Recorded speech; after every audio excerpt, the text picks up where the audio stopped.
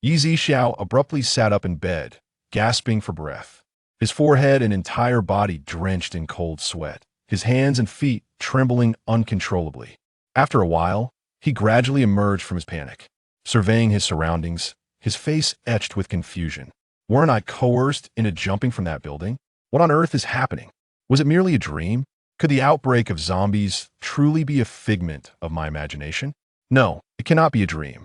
Yi Zixiao shook his head, contemplating the vivid images and experiences that felt as though they had just transpired moments ago. Could it be that he had been reborn? With this thought, Yi Zixiao hastily searched for his phone. Upon locating it at the foot of the bed, he picked it up and checked the calendar. August 19th, 2059. He glanced at the time, 10 a.m. Yi Zixiao furrowed his brow, devoid of any joy typically associated with rebirth. Isn't this the very day I was forced to jump? Has it merely sent me back a few hours? Why was this so different from the novels he had read?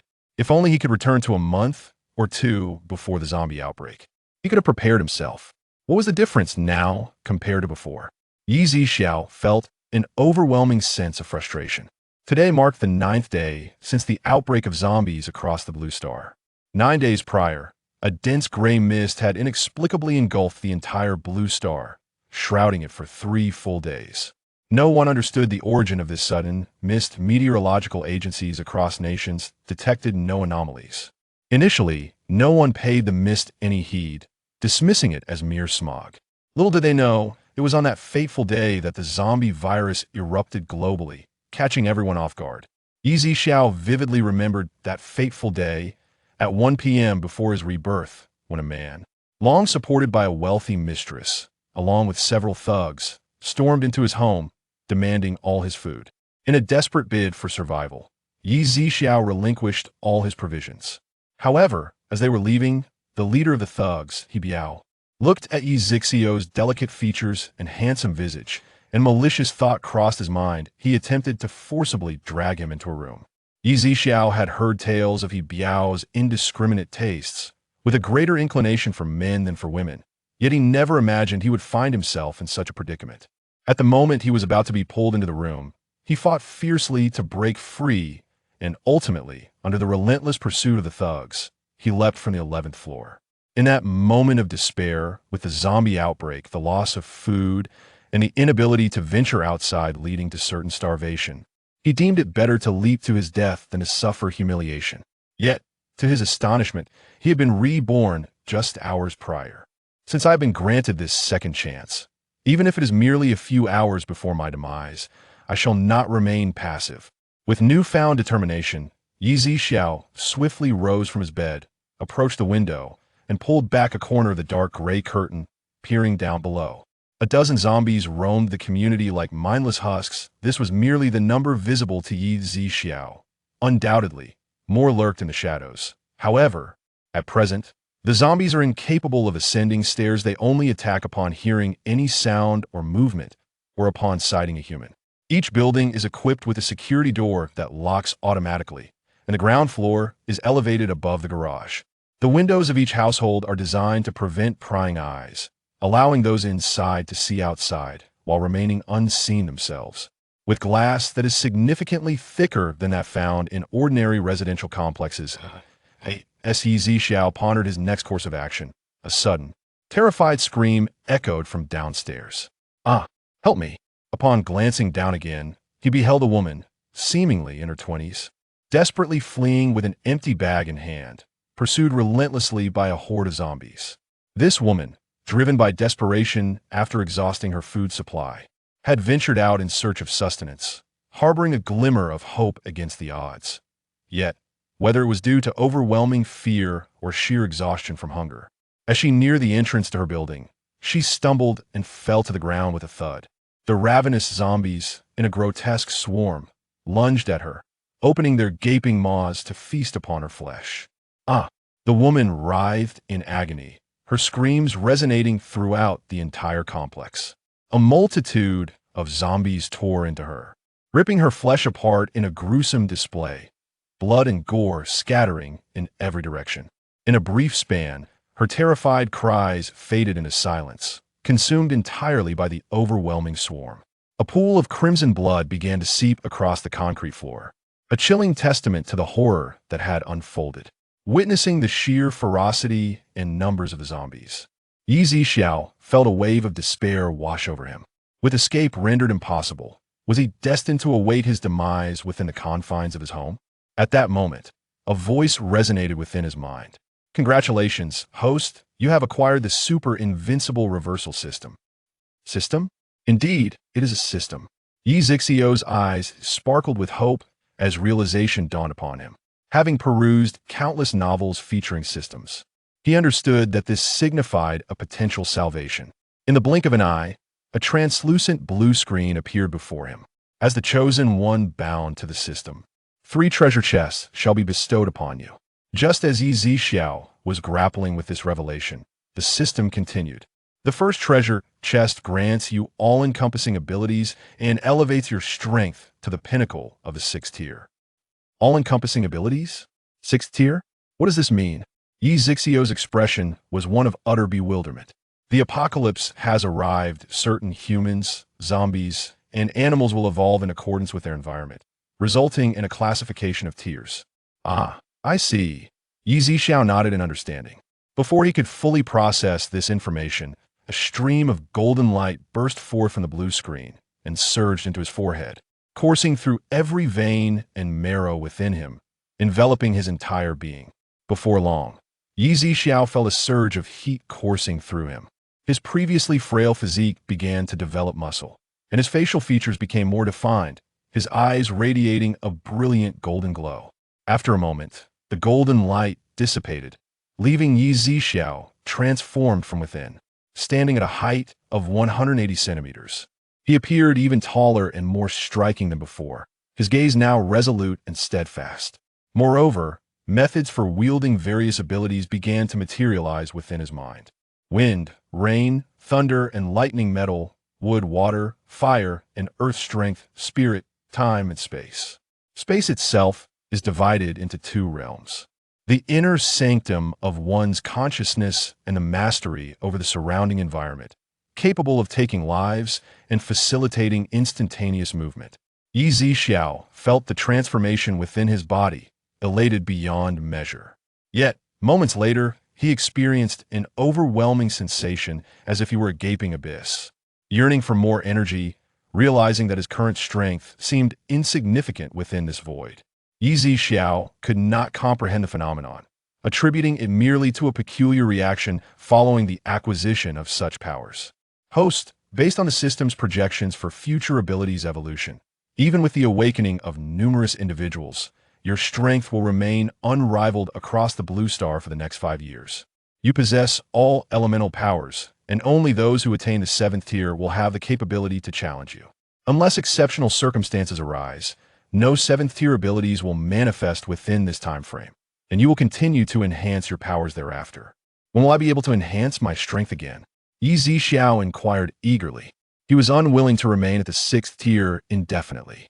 Despite the system's assurance of his invincibility for 5 years, he understood that nothing is absolute, and he must prepare for the future. Host, the system will notify you upon encountering items that can augment your strength. Your current power has reached the 6th tier, and your lifespan has increased by 300 years. 300 years of life. The prospect of an extended lifespan thrilled Yi Zixiao, as it was an unexpected boon. After a brief pause, his curiosity prompted him to ask, will those who evolve in the future also extend their lifespans through enhanced abilities? Indeed, host. Yi Zixiao nodded, contemplating the implications. According to the system, if he could continue to elevate his strength, it meant his lifespan could extend even further, potentially reaching a millennium or more. At that moment, the system's voice resonated once more. The second treasure chest, a 9-story supermarket. Chapter 2. This is it. As the system's voice faded, a magnificent 9-story supermarket materialized within Yi Zixiao's consciousness. An overwhelming sense of joy surged within him with the supermarket. He would no longer fret over food. He then directed his awareness into the supermarket, ascending to the first floor. He discovered that this single level spanned over 1,000 square meters, featuring a grand glass door approximately 3.5 meters wide at its center, flanked by transparent floor-to-ceiling windows. Yi Zixiao's excitement intensified as he beheld the shelves brimming with an abundance of supplies, various grains, oils, seasonings, self-heating hot pots, compressed biscuits, canned goods, beef jerky, chips, assorted snacks, cigarettes, and beverages. In the center of the supermarket stood 3 refrigerators filled with a diverse array of ice cream, frozen dumplings, tang yuan, and more. Against the walls, an entire section was devoted to daily necessities: toilet paper, sanitary napkins, shampoo, shower gel, toothbrushes, towels, and kitchenware. Yi Zixiao, however, did not linger to inspect further, but instead ascended the stairs to the second floor. Upon reaching the top of the stairs, he encountered a shimmering barrier, marked with the words "Fresh Prepared Food Area." Despite his attempts, he found his consciousness unable to penetrate this barrier. "What is the meaning of this system?" Yi Zixiao inquired. Perplexed. To unlock the second floor, the host must sell enough items to gain access. The supermarket only accepts various forms of gold, silver, jewelry, luxury watches, and antiques. The system explained. Upon hearing this, Yi Zixiao glanced at the system's blue panel, confirming the requirement to unlock the second level, 30 million, with current progress at 0. He realized that to gain access, he must sell 30 million worth of goods. Furthermore, for every 10 million worth of items sold, a lottery wheel will be triggered, offering items that can enhance the host's abilities, the system added. Really? Yi Zixiao's eyes sparkled with intrigue. The system continued. The third treasure is a necklace, which also serves as a key. Please ensure you keep it safe. As the system concluded, a necklace adorned with a black metal pendant materialized around Yi Zixiao's neck. What kind of key is this, system? He asked, bewildered. You will come to understand in due time, host. A new journey awaits you, and your future will be limitless. With that, the blue panel vanished. Yi Zixiao dismissed the system's cryptic remarks, though curiosity lingered in his mind about the origins of this system and why it had chosen him. With no clear answers, he resolved to strengthen his abilities and extend his lifespan, believing that one day the enigma would unravel itself. Subsequently, Yi Zixiao began to slowly attune himself to his extraordinary powers within the living room. Before long, he approached the balcony window, opening it wide enough to allow 2 palms' breadth, and directed a palm strike towards the zombies below. A bolt of violet lightning shot forth from his hand, piercing the forehead of one zombie, which collapsed to the ground, black smoke billowing from its brow. The other zombies paused momentarily before resuming their aimless wandering within the community. Had he truly accomplished such a feat using only 10% of his abilities? Yi Zixiao marveled at the power he had just unleashed. Given his newfound strength, there is no reason for him to fear those insignificant pests any longer. Following the outbreak of the zombie apocalypse, humanity has been engulfed in panic. For days, Yi Zixiao had little appetite, but now an unexpected hunger surged within him. Indeed, a joyful spirit invigorates the body, and with such vigor comes an insatiable appetite. He opened the refrigerator, retrieved some chicken wings, and prepared a delectable dish of cola chicken wings. Additionally, he boiled a bag of dumplings he had purchased from the supermarket. After satisfying his hunger and quenching his thirst with a bottle of sparkling water, he reclined contentedly on the sofa. Reflecting on the past, he recalled how a stroke of luck led him to win the lottery a year and a half ago, which enabled him to purchase this apartment. Over the past year, he had sequestered himself at home, working on his computer amidst the chaos of the zombie outbreak. His neighbors, having witnessed him frequently returning with groceries, betrayed him under He Biao's intimidation, culminating in his tragic leap from the building. I should not have met such a fate. You shall repay my life, Yi Zixiao declared coldly. He then glanced at his phone to check the latest news online, where the trending topic was still the advent of the apocalypse, accompanied by grim reports of zombie outbreaks across Blue Star. Just then, a new message appeared in the homeowners group, and upon opening it, he discovered yet another voice message from He Biao. I am He Biao from apartment 802 in building 3. I am certain some of you have heard my name in this vicinity. I will not indulge in pleasantries. Shortly, each of you must relinquish a portion of your food to me. Should anyone refuse, and I find myself incensed enough to storm into your home, do not blame me for the consequences. He Biao preferred compliance over bloodshed, as he had only 3 lackeys accompanying him. Confronting too many people would pose a challenge. Most households were running low on food, and those with a modest supply feared it would not suffice for their own needs, making them reluctant to share. For a moment, the homeowners group fell silent. Then, Biao sent another voice message. I grant you time to deliberate and prepare. In 1 hour, if anyone fails to comply, I shall flay them alive. Before long, one individual broke the silence in the group. Brother Biao, I genuinely have no food left at home. But I know of someone who possesses a significant supply. If I reveal their identity, will you spare me? Yi Zhixiao narrowed his eyes at this message. It was this pampered young man, nourished by the wealth of an older woman, who had once accompanied He Biao into his home. The young man, around 21 years of age, had previously mocked Yi Zhixiao's frequent grocery purchases, jesting that he was planning to open a supermarket at home. Yi Zhixiao had often observed him entwined with various women, each exceeding 50 years in age.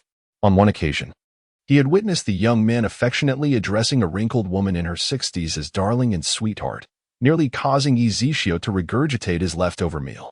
Indeed, upon hearing the words of the young man, He Biao felt invigorated and promptly responded in the group chat, if you divulge this information to me, not only will you be exempt from surrendering anything, but you shall also receive a share of the spoils.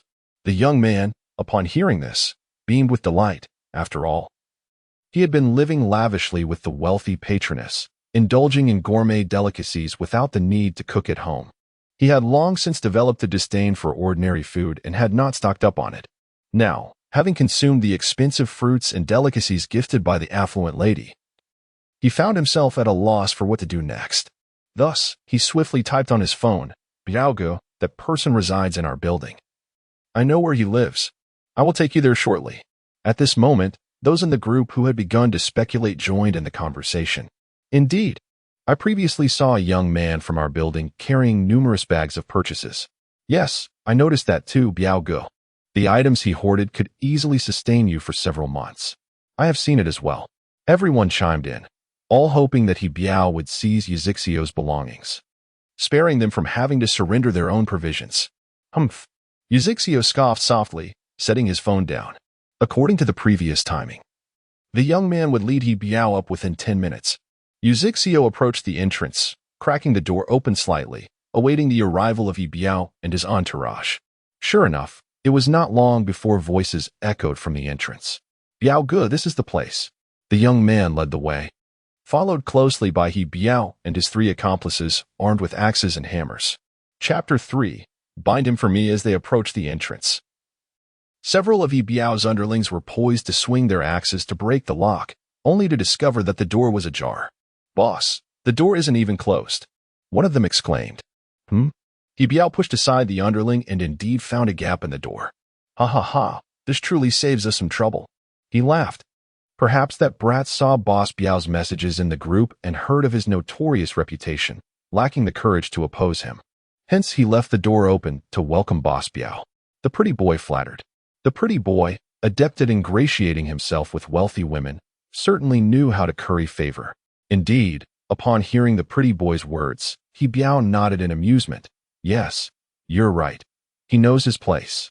With that, he boldly pushed the door open and strode inside, followed closely by his 3 underlings and the pretty boy. Upon entering, they found Yi Zhixiao lounging on the sofa, engrossed in his phone. The pretty boy rushed forward, one hand on his hip and the other pointing at Yi Zhixiao, adopting a menacing posture as he scolded, Hey, didn't you see that Boss Biao is here? Hurry up and bring out your belongings to pay your respects. What do you think you are? Yi Zhixiao retorted coldly, raising his gaze to cast a piercing look at the pretty boy. The pretty boy, caught off guard by Yi Zhixiao's fierce stare, felt an inexplicable jolt in his chest. As if his heart skipped a beat, and his mind momentarily throbbed. He found himself frozen, hands still raised, unable to utter a word. Seeing Yi Zhixiao's demeanor, He Biao's eyes brightened, and he chuckled. Ha ha ha, he indeed isn't anything of consequence. If you hand over your belongings and join me, we can all share these items. Upon hearing this, the pretty boy snapped back to reality, panic etched across his face. Boss, the food is already scarce. We can't leave him anything. He feared that Yi Zhixiao might unexpectedly acquiesce, leaving him at their mercy.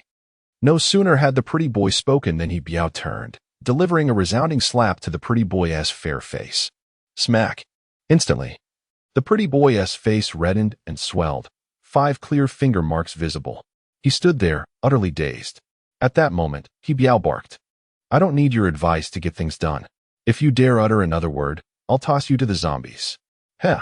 Yi Zixiao lightly shook his head, a cold smile gracing his lips as he said, why not just throw this pretty boy to the zombies? Do you genuinely intend to share food with him? Food is the currency of survival now. The pretty boy, upon hearing Yi Zixiao's words, glared at him with venomous resentment, wishing to curse him. But with He Biao present, he could only grind his teeth in silence, too frightened to speak. He Biao pondered thoughtfully for a moment. You do have a point. He had never wished to share food with the pretty boy. He had merely spoken casually before, but now, with Yi Zixiao's words aligning with his own sentiments, it felt right. B-boss, you must not heed this brat. The young man, now thoroughly frightened, could feel his body starting to tremble. Yi Zixiao intended for them to turn on each other, hoping to see this young man perish in regret. Yi Biao immediately signaled his underlings, who promptly grasped the young man's arms. Brother Bai, please don't kill me. I'm willing to do anything you ask. I have experience, any kind of experience. I can certainly serve you better than that fellow. Just spare my life, and I will do whatever you desire. The young man, in sheer panic, was on the verge of kneeling and begging if not for the grip of He Biao's subordinates. Upon hearing the young man's desperate words, He Biao scrutinized him for a moment, only to shake his head in disapproval. You are not quite to my taste. With a wave of his hand, he impatiently directed his subordinates to escort the young man to the balcony of the living room. The young man struggled fiercely, casting a pleading gaze at Yi Zixiao. I was wrong. Please, I beg you to intercede on my behalf. From now on, I will be your dog. I will do anything you command. You think you are worthy of being my dog? You overestimate yourself. Yi Zixiao replied coldly. Realizing that this approach was futile, the young man's eyes darted about, and he hastily added, I know where there is an abundance of food. If you let me go, I will take you there immediately. I ask for nothing in return. It's all yours. Since you are aware, then speak plainly. There is no need for you to escort us, Yi Zixiao responded. The young man's eyes flickered. He simply intended to buy time, planning to fabricate a story about a family and then seize an opportunity to escape. Yi Zixiao noticed the young man's expression, and He Biao, seasoned in the underworld, understood the young man's intentions all too well. He bellowed in anger. Damn it. How dare you deceive me? Throw him down. No. Please, Brother Bai, spare my life. The young man cried out in terror, struggling to free himself from the grasp of the underlings. Yet, with his frail limbs and weakened body, he was no match for the robust gangsters. At that moment, he deeply regretted having drawn attention to himself. With so many aware that Yi Zixiao's family had ample food, had he waited a little longer, perhaps it would not be him facing death now. But no amount of regret could change his fate as he was hoisted by the underlings, ready to be thrown out the window. Bai, Brother Bai, I implore you, do not kill me. Murder is a crime. You. A piercing scream escaped his lips as the 3 underlings hurled him from the balcony. Yi Zixiao smirked slightly, rising slowly to approach the balcony. Peering down, he observed the gathering horde of zombies, drawn by the commotion, converging upon the young man. He noticed a small tree in the community's green space, its branches broken, and as he turned his gaze back to the young man, a sinister smile crept across his lips. Indeed, it seems he still clings to life. Currently, Yi Zixiao possesses formidable strength and remarkable perceptive abilities. The fact that the pretty boy can still draw breath fills him with satisfaction, as it allows him to be consumed bit by the zombie while still retaining some semblance of consciousness. Typically, transformation into a zombie occurs within 3 to 5 minutes after being bitten, influenced by the size of the wound and its proximity to the brain. The zombie virus must infiltrate the neural pathways to effect a complete mutation. Yet, the pretty boy perished in less than a minute of being feasted upon by the zombies, missing even the opportunity to transform. At this moment, He Biao approached Yi Zixiao from behind and inquired, How is it? We followed your instructions. A wicked smile crept across his face. Since he has descended, why not join him? Yi Zixiao turned, his gaze icy yet with a hint of amusement at the corners of his mouth. The chill from Yi Zixiao's stare sent shivers down He Biao's spine. instinctively prompting him to retreat, seeking distance from Yi Zixiao. You, bind him. He Biao fell back behind his subordinates. The few lackeys immediately advanced, preparing to seize Yi Zixiao. Seize me? Yi Zixiao scoffed disdainfully, then raised his hand, gripping one lackey's neck from a distance. I'll let go of me. The terror etched on the lackey's face did not deter Yi Zixiao. With a swift motion, he flung him off the balcony. A piercing scream echoed, fading into silence moments later. In that instant, Yi Zixiao's residence fell eerily quiet. The sound of a pin drop could be heard. What technique did you just employ? He Biao stammered, swallowing hard. Everyone had witnessed that Yi Zixiao had not physically touched the lackey. He had simply choked him from afar and cast him down, an uncanny spectacle that was impossible not to fear. The two remaining lackeys quaked in terror, their legs trembling, instinctively inching backward.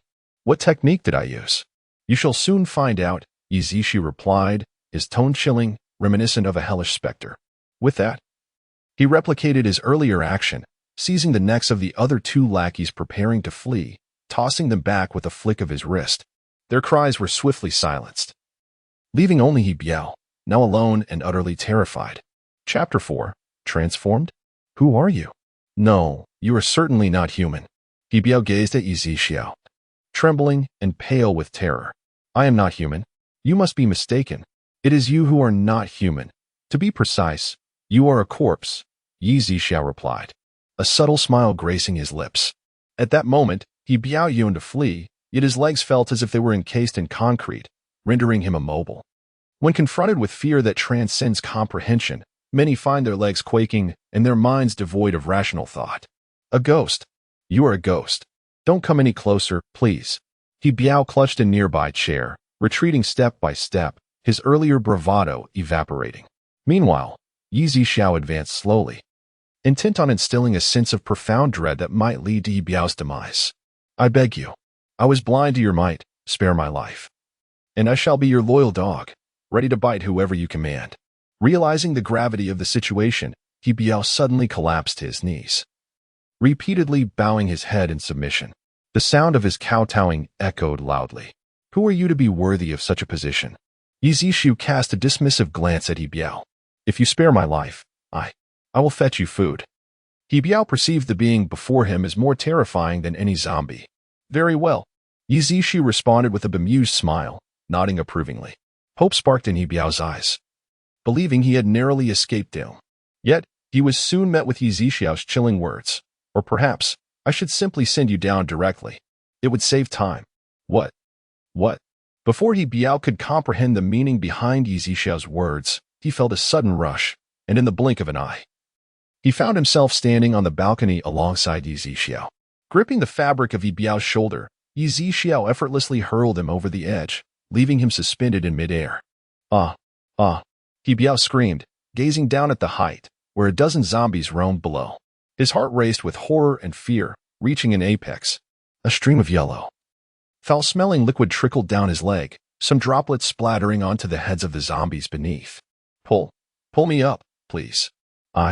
Before He Biao could finish his plea, Yi Zixiao grimaced in disgust, muttering, Ugh, how revolting, and gradually released his grip. No. I do not wish to die yet. Please, I will do anything you ask, truly anything. Yi Zixiao, still smiling, shook his head and completely relinquished his hold. With another anguished scream, He Biao plummeted downwards, his brain bursting upon impact, his life extinguished in an instant. Such an easy death. It truly is a bargain for you. After executing this grim act, Yi Zixiao leisurely strolled to the entrance, closing the door behind him, before returning to the sofa to recline comfortably. The atmosphere in the owner's group was eerily silent. Everyone had heard the series of screams echoing moments ago. Through the windows, they had witnessed He Biao's tragic fate and understood that he and his companions had sought out Yi Zixiao, only to meet such a dire end. Particularly those who had previously flattered the likes of Xiaobai and He Biao in the group are now filled with trepidation at home, fearing that Yi Zixiao may come seeking retribution. In their anxiety, they hastily changed their profile pictures that featured their own likenesses. Conversely, those who had refrained from participating in the group's sycophancy found themselves in a different position. With He Biao's removal, they were liberated from the burden of offering tributes. granting them a momentary sigh of relief. A vendetta avenged, Yi Zixiao murmured. Nonetheless, he had no intention of extracting the supermarket from his spatial domain just yet. Firstly, he was uncertain if there were any awakened beings around. He did not wish to attract the attention of the authorities. Although the supermarket could withstand a nuclear blast, he preferred to avoid complications. Secondly, with zombies rampant, everyone capable of hiding had done so. Ordinary individuals devoid of abilities dared not venture outside unless desperation drove them to seek sustenance, leaving little room for commerce. The instances of supermarkets being looted were few and far between, not only due to the presence of zombies but also because of surveillance. Many households still had provisions. And who could ascertain whether this calamity was temporary? They were reluctant to take risks, hoping instead for state intervention. Thus, Yi Zixiao resolved to wait for a more opportune moment to retrieve the supermarket. In recent days, numerous reports on television showcased the government deploying armed forces to eradicate zombies, instilling a glimmer of hope in some citizens who dared not brazenly disregard the law. However, the zombie virus had erupted across the entirety of Blue Star, spreading rapidly and proving exceedingly challenging to contain. Yi Zixiao opened his phone, eager to assess the current situation, as some regions were broadcasting live coverage. As he activated the video, he was met with a gruesome spectacle. Zombies littered the ground, and many who had once fought against them soon became part of their ranks. A frown creased Yi Zixiao's brow. In the video, he observed a zombie whose eyeball shifted abruptly from white to gray, its speed and agility multiplying severalfold. Deftly evading multiple gunshots before leaping behind an armed individual and sinking its teeth into his neck, blood spraying profusely. "System, has this zombie mutated?" Yi Zixiao inquired. "Indeed, host.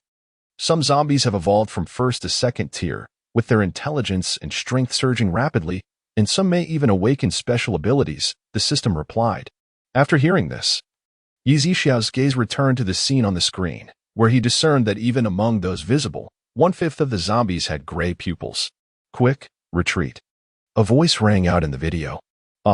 Even the reporter, despite a considerable distance, was suddenly tackled to the ground by a second-tier zombie, which promptly bit into his neck. The screen then abruptly cut off. It seemed that the authorities were now overwhelmed by their own crises. Yi Zixiao switched off the video and sat on the sofa, lost in thought. Just then, he heard a knock at the door. Knock, knock, knock. "Who is it?" Yi Zixiao queried. "Handsome, we live across from you," a sweet voice responded. Yi Zixiao recalled that there seemed to be 2 women residing across from him. "What is it?" he inquired, a hint of impatience in his tone. "Handsome, we're 2 girls at home and feeling a bit scared. Would it be possible for us to come to your place?" The woman's voice had a slightly flirtatious lilt, making Yi Zixiao feel an unsettling discomfort. "Can we pretty please?" She pressed again. "Get lost," he replied curtly. The 2 women outside seethed with anger at his immediate dismissal, especially since he had even scolded them. They were both attractive and well-formed. Ordinarily, they would never spare a glance for someone as impoverished as Yi Zixiao. However, having witnessed him purchase a considerable amount of food earlier and catching a glimpse of him throwing He Biao and his companions down the stairs through the peephole, albeit not entirely clearly, they recognized him as someone formidable. In the midst of a zombie outbreak, having a powerful ally could mean the difference between life and death. Otherwise, they would not have dared to knock on his door, let alone suggest cohabitation. One of the women, regaining her composure, pleaded, "Handsome, we've nearly exhausted all the food in our house. Could you spare us a little?" "In your dreams," Yi Zixiao retorted coldly. Can you, as a man, bear to watch us 2 girls starve at home?" Another woman interjected. Yi Zixiao refused to engage further. Their fate was of no concern to him. He retreated to his room and shut the door, intending to take a nap. The 2 women continued to chatter for a while, but when it became clear that no response would come from inside, they stomped their feet in frustration and returned to their home. Yi Zixiao slept soundly until 7 in the evening. "Oh, it has been ages since I enjoyed such a comfortable sleep." He stretched languidly. Yet, upon rising and gazing out the window, he was taken aback to find that a thick fog had descended once more. He vividly remembered a similar scene prior to the outbreak. Though this fog was not the dreary gray of before, it bore a soft blue hue, akin to drifting among white clouds while catching glimpses of a star-speckled sky. Moreover, this fog was not as dense as the first, offering visibility of about 10 meters. Yizishu sensed a notable drop in temperature, glancing at the thermometer to find that the outdoor temperature had plummeted from 30 degrees to 20. Even for nighttime, this seemed an excessively rapid decline. Just then, a cacophony of terrified screams erupted from below, both male and female. Yi Zixiao looked up again, witnessing the ground floor of the building opposite him. The thick security glass of the balcony had been shattered by zombies. One after another, the undead leapt into the first-floor apartment, their pupils now a haunting gray. Had the zombies here mutated? It appeared that soon, even residing on the upper floors would no longer be safe. Previously, those zombies would only attack upon sighting a person or hearing some commotion. Now, many of the zombies have developed a semblance of intelligence, their acuity significantly heightened. As long as the distance is not too great, they can effortlessly detect the presence of humans. Numerous individuals witnessed the events unfolding in the opposite building, their hearts gripped by panic, especially those residing on lower floors, who yearned to ascend to safety. However, with the zombies already infiltrating the corridors, there was nowhere to flee. They could only pray that the undead would overlook their presence. Yet, as the shattering of glass echoed relentlessly, each building reverberated with piercing screams of despair. Even Yi Zixiao could hear the ominous footsteps of the zombies resonating in the corridor of his own building. Chapter 5. Blue Sky Squad. Yi Zixiao chose not to delve further into his phone, for with his current prowess, he harbored no fear of the zombies. One could simply be dispatched after another. As he lifted his phone to check for any activity in the homeowner S group, he noticed a friend request awaiting his approval. Perplexed, he nonetheless accepted it. Barely a minute had passed before a voice message arrived. "Hello, we are your neighbors across the hall. Please, could you let us come to your home? The hallway is swarming with zombies, and we are terrified." Yizishu replied, "Your fear is of no concern to me." He recalled how these two women had once regarded him with disdainful pride, looking down their noses at him. A stark contrast to their current pitiful and pleading demeanor. Yi Zixiao, having grown up an orphan without relatives, spent his childhood in an orphanage, where he never experienced warmth. The other children vied for the attention of wealthy benefactors, employing various tricks to be adopted. In the wake of betrayal, Yi Zixiao became reclusive, indifferent, and even callous. The adults in the orphanage favored lively and charming children who could entertain them, and naturally, someone like Yi Zixiao was not well liked, often becoming a target for bullying. This experience elucidated why, after winning the lottery, he chose to remain secluded at home, reluctant to engage with outsiders. Human nature is inscrutable. Yi Zixiao had grasped this early on, especially amidst the apocalypse, where a person who embraced you as a brother could just as easily stab you in the back the next moment, be they a comrade, a lover, or even a family member. Upon reading Yi Zixiao's response, the two women exchanged glances, seemingly resolved to a certain course of action. Shortly thereafter, another message arrived from them. "If you allow us to come to your home, promise to protect us and provide us with food, we will both be yours from now on." Yi Zixiao. Such boldness? And two of you? He shook his head, accustomed to solitary existence. The thought of having even one person close to him filled him with discomfort. "I have no interest in you. Continue to disturb me, and you shall find me ungracious," he replied. The two women bore him no ill will. While he felt some aversion towards them, it did not warrant their demise simply because they sought refuge. Their bewilderment was palpable upon receiving his response. "No interest? Could it be that he prefers men?" One of them exclaimed incredulously. "It must be true, no wonder. With our beauty and figures, how could he refuse us when we practically offered ourselves?" They lamented. Unbeknownst to Yi Zixiao, had he overheard their conversation, he would have been incensed enough to cast them down as offerings to the zombies. He was, after all, a straight man, merely averse to intimacy due to the shadows of his childhood. Yi Zixiao chose not to linger on his phone any longer and retrieved an ice pop from the supermarket. Relishing the cool treat, perfectly suited to the refreshing weather. After enjoying an ice pop, Yi Zixiao commenced his dinner only to discover that the vegetables had been entirely consumed, and the remaining fresh meat was scant. The supermarket provided by the system had only one level unlocked, while the fresh produce section was located on the second floor. Yi Zixiao intended to venture out after his meal to procure some fruits, vegetables, and meats. Consequently, he settled for a simple meal of instant noodles. Adding a box of luncheon meat to it, surprisingly, it was quite palatable. Before long, Yi Zixiao donned a cap and a mask, preparing to step outside. Given the surveillance present, he preferred not to reveal his extraordinary abilities too soon, especially since he had just been reborn a few hours prior. Uncertain of how events would unfold or what measures the authorities might implement, a cautious approach was undoubtedly prudent. Yi Zixiao opted for the stairs. And as he descended to the 10th floor, he encountered 3 zombies, their mouths agape and bodies smeared with blood, lunging towards him. The cacophony of their growls was soon accompanied by the crackling of electricity. In an instant, the zombies collapsed, mere meters from him, a burnt scent wafting through the air, which made him feel slightly nauseous. With a light touch of his toes against the ground, he leapt over the fallen creatures and continued downwards. Upon exiting the building, the zombies wandering the compound became aware of his presence and charged towards him frantically. However, he swiftly dashed towards the community's entrance, his speed leaving the zombies momentarily stunned. At the gate, there was a small supermarket. Though it lacked fresh food, he would need to travel a kilometer to a larger supermarket to find what he sought. In areas under surveillance, Yi Zixiao refrained from utilizing his supernatural abilities, opting instead for speed alone. Though remarkable, it paled in comparison to the awe-inspiring feats of telekinesis or lightning strikes. Shortly thereafter, he arrived at the supermarket, where the lights still flickered. But the glass doors had been shattered, indicating prior visitors. Yi Zixiao murmured softly as he stepped inside. He recalled that the fresh food section was located in the basement, so he proceeded there without hesitation. Fortunately, while many items had been taken, a considerable quantity still remained, as the rampant zombies had deterred many from scavenging.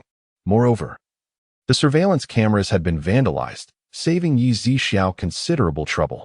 He swiftly gathered an array of chicken, duck, pork, beef, lamb, various sashimi, eggs, seafood, sausages, and an assortment of vegetables and fruits, all into his spatial storage. Time within this space was suspended, alleviating any concerns regarding spoilage. After thoroughly clearing the basement, he proceeded to the 1st floor, where the electronics section caught his attention. He collected a few mobile phones and tablets before ascending to the 2nd floor. On the 2nd floor, in the household goods section, he picked up items such as toilet paper, toothbrushes, toothpaste, and shower gel, though available in the supermarket. He decided to gather them since he was already there. The 3rd floor, dedicated to grains, snacks, instant noodles, and compressed biscuits, had little left to offer. Yi Zixiao speculated that those who had moved these items were quite skilled and likely part of a larger team. He subsequently gathered all remaining items into his spatial ring. Upon reaching the 4th floor, he discovered an array of clothing, garments for both men and women, socks, and more, which he also stored in his spatial ring.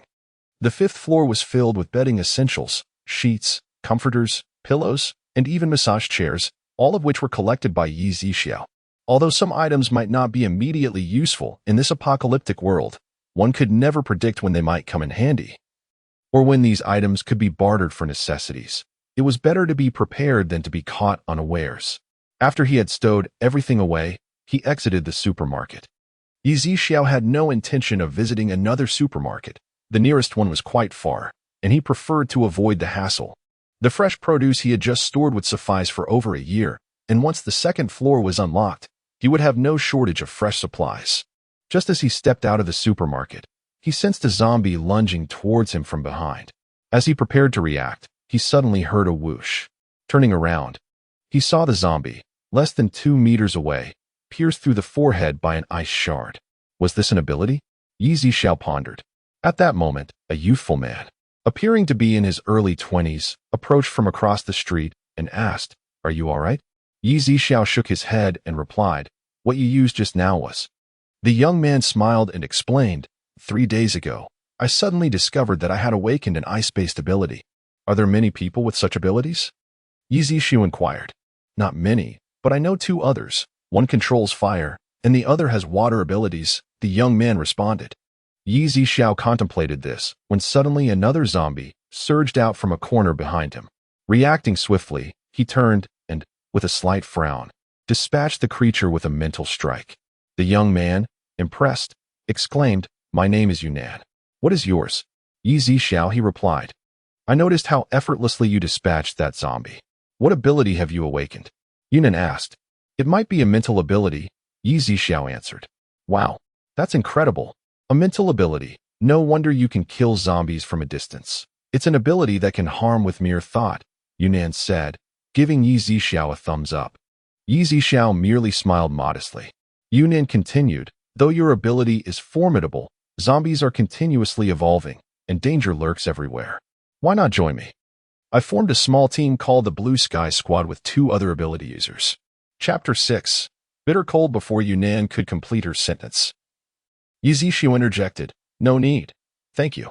Observing Yi Xiao's firm refusal, Yunan did not press further, merely responding, Very well. However, you are welcome to join us at any time. We are located at the largest factory in the west of the city. Yi Xiao nodded and took his leave, but suddenly recalled that there seemed to be a pharmacy on the adjacent street. Although his current abilities rendered medicine mostly unnecessary, it was prudent to prepare for any unforeseen circumstances, so he decided to take a look. On his way, Yi Xiao encountered several bloodthirsty zombies lunging at him. With a mere flicker of his gaze, he unleashed a powerful mental pressure, causing their heads to explode from a distance.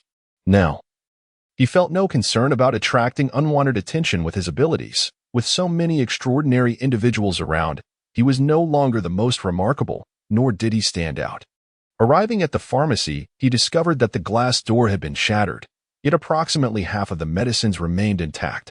Yi Xiao collected them all into his spatial storage. Once he had completed this task, he prepared to return home. He encountered numerous zombies along the way, but they could not approach him, their brains splattering as they fell lifelessly to the ground. Upon returning to his residential complex, Yi Xiao opted to take the elevator.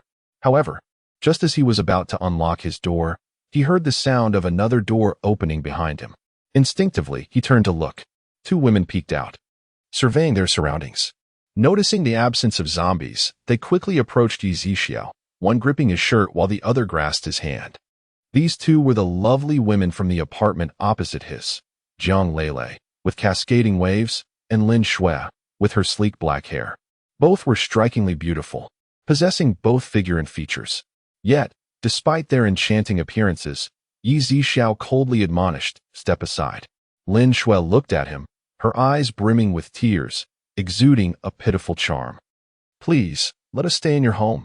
We can be your housekeepers, your servants. We will do whatever you ask, as long as it ensures our safety.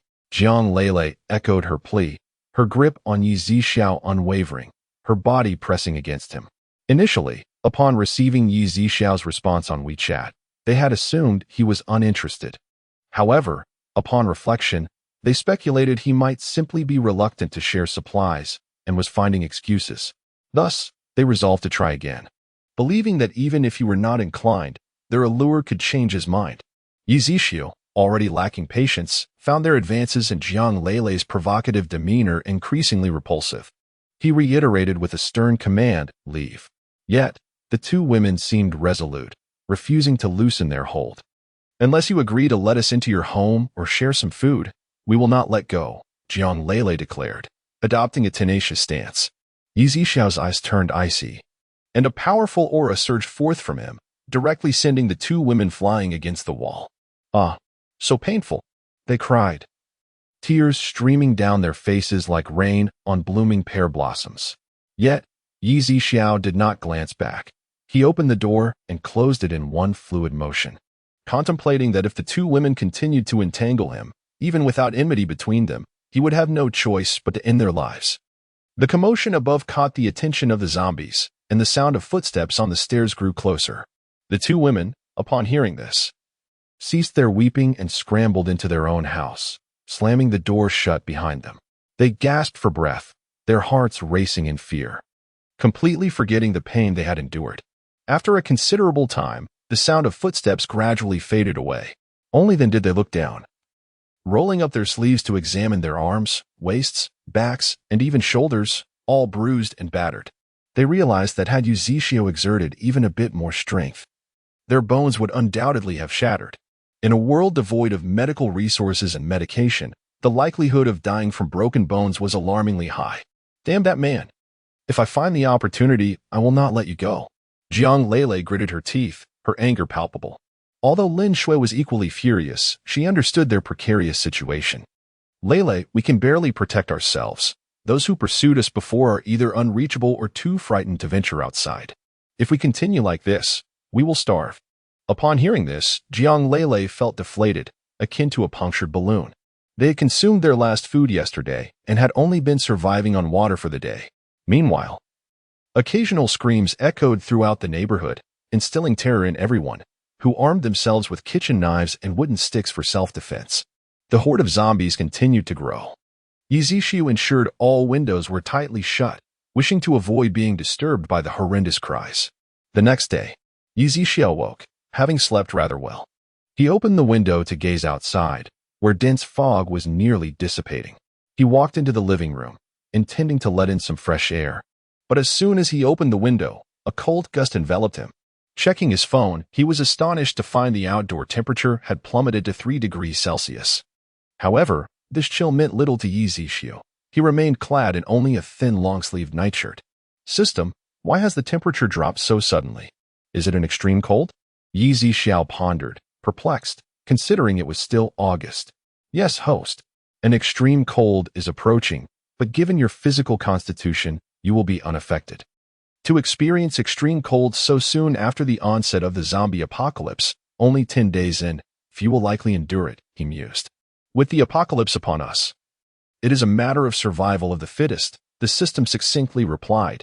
Yizishu nodded, dismissing further thoughts, as it mattered little to him. After enjoying a bowl of noodles for breakfast, Yizishu noticed his phone incessantly lighting up with messages from the group chat, filled with complaints. What on earth is this weather? It's only August, and the temperature is plummeting to 0. I'm freezing. Surely this isn't the apocalypse, is it? Please don't scare me. I'm terrified.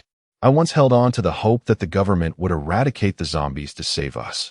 If this is indeed the end of the world, what shall we do? What can we do? We might as well perish together. What is there to be afraid of? As Yizishu observed the flurry of messages, he shook his head. Who doesn't fear death? When the biting cold truly arrives, not a single soul will face mortality with composure. While zombies can await rescue, natural disasters leave no room for resistance. Ordinary humans stand little chance against the forces of nature. It is then that the most grotesque aspects of humanity will be unveiled. In truth, beneath the harshness of cold, hunger, and fear, many individuals are quietly undergoing a transformation, held back only by restraint. If an opportunity arises, the ensuing eruption could be catastrophic. Yizishu turned on the television, where the news echoed warnings. Stay safe, avoid unnecessary outings, secure your doors and windows, and await rescue. He retreated to his room, indulging in a few rounds of gaming before taking a soothing hot bath, relishing the comfort it provided. Meanwhile, other residents rummaged for their down jackets and thick quilts. Although electricity was still available, many feared turning on the air conditioning, worried that the noise might attract the zombies. They could only don their winter attire and patiently await the government's assistance. As the afternoon wore on, temperatures dipped further to -2 degrees, and snowflakes began to drift from the sky. Draped in a coral fleece robe, Yizishu settled into a soft lounge chair on the balcony, scrolling through videos while admiring the snowy scenery. Suddenly, he noticed that zombies were gathering and descending from various buildings below. Curiosity piqued, he continued to observe. Shortly, a large group of first-tier zombies, led by a second-tier zombie, left the community. Could it be that they sensed the impending extreme cold and sought refuge? If so, it seemed their perception had surpassed that of ordinary humans, Yizishu speculated. Presently, the zombies were not particularly formidable. First-tier zombies, though not perishing in extreme cold, would become frozen solid. In contrast to extreme cold, zombies were more resilient to heat. Certain animals and insects demonstrate a heightened sensitivity to such natural changes compared to humans. So it is not surprising that mutated second-tier zombies possess advanced perception and will instinctively seek survival. This phenomenon of zombies departing en masse did not go unnoticed by others. Yet those who witnessed it remained silent in the chat. After approximately half an hour, Yizishu observed people gradually venturing outside, armed with hammers, kitchen knives, and iron rods for self-defense, some carrying bags or backpacks. Chapter 7. We will follow you, the group, in perfect synchrony. arrived at the small supermarket at the entrance of the community. With the recent scarcity of food, many had nearly exhausted their supplies, and now devoid of zombies. Their primary concern was survival. Hunger overshadowed all else. A glance exchanged among them spoke volumes. Without uttering a word, they simultaneously brandished their weapons. In an instant, a resounding crash echoed as the glass door shattered into a myriad of pieces. With fervor, they surged forward, jostling one another in their haste to enter the supermarket. Grabbing whatever they could find, they hastily stuffed items into bags, pockets, and clothing. The commotion did not go unnoticed. Others from the community, alerted by the cacophony of destruction, hurriedly armed themselves and rushed toward the supermarket. What began as a modest store now teemed with dozens of people, all clamoring to seize what little remained. The newcomers, disheartened by the desolation of the shelves, resorted to snatching food from others' hands. In a frenzy, makeshift weapons, sticks, and kitchen knives were wielded against neighbors who once exchanged friendly nods. Who struck me from behind? Damn it! I'll kill you. Hand over the goods. Get lost. I'll stomp you to death. The air was thick with screams, curses, and wails of despair. Yi Zixiao did not need to employ his psychic abilities to fathom the brutality of the scene unfolding before him. He noticed two women across the street clutching bags, seemingly intent on partaking in the chaos. Yet, as they neared the entrance, terror gripped them, and they turned back, fleeing as if they had encountered something more fearsome than zombies. Such is the nature of humanity, is it not? At that moment, the supermarket had already witnessed countless fallen souls, blood pooling on the floor and trickling into the street. This community boasted but a single supermarket. The nearest alternatives required a detour, necessitating a brisk 7 to 8 minute walk. Reluctance held them back. Though the zombies had retreated, the fear of their presence elsewhere loomed large. Outside their community, at least, they could maintain a vigilant watch, ensuring visibility within 100 meters, thus retaining a chance to escape back home. A stream of individuals burst forth from the crowd, clutching their spoils as they dashed homeward, pursued by others wielding knives. Yi Zixiao smirked, shaking his head. This was merely the beginning of the apocalypse, and already such chaos ensued. As the snowfall intensified, amidst the carnage within the supermarket, some had perished while others were injured. Yet, the young and resilient, or those with mere scrapes, had managed to secure a bounty of provisions and hurriedly made their way home. Before long, the entrance of the community fell silent, though the faint scent of blood lingered in the air. At that moment, messages began to flood the group chat. A woman's voice, laced with anguish and fury, pierced through. "You heartless murderers, you took my husband. Killing is a crime, and I will not let you go unpunished. You will all pay for this. I will see you imprisoned." Those who returned from the supermarket laden with goods felt a pang of fear upon hearing the news. After all, they had not contemplated the consequences until now, and in their moment of calm, apprehension crept in. Yet, even amidst their trepidation, they would make the same choice again. Who could foresee how long this dire situation would persist? Everyone harbored a glimmer of hope, after all. Having food now was preferable to the grim fate of starvation before the end arrived. However, a tacit understanding prevailed among them, and silence enveloped the group. With so many present, who could accurately identify the perpetrator of their loved one's demise? The law, it seemed, seldom punished the multitude. Even imprisonment was preferable to succumbing to hunger. At that moment, another voice echoed, a frail elder-s, filled with anguish. "Return my son. Return my son. I shall haunt you even in death, you murderers. I am stepping out to find the zombies. I will become one and ensure you all meet your end." A woman's frantic voice soon followed. I will kill you. I will kill you. Return my daughter." Yi Zixiao could no longer bear to listen. She set aside her phone and prepared a cup of coffee. After taking a sip on the balcony, her gaze drifted into the distance. Hours passed, and the outdoor temperature plummeted to -10 degrees. The snowfall intensified. Yet within the neighborhood, zombies had vanished. Everyone turned on their heaters, feeling less chilled. However, for those without food, the struggle was palpable. Those with vehicles had long since ventured out in search of sustenance. Those without cars, driven by hunger, mustered the courage to leave the confines of their community in search of provisions. Among them were two women from the apartment across from Yi Zixiao, bundled in thick down jackets as they rushed outside. They visited several supermarkets, only to find that each door had been smashed in, and the shelves were utterly bare. Lin Shui, there is nothing left to eat. What shall we do? Jiang Lele asked, her face etched with despair. Let us try a few more places. Lin Shui replied resolutely.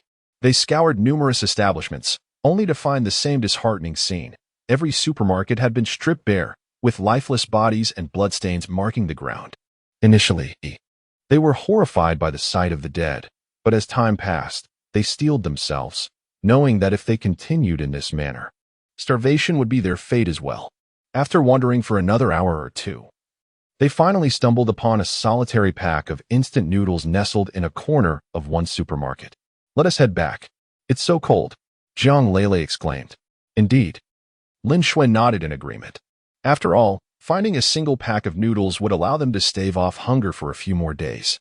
Now, the temperature had dropped to -15 degrees, and both Jiang Lele and Lin Shui trembled from the cold. Yet, just as they took a few steps, a roaring SUV suddenly blocked their path. Two lovely young ladies. Where are you off to? A burly man with a scruffy beard leaned out from the passenger seat, surveying Jiang Lele and Lin Shui with an unsettling gaze. What is it to you? Jiang Lele retorted, her disdain for the man evident in her tone. Oh, quite the fiery spirit. But from what I can see, there is plenty of fire in other places too. I find it rather appealing. The man replied, a teasing smirk playing on his lips. Though Jiang Lele and Lin Shui were bundled in thick clothing, it did little to obscure their striking figures. As they prepared to circumvent the burly man's vehicle, he suddenly called out, Don't be in such a hurry to leave. You two lovely ladies must be out in search of sustenance, am I right? I happen to have a considerable supply. Upon hearing his words, Jiang Lele and Lin Shui halted in their tracks. The man, exuding an air of confidence, rolled down the rear window. Take a look, ladies, he said with a grin, gesturing towards the back seat. The pair's eyes widened in astonishment as they beheld several bags of rice, 2 boxes of instant noodles, and an assortment of packaged snacks. The man's satisfaction was evident as he observed their reaction. What do you think, beauties? Care to join me? He inquired. Jiang Lele and Lin Shui exchanged hesitant glances. Don't harbor any illusions about official rescue, he continued, his tone grave. I've received credible insider information indicating that the weather is turning ominous. Temperatures will continue to plummet, and it won't be long before the power grid fails. Those in high places have already retreated to shelters, while ordinary folks like you will either starve or freeze. He leaned closer, his voice conspiratorial. And I'm not afraid to tell you, this food is merely a fraction of what I possess. I command a formidable crew as the second-in-command of the Tiger Wolf Gang in Xirong City, a name known to all. At the mention of the notorious Black Wolf, Jiang Lele and Lin Shui's expressions shifted, for they had indeed heard of him, the second-in-command of the local underworld. They also knew of his superior, Golden Tiger, who thrived in both the shadows and the light of society. They exchanged a knowing glance and nodded in agreement. We will go with you. That's more like it. Hop in, Black Wolf said, a mischievous glint in his eyes as he stroked his chin. Once inside the SUV, the vehicle sped away. Inside the car, Lin Shui and Jiang Lele couldn't help but gaze at the bounty before them, their mouths watering. Craving a taste? Black Wolf observed in the rearview mirror, a knowing smirk on his face. Yes, they nodded eagerly. Go ahead and indulge, he encouraged. With that, the two wasted no time, each ripping open a bag of beef jerky and devouring the contents hungrily. However, Black Wolf cautioned, you do understand what I expect in return for my generosity, don't you? The women paused, taken aback, yet slowly nodded in acknowledgement. Despite Black Wolf's unremarkable appearance, his dark skin, unkempt beard, and pockmarked complexion, and the faint, unpleasant odor that lingered in the car, the prospect of starvation overshadowed all other concerns. That's what I like to hear. I said that those who are beautiful should also be discerning and pragmatic. Ahaha. With that, Black Wolf slammed on the accelerator, and the vehicle surged forward down the road. Chapter 8. What must you submit? The temperature has plummeted to a biting -21 degrees, and a thick blanket of snow covers the ground. The external air conditioning units of the community emit a resonant hum. Suddenly, a series of abrupt screeches pierces the tranquility of the neighborhood. Yi Zixiao approaches the window and observes 5 vehicles halting at the entrance of the community. each emblazoned with the image of a tiger, its maw agape in a menacing roar. At this moment, 20 men begin to disembark from the vehicles, each one exuding an air of intimidation, brandishing steel pipes, and one man notably carries a handgun at his waist. These individuals are members of the Tiger Wolf gang, and the one with the firearm is none other than Peng Xin, the gang's second-in-command. Peng Xin gestures discreetly to one of his subordinates. Instantly, the subordinate retrieves a loudspeaker from the vehicle and announces in a booming voice, "Attention, residents of the community. We are the Tiger Wolf gang, and this area is now under our jurisdiction. In the event of a zombie outbreak, we will ensure your safety."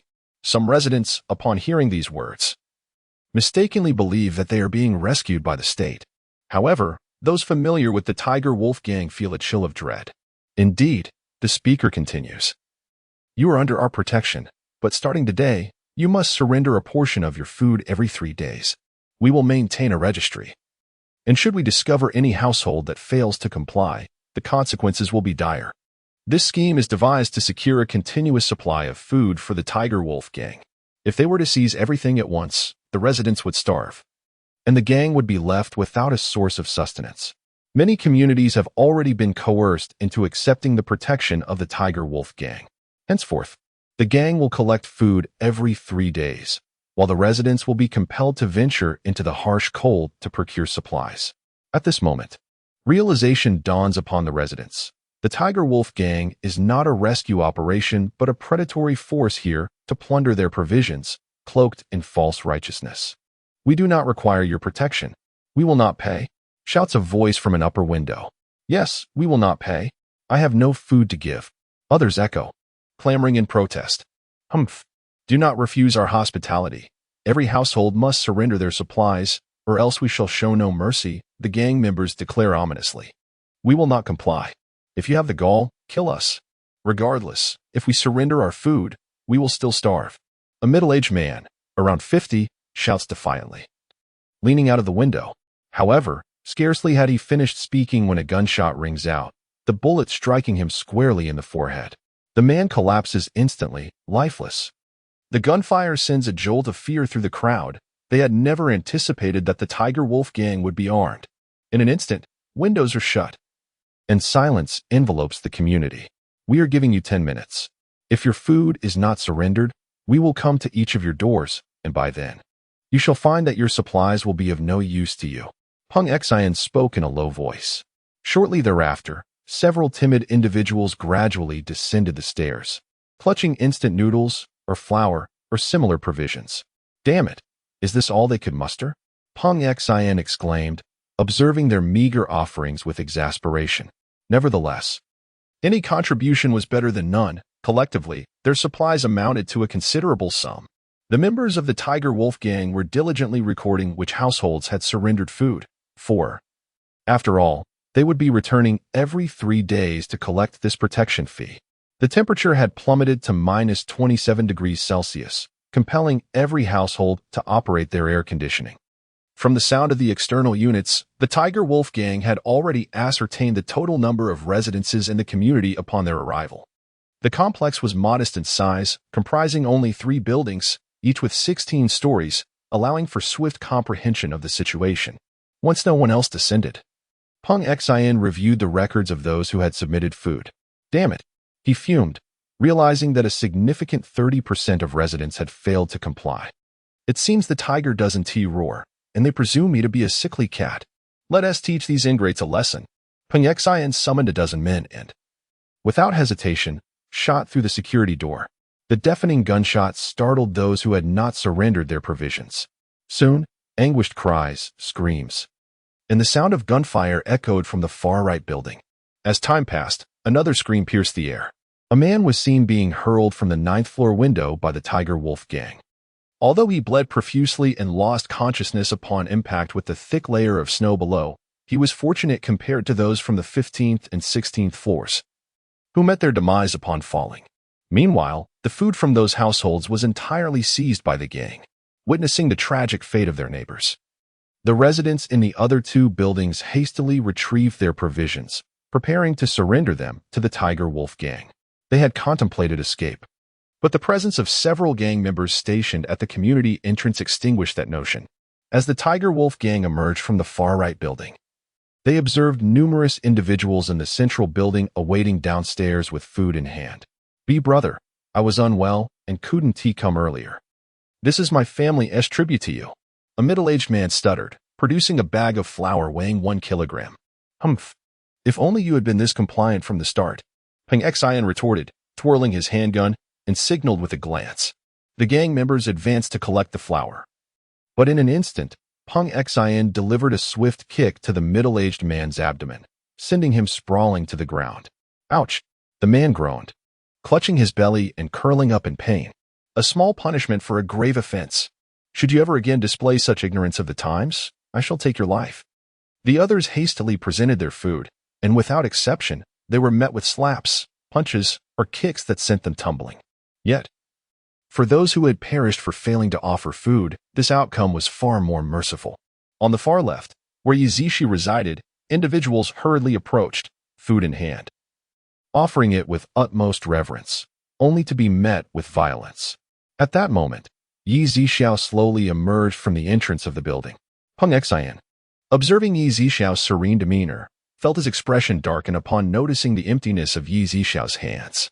Yi Zixiao had descended precisely to prevent the throng from storming into his modest abode, where space was limited, and any conflict would inevitably result in a chaotic mess of bloodshed. "You little brat, where's the offering you were supposed to submit?" Peng Xian inquired in a low, grave tone. "What offering?" Yi Zixiao retorted. "Are you trying to play coy with me?" Peng Xian raised his firearm, aiming it directly at Yi Zixiao's head. Meanwhile, those writhing in pain on the ground glanced over, intrigued by the audacity of Yi Zixiao. Some who recognized him, recalling the fate of Yi Biao, momentarily forgot their discomfort, captivated by the unfolding drama. "Do you believe I won't shoot you dead?" Peng Xian barked. "Feel free to try," Yi Zixiao replied coldly. "Seize this brat. I'll make sure he suffers today," Peng Xian commanded. "Yes, Master Peng." At that juncture, 4 or 5 burly men strode towards Yi Zixiao, steel pipes raised high, poised to strike. However, as the pipes descended, Yi Zixiao inexplicably vanished from their sight, and one of the pipes disappeared from the grasp of its wielder. The men exchanged bewildered glances, still processing the surreal event, when Yi Zixiao reappeared behind them, wielding one of their own steel pipes. With a series of agonizing cries, the back of their heads erupted, blood splattering onto the pristine snow. This shocking display transpired in mere seconds, and by the time Peng Xian regained his composure, his subordinates lay lifeless in the snow. In a swift reaction, Peng Xian pulled the trigger of his gun towards Yi Zixiao, only to discover that the figure he had aimed at had vanished. As his vision blurred, he realized that the firearm in his hand had also disappeared. "Allow me to send you on your way with your own weapon," Yi Zixiao remarked. In that moment, Peng Xian caught a glimpse of Yi Zixiao standing to his right, holding the gun now aimed at his own head, inducing a wave of panic within him. "Please, don't kill me. I'll give you all the food I've collected. There is plenty more in the truck, from several neighborhoods. I promise never to trouble your community again." "Is that all?" "It hardly seems sufficient, considering I have no need for these." Yi Zixiao shook his head. Peng Xian trembled, his mind racing to devise a scheme for survival.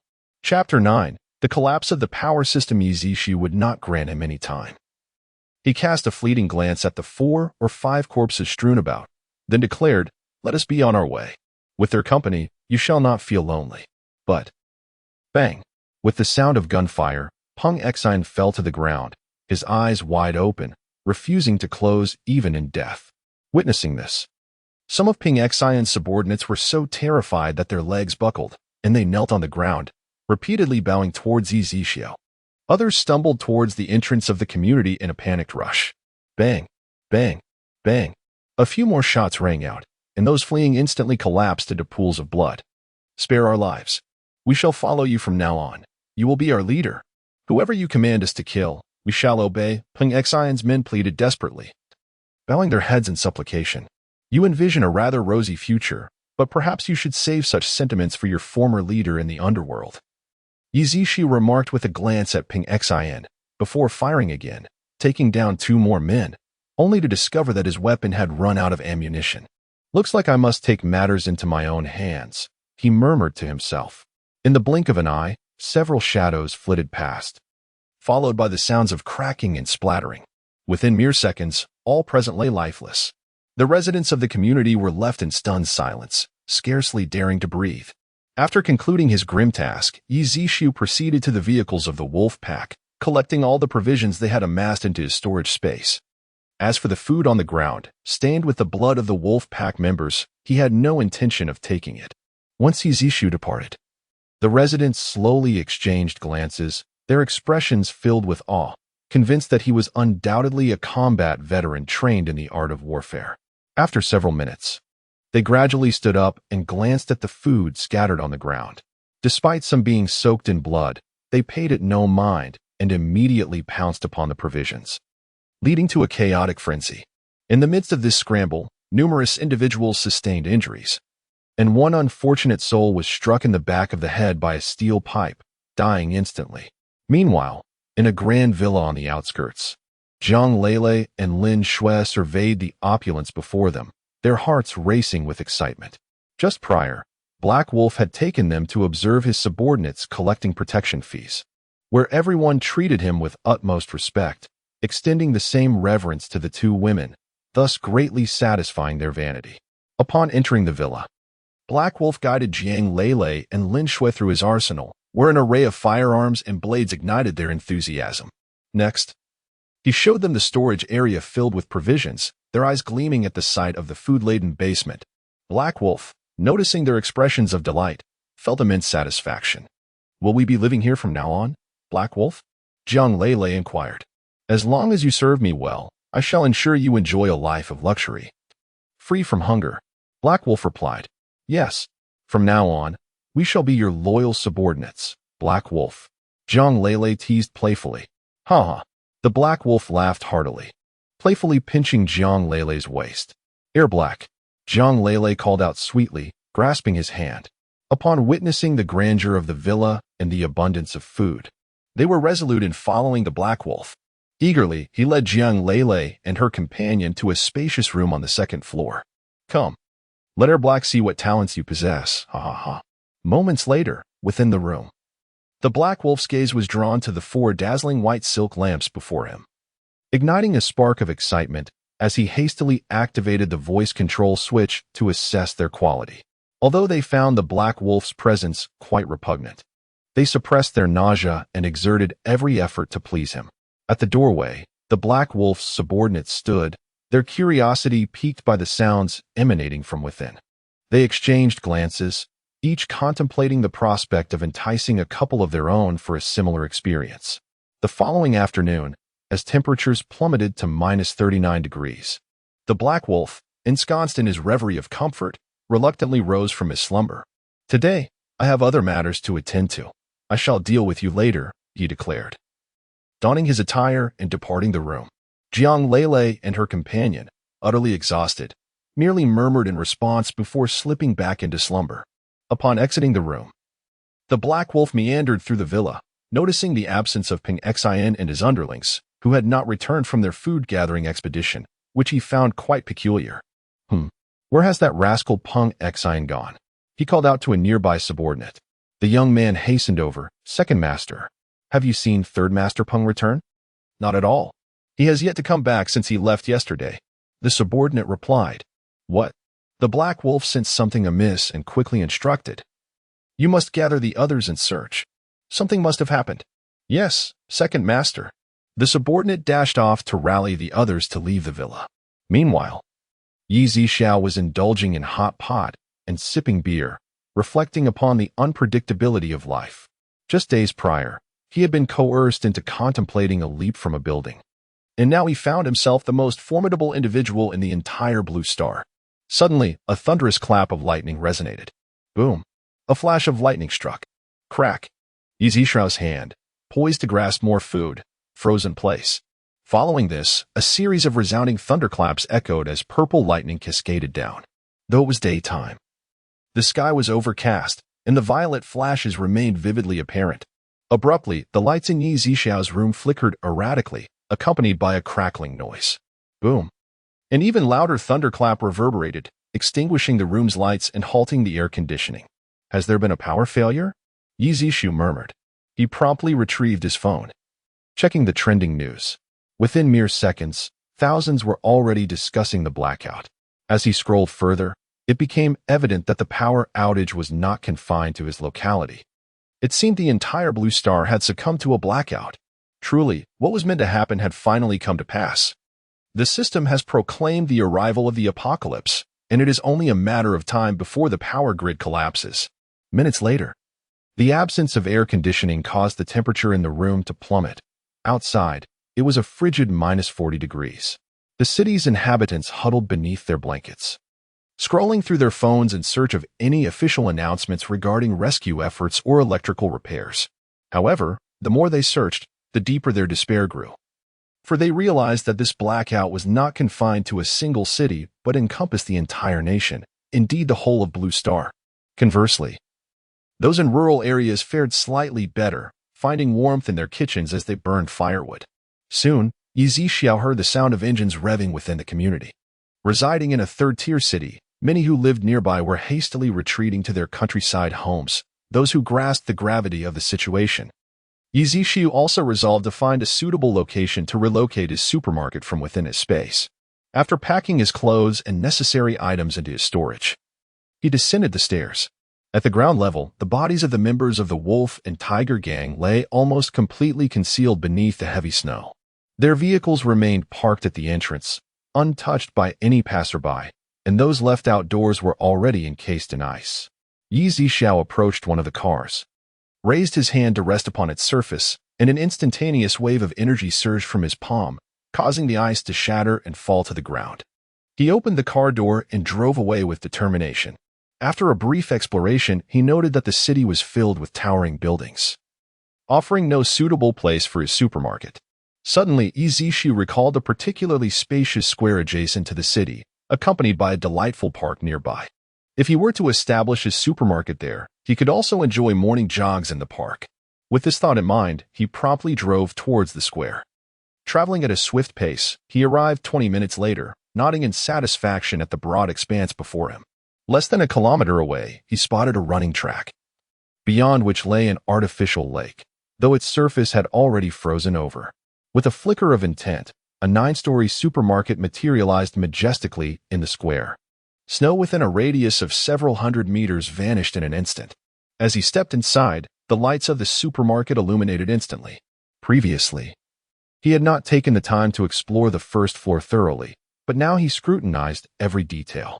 After wandering for a while, he discovered a door. Upon opening it, he was greeted by an expansive bedroom, approximately 60 square meters in size. It boasted a grand bed, a walk-in closet, and an ensuite bathroom complete with a luxurious jacuzzi and a fully automated washer-dryer unit, an unexpected delight indeed. Chapter 10. The first business adjacent to the bedroom is a spacious kitchen of over 20 square meters, equipped with a microwave, a grill, an oven, as well as a rice cooker, a frying pan, and a steamer, everything one could desire. Outside the kitchen lies a dining area featuring a long white rectangular table surrounded by 6 plush, light gray chairs adorned with delicate embroidery. Yi Zishu, feeling quite satisfied after the tour, took a seat behind the cash register. The area behind the counter was spacious, and the chair was one of those soft kinds with heating and massage functions, providing exceptional comfort. Above the cash register, a display screen showcased the items available in the supermarket: gold, silver, gemstones, luxury cars, high-end watches, antiques, and more. This supermarket operated on pawn shop purchase prices, meaning that items typically valued at high market prices could be exchanged at Yi Zishu's establishment for a significantly lower cost. At that moment, a recreational vehicle screeched to a halt outside the supermarket. A man and a woman stepped out of the vehicle, their expressions one of disbelief as they gazed upon the supermarket. Upon seeing the 4 characters emblazoned outside, they simultaneously murmured, "Yuzuin Supermarket. Li Hao, are we dreaming? I distinctly remember there being no supermarket here." The woman, Siyu, asked, her face a picture of confusion. "Why don't we pinch each other to find out?" The man, Li Hao, suggested, turning to her. Siyu nodded, and the two promptly pinched each other's arms. "Ouch. That hurts. Let go," Siyu exclaimed hurriedly. Li Hao winced in pain, drawing in a sharp breath, Both quickly released their grips. It truly was not a dream, nor an illusion, yet. I too recall that there seemed to be no supermarket here, and wasn't either a power outage. Why are the lights still on inside? Li Hao's expression mirrored Su Yu's confusion. Let us go inside and see. Su Yu proposed. All right, Li Hao agreed. And the two of them walked side by side to the transparent glass doors of the supermarket. As the doors automatically opened, they exchanged a glance before stepping inside. Wow, it's so warm, Su Yu exclaimed. The supermarket maintained a temperature of around 25 degrees, a stark contrast to the frigid -41 degrees outside. The dramatic temperature difference enveloped them like a slice of paradise, especially considering that even with the air conditioning and wood stove in their RV, the interior was only a few degrees warmer. After their initial shock, they noticed Yi Zixiao seated behind the counter. He had observed every action the two had taken on the road outside, and he was aware that the food supplies had already been nearly depleted. Although the apocalypse had just begun and some were not lacking in food, stockpiling was a prudent measure.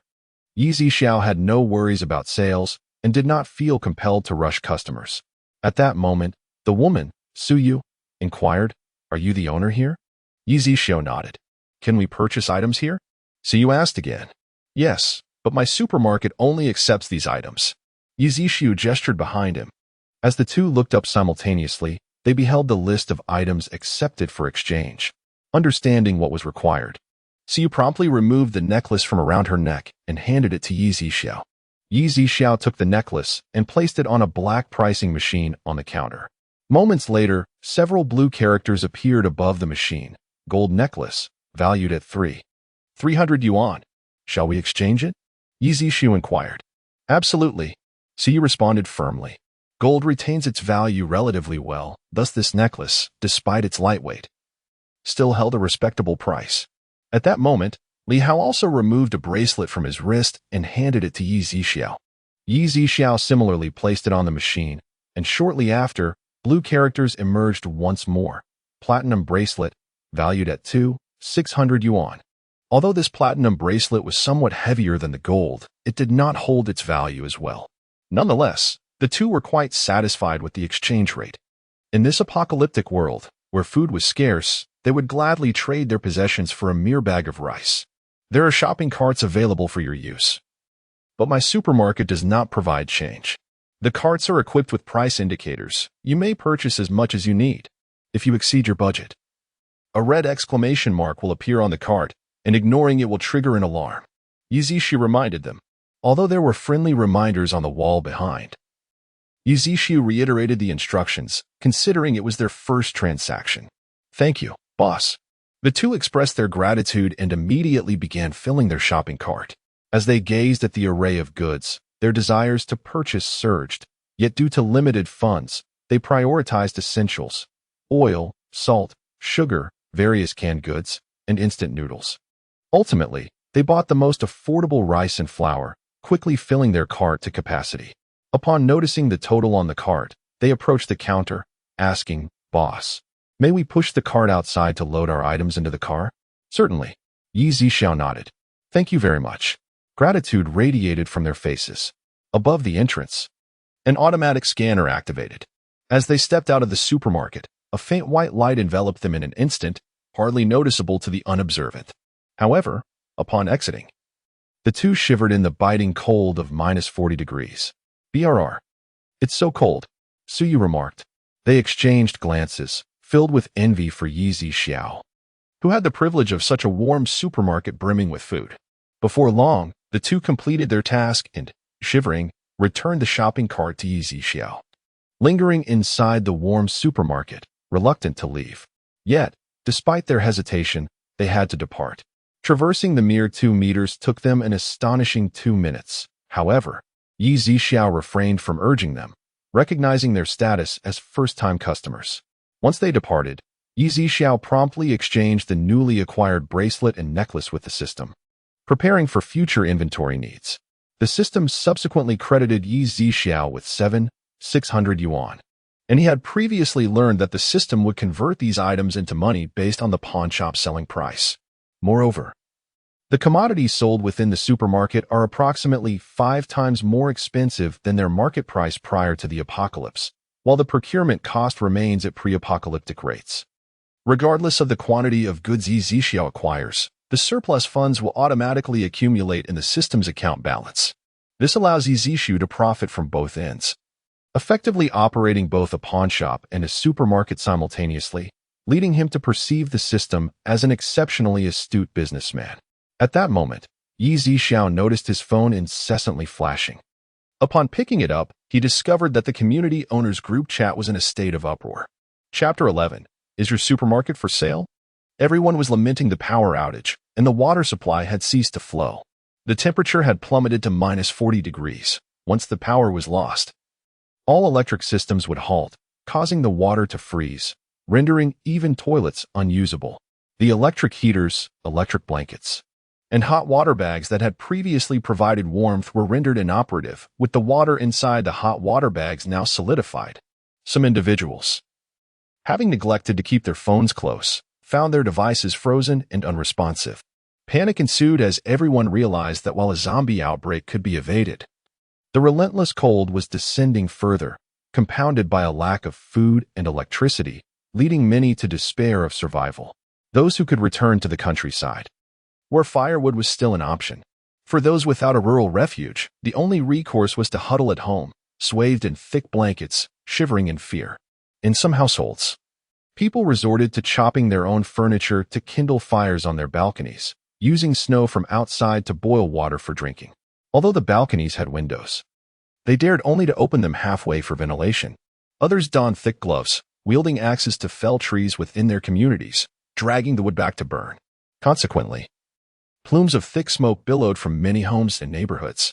Hours passed, and the mobile phones lost all signal, rendering them incapable of accessing official updates, plunging everyone into a profound sense of despair. However, in Yi Zixiao's supermarket, not only was there electricity, but surprisingly, there was also internet connectivity. While Yi Zixiao was engrossed in a film on his tablet, two black G-Class vehicles came to a halt outside the supermarket, their license plates indicating they were from the first-tier city of Aihai. The doors opened, and a woman clad in a fur coat emerged, accompanied by two men. All three were notably tall, with the men towering at least 185 meters, while the woman stood around 175 meters, her height accentuated by high-heeled boots. They gazed at the brightly lit 9-story supermarket with inscrutable expressions. "Let us go inside and take a look," one of the men suggested. As they stepped into the supermarket, a wave of warmth enveloped them. They soon spotted Yi Zixiao behind the counter, along with the rules for exchanging items in the supermarket. The two men exchanged glances, and one of them spoke up. "Boss, we were wondering if your supermarket is for sale?" Yi Zixiao gave the man a sidelong glance and succinctly replied, "Not for sale." "You can name your price. We can afford anything," the man persisted. "Not for sale. If you wish to purchase items, that can be arranged. If not, please leave," Yi Zixiao said in a firm tone. The three visitors frowned at his response. In such dire circumstances, anyone would covet a supermarket of this magnitude. Though some were cautious and timid, while others, overly confident, believed they had everything under control. Particularly, the trio surveyed their surroundings and discerned only Yi Zixiao, whom they regarded with disdain. "We possess a publicly traded company in a city. If you know your place, there will be benefits for you in the future, but if..." Before the man could finish his sentence, Yi Zixiao calmly uttered a single word: "Leave." Upon hearing this, the trio's expressions darkened, their fury igniting. "Kid, I warn you, don't overstep your bounds," one man shouted angrily. Yi Zixiao's expression immediately turned somber as he lifted his gaze and, with a mere gesture, grasped the throat of the speaker from a distance. Instantly, the man was suspended in midair, his legs flailing helplessly. "I'll let go." The man struggled to force out the words, his face turning a deep shade of purple, as if he were on the brink of death. The other two, despite their shock, instinctively swung their fists toward Yi Zixiao. However, as their punches were launched, the supermarket's defense system activated, unleashing an invisible shockwave that sent the duo sprawling. With a cry of anguish, they crashed heavily onto the concrete outside, blood spilling from their mouths, their faces pale, with multiple fractures piercing their innards. Meanwhile, the man still trapped in the supermarket continued to writhe in agony, but in the next moment, Yi Zixiao exerted a force, and with a sharp crack. The man's neck snapped, his eyes bulging as he succumbed to lifelessness. Yizishu then waved his hand, casting the lifeless body out, landing it directly atop the two injured men, exacerbating their injuries further, with one woman fainting instantly. The remaining man struggled desperately, crawling only a meter in several minutes, leaving a long trail of blood from his mouth. Yi Zixia showed no inclination to assist them.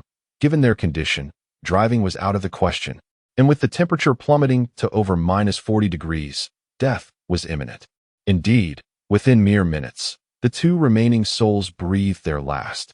Observing the two luxury SUVs outside, Yi Zixia contemplated their worth before stepping out to claim them, storing the vehicles within his space. Yet, as he passed the three corpses, he merely shook his head, offering no sympathy for those who sought their own demise. Upon returning to the supermarket and taking a seat, another modified off-road vehicle arrived at the entrance. A man and a woman stepped out, one of whom was the previously encountered Yunnan. The woman accompanying Yunnan was instantly captivated by the supermarket. But as she took a few steps forward, she stumbled upon the bodies outside, evidently freshly deceased.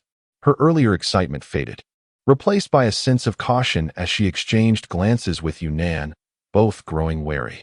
When the supermarket door opened automatically, and Yunnan beheld Yi Zixia behind the counter, their apprehension dissipated entirely. Chapter 12. No one survived, Yi Zixia, is that you? Yunnan inquired, astonishment evident on his face. At that moment, Yi Zixia also spotted Yunnan and recollected their first encounter, recognizing him as someone endowed with extraordinary abilities. Yi Zixia nodded in acknowledgement. Is this supermarket yours? Yunnan asked, surveying the surroundings in sheer amazement. Indeed, Yi Zixia replied. Do you know each other? A woman interjected, her expression mirroring surprise. Yes, this is the psychic ability user I mentioned to you earlier, Yunnan explained. Oh, I remember now, the woman exclaimed, realization dawning upon her. Hello, I am Zhang Kurson, the deputy captain of the Blue Sky team, a water ability user. She smiled warmly and extended her hand in introduction. Yi Zixia nodded in response. Hello, though he refrained from shaking Zhang Kurson's hand, as he preferred to maintain a certain distance from others. Although his mindset had begun to shift, he still felt somewhat resistant. Perhaps, in time, he would become more at ease, especially as his strength grew and his inner fortitude strengthened. Zhang Kurson, noticing his demeanor, chose not to press the matter further and simply smiled as she withdrew her hand. Despite appearing to be in her early 20s, she exuded a mature and capable presence, embodying the essence of a strong career woman. Meanwhile, Yunnan scrutinized the supermarket with keen interest. Although his curiosity was piqued, he was wise enough to discern what questions were appropriate to ask and opted for silence instead. At that moment, Yunnan observed the supermarket's regulations and promptly handed his watch and jade necklace to Yi Zixia. Could you assess the value of these items? Yi Zixia accepted them and placed them on the machine, where a blue font displayed the price, 26,000 yuan. Would you like to exchange them? He inquired. Yes. Of course. I never anticipated that these items could be worth so much. The food we could procure would sustain our team for quite a while. Yunnan responded enthusiastically. Zhang Kurson then removed a deep purple jade necklace from around her neck, the pendant intricately carved with the image of a phoenix. Boss, could you evaluate this piece for me? She asked as she handed the necklace to Yi Zixia. As the jade pendant was placed on the machine, the price appeared, 16,000 yuan. Would you like to exchange it? Yi Zixia asked. While the jade was of decent quality, it was not as valuable as gold, leading to a lower pawnshop price. However, in a world without calamity, it could fetch a much higher price at auction or among enthusiasts. Yes, Zhang Kurson replied without hesitation. Very well. Over there are shopping carts equipped with price scanners. You may select items as you wish. If anything runs out, do let me know, and I can restock. Yi Zixia instructed. Understood. Yunnan and Zhang Kurson nodded in agreement. Just as Yunnan was about to commence his selection, he suddenly glanced towards the second floor and asked, Brother Yi, what do you sell on the second floor? Upon hearing Yunnan address him in such a manner, Yi Zixia lifted his gaze to meet his eyes. Yunnan felt a touch of awkwardness as he met Yi Zixia's gaze, and then said, This marks our second encounter. It seems like fate. I am 21 this year. Is it acceptable for me to address you as Brother Yi? His voice lacked confidence, but relief washed over him when Yi Zixiao nodded in response. Yi Zixiao bore no aversion to Yunnan. It was merely a form of address, one he did not take to heart. At that moment, Yi Zixiao finally responded to Yunnan's inquiry, stating that the second floor was temporarily closed to the public. Oh, very well. Yunnan nodded and proceeded with Zhang Kursen to select provisions. They gathered various staples, naturally, but also indulged in an ample selection of erguo too, as the frigid temperatures continued to plummet, making it a comforting choice. With a budget of several tens of thousands, they shopped extravagantly, collecting an assortment of snacks and biscuits. They filled their shopping cart with dozens of bags of rice and flour, along with various condiments, hot pot ingredients, milk, and goat milk. Eventually, their purchases filled 5 shopping carts to the brim. The duo repeatedly transported their carts to load the items into their vehicle, filling the trunk and back seat to capacity. Fortunately, their car had been modified. Otherwise, it would not have been able to bear the weight of the numerous heavy items. Once everything was loaded, Yunnan returned the cart to the supermarket and inquired, "Brother Yi, I shall return shortly with some valuable items. You will not be leaving this place, will you?" "Not for the time being," Yi Zixiao replied. Yunnan, being a native of this area, was aware that there had previously been no supermarket here. It had seemingly appeared out of nowhere. He began to speculate whether Yi Zixiao was from Blue Star or perhaps even an extraterrestrial. Given the bizarre weather and the emergence of zombies, anything seemed possible in such strange times. After Yunnan and his companion departed, Yi Zixiao purchased an additional 100 bags of rice and 100 bags of flour, along with instant noodles and compressed biscuits, replenishing the empty shelves. He then affixed a note stating that the second floor and above were not open to the public beneath the supermarket's exchange rules. Having completed these tasks, Yi Zixiao made his way to the kitchen, retrieving a battle axe steak that he had acquired from another supermarket stock, preparing to enjoy it for his meal. Shortly thereafter, he carried the prepared steak and a bottle of red wine to the counter, where he settled down to watch a film he particularly favored, dining while immersed in the story. Meanwhile, in a villa on the outskirts, Ping Xin's lifeless body, frozen like a popsicle with pale lips, lay in the center of the courtyard. "Are you saying that none of Ping Xin's men survived?" Black Wolf inquired, his brow furrowed as he questioned a subordinate nearby. "Yes, Second Master. When we found Second Master in Heyuan community, all 19 of his companions were lost," the subordinate replied. Black Wolf fell silent, standing before Peng Xin's corpse, acutely aware that Peng Xin had encountered formidable adversaries. After a brief moment, the Black Wolf entered the villa with a stern expression, followed closely by one of his subordinates. Upon returning to the living room, Black Wolf sat down on the sofa. Noticing his grim demeanor, Jiang Lele and Lin Shui promptly approached him, one assisting with a shoulder massage while the other tended to his legs. Lighting a cigar, he took a deep puff before addressing the subordinate standing before him, inquiring, "Do you know who is responsible for this?" Chapter 13. A struggle for survival. We had also interrogated several residents from the Heyuan community, and they mentioned a young man residing on the 11th floor of Building 3, noted for his agility. Some claimed to have seen him leave the premises. Upon reaching the 11th floor, we indeed found it deserted. As Jiang Lele and Lin Shui exchanged glances, it was apparent that the individual in question was Yi Zixiao. However, just as they were about to speak, Pei Lang suddenly slammed his hand on the table, causing spiderweb-like cracks to appear on the wooden surface, startling Jiang Lele and her companion. "Anyone daring to harm members of the Tiger Wolf gang, regardless of their prowess, shall face my wrath. I will flay their skin and drain their blood," Pei Lang declared through gritted teeth. After a moment, Jiang Lele mustered the courage to speak. "Second Master, we used to reside in the Heyuan community as well, on the 11th floor of Building 3, and we believe we know who killed Third Master." Pei Lang turned to glance at Jiang Lele. At that moment, Lin Shui chimed in. "It seems his surname is Yi. I recall the property management calling him by that name." "Second Master, I can draw. Would you like me to sketch his likeness for you?" Jiang Lele offered. Both Jiang Lele and Lin Shui were university graduates, having studied art and dance, which endowed them with graceful figures. They aspired to marry into affluent families. Yet the onset of the apocalypse forced them into servitude under Hei Lang as mere playthings. Hei Lang, taken aback by Jiang Leilei's artistic talent, gestured toward the table, saying, "Go ahead and draw that person's likeness for me. If you manage to find him, you will have achieved something significant, and your reward shall be considerable." Upon hearing this, Jiang Leilei's face brightened with a smile, though inwardly she seethed with a desire to exact revenge on Yi Zixiao. She prided herself on her beauty and figure. What man could resist glancing her way? Yet Yi Zixiao had disregarded her, and despite her efforts to present herself to him, she had only been met with injury, a humiliation she could scarcely endure. She envisioned seizing this opportunity to have Hei Lang avenge her. With her mindset, Jiang Leilei swiftly approached the table, grabbed a sheet of paper and a pencil, and began to sketch. Although the villa lacked electricity, it was equipped with a fireplace and a generator. Despite the frigid temperatures outside, plunging below -40 degrees, the interior remained a modest sanctuary at around 10 degrees, still cold, but a veritable paradise compared to the harshness beyond its walls. Additionally, the villa was adorned with several solar panels, though their utility was minimal under the overcast skies.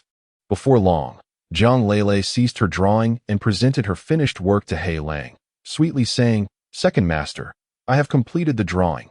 Please have a look." Hei Lang took the drawing, scrutinized it for several seconds, then handed it to one of his subordinates, instructing, "Show this to everyone.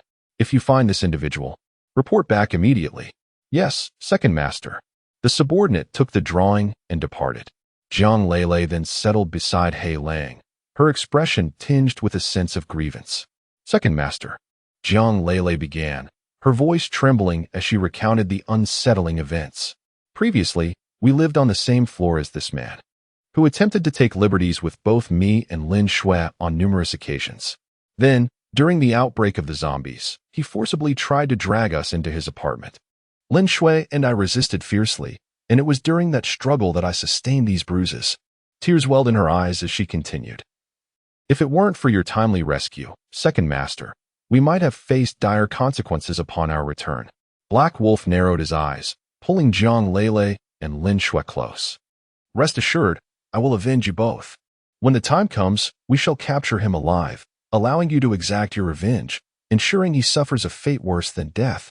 "Yes, you are the best, second master," Jiang Leilei replied softly. Seeing the two girls in such a vulnerable state, Black Wolf could not help but act on his impulses.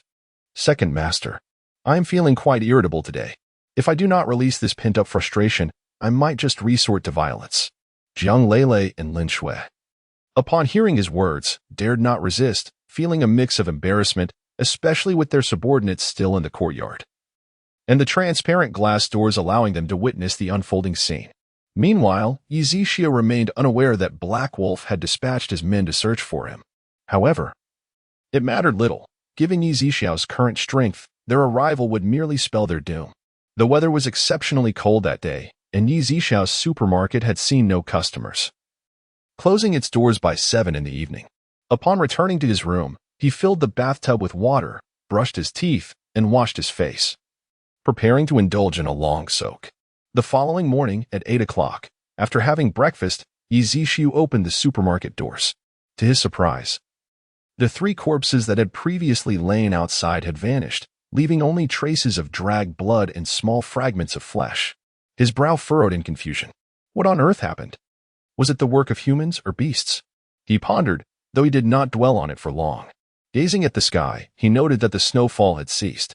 The accumulation on the ground was only about 4 to 5 centimeters deep, yet the temperature continued to plummet, reaching a chilling -48 degrees. The biting cold winds swept through like daggers. Without supernatural abilities or multiple layers of protective clothing, one would soon suffer frostbite and injury in such an environment. Ordinary individuals lacking proper winter attire would scarcely dare to venture outside. At that moment, a modified off-road vehicle parked along the roadside in front of Yi Zixiao's supermarket. It belonged to Yunnan, who had visited just the day before, and Yi Zixiao recognized it immediately. As Yunnan exited the vehicle, he hurried towards Yi Zixiao. "Brother Yi." Yi Zixiao nodded in acknowledgement. "Brother Yi, I have come to propose a significant business venture," Yunnan stated directly, cutting to the chase. "Oh?" Yi Zixiao's interest was piqued. After all, his supermarket currently occupied only one level, while he had learned of the existence of a second level. The mysteries of the third level and beyond remained unknown, and curiosity was an inherent trait he could not suppress. "Brother Yi, shall we go in and discuss?" Yunnan glanced inside the supermarket. Although he possessed the ice element ability, he still preferred warmer environments, which was quite contrary to his icy powers. "All right." Yi Zixiu nodded in agreement. Chapter 14. Can we buy on credit? As they were there to discuss business, he naturally welcomed the meeting. The two entered the supermarket, where Yi Zixiao retrieved a stool from behind the counter and handed it to Yunnan. Yunnan, grinning, accepted it and took a seat. "Let us converse." Yi Zixiao initiated. "Indeed." Yunnan nodded. "My team and I intend to establish a refuge base. However, to do so, we require a substantial amount of supplies.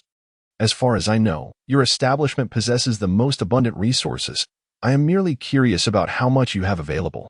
"I have as much as you need, provided you possess sufficiently valuable items for exchange." Yi Zixiu responded. "That is certainly the case. My family, while not among the wealthiest in Xirong City, ranks within the top 20. Though much of it consists of real estate and companies, I do have some items that your supermarket requires, and with my teammates' contributions, we should be able to gather quite a lot." Yunnan explained. When do you require these supplies?" Yi Zixiu inquired. "In about a month. We have already commenced the establishment of the base and plan to start with a small facility, gradually expanding thereafter," Yunnan replied. "Understood." Yi Zixiu nodded. Yunnan continued. "If you find yourself with free time, feel free to visit. I previously mentioned the largest factory outside the western city. I am currently repurposing it as a base." Upon finishing, Yunnan retrieved a gold bar and a neatly folded piece of paper from his pocket. "Yi brother, this is a deposit. And this is the list of required items. I hope you can assist in preparing them," he stated. Yi Zixiao, without expressing any reluctance, calmly accepted the paper and gold bar, placing the latter on the machine.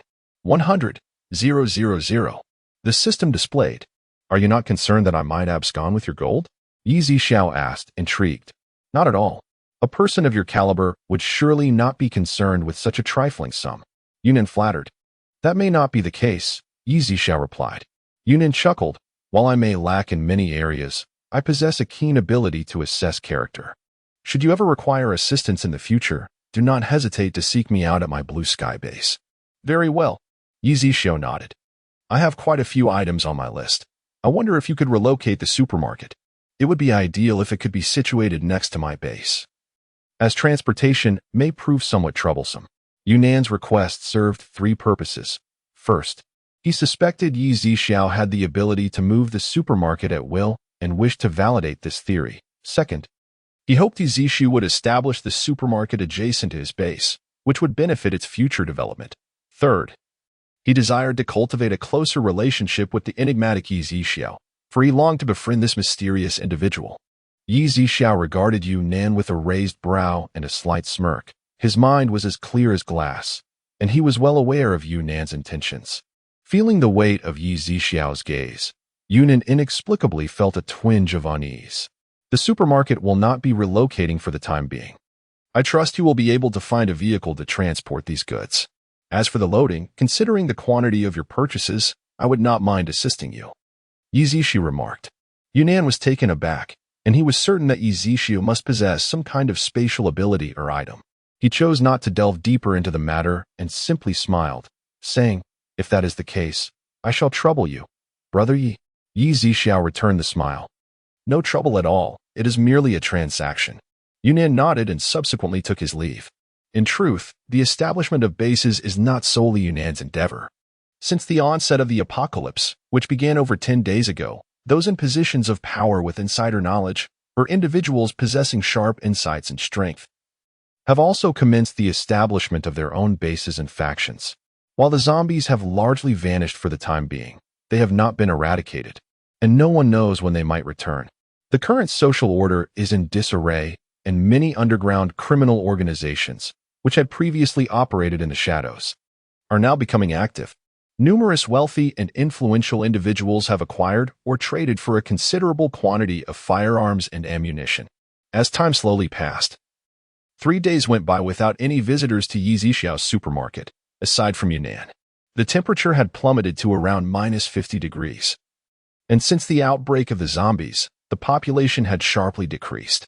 Coupled with the extreme cold, the number of inhabitants in the city had diminished drastically, with most survivors now huddled in their homes. It was not until the 4th day, at 3 in the afternoon, that a business vehicle slowly approached and came to a halt outside Yi Zhixiao's supermarket. 3 individuals emerged from the vehicle, a middle-aged man, an elderly woman, and a boy of 7 or 8 years. They were bundled up tightly, with only the boy's eyes and nostrils visible. "Dad, Grandma, look. This is a supermarket. There is so much food inside. Dad, hurry and buy me something. I'm starving," the boy exclaimed. However, the man appeared somewhat embarrassed. After a moment's hesitation, he gritted his teeth and replied, "Son, I have no money." After all, they had acquired the vehicle from an underground parking lot, where the owner had succumbed to illness in the extreme cold just as he was about to drive away, allowing the man to take advantage of the situation. "Dad, how can you be so useless? Do you want me to starve?" The boy retorted, "Grandma usually takes care of me in the countryside. You've been working in the city for so long. Don't you have any money?" The boy's words struck a painful chord in the man's heart. Useless indeed. It all depends on me. The boy's grandmother looked at the man with disdain before pulling the boy towards the supermarket. Once inside, the boy gazed in awe at the array of snacks, unable to tear his eyes away, almost bursting to charge in and indulge. "Grandma." He tugged at the elderly woman's clothing. At that moment, the old woman snapped back to reality, momentarily overwhelmed by the warmth that enveloped her upon entering the supermarket. She then noticed Yi Zhixiao seated behind the counter and immediately flashed a smile, asking, "Boss, can we purchase items on credit?" Yi Zhixiao lifted her gaze to glance at the 2 individuals who had entered, and with a casual tone, she remarked, "No credit. In the countryside, I am able to extend credit. Why is it that in the city, this is not permissible? Kindly have a heart, dear shopkeeper. My precious grandson has gone 2 days without food. Please, grant us some provisions, and once the weather warms, I shall return to settle the payment." Though she expressed this outwardly, her thoughts were secretly inclined towards obtaining the goods without recompense. Chapter 15. The mutant beast Yi Zhixiao coldly reiterated, "Do not compel me to repeat myself. Leave at once." The old man, sensing that Yi Zhixiao was impervious to reason, promptly sat down on the ground and began to throw a tantrum. "Oh, why are you so heartless? My grandson is still so young, in a crucial growth phase. What harm is there in sharing a little of your bounty with us? Do you not comprehend the virtue of respecting the elderly and cherishing the young?" Yi Zhixiao's expression darkened, and he was about to take action when he noticed the little boy darting towards the shelves, snatching several bags of snacks before bolting for the exit. Observing his grandson's actions, the old man rose to his feet, intent on providing cover for him. However, just as the boy reached the threshold, the supermarket's defense system activated, and a powerful gust of force sent the boy flying. The snacks he held were instantly returned to their rightful place on the shelves. This incident transpired in the blink of an eye. Outside, a man caught sight of a shadow hurtling through the air. Upon closer inspection, he discovered that his son's scarf had fallen away, revealing a face smeared with blood, lying not far from him. "Son, my son." The man rushed forward, but despite his desperate cries and shaking, his son remained unresponsive, the blood flowing from him freezing almost instantly. Meanwhile, the elderly woman within the supermarket was jolted by the loud cries from outside. She turned, her legs trembling, and staggered out. Upon witnessing her grandson's state, she fell to her knees, crying out, "My precious grandson, open your eyes and look at your grandmother. If anything happens to you, how shall I live?" Despite the anguished wails of the boy's father and grandmother, the child could not be roused. Yi Zhixiao remained indifferent, engrossed in his film. After a moment, the old woman regained her composure and rushed towards the supermarket, entering with a flurry of accusations. "You murderer! Return my grandson's life. I will call the police. I will ensure they execute you, you fiend." Yi Zhixiao lifted his gaze, his eyes narrowing, and with a mere wave of his hand, the old woman was propelled out of the supermarket, crashing to the ground at the entrance. Blood spewed from her mouth, and her body suffered multiple fractures, rendering her unconscious from the pain. The man, Witnessing this, initially contemplated storming into the supermarket to confront Yizishio, but after 2 hesitant steps, he faltered, choosing instead to embrace the 2 figures and retreat to his vehicle. Just then, a white blur darted through the snow, moving with astonishing speed, and in an instant, it seized both the boy and the old woman, whisking them away. The man was still grappling with the shocking turn of events when Yizishio had already discerned the nature of the creature. What is this? Yizishio raised an eyebrow, recalling the 3 bodies outside the supermarket. Initially, he had suspected cannibalism, but now he realized that it must have been this creature that had carried them away. It seemed this entity had been drawn out by the sin of blood. At that moment, the man realized that the child he had been holding had vanished. Confusion etched on his face, he scanned the surroundings, yet found nothing. In an instant, despair engulfed him, and his heart burned with fury. He rushed to his vehicle, retrieved an axe, and charged towards the supermarket. The man was convinced that this was all the doing of Yizishio, who had not only taken his son's life, but also denied him the body. Meanwhile, Yizishio had reached the entrance of the supermarket, intending to discern the nature of the entity that had absconded with the corpse, only to find the man oblivious to his fate. Since it has come to this, allow me to escort you. You shall be reunited with your family, Yizishio murmured. As he spoke, the man's steps abruptly halted, and he instinctively raised the axe towards his own throat, blood gushing forth in a violent eruption. The man gazed at Yizishio with palpable terror, as if confronting a demon. In mere seconds, he collapsed, his face a mask of fear, the axe clattering to the ground with a resounding thud. Yizishio stood at the entrance, and before long, a white shadow reappeared. Swiftly, Yizishio maneuvered to stand before the apparition, which had halted abruptly, still clutching the man's lifeless body in its mouth. In just a few fleeting seconds, this creature had traversed several hundred meters. Fortunately, Yizishio's speed surpassed its own, preventing its escape. He scrutinized the creature, which bore an uncanny resemblance to a samoyed, albeit more than twice its size. Its long white fur blending seamlessly with the snow below. Its eyes glimmered with a faint purple light, and its razor-sharp teeth were deeply embedded in the man's neck, blood oozing and staining the snow a vivid crimson. Not only was Yizishio intrigued by the creature, but it too regarded him with wary purple eyes. Could it be a mutated beast? Yizishio suddenly pondered, addressing the system. Indeed, host. This is a first-tier mutated beast, proficient in speed and bite force. With the ability of electricity, the system confirmed. With this affirmation, Yizishio narrowed his gaze, locking eyes with the creature's purple orbs. For this was his first encounter with a mutated beast.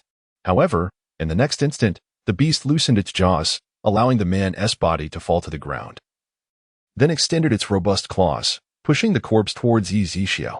Chapter 16. What happened? What does that mean? Surely you don't think I intend to seize the corpse from you? Yizishio felt a twinge of helplessness, then pointed at the corpse on the ground and waved his hand, signaling it to depart. You understand, don't you? Yizishio inquired. The mutated beast tilted its head, contemplated for a moment, then lowered its head to grasp the man's corpse and swiftly vanished from sight. Yizishio shook his head with a smile. Finding the mutated beast quite agreeable, by carrying away the corpses, it indeed spared him some trouble. Returning to the supermarket, Yizishio resumed watching a movie to pass the time.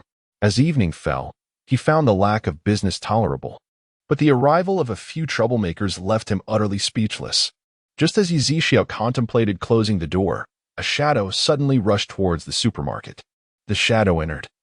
Halting abruptly, it was a man cloaked in black attire, wearing a black hat, and a black mask obscured his face. The man was panting heavily. Boss, please let me hide. Yizishio glanced into the distance. Although it was nearly dark, he could still see several tall, muscular figures charging around the corner, wielding long knives and advancing toward him. Judging by their physiques, it was evident they were well-trained fighters, as it was unlikely anyone else would pursue another in such cold weather. My supermarket only conducts business. I do not involve myself in other matters, Yizishio replied coolly. At this moment, the man noticed the exchange rules displayed behind Yizishio. He hastily unzipped his jacket, raised his hand, and forcefully tore a necklace from around his neck, presenting it to Yizishio while casting anxious glances outside. Yi Zixiao accepted the jade pendant necklace and placed it on the machine, which promptly displayed a price. 10,000. Shall I exchange it? Yi Zixiao inquired as usual. Exchange. The man replied without hesitation. Very well, you may proceed to select supplies. Yi Zixiao announced. The man hurried into the supermarket, disappearing behind the rows of shelves. Just then, several burly men entered the supermarket in pursuit, but upon stepping inside, they were momentarily taken aback by the array of goods and the warmth of the environment. Fifth brother, why is there electricity here and so much food? One of them questioned a scar-faced man. The scar-faced man surveyed the supermarket, then glanced at Yi Zixiao, who remained composed behind the counter. Have you seen anyone enter? The scar-faced man inquired. I conduct business here. If you wish to purchase something, you are welcome. Otherwise, I bid you good day. Yi Zixiao replied coldly. The scar-faced man narrowed his eyes at Yi Zixiao, gripping his long knife tightly, causing it to creak ominously. At that moment, one of his lackeys scrutinized Yi Zixiao, a look of recognition dawning on his face. Suddenly, the lackey froze, then exclaimed, Fifth brother, ISNT this person. He seemed to remember something, leaving his sentence unfinished. The scar-faced man turned to the lackey and asked, What did you just say? The lackey stood on tiptoe and whispered in the scar-faced man's ear, Doesn't this person resemble the one in the painting that second master showed us? After listening, the scarred man turned to scrutinize Yi Zixiao once more. Initially, he had failed to react, but upon closer inspection, he realized the resemblance was indeed striking. Although the earlier conversation had been conducted in hushed whispers, Yi Zixiao had managed to catch snippets of it. While he did not fully comprehend the implications, it mattered little. With his current prowess, even the most formidable adversaries were merely jesters in his eyes. Let us depart. The scarred man pondered for a moment before exiting the supermarket. Once they had distanced themselves, the man in black approached the entrance of the supermarket, removed his mask, and gestured courteously towards Yi Zixiao, his eyes brimming with gratitude. I am Shinja. I sincerely thank you for your assistance. Should the opportunity arise, I will repay you. You overestimate my intentions. I did not save you. Had you not made a purchase, I would have permitted your exit regardless, Yi Zixiao replied. Shinja nodded, inquiring, May I ask for your esteemed surname? Yi. Came the response. After Shinja nodded once more, he prepared to leave, but Yi Zixiao called out to him, Wait a moment. You have yet to make your purchase for that 10,000 yuan. It is rather inconvenient to carry so many items today. If possible, I would prefer to return another day to select, Shinja explained. That is acceptable, but do not exceed 1 month. Otherwise, your 10,000 yuan will be forfeited. Yi Zixiao stipulated. Understood. Thank you. Shinja expressed his gratitude once again before departing the supermarket. Yi Zixiao subsequently closed the door, preparing to wash up and rest. Meanwhile, upon returning to his villa in the suburbs, the scarred man intended to inform Hei Lang of his discovery immediately. However, he was informed by other subordinates that Hei Lang was currently on the second floor. Upon arriving outside the room, the scarred man overheard some indescribable sounds emanating from within. He raised his hand to knock but then slowly lowered it, reasoning that since Yi Zixiao was occupied with his supermarket, he would likely remain there for some time. He decided to wait until the following morning to share his findings with Hei Lang. The next day, Hei Lang did not awaken until noon. As he descended from the second floor, he spotted the scarred man pacing restlessly in the living room. What is the matter, Lao Wu? Hei Lang inquired. Upon noticing Hei Lang, the scarred man hastily approached him. Second master, I have discovered the identity of the one who killed San Yi. Hei Lang's expression sharpened as he asked, When did this occur? Last night. While we were pursuing that traitor, we made the discovery, the scarred man replied. Why are you only now disclosing this? Hei Lang's tone turned serious. The scarred man hesitated. Second master. You see, it was rather late when I returned, and I did not wish to disturb you. Chapter 17. Cursed be they listening to the scarred man's hesitant yet shifting words. Black Wolf quickly grasped the situation and refrained from further inquiries. Instead, he posed a question. Where is that brat now? Is there a chance he might slip away if we make too much noise? Not at all, the scarred man replied. That young man has opened a supermarket just outside a park, and curiously, he is still operating at this hour. Not only does he have electricity, but the store is also remarkably well stocked with provisions. Interesting, Black Wolf mused. Gather your subordinates. Let us pay this young man a visit. I am eager to see what extraordinary abilities he possesses. His eyes narrowed with intrigue. Yes, second master. The scarred man responded promptly before hastily departing to assemble his crew. At that moment, Lin Shui, still rubbing the sleep from her eyes, descended from the upper floor, clutching a bottle of freshly heated milk. Upon noticing her, Black Wolf contemplated that Lin Shui had previously encountered Yi Zixiao, making her presence valuable for confirmation. Shui, the boy who previously tormented you has been located. You shall accompany us shortly, Black Wolf announced. Lin Shui froze momentarily, her steps halting. After a brief pause, she comprehended who Black Wolf was referring to and quickly nodded in agreement.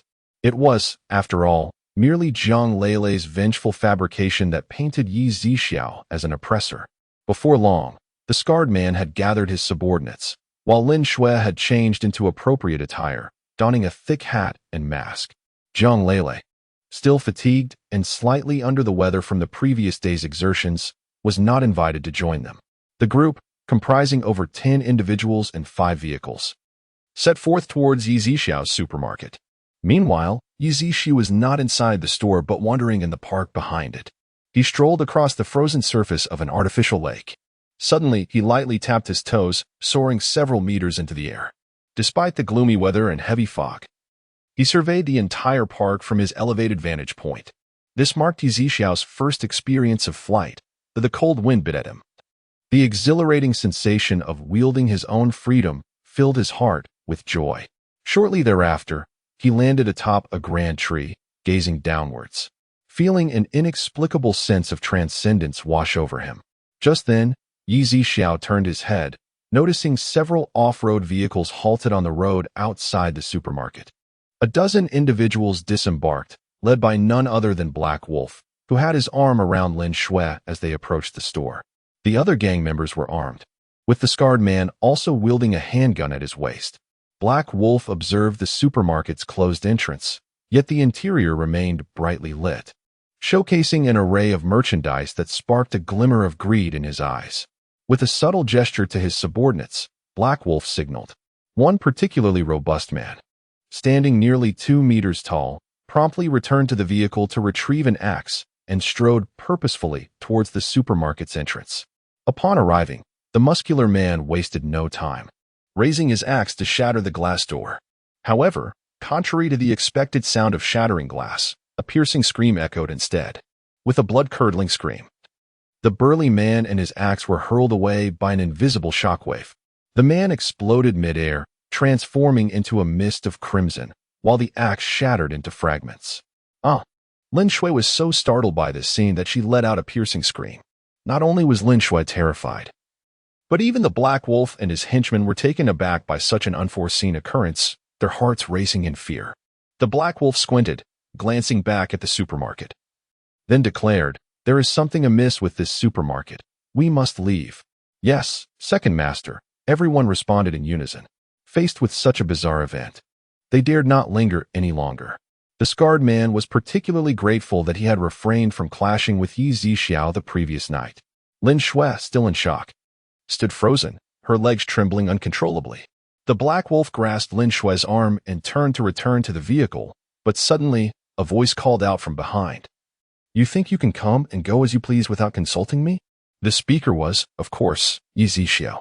He had not anticipated that the supermarket's defenses would be so formidable, realizing that its automatic protection must have several tiers, and the attempt to breach it had triggered its most potent attack system. Upon hearing the voice, the Black Wolf and his men swiftly turned around, only to find a figure standing at the supermarket entrance, which had been empty just moments before, the doors still firmly closed, adding to the eerie atmosphere. At that moment, Lin Shui shook off her shock and recognized Yi Zixiao immediately. Although she acknowledged his capabilities, she believed the Black Wolf's firearm gave him the upper hand. "Second master." "It is this man," Lin Shui informed the Black Wolf.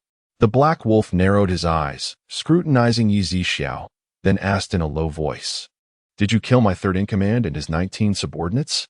It became clear to Yi Zixiao that these individuals belonged to the Tiger Wolf gang, and he understood why they had approached him so aggressively. Indeed, they had it coming, and I naturally sent them on their way. They were merely collecting food, yet you slaughtered all 20 of them without sparing a single soul. That is rather ruthless. The Black Wolf replied sternly. What is your affiliation with the Tiger Wolf Gang? Yi Zhixiao inquired. This is our second master of the Tiger Wolf Gang, the Black Wolf. The scarred man stepped forward, declaring, the second in command of the Tiger Wolf Gang. How amusing for someone entrenched in the underworld to label me ruthless, Yi Zhixiao remarked with a faint smile. Who exactly are you? Why do you oppose the Tiger Wolf Gang? The Black Wolf suspected that Yi Zhixiao must have a powerful backing, perhaps even high-ranking officials or enemies of the Tiger Wolf Gang. Chapter 18. Am I dreaming? After all, the Tiger and Wolf Gang is not as simple as it appears. In this third-tier city, it is merely an eye-catching small stronghold. The gang's leader, Jinhu, has already established connections with certain officials in first-tier cities. Both He Lang and the former Peng Xin are merely the second and third in command within this third-tier base, while the true core lies in a city. He Lang feels he cannot fathom Yi Zhixiao, which makes him hesitant to strike recklessly. I am just an ordinary person. Rest assured, I have no powerful backers. Only myself and this supermarket, Yi Zhixiao remarked. He Lang glanced at Yi Zhixiao once more, hoping to glean some hint from his expression, yet Yi Zhixiao remained unfazed, leaving He Lang none the wiser. You killed the 20th member of my gang. Today, you must provide us with an explanation, He Lang stated in a low voice. What explanation do you seek? Perhaps I should send you all down to accompany them? Yi Zhixiao retorted. Upon hearing this, the scarred man behind him swiftly drew his gun, aiming it at Yi Zhixiao. Despite witnessing a comrade turn into a mist of blood, they merely assumed there was some advanced weaponry within the supermarket, believing that only an attack on the supermarket would provoke such a death. Moreover, they did not consider that such sophisticated weaponry could continuously unleash fire. After all, in their understanding, even firearms and ammunition are finite, and they could not fathom the possibility of other extraordinary occurrences. Seeing the scarred man pointing his gun at Yi Zhixiao without protest, He Lang tacitly accepted it, eager to discern what audacity Yi Zhixiao possessed to act so boldly. Yi Zhixiao looked at the gun in the scarred man's hand, lowered his head with a smile, and murmured, "Let us put it to the test. We shall see whether your bullets are swifter or my speed prevails." Seeking death, the scarred man pulled the trigger. Bang! With the sound of the gunfire, Lin Shui initially believed Yi Zhixiao would perish at the muzzle's end. She then turned and gently grasped He Lang's arm, saying, "Second Master, you are truly remarkable. This person has humiliated me and Lele multiple times, and now we finally have our revenge." However, He Lang's gaze remained fixed ahead, ignoring Lin Shui. Not just He Lang, but all his subordinates, including the scarred man who had fired the weapon, stood in astonishment, their eyes glued to the front. Seeing that He Lang did not respond, Lin Shui shook his arm and insisted, "Second Master, later we should take this man's corpse back so Lele knows you avenged us, and then we can feed his remains to the dogs we keep in the backyard." As Lin Shui spoke, she felt a wave of satisfaction, oblivious to the terror reflected in everyone's eyes. "You wish to feed my corpse to dogs? Did I consent to this?" Yi Zhixiao's voice echoed, causing Lin Shui to freeze in shock. At that moment, she finally noticed the change in the expressions of those around her, an overwhelming sense of unease flooding her body. Slowly turning her head, she beheld Yi Zhixiao suspended in midair, approximately 3 meters above the ground. This is impossible. Am I dreaming? No. It cannot be a dream. How could a person? Lin Shui shook her head vigorously, her feet involuntarily retreating. Not only Lin Shui harbored such thoughts. The sentiment resonated with everyone present. It felt like a dream. Yet the biting cold wind and the vividly clear scenes served as constant reminders that everything they witnessed was indeed real. Who are you? Or perhaps you are not even human. Are you a deity? Did you orchestrate all that has transpired on this blue star? The Black Wolf trembled as he pointed at Yi Zhixiao. Yi Zhixiao found himself at a loss for words. I have stated before that I am merely an ordinary person, and the apocalyptic events on Blue Star bear no relation to me. Although Yi Zhixiao intended to eliminate these individuals, he wanted to first instill despair in them, adding some amusement to his otherwise dull existence. He certainly did not wish to be unjustly labeled. The Black Wolf and the others were incredulous. An ordinary person? An ordinary person standing suspended in midair? An ordinary person operating such a bizarre supermarket? Had they not feared Yi Zixiao, they would have unleashed a torrent of profanities. I am indeed a human, not some divine being, but it remains uncertain whether you will still be considered human shortly. Yi Zixiao raised an eyebrow, his tone nonchalant. What do you mean by that? The Black Wolf felt a twinge of panic inside but maintained a facade of composure. What do you think? Yi Zixiao asked with an amused smile. At that moment, the Black Wolf clasped his hands together and addressed Yi Zixiao. You killed the third in command of my Tiger Wolf gang and previously insulted my woman. I shall not pursue it further. Let us part ways amicably. Such a delightful notion. Since you are here, why not indulge in a little amusement? Yi Zixiao replied, then abruptly remarked, Oh, I nearly forgot. You mentioned that I insulted your woman. What is the story there? Is it perhaps her? Yi Zixiao pointed at Lin Shui and then turned his gaze back to the Black Wolf. Lin Shui's eyes flickered, and a sense of dread enveloped her. Initially, you sought my protection upon witnessing my skills, requesting food from me, even offering yourselves willingly, only to be rejected several times. Who would have thought that not only do you possess a thick skin, but you also excel in distorting the truth and fabricating lies? Yi Zixiao scoffed. As the words sank in, the Black Wolf found clarity within himself. He turned abruptly and struck Lin Shui hard across the face. Smack!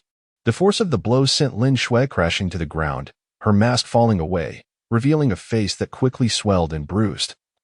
Blood oozing from her mouth and nose. Wretched woman! The Black Wolf cursed. Chapter 19. Remove all of this. Lin Shui was momentarily stunned. Taking several seconds to regain her composure, she raised her hand to cover her cheek and began to sob.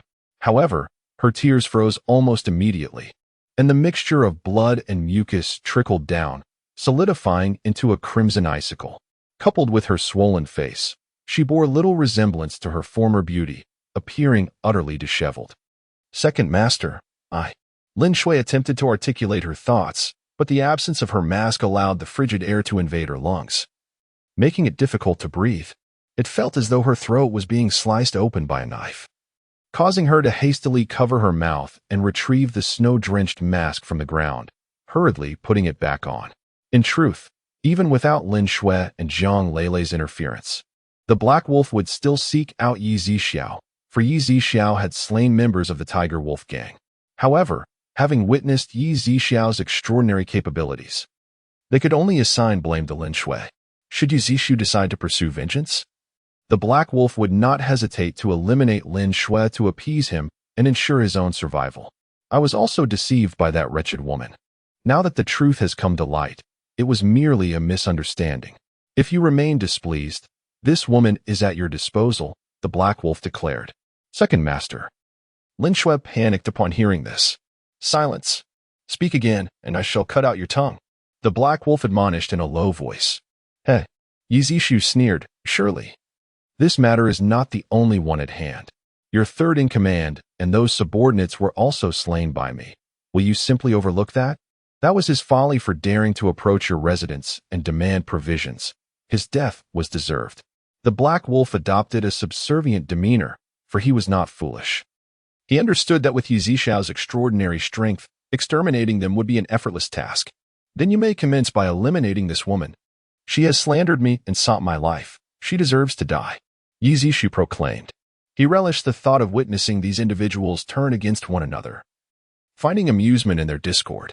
Life devoid of excitement was utterly mundane, and with many years ahead of him, he needed to cultivate some interests. And no, please, I was wrong. I beg you, do not kill me. Lin Shui's eyes were filled with terror as she dropped to her knees on the icy ground, repeatedly bowing her head.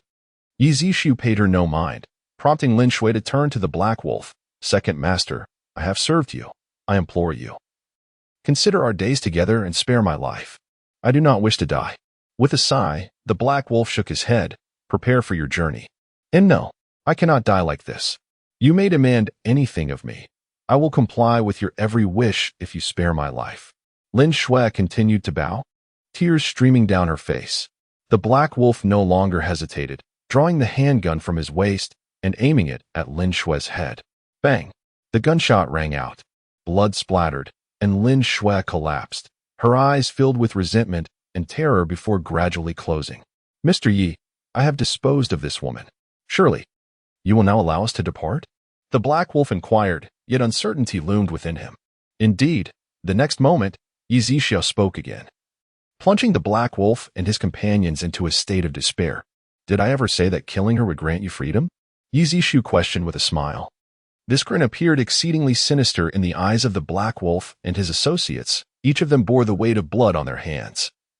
Once feared as embodiments of evil by others, it was only now that they truly comprehended the essence of a genuine monster.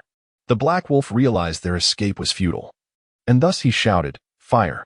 No sooner had he spoken than the scarred man beside him simultaneously pulled the trigger. Bang! Bang! Bang!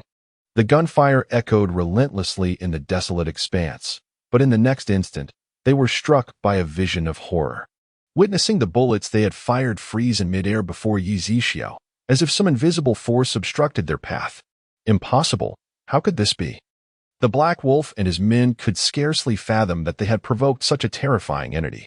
"It is my turn now," Yi Zhixiao declared, and in an instant, the bullets before him reversed direction.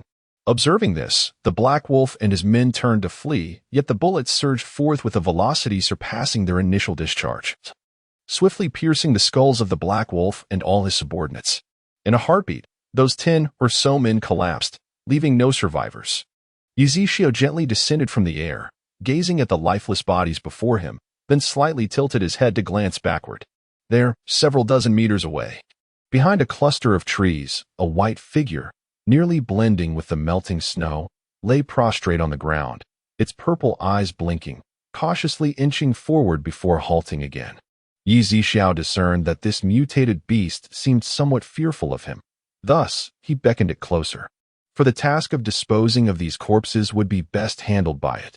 The creature appeared to comprehend, rising to its feet, and in the next moment, a fleeting shadow darted past, swiftly arriving at Yi Zhixiao's side. The mutated beast wagged its snow-white tail and blinked its purple eyes at Yi Zhixiao. "Go ahead. Remove these bodies," Yi Zhixiao instructed, pointing at the corpses. The creature, displaying remarkable understanding, nodded vigorously, then turned and swiftly grasped one of the bodies in its mouth, darting away. This process repeated several times until the mutated beast had successfully transported all the bodies. Once the creature departed, Yi Zhixiao returned to the supermarket, checking the thermometer behind the counter, which indicated an outdoor temperature plummeting to -53 degrees. Subsequently, he prepared a cup of steaming milk tea. Sipping leisurely while reclining in the massage chair behind the counter, engrossed in a film. Time flowed gently, and in the blink of an eye, 3 days had passed. Meanwhile, in the suburban villa, Jiang Lele had heard from the Black Wolf subordinates about their quest for vengeance against Yi Zhixiao. Residing in the villa was a source of comfort, with an endless supply of food and a warm environment. Although 3 days had elapsed without any sign of return, she harbored not a shred of concern, as she savored her steak and sipped red wine. Thoughts of the Black Wolf possibly having slain Yi Zhixiao or torturing him somewhere filled her with a sense of satisfaction. Chapter 20.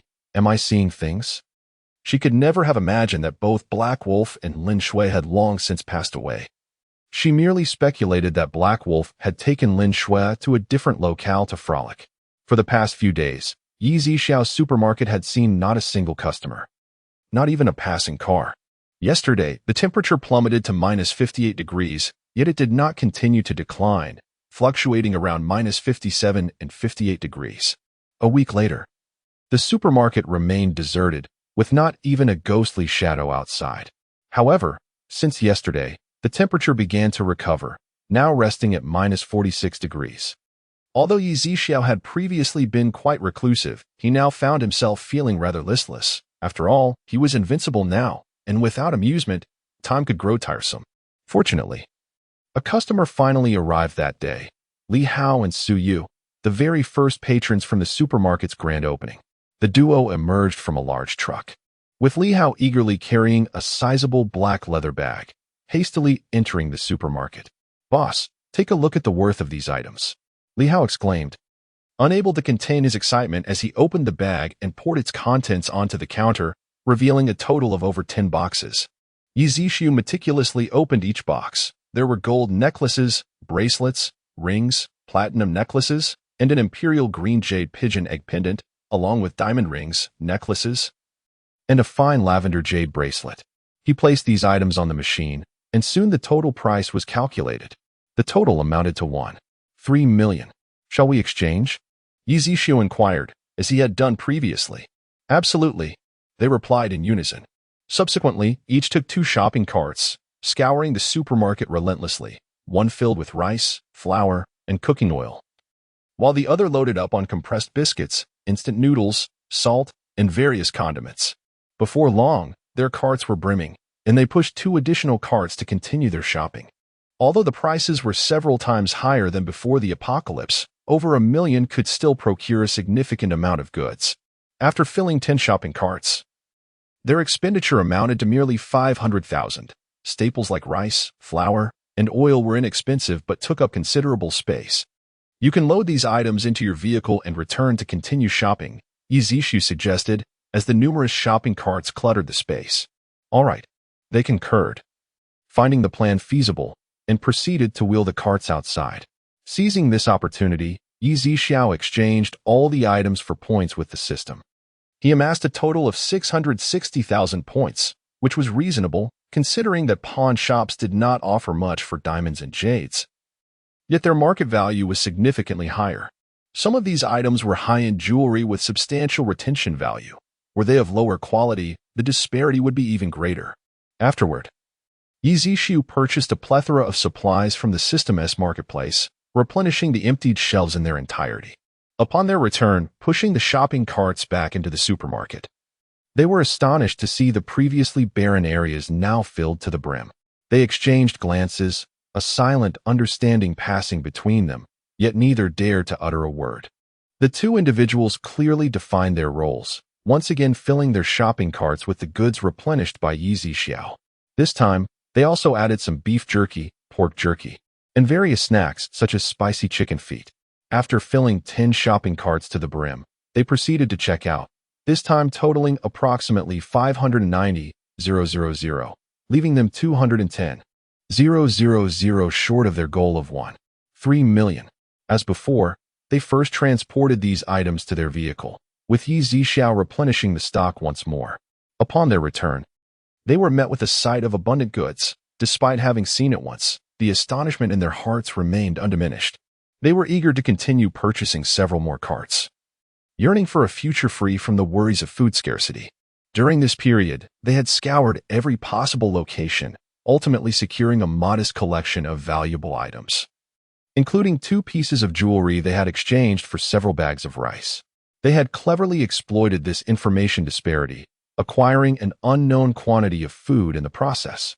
At that moment, they were calculating their resources, yet they refrained from openly declaring their wealth, for that would be tantamount to courting disaster. They were not so foolish. They would, as before, conceal all their supplies, ultimately storing some at home, lamenting their plight, and only reluctantly selling a portion at inflated prices when absolutely necessary. After a brief interval, they finally amassed the necessary 3 million.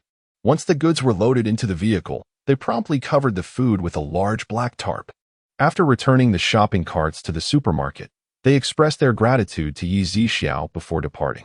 Yi Zixu felt a sense of relief. Today had been profitable, with 3 million worth of goods sold, bringing him one step closer to unlocking the second tier.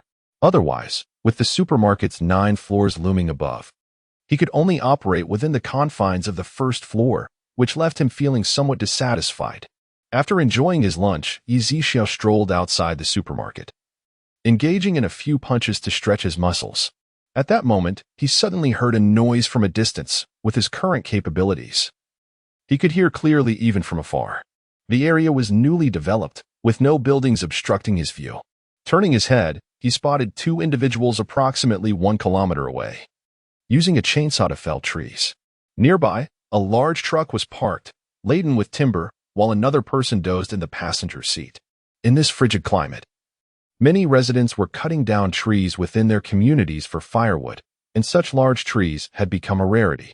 Those with the means, like the 2 men, were wandering about, harvesting timber for warmth and cooking.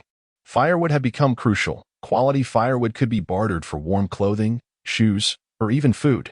After all, those in poor health could not venture out in such low temperatures to seek firewood, as nearly all nearby sources had already been depleted. The three individuals clearly had not noticed the supermarket in the vicinity. Otherwise, they would not have been so nonchalant about tree cutting during such a critical food shortage. As each tree fell, the two men sawed it into sections and loaded the timber onto their truck. Approximately an hour later, the two individuals entered the vehicle and drove in this direction. It was not until they were less than 300 meters from the supermarket that the driver finally caught sight of it. Initially, he was somewhat incredulous, rubbing his eyes and looking again, before stammering, That is the supermarket, isn't it? I can't be imagining things, can I? I distinctly recall there being no supermarket here. Chapter 21. An explosive encounter at this moment, the truck was merely 100 meters away from the supermarket. The man in the passenger seat, awakening from slumber upon hearing voices, slowly opened his eyes and beheld the transparent glass facade of the supermarket, where shelves brimmed with an abundance of food. Instantly, he sat upright, all remnants of sleep dissipating. The man seated behind him also caught sight of the supermarket, his eyes nearly bulging in astonishment, for it was well known that most supermarkets had been ravaged, their goods depleted. Though the city was vast and food was not scarce, it predominantly lay in the hands of the powerful, leaving ordinary citizens with little to nothing. Many perished from hunger and cold. As the vehicle arrived at the supermarket's entrance, the passenger suddenly cried out, "Stop!" The driver, jolted into awareness, promptly slammed on the brakes. The trio disembarked, with the man in the passenger seat leading the way. Despite his heavily layered attire, his gait was undeniably graceful. "Oh my, look at all the food inside," he exclaimed, one hand covering his mouth while the other gestured elegantly towards the supermarket. Suddenly, he caught sight of Yi Zixiao outside the supermarket, his eyes lighting up. "Aren't you Yi Zixiao?" Yi Zixiao hesitated, recognizing the voice and the man's mannerisms, yet the thick mask obscured his memory. "Oh, it's me, Lu Man, the man declared, removing his mask. Yi Zixiao's mind raced, recalling that Lu Man had been his boss before his lottery win. The subject of Lu's orientation had long been a topic of gossip within the company, yet Yi Zixiao had never paid it heed. In the past, Lu had been attentive, often bringing him milk tea, lunch, and fruit. Initially, Yi Zixiao had dismissed it as mere kindness from a superior, only to later learn through others' conversations that it was more than that. He had subsequently resigned, despite Lu's attempts to persuade him to stay. This was Yi Zixiao's first job, and although he had experienced various facets of human nature, such an encounter was unprecedented, underscoring the profound impact it had on his psyche. "Do you remember now?" Lu Man inquired. Yi Zixiao nodded. "I knew you would forget me," Lu Man exclaimed, reaching out to take Yi Zixiao's hand. Yi Zixiao quickly stepped back, but Lu Man remained unfazed, turning instead to ask, "Is this supermarket yours, or are you merely overseeing it for someone else?" "It's mine," Yi Zixiao replied. "Splendid," Lu Man said, striding into the supermarket, with the other two following closely behind. Upon entering, Lu Man was enveloped by a warm atmosphere. "Wow, it's so cozy." "Zixiao, does your supermarket have a generator?" Yi Zixiao did not respond, instead making his way to the counter and pointing to the rules displayed above. Lu Man smiled and exclaimed, I have. After speaking, she loosened her scarf, removed a necklace from her neck, rolled up her sleeves to take off a bracelet, and then slipped off 2 rings from her fingers, placing them atop Yi Zixiao's counter. Yi Zixiao positioned the jewelry onto the machine. 15,000, shall we exchange? Yi Zixiao inquired as usual. "Let's exchange," Lu Man replied, then turned to the 2 individuals behind her, urging, "Hurry and choose." Their faces lit up with excitement as they promptly pushed a shopping cart to commence their purchases. Upon entering the supermarket, the 2 also removed their masks. Yi Zixiao recognized them. They had previously been associated with Lu Man, appearing to be around 40 years of age and seemingly suitors of hers. Although they had not interacted much before, it appeared their relationship had significantly improved. Moreover, it seemed they all resided together, likely in Lu Man's villa, which struck Yi Zixiao as quite astonishing. Lu Man, noticing Yi Zixiao glance at the 2 earlier, chuckled, "Zixiao, these 2 are getting along quite well now, aren't they?" They used to vie for my affection fiercely, yet now they unite harmoniously for a common home. Yi Zixu could only nod in agreement, speechless. Zixu, why don't you come live at my villa? They wouldn't mind, and this supermarket isn't safe for you. Not many people know yet. But if it becomes widely known, your safety might be compromised. Before Lu Man could finish, Yi Zixu raised a hand to interrupt. No need. My safety is not something you need to worry about. Lu Man pondered saying more, but held her tongue, considering that everyone was already aware of Yi Zixu's presence there. With plenty of time ahead. Before long, the two had completed their shopping. The trio moved their purchases into the truck and departed from the supermarket. Just before leaving, Lu Man cast a flirtatious glance at Yi Zixu, which made him feel somewhat uncomfortable, prompting him to gulp down a hefty drink of sparkling water to calm his nerves. Meanwhile, in a grand villa on the outskirts, Jiang Lele was in the bathroom, humming a cheerful tune while enjoying a relaxing bath.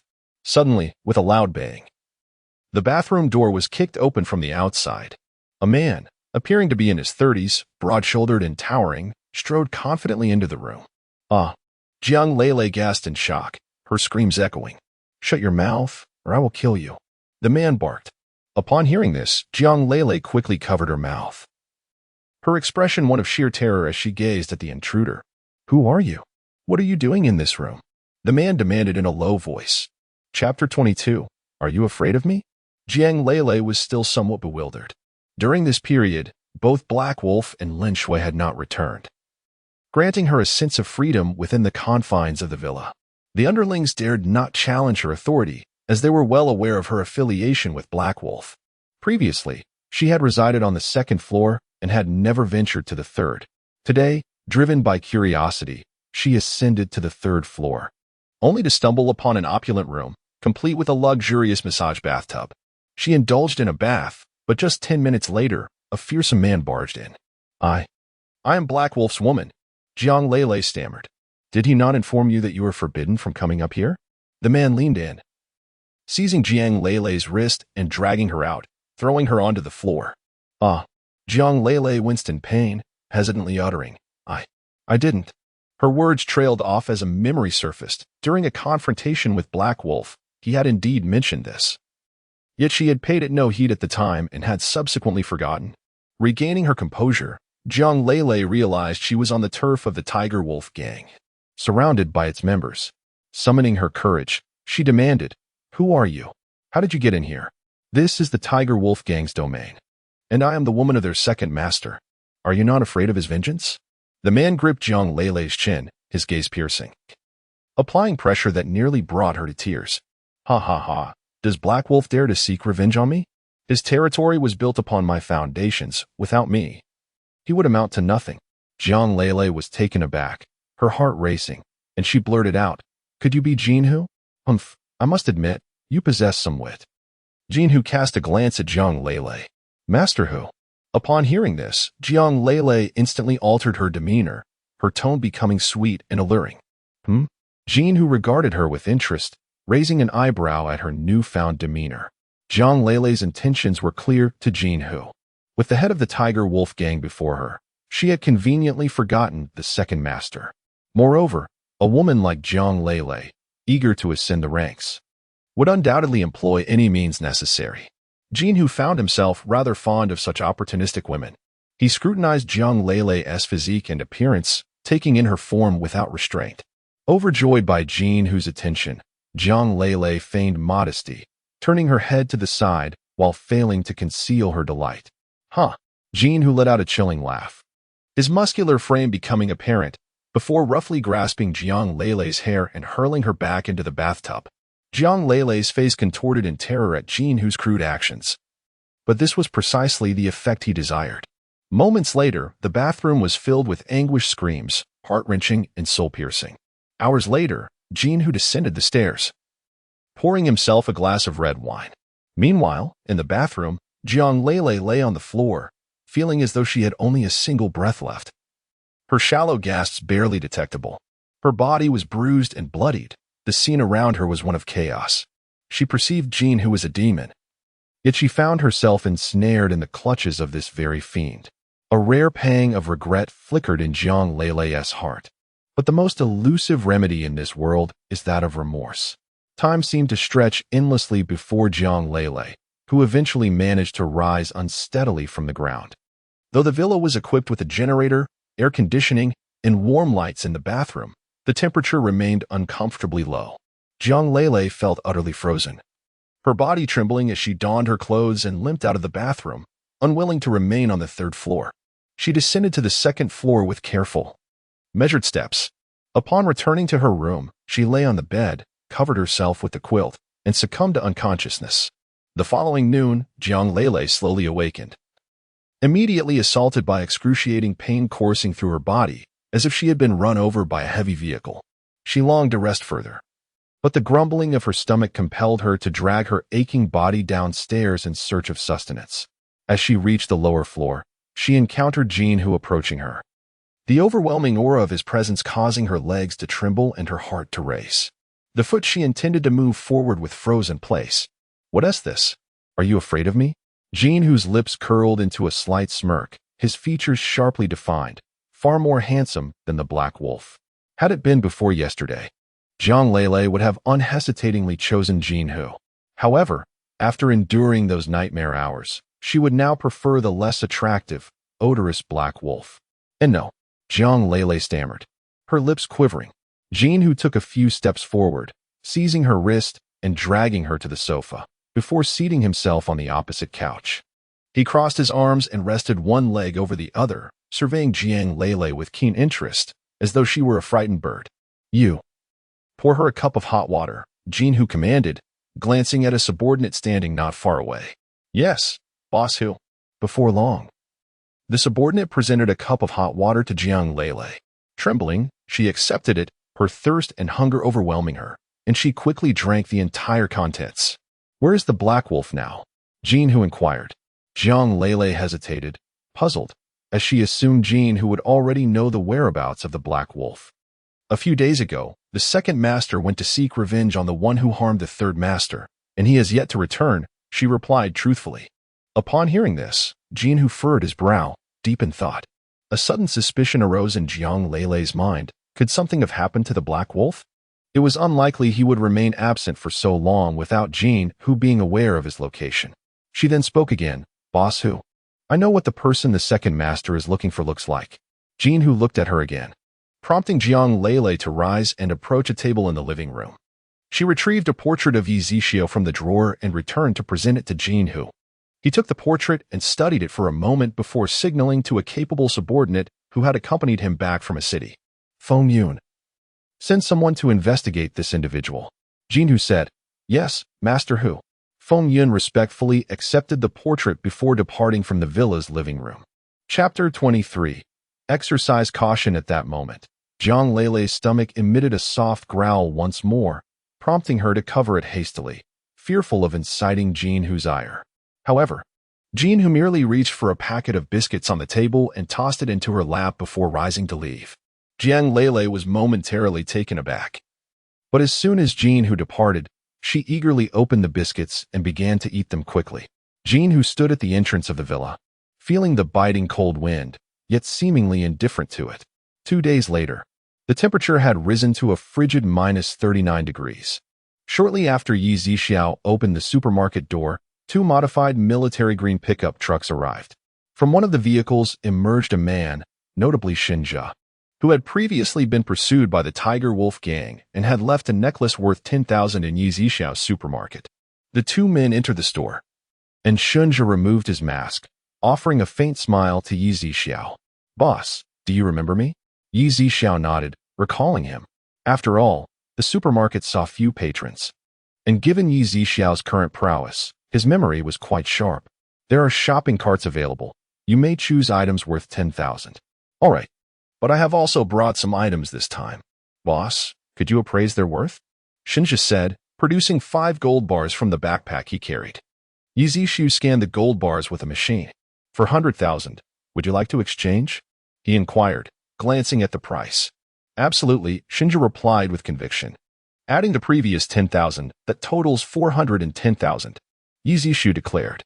Shinja nodded and then gestured to a man standing respectfully and attentively behind him. who promptly began selecting supplies. The items they chose primarily consisted of rice, flour, oil, salt, and compressed biscuits, which were the essentials for everyone in the apocalypse. Along the way, Yi Zixiao assisted them in replenishing some of the compressed biscuits. Shinja noticed Yi Zixiao's ability to materialize supplies, his eyes flickering slightly. Though he said nothing. After half an hour, 9 shopping carts were filled to exactly 410,000. The 2 men wheeled their carts to their pickup trucks and began loading the goods onto the vehicle. Before long, they returned the carts. And Shinja turned to his companion, saying, "You go to the car first. I will join you shortly." "Yes." The man nodded respectfully. Once the man had left, Shinja paused before addressing Yi Zixiao. "I heard that the second-in-command of the Tiger Wolf gang, Black Wolf, has died." Yi Zixiao raised his gaze to Shinja, his eyes deep with contemplation. "It was at your hands, wasn't it, boss Yi?" Shinja inquired once more. "What difference does it make whether it was or was not?" Yi Zixiao retorted. "Please do not misunderstand. I harbor no ulterior motives. To be candid, I am affiliated with the authorities. My prior infiltration of the Tiger Wolf gang was due to their arms smuggling, murder, and collusion with officials. I never anticipated that the entire Blue Star would face such calamity," Shinja concluded, letting out a heavy sigh. Listening to Shinja's words, Yi Zixiao furrowed his brow. He was reluctant to engage with the authorities prematurely, but if it were merely a transaction, it would be manageable. However, should the authorities begin to take an interest in his supermarket, seeking to uncover its mysteries and investigate its origins, troubles may soon follow. Indeed, I was the one who eliminated the Black Wolf, yet I have always adhered to the principle of not initiating conflict unless provoked. Yi Zixiao spoke calmly, stating that the boss's actions had avenged him, for he had lost several close brothers at the hands of the Tiger Wolf gang. At this juncture, Shinja's eyes reflected a hint of melancholy. Yi Zixiao remained silent, his expression notably neutral. Shinja seemed to sense Yi Zixiao's wariness and resistance, prompting him to reiterate, "Although I am affiliated with the authorities, I am aware that certain matters should not be casually speculated upon or indiscriminately discussed. Rest assured, there is no cause for concern."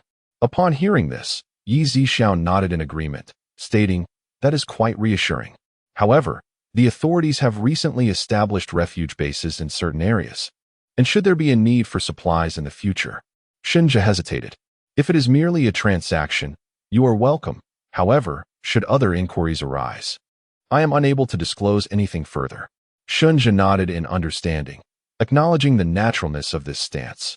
"In fact, there is another matter I must bring to your attention. The leader of the Tiger Wolf gang, Jin Hu, has recently returned to Xirong City. He is not to be underestimated, possessing a significant arsenal of heavy weaponry, and he has also awakened lightning-type abilities. Given the current calamities and the ongoing zombie threat, the authorities are stretched thin, so I implore you to exercise utmost caution." Shinja spoke earnestly, grateful for Yi Zixiao's previous act of saving his life. Although Yi Zixiao had acted out of business interests, gratitude could not be overlooked. Yi Zixiao was well aware of the situation in recent times. The authorities had indeed been overwhelmed. The zombie outbreak had plunged many cities into chaos, leading to the downfall of several relevant departments. The ensuing extreme cold and global power outages had further caught the authorities off guard, leaving them in disarray and incapable of promptly addressing the zombie crisis or managing the Tiger Wolf gang. Acknowledging Shinja's goodwill, Yi Zixiao nodded appreciatively, stating, "Thank you. I will remain vigilant." In truth, as long as he was not at odds with the authorities, Yi Zixiao did not regard other individuals, factions, or zombies with much concern. After all, he intended to continue living in Blue Star, preferring to avoid unnecessary trouble. Should any official attempt to provoke him, he would not shy away. "Then I shall take my leave." Shinja clasped his hands in a respectful farewell. Yi Zixiao observed Shinja's retreating figure, his gaze imbued with profound significance. Nightfall. At a street corner, a man and a woman, bundled up tightly, wielded a diminutive flashlight, determined to scour each supermarket for any forsaken supplies. "It's so dark. I'm feeling a bit frightened," the woman confessed, her voice tinged with trepidation. "Do not be afraid. If we were to search during the day, even if we found supplies, we would be unable to bring them back," the man reassured her. Chapter 24. Inquiring into reality, the woman pondered the imposing figure who had stood guard at the security booth during the day, gritting her teeth as she pressed onward. However, after searching 2 supermarkets in succession, they found nothing edible except for a solitary lollipop lodged in a corner. The pair continued their quest. But upon reaching the mouth of an alley, suddenly, 3 dark figures sprang forth from within, their tattered clothing stained with blood and claw marks. Their eyes a haunting gray. Roar, roar, roar. The zombies howled as they lunged toward the 2. The man, caught off guard, met a gruesome fate as a sickening crack echoed through the air. The woman screamed. Her face contorted in terror as she beheld the 3 second-tier zombies feasting upon her partner's neck, blood gushing forth, some splattering directly into her eyes, rendering one of them a vivid crimson. In a moment of realization, she instinctively attempted to flee, but her legs betrayed her, stumbling as she barely managed to take a few steps. Yet, a second-tier zombie leapt before her, sinking its teeth into her flesh. The creatures ravenously drained the life from both individuals, and before the couple could even begin to transform, the zombies had nearly devoured them entirely, leaving them no chance to succumb to their new fate. Before long, the 3 zombies ambled toward the outskirts of the city. Outside the city, a street that had been abandoned for construction of an ancient town halted abruptly due to the apocalypse. At this moment, the underground parking garage spanning 3 floors was filled to the brim with zombies. The air was thick with the stench of decay, intermingled with the remains of rats and various animals. Bloodstains marred the ground, and several second-tier zombies radiated heat from their bodies at the periphery, while first-tier zombies resembled mindless husks. Second-tier zombies exuded a peculiar aura that allowed them to control the first-tier ones. They possessed a modicum of self-awareness, striving to survive in this extreme environment. Each creature conveys information through various means: language, scent, and an array of sounds. Zombies are no exception. Although second-tier zombies have attained a semblance of intelligence, their memories remain hazy. In their minds, humans are merely one of their food sources, prompting an instinctive desire to kill or consume them. Even if they were to regain their memories, their nature would not change. They have become otherworldly beings, and should humanity have the opportunity, they would be exterminated. The following afternoon, within the villa of the Wolf and Tiger Gang, Jin-Hoo's subordinate, Feng Yun, stood before him with utmost respect. "Master Hu, we have tracked down the whereabouts of that individual. He is the owner of a supermarket. However, I find this establishment somewhat peculiar." "Oh, do elaborate." Jin-Hoo's interest was piqued. "Today, my subordinate observed from a distance through a telescope for 2 hours. Within that expanse, there was but one individual present. The supermarket was brimming with provisions, yet at this juncture, even amidst the zombie threat and frigid temperatures, the city has seen a significant reduction in its populace. Should this individual lack the necessary skills, survival would be precarious." As the conversation between Feng Yun and Jin-Hoo unfolded, it became apparent that if Zishu lacked strength, safeguarding the supermarket would be a challenge, and even his life would be at risk. Furthermore, those who seized the supermarket would undoubtedly eliminate any potential threats, as no one desires their enemies to remain alive and pose future dangers.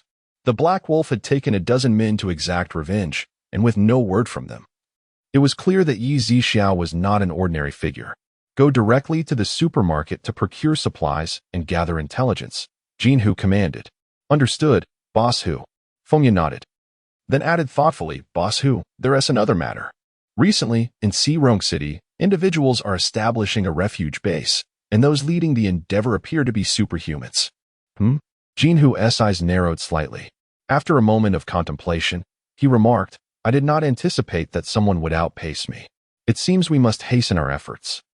Utilize a satellite phone to contact members in the nearby districts and request reinforcements." "Understood." Jin-Hoo pondered for a moment longer before instructing, "Continue to monitor the individuals at this base closely. If an opportunity arises to capture key personnel, seize it." With a wave of his hand, he signaled the end of the discussion. "Yes." Feng Yun responded promptly and departed. 2 hours later, Feng Yun returned from the supermarket, 2 vehicles laden with supplies. He relayed the regulations and conditions of the supermarket to Jin-Hoo. "Do you think this person might be affiliated with the authorities?" Jin-Hoo, standing contemplatively, pondered the implications. After a pause, he shook his head and murmured, "This individual is indeed formidable, yet likely not an agent of the state. It appears collaboration may be a possibility. Jinhu was not particularly concerned about the deaths of the Black Wolf and Ping Xian. To him, they were merely expendable assets. His influence spanned across numerous cities, each with its own second and third in command. The loss of these two could easily be remedied. Naturally, he harbored intentions of eliminating Yi Zixiao. Even if the latter had only dispatched a few of his men, he coveted the supermarket, yet other pressing matters demanded his attention, and he preferred to avoid unnecessary complications. Chapter 25. Bring the items up first, have someone transport these items to the basement, and then gather 3 trucks to head to the supermarket shortly for the transportation of supplies, Jinhu instructed, before entering the villa and ascending to the 3rd floor. Upon reaching the bedroom on the 3rd floor, Jinhu locked the door behind him. He approached the bedside table, where a golden wooden button lay conspicuously. He pressed the switch, and the adjacent wardrobe began to move slowly, revealing a silver metallic door within. Jinhu turned the combination lock, and the metallic door swung open, illuminating the dark room with a warm yellow glow. Stepping inside, he observed a space of approximately 20 square meters, with 2 rows of cabinets lining the walls, showcasing an array of antique porcelain. On the floor, 3 large boxes awaited. Jinhu approached and opened all the boxes. 2 contained gleaming gold bars, while the 3rd was filled with various jewels and several exquisite paintings encased in ornate boxes, each piece boasting significant value. It has been far too long since I last beheld you. It is time for you to contribute, Jinhu murmured, a hint of reluctance flickering in his eyes. He then retrieved an empty suitcase from the corner, placing 3 paintings and 20 gold bars inside, followed by 10 boxes of jewels. Afterward, Jinhu returned to the wooden cabinets against the wall, admiring the contents but refraining from taking anything, for these treasures had been acquired through illicit means, many of which were documented as stolen from museums. Now was not the time to take them out. Half an hour later, Jinhu descended the stairs with the suitcase in hand, ready to make his way to Yi Zixiao's supermarket. Before leaving, he called for Jiang Lele, who typically remained hidden in her room out of fear whenever Jinhu was present. Although reluctant, she mustered a smile and exited the villa alongside him. Meanwhile, Yi Zixiao leisurely sat at the entrance of the supermarket, enjoying the comforts of life. The supermarket had sold supplies worth 130,000 today, a satisfactory return for its opening, and he was indifferent to whom the goods were sold. As Yi Zixiao reveled in his contentment, 3 SUVs and 3 large trucks sped towards the supermarket in the distance. It seems a significant business deal is approaching, Yi Zixiao remarked to himself. The vehicles came to a halt, with Jinhu embracing Jiang Lele as they walked ahead. Feng Yun at their side, followed closely by a dozen subordinates. Recognizing Jiang Lele and Feng Yun, who had spent 130,000 at the supermarket earlier, Yi Zixiao found himself uncertain whether they intended to rob the place or were genuinely there to make purchases. You must be the owner of this supermarket. I have heard much about you. Indeed, an extraordinary presence. Ha ha ha, Jinhu said with a smile. Yi Zixiao merely acknowledged him with a nod. Upon realizing Yi Zixiao was the proprietor of such a grand establishment, Jiang Lele's expression shifted in surprise, though she had no opportunity to speak and remained silent. Bring the items up, Jinhu commanded, and one of the subordinates stepped forward, carrying the suitcase. Previously, my Tiger Wolf gang had inadvertently offended the boss, and though some may have perished, it is of little consequence. My Tiger Wolf gang shall no longer pursue this matter. Today, I, Jinhu, come with no ulterior motives other than to engage in business with the boss.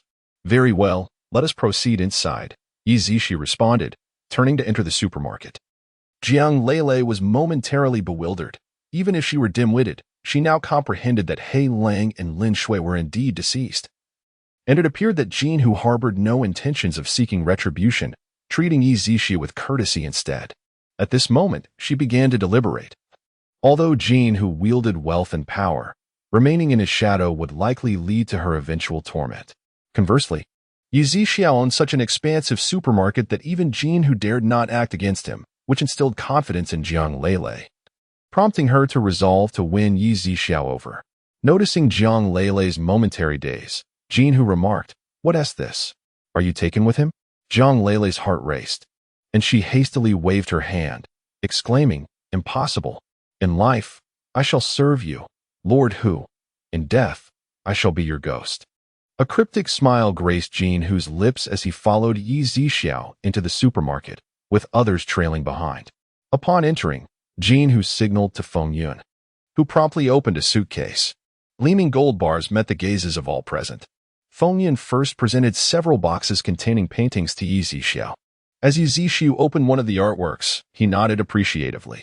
He had previously harbored an affection for such antiquities but had never been able to purchase them due to financial constraints. He had only ever admired them from afar. And without proper channels, acquiring genuine pieces was a challenge. The calligraphy was vigorous and flowing, and the slightly yellowed paper indicated that these works were no less than 2 to 3 centuries old. Yi Zixiao examined the remaining pieces.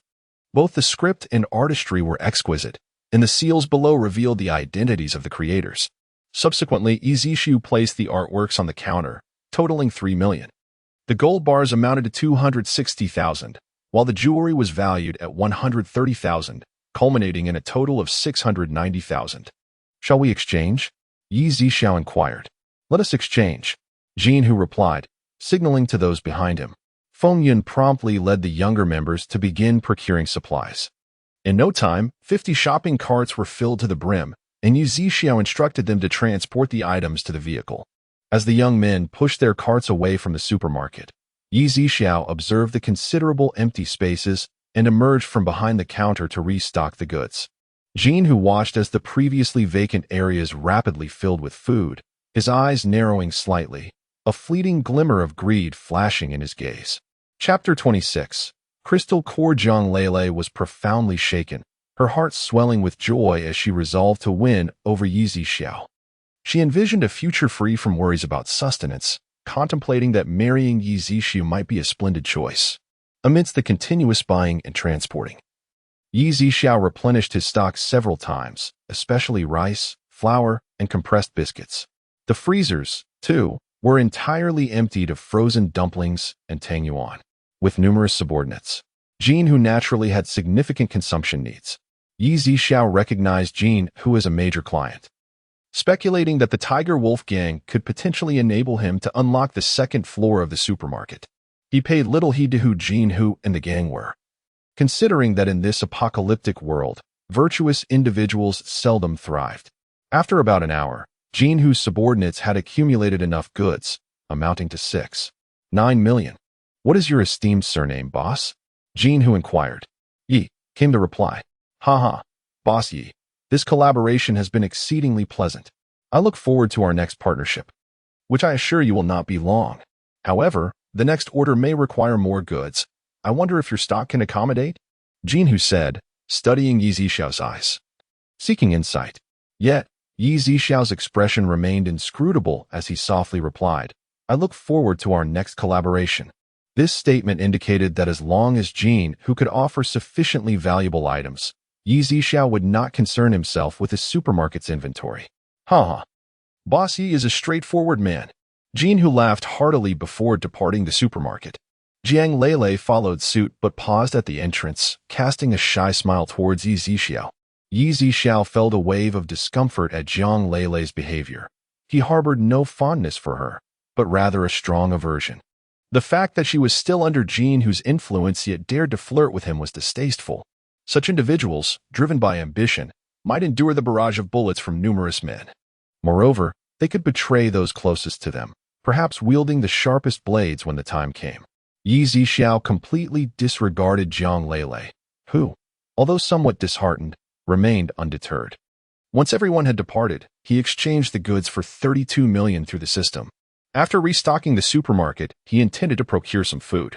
Having earned a substantial sum that day, Yi Zixiao prepared a lavish seafood feast, featuring steamed king crab, salt-baked prawns, and garlic butter lobster, delicacies he had previously scavenged from other supermarkets. After dining, he placed the dishes in the automatic dishwasher and stepped out of the supermarket, planning to stroll through the adjacent park.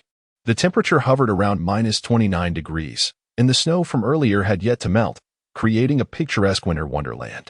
However, The dim sky was veiled in a thin layer of gray mist, reminiscent of smoggy weather. After 30 minutes of wandering, Yizishu returned to the supermarket. As he was about to close for the night, he suddenly heard a crackling sound from outside. Yizishu found the situation rather peculiar, for this vicinity had previously been remarkably tranquil, devoid of even the faintest sound of insects or birds due to the extreme cold. Upon exiting the supermarket, he ventured toward the source of the noise. The further he advanced, the darker it became. Yet, Yizishu possessed an uncanny ability to see clearly.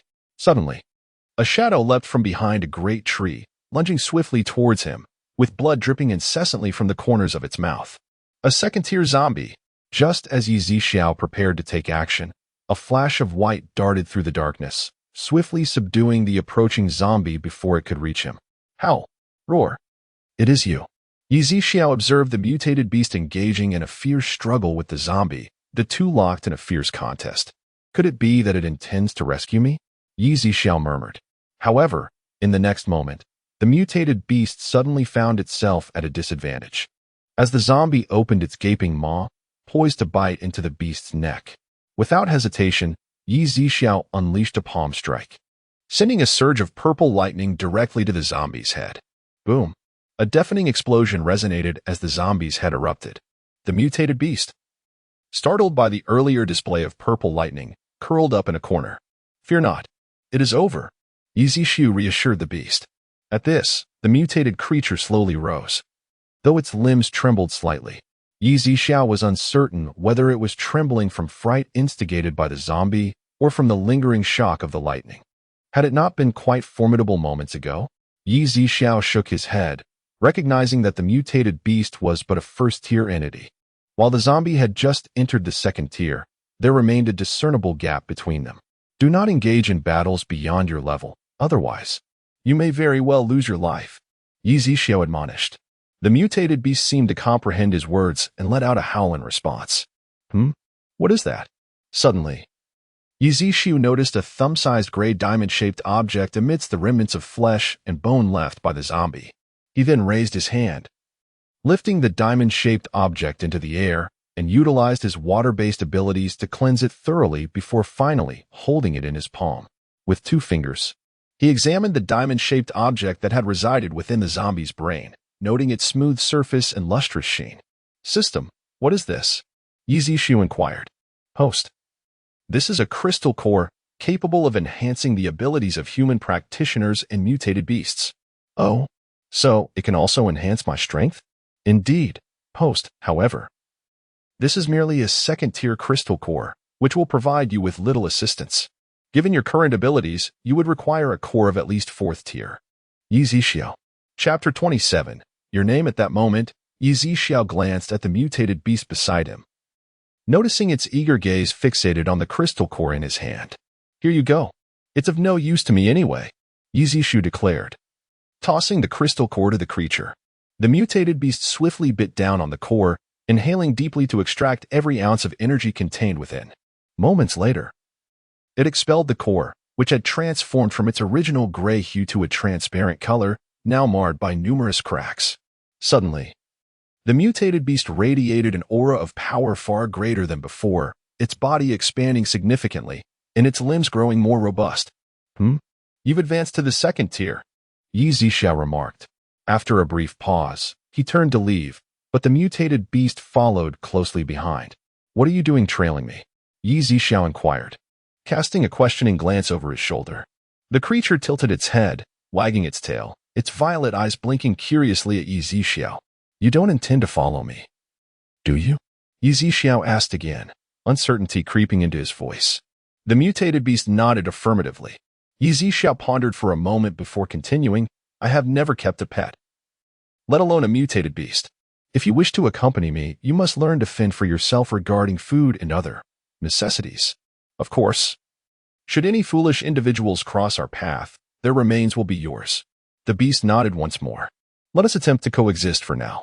If it proves unsuitable, you may return to where you came from, Yizishu said, turning towards the supermarket.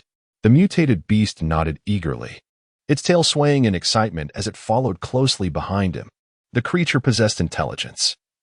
It recognized Yi Zixiao as formidable prowess and understood that the casual gift of a crystal core had significantly enhanced its strength. It was determined to cling to this opportunity. Upon their return to the supermarket, Yi Zixiao addressed the creature. "You can rest here."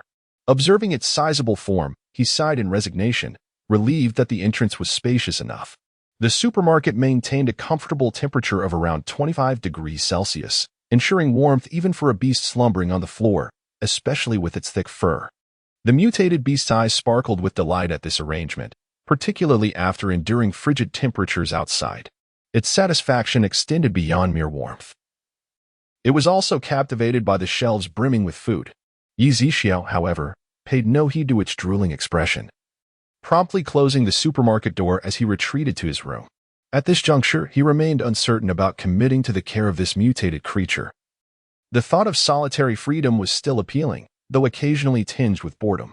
The following morning, Yi Zixiao arose, preparing 2 fried eggs and heating a packet of milk. Just as he was about to indulge, he felt a searing gaze fixed intently upon him from a short distance away. Turning his head, he met the mutated beast's wide, round eyes, nearly spilling with drool. "If that drool hits the floor, you'll no longer have a place here," he warned. Upon hearing this, the mutated beast swiftly inhaled, retracting the drool that had almost dripped from its mouth. As Yi Zixiao took a bite of the fragrant fried egg, still savoring the taste, he felt an intense gaze fixated upon him. Sighing, he tossed the egg towards the mutated beast, which immediately opened its mouth and devoured the tantalizing morsel in an instant, leaving no trace behind. Yi Zixiao couldn't help but wonder if the creature had truly appreciated the flavor. In just a moment, it had consumed it all without a remnant. Disregarding the beast, he finished his meal and opened the supermarket door. The mutated creature ambled outside, stretching languidly before darting towards the park's woods in a flash. "Perhaps I should name it," Yi Zixiao mused, pondering the inconvenience of having no name. "Shall Bai? Round ball? Big strong? Dabai?" He found the task of naming rather taxing. "Never mind. Let us call it Dabai." At that moment, the mutated beast remained unaware of its new moniker, busying itself in a patch of grass. Shortly after, it glanced back proudly at its significant deposit, feeling lighter, though its stomach rumbled with hunger. Fortunately, it still had some provisions left. It ventured deeper into the park, satisfied its hunger, groomed its fur meticulously, and then dashed back towards the supermarket on its stout legs. "Dabai, henceforth this shall be your name," Yi Zixiao declared as he observed the creature bounding towards him. Upon hearing its name, Dabai joyfully frolicked through the woods. Yi Zixiao, watching Dabai's antics, mused that perhaps a name like Bai de Zhuang or Bai de Sha would be more fitting. As time passed, 5 days later, the temperature had plummeted to around -20 degrees. Many survivors began to emerge in search of supplies. Over these days, Yi Zixiao had sold a considerable amount of goods. While some understood the rules, others resorted to emotional manipulation, pleading for food with tears streaming down their faces. Currently, a woman in her 40s and a boy of 11 or 12 knelt outside the supermarket, weeping as they implored Yi Zixiao for sustenance. The woman had previously entered the supermarket and learned the rules for purchasing food, but lacking anything of value, she resorted to begging, hoping for a moment of compassion from Yi Zixiao. Seeing that he was indifferent to her pleas only escalated her cries. In recent days, word of Yi Zixiao's supermarket had spread, prompting many to rummage through their homes for valuable items. A few individuals, having just bought some goods, stood at the entrance, captivated by the scene unfolding before them, having been cooped up for so long and now drawn to the commotion. "Boss, please have mercy and give my son something to eat. I can endure hunger, but my son is only 12. The woman lamented, pounding the ground in desperation, on the verge of fainting. "You have supplies in the supermarket. Even 2 bags of instant noodles would suffice. You cannot be so heartless." Just as the woman cried out, the little boy swayed and collapsed to the ground. Chapter 28, Run. "Child, what is the matter?" The woman immediately shook the little boy, fearing he might be suffering from low blood sugar. "I believe he has fainted from the cold. Look at how little he is wearing. Miss, you should take your child home at once." The surrounding crowd chimed in with their opinions, yet the woman remained deaf to their pleas. She had not obtained what she came for, and thus she was unwilling to leave, despite the crowd's attempts to console her. None of them showed any inclination to part with the food they had in their pockets. With the advent of supermarkets, incidents of stealing food had ceased. If it were not for Yi Zixiao's supermarket, it would be hard to imagine that chaos would not ensue. At that moment, a car sped down the road outside the supermarket. A woman stepped out and immediately noticed the commotion unfolding outside. She paused, listening to the myriad voices around her, and grasped the situation.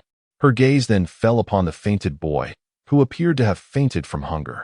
Among the crowd, someone called out, "You look just like Dr. Li Wan from the city hospital." "Indeed, I am Li Wan," the woman replied.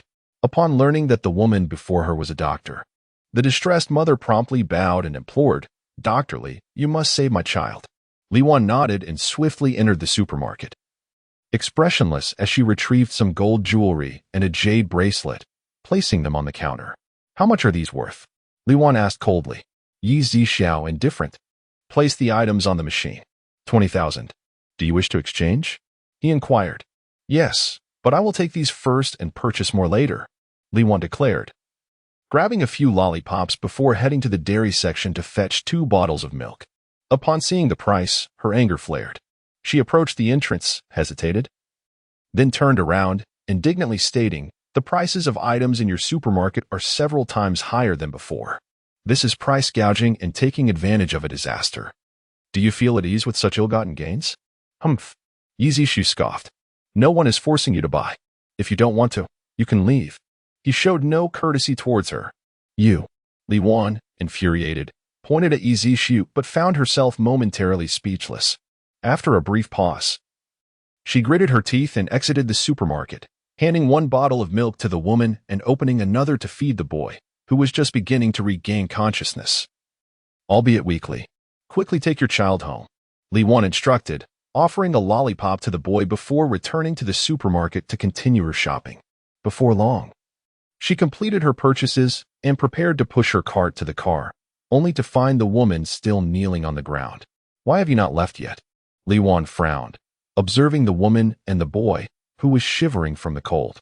The woman, however, looked at the items in her shopping cart and then lowered her head, her eyes filled with a glimmer of greed. "Dr. Li, our home is barren. We have nothing to eat. I fear that upon returning, we will only have to subsist on wild grasses and gnaw on tree bark. I can endure anything." "But my son," the woman spoke, wiping her tears. "Dr. Li, you are a compassionate healer. I implore you, please grant me some provisions." Her gaze fell upon the contents of the 2 shopping carts pushed by Li Wan. Li Wan, observing the boy trembling from the cold, his fingers red and raw, retrieved a 20-pound bag of rice from the cart and handed it to the woman. The woman, upon receiving it, immediately raised her hand and gave the boy a firm pat on the back, saying quickly, "Thank Dr. Li." The boy, bowing his head, his lips quivering from the cold, stammered, "Thank you, Dr. Li. Please hurry back," Li Wan urged as she pushed the shopping cart to her vehicle, loading the items into the trunk. Others swiftly dispersed, heading to their cars parked by the roadside, eager to return to the warmth and comfort of a hot meal. Yet, unnoticed by anyone, the woman pinched the boy's leg sharply and whispered, "What a waste of that bottle of milk." After saying this, she snatched the lollipop from the boy's hand and tucked it into her pocket. Before long, Li Wan returned the shopping cart to the supermarket, but as she stepped out, the woman approached her once more, saying, "My son cannot walk anymore. I wonder if Dr. Li could give us a ride." Li Wan was taken aback. She had not anticipated such a request from the woman. Sensing Li Wan's hesitation, the woman quickly added, "It's not far. I'm just not sure if my son has the strength to walk back. If it's truly inconvenient, I can carry him." The woman feigned a vulnerable demeanor. Li Wan glanced at the 20 pounds of rice in the woman's hands and then at the 12-year-old boy. Carrying him was certainly unfeasible, especially in this frigid weather. The boy's expression seemed somewhat vacant, but Li Wan dismissed it, attributing it to his earlier fainting spell. As Li Wan contemplated, the woman continued to display her pitiful facade. However, no one noticed the zombies approaching from the thicket across the road. Just as Li Wan was about to acquiesce, a sudden roar echoed nearby. Roar. Both Li Wan and the woman instinctively turned towards the source of the sound, witnessing a gray-eyed zombie bellowing and leaping towards them, followed closely by several first-tier zombies. "Ah!" They screamed in unison, scattering. The zombies were too close to the car. Escape to the supermarket was their only option. Yet, the boy remained rooted to the spot, motionless. "Run! Run!" Lee Wan shouted, while the woman had already scurried to the wall of the supermarket, trembling uncontrollably. At that moment, the second-tier zombie reached the boy, opening its gaping maw to bite down. The boy's face contorted in agony as he cried out, struggling helplessly. Yet, the woman did not even glance back. Her sole focus was on fleeing into the supermarket. Yi Zixiao naturally witnessed this scene. However, the actions of these individuals, whether they be alive or deceased, held no significance for him. The woman's desire to enter the supermarket was utterly futile. After all, Yi Zixiao was well aware of her ulterior motives. With a mere wave of his hand, the supermarket door clicked shut. "Boss, open the door and let us in," Li Wan exclaimed, just as she prepared to enter the supermarket, only to find the entrance securely locked. Although she had seen the woman abandon her son in a moment of desperation, this was not the time for such concerns. As they watched a horde of zombies devour the boy, they frantically pounded on the supermarket door. Chapter 29. Wasting no time observing the anxious expressions of the two individuals, Yi Zixiao remained unmoved. The woman, noticing this, hurriedly approached Li Wan and pushed her forward. Li Wan's face was a mask of terror as she instinctively turned to the woman, disbelief etched across her features. "You and that boy should buy me some time. To be frank, that boy is not my son. He is merely a simpleton I encountered on the road," the woman exclaimed as she ran.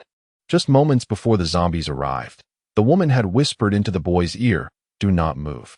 In those fleeting seconds, Li Wan found herself surrounded by zombies, their gnashing teeth unleashing a harrowing scream from her lips. At that moment, she deeply regretted her repeated acts of compassion and her moral high ground in criticizing Yi Zixiao, ultimately leading to her tragic fate. Yet, remorse had come too late. As the woman watched the distance between herself and the zombies widen, relief washed over her, but suddenly, two second-tier zombies sprang forth from the roadside, sinking their teeth into her neck and skull. Everything transpired with alarming rapidity, leaving her no time to react before the excruciating pain surged through her. A brief scream escaped her lips, but she was swiftly devoured by the two second-tier zombies, leaving little behind. Yi Zixiao shook his head. Had they simply remained still, within 2 meters of the supermarket, the zombies could not have approached. Yet, they chose the most grotesque aspect of humanity to end their lives. "The zombies have begun to stir again," Yi Zixiao murmured, then gestured for the supermarket doors to open anew. At this moment, the zombies had nearly consumed Li Wan and turned their attention towards Yi Zixiao. However, as they crossed the threshold of the supermarket, a resounding crash echoed. A first-tier zombie was instantly flung through the air, exploding upon impact, showering the vicinity with gore. The second-tier zombie hesitated, taken aback by the sudden violence, as Yi Zixiao slowly approached the entrance of the supermarket. "Dabai, come forth," he called. Dabai, who had been crouched outside the kitchen, sprang into action, racing towards the supermarket entrance. Yi Zixiao raised his hand, swiftly obliterating the second-tier zombie's head, then turned to the newly emerged Dabai, declaring, "The rest is up to you." With a fierce howl, Dabai charged at the first-tier zombies. In an instant, the zombies lunged at Dabai, but faced with the now formidable second-tier mutated beast, they were met with swift demise. Broken necks and crushed skulls became the fate of those who dared to attack. Dabai's efficiency in dispatching zombies was remarkable, precise, lethal, and vigorous. Before long, all the first-tier zombies had been dealt with. Yi Zixiao noted that the second-tier zombies he had slain contained no crystal cores, realizing not all zombies possess such treasures within their skulls. Among the first-tier zombies, only 2 white crystal cores emerged. Watching Dabai retrieve one of the first-tier cores, Yi Zixiao remarked, "You earned this crystal core for your efforts." Without hesitation, Dabai absorbed the energy from the core, though he couldn't help but frown at the stench of decay emanating from the scattered zombie corpses. At that moment, Dabai was preparing to enter the supermarket, but was immediately halted by Yi Zixiao. "Wait a moment, you are utterly revolting." Dabai remained silent. Yi Zixiao then raised his hand, using his water-based ability to cleanse Dabai thoroughly. Suddenly, an idea struck him. He also possessed a fire ability, which could incinerate the zombie corpses directly. Having recently acquired these powers, He had momentarily forgotten about them. "Step aside," Yi Zhixiao commanded, addressing Dabai, who was shaking off water. Upon hearing this, Dabai swiftly moved far away. Yi Zhixiao raised his hand, a flicker of blue flame appearing at his fingertips. Even at a distance, Dabai could feel the heat emanating from the small flame, causing him to tremble in trepidation. Yi Zhixiao flicked the flame into the air, where it split into 9 smaller flames, soaring towards the zombie corpses. The blue flames engulfed the corpses upon contact, and within mere seconds, they were reduced to ashes, carried away by the chilling breeze, leaving no trace behind. Dabai watched this spectacle, his violet eyes wide with astonishment, then glanced at Yi Zhixiao. A look of fear etched across his face. Yi Zhixiao noticed this gaze and turned to him, saying, "Are you scared? Don't worry, as long as you behave. You won't have to deal with these things." Dabai gulped nervously, nodding vigorously, his head appearing as a blur. In truth, Yi Zhixiao had not anticipated his fire ability to be so formidable. It was, after all, his first time wielding it. He then turned his attention to Li Wan's vehicle parked on the roadside, slowly approaching to open the door and collect the supplies within, unwilling to let anything go to waste. With the recent widespread zombie outbreak, it seemed that business would be exceptionally bleak in the days to come. Yi Zhixiao mused, then turned back to the supermarket. Dabai did not follow, but instead crouched in a corner outside, vigilant for any nearby zombies. Days passed, and indeed, no one came by. The temperature had risen to -10 degrees. Under normal circumstances, the warming weather would bring joy, yet the zombie outbreak had escalated once more, fiercer than before. Almost everyone remained indoors, too frightened to venture outside. Nevertheless, numerous second-tier zombies smashed through windows, invading residences. The number of zombies continued to grow, despite the absence of humans. Dabai encountered many of them. However, most were dealt with by Dabai himself, while those of comparable strength to him were handled directly by Yi Zhixiao. Over these days, they had acquired 3 second-tier crystal cores and 10 first-tier ones, which Yi Zhixiao bestowed upon Dabai to enhance his strength. Dabai's power had now reached the late second tier, making him a formidable opponent against ordinary second-tier zombies. One day, after finishing his lunch, Yi Zhixiao noticed a pickup truck speeding towards them, coming to a sudden halt on the road outside the supermarket, closely followed by 2 second-tier zombies in pursuit. Chapter 30. The lottery. The car door swung open with haste, and a man and a woman tumbled out, racing directly towards the supermarket. "Boss, we've come to shop," the woman exclaimed breathlessly as they dashed forward. The automatic doors of the supermarket slid open, and as soon as they stepped inside, their legs gave way, causing them to collapse onto the floor. Casting a glance back at the pursuing zombies outside, they panted heavily, still shaken by their narrow escape. Big White, upon spotting 2 second-tier zombies, immediately sprang into action, lunging towards the creatures that had just reached the entrance of the supermarket. Within half a minute, both zombies lay defeated at Big White's feet. With its claws, Big White began to rummage through the skull of one of the zombies. "Nothing," it muttered, clearly disappointed. Turning to the second zombie, Big White resumed its search. "Ah, found it." The creature's eyes brightened as it extracted a gray crystal core, which it promptly absorbed. The man and woman watched in astonishment at the scene unfolding outside the supermarket. "What is that?" the man stammered, his gaze fixated on Big White. Towering at over 2 meters in height and stretching more than 3 meters in length, causing him to tremble with fear. "That is my pet. You need not worry. It will not harm you without cause," Yi Zhixiao reassured them. Gradually, the couple regained their composure and assisted each other to stand, though their legs remained a bit wobbly. "Oh," the woman suddenly realized and hurriedly retrieved several boxes from her white handbag, placing them on the counter. As she opened the 3 boxes, they revealed an array of gold jewelry, necklaces, rings, and bracelets. 10,000, shall we trade?" "Indeed." The two nodded in unison. They promptly began selecting items. Clearly having come prepared, likely having heard about the supermarket from others. Apart from essentials like rice, flour, sugar, and salt, they hardly chose anything else. With no zombies outside, they filled their cart and pushed it out to their vehicle. The area where Yi Zhixiao was located had few people, and thus, zombies were scarce. The 2 second-tier zombies they had encountered were the only ones they had attracted. However, when the woman glanced towards the back seat, She noticed a cardboard box and recalled that it contained a vase her husband had purchased for several thousand from a farmer. They had intended to have it appraised, but with the sudden arrival of zombies and the extreme cold, their plans had been put on hold. Previously, they had heard from others who shopped at the supermarket that it accepted gold and silver, but antiques were not mentioned, as not every household dealt with such items. They had only just seen the sign indicating what the supermarket would exchange. "Husband, what if we show this vase to the boss? It might still hold some value. And who knows how long we'll have to wait to come out again," the woman suggested. "But what if it's a fake?" The man replied, worried that the supermarket owner might think they were attempting to deceive him with counterfeit goods, potentially landing them on a blacklist. Given how rare it was to encounter such a supermarket, he hesitated. "What is there to worry about? We'll just be honest with the owner and see if he is interested." The woman, seemingly resolute, retrieved the cardboard box from the back seat and strode towards the supermarket. After the man hastily loaded the last few supplies onto the vehicle, he swiftly pushed his shopping cart to follow suit. Yizishu noticed the woman returning, cradling a cardboard box in her arms.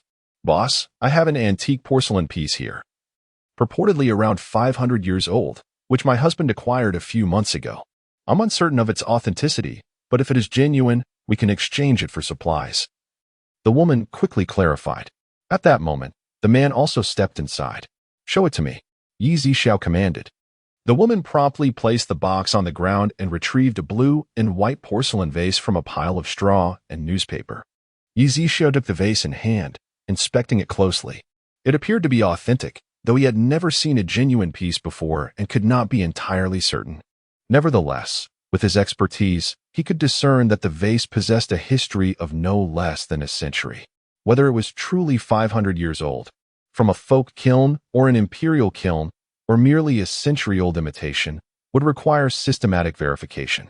Blue and white porcelain from the 500-year mark, imperial kiln, value, 1.5 million. The two stared in disbelief, their eyes widening in astonishment. "Is it a trade?" Yi Zixu inquired. The couple finally regained their composure and eagerly replied, "Yes. With so much food, we will no longer have to venture out in search of sustenance." The man beamed with excitement. However, they glanced at their cart again. "Boss, I fear our cart may not be able to accommodate so many items. If we have to come out again, it might." The woman expressed her concerns. Yi Zixia furrowed his brow. Indeed, the supermarket system had not provided even a single bag. "System, do you have bags?" Yi Zixia questioned the system. "Yes, host. There is a type of disposable spatial pocket, measuring 15 square meters and 3 meters high. If the goods are not retrieved within a day, the pocket will become ineffective. The cost price is 500 each, and they sell for 2,500 each." "So expensive?" Yi Zixia exclaimed. Realizing the steep price of 2,500 yuan for a single bag, no wonder the system had never mentioned it. "What you may not know, host, is that even when full, this bag will bear no weight, and the food will remain as fresh as when it was placed inside for 24 hours. Yi Zixia then addressed the couple, saying, "Here is a spatial pocket, priced at 2,500 yuan, with a capacity of 15 square meters. However, it is a one-time use spatial pocket and will lose its efficacy after 24 hours. The two paused, contemplating the information, and although they found it hard to believe, they nodded in agreement, saying, "All right, boss, we'll buy one." Yi Zixia then purchased 10 such bags from the system for future contingencies.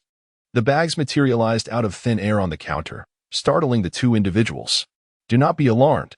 This is spatial ability," Yi Zixu reassured them, wishing to dispel any notions of the supernatural. The couple nodded, having heard of such abilities among practitioners in recent times.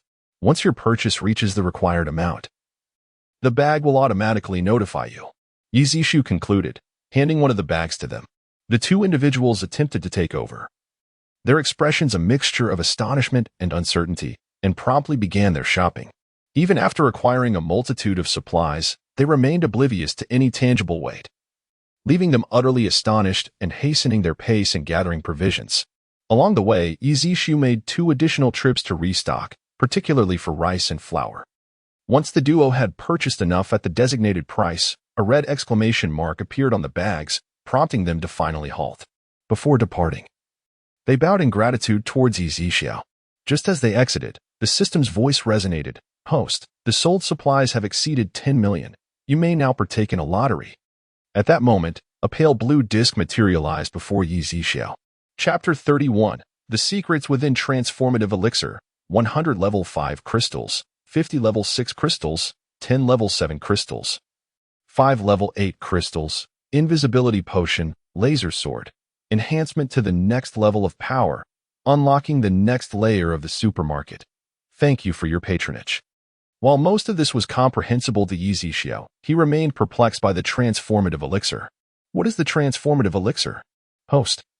It is a potion that transforms mutated beasts into humans. Yi Zixiao glanced at the exuberant Dabai at the door, contemplating how convenient it would be if it could be transformed into a human, especially since Dabai's current size was quite cumbersome and would only increase over time. Would the host like to participate in the lottery? Without hesitation, Yi Zixiao confirmed at the base of the disc. The pointer on the disc spun rapidly and ultimately settled, not on the transformative elixir, but on 50 level 6 crystals. Instantly, 50 crimson crystals materialized before Yi Zixiao. As he sensed the crystals, he felt an overwhelming desire to absorb them entirely. So, this is what it feels like. At that moment, he understood why Dabai had displayed such an expression upon first encountering these crystals. It was an instinctual reaction. The reason Yi Zixiao had not felt this before was that the crystals were of too low a level to be of significant use to him. No longer hesitating, Yi Zixiao absorbed the energy from the crystals, the red power continuously flowing into his brow. Minutes later, the 50 crimson level 6 crystals had transformed into transparent shells devoid of energy. Suddenly, a more formidable aura erupted from Yi Zixiao. Congratulations, host. Your power has successfully broken through to the early stage 7, and your lifespan has increased to 500 years. Yi Zixiao was momentarily taken aback, then elated, eagerly sensing the changes in his abilities. Outside, Dabai also felt the surge of energy, aware that Yi Zixiao's strength had ascended once more. At this point, Dabai's intelligence was comparable to that of an 11 or 12-year-old child, and with the enhancement of strength, his intellect would continue to grow. In the suburban villa, Jiang Lele lay in bed, her lips pale, a fine sheen of sweat coating her forehead, her increasingly slender body marred by countless bruises. Jean, who leaned against the headboard, smoking, the swirling smoke choking Jiang Lele, already weakened. Instead of refraining, Jean, who inhaled deeply, savoring the moment, relishing the sound of her painful gasps and coughs. Over time, Jiang Lele had come to fully comprehend the twisted nature of Jean-Hu's psyche. Each session of torment lasted several hours, and even after it was over, Jean-Hu took pleasure in her suffering, gratifying his warped desires. The only thing she yearned for was to find an opportunity to seek out a new protector. One that would not only liberate her from Jean-Hu, but also shield her from the brutality of the apocalyptic world outside. A few days prior, Jiang Lele had intended to return to the supermarket to capture Yi Zixiao, but an unexpected outbreak of zombies thwarted her plans, forcing her to suppress that thought for the time being. Yi Zixiao embodies the epitome of her ideals, and she firmly believes that there are no cats that do not indulge in the spoils, merely that her own efforts have yet to suffice. Jean-Hu gazed at Jiang Lele, and after a series of contemplative puffs from his cigarette, he finally paused.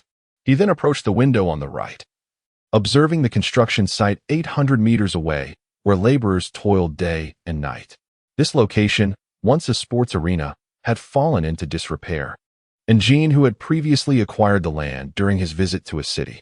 Currently, the sports hall was undergoing a vigorous renovation. Although there were existing dormitories and offices, they merely required fortification. Furthermore, several individuals perched atop the towering buildings, armed with silenced rifles and sniper guns, vigilantly scanning the surroundings, prepared to pull the trigger should any zombies approach. Once the base neared completion, a trip to the supermarket would be essential to procure additional supplies, Jean-Hu murmured. His prior reluctance to purchase an abundance of items stemmed from a lack of storage space, although he felt a pang of nostalgia for his collection. Food had become the most pressing necessity. The tumultuous changes in the world had surpassed his expectations, rendering once valuable possessions potentially worthless compared to a mere bag of rice in the future. Upon hearing Jean-Hu mention the supermarket, Jiang Lele's eyes sparkled with renewed hope. alleviating the pain that beset her. She began to contemplate ensuring that Jin Hu would take her along, seeking an opportunity to draw closer to Yi Zixiao. Suddenly, a knock resonated at the door. "Who is it?" Jin Hu inquired, his voice low. "Tiger Lord," came the voice of Feng Yun from outside. He had been waiting at the door for over an hour, daring to knock only after the silence inside persisted. Upon hearing Feng Yun's voice, Jin Hu promptly turned and opened the door, leading Feng Yun to the study on the first floor. As Jin Hu settled into the leather chair behind the desk, Feng Yun produced a black velvet pouch from his pocket. He placed the pouch on the table, revealing 6 second-level crystal cores and 23 first-level crystal cores. Jin Hu's eyes lit up at the sight of the cores, and without hesitation, he absorbed them entirely, feeling his aura intensify several-fold in an instant. "Congratulations, Tiger Lord. Your abilities have successfully ascended to the 3rd tier," Feng Yun remarked, lowering his head slightly. "Haraha. Well done, Feng Yun. Continue to arrange for them to hunt zombies." Jin Hu responded with enthusiasm. "Yes," Feng Yun replied respectfully. "Feng Yun, how long do you estimate until the base is fully constructed?" "It may take another 10 days or so," he answered. Then we shall need to revisit the supermarket to acquire more supplies." Jin Hu nodded. "But, Tiger Lord, the items exchanged are all part of your collection." Feng Yun began, but Jin Hu raised a hand to interrupt. "I am merely temporarily entrusting these items to that young man. In due course, he will have to dutifully return them to me, along with his supermarket and its secrets." "Understood, Tiger Lord," Feng Yun replied with deference. Chapter 32. Unbelievable, come here. Jin Hu beckoned. Feng Yun promptly approached. Jin Hu raised his hand and suddenly grasped the area above Feng Yun's thigh. Feng Yun's expression remained largely unchanged, as if he had grown accustomed to such treatment. "I've neglected you during this time. You haven't sought companionship elsewhere, have you?" Jin Hu inquired with keen interest. "Your subordinate would not dare." Feng Yun gritted his teeth, feeling the touch of Jin Hu's hands. "Once I have had my fill of amusement, I shall hand that wretched woman over to you for your disposal, just as before, capturing her final moments to savor at leisure." As Jin Hu spoke, a sinister expression overtook his face. "Why yes, Master Hu," Feng Yun stammered, his voice trembling.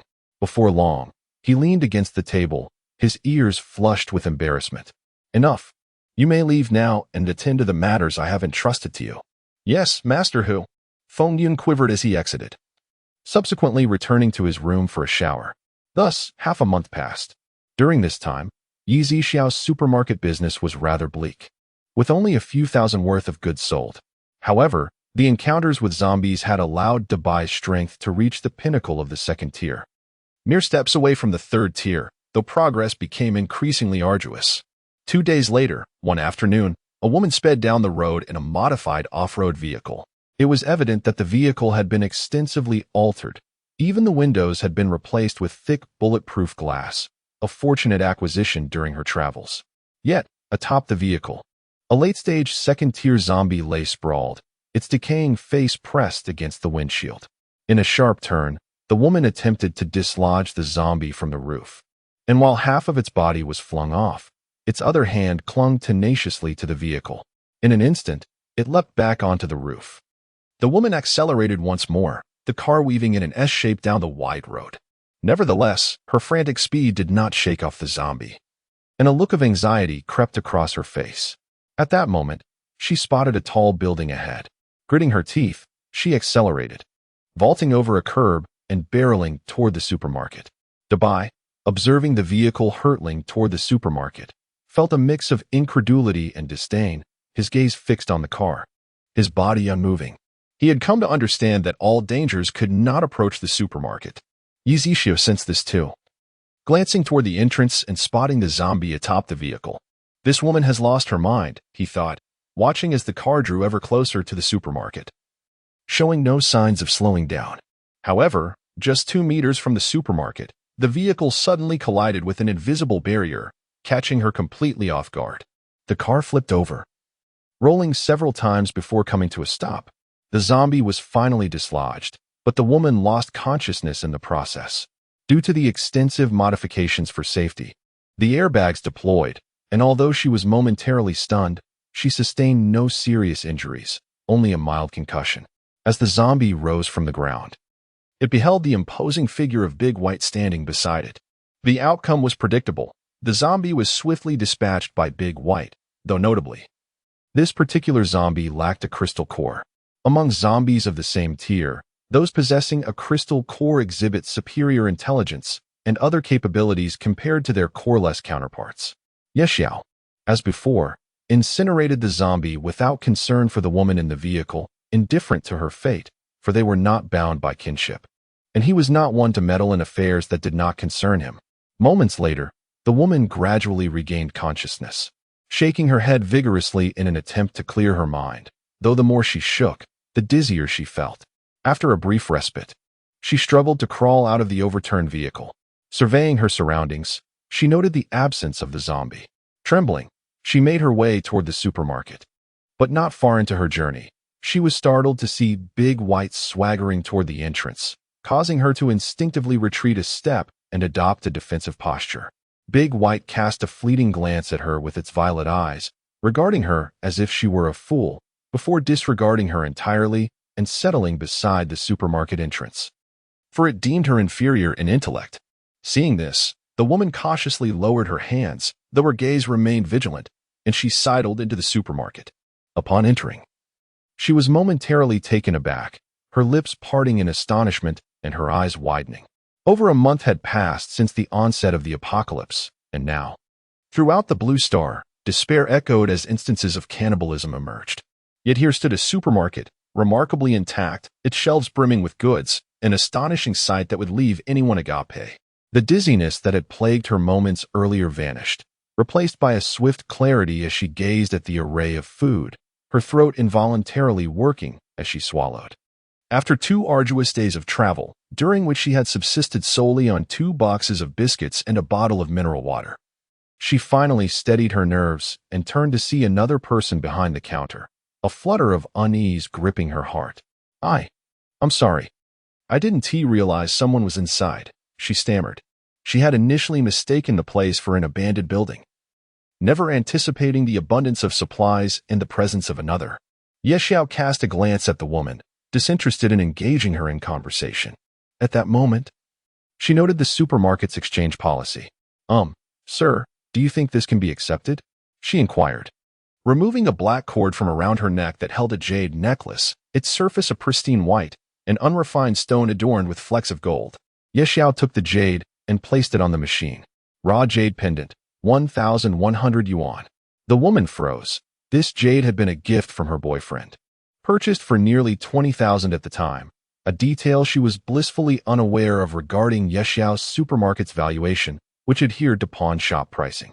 After all, gold remained the most valuable commodity, with many pawn shops refusing to even accept jade. Her expression shifted momentarily. Recognizing her prior error, she refrained from further inquiries.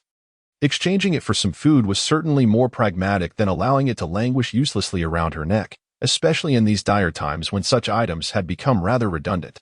Chapter 33. The zombie tied at this moment. The woman removed the jade bead bracelet from her wrist and handed it to Ye Xiao. Subsequently, the machine displayed a price of 500 yuan. A total of 1,600 yuan. Shall we exchange? The woman bit her lip and nodded. Yes, let's do it. She then turned to select her supplies, but after taking just a couple of steps, her stomach growled audibly. She glanced longingly at the instant noodles nearby, swallowing hard. After a moment of contemplation, she turned back to Ye Xiao and, somewhat awkwardly, asked, "Boss, after I purchase my supplies, may I use the water from the drinking machine to prepare a pack of instant noodles before I leave? I can pay for an extra pack of noodles. I'm just afraid I might encounter zombies outside." "Certainly," Ye Xiao replied. The water in the drinking machine was in endless supply and did not require Ye Xiao to purchase it. Thus, her willingness to pay was met with agreement. The woman looked towards the imposing figure of the security guard outside and expressed her gratitude. "Thank you, boss." She assumed the supermarket safety was due to the presence of the security guard, deducing from his stature and violet eyes that he was a mutated beast. Nowadays, many places had seen the emergence of mutated rats, cats, dogs, cows, and even ants. 10 minutes later, the woman had gathered her supplies, leaving just enough money for one more pack of instant noodles. Without hesitation, she eagerly tore open the packaging of a noodle packet and approached the drinking machine to fill it with boiling water. As the aroma of the noodles wafted through the air, she could not help but swallow repeatedly, her eyes fixated on the noodle bag. Within less than a minute, she could no longer contain herself, devouring the noodles even before they had completely softened. The heat made her gasp, yet her pace of consumption showed no sign of slowing. Soon enough, the noodles were completely devoured, and she even drank the broth to the last drop. Satisfied, she slowly raised her head to glance at Yi Zixiao, feeling a tinge of embarrassment for the ungraceful spectacle she had just presented. After all, Yi Zixiao was strikingly handsome and owned such a large supermarket, even in this apocalypse.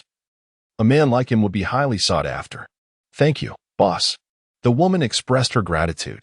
Yi Zixiao nodded, offering no further words. The woman did not linger any longer.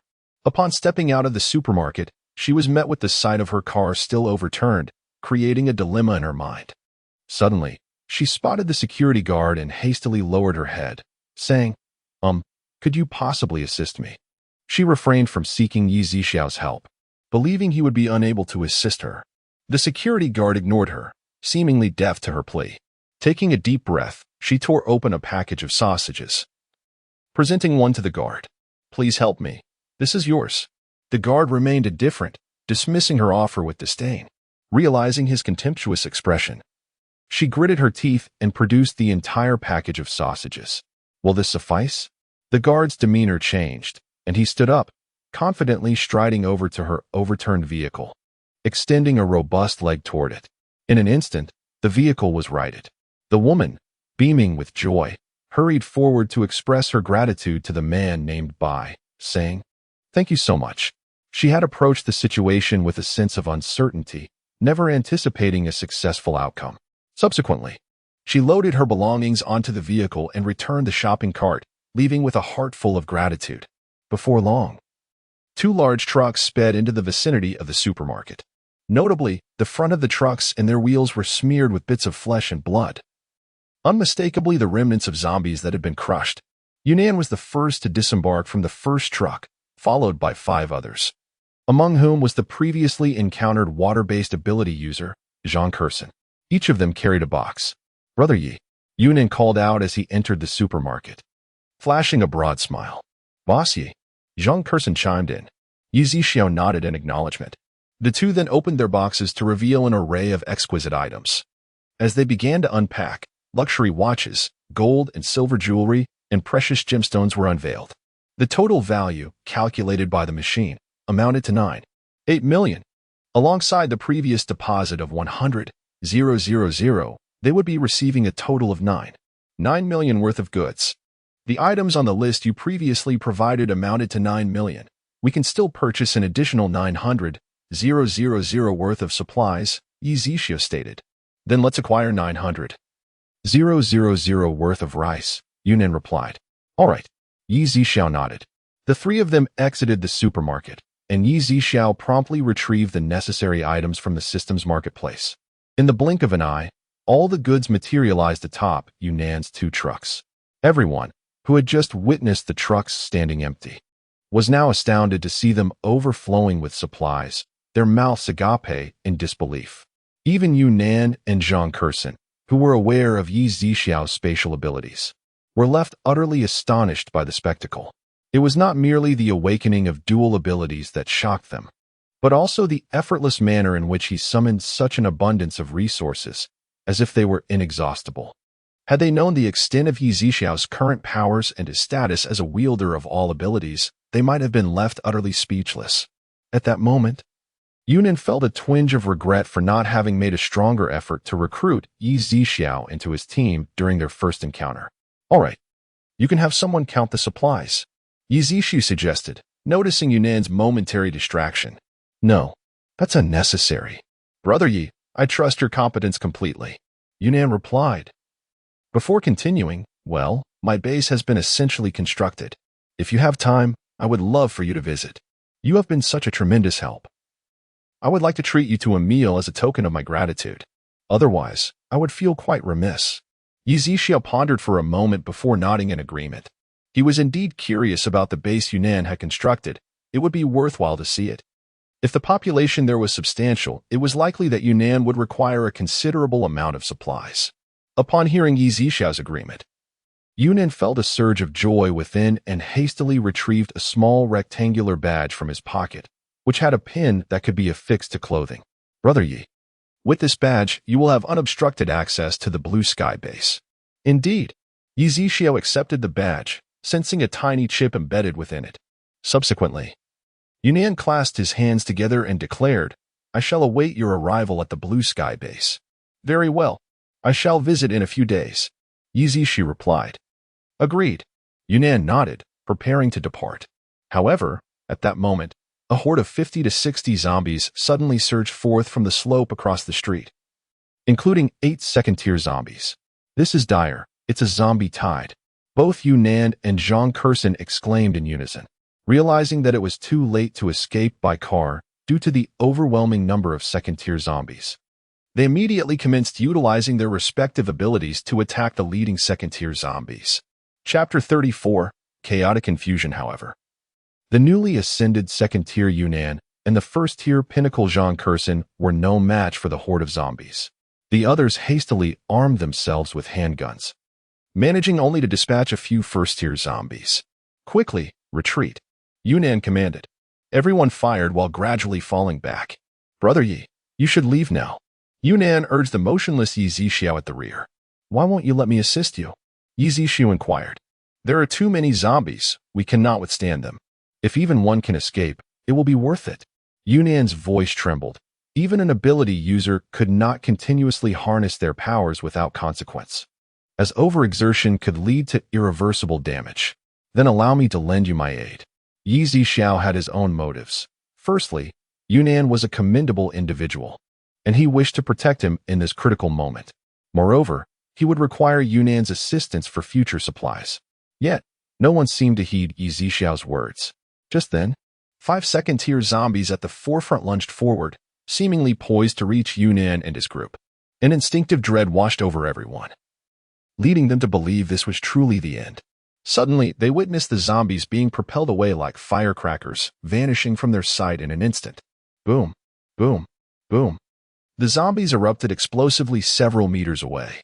Shock and confusion spread across the faces of the onlookers, who then noticed a figure standing before them.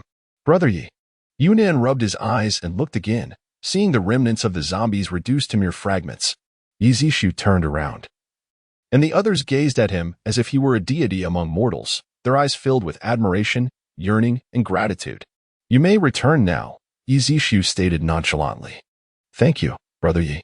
Let us leave it unspoken, Yunnan replied with a slight bow, reluctant to linger further, as there were still numerous supplies in the vehicle, and he wished to avoid unnecessary complications. Zhang Kursin also nodded toward Yi Zixiao before departing in the vehicle. Though words were scarce, the gratitude in their eyes spoke volumes. Yi Zixiao then placed the token given by Yunnan into his spatial storage. After cleansing the previously acquired zombie cores, he tossed them to the exuberant Dabai, who had just returned from outside. In an instant, Dabai's aura surged anew. Now mere steps away from reaching the 3rd tier, a few more second-tier cores would elevate it to a 3rd-tier mutated beast. Yi Zixiao nodded slightly, observing Dabai's transformation. Upon entering the supermarket, the voice of the system resonated. Congratulations, host, you have earned a lottery opportunity. As the words faded, a lottery wheel materialized before Yi Zixiao. Without hesitation, he began the draw. As the wheel spun rapidly and then came to a halt, the pointer landed on a transformation pill. In an instant, a pale green pill appeared, its potent aroma filling the air. Yi Zixiao immediately scrutinized the pill, noting the intricate, unknown patterns etched upon its surface. Yet nothing else appeared particularly remarkable. Dabai. Upon hearing Yi Zixiao calling for him, Dabai immediately dashed into the supermarket. Do you wish to transform into a human form? Yi Zixiao inquired. Dabai blinked his violet eyes, looking somewhat confused. I possess a pill that, if consumed, will enable you to take on a human appearance. Would you like to partake? After a moment of contemplation, Dabai nodded vigorously. All right. Open your mouth. Yizishio tossed the pill into Dabai's mouth. Suddenly, a radiant green light enveloped Dabai's entire being, his expression shifting to one of fear and pain. Minutes later, a blinding flash of white light erupted, causing Yizishio to instinctively squint.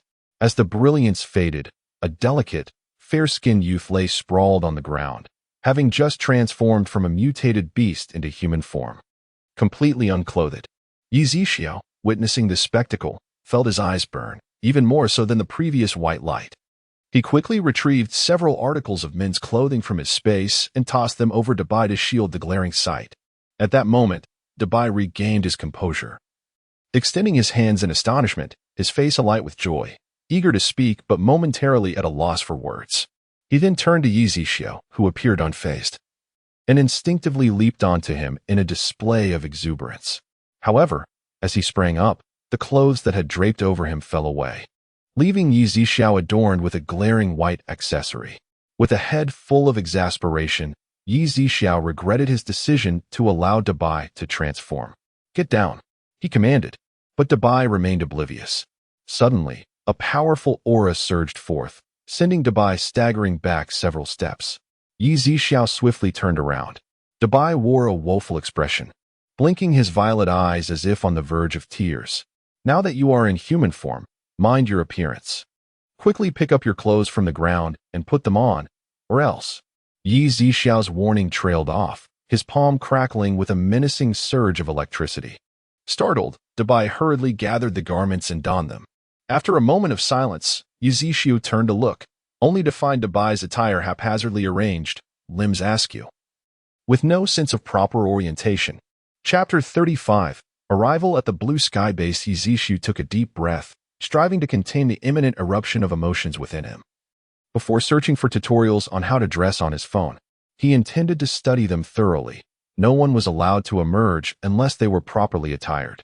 Upon receiving the phone, Dabai initially attempted to search with both hands on the ground, but a glance from Yizishio compelled him to stand upright, adopting an exaggerated gait as he ventured inside.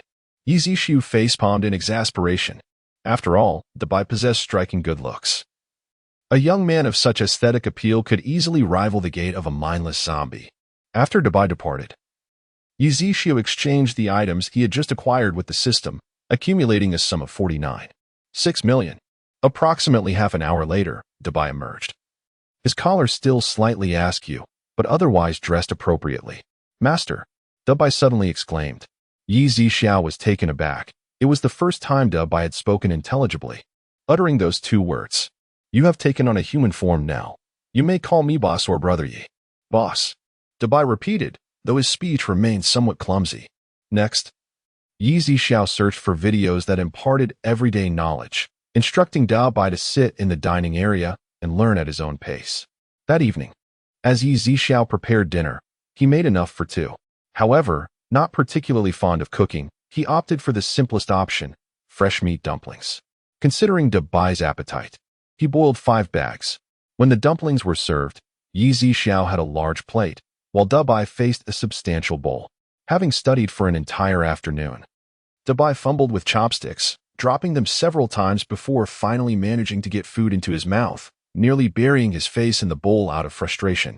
Under Yizishio's watchful gaze, he persevered, repeatedly practicing with the chopsticks. Although the bowl was eventually emptied, the endeavor consumed over an hour. As night fell, Yizishio retrieved 2 blankets and pillows he had previously collected from another supermarket, laying them on the ground beside the dining area. One blanket served as a mattress, while the other was for covering. Yizishio, feeling somewhat uneasy, offered a reminder. "All right, boss." Dabai nodded, then swiftly dove into the blankets, exclaiming, "So soft." As he rolled about, the supermarket had a self-cleaning function that activated nightly at 9 o'clock, and Yizishio could customize the schedule, ensuring that even the floor remained impeccably clean. 3 days later, throughout these days, Yizishio had diligently encouraged Dabai to learn everyday skills and proper walking posture. Dabai did not disappoint him. His learning aptitude was commendable. Furthermore, during these 3 days, Dabai had dispatched numerous first- and second-tier zombies outside the supermarket, absorbing their crystal nuclei, which elevated his strength to the early 3rd tier and significantly enhanced his intellect. now comparable to that of a 16 or 17-year-old. Boss, Dabai approached, holding a plate of tang yuan, presenting them to Yi Zixiao. This marked Dabai's first attempt at cooking, although they were merely frozen dumplings. The successful preparation represented a significant milestone. You should be well acquainted with the affairs of the supermarket by now, correct? Tomorrow, I shall venture out, and you will guard the supermarket at home, Yi Zixiao instructed. Understood, boss. Dabai nodded in agreement. Over the past few days, Yi Zixiao had also added Dabai to the employee section of the supermarket system. However, even as an employee, one could not freely take supplies, yet. The water from the supermarket's drinking fountain was still available for casual consumption. The following day, Yi Zixiao placed some pork previously acquired from other supermarkets in the kitchen, allowing Dabai to help himself to it when hunger struck, for it was uncertain how long their visit to the base would last. Subsequently, Yi Zixiao retrieved a Ji from his space and, under Dabai's reluctant gaze, sped towards the blue sky base. At present, the temperature had dropped to around 3 degrees, and the snow on the ground had melted away.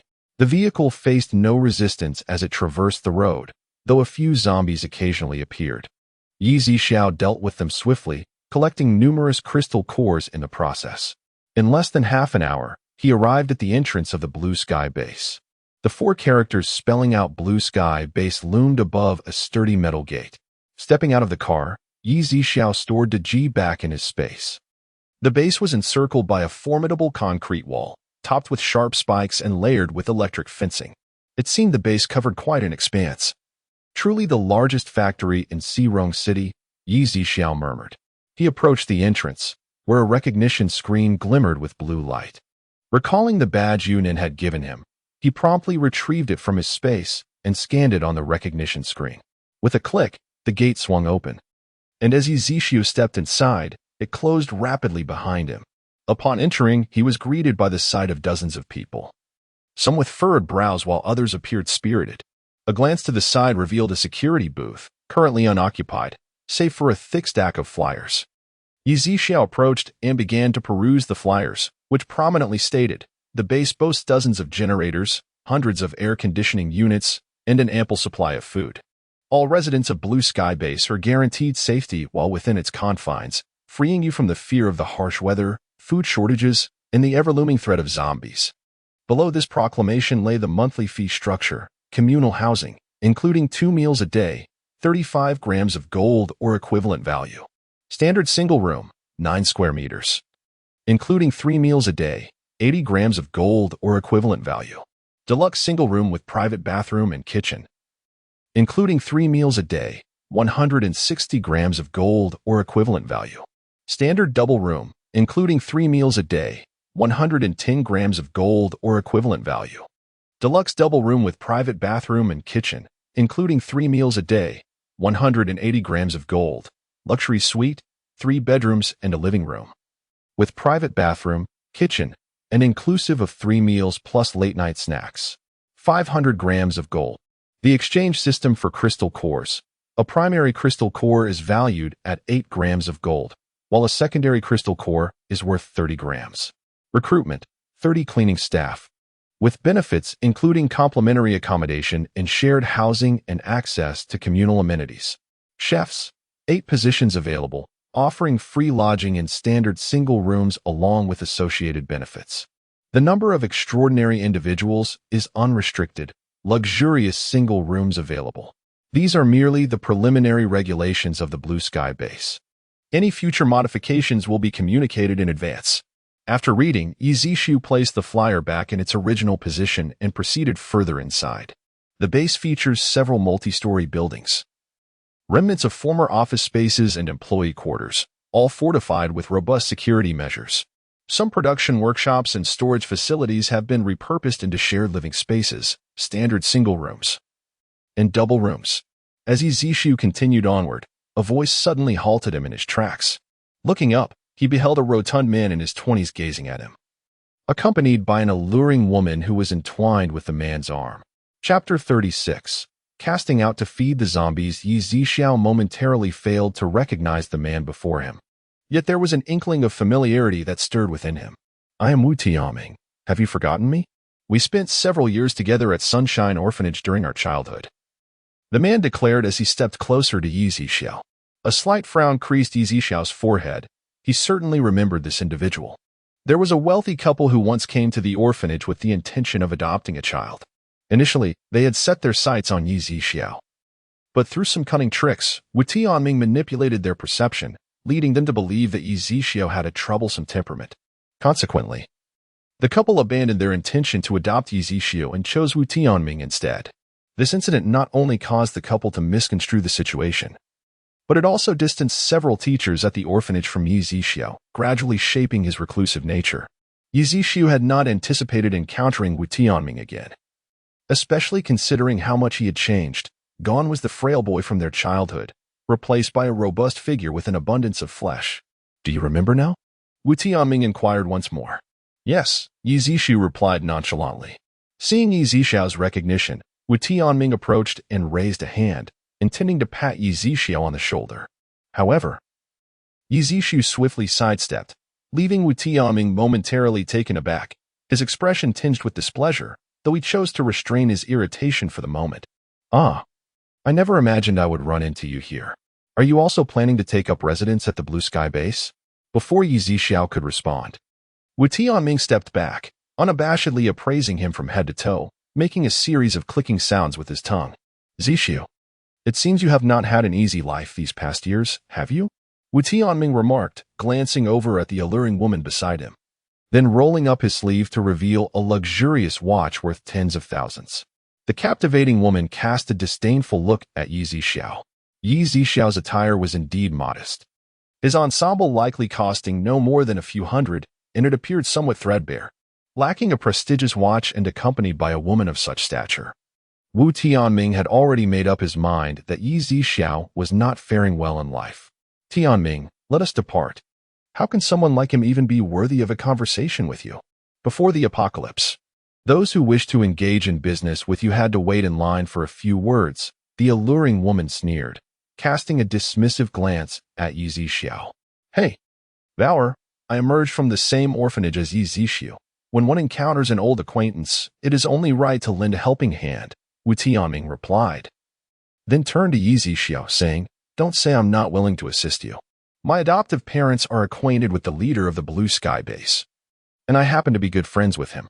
I could arrange for you to have a janitorial position, ensuring you have a meal to eat." "Oh, are you referring to Yunnan?"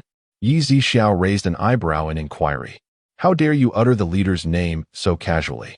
Do you not wish to remain at Blue Sky base?" Wu Tianming quickly glanced around, wary. "You may leave," Yi Zixiao retorted coldly. "Who are you telling to leave? You impoverished loser?" The alluring woman stepped forward, raising her hand as if to shove Yi Zixiao. However, before her hand could make contact with his clothing, an invisible force repelled her several meters away, causing her to land face first, collapsing in a most undignified manner. "Yi Zixiao, dare you to strike someone at the Blue Sky base? Remember this. I shall ensure you pay the price today." Wu Tianming, while pointing at Yi Zixiao, hastened towards the alluring woman. "There, are you all right?" Wu Tianming quickly helped the woman, whose face was downcast. However, upon seeing her current state, he suddenly froze, his expression shifting from concern to disgust. The woman's artificially enhanced nose was now askew, blood trickling from it, and her cheeks were swollen, resembling that of a pig's head, with a large patch of skin scraped off. "Ah!" The woman finally regained her senses and began to scream piercingly. Her cries drew the attention of those nearby, who had been preoccupied with their own affairs. "Tianming, you must find someone to break his legs and feed him to the zombies."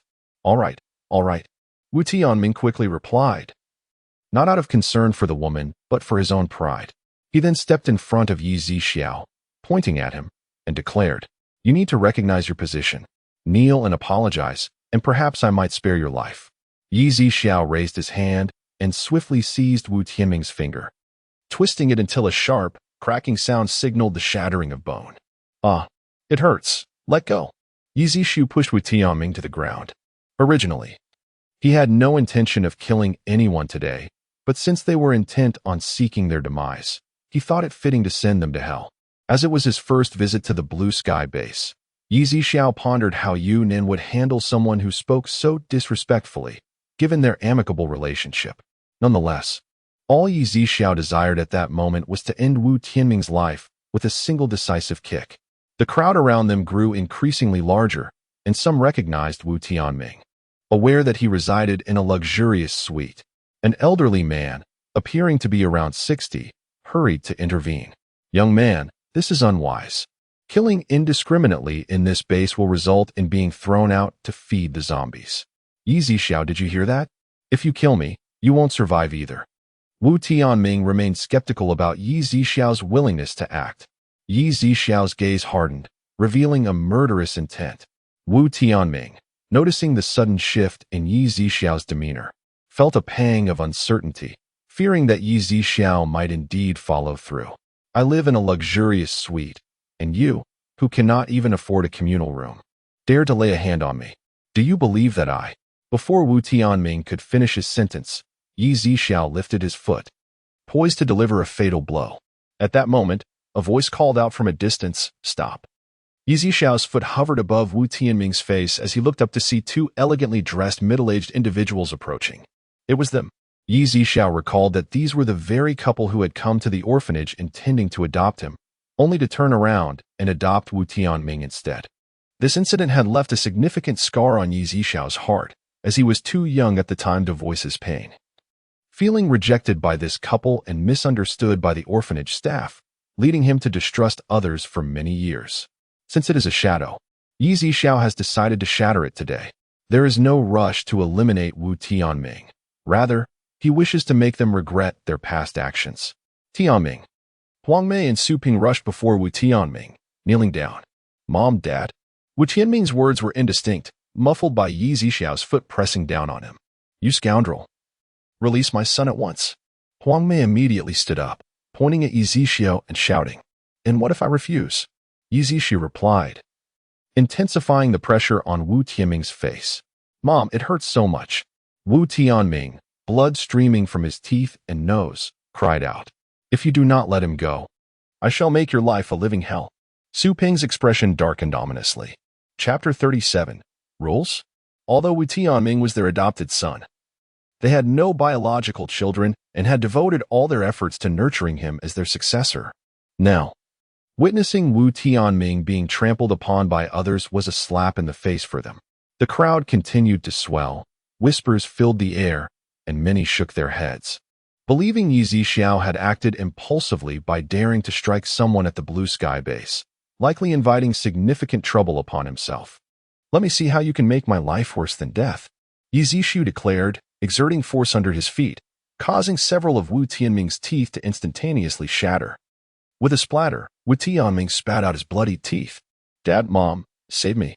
Su Ping, witnessing the scene, immediately turned to search for something. And suddenly he strode into the crowd, snatching a chopping axe from someone's hands and charging directly at Yi Zixiao. "I will kill you." As the axe descended, Yi Zixiao merely shifted slightly, causing Su Ping to miss his target and stumble dangerously close to falling. "Darling." Huang Mei's face was etched with concern. "Dad, kill this scoundrel. He is the one who pushed me down at the orphanage and stole my things." Wu Tianming's words were somewhat garbled, but Huang Mei and Su Ping grasped the gist. "So it was you. It's fortunate we didn't choose to adopt you. You were unruly as a child and have now grown into a societal pest," Huang Mei accused, pointing a finger at Yi Zixiao. Yi Zixiao raised his hand and waved it in the air, sending Huang Mei flying.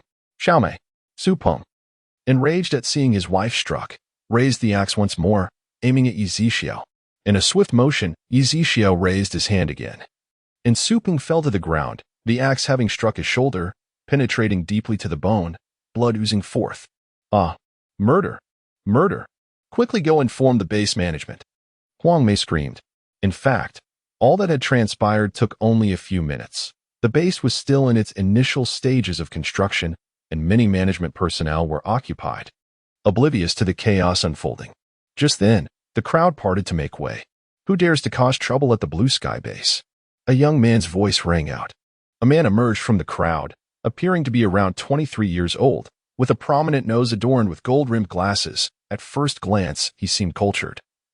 Yet his piercing gaze belied that impression. "Deputy Base Chief, this person, look at what he has done." "Wah, Deputy Base Chief, You must bring us justice. Huang Mei pointed at Yi Zixiao, lamenting.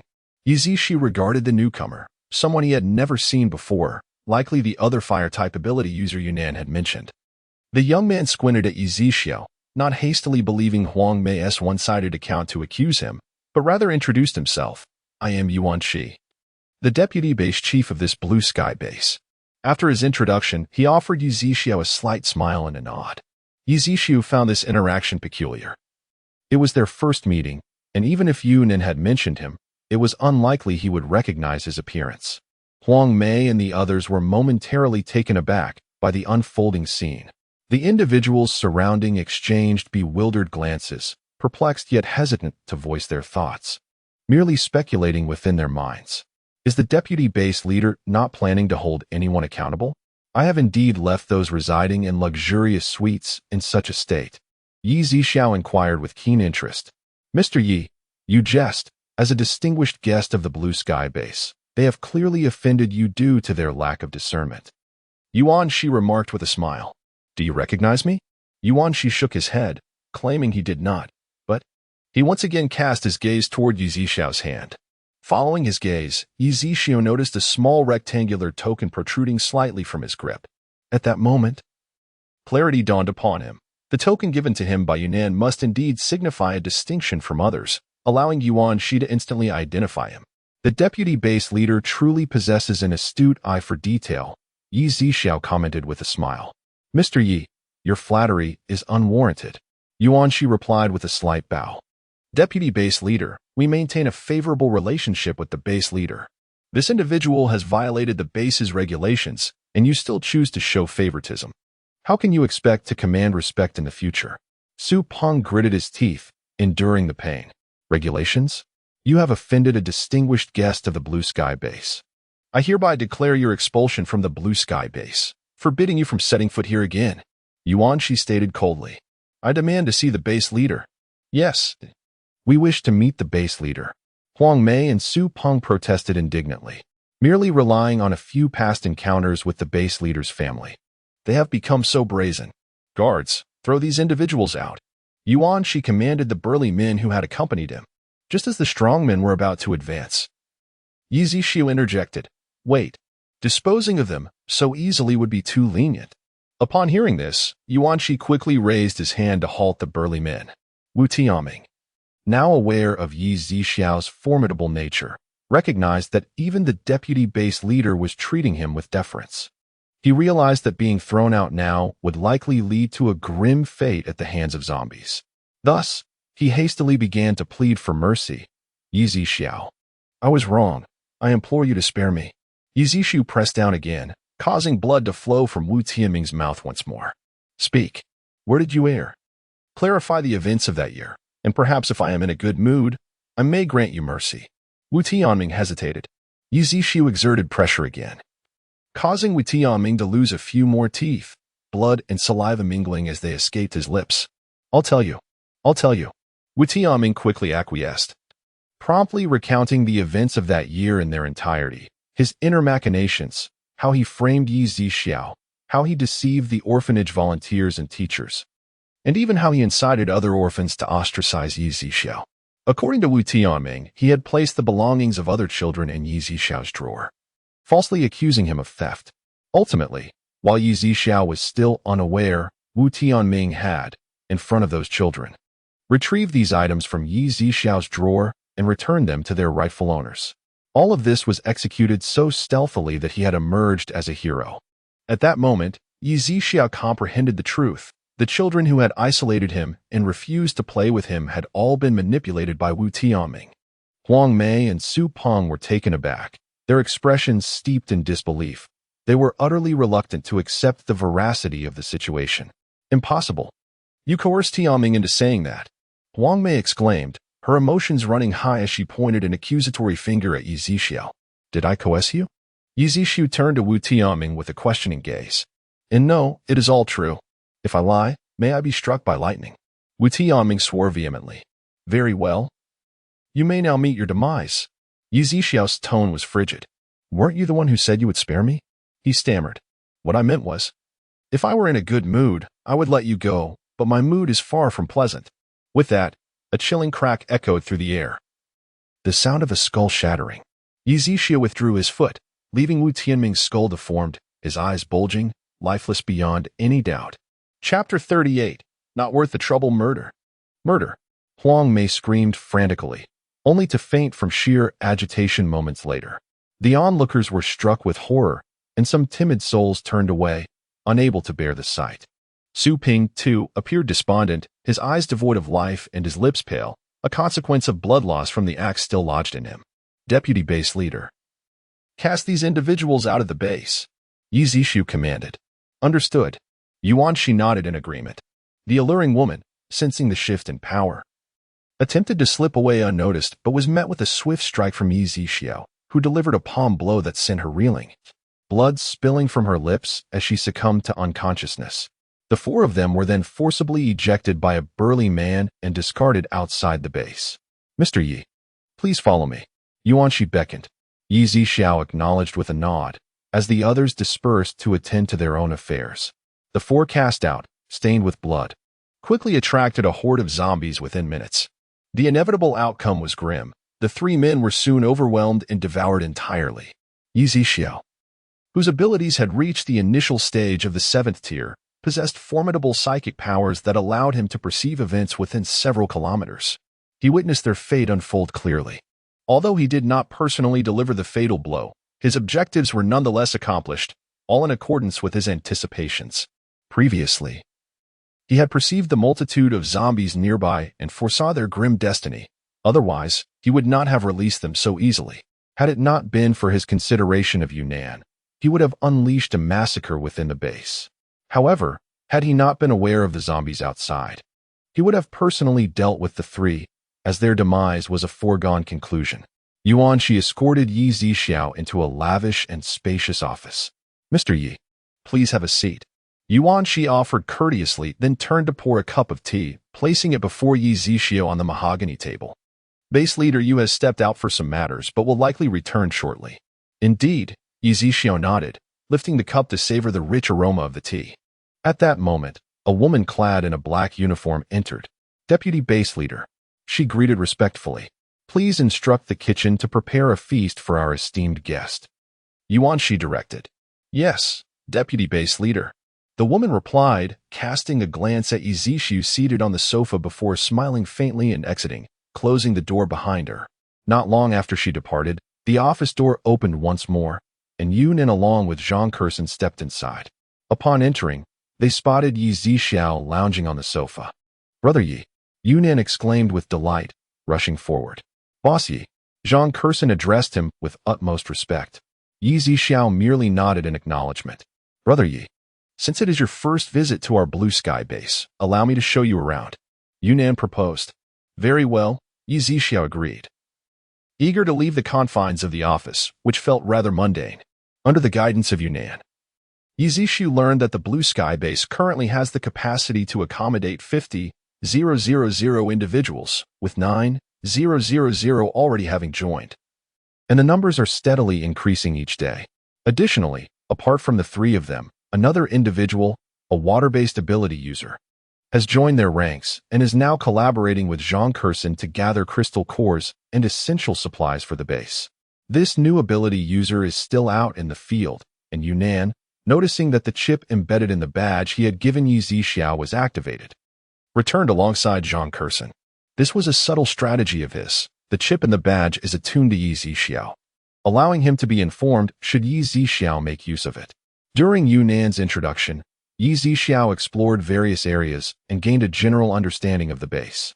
Though many sections are still under construction, nonetheless, achieving such progress in just over a month is commendable. After more than an hour, Yunnan led Yi Zixia to the dining hall and into a private room. Yuan Shi and Zhang Curson were already present, and the four took their seats. Soon, an array of dishes was served: braised pork, steamed fish, spicy boiled meat slices, boiled shrimp, shredded potatoes, candied pumpkin, and winter melon soup.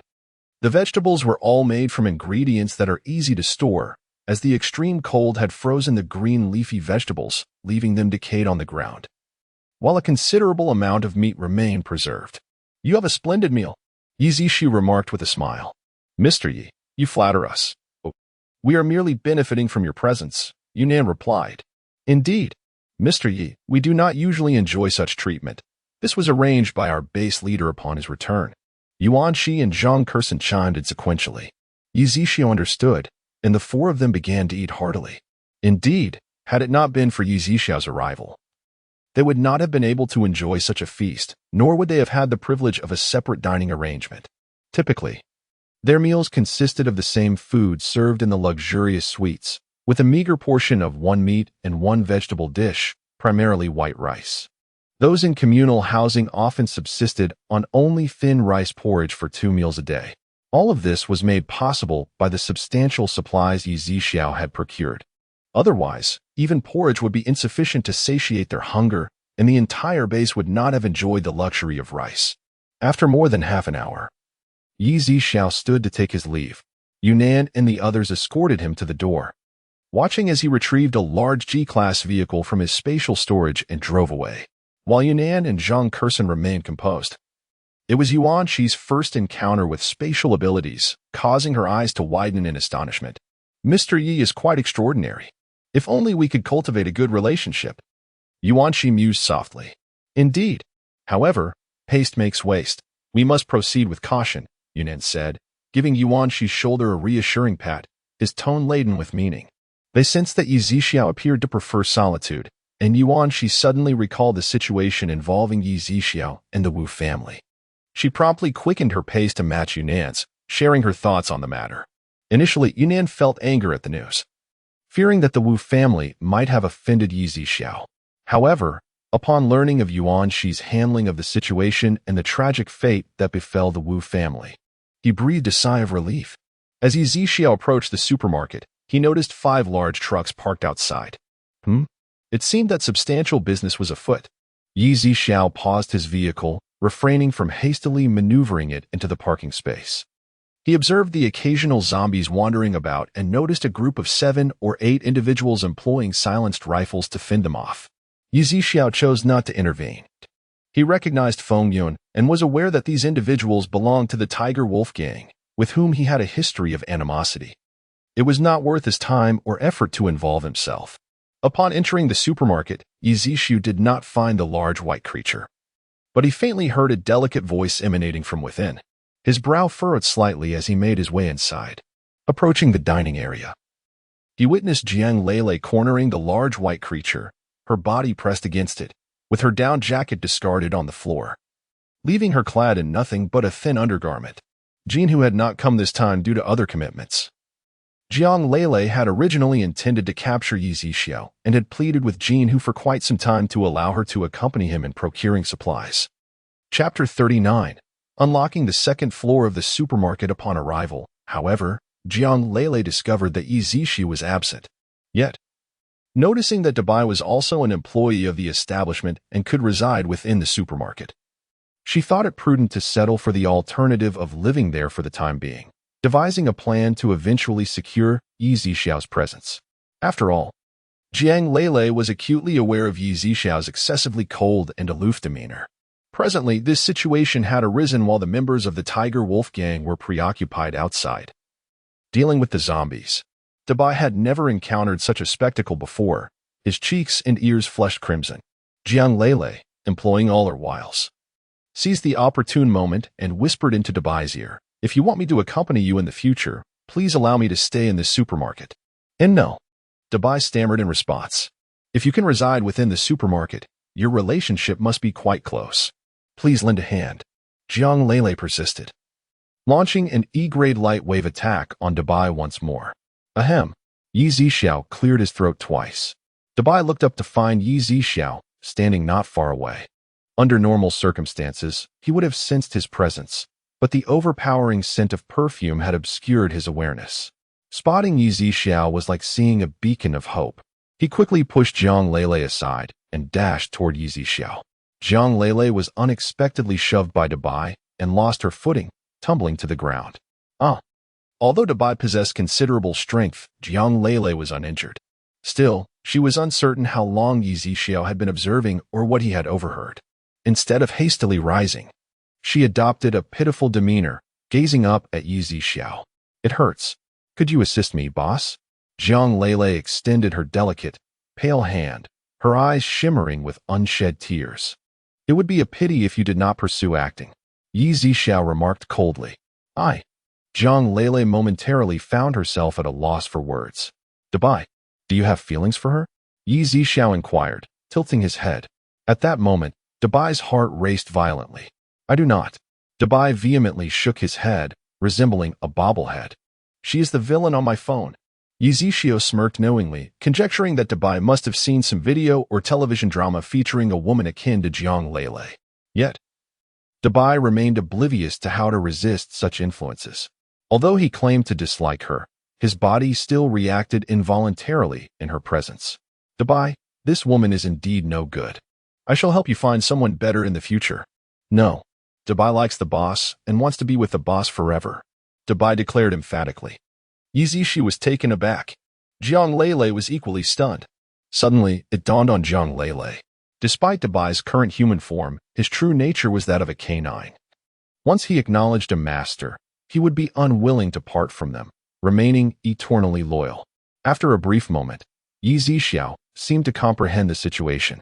Just then, he heard someone entering the supermarket and promptly exited, completely disregarding Jiang Lele, who remained seated on the ground. Dabai followed suit, leaving Jiang Lele behind.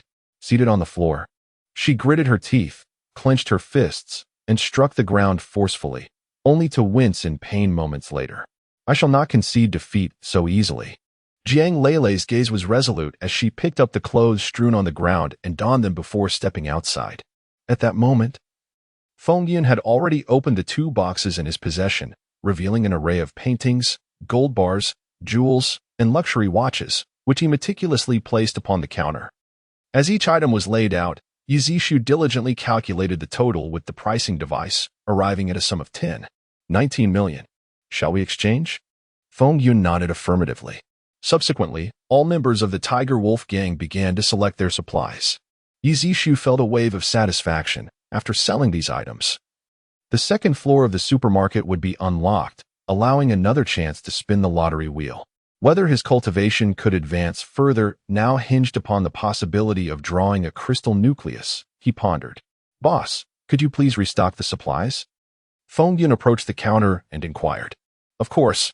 Yi Zhixiao nodded, making his way to the storage area for rice and flour, purchasing hundreds of bags of each. He also stocked up on long-lasting food items such as canned meat, canned fruit, and compressed biscuits, along with self-heating rice, hot pots, and instant noodles, which were among their most favorite selections. Naturally, the Tiger Wolf gang also acquired a considerable amount of tobacco and alcohol. Though the number of people from the Tiger Wolf gang was not large, it took them over an hour to complete their shopping. And they were now in the process of loading the supplies onto their vehicle. Congratulations, host. You have unlocked the second floor of the supermarket. Congratulations, host. You have earned a lottery draw. The lottery wheel is upgrading. A few minutes later, the lottery wheel appeared out of thin air. Yi Zhixiao observed with intrigue that the contents of the lottery wheel had significantly changed. There were 100 level 7 crystal nuclei, 50 level 8 crystal nuclei, 20 level 9 crystal nuclei, 5 level 10 crystal nuclei, an upgrade for all abilities to the next tier, unlocking the next floor of the supermarket, a laser sword, and an interstellar energy sphere. What is the interstellar energy sphere? Yi Zhixiao inquired. Host, once you arrive on any planet, you can absorb its energy through this interstellar energy sphere. What happens if I completely absorb the energy of this planet? Yi Zhixiao asked again. In that case, host, the planet will become a dead star, devoid of any life forms. Yi Zhixiao was taken aback. The energy absorbed from the planet can be converted into your own energy, allowing for a rapid elevation in your ability levels. Once you reach level 30, you will be able to traverse the various planets within your galaxy at will, without the need for transportation. Yi Zhixiao's eyes lit up. How astonishing! Moreover, he gleaned from the system's words that if level 30 was this remarkable, what could be expected at levels 100 or 1000? Could he possibly traverse the entire universe through the ages? Without further hesitation, Yi Zhixiao began the lottery draw. Realizing that while he did not urgently need this power, it was unlikely that Blue Star would ever become a dead star. Chapter 40. mutated plants, the pointer gradually came to a halt, ultimately landing upon the laser sword. In an instant, a slender long sword, emanating a faint lavender hue, materialized before Yi Zixiao. The blade was somewhat narrower than that of a typical ancient long sword, making it incredibly light in the hand. Dabai, observing the sudden appearance of the sword, wore an expression of astonishment, sensing an aura of extreme danger emanating from it, and unconsciously took a few steps back. Yi Zixiu promptly stowed the laser sword into his spatial dimension.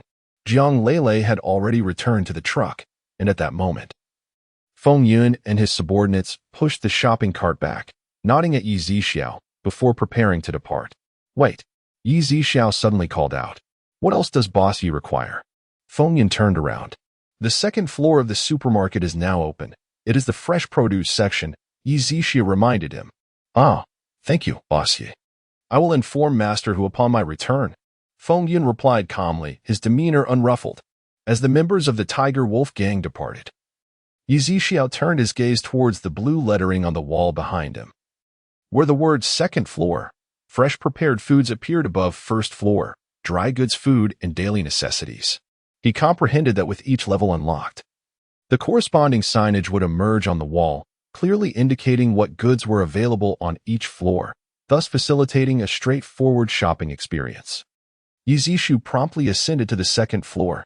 At the end of the staircase, he noticed that the translucent rippling effect had vanished, revealing a plethora of fruits, apples, oranges, pears, grapes, watermelons, cantaloupes, dragon fruits, peaches, lychees, cherries, pineapples, sugarcane, kiwis, and more.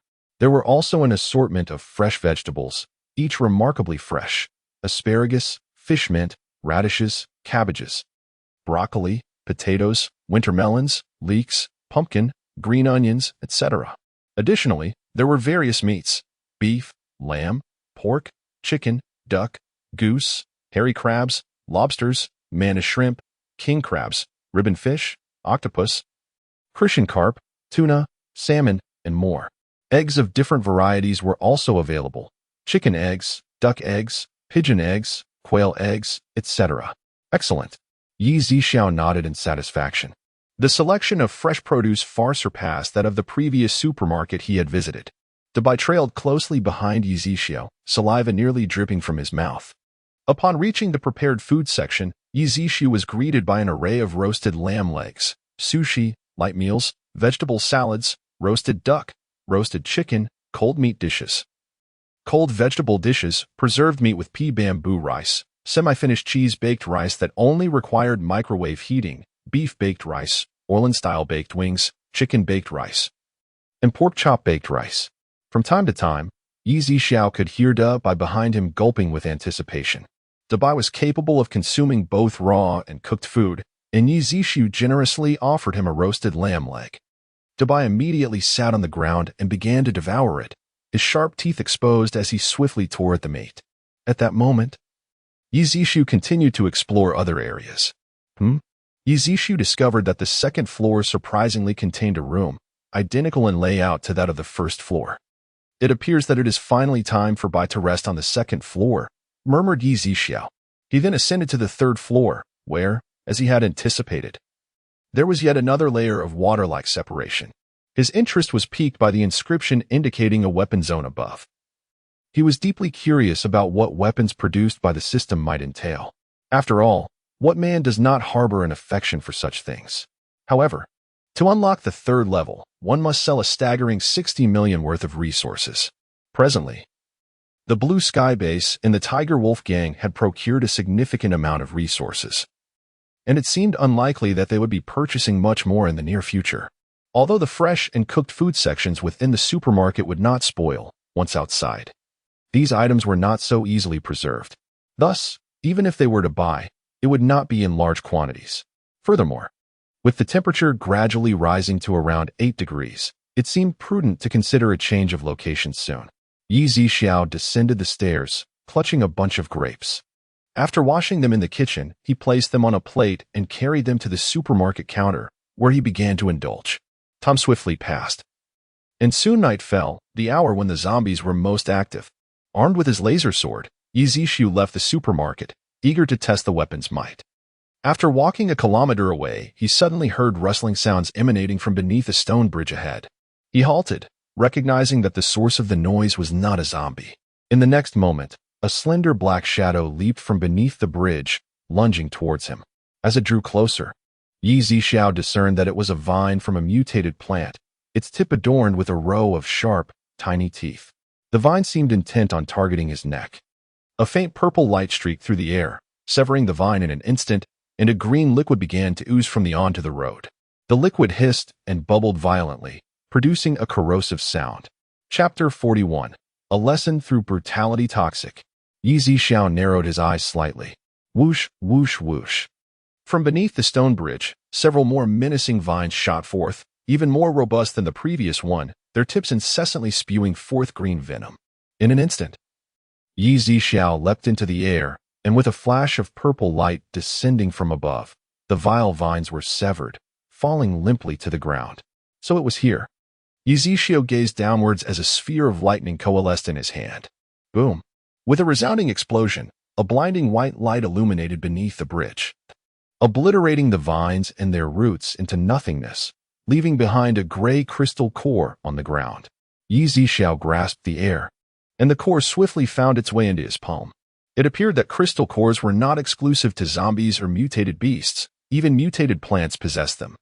He had not anticipated that the power of these plants would evolve so rapidly. It seemed they were at the pinnacle of the second tier, poised to ascend to the third, as he completely eradicated the mutated vines. Yi Zixiao noticed not only human skeletons beneath the bridge, but also crystal cores from zombies that had absorbed energy. After stowing the core away, he summoned his fire-based abilities to incinerate the remnants of the vines, leaving no trace behind. With a flicker of movement, he reappeared at the entrance of the supermarket. This was the first time he had employed his spatial abilities for teleportation, and he found it quite exhilarating. Upon his return, Daba, his loyal companion, rushed to greet him. Daba, you will sleep in the bedroom on the second floor tonight. Understood, boss. Daba replied obediently, nodding his head. Daba's daily needs had become a matter of little concern for Yi Zixiao. The following morning, feeling too lethargic to prepare a meal, Yi Zixiao opted for some fruit and a bottle of milk for breakfast. Despite his formidable strength allowing him to go days without sustenance without feeling hunger or discomfort, he was accustomed to having 3 meals a day and felt it necessary to consume something. Meanwhile, merely a few hundred meters from the supermarket, a man held 2 or 3 crystal cores in his hand, a broad smile plastered across his face, flanked by 2 obsequious followers. Congratulations, Boss Phones, on breaking through to the second tier. From now on, in Xirong City, your word will be law. One of the sycophants praised. Oh, there are plenty of ability users in the Lantian base. We must keep a low profile. The man, known as Boss Phone, raised his hand in response, though his chin seemed to rise sky-high in pride. This Boss Phone, whose real name was Feng Weiliang, had once been a factory worker, tightening screws. When the zombie outbreak occurred, he was trapped within the factory, while many of his colleagues fell victim to the zombies. By sheer luck, he managed to evade the disaster by hiding in the storeroom of the canteen. He survived by relying on the food in the kitchen, and during the frigid apocalypse, Feng Weiliang unexpectedly awakened his metal-based abilities within the workshop. No matter how formidable the ability users of the Lantian base were, they had repeatedly sought to recruit him. They lacked metal-based powers, making him a coveted asset. Ha ha ha. Indeed, that is no exaggeration.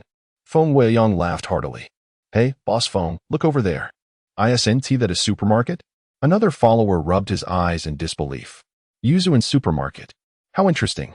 Let us go take a look, exclaimed Feng Weiliang.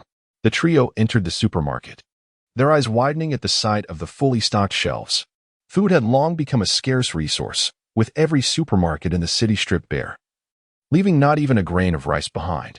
Although Feng Weiliang possessed abilities that sometimes allowed him to roam various neighborhoods and intimidate others into surrendering their food, the reality was that everyone was suffering from a dire shortage, often alternating between feasting and fasting. Yi Zixiao paid no mind to the astonished gazes of the onlookers, engrossed in his own pursuits. Observing the fixation of the crowd on the food, Dabai spoke up, "You may want to review the purchasing regulations of the supermarket." Gesturing towards the wall, it was only then that Feng Weiliang turned his attention, a frown forming on his face. His two lackeys, adept at reading the room, immediately reprimanded Dubai. Do you have any idea who you are speaking to? Our boss, Phone, is a metal-type ability user. If he were to provide some food, he could ensure the safety of your supermarket. Otherwise, humph. Upon hearing this, Dubai gritted his teeth, a surge of rage compelling him to lash out. Go, commanded Yizishio. In an instant, Dubai shot forward like an arrow, swiftly reaching the lackey and sinking his teeth into his neck, dragging him out of the supermarket in a mere heartbeat. A scream erupted as Feng Weiliang and the other lackey finally registered the scene unfolding at the entrance. Blood gushed from the victim's neck, his face contorted in terror. With a flash of his violet eyes, Dubai made the man tremble violently, a foul odor wafting through the air, and within moments, he ceased to breathe. What kind of monster is this? The remaining lackey stammered, his legs quaking at the sight of Dubai's razor-sharp teeth and the gruesome fate of his companion. Realizing the vast disparity in strength, Feng Weiliang came to his senses. The supermarket's continued operation indicated that its proprietor was no ordinary individual. He had been careless, failing to recognize the gravity of the situation. Boss, I didn't mean any disrespect. This man had it coming. Feng Weiliang stuttered, trembling as he retrieved a gold necklace from his pocket and placed it on the counter. Regardless of its worth, I will exchange this for half of the goods. No. 3/10. The remainder should go to that gentleman, he indicated towards Dubai. Yizishio assessed Feng Weiliang's pragmatic approach and chose not to contest further. After all, Feng had not acted excessively, and Dubai's action served as a cautionary tale. Taking the necklace, Yizishio scanned it with the machine. 1,500 yuan. Shall we proceed with the exchange? He inquired. Absolutely. Feng Weiliang responded promptly, hastily selecting food items. However, his fellow lackey remained visibly shaken. Ultimately, the duo managed to procure only 500 yuan worth of goods before making a swift exit, carefully avoiding proximity to Dubai. Dubai, they still have 1,000 yuan left. Go choose some of your favorite foods, Yizishio said. Dubai was overjoyed, selecting the largest quantity of course being hot dog sausages.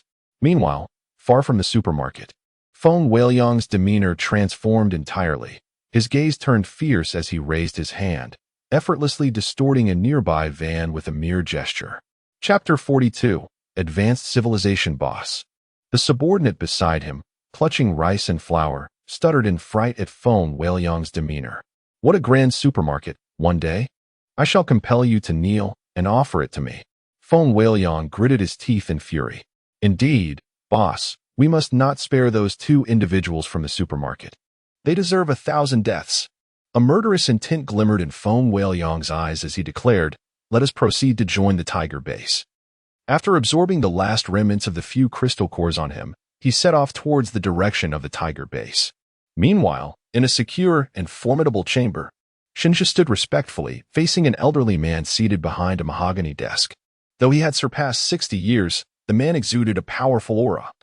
With eyes sharp as an eagle's, radiating an imposing presence without uttering a word. This man was Shui Hongsong, one of the top 3 figures in the military of Huaxia. Renowned for his remarkable military achievements, although he had retreated to the background, the onset of the apocalypse had awakened his psychic abilities, prompting his return to a significant role. Given the extreme scarcity of resources, Shinja had just informed Shui Hongsong about the supermarket, detailing its abundant supplies and its regulations, as well as Yizishio's aversion to prying inquiries. It appeared that this individual was likely a space-type ability wielder, possibly even a dual-type awakener. After a moment of contemplation, Shui Hongsong remarked, Indeed, we are in dire need of supplies. We can negotiate a purchase from the supermarket owner. Yes, Shinju affirmed, but then continued. What do you think about recruiting this individual for official use? Shinju shook his head, expressing his doubts. It seems rather challenging. One never knows the difficulty until it is attempted. When Nye Neofeng returns from the Bayun base, let him accompany us to witness the strength of the supermarket owner. Upon hearing that name, Shinju was startled. What? Nye Neofeng? Shui Lao, that's unwise. Shui Hongsong raised his hand to interrupt Shinju. I am aware of your concerns. Nye Neofeng is proud and dismissive of others, but I wish to test the capabilities of this supermarket owner. Sighing, Shinju hesitated. If we offend him, our resources in the future. If this individual possesses true abilities, I would relish the opportunity to temper Nia Nanfeng's arrogance. Xinjia now understood that Shui Hongsong sought not only to recruit Yi Zixiao, but also to find someone who could balance Nia Nanfeng's pride. Though there were numerous official refuge bases scattered across various regions, the four cardinal directions east, south, west, and north each hosted crucial refuge and military bases. Yin Feng, commanding the Baiyun base in the north, held significant authority. Even orders from the central base did not always compel his compliance. Had it not been for the current apocalypse and his exceptional abilities, as well as his family's long-standing service to Huaxia, he would not have been granted such a pivotal position. Xiaozhe, your previous initiative to infiltrate the Tiger Wolf Gang was initially met with my disapproval. Although the Golden Tiger maintains close ties with numerous high-ranking officials, your involvement seemed a misallocation of your talents. Nevertheless, the intelligence you have gathered has proven invaluable. Shui Hongsong was well aware that Xinjia sought vengeance for his longtime comrade, aiming to eradicate the Tiger Wolf Gang entirely. However, the entire Blue Star is currently engulfed in turmoil. By broaching this subject, he hoped Xinjia would recognize what truly matters at present, urging him not to let personal loyalties overshadow the broader picture. After all, during discussions about the supermarket, Xinjia had repeatedly alluded to Yi Zixiao's stance and his aversion to official scrutiny.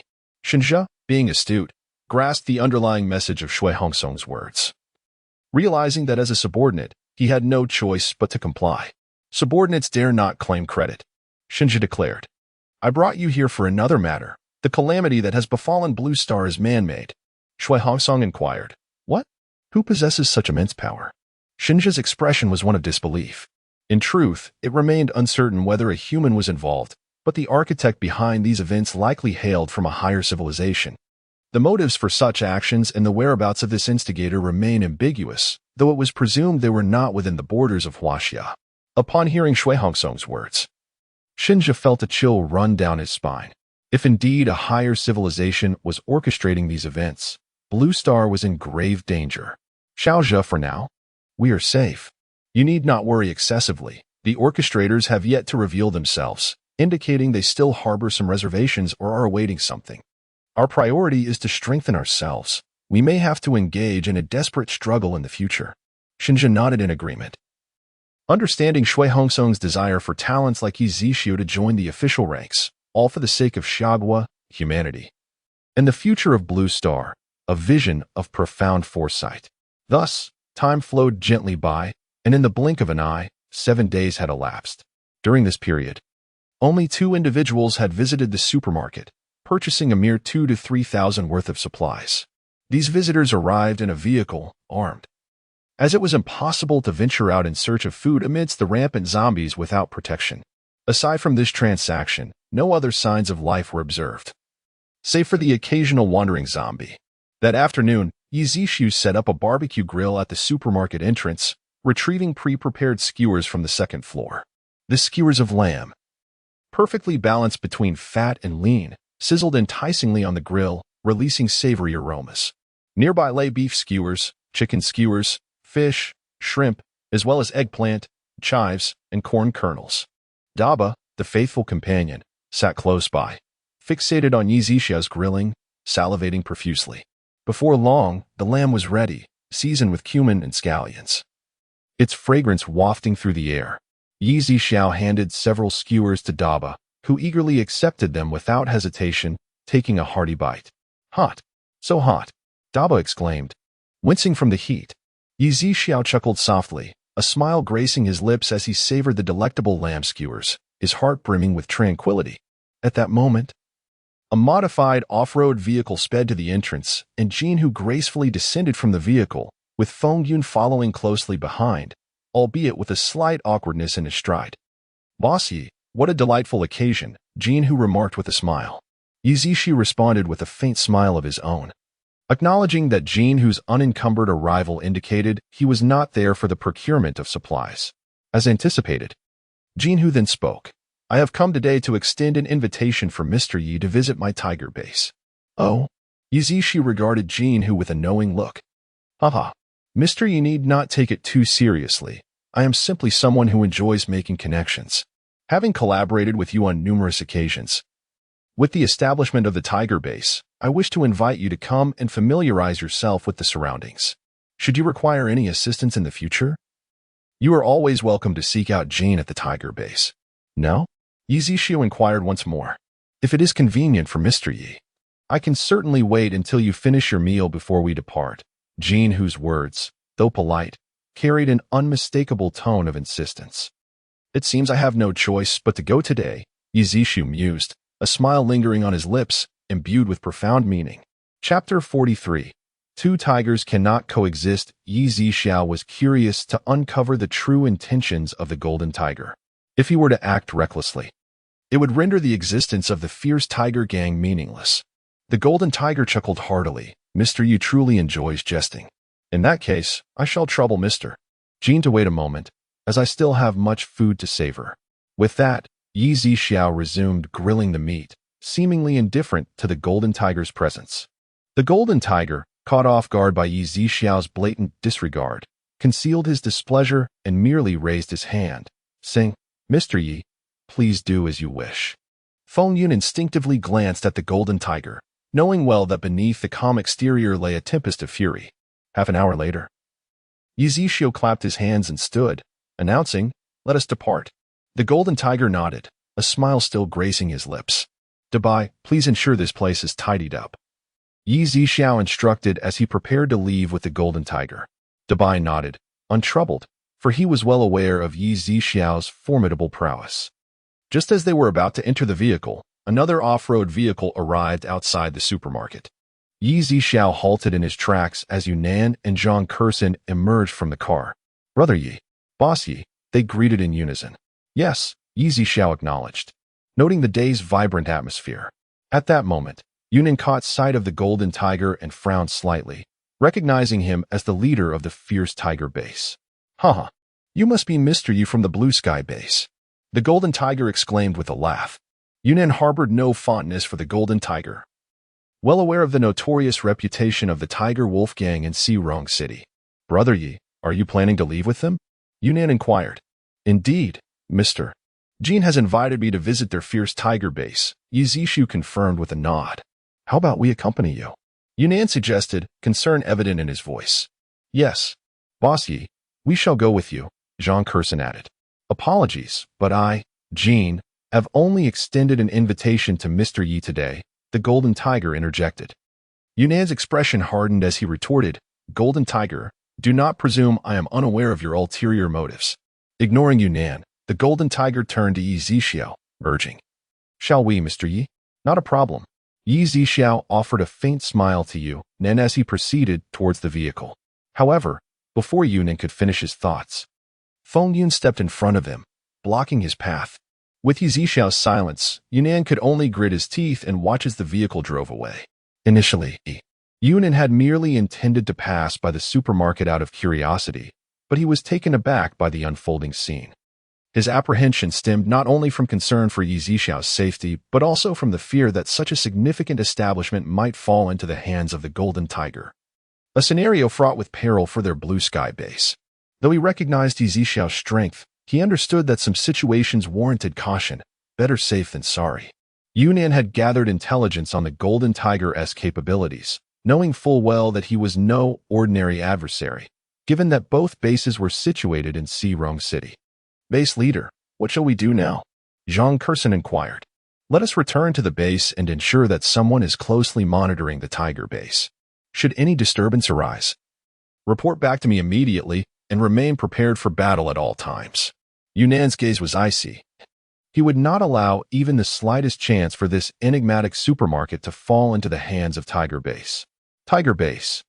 Yi Zixiao stepped out of the vehicle and glanced around, recognizing that this had once been a gymnasium, now transformed into the stronghold of Jean Hu. Mr. Jean truly possesses remarkable skills, Yi Zixiao remarked with profound significance.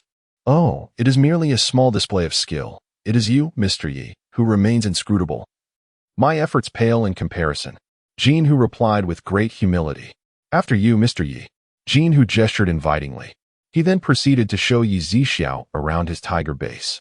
The construction was indeed far superior to that of Blue Sky Base. Along the way, Yi Zixiao noticed several individuals with extraordinary abilities. Meanwhile, at Blue Sky Base, in the office of the base commander, Zhang Kurson, Yuan Qi, and Yunnan wore somber expressions. They had just received word that Tiger Base had recalled all their ability users engaged in eliminating zombies for crystal cores and had prohibited anyone from entering. Commander, it appears Jin who intends to take action against Mr. Yi. Yuan Qi stated. What shall we do next? Mr. Yi is but one person. How can he withstand the might of many, especially within their stronghold? If the supermarket and Mr. Yi's supplies fall into the hands of Tiger Base, we... Zhang Kurson hesitated. Yunnan, as if resolute in his decision, declared with unwavering determination, I cannot allow such a situation to unfold. Kurson, Yuan Qi. Gather all ability users and the strongest among our ranks, prepare our weapons, we shall head to Tiger Base. Yuan Qi hesitated, pondering before speaking. Jin who is, after all, a leader of the underworld, possessing considerable weaponry and a multitude of subordinates, we may not stand a chance against them. And going would be tantamount to throwing our lives away. Furthermore, to my knowledge, Jin whose abilities have likely reached the 3rd tier, while you, Commander, are our highest ability user only at the late stage of the 2nd tier. Upon hearing Yuan Qi's analysis, Zhang Kurson too began to waver. This was indeed a harsh reality. They were once ordinary individuals, lacking any real power, and their weaponry was vastly inferior to that of the Tiger Wolf gang. Yunnan was acutely aware of these facts, yet if Jin who were to seize control, would their base not face annihilation? As the saying goes, 2 tigers cannot coexist on the same mountain. How could Jin who permit another base to exist within the same city? Follow my lead, even without today's confrontation. This battle is inevitable in the future, why not take a gamble? With Brother Yi by our side, there may still be a glimmer of hope. There may never be a more opportune moment than now, Yunnan asserted. Yuan Qi and Zhang Kurson nodded in agreement. Indeed, Jin who would not spare them either, as their strengths were fundamentally mismatched. At that moment, within the office of Tiger Base, Jin who commanded, Feng Yun, bring those items here. Understood. The wind and clouds departed in response, and shortly thereafter, Jin who arrived with several subordinates, each carrying a few boxes. Yi Zixiao quietly observed what Jin who would do next. As the 5 boxes were opened, they revealed an array of treasures, gold, jewels, jade artifacts, and porcelain, all of considerable worth. What is the intention of Mr. Jin? Yi Zixiao inquired. Mr. Yi, I have a somewhat ungracious request, and I wonder if it is appropriate to speak of it, Jin who replied. Yi Zixiao smiled. Given the circumstances, even if it were inappropriate, you must divulge it today. Mr. Yi, your insight is commendable. I admire you and wish to propose a collaboration. I hope you will consider joining our Tiger Base, Jin who declared. These items represent a small token of my sincerity, and should you choose to join us, you would assume the position of the 2nd in command at Tiger Base. Jin who gestured toward the valuable items. Chapter 44. Eliminated Jin who declared, his gaze fixed intently upon Yi Zixiao, attempting to decipher something from his expression. Jin who mistakenly believed that Yi Zixiao was a man driven by greed. Otherwise, how could he possibly unveil such an abundance of resources to boldly establish a supermarket at this juncture? Although Yi Zixiao recognized Jin who's probing nature, the true objective was the supermarket, a treasure trove of unending supplies. Is it truly as simple as joining the Tiger Base? Yi Zixiao inquired, feigning curiosity. Mr. Jin, are you not apprehensive of misplacing your trust in my capabilities? Mr. Yi possesses an enigmatic aura. I assure you, I cannot misjudge such a person, Jin who replied. What you see is merely a fraction of what I offer. Should Mr. Yi acquiesce, I shall present treasures tenfold in value, as a testament to my sincerity. What must I do in return? Yi Zixiao pressed. After a brief contemplation, Jin who articulated, all I require is for you to establish the supermarket within our Tiger Base. Is that all? Yi Zixiao reiterated, seeking further clarification. Jin who erupted into laughter. Indeed, I shall grant you the title of Deputy Chief at Tiger Base. And I too wish to be a co-owner of this supermarket, enabling us to foster a deeper understanding for future collaboration. Yi Zixiao smirked coldly, and what if I refuse? Jin who was taken aback, not expecting such a direct challenge from Yi Zixiao. The implications of his words were unmistakable. Perhaps you should contemplate this further, Jinhu suggested, just as several individuals entered the room, each wielding formidable firearms. Observing Jinhu's meticulous preparations, Yizishu remarked with a hint of amusement. It appears that my refusal today might confine me to the tiger base, does it not? Jinhu's silence spoke volumes. Do you truly believe these individuals and their weapons can hinder me? Yizishu taunted. With a clap of his hands, Jinhu drew back the curtains, revealing several figures on elevated structures, armed with sniper rifles aimed squarely at Yizishu. Below, hundreds stood ominously, led by 5 formidable ability users, their expressions icy and defiant. Among them, Yizishu recognized a somewhat familiar face, Feng Weiliang. He too had spotted Yizishu, wearing a disdainful and triumphant expression. Yizishu dismissed these petty adversaries with ease. He turned to Jinhu, his demeanor unruffled. It seems you have made thorough preparations. Jinhu smiled, lifting a porcelain teacup from the table, taking a sip before declaring, as the saying goes, those who recognize the times are true heroes. I believe Mr. Yi is a man of great intelligence. Is that so? Yi Zishao's eyes narrowed. Bang!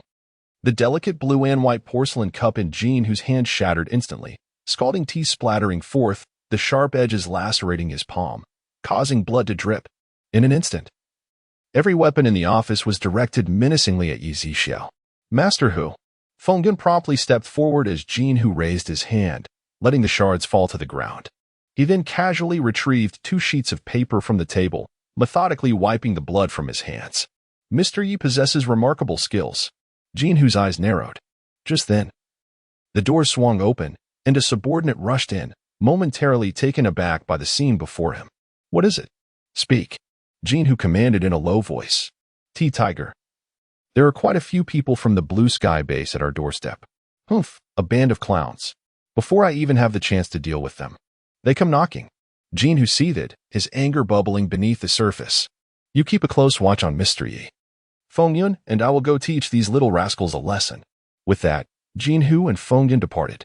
Yi Zishiao had initially planned to resolve matters with Jinhu before flattening the Tiger base, but the news of the Blue Sky base's arrival piqued his interest. He mused that if Yunnan performed well this time, he might just hand over the Tiger base. He had little interest in managing a base himself. Furthermore, the system had once mentioned that his rewards could only be obtained through the sale of resources. With so many valuable items at Jinhu's disposal, all he could do was watch. If he handed some over to Yunnan, it would encourage him to purchase more resources from Yi. At that moment, the office door swung open once more, and Feng Weiliang entered, flanked by 5 burly men clad in black, each armed with rifles. Boss Yi, long time no see. Previously, I refrained from dealing with you out of respect for that monstrous kid. Who would have thought you'd still end up in my grasp? Yi Zishiao glanced at Feng Weiliang, regarding him with a look of disdain. Jinhu had gone to such lengths. Yet Feng believed he was safe simply due to his association with Bai. Not killing you back then allowed you a few more days to strut about. Consider it a stroke of luck. Yi Zishu replied with a cold smile. What do you mean? You're all alone now, you think? Before Feng Weiliang could finish his sentence, a scream erupted as he clutched his head and dropped to his knees. The others looked on in confusion until Feng Weiliang gasped, Quick! Shoot him! Kill him! The group exchanged glances, reluctant to act. After all, Jinhu's orders were to keep a watchful eye on Yi Zishiao, not to eliminate him. Although Feng Weiliang was an ability user, he had only recently joined the Tiger base and held no authority. Feng Weiliang writhed on the ground, his powers rendered useless. It hurts. What? What have you done to me? At that moment, one of the black-clad men attempted to flee the office to report to Jinhu, only to have the door slam shut with a resounding bang. Sensing something was amiss, everyone raised their guns, ready to fire. When faced with a threat to their own lives, all previous orders could be disregarded. Feel free to try shooting. Yi Zishiao's voice resonated ominously, although the others hesitated. They were primed for action. Any reckless move from Yi would prompt them to pull the trigger immediately. What is happening? Everyone's faces were etched with terror as they beheld the astonishing sight of the guns in their hands contorting into an utterly incomprehensible shape. Chapter 45, Defiance. Meanwhile, on the ground, Feng Weiliang writhed in agony until a sudden explosion erupted, scattering flesh and blood in all directions. Witnessing this horrific scene, The onlookers lost their courage to remain and hastily turned to flee. Their previous bravado stemming from their weapons now reduced to mere panic in the face of such bizarre occurrences, though they were aware of the existence of supernatural abilities. The sheer terror and the brutal method of killing they witnessed was unprecedented, instilling profound dread within them. Yet, the door remained obstinately shut. A cacophony of frantic knocks and kicks resounded against the door. It was unbearably loud. Yi Zixiao ignited sparks at his fingertips, and in the next moment, flames engulfed everyone present. Ah! The crowd screamed in agony as they rolled on the ground. In no time, only a void remained. The earlier cries silenced beneath Yi Zixiao's spatial barrier. Subsequently, Yi Zixiao turned and approached the window, gazing down at the confrontation unfolding below between Yunnan and Jinhu. Is your blue sky base declaring war on my fierce tiger base? Jinhu squinted at Yunnan. Release Boss Yi, and we will leave immediately. Zhang Kurson stepped forward. Haha, do you believe your blue sky base holds any significance in my eyes? You dare to negotiate with me? Jinhu's gaze turned icy as his armed subordinates prepared to pull the triggers. Jinhu, if we engage in battle, it will lead to mutual destruction, which benefits neither of us, Yunnan replied solemnly. Jinhu shook his head. No, no, no. While the fish may perish, the net remains intact. Moreover, I have long intended to take over your blue sky base, and now you have delivered yourselves to my doorstep. How could I possibly refuse? You, Zhang Kurson, infuriated, conjured a swirling water sphere in her palm, ready to launch at any moment. Ha ha ha, such trivial skills. With your low-tier abilities and those frail and weak members, you dare to demand someone from my fierce tiger base? You overestimate yourselves. With that, a fireball suddenly appeared in the palm of Jinhu, hurtling toward Zhang Kurson. Startled, Zhang Kurson swiftly launched her water sphere, but upon contact, it evaporated instantly. The fireball's momentum remained largely unaffected, barreling directly toward her face. Watch out. Yunnan and Yuan Shi moved simultaneously, using their abilities to intercept the fireball. Bang! The clash of powers resulted in a fierce explosion, the flames dissipating into nothingness. Haha. To be honest, it would be a pity if such a beauty were to be burned beyond recognition. Perhaps if you join me, I could spare your life today. Jinhu leered at Zhang Kurson. Shameless. Zhang Kurson retorted angrily. You are no match for me. I now offer you a chance. Become my subordinates. Surrender the blue sky base, and we can consider this matter settled. Jinhu surveyed Yunnan, Zhang Kurson, and Yuan Shi. The trio felt deeply insulted by Jinhu's words, gathering their powers in response. One may kill, but one must not suffer humiliation. As Yunnan's words faded, the bolt of lightning in his hand was unleashed. Zhang Kurson summoned all her strength, directing a water column, akin to a colossal serpent, hurtling towards Jinhu. Yuan Shi's fire-based ability was pushed to its limits. Trailing behind was a massive fireball. Jinhu, with a lightning sphere in one hand and a fireball in the other, wore a cunning smile. He was indeed a dual attribute ability user. A surge of astonishment coursed through the hearts of the three, yet the arrow had already left the bow, and the fierce battle was imminent. Yunnan's subordinates, along with Jinhu's followers led by Feng Yun, all raised their firearms and pulled the triggers. Bang! Bang! Bang! Just as Yunnan and the others feared their demise was at hand, the bolts of lightning and fireballs hurtling towards them suddenly came to a standstill.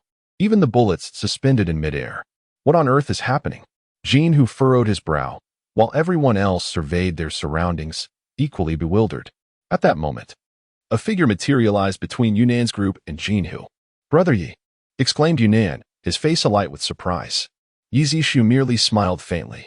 In that instant, the abilities Jinhu had unleashed vanished, and the bullets fired by his men clattered to the ground. Conversely, the bullets and abilities that had been frozen in the air on Yunnan's side surged forward with ferocity. Cries of agony echoed. Most of Jinhu's subordinates were struck, collapsing to the ground, blood flowing freely, saturating the earth, while the air was thick with the stench of blood. Even Feng Yun was hit in the right leg. Kneeling on one knee, cold sweat beading on his forehead, teeth clenched tightly, though Jinhu had managed to defuse Yunnan and the others' abilities. His expression was anything but pleasant. Instead, it bore an unprecedented look of terror. Who exactly are you? Jinhu inquired, gazing at Yi Zixiao's silhouette. I am merely the owner of a supermarket. Did you not know? Yizishu replied, turning to face him with a playful glint in his eye. How can your strength be so formidable? I am already at the mid-stage of the 3rd tier, and a dual attributability awakener. Have you ascended to the 4th tier? Jinhu's face was a mask of disbelief, a thought he had never entertained. Especially since his strength had been amassed through multiple city strongholds and countless zombie kills, providing him with abundant crystal cores. He had also investigated Yuzishio and knew he was not affiliated with any official organization. How could an ordinary person in this 3rd-tier city of Rong elevate their abilities so rapidly? Jinhu found it utterly incomprehensible and refused to accept it. Chapter 46. That boy? What rank am I? You are not worthy of knowing. Remember, do not be so foolish in your next life. As Yi Zishao's words fell, his eyes narrowed, and the space around Jinhu instantly distorted. Jinhu's body seemed to be compressed by an invisible force again and again, until it could no longer endure, exploding into a mist of blood. Tiger Lord. Upon witnessing Jinhu's demise, Feng Yun's eyes dimmed instantly. Tiger Lord. You saved me back then. Now let me accompany you on your journey. As Feng Yun spoke, he picked up a nearby gun, pressed it against his temple, and without hesitation, pulled the trigger. Bang! The gun fired, and Feng Yun collapsed into a pool of blood. Everyone at the mighty tiger base, upon seeing Jinhu's death, understood the tide had turned. They knelt to the ground, offering no resistance, hoping only that Yi Zixiao might spare their lives. Meanwhile, several snipers on the rooftop prepared to flee, but before they could run even a meter, they were all instantly turned into blood mist. Why, Yi brother? Yunnan stepped forward, uncertain if he should still address Yi Zixiao as such, for Yi Zixiao's strength had surpassed anything they could hope to match. The remaining matters I leave to you. Such a vast place as the mighty tiger base, with so many resources, would be a waste to abandon. What? Is that what you mean, Yi brother? Yunnan listened to Yi Zixiao's words, his heart racing with excitement yet uncertain. From now on, the Blue Sky base will be the only base in Rong City. I have no interest in managing this. Too many people make me uncomfortable. Everything here will be entrusted to you, Yi Zixiao reiterated, seeing the certainty in Yi Zixiao's gaze. Yunnan felt immense gratitude. Yi brother, rest assured, I will not disappoint your expectations. The gates of the Blue Sky base will always be open for you. Zhang Kurson and Yuan Shi exchanged glances, their relief evident in their expressions. The subsequent affairs are yours to handle. Eliminate those who deserve it. After Yi Zishu concluded, he prepared to leave. Just then, a disheveled woman in a flimsy short-sleeved nightgown and shorts burst forth, her alluring figure marred by numerous bruises. Her hands and feet securely shackled by iron chains. Help! Help me! I beg you. The woman rushed to Yi Zixiao, collapsing to the ground in supplication. As Yi Zishu focused on the kneeling figure, he recognized her as Jiang Lele. She had escaped when the guards were absent and the gate was left open. Oblivious to Jinhu's fate, Yi Zishu was curious. Had she not been living in luxury with Jinhu? How had she fallen to such a state? Was it because she had been discovered while attempting to seduce another behind Jinhu's back? Boss Yi, I implore you, save me. Jiang Lele cried, her voice trembling. Jinhu is not human. He is a monster. During my time with him, I endured relentless torment, barely escaping death each time. Please, I beg you, save me. I will serve you as a loyal servant. I will be your devoted slave. Jiang Lele, noticing Yi Zixiao's silence, choked back tears and continued. A few days ago, he said he was tired of me and handed me over to his subordinates, dozens of them, each more beastly than the last. As Jiang Lele poured out her heart, detailing her harrowing experiences and the cruel specifics of her ordeal, Yi Zixiao remained silent, while Yunnan and the others from the Blue Sky base shared her disbelief. Jinhu is dead. Zhang Kurson, also a woman, empathized with Jiang Lele's plight and stepped forward to drape a coat over her, for Jiang Lele's thin nightgown offered little protection against the chill. Yunnan and Yuan Shi, being men, dared not meet her gaze. Zhang Kurson, however, remained unaware of Jiang Lele's true nature. Had she known, her sympathy would have evaporated. What? Dead? Jiang Lele wept in disbelief. Expel her from the base. Let her fend for herself. Yi Zishu declared. No, please don't send me away. I beg you. Jiang Lele pleaded, her voice trembling. To be cast out of the base was tantamount to a death sentence. with the multitude of zombies outside. It was nearly impossible for a lone woman to survive.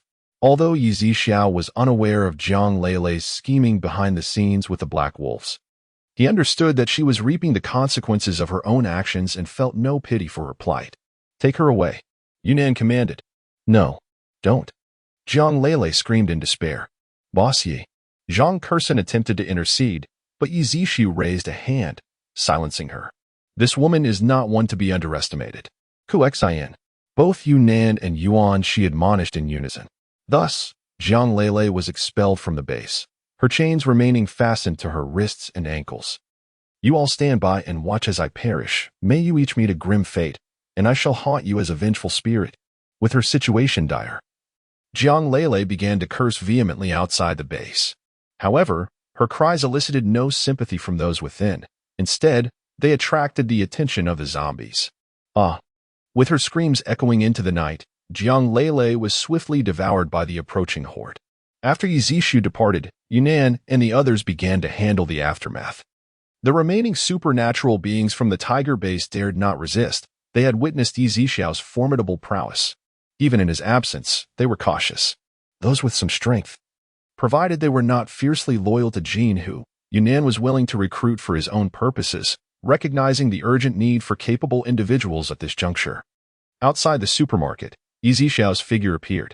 Upon seeing his return, Dabai's eyes lit up, and without a moment's hesitation, he leaped forward, only to be halted by an invisible barrier when he was just a meter away. With a mournful gaze, Dabai blinked innocently at Yi Zixiao as he walked past, and he could only sulkily turn around and follow him back into the supermarket. The following day, as Yi Zixiu opened the door, he was greeted by the sight of a modified heavy-duty truck parked outside the supermarket. "Mr. Xue, the supermarket doors have opened," Shenzhe respectfully announced. "Indeed." Xue Hongsong nodded in acknowledgement. At that moment, a man clad in a black short-sleeved shirt and black trousers, his physique robust and muscular, with sun-kissed skin, displayed a look of disdain. "That kid? How formidable could he possibly be? I shall go meet him shortly." Chapter 47. Where did you acquire these supplies? Nian Anfeng. Do not blame me for not warning you. Boss Yi is not as simple as you perceive. It is prudent to exercise discretion in both speech and action.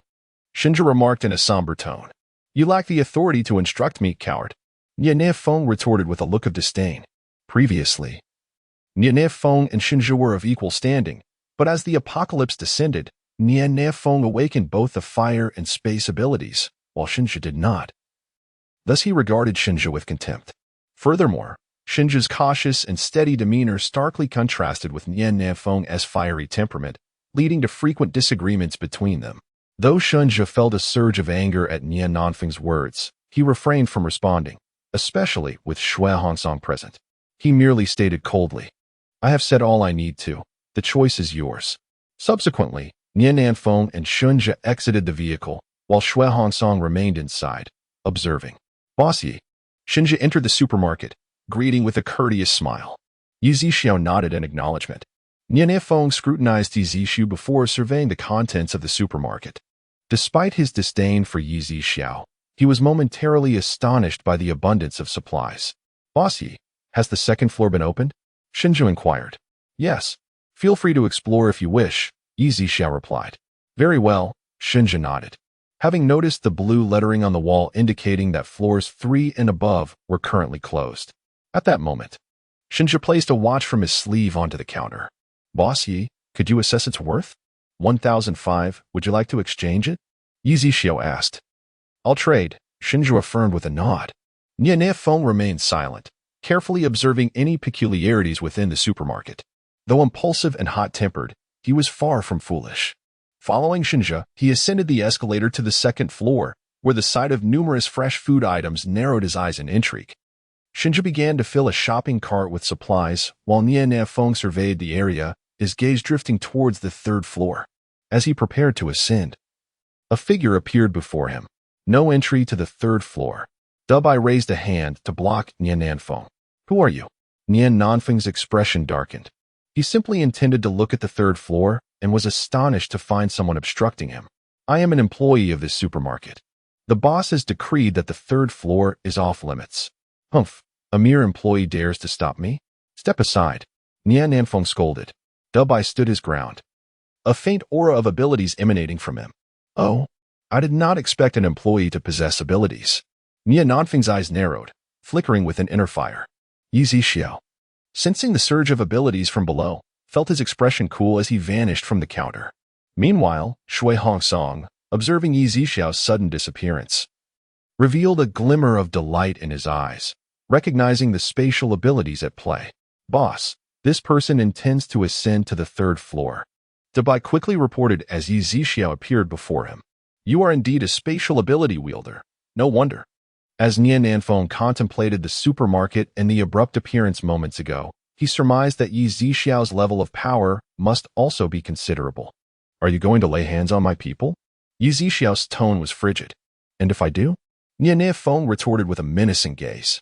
At that moment, Shinjo approached, his face a mask of apology.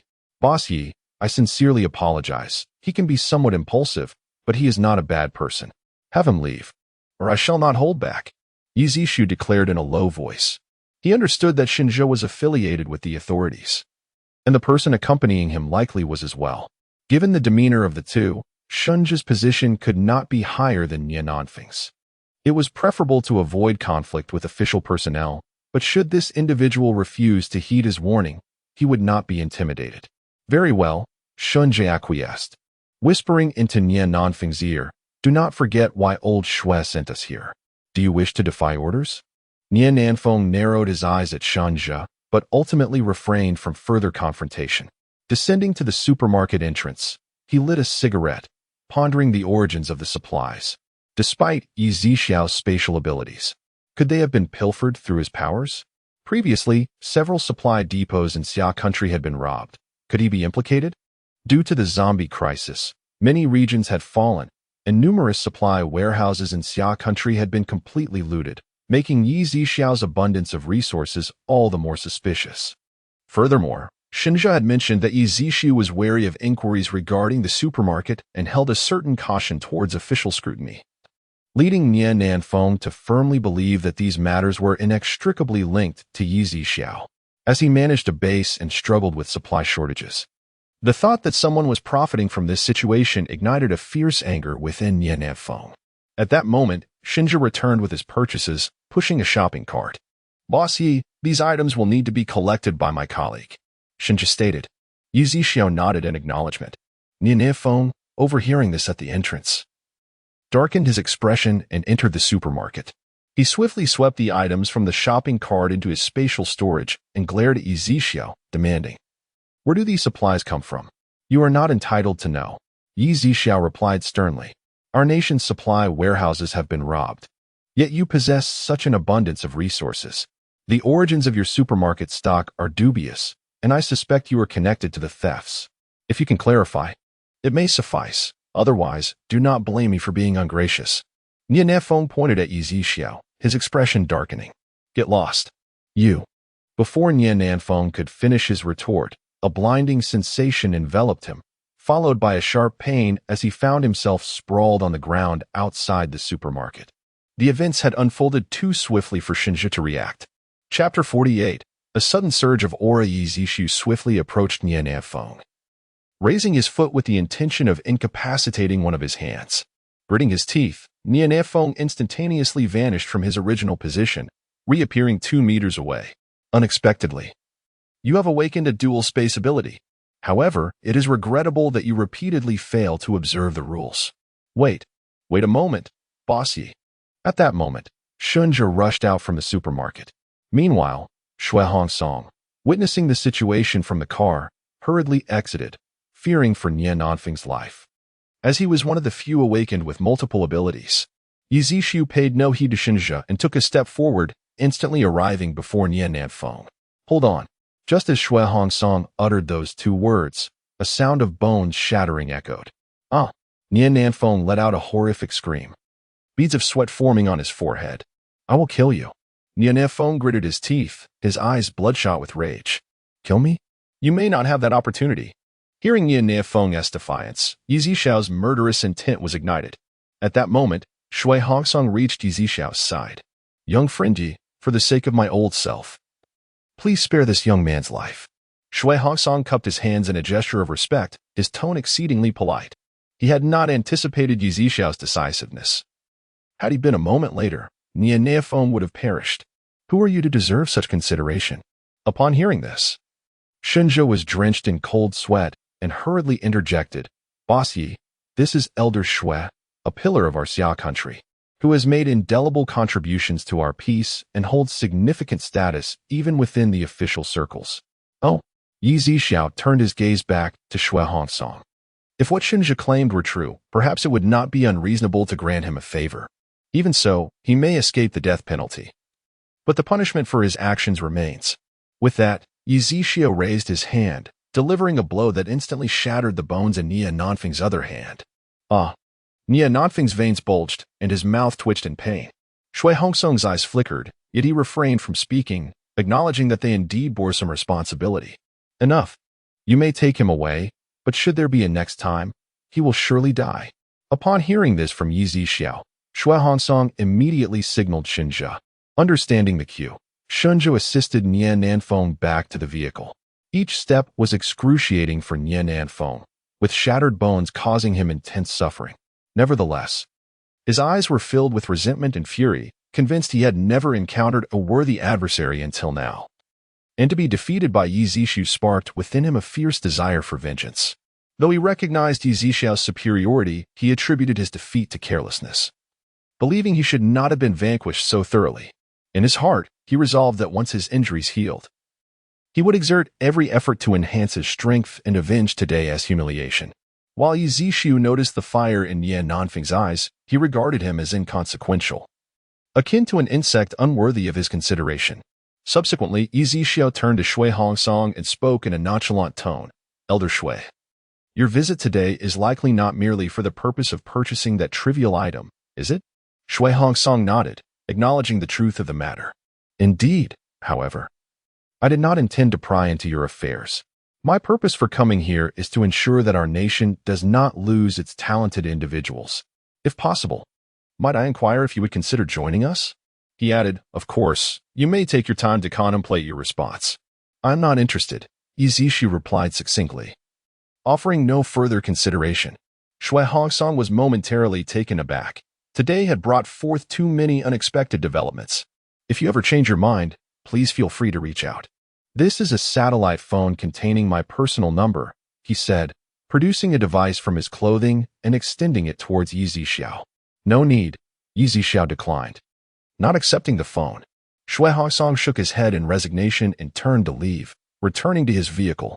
He had initially hoped to persuade Yi Zixiao to join their cause and to inform him that this impending apocalypse might be orchestrated by an advanced extraterrestrial civilization. However, with Nia Nanfeng's injuries requiring immediate attention, such matters could only be discussed at a later date. Upon returning to the vehicle, Shui Hongsong was met with the sight of Nia Nanfeng, lying in bed with a pained expression. He shook his head, regretting not heeding Shunzhe's advice and acting with more caution. Perhaps things would not have unfolded this way. Alas, it seems I have grown old, he mused, closing his eyes and lost in thought. Shunzhe, meanwhile, promptly drove away from the location. Yi Zixiao turned back towards the supermarket, paying little heed to the earlier encounter. 2 days later, Yunnan returned to the supermarket, accompanied by Yuan Shi and another man whom Yi Zixiao had not previously encountered. Brother Yi, Mr. Yi. Both Yunnan and Yuan Shi greeted in succession. Yi Zixiao nodded, inquiring about the progress at the base. Essentially, not much has changed. Many resources were readily available, which saved us considerable trouble, Yunnan replied. At that moment, Yunnan abruptly gestured towards a bashful man beside him, who wore black-rimmed glasses and was looking down. Brother Yi, I almost forgot to introduce you. This is Fong Cheng, a newly joined spatial ability user from our Blue Sky base. Hello, Mr. Yi, Fong Cheng stammered shyly. Greetings, Yi Zixiao responded with a nod. Yuan Shi was also assessing the supermarket, as it was his first visit. Fong Cheng, please present the items, Yunnan instructed. Oh. Right. Fong Cheng closed his eyes momentarily, and suddenly, over 20 boxes of various sizes appeared on the ground.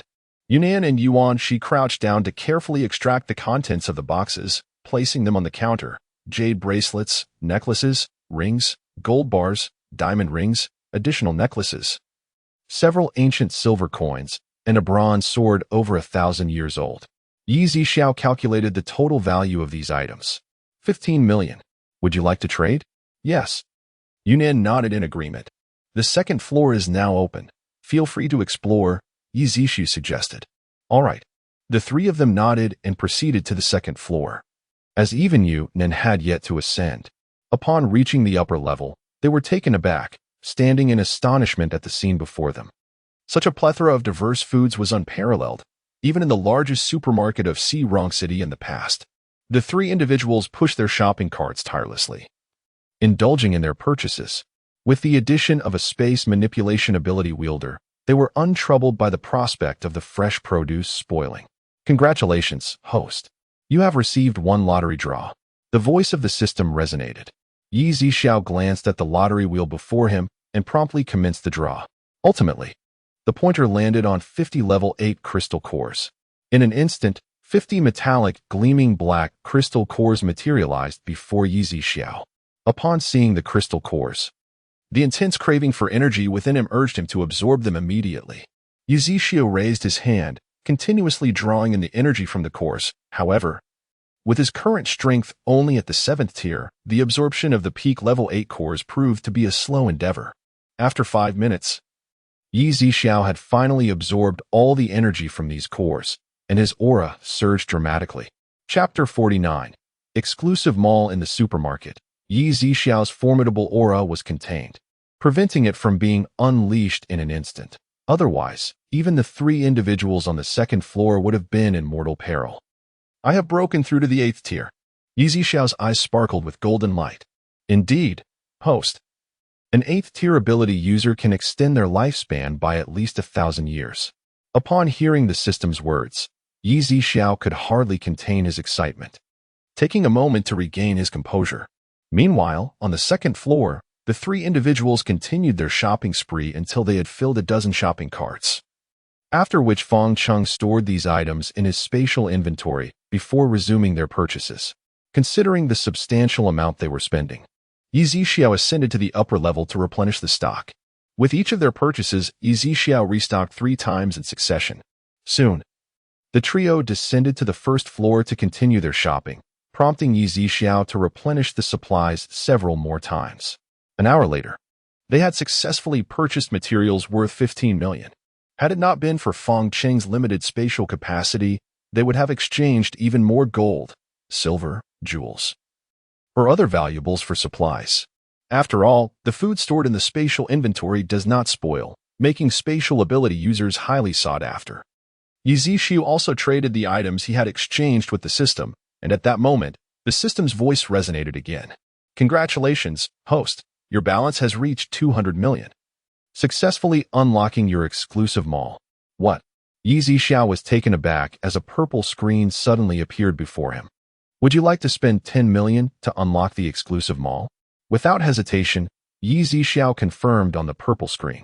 Upon doing so, he beheld a dazzling array of merchandise, with crystal cores ranging from level 8 to 20. An 8th level crystal core costs 10 million, a 9th level core 30 million, a 10th level core 60 million, and 11th level core 130 million, while a 20th level core demands a staggering 66 billion. The Interstellar energy ball is priced at 80 billion. As for spaceships, the cheapest superluminal vessel, capable of accommodating 6 individuals, is priced at 50 billion. There are 3 grades of spaceship energy stones. The first level at 30 million, the second at 60 million, and the third at 120 million. Additionally, there are various 100% loyal mutated beasts, mutated plants, and cosmic creatures, along with a plethora of robot models, among other items. After a cursory glance, Yi Zixiao understood why the exclusive mall was only unlocked once his balance reached 200 million. The prices were exorbitant, rendering most items beyond his reach. Nevertheless, even with the mall now accessible, Yi Zixiao was not in a hurry to make purchases. After all, he was invincible on Blue Star and intended to save more money, planning to buy what he needed when the time came. This realization motivated Yi Zixiao to earn more. Hoping to accumulate sufficient funds to acquire crystal cores and enhance his own strength. Just as he was contemplating these matters, he heard Yunan's voice. Yi, we must take our leave. Yunan, I may be departing in a few days. My return time is uncertain. Yi Zixu informed them, suggesting that if they needed anything in the next couple of days, they could still purchase it. Presently, the Blue Sky base had already acquired a considerable amount of supplies and would not require much more for the time being. During this period, the survivors in Rong City who could reach the Blue Sky base have all departed. Those remaining are either individuals with special abilities or members of prominent families reluctant to leave. The city, for the time being, offers little in terms of benefits. Yi Zixu intends to explore other places, hoping to encounter a base. Ultimately, he decides his next destination will be the first-tier city of An City, where he can engage in small trades that yield higher profits, enabling him to unlock more supermarket floors and purchase crystal cores to enhance his strength.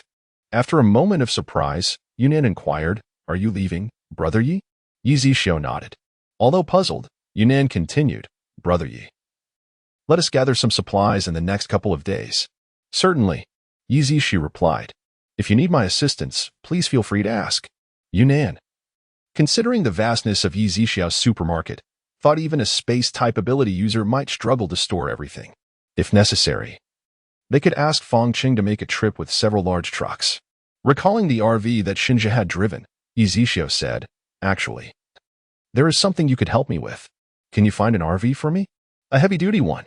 This type of vehicle would provide ample space for both Yi Zixu and Dubai, allowing them to stay for a day or two if they found a suitable location. After pondering for a moment, Yunnan replied, "That should not be a problem. I will bring it along when I come to gather supplies in the next few days." "Great. I will provide you with the appropriate supplies in return." Yunnan quickly waved his hand. "Brother Yi, you are being too formal. Without you, our Blue Sky base might not exist today. In our hearts, you are the true leader of the Blue Sky base." "Very well, then I shall not be polite." Yi Zixu responded, acknowledging Yunnan's words. After Yunnan departed, Yi Zixu called out to Dubai to inform him of the journey to An City. "Boss, is that true?" Dubai asked.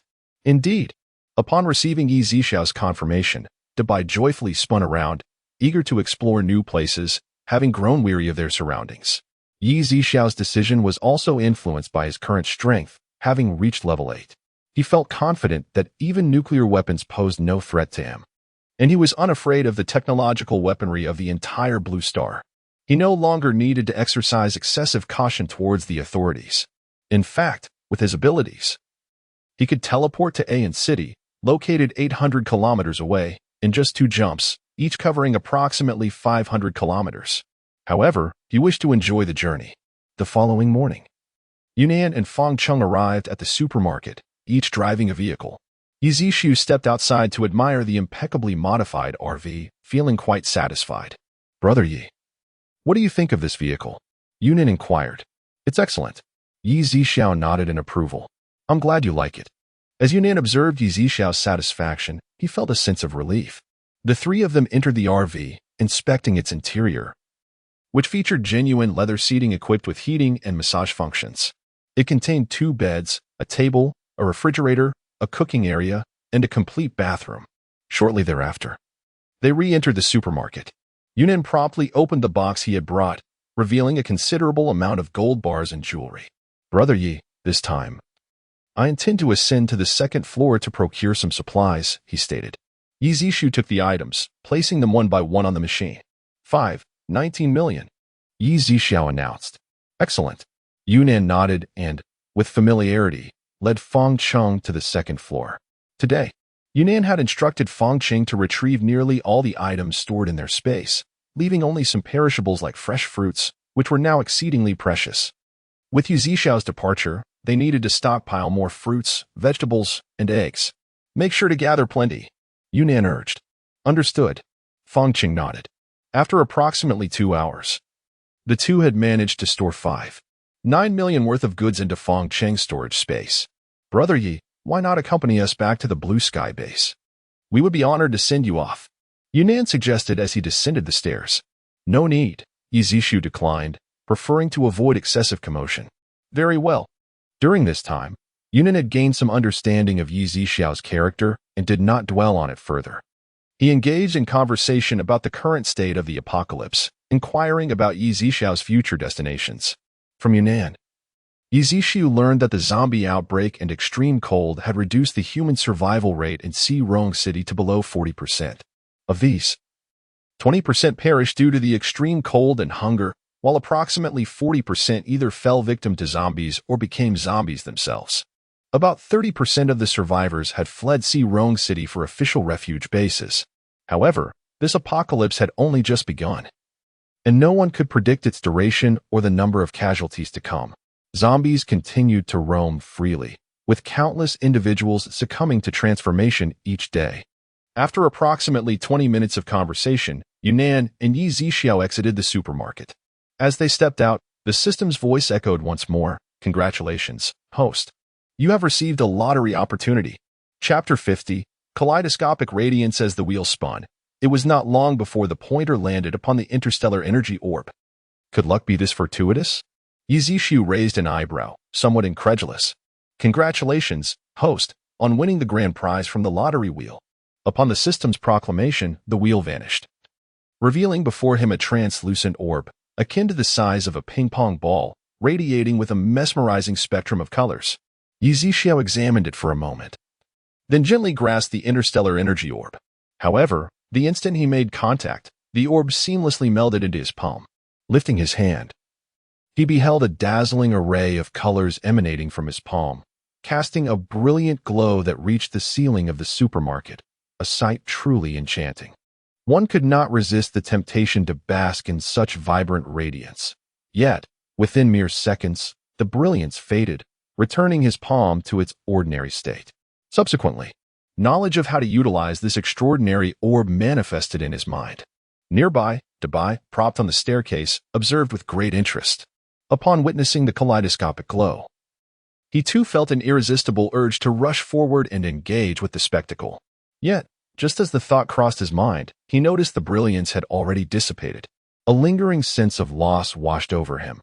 However, he would soon be grateful for his restraint, for beauty often conceals danger. "Dabai, let us go." Upon hearing Yi Zhixiao's call, Dabai's ears perked up, and utilizing all four limbs, he leaped down the staircase. Yi Zhixiao paid little mind to Dabai's occasional antics. After all, he was a mutated beast, having assumed a human form, yet his true nature remained unchanged.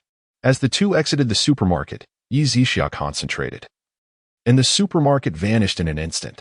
Dabai paused, casting a worried glance at Yi Zhixiao. "Rest assured, it's all taken care of." Yi Zhixiao reassured him with a shake of his head, fully aware of Dabai's concerns. With so many delectable foods within that supermarket, had they truly vanished into thin air, Dabai would surely have gone mad. They climbed into the vehicle, with Dabai occupying the passenger seat. The engine roared to life, and they sped away. Along the journey, they occasionally encountered zombies lunging toward the car, but before they could reach the vehicle, Dabai dispatched them with his electric abilities. Throughout the ride, Dabai reveled in the rhythm of slaying zombies and collecting crystal nuclei, his spirits high.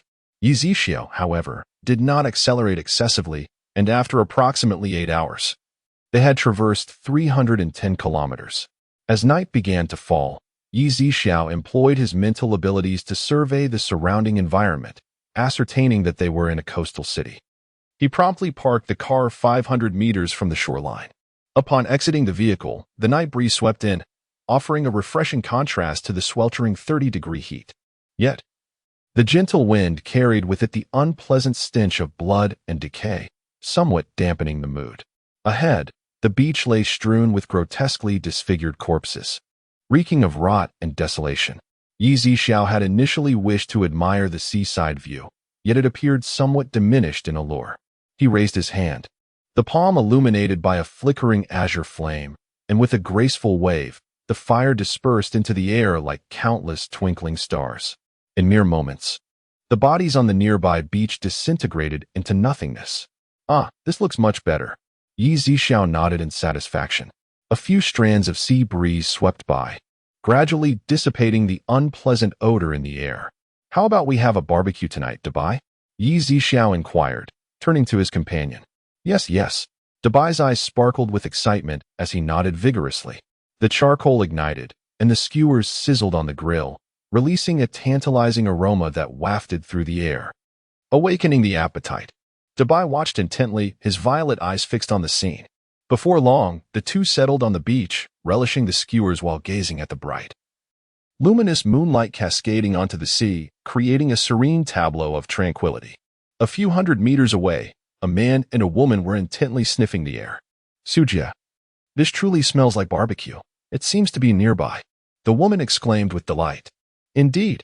Sujia, the man, nodded repeatedly.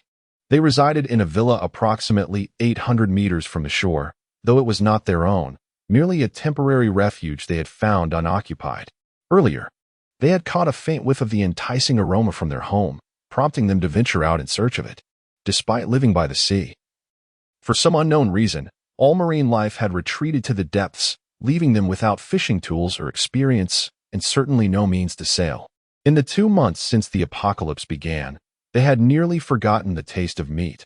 Not to mention, the luxury of a full meal was a distant memory, as they often alternated between feasting and fasting. Occasionally, they resorted to foraging wild grasses, which were not only unpalatable but also exceedingly coarse and difficult to swallow, requiring them to wash it down with water. Now, upon catching the scent of grilled meat, their mouths watered uncontrollably. Following the fragrance, they pressed on. "Ching-ching, look over there." Sujia pointed ahead to the sight of Yizixiao and Dabai indulging heartily in their feast. "Xiaojia, if you can procure me some of that food, I shall be yours for the night." The woman suddenly shed her usual haughty demeanor and playfully coaxed, leaving Sujia, who had pursued her for nearly 2 years, a bit weak-kneed. Having been university classmates, Sujia had admired the graceful and statuesque Wang Qingqing since their freshman year, yet her affections had fluctuated over the past 2 years. During the apocalypse, her family succumbed to the zombie outbreak, and it was Sujia's timely intervention that brought her to safety in his home. Over the past 2 months, Wang Qingqing had shown him a gentler side, occasionally planting a playful kiss on his cheek whenever he managed to find food, making Sujia feel as though he would gladly give his life for her. Hearing Wang Qingqing express her willingness to fully surrender herself to him, Sujia's heart raced, and he resolved to ensure she would enjoy the barbecue. "Qingqing, why don't you wait here while I go take a look?" Sujia suggested. "All right." Wang Qingqing nodded slightly. Typically, it was Sujia who ventured out alone with 2 axes in search of sustenance, while Wang Qingqing remained concealed within the confines of their dwelling. Yizishi was naturally aware of their conversation not far away but chose to disregard it. Sujia drew forth the axes from behind his waist, one in each hand, cautiously stepping over the grains of sand as he slowly approached Yizixiao and Dabai from behind. He dared not inquire or plead, for that would be akin to startling a snake in the grass. In this apocalyptic era, he had little faith that anyone would offer him food. He raised his axes high, believing that the moment they struck the ground would herald a time of indulgence for them. However, in the next instant, before Yizishu could make a move, Dabai had already transformed, turning suddenly with a resounding rip. The sound of tearing fabric echoed as Dabai morphed into his beastly form, towering nearly 3 meters high, baring his fangs and grinning, with lightning flickering in his purple eyes. Chapter 51. Intense heat. Sujia stood before the colossal figure, his mouth agape, the axe he raised frozen midair. He was so paralyzed with fear that he remained motionless, as if believing this stillness might spare his life. Not far away, Wang Qingqing, though trembling in terror, dashed away without a moment's hesitation. Trying to escape, Yi Zixiao waved his hand, sending Wang Qingqing hurtling back. With a chilling scream, she landed on the sandy ground. "Big brother, spare me." Sujia dropped his axe, collapsing to his knees. I was wrong. Please spare us." He began to kowtow. Wang Qingqing quickly followed suit, too terrified to utter a word, her lips quivering uncontrollably. "Die." Yizishu uttered the word softly, and Dabai prepared to eliminate the man who dared to interrupt his meal. "No, please don't kill me. It was this woman who sent me. If you must kill, then take her." Wang Qingqing stared at the man before her in disbelief. Yizishi regarded the two with keen interest. Sujia was at a loss, perhaps simply unwilling to embrace death. Human hearts are fickle.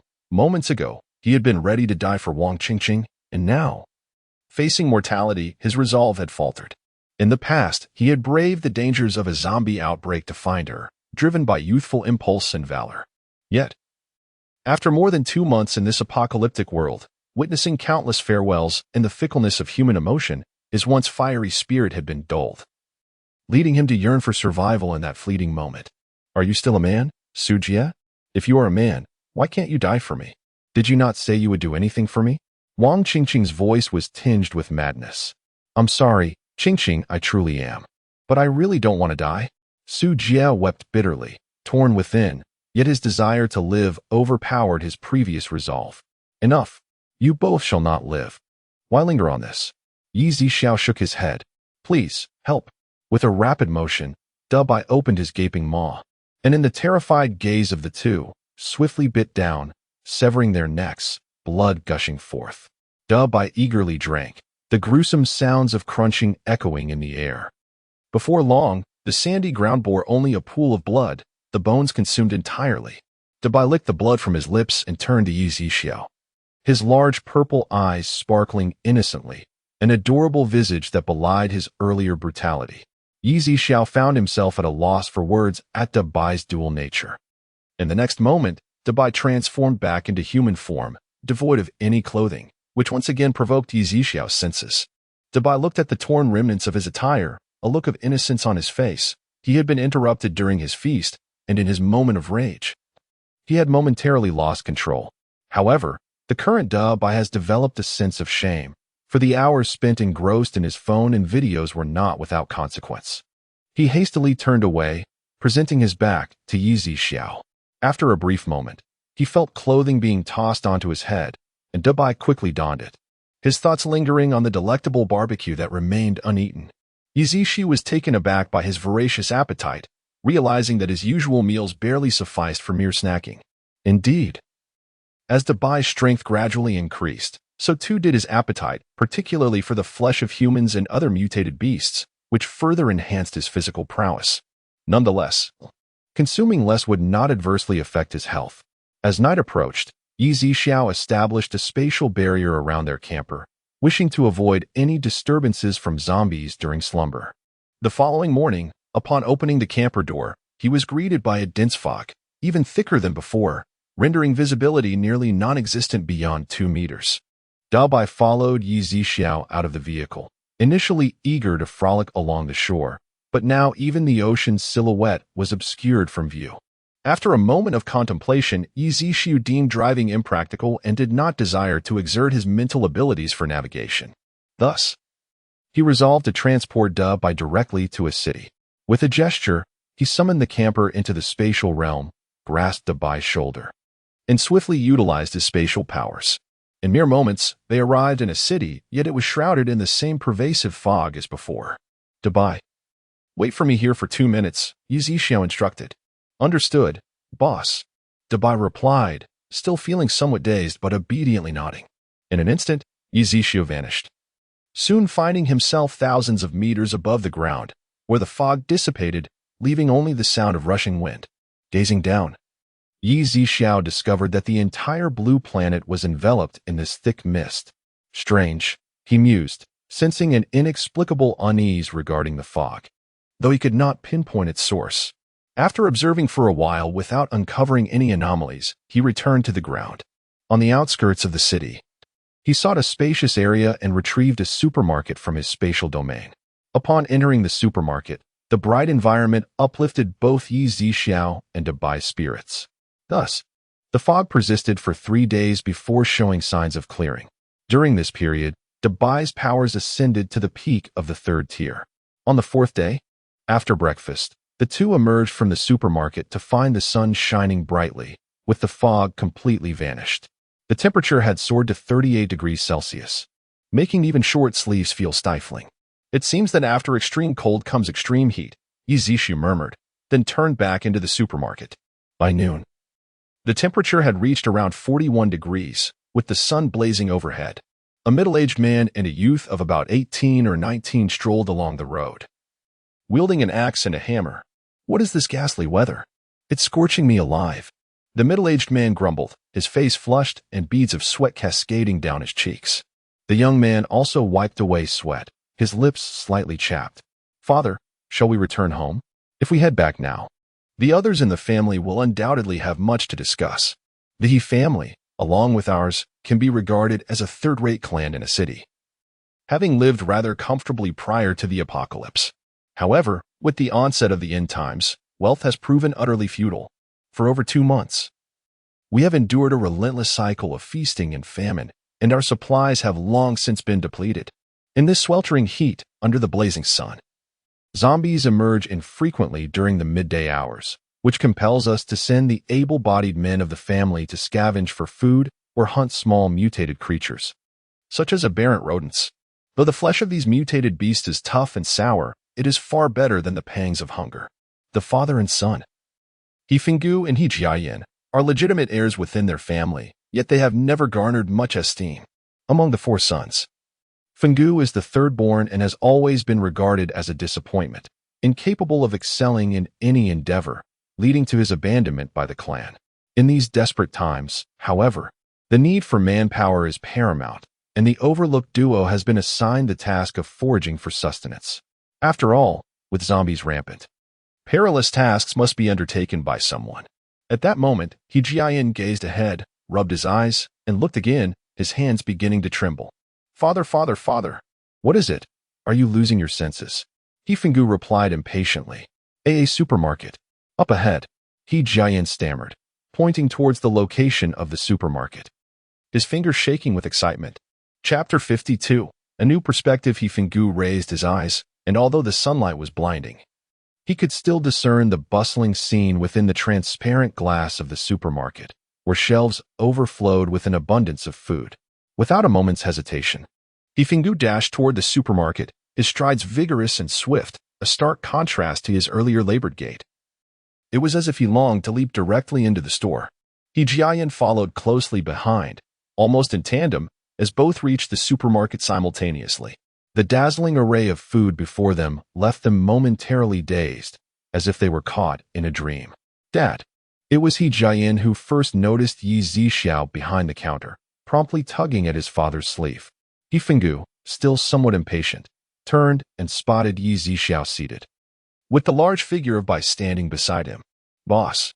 He Jiayan was about to inquire when he noticed the exchange rules displayed on the wall behind. Although they hailed from a prominent family, their past experiences had rendered them somewhat timid and cautious, in stark contrast to the more pampered heirs of other affluent families. Now, after more than 2 months of apocalypse, the sudden appearance of a supermarket brimming with food instilled a sense of caution in them. Dad, your watch. He Jiayan pointed out urgently. Oh. He Fingu hastily removed his watch from his wrist and placed it on the counter. Boss. Could you tell us how much this watch is worth? He Jiayan asked eagerly. Yi Zixiao picked up the watch and placed it on the machine, which promptly displayed a value of 600. Would you like to exchange it? Yes, we would. The two nodded emphatically. You may now select your supplies, Yi Zixiao said, observing their eager nods. Thank you, boss. He Fingu quickly bowed in gratitude. Soon, the two emerged from the store, each carrying a bag of 20 pounds of rice and a bag of flour. After bowing once more to Yi Zixiao, they left the supermarket. However, as soon as they stepped outside, a wave of heat enveloped them, and it dawned on them just how refreshing the supermarket had been. They instinctively turned back to glance at the store, reluctant to leave. On the way home, He Fingu wore a proud expression, contemplating how he would impress the family with their newfound bounty. Dad, should we tell Grandpa that there's a supermarket here? He Jiayan inquired. He Fingu playfully tapped the back of He Jiayan's head. Dad, why did you hit me? He Jiayan pouted, rubbing his head, looking indignant. Are you foolish? We are not favored in the family. If we reveal this, will we still have a good life? Then, He Jiayan looked at the flour in his hands. You could say that you met an old friend, a family of considerable standing, who, out of our long-standing friendship, provided us with these supplies. Oh, I see. He Jiayan nodded in understanding. In truth, He Fingu was not dim-witted. He simply lacked interest in business. Before long, the two arrived at the entrance of the He family residence. It was midday, and with the high temperatures, lower-tier zombies typically refrained from venturing out. Moreover, being a first-tier city, the presence of zombies had significantly diminished due to the efforts of the authorities, making it far less terrifying than during the initial outbreak. Thus, The pair reached their destination safely. As for the danger posed by others of their kind, many awakened individuals tended to venture out at night to hunt zombies for cores to enhance their abilities, returning home early. Those who had joined the base were seldom seen in the urban area. The remaining individuals either stayed indoors or had long since fled. With a little caution, they could generally evade peril. Jian entered the password, and the gate swung open. The father and son, arms laden with rice and flour, strode confidently into the He family mansion. Upon seeing the items they carried, the household members gaped in astonishment, particularly the family patriarch, He. Despite being 70 years old, he had not relinquished his position. At that moment, a spark ignited in his murky eyes. "Yenner, my dear grandson, what you hold is." He tone had transformed. He rarely addressed them so affectionately, having not tasted rice for over a month.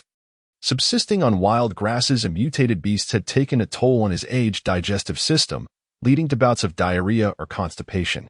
The sight of rice and flour was undoubtedly exhilarating. "Grandfather, this is flour, and here is rice," Jian declared. "You both have worked hard outside. Please, come in and have some water. It's sweltering out. Don't let yourselves suffer from heat stroke." The two exchanged glances, their hearts swelling with joy at He words.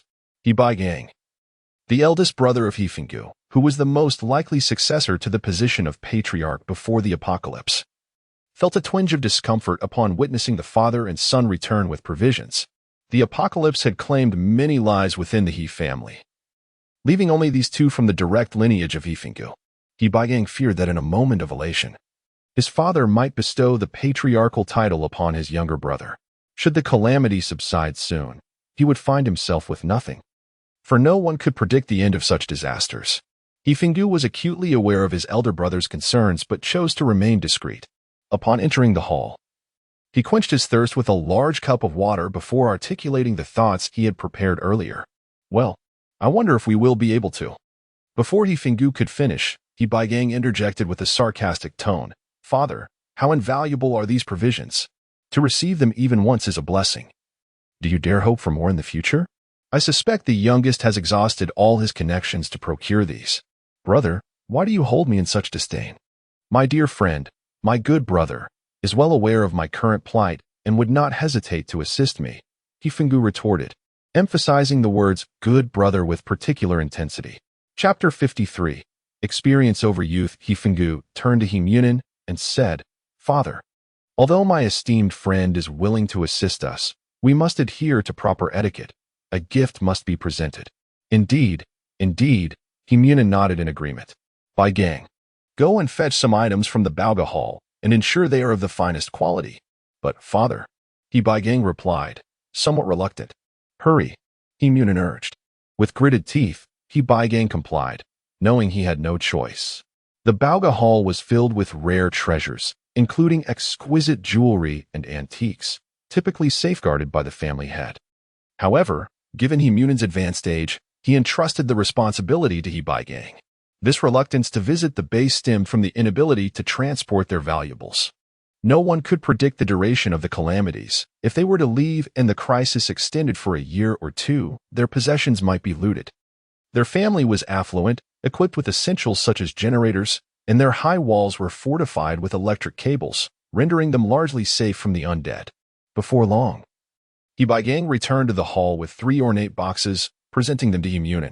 As the boxes were opened, they revealed a pendant, a ring, and earrings of imperial green jade. He eyes sparkled at the sight. He thought of the bounty of food this could procure. These 3 items are entrusted to you. Find an appropriate time in the coming days to pay a visit to your friend," He instructed. "Certainly, father. I shall go tomorrow. With such sincerity, my friend may very well provide me with a substantial amount of food," He exclaimed, eagerly accepting the boxes and securing them carefully. "Father, your stomach is not well. Let them prepare some rice for you to nourish your health," He urged. "Indeed," He replied, glancing at his son, whom he had once regarded with disdain but now found increasingly agreeable. In contrast, his eldest son, He Gang, had only managed to bring back a few wild herbs over the past month. The following afternoon, as the temperature soared to around 43 degrees Celsius, He and his father no longer needed to forage for food on foot. Instead, they departed in the family's finest vehicle, a Rolls-Royce. Due to the scarcity of gasoline, driving was typically unfeasible. At the supermarket, Yi Zixiao and Da Bai had just finished lunch and were engrossed in their phones. Shortly thereafter, a Rolls-Royce pulled up outside the supermarket, and He Fenggu and his father alighted, met by a wave of heat. They quickened their pace towards the entrance. "Boss, take a look at this," He Fenggu said with a beaming smile, opening the 3 jade boxes. "Quite impressive, isn't it?" "Indeed," Yi Zixiao nodded, placing the items on the machine, which promptly displayed their value. 250,000. "Will you trade?" "Absolutely." He Fenggu nodded vigorously, his smile stretching from ear to ear.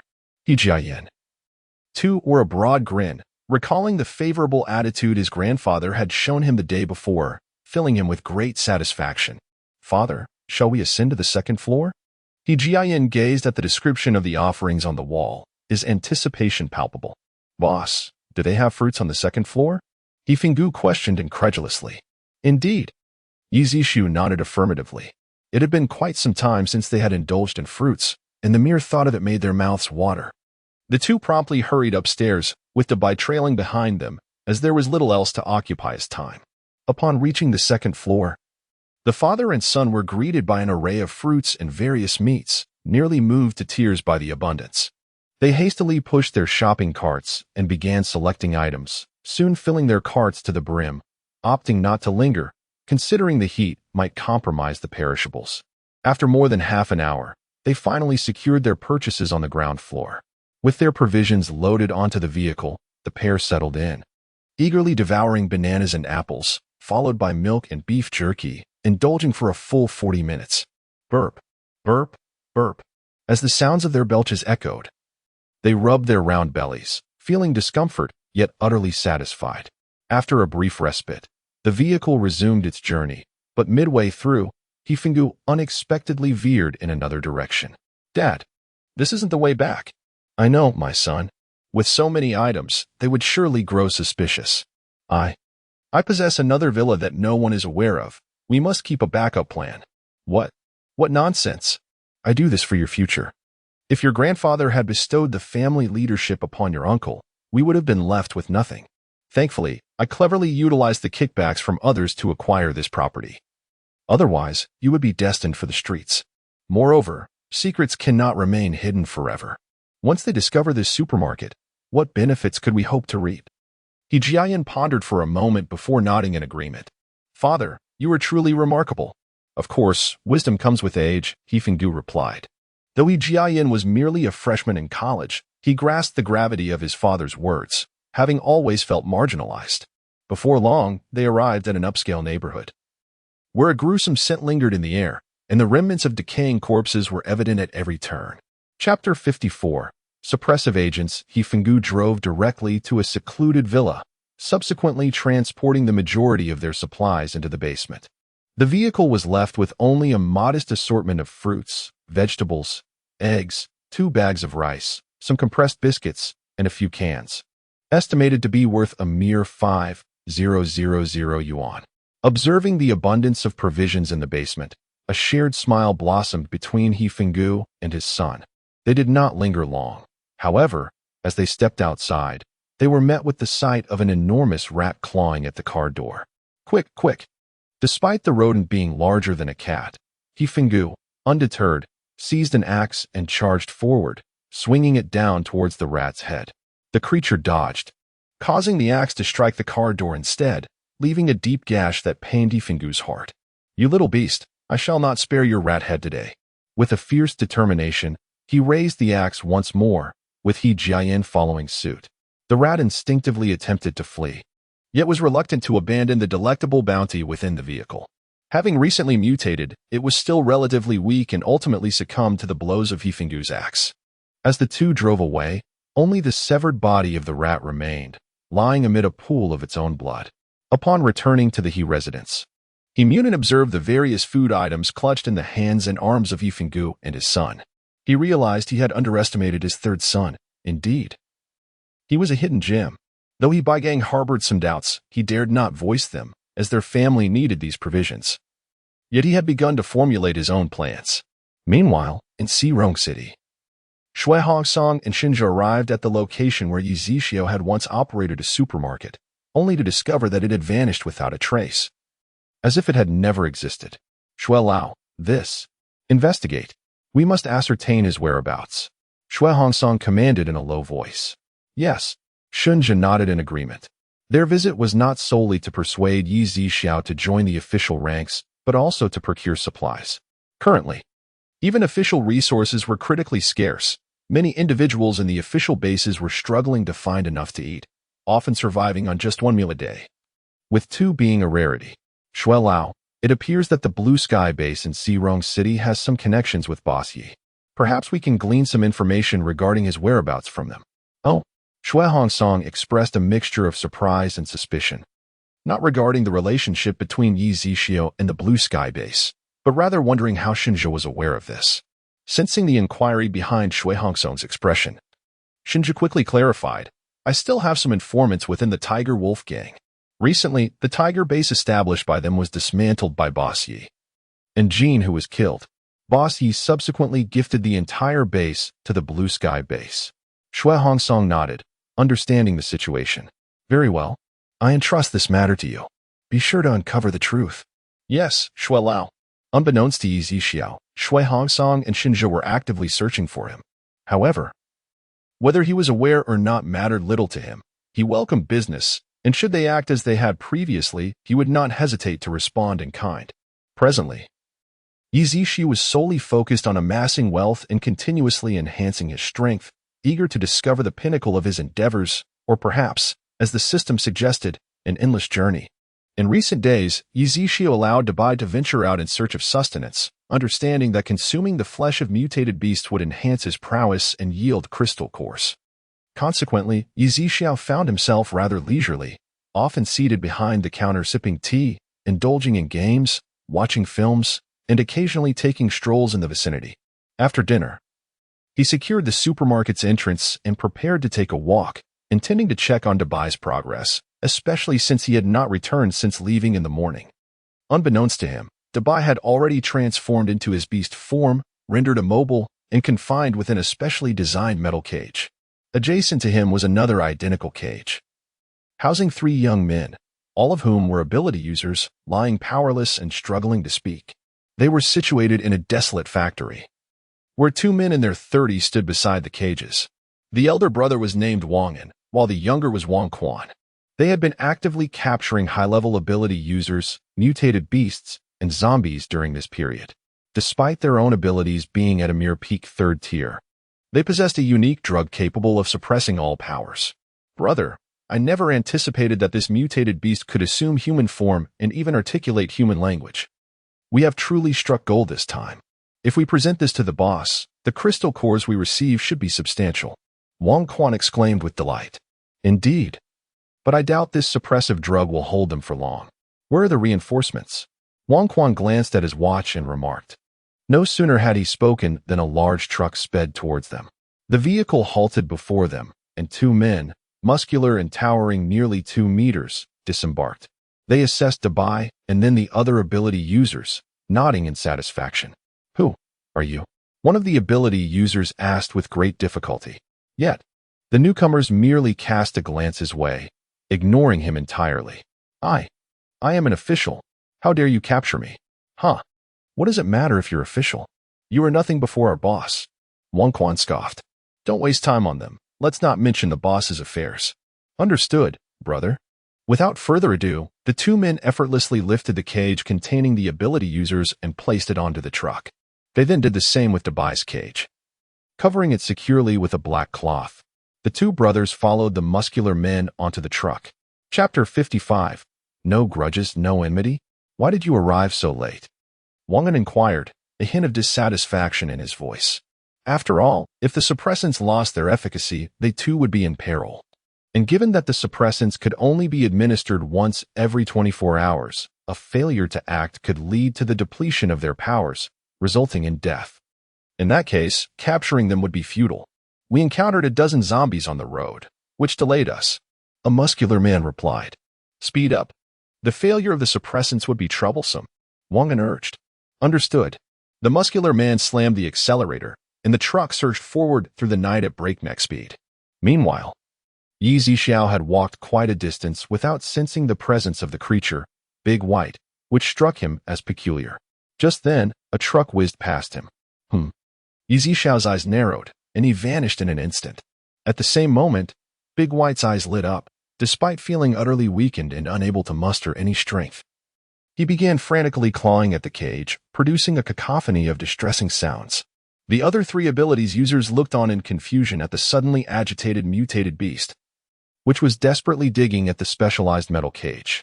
They understood that, like themselves, Big White was under the effects of the suppressants, and any forceful movement would result in excruciating pain, akin to being pierced by countless needles.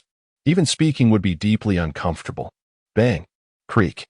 The truck came to a sudden halt, causing Big White and the three abilities users to crash against the opposite side of the cage. The impact, combined with the suppressants effects, made the three abilities users break out in cold sweat from the pain, while Big White appeared genuinely excited, seemingly oblivious to his discomfort. The figures in the front of the truck were obscured, as the windshield had shattered into a spiderweb of cracks. Moments ago, they had seen someone appear directly in front of the vehicle, and instead of stopping, they intended to run the person over. However, a loud bang resonated, followed by the windshield shattering, forcing them to hit the brakes. Damn it, who dares to block my way? I will make him pay. A muscular man cursed as he opened the door and stepped out, approaching Yi Zixiao with his fist raised, as large as a sandbag. In the next moment, the muscular man let out a horrified scream, staring in terror at his raised hand, which was contorted in a grotesque manner. Crack, crack, crack. The sound of bones shattering echoed from his palm to his arm, shoulder, and skull. Soon, the muscular man was grotesquely compressed into a spherical shape, leaving a pool of crimson on the ground. Though the three occupants of the truck could not see clearly, they certainly heard the horrific cries, leaving them uncertain whether to remain or flee. Yi Zixiao's gaze turned icy, and the truck's windshield shattered instantaneously. The three exchanged glances, realizing the formidable nature of the individual before them, and alighted from the vehicle together. Upon witnessing the gruesome state of the muscular man, they were visibly taken aback. Wang'an, being a third-tier abilities user, was the first to speak. Who are you? We have no grudges or enmity. Why do you obstruct our path and kill our people? No grudges, no enmity? Then what do you have concealed in the back of your truck? Yi Zixiao's tone was frigid. The three individuals were momentarily taken aback, their minds racing with conjectures. Are you an official? Wang Quan inquired. Yi Zixiao remained silent, merely gesturing with a hand, and in an instant, the three felt themselves rendered immobile, their faces etched with terror. As Yi Zixiao approached the rear of the vehicle, a black curtain surged upward. Dabai's gaze met Yi Zixiao's, and he exclaimed, "Boss," with great effort, noticing that something was amiss with Dabai's demeanor. With a swift motion of his hand, a metallic cage shattered, collapsing to the ground with a sharp clang. In that fleeting moment, the three individuals before them were momentarily dazzled, suddenly appearing before Yi Zixiao. Their expressions were filled with heightened fear. Hand over the antidote, or face death. Yi Zixiao declared succinctly. We have no antidote. This suppressant will begin to wane after 8 hours, and will completely lose its effect after 24 hours. Wang'an hastily replied. In that case, you may perish. Upon uttering these words, the muscular man's countenance contorted, his entire being flushed crimson, and in the next instant, he erupted before Wang'an and Wang Quan. Blood, shattered flesh, and bone splattered across their faces, staining their garments a deep crimson. Who are you? Wang'an stammered, attempting to maintain composure. We are also under orders to capture those with abilities. If you harm us, our boss will not let you off easily. Yet, Wang Quan was already trembling, a warm liquid seeping out, exuding a strong, metallic odor. Chapter 56, The Traveler Squad Bang. Another explosion erupted, and Wang Quan's body was obliterated. Wang'an, standing in close proximity, felt a sharp fragment of bone pierced directly into his eye. Wang'an cried out in agony, his heart heavy with unbearable sorrow as he witnessed his brother's demise before him, just as Yi Zixiao intended to eliminate Wang Quan as well. A voice emerged from the truck. Sir, please wait. We are officials and deeply appreciate your assistance in saving us, but this man cannot be killed. We need to take him back for interrogation. There are individuals across the entirety of Xia country capturing ability users, and they may be orchestrating a significant conspiracy. Upon hearing this, Wang An felt a flicker of relief, but then he heard Yi Zhixiao's next words, which extinguished any hope within him. Firstly, I did not come to rescue you. Secondly, he must die today. As those icy words echoed, Yi Zhixiao did not immediately end Wang An's life. Instead, he invaded Wang An's mind with his psychic powers, extracting his memories directly. Wang An's head throbbed violently, his eyes reddening and bloodshot, his psyche unraveling. Before long, he became dazed, blood oozing from his mouth, nose, eyes, and ears. Bang! In the next moment, Wang An met the same fate as those before him, his body unrecognizable. Dabai, let us depart. Yi Zhixiu gestured, and before the three officials could utter a word, he vanished with Dabai. The three official ability users exchanged horrified glances. Yi Zhixiao had chosen not to save them, as he bore no obligation to do so. However, once the effects of the suppressants wore off, they would be able to escape their confines, and within the cage, the zombies and mutated beasts posed no threat to them. Meanwhile, Yi Zhixiao had returned to the supermarket with Dabai, promptly utilizing his wood-based abilities to restore Dabai's form. In no time, Dabai transformed back into his human shape, sweat cascading from his forehead and body as the suppressants exited through his perspiration. Yi Zhixiao draped a white robe over Dabai. How are you feeling? Yi Zhixiao inquired. Boss, I feel much better, Dabai replied, though a hint of guilt lingered in his expression. All right, go to your room and rest well. Dabai's purple eyes flickered, as if he wished to say something, yet he remained silent. Subsequently, Yi Zhixiao returned to his room, showered, and lay on the bed, contemplating the memories he had extracted from Wang An's mind. From these memories, Yi Zhixiu discovered that the group was sent by a man named Xiang Shenda to capture ability users, mutated beasts, and zombies, specifically targeting those with abilities above the 3rd tier. They were required to be delivered within 8 hours of being administered suppressants to prevent any unforeseen incidents. Under the supervision of Xiang Shenda, a 4th-tier high-level ability user, who would then arrange for their transportation. However, Wang An's memories did not reveal to whom the captives were ultimately to be delivered. Yi Zhixiu speculated that even a high-level ability user like Xiang Shenda was merely a pawn in a larger game. Otherwise, it would be illogical for someone of his caliber to recklessly hunt ability users while disregarding the officials. Yi Zhixiu did not dwell on the matter any further, deciding to seek an opportune moment to meet the individual named Xiang Shenda. The following day, Dabai awakened, his body fully recuperated. The wardrobe in his room was filled with an array of garments prepared by Yi Zhixiao. After taking a shower and donning fresh attire, he descended the stairs. Yi Zhixiao was enjoying breakfast in the dining area, and Dabai approached slowly, taking a seat across from him. Noticing Yi Zhixiao's silence, Dabai mistakenly presumed he was upset, and thus spoke up, "It is my fault. Dabai has troubled you, boss. I shall no longer indulge in play and will refrain from venturing out on my own." With his head bowed, a hint of mist lingered in his violet eyes. "I'm not angry, and you should indeed venture out more often to gain experience. Now, eat." Yi Zhixiao encouraged. Dabai nodded, and seeing no trace of anger on Yi Zhixiao's face, his spirits lifted, and he began to devour the roasted chicken before him. Upon finishing his meal, Dabai, as per his usual routine, diligently cleared the tableware. By 2 o'clock in the afternoon, the temperature outside had soared to 46 degrees. At that moment, not far from a supermarket, 3 young men wielded weapons, with the leader carrying a black satchel at his waist containing roughly a dozen crystal nuclei. "Captain Liu, today's harvest is quite satisfactory. We can return a bit earlier," one of the men remarked. "Yes. Let us exchange some for food and retain the rest to enhance our abilities," Liu Kai replied. The trio, having united to form a small team named the Wanderers, sought to evade the regulations imposed by the official base. Liu Kai held the peak of the 2nd-tier ability level, serving as their captain, while his companions, Zhang Hao and Liu Haiming, were both early-stage awakeners of the same tier. However, resources were scarce, and the authorities had announced that those possessing crystal nuclei could exchange them for food at the base. Although some private bases had made similar declarations, The majority of people still placed their trust in the official channels.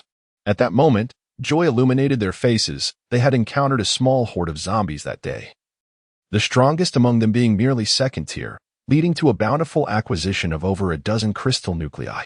Teams like theirs, along with other awakened individuals, were scattered about hunting zombies for nuclei.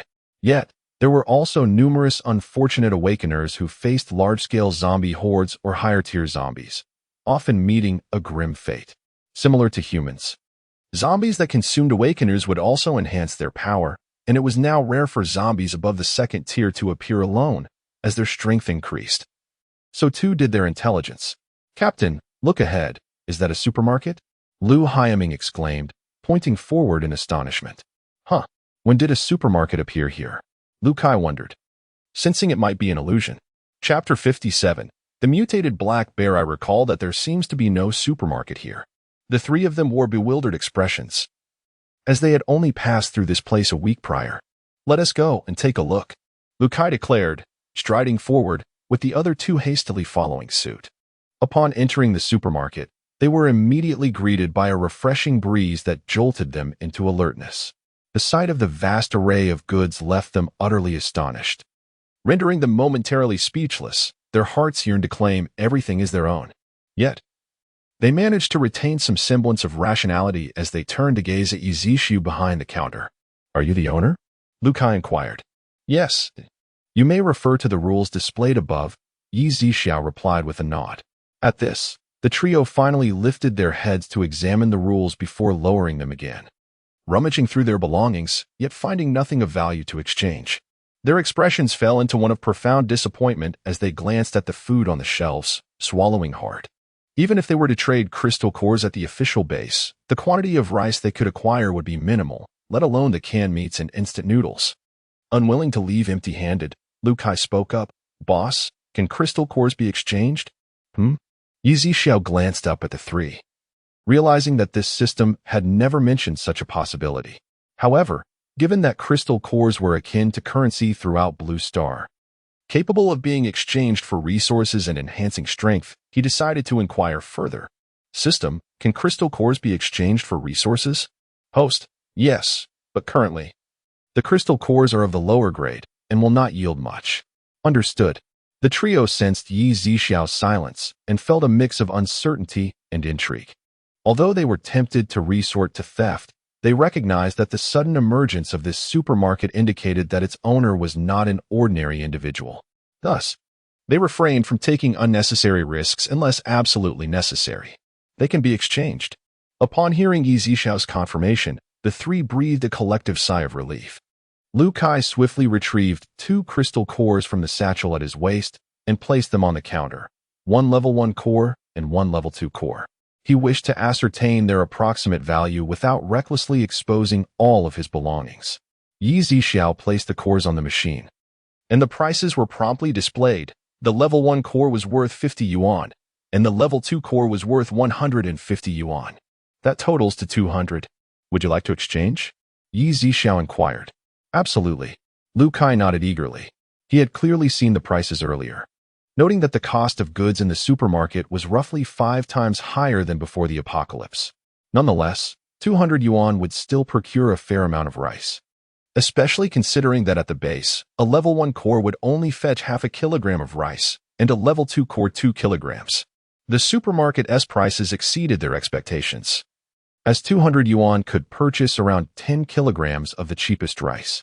Lu Kai did not rush to make his selections. Instead, he withdrew additional crystal cores in exchange for 800 yuan before proceeding to choose their supplies. The trio opted for rice, flour, salt, and canned meat. They noticed the fresh produce section on the second floor, yet given the sweltering heat, those items were difficult to preserve. With limited funds, they deemed it wiser to stock up on storable staples like rice and flour. After the trio made their purchases, one of them left the supermarket, cradling some supplies, a broad smile illuminating their face, deeply relieved that they had refrained from resorting to theft. At 5 p.m., Yi Zixu locked the supermarket door, intending to explore the city. For a city had long been a place he yearned to visit. However, upon his arrival, he found it vastly changed, no longer the thriving metropolis it once was. Dabai accompanied Yi Xiao as they wandered, the streets littered with remnants of human limbs and the corpses of zombies, the air heavy with a foul stench. Suddenly, a disheveled woman, her face stricken with terror, surged from a narrow alleyway. She clutched a bloodied machete, her body marred with numerous wounds. A chunk of flesh seemingly bitten from her shoulder, exposing bone, with streams of blood flowing profusely. She dashed towards Yi Xiao and Dabai, seemingly oblivious to her injuries. Her gaze fixed ahead, as if swept past them like a gust of wind, moving with astonishing speed. Is she a speed-type awakened being? Yi Xiao pondered, already forming conclusions in his mind. Just as the woman had not ventured far, a mutated black bear burst forth from the alley. Towering nearly 3 meters tall and nearly filling the narrow passage that was about 1.5 meters wide. A mutated beast, Yi Xiao exclaimed, while Dabai regarded the black bear with heightened vigilance. Chapter 58. The Massive Skeleton Roar. The Black Bear. Upon spotting Yi Xiao and his companion not far away, especially the large white creature, was momentarily dazzled, its eyes gleaming with a golden light. With a mighty roar, it lunged towards them, abandoning its pursuit of the fleeing woman. The great white beast was a mutated creature, and the black bear seemed to sense that it was no mere human. It opened its gaping maw, aiming to bite down on the creature's neck. Yi Xiao did not intervene. The black bear, being merely a mid-tier third-stage beast, posed no threat to the great white. Indeed, in the blink of an eye, the great white swung a powerful fist, sending the black bear hurtling through the air before it crashed heavily to the ground. Boom! Dust and debris erupted, shaking the very earth beneath. One of the bear's eyes had been obliterated by the force of the blow, blood dripping from its fur onto the ground. The woman, who had been fleeing, turned back upon hearing the commotion, and upon witnessing the scene, she gradually halted her retreat. The black bear struggled momentarily on the ground. Then, with unsteady limbs, it managed to rise, its body swaying precariously. Yet, after a brief moment, its fierce gaze returned to the great white, its aggression undiminished, while the other eye blazed crimson, readying itself for another assault. In an instant, the black bear opened its mouth wide, unleashing a thunderous roar as a fiery orb began to coalesce within. Swiftly, the fireball shot forth like an arrow towards the great white. The great white raised its hand, conjuring a sphere of lightning that solidified in an instant, hurling it towards the oncoming fireball. Boom! A flash of fire and lightning erupted, creating a tempest of heat that engulfed the surroundings. Sparks fell to the ground, igniting the corpses of the zombies and scraps of clothing scattered about. Roar! As the black bear realized that its full-force attack had failed to affect the great white, it became even more frenzied, conjuring fireballs one after another and launching them at its foe. The great white, unrestrained this time, unleashed a colossal sphere of lightning in response. The lightning sphere obliterated the fireballs in its path, maintaining its momentum as it struck the black bear directly. Sizzle, sizzle, sizzle. The black bear convulsed under the onslaught of electricity, collapsing to the ground in mere seconds. Its fur singed and emitting a foul odor as smoke wafted from its charred body. Yi Xiao and the great white approached, observing the black bear still clinging to life. They both shook their heads in disbelief, lamenting the creature's ill fortune. Yet, despite their sympathy, the great white showed no mercy. It bent down and delivered a fatal blow, crushing the bear's skull, sending it to its final rest, before extracting a crystal core from its head. Wash it off, Yi Xiao remarked, grimacing at the bloodied paw of the great white. Instantly, he utilized his water manipulation abilities to cleanse both the beast's hand and the crystal core. Boss, I want to eat its corpse. The great white expressed reluctance at the thought of such a substantial mass of bear meat being claimed by other mutated beasts or humans. Consuming it would enhance its strength, and it was not finicky about its food. Yi Xiao, somewhat exasperated, nodded in agreement. Then let us wait until you've eaten before we leave. The great white, filled with joy, immediately crouched down and bit into the black bear's neck, beginning to drink its blood. Thank you for your help earlier. A woman's voice echoed, prompting Yi Xiao to turn around, only to find the speed-oriented ability user from earlier returning. However, before Yi Xiao could respond, the woman suddenly displayed a visage of terror, as if she had encountered something far more horrifying than the mutated black bear from before. Following her gaze, Yi Xiao beheld Dabai, whose sharp teeth were exposed as it tore into the flesh of the black bear, voraciously swallowing chunks of meat. "Why you?" the woman stammered as she began to retreat, swiftly turning on her heel and fleeing with an alacrity that suggested she was exerting her abilities to the fullest. Yizishu watched, perplexed. "Hiki." Dabai appeared quite pleased. Observing Dabai's blood-smeared face and its gleeful grin, Yizishu felt a wave of nausea wash over him. Finally comprehending the woman's hasty exit. "Cough, take your time eating. I'll wait for you up ahead," Yizishu declared, striding forward before Dabai could respond. Dabai, oblivious to the change in Yizishu's expression, continued to relish the mutated bear meat, bits of flesh clinging to its sharp teeth and blood trickling down its chin. Recalling Dabai's once innocent puppy-like face and its wide, innocent purple eyes, the contrast with its current carnivorous behavior was stark. After what felt like an eternity, Dabai finally rose, satisfied, and bounded towards Yizishu. The ground was now stained with blood, accompanied by the remains of a massive skeleton. Meanwhile, Yizishu was leisurely wandering through a large supermarket 500 meters away, its shelves nearly emptied, save for a few electronic appliances. At that moment, Dabai, having followed the scent, located Yizishu. "Finished eating?" Yizishu inquired. Dabai nodded. "Are you full?" Yizishu asked again. Dabai's expression shifted to one of discomfort, sensing it was still a tad short of full. Yizishu, somewhat exasperated, chose not to elaborate further and instead stored the supermarket's shopping bags within his spatial compartment. The system-provided bags were exorbitantly priced, and he occasionally offered these ordinary bags to others. Otherwise, it would be troublesome if they purchased too many items and couldn't carry them. As dusk descended, neither was in haste to return to the supermarket, particularly Dabai, who was eager to hunt zombies, as they were especially active at night, hoping to acquire crystal nuclei to enhance its abilities. The duo arrived at a hospital, but as they approached the entrance, a foul stench assailed their senses.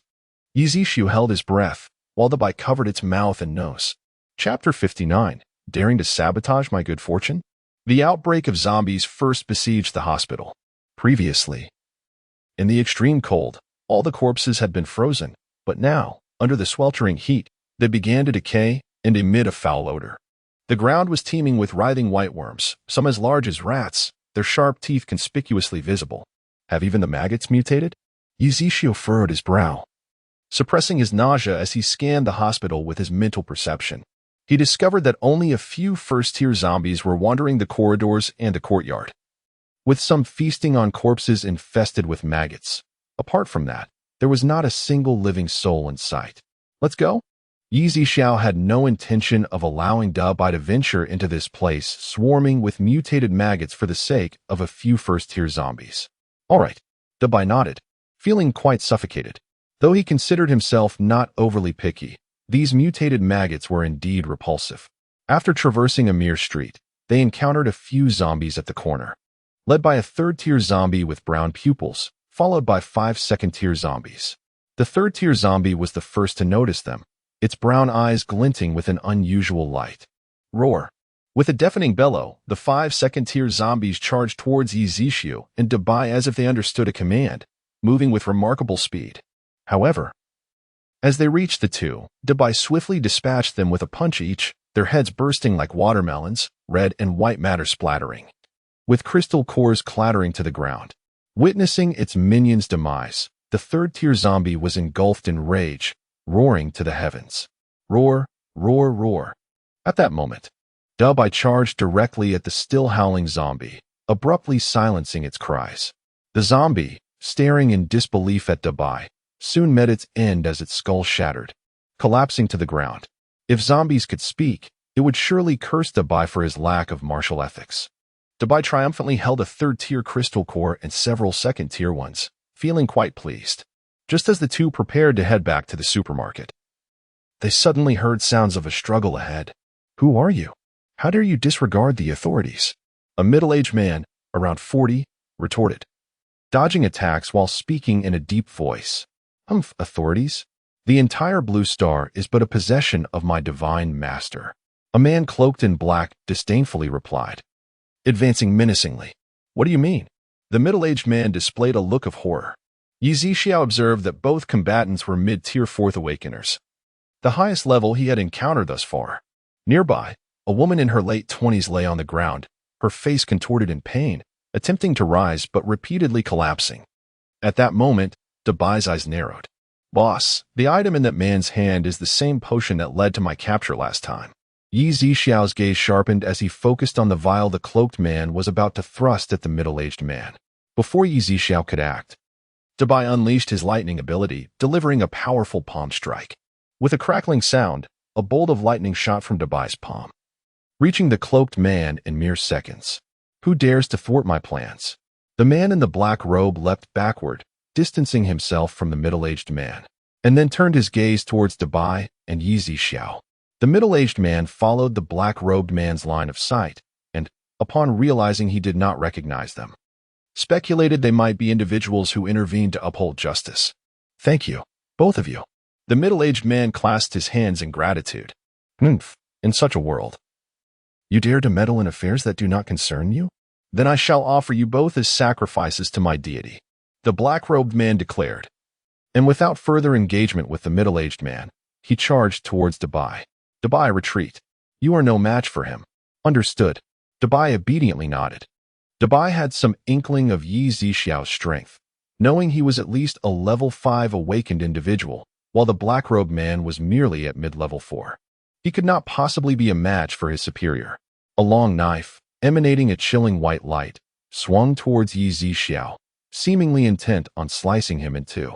The middle-aged man, witnessing this, was taken aback. Be careful.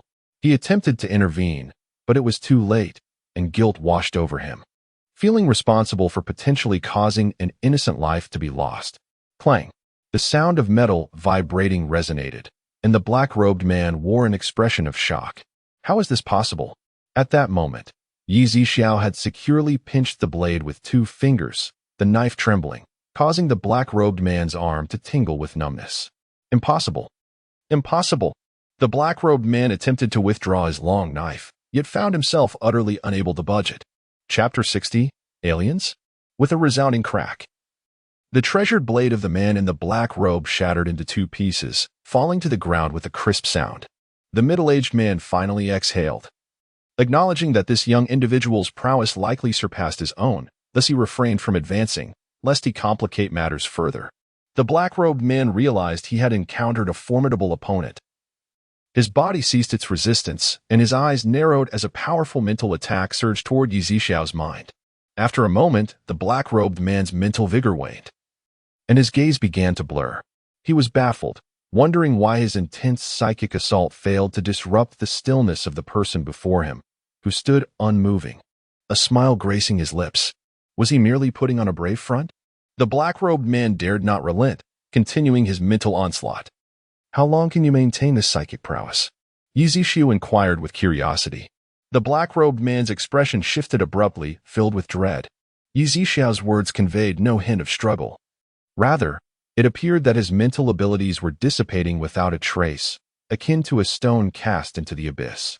You, the black-robed man, recognizing the chasm between them, felt the fabric of his cloak stirring as several azure serpents slithered forth, hissing as they lunged toward Yi Zixiao. Seizing the moment, he turned and fled into the distance. A thud echoed as the black-robed man plummeted from midair to the ground. The azure serpents, now within the maw of Dabai, chewed contentedly, akin to chewing gum. You are a psychic ability wielder, yet also possess spatial powers? The black-robed man gazed up at Yi Zixiao, astonished. Indeed. The occurrence of either ability was rare, let alone both manifesting within a single individual, a phenomenon he had yet to encounter. Yi Zixiao offered no reply. Instead, with a wave of his hand, the black robe was torn asunder, revealing the man's true visage. Ah, so it is you. This truly comes without effort. The black-robed man, hearing Yi Zixiao's words, felt perplexed. This individual was none other than the boss from Dabai's memories, Xiongxingda. Who is the deity you mentioned? What do you mean by Blue Star being merely his possession? Yi Zixiao, initially reluctant to involve himself further, felt an unsettling premonition arise from the man's words. Currently, he lacked the strength to depart from Blue Star. Should misfortune befall it, the consequences would be dire for him. I do not comprehend your words. Xiong Shengda's eyes flickered. Oh, unaware? It seems you wish to meet the same fate as Wang Yin and Wang Quan, subjected to my psychic probing, only to suffer a fate worse than death. What? You killed them? Xiong Shengda's surprise quickly morphed into realization, understanding why those individuals had yet to return. It appears you intend to follow in their footsteps? As Yi Zixio raised his hand, blue flames flickered at his fingertips like mischievous sprites. No, no, no. Xiong Shengda hastily shook his head. Why do you capture awakened ones and mutated beasts indiscriminately? Who is your deity? I do not know. Yi Zixio furrowed his brow as the blue flames descended upon Xiong Shengda's shoulder, instantly engulfing his entire arm in a blaze of azure fire. I will tell you. I will tell you. Xiong Shengda cried out in agony. With a flick of his hand, Yi Zixio extinguished the flames, leaving Xiong Shengda's right hand a charred remnant of bone. Beads of sweat, as large as soybeans, rolled down Xiong Shengda's forehead as he gritted his teeth against the pain, exclaiming, I do not know. I truly do not know. I only know that they come and go without a trace, possessing immense power. I merely follow their commands. His breath grew heavier with each painful gasp, and after a brief pause, he continued, Originally, I was not an awakened one. They not only awakened my abilities but also enabled me to reach the mid-4th tier within just a month. In truth, I have never seen the true deity. I only receive orders through his subordinates, who are already at the mid-5th tier and possess triadic abilities. Is that all? Yi Zixio had no desire to delve into his memories, for, like last time, he was unwilling to witness the grotesque scenes contained within. Xiong Shengda pondered for a moment before adding, It seems that the deity is not from Blue Star but rather from another planet. As for his intentions, I cannot say. I only know that they are extraordinarily powerful, akin to gods. Aliens? Yi Zixio's expression darkened. Could this impending apocalypse? He harbored suspicions in his heart, yet lacked the evidence to substantiate them, leaving him in uncertainty. Chapter 61. A significant discovery at this moment. A middle-aged man who had been listening to the entire conversation interjected, Sir, I am an official representative. This matter is of utmost importance. If possible, I hope you can hand this individual over to me for a thorough investigation. Very well. Yi Zixio nodded, as he did not have the time to delve into these matters. His primary focus was to enhance his own strength. Only by becoming sufficiently powerful could he ensure his safety. I am Jiangsu. May I inquire about your esteemed surname? The middle-aged man asked. Yi Zixio replied. Mr. Yi. Jiangsu clasped his hands in greeting. Yi Zixio nodded, then turned to look at Xiong Shengda. With a slight furrow of his brow, Xiong Shengda instantly fainted. After Yi Zixio and Dabai departed, Jiangsu promptly retrieved a satellite phone to contact his organization for assistance. After all, there were colleagues affected by the suppressants and Xiong Shengda to consider. He could not manage alone, especially with the potential presence of mutated zombies and flora lurking about at night. The following afternoon, a Rolls-Royce came to a stop outside the supermarket, from which He Fenggu and his son He Jiayin emerged, each carrying several boxes and beaming with delight as they entered the store. After their last excursion, where they had procured an abundance of food, He Munin had already contemplated bestowing the position of family head upon He Fenggu, even allowing He Baigang to grant the key to the Baoga Hall to his younger brother. Boss, what I have brought this time are all valuable items, He Fenggu declared, placing the contents of their arms onto the counter alongside his son. Oh, I am eager to see just how remarkable they are. Since learning of the existence of extraterrestrial civilizations the previous night, Yi Zixio's desire to elevate his prowess had intensified. Only through sufficient strength could he face any conceivable peril without fear. As each box was opened, the contents indeed proved impressive. A jade bracelet of imperial green alone was worth a fortune, accompanied by exquisite red coral, sheep fat white jade, red and blue sapphires, and diamonds. Quite splendid. Yi Zixio nodded in approval. As the items were appraised, the total value reached an astounding 15.6 million. He Fenggu calculated the price and, before Yi Zixio could inquire, hurriedly said, I wish to exchange all of these. Excellent. However, I doubt your vehicle can accommodate all of this. I have spatial bags available, priced at 2,500 yuan each, with a capacity of 15 square meters. They will remain effective for 24 hours, during which food placed inside will not spoil. Yi Zixiao suggested. Hifingu's eyes gleamed. Do you have any bags with a longer usage duration? System, do we? Yes, host. There are 6-day bags with a 20 square meter capacity, and 1-month bags with a 30 square meter capacity, priced at 8,000 and 25,000 respectively. Yi Zixiao understood and conveyed this information to Hifingu. I shall take one for a day, one for 6 days, and one for a month. Very well.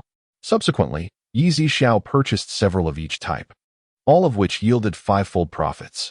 Hifingu, witnessing the seemingly conjured bags, found it unremarkable, for in this post-apocalyptic era, the supermarket itself was already a wonder, making everything else seem less extraordinary.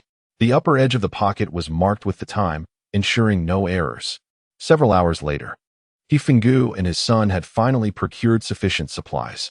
On both the first and second floors, Yi Zixiao had also restocked multiple times. The two, content, loaded their goods into the vehicle, oblivious to the unremarkable, dilapidated off-road vehicle parked nearby. Inside the vehicle sat Baigang, who had meticulously captured the entire scene with his camera. Baigang had always found it curious that Hifingu claimed to have such friends, so he decided to follow him today and, indeed, made a discovery. Hifingu and his son remained unaware that the secrets he had concealed had already been uncovered by his elder brother. Cheerfully, they headed to his villa, intending to stash the considerable supplies from the 2 largest bags in the basement. However, Baigang did not accompany them. After taking the photographs, he returned to the He family home, eager to show his father, thus remaining oblivious to the fact that Hifingu had his own private residence. Meanwhile, after the departure of Hifingu and his son, the system's voice resonated within the supermarket. Congratulations, host. You have earned a chance to draw a prize. As the pointer spun and eventually came to a halt, it landed on 5 level 10 crystal cores. In an instant, 5 vividly colored crystal cores materialized before Yi Zixiao. Merely gazing at them, he could sense the vast, vibrant energy emanating from them. Yi Zixiao raised his hand, hovering it above the crystal cores, and began to absorb their energy. Before he could fully absorb even half, he felt his body break through a minor realm. 10 minutes later, having absorbed all the energy from the crystal cores, Yi Zixiao's ability level had reached the late stage of the 8th tier. Had it not been for his all-encompassing abilities, these 5 level 10 crystal cores would have propelled his strength to the pinnacle of the 8th tier, merely a step away from the 9th tier. Chapter 62. Robbed on the road. As Yi Zixiao's strength continually improved, he felt a greater sense of assurance within himself. Subsequently, he exchanged the jewelry he had just acquired with the system, and the balance was nearing 300 million. He had no intention of purchasing crystal cores immediately. Instead, he chose to save them for unforeseen circumstances. Afterward, Yi Zixiao hung the purchased bags behind the counter, labeling each one with its dimensions and functionalities. He also placed ordinary bags retrieved from elsewhere, offering them for free should anyone require them. Upon completing these tasks, Dabai emerged from the kitchen. Boss, it's time to eat. All right. During this period, Dabai had been responsible for all 3 meals, primarily due to his fascination with the culinary show. Truth be told, he had a decent talent for cooking, and every meal was distinct, with flavors that were quite enjoyable. Meanwhile, Hifingu and his son were oblivious to the fact that their concealed matters had been exposed. They proudly pushed open the door of the He family home, carrying a bag of supplies. Himunin, leaning on his cane, sat upright at the entrance, observing as the door gradually opened. Baigang, along with his wife Wang Lingling and son Hiku, stood nearby. Dad, we're back, Hifingu exclaimed. Grandpa, Jian also called out. The father-son duo from Hifingu wore broad smiles, completely unaware of the discontent etched on the faces of those around them. Dad, look what wonderful things I've brought back for you. Hifingu shook the bag joyfully. Is that all there is? Himunin's expression darkened once more. Although Baigang's family remained silent, they were secretly delighted, for their photographs contained far more than mere trinkets. They had not anticipated that Hifingu had not only concealed the matter regarding the supermarket, but had also lied about hoarding supplies. Dad, don't underestimate this bag. It's a spatial bag. The contents are enough to feed our entire family for over a month. Indeed, Grandpa, this bag contains a special space. You can see. Silence. He Munin struck the ground forcefully with his cane. What? What is going on? Hifingu finally grasped the situation, albeit in a state of confusion. Third son, if one wishes to keep something hidden, one must refrain from wrongdoing. What unscrupulous deeds have you committed, yet you still pretend to be oblivious? Yes, third brother. We are all family. How could you act this way? Wang Lingling chimed in with a sarcastic tone. Upon hearing his eldest son and daughter-in-law, He Munin's anger surged, his chest heaving with frustration, wishing to strike Hifingu with his cane. You ungrateful wretch! Speak plainly, where did these things come from? I thought I had already explained. Hifingu faltered, uncertain if they truly knew something. You ungrateful son, still unrepentant. I will beat you. He Munin stood up, brandishing his cane towards Hifingu. Dad, ow, that hurts. Hifingu shouted as he ran. Grandpa, let us discuss this calmly. He Jiayan quickly grasped the cane. Humph. He Munin's chest heaved, clearly infuriated, but he lacked the strength to pursue Hifingu any further. The He family, led by He Bai Gang, stood at the back, their barely concealed smiles betraying their amusement. Third brother, while it is one thing to deceive us into accompanying you to the supermarket, it is altogether unacceptable that you would hoard the items, He Bai Gang declared, tossing several photographs that captured Hifingu and his son emerging from the supermarket with 3 large bags. Are you following me? Hifingu ground out through clenched teeth. Whether I was tailing you or not is irrelevant. I merely happened to be out and about. As the saying goes, if one wishes to keep a secret, one must first refrain from wrongdoing. Realizing that his misdeeds had been unveiled, Hifingu ceased further discourse with He Bai Gang and immediately knelt before He Munin. Father, I was wrong. You, tell me, where are the other 2 bags? He Munin inquired sternly, pointing his cane at Hifingu. On the way. They were stolen. Hifingu, of course, refrained from divulging the truth, for doing so would expose his previous misconduct regarding kickbacks for purchasing private residences. If that were to come to light, not only would he face confiscation of all items, but he might also be cast out of the He family in a fit of rage by the elder, sealing his fate. Especially given the long-standing disdain for his branch of the family. Humph, you say. He Munin clearly remained skeptical and turned his gaze to He Jiayan. Grandfather, He Jiayan glanced at his father, then, gritting his teeth, declared, Grandfather, the items were indeed stolen on the way. Chapter 63, The Target of Selection Father. Perhaps Sandy and Jia Yin are not lying. Those who seized the items might have acted with good intentions, leaving a portion for us. Wang Lingling remarked with a sarcastic tone. Mother.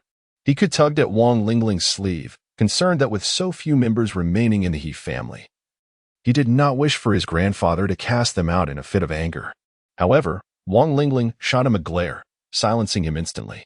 He Munin, upon hearing Wang Lingling's words, felt as if fuel had been poured onto a fire.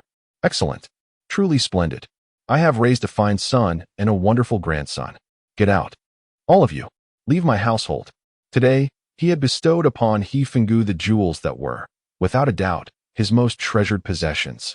Though they were a third-rate family in a city, their assets amounted to billions, primarily in companies, hotels, and real estate. In this apocalyptic era, those industries had ground to a halt, leaving only the jewels of some practical use. Father, you have always looked down upon me. If it were not for my finding the supermarket, you would still be subsisting on wild grass and rodent meat. Eldest brother has contributed nothing to the family, yet you continue to favor him. If your heart belongs solely to him, then go on and live with your eldest son. Hifingu vented the grievances that had accumulated over the years. As the head of the family, He Munin could hardly tolerate such disrespect. He pointed a finger at Hifingu and his son, shouting angrily, Leave. Get out of the He family. From now on, I have no son and no grandson like you. Grandfather, Jiayan, let us depart. Hifingu urged, pulling the somewhat reluctant He Jiayan towards the door. He Bai Gang and Wang Lingling, witnessing this scene, felt an immense joy swelling within them. With the existence of the supermarket and a considerable amount of valuable jewelry still within the family, they would no longer face competition, and the future seemed promising. Suddenly, a thought struck He Bai Gang. Father, now that we are aware of this supermarket, I believe we should inform the deputy leader of the Hongqing base, Chao Rui's. Oh, why is that? Munin inquired. Father, are we not intending to join the Hongxing base? However, as we are not superpowers, life there might not be particularly comfortable. Yet, if we disclose the existence of the supermarket to Chao Rui's, given his high level of ability and numerous subordinates, I am certain he will find a way to seize the supermarket. At that point, won't he owe us a significant favor as the deputy leader? Indeed, Munin nodded. But before that, we must stockpile more supplies for ourselves. Understood, Father. Nowadays, the level of zombies was escalating. And Munin and Bai Yang were acutely aware that if this trend continued, danger could strike at any moment. They had contemplated visiting the base for some time, but were apprehensive about being manipulated there, living in a state of frustration, which had delayed their decision. Now, with the knowledge of the supermarket's existence, they intended to use this information to secure Chao Rui's protection. Meanwhile, He Fenggu, accompanied by He Jiayan, arrived at his villa, where the basement was now filled with food, as well as a considerable amount of valuable jewelry and gold, his contingency plan. In an effort to avoid detection by the He family, he had deliberately replaced the basement door with an exceptionally thick blast door, ensuring temporary safety. The basement, being considerably cooler than the outside, provided a respite from the oppressive heat. Once the food supplies dwindled, he could venture to the supermarket for replenishment. Currently, the outdoor temperature had soared to a sweltering 50 degrees, making even the act of sitting still a sweaty ordeal. In contrast, the supermarket maintained a comfortable environment, consistently around 20 degrees. As the days passed, Xiao encountered only a few unwitting zombies and mutated beasts attempting to breach the supermarket defenses, only to be swiftly annihilated by the store's security system. The only visitors had been the 3 members of the Lu Kai team, who exchanged crystal cores for supplies and departed with beaming smiles after acquiring 8,000 worth of goods. One afternoon, a black SUV came to a gradual stop on the road outside the supermarket. Inside, a young man turned from the driver's seat to gaze at the middle-aged man beside him, Bai Guanjia. Indeed, this is a supermarket, and it appears to be well-stocked, he observed. Bai Guanjia nodded, his eyes fixed on the view outside. After a moment, he murmured, "Let us go take a look." The young man nodded in agreement, and they both exited the vehicle, immediately met by a wave of heat and blinding sunlight that caused them to frown. Yi Zixiao noticed the 2 men approaching the supermarket, their striking features revealing they were not from the Summer Kingdom. Upon entering, they surveyed their surroundings before nodding slightly at Yi Zixiao. "Boss, does your supermarket's 2nd floor consist entirely of fresh produce?" Bai Guanjia inquired, speaking fluent Summer Kingdom dialect. So much so that one might not discern his origins if not for his appearance. "Yes, we have various meats, vegetables, and fruits," Yi Zixiao replied. Upon hearing this, a flicker of excitement danced in Bai Guanjia's eyes.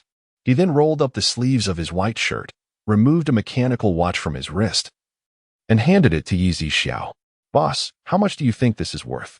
Yi Zixiao accepted the watch and placed it on the pricing device, which indicated a value of 1 million. "Would you like to exchange it?" he asked, surprised by the watch's high valuation. "Absolutely, I'd like to make the exchange." "Could you provide me with a bag worth 5,000? Bai Guanjia replied. Yi Zixiao nodded and turned to retrieve a bag, handing it over promptly. Bai Guanjia smiled and nodded in appreciation before heading directly to the 2nd floor, followed closely by Dabai. Typically, first-time visitors to the 2nd floor would be accompanied by Dabai. Should anyone wish to ascend to the 3rd floor or require assistance locating items, Dabai would facilitate, thereby alleviating much of Yi Zixiao's burdens. During their ascent, Yi Zixiao utilized his mental abilities to survey the 2nd floor and noted that the purchasing patterns of these 2 men differed from those of previous customers. They focused solely on selecting various types of meat, chicken, beef, lamb, and pork, while neglecting all other items. Though he found this peculiar, as a business owner, Yi Zixiao adhered to the principle of allowing customers to operate within their own preferences without inquiry. "Boss, please restock." At the stairway on the 2nd floor, Dabai called out, which was a usual part of his duties. With a swift motion, Yi Zixiao ascended to the 2nd floor, replenishing the vacant shelves one by one. Observing this, Butler Bai's eyes sparkled with intrigue, but moments later, his expression transformed into one of unrestrained joy. After Yi Zixiao completed the restocking, he descended the stairs. Half an hour later, Butler Bai joined him at the counter. May I inquire as to the name of the esteemed owner? Yi. Greetings, Mr. Yi. May I ask if you will be running this supermarket indefinitely? I should remain here for the next few months, but the future is uncertain, Yi Zixiao replied. Very well. Butler Bai nodded with a smile before departing from the supermarket. As the vehicle sped away, Butler Bai reclined comfortably in his seat.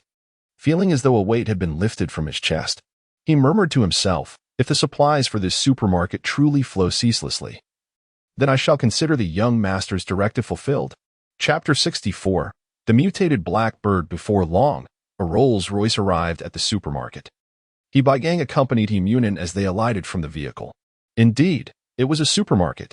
He Munin's hand, gripping the cane, trembled slightly, although he had seen photographs before. The reality was far more astonishing. Dad, let us enter.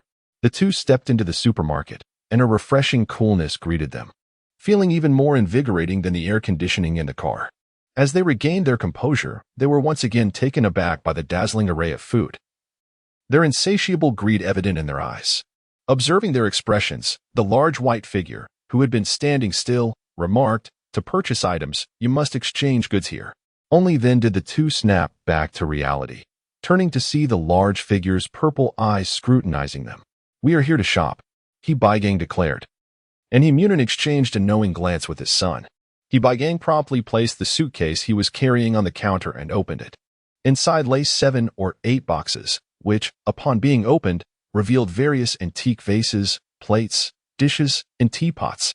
These fragile items were not easily portable, making them ideal for exchange. While the family's gold and silver treasures, being more convenient to carry, were not intended for immediate use. Boss, how much are these worth? He Gang inquired. Each item was meticulously appraised by the system. 9 million. Will you exchange? Absolutely. The two replied in unison, their expressions resolute. They requested a 2,500 yuan bag and began to fill it with non-perishable items such as rice, flour, oil, salt, sugar, canned goods, and jerky. Subsequently, they ascended to the second floor, purchasing copious amounts of meat, fruit, and eggs. After more than an hour, they had amassed enough provisions. With He Gang diligently selecting items while He Munin also contributed, though he was thoroughly exhausted and yearned for rest. As they stepped outside, the system's voice echoed once more. Congratulations, host. You have gained another opportunity for a lottery draw. As the pointer spun to a halt, it landed on the segment unlocking the next level of the supermarket. Congratulations, host. You have unlocked the 3rd floor of the supermarket. As the system's announcement concluded, Yi Zixiao eagerly reached the staircase leading to the 3rd floor. Indeed, the shimmering barrier had vanished, revealing a space as bright as the 2nd floor. To his delight, he beheld numerous weapons, some familiar from television, and others entirely unknown to him. Each weapon was accompanied by a name and description. There was a diverse assortment of types and price ranges: rifles, sniper rifles, explosives, landmines, grenades, darts, various metallic whips, long swords, knives, axes, hammers, bows, daggers, crossbows, and defensive weapons resembling umbrellas and shoes, along with hidden weapons he had never seen before, in various sizes. As they ventured deeper, an array of laser guns, various laser swords, mysterious metallic gloves, spatial traversers, and multifunctional rings, necklaces, and bracelets capable of serving both as storage and as concealed weaponry were present, alongside time flow accelerators, among other items. However, it should be noted that the time flow accelerator could only be employed against enemies or oneself, either slowing their speed or hastening one's own.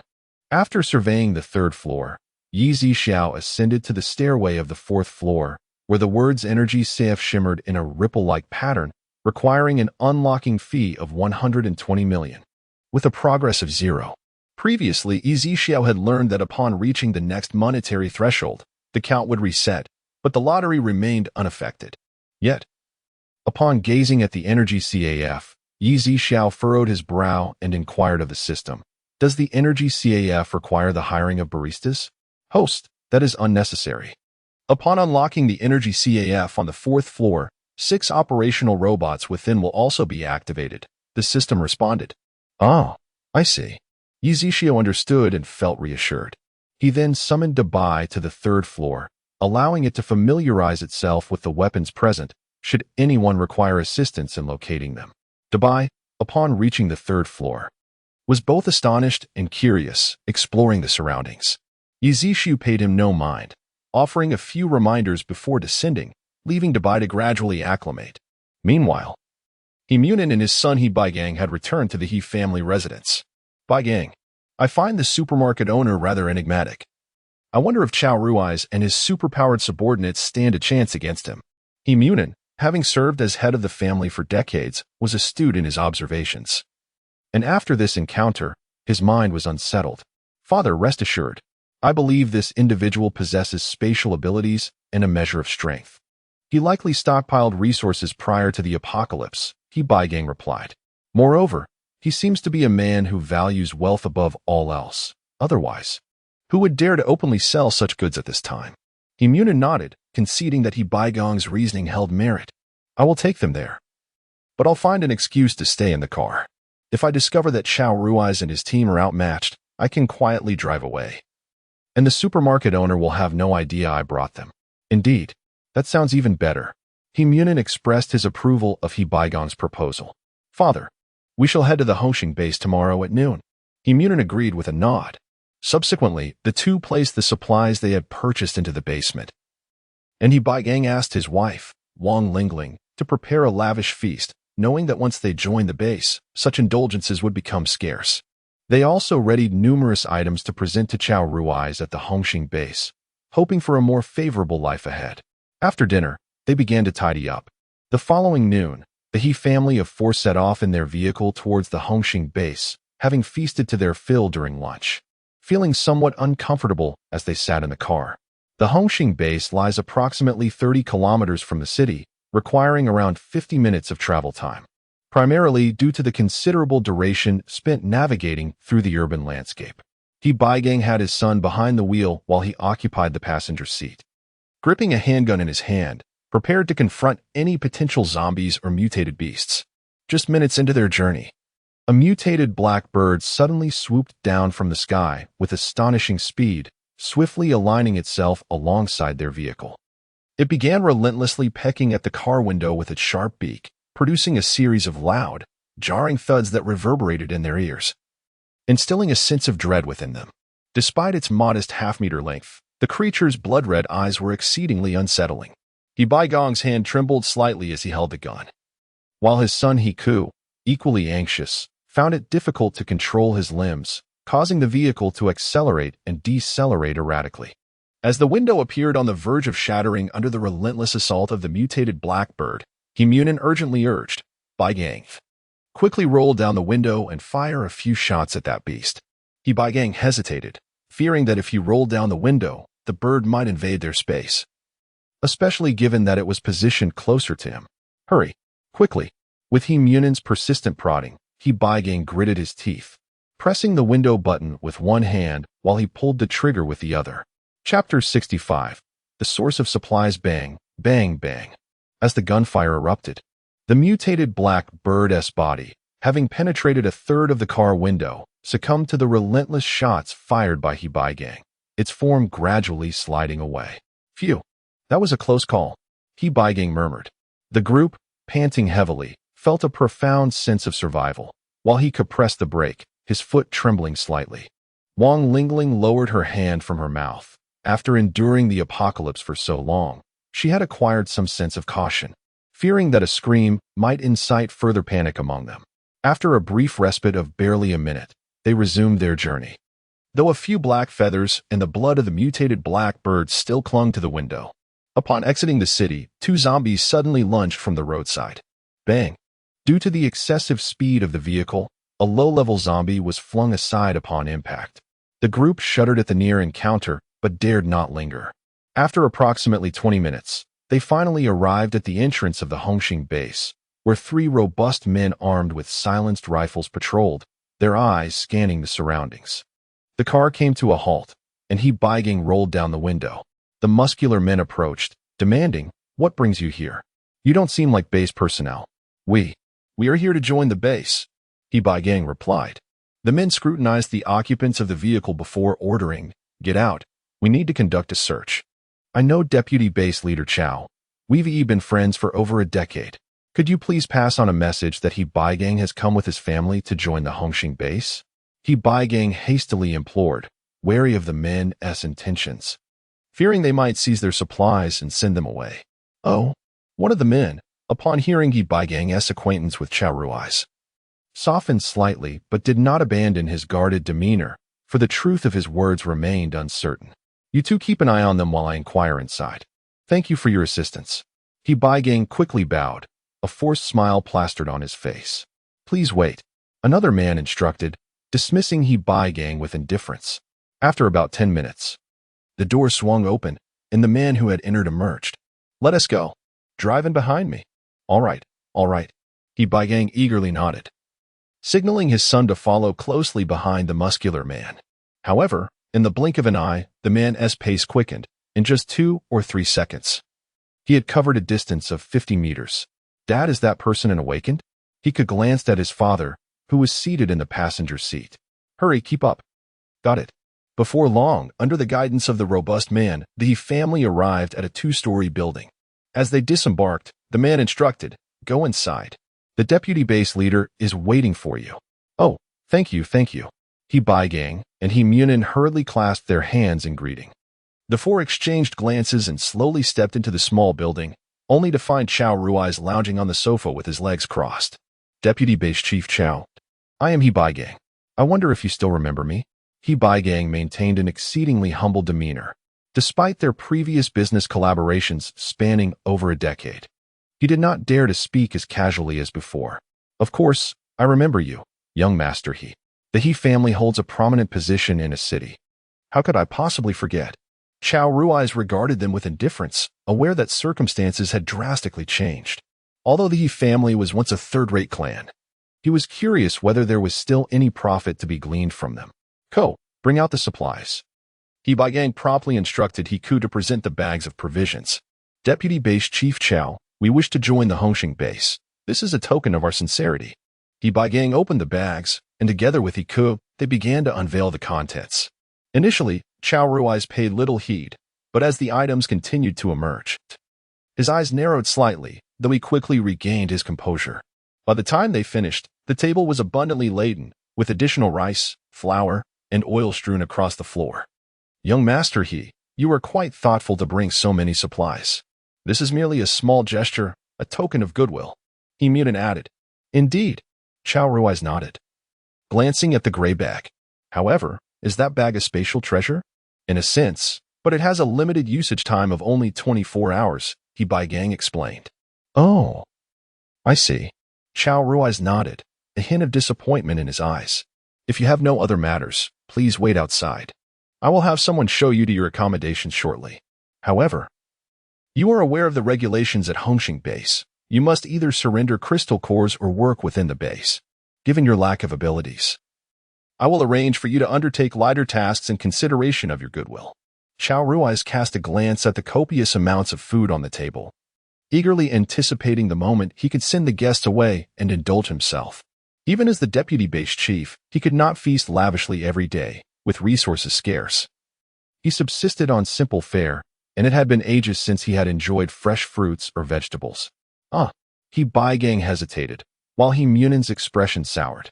As they had suspected, life at the base meant labor, devoid of the leisure they enjoyed at home. "What? Do you have any dissatisfaction with my arrangements?" Chow Rui's expression darkened. No, not at all." He Baigang quickly waved his hands. "We simply have one more matter to discuss with you regarding the source of these supplies." "What? The source of the supplies? Aren't they your own stockpiles?"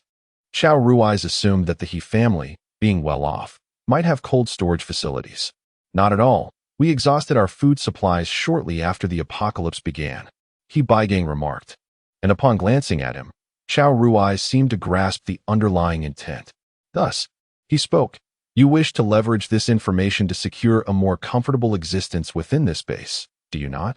Chow, the deputy base leader, candidly replied, "To be frank, my father is quite advanced in age, and neither my wife nor my son is ever engaged in any arduous labor. We merely seek a semblance of stability here." Gang clasped his hands in a gesture of respect and responded, "It is not entirely unreasonable for you to desire sustenance, shelter, and protection from the base without any contribution. However, the value of the information you provide must be commensurate with such expectations." Chow Ruai settled back into his seat, crossing his legs and lighting a cigar. "You shall not be disappointed," Gang stated. After a brief pause, he continued, "I am aware of a supermarket, a 9-story establishment, brimming with countless supplies. The proprietor likely possesses spatial abilities, and the resources within his space may far exceed those available in the supermarket." "Oh?" Chow Ruai straightened up, his gaze fixed on Gang with an air of scrutiny. Chapter 66. The Zombie King. Subsequently, Gang conveyed all he knew about the supermarket to Chow Ruai's deputy base leader Chow. "If you seize the supermarket and force the owner to surrender all supplies, the Hoshing base could significantly bolster its power with these resources," Gang stated. "Ah? Ha. Chow Ruai erupted into laughter, pointing at Gang. Gang joined in the mirth, chuckling awkwardly. Suddenly, Chow Ruai ceased his laughter and remarked, "I see now. I have matters to attend to shortly. Tomorrow at noon, you shall take me to meet the supermarket owner. I wish to discern who dares to flaunt such audacity in running a supermarket and possessing so many supplies." "Very well, then we—" Gang hesitated, at a loss for words. "Do not worry. I shall arrange for a comfortable accommodation for you shortly. If the situation proves true, you shall be able to reside securely in the base without any obligations," Chow Ruai assured him. "Thank you, Deputy Base Leader Chow." Gang expressed his gratitude, and his family discreetly departed from the small building, waiting for the base personnel to escort them to their lodgings. The delay in visiting the supermarket was also because most of the base's supernatural beings had ventured out to slay zombies and mutated beasts, making it impossible to gather them at that moment. Seeing the group leave, Chow Ruai eagerly picked up an apple and took a hearty bite, the sweet and delectable flavor enveloping his palate. After finishing the apple, he immediately reached for other provisions and began to indulge, his demeanor suggesting he had never before tasted such exquisite delights. Time slipped by, and after several hearty burps, Chow Ruai finally paused, subsequently stowing the remaining food into his spatial bag and placing it in the closet upstairs. The following morning, just after Yi Zishu finished his breakfast, he heard a thunderous noise outside. He approached the supermarket entrance and beheld a helicopter descending gracefully, landing on the road adjacent to the supermarket. As the cabin door opened, a man approximately 185 meters tall emerged, clad in a white short-sleeved shirt and black trousers, donning sunglasses. Upon closer inspection, one could discern his prominent nose and cool, thin lips. At first glance, he resembled a cold, domineering figure from the pre-apocalyptic era. However, the white gloves he wore appeared particularly incongruous in the sweltering 58-degree heat. The man ambled toward the supermarket but halted abruptly when he was less than 3 meters away, a slight furrow forming on his brow. After a brief pause, he resumed his advance, albeit at a notably slower pace. In an instant, a powerful shockwave erupted from within the supermarket, and the man swiftly evaded. Yet despite his remarkable speed, he was still caught by the residual force. He grimaced, clutching his chest, and though he fought to maintain composure, a trickle of blood escaped the corner of his mouth. Yi Zishu, taken aback by the supermarket's sudden aggression, was filled with confusion. After a moment's hesitation, he stepped out to inquire of the man, whose lips now appeared faintly pale. "Are you all right?" Yi Zishu observed that the man arrived by helicopter, leading him to believe that his financial prowess was undoubtedly exceptional, and perhaps a significant business deal could be struck. The man did not respond to Yi Zishu's words, instead casting a penetrating gaze at the supermarket. At that moment, Yi Zishu felt a wave of curiosity. Was the supermarket's defense system malfunctioning? Suddenly, he noticed the middle-aged foreign gentleman, the butler, who had visited a few days prior, seated within the helicopter, though he did not disembark. Yi Zishu diverted his attention back to the man before him. After a prolonged silence, the man spoke under Yi Zishu's scrutiny. "I initially came to discuss business with you, but it seems your supermarket does not welcome me." Yi Zishu was at a loss for words, perplexed by this situation, and could only inquire with the system. "System? What is happening? Host, this individual is a zombie king. A level 5 zombie. Yizishu? Why do I sense no trace of zombie presence from him? Yizishu wondered, utterly bewildered. This person possesses a treasure that conceals his aura. The system replied. Yizishu understood, yet it was his first encounter with a level 5 zombie, piquing his curiosity. As the man before him seemed no different from an ordinary human. With a thought, Yizishu deactivated the supermarket's defense system and turned to the man, saying, "It is fine now. You may enter." Whether he was a zombie or a human mattered little to Yizishu. As long as he could comprehend the rules and engage in business.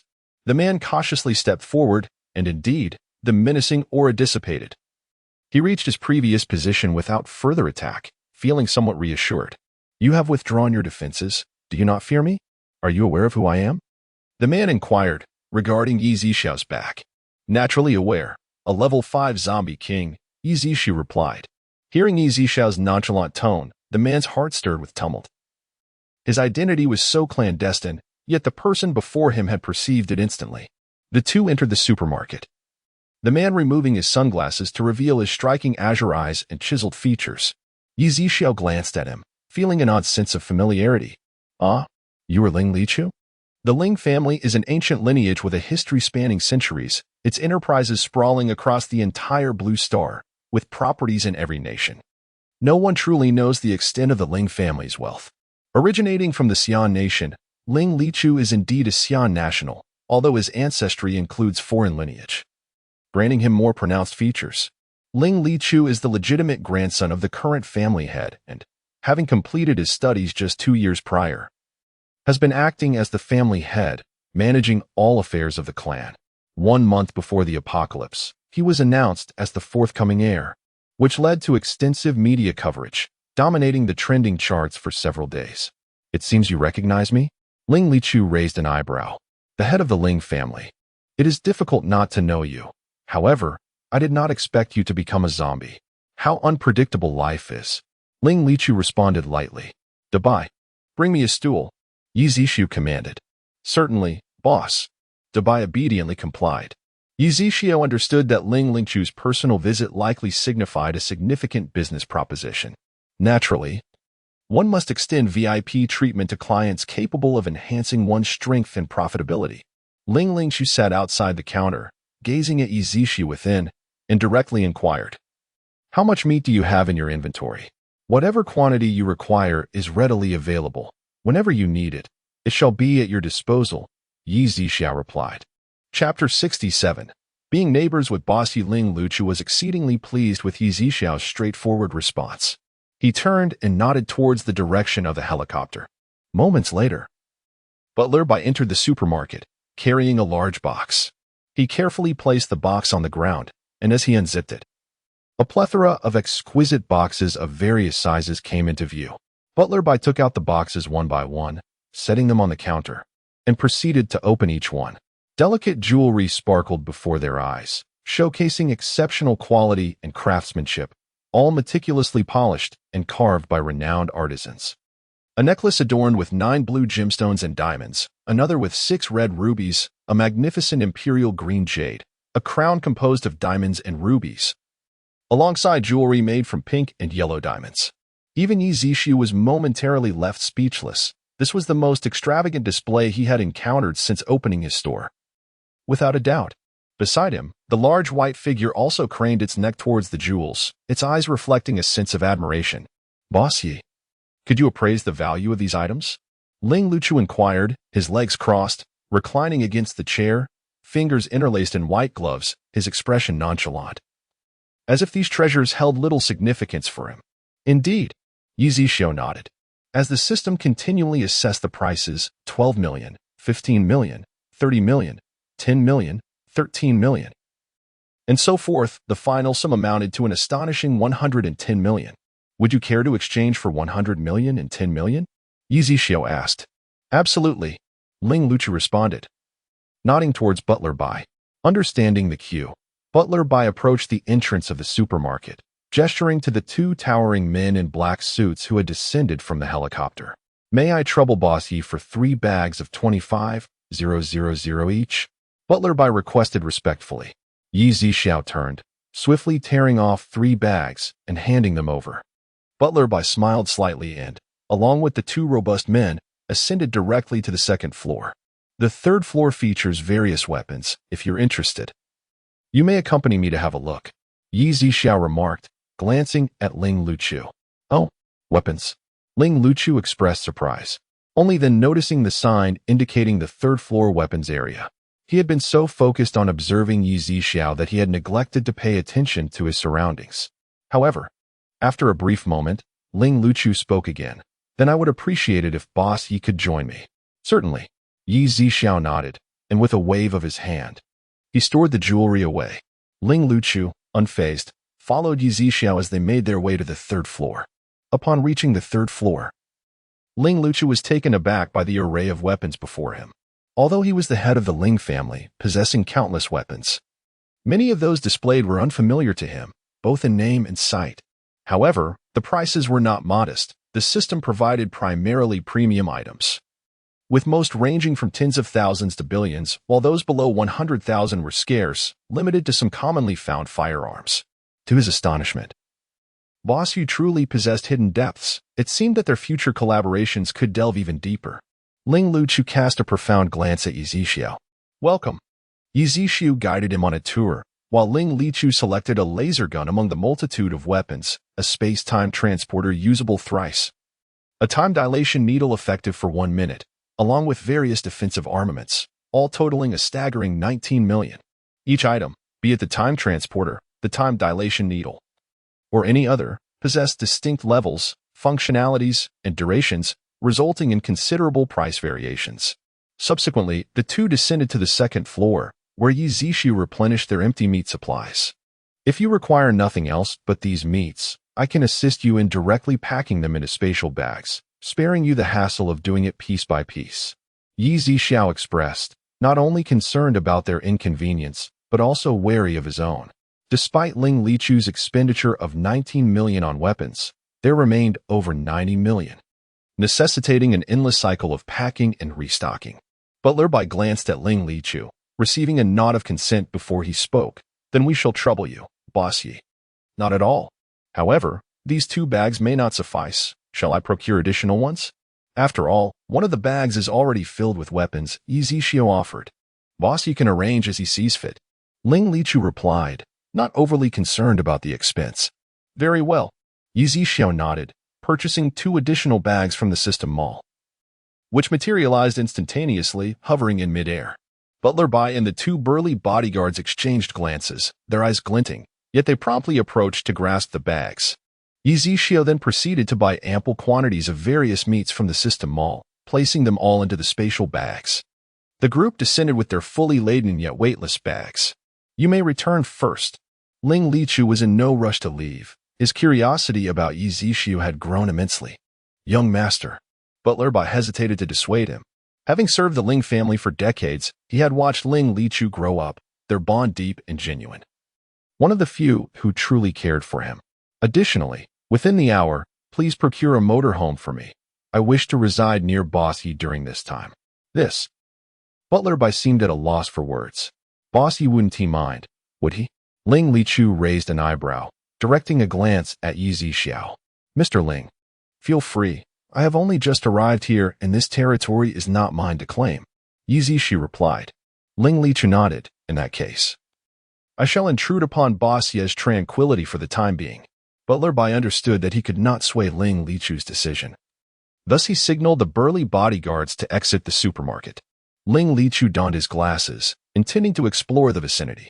Before departing, he turned back to Yi Zixiao, offering a bright smile, Boss Yi, until we meet again. Once everyone had left, the system's voice finally chimed in. Congratulations, host. You have obtained 11 lottery chances. 11 times. Though Yi Zixiao was already aware, his eyes still sparkled with excitement. Chapter 68. Preparing to watch the show as the pointer first moved. It ultimately halted at the segment of 50 level 8 crystal cores.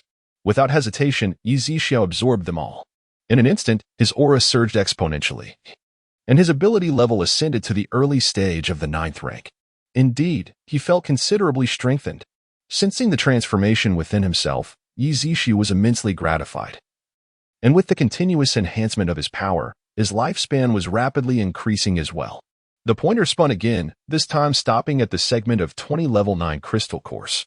Yi Zixu absorbed them once more, elevating his strength from the early to the mid-stage of the 9th rank. The pointer moved again, halting as his ability level progressed to the next tier. Even with Yi Zixu's typically calm demeanor, the successive boosts in power left him exhilarated and unable to contain his excitement. Suddenly, a beam of golden light shot forth from the system panel, piercing directly into Yi Zixu's brow. Shortly thereafter, an even more formidable aura radiated from his being. His eyes shimmered with golden light, and his presence was overwhelming. Akin to a deity surveying the world, ethereal and transcendent. The pointer rotated once more, stopping at 50 level 8 crystal cores, of which Yi Zixu absorbed only 40. Dabai. Come down. Yi Zixu called to Dabai, who had been watching him eagerly from the stairs. In an instant, a fleeting shadow dashed from the stairs and appeared beside Yi Zixu. These 10 are for you. Thank you, boss. Dabai's eyes sparkled with violet light as he eagerly accepted the crystal cores. For Dabai, who had only recently entered the early stage of the 4th rank, these 10 level 8 crystal cores would significantly accelerate his progress, while for Yi Zixu, already at the 10th rank, their impact was considerably diminished. Approximately an hour later, Dabai had completely absorbed the 10 level 8 crystal cores, reaching the late stage of the 5th rank, surpassing even Ling Lichu, the zombie king, by a small margin. Host. The system's crystal cores can infinitely enhance your strength, but when gifted, they can only elevate others to the peak of the 5th rank. Yi Zixu was taken aback but nodded in understanding. It seemed that henceforth, Dabai would need to rely on his own endeavors to continue his advancement. However, Yi Zixu reflected that aside from himself, Dabai was the strongest among all the ability users on Blue Star. This realization brought him some solace. Even if Dabai ventured out alone, he likely wouldn't encounter significant peril. Subsequently, Yi Zixu finished all 7 remaining draws.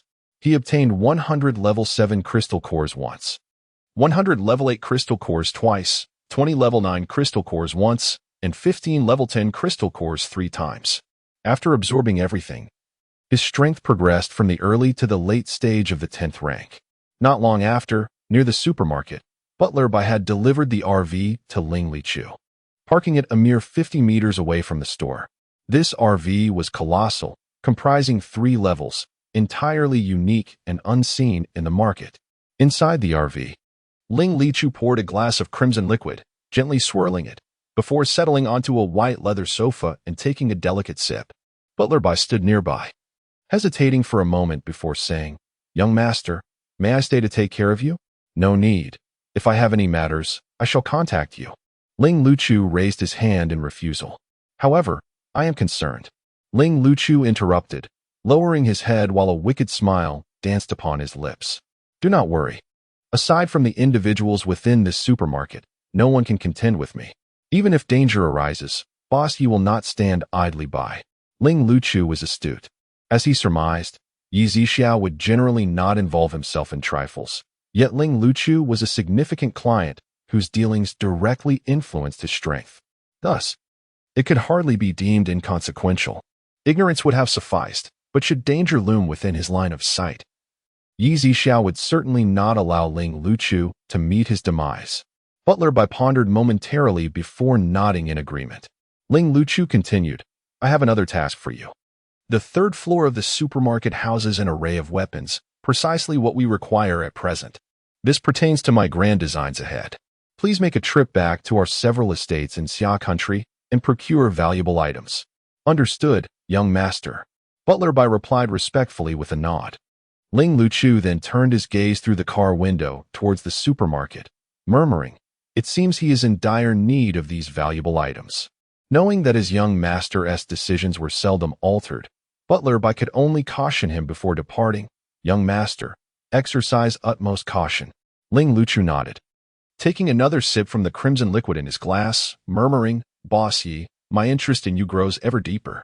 Suddenly, the thunderous roar of modified off-road vehicles pierced the air as 5 vehicles sped towards the supermarket, halting on the road outside. In the lead vehicle, Chao Ruizha glanced at the supermarket with greed glimmering in his eyes. Deputy Base Leader, I did not deceive you, did I? He Baigang exclaimed with a broad smile. Indeed. Should we successfully acquire these supplies, I shall credit you with the achievement. Now, let us disembark. Chao Ruasia declared impatiently. Oh no. Oh no. He Baigang suddenly clutched his stomach, his face contorting in distress. What is the matter with you? Chao Ruasia turned, his impatience evident. I have a sudden stomachache. Why don't you go ahead? I will rest a while and join you shortly. Forget it. Remain in the vehicle. Chao Ruasia replied dismissively. Now that they had arrived at the supermarket, and with He Baigang lacking any abilities, he was no help, but rather a potential hindrance. So Chao Ruasia paid little mind to whether he exited the vehicle or not. He Baigang felt a surge of relief, though his expression remained twisted. Watching Chao Ruasia and his subordinates exit the vehicle and stride towards the supermarket, his face gradually returned to normalcy. Yi Zixiao observed the group of 7 or 8 men approaching his supermarket and raised an eyebrow, recognizing their malicious intent. After all, it was midday, and the outdoor temperature had soared to 59 degrees. With so few zombies around, it was peculiar for anyone to come with such a formidable display. Moreover, each individual radiated a robust aura, unmistakably gifted with abilities, their greedy expressions betraying their prior knowledge of the supermarket's existence and their preparedness. Ling Luqiu, from within his mobile home, smirked slightly, reclining with his legs crossed as he eagerly prepared to witness the unfolding drama. Chao Ruasia, leading the group, strode confidently into the supermarket, followed closely by the remaining 7 men. Everyone felt the refreshing temperature of the supermarket, instantly invigorated. How delightfully cool it is. One man leaned against the wall, completely disregarding Yi Zixiao and Bai. Chao Rui's and several others surveyed their surroundings. Despite knowing that Yi Zixiao possessed abilities, he did not regard him with any seriousness. After all, he commanded a multitude of capable individuals. And the base leader was a late-stage level 4 ability user. Ordinary folks would hardly dare to provoke the Hongxing base. Little did he know that Yi Zixiao was no ordinary individual. Had it been someone else, they might indeed struggle against the Hongxing base. Especially considering that level 3 ability users were already deemed formidable, let alone the late-stage level 4 base leader. Yi Zixiao remained unperturbed, curious to observe the intentions of these individuals. Boss Yi, I presume? Chao Rui's approached the counter and inquired. Yi Zixiao nodded in affirmation. You are aware of the Hongxing base, correct? I am Chao Rui's, the vice leader of the Hongxing base. I'm not familiar with it, Yi Zixiao replied, shaking his head, as he had only been here for a few days. Haha. Chao Rui's laughed heartily, clearly skeptical of Yi Zixiao's claim. I am here today to discuss a partnership with you. Oh, Yi Zixiao raised an eyebrow. Join us at the Hongxing base, and we will ensure the safety of your supermarket. However, I will require a 60 share of the supplies, Chao Rui stated bluntly. Yi Zixiao pondered, recalling how Jinhu from the Minghu base had similarly sought to ally with him, also coveting the supermarket's resources, but ultimately. Chapter 69, Exquisite Delicacies. What if I refuse? Yi Zixiao's lips curled slightly. Young man, our deputy base leader is merely being polite in discussing this with you. Do not mistake courtesy for weakness. A young ability user shouted angrily, pointing a finger at Yi Zixiao. Those who understand the times are the true heroes. Yet, before Chao Rui's could complete his sentence, a piercing scream echoed from outside. He turned sharply, only to see the very youth who had threatened Yi Zixiao now lying lifeless on the ground outside the supermarket, bleeding from all orifices, his body convulsing uncontrollably. Do you dare to play tricks on me? Chao Rui's immediately glared at Yi Zixiao, his eyes narrowing with a clear intent to kill. The several ability users behind him also glimmered with murderous intent, ready to strike at any moment. With each subsequent scream, the remaining ability users behind Chao Rui's were hurled out of the supermarket one after another, mirroring the fate of the first, all bleeding profusely, collapsing to the ground with grotesque expressions of agony. Chao Rui's, witnessing such a scene, was utterly stunned. After all, Yi Zixiao had made no move, nor displayed any emotion. What have you done? Chao Rui's voice trembled, regret gnawing at him for having acted rashly without thoroughly investigating the situation. Flattered by those around him, he had grown somewhat arrogant, bolstered by the support of a base that led him to believe that the Hongxing base was the supreme authority in a city. Apart from the officials, Yi Zixiao chose not to answer his question but instead inquired, "Do your actions represent yourself or the entire Hongxing base?" I act on my own accord. Base leader Hong Weiqing is not even present," Chao Rui's hastily replied. He was acutely aware of the implications behind Yi Zixiao's question. Not only was it true, but he also regretted bringing so many ability users from the base to confront someone so formidable, resulting in such grievous injuries. He was left wondering how to explain this to Hong Weiqing. It was He Baigang from the He family who informed me of this supermarket's existence and urged me to seize it. He is currently in the car," Chao Rui said, the thought of He Baigang igniting a fury within him, wishing for nothing more than to rend him limb from limb. Yi Zixiao merely glanced at He Baigang in the car, showing no urgency to deal with him. Instead, he spoke to Chao Rui in a calm tone. "Well then, you may go die now." And no. He Baigang instinctively sprang to his feet and fled, feeling an inexplicable absence of the will to resist. Just moments before, he could not have imagined that Yi Zixiao would kill him, yet as he sprinted out of the supermarket, Chao Rui suddenly contorted in excruciating pain, as if his entire being were being torn apart. Boom! Chao Rui's body erupted, blood splattering everywhere. However, his remains were nearly obliterated, resulting in a vast pool of crimson staining the ground, vibrant and striking. What a pity! Ling Tingqiu shook his head upon witnessing the demise of the ability user. Chao Rui's. As the zombie king, the consumption of the blood and flesh of ability users greatly augmented his power, and he felt a sense of regret at Yi Zixiao's reckless squandering. He just witnessed the horrific scene outside the supermarket from his vehicle, trembling in fear, utterly astonished that events had escalated to this dire situation. With shaking hands, he ignited the car, which abruptly surged forward. Just as he believed he had narrowly escaped, the vehicle collided with an invisible barrier. Bang! With a thunderous sound, the front of the car crumpled, and the airbags deployed instantly, leaving He Baigang bloodied and unconscious in an instant. "Dabai, bring the people from the car?" "Yes, boss." Dabai sprinted towards the vehicle, a mere blur, and in just 2 seconds, he appeared beside the mangled SUV, hundreds of meters away. With a powerful yank, Dabai tore off the car door and tossed it to the ground with a clang. Grasping Yi Baigang by the arm, he dragged him out, proceeding to pull him back to the supermarket, where they lay alongside the motionless ability users, still clinging to life in various disarrayed positions. Earlier, Yi Zixiao had utilized both mental and spatial abilities simultaneously, causing the minds of these ability users to nearly shatter, their internal organs subjected to horrific contortions. Although they had not succumbed to death, their suffering surpassed that of the grave.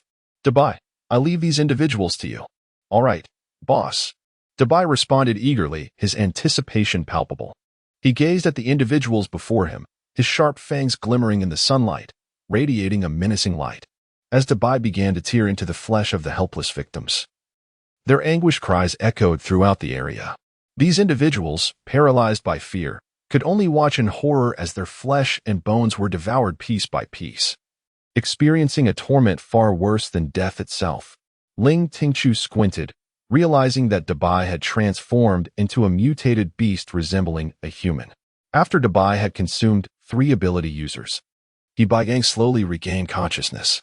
He saw Yi Zixiao standing at the supermarket entrance, while around him lay numerous bloodied ability users. Another figure inside the supermarket, bloodied and with violet eyes, gazed at him like a demon from hell. Terror washed over him. He opened his mouth to speak, but was once again struck mute by the sudden screams and gruesome sights. Dabai lowered his head once more, baring his sharp teeth as he began to shred the flesh of the person before him. Spare me." After a long pause, He Baigang finally stammered those words, only to be drowned out by the surrounding cries. "B-boss, I was coerced." "Yes." Chao Rui's forced me to reveal the supermarket's location. He compelled me to bring him here. I did not come willingly. Please, I beg you, spare my life." He Baigang, with tears streaming down his face, wept bitterly. Despite the dizziness clouding his mind and the relentless pain coursing through his body, he summoned every ounce of strength to rise and kneel upon the ground, repeatedly bowing his head in supplication. However, the world around him spun chaotically. leading him to falter and fall time and again, yet he persisted, rising once more to plead for mercy. Yet Yizishu paid him no heed. And Dabai continued to indulge joyfully in its feast. It was not until the last of the fallen abilities lay consumed that Dabai lifted its violet gaze directly at Ibaigang. No, I'm not delectable. Please don't eat me. I'm filthy. Ibaigang, terrified, sat on the ground, his body instinctively retreating. In the next moment, Dabai leaped gracefully to his side and sank its teeth into his neck, the blood gushing forth into Dabai's mouth, which greedily swallowed as if savoring a dish of unparalleled delight. Chapter 70. An unprecedented crisis. Ibaigang's expression was one of terror, rendered immobile, his complexion growing increasingly pale until he ultimately ceased to breathe. Ling Lichu, witnessing the entire scene, shook his head in disbelief, lamenting, "A mere human can be even more brutal than I, a zombie. It seems he is not to be trifled with." At this moment, in a public maritime zone beyond the borders, within an island encircled by iron barriers, hissing sounds filled the air as a blue sphere, approximately 1 meter in diameter, floated above, surrounded by crackling purple electricity. On the ground lay 70 to 80 superhumans, all utterly drained of strength, comprising men and women of various skin tones and eye colors, hailing from every corner of Blue Star. Fear was etched across their faces, despite their numbers. The sheer horror of the entity capable of capturing all 70 to 80 of them was palpable.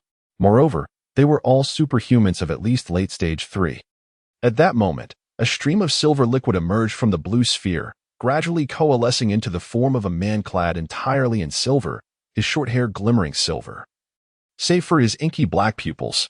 This batch of sustenance is of superior quality compared to the last. The man spoke slowly. A towering figure, cloaked in black and standing at 1.9 meters, instantly bowed and replied, "Indeed, Lord God. The awakened ones are becoming increasingly powerful. It is estimated that in a few years, they shall all serve you and offer their strength." Very well.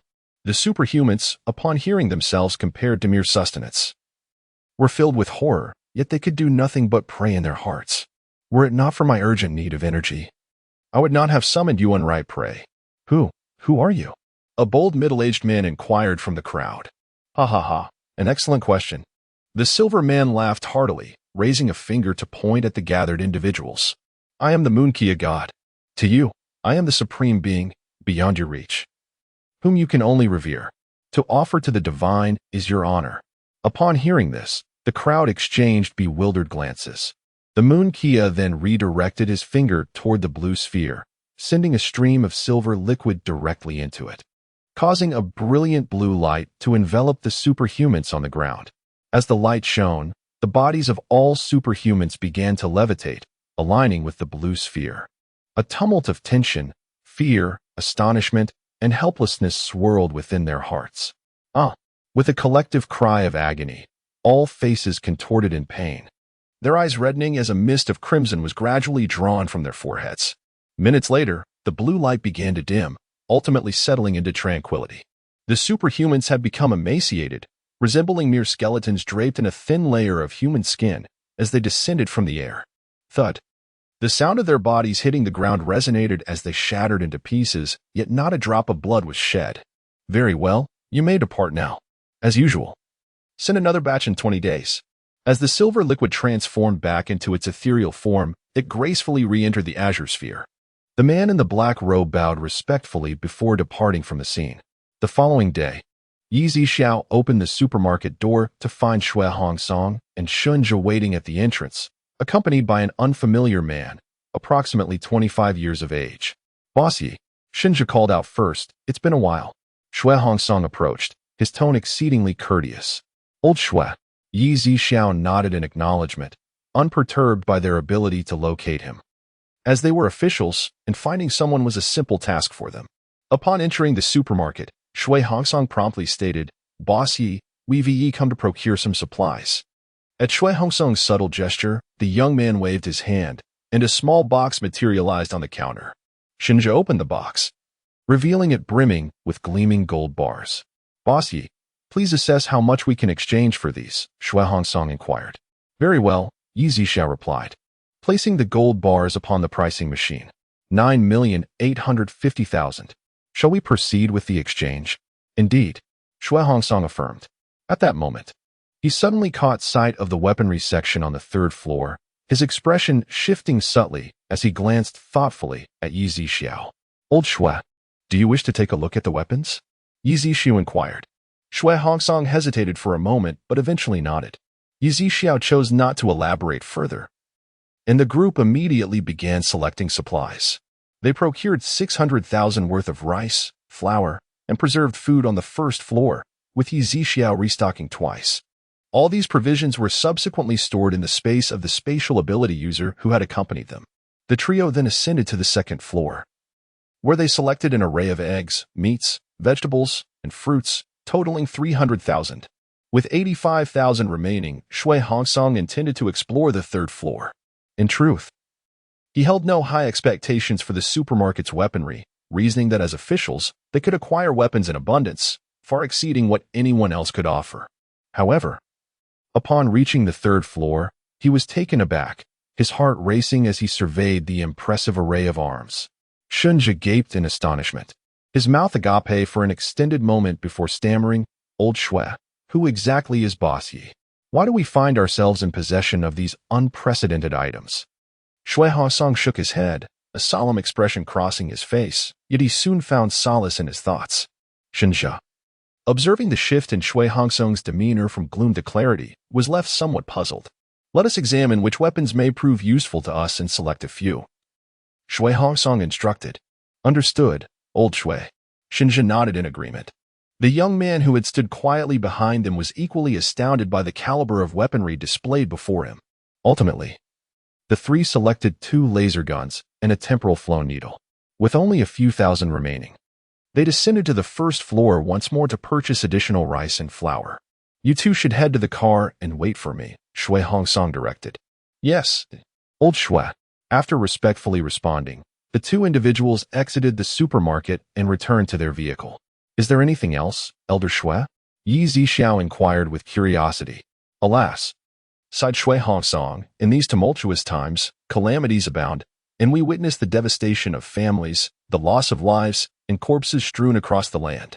Our nation teeters on the brink of collapse, and indeed, the entire Blue Star faces an unprecedented crisis. After a brief pause, Shui Hongsong continued, to speak candidly. Our investigations suggest that these recurring disasters are likely linked to advanced extraterrestrial civilizations, rather than mere natural or man-made catastrophes. Yi Zixiao remained silent, allowing Shui Hongsong to elaborate. I understand that persuading Boss Yu to join our cause may be a tall order, but humanity as a whole may already be ensnared in an unknown conspiracy. If we do not unite and stand firm against external threats, humanity's plight could become dire. As Shui Hongsong concluded, the weariness etched upon his face was palpable, and the bloodshot eyes revealed that he had perhaps not enjoyed a restful night in quite some time. Chapter 71. Unlocking the 4th level at first.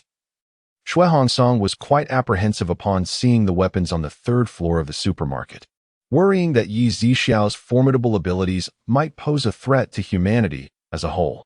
However, after some contemplation, he realized that Yi Zixiao was not the architect of this apocalyptic catastrophe. Rather, by running the supermarket and providing essential supplies, he alleviated their immediate hardships, which brought some comfort to Shui Hongsong's heart. Although Yi Zixiao had gleaned some information from the official Xiong Xingdao regarding this apocalypse being a conspiracy by other civilizations, he firmly declared, Old Shui, I will not be joining the officials. Boss Yi. Shui Hongsong understood that Yi Zixiao was exceptional. If he could join their ranks, it would undoubtedly bolster their efforts. He wished to persuade him further, but was interrupted by Yi Zixiao's raised hand. Old Shui, if this apocalyptic disaster is indeed a plot by a superior extraterrestrial civilization, should they ever wish to eradicate humanity, I will not stand idly by. After all, if everyone is dead, who will he sell his goods to? With a resigned sigh, Shui Hongsong acquiesced. All right then, I shall take my leave. Witnessing Yi Zixiao's resolute stance, he decided not to press the matter further and prepared to depart. As he reached the supermarket's entrance, Shui Hongsong suddenly turned and inquired, Boss Yi, you won't be leaving a city anytime soon, will you? Not at all, Yi Zixiao replied. Good, Shui Hongsong nodded and exited the supermarket. Once back in the car, Shinja asked, "Old Shui, to which base are these supplies to be sent? Currently, a city isn't in dire need of resources. We should first deliver them to the base in AE City. After I confer with Old Jean and seek approval from above to allocate some supplies, we can let each base exchange goods at the supermarket. After all, these valuable items, gold, jewelry, and antiques, are not my private possessions. Ultimately, I must clarify matters with the higher-ups. What if the supplies in the supermarket are depleted by a few bases?" Shinjo expressed concern. If all the bases become aware of the supermarket, the early arrivals could procure a lot, while the later ones may miss out, leading to potential conflicts. Some might even, like in ancient times, gather power and declare themselves kings. Shui Hongsong shook his head, uncertain. "I don't know, but I have a feeling that Boss Yi is extraordinary. The supplies shouldn't be so easily exhausted." He was acutely aware that humans are not saints. Not everyone can selflessly prioritize the greater good. If he could dictate every matter, he would immediately exchange all valuable items for food, ensuring humanity's survival. However, the reality was that he also needed to set an example. Rules could not be broken. He had to report matters step by step and await the outcome. Shunja remained silent, his gaze drifting to the occasional zombies and remnants of human corpses outside the window. Meanwhile, within the supermarket, the system's voice resonated once again. "Congratulations, host, on successfully unlocking the 4th level energy CAF. Dubai, keep an eye on the store. I will head upstairs for a moment." Yizishu called out to the tall figure of Dubai standing not far away. "Understood, boss." Dubai nodded, and as he looked up, Yizishu had already vanished from sight. When he reappeared, he was at the stairway leading to the 4th floor. At this moment, the water barrier had vanished, revealing an expansive area adorned in a silvery gray hue, with square tables and round chairs meticulously arranged. Within the coffee-making counter and the hall, 3 robots, gleaming white with a distinctive metallic sheen, were present. The robot at the counter bore a red light in its forehead, while the serving robots in the hall displayed a blue light. Previously motionless, they now approached Yi Zixiao. "Boss." The 6 robots bowed in unison. Yi Zixiao nodded in acknowledgement. "I am 01. I am 02. I am 03. The robots at the counter introduced themselves. "I am 04. I am 05. I am Little 6. The serving robots in the hall followed suit. Why do you have 3 words?" Yi Zixiao inquired with curiosity. "Boss, I am the smallest, created last, and my stature is also the least imposing," Little 6 responded. It was then that Yi Zixiao noticed that 01 stood the tallest at nearly 1.9 meters, with the others progressively decreasing in height. Little 6 measuring less than 1.7 meters. Could it be a fear of misidentification? It seemed unlikely. Yi Zixiao observed that each robot bore a numeral from 1 to 6 on their chests. Though perplexed, Yi Zixiao did not dwell on it further and approached the coffee counter, perusing the menu to discover the varieties of coffee available. Energy-enhancing coffee, satiating energy coffee, mood-lifting energy coffee, tranquil energy coffee, transformative energy coffee, ability-boosting energy coffee, injury recovery energy coffee, ability-supplementing energy coffee, and more. Each type of coffee was categorized into 5 grades: basic, intermediate, advanced, premium, and celestial. The prices for each corresponding cup varied immensely: 1,000, 10,000, 100,000, 1 million, and 10 million. "Boss, would you like to try our energy coffee?" 01 inquired. Chapter 72. The exorbitant coffee then let us indulge in the extraordinary energy-enhancing coffee, Yi Zixiao declared as he set down the order in his hand. "Certainly, boss. Please hold on for a moment," Lingy responded, retreating behind the counter to skillfully prepare the beverage. Yi Zixiao turned and made his way to a table by the window. The CAF was adorned with transparent glass walls on 3 sides, revealing the glaring sunshine and the sweltering heat of 60 degrees outside. However, the sunlight filtering through the glass felt remarkably gentle, as if one were bathed in a warm embrace. Approximately 5 minutes later, Ling Xiaolu presented a cup of coffee before Yi Zixiao. The pale green coffee cup was adorned with a frothy white top, featuring an arrow design, while the saucer held a small white sugar cube and a silver gray spoon. Yi Zixiao lifted the cup and took a delicate sip. It was slightly bitter, yet the aroma of the coffee was exceptionally rich, lingering delightfully on the palate and showcasing an incredibly smooth texture. As the coffee gradually flowed into his stomach, a palpable surge of energy radiated from his abdomen, permeating through his limbs and bones. Then, Yi Xiao raised the cup once more and drank it down in one go. The intensified wave of energy enveloped him, hinting at a breakthrough from the late stage of level 10 to the pinnacle of level 10. Indeed, splendid, Yi Xiao murmured to himself. Suddenly, a thought struck him, prompting him to inquire of the system, regarding your previous statement about the evolution of abilities. You mentioned that, barring any extraordinary circumstances, no abilities would exceed level 7 within 5 years. Would this energy-enhancing coffee qualify as an extraordinary intervention? Affirmative, host. At the time, the CAF had not been unlocked, and I was unable to disclose this information. However, it remains uncertain whether a level 7 ability user will emerge within 5 years. Should they appear, the occurrence will be exceedingly rare, and the likelihood is minimal. Those ability users differ from you. Transcending level 5 is considerably challenging, and the difficulty only escalates with each subsequent level. Yi Xiao comprehended the system's explanation, reminiscent of the cultivation novels he had read in the past. Where ascending to a higher realm became increasingly arduous, some individuals would perish without ever crossing such thresholds. Yet, he possessed the capability to transcend the chasms between each significant realm, provided he had sufficient crystal core energy to facilitate his advancement. As Yi Xiao pondered these thoughts, the store's attendant, Dabai, ascended the stairs, instantly struck by the scene before him. Several robots turned their attention towards Dabai. You all can make each other's acquaintance, Yi Xiao proclaimed, proceeding to introduce Dabai to the robots and vice versa. Dabai, what brings you up here? Yi Xiao inquired. At that moment, Dabai recalled, Boss, Mr. Ling is downstairs looking for you. Ah, you may head back down. I will join you shortly. Yi Xiao nodded in acknowledgement. As soon as Dabai reached the first floor, Yi Xiao appeared behind the counter in an instant. Is there something you require, Mr. Ling? Yi Xiao asked. Ling Lichu smiled softly, then remarked, Can I come up to chat with Boss Yi? I tend to be a man of few words. Yi Xiao replied then, Shall we enjoy some respite here? I wonder if Boss Yi would be hospitable? Even with the air conditioning in my RV, the temperature still hovers around 30 degrees. Ling Lichu, being a zombie, naturally harbored a dislike for the sweltering heat. The CAF on the 4th floor had opened its doors, providing a suitable venue for Mr. Ling to indulge in a cup of coffee. How delightful! Exclaimed Yi Xiao. Ling Liuchu's gaze flickered momentarily, before he removed the exquisite watch from his wrist and handed it to Yi Xiao. I wonder if your CAF allows for recharging. I do not wish to purchase anything else at the moment. Yi Xiao was momentarily taken aback, but soon regained his composure and inquired of the system, Is that possible?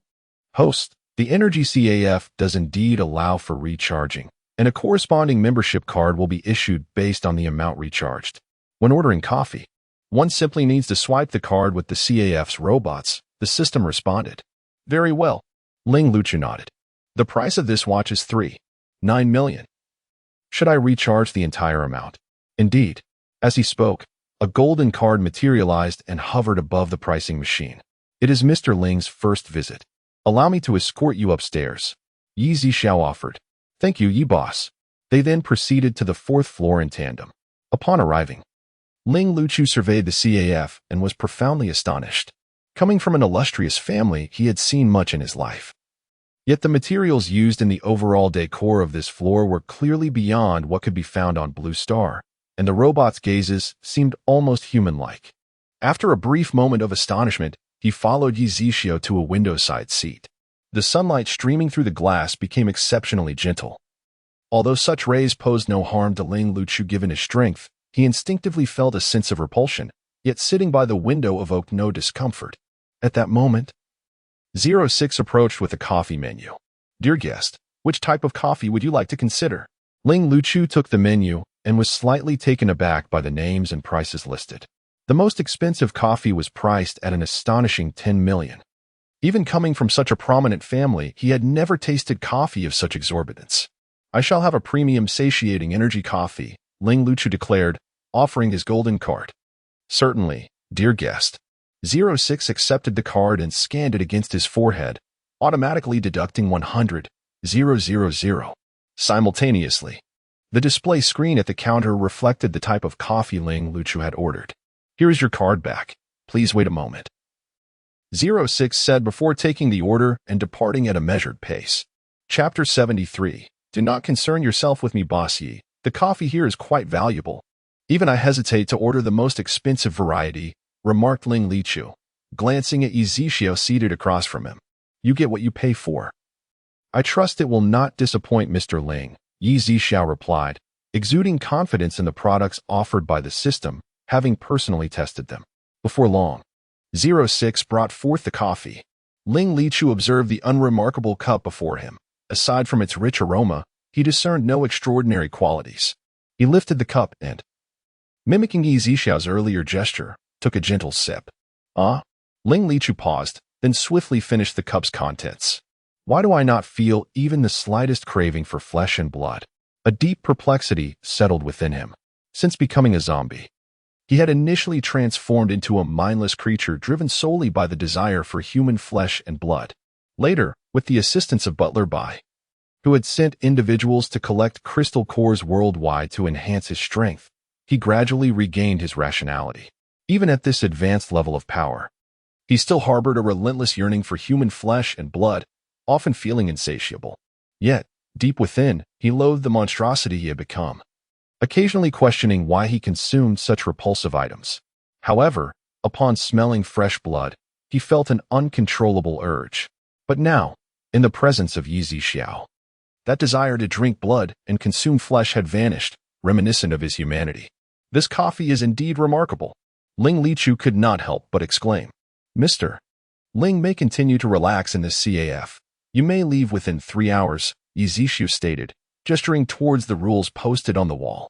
Ling Lichu, having already noted them, nodded in agreement. Very well, boss Yi, please carry on. With a smile, Yi Zixiao vanished, returning to the counter on the first floor. System. If the coffee beans run out, will I need to procure more from you? You need not worry, host. 0 will remind the overall system, which is essentially me, and it will automatically replenish, though it will deduct from your balance.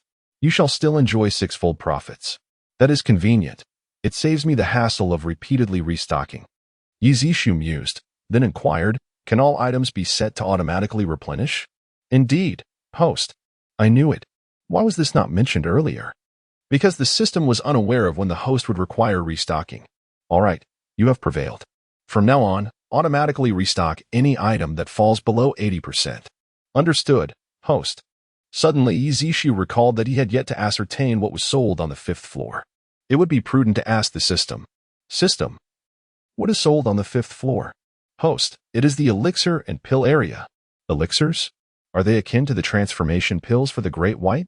Once unlocked, the host shall know. Yi Zixiao. However, it is merely about selling items worth 240 million. The prices of the items in the armory are not trivial either. Unlocking the 5th floor should not take long, and I shall soon discover its secrets, Yi Zixiao contemplated. However, the system seemed to have perceived Yi Zixiao's innermost thoughts, suddenly proclaiming, to unlock the 5th floor, you must sell 5 billion units of resources. Wasn't it supposed to increase exponentially before? Host, unlocking floors is not based on multiples. Yi Zixiao was somewhat at a loss for words. Nonetheless, it was a system decree. So he had no choice but to comply. After all, 5 billion shouldn't pose a significant challenge for him, merely a matter of time.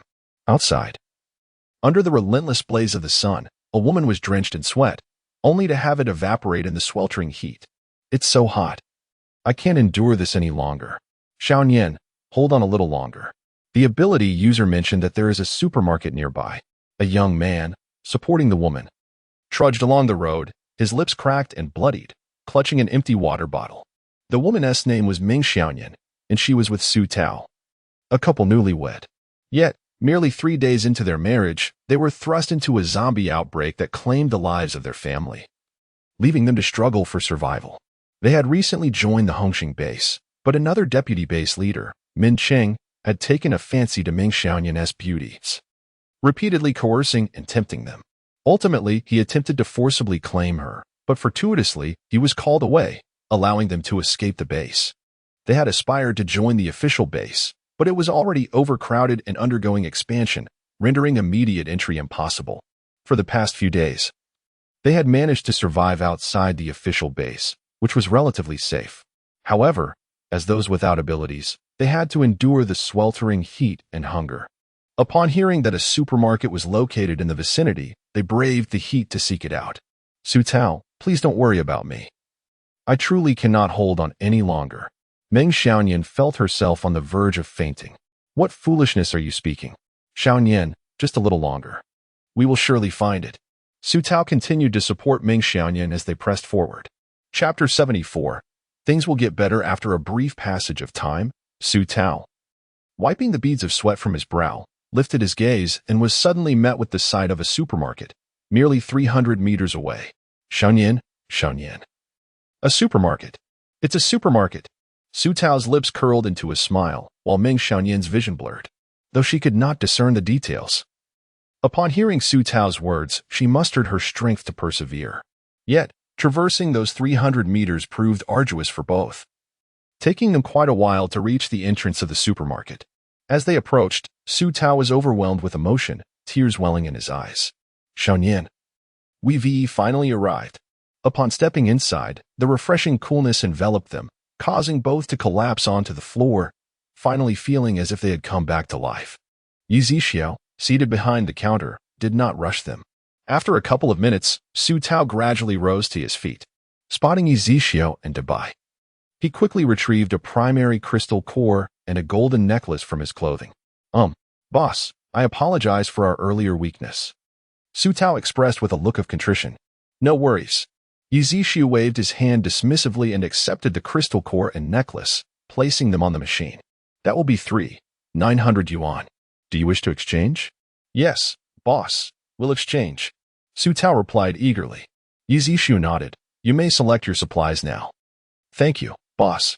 Su Tao noticed the rules posted on the wall behind Yi Zixiao, along with the types of goods available on the second, third, and fourth floors. He promptly turned to fetch a bottle of mineral water and approached Yi Zixiao, asking, Boss, may I give my wife a sip of water first? Of course. With Yi Zixiao's consent, Su Tao hastily opened the bottle and crouched down to feed the still weak Meng Xiaoyan. Gulp, gulp. Meng Xiaoyan drank deeply, and before long, half the water was gone from the bottle. Su Tao, you should drink too. At last, Meng Xiaoyan began to feel somewhat revitalized. All right.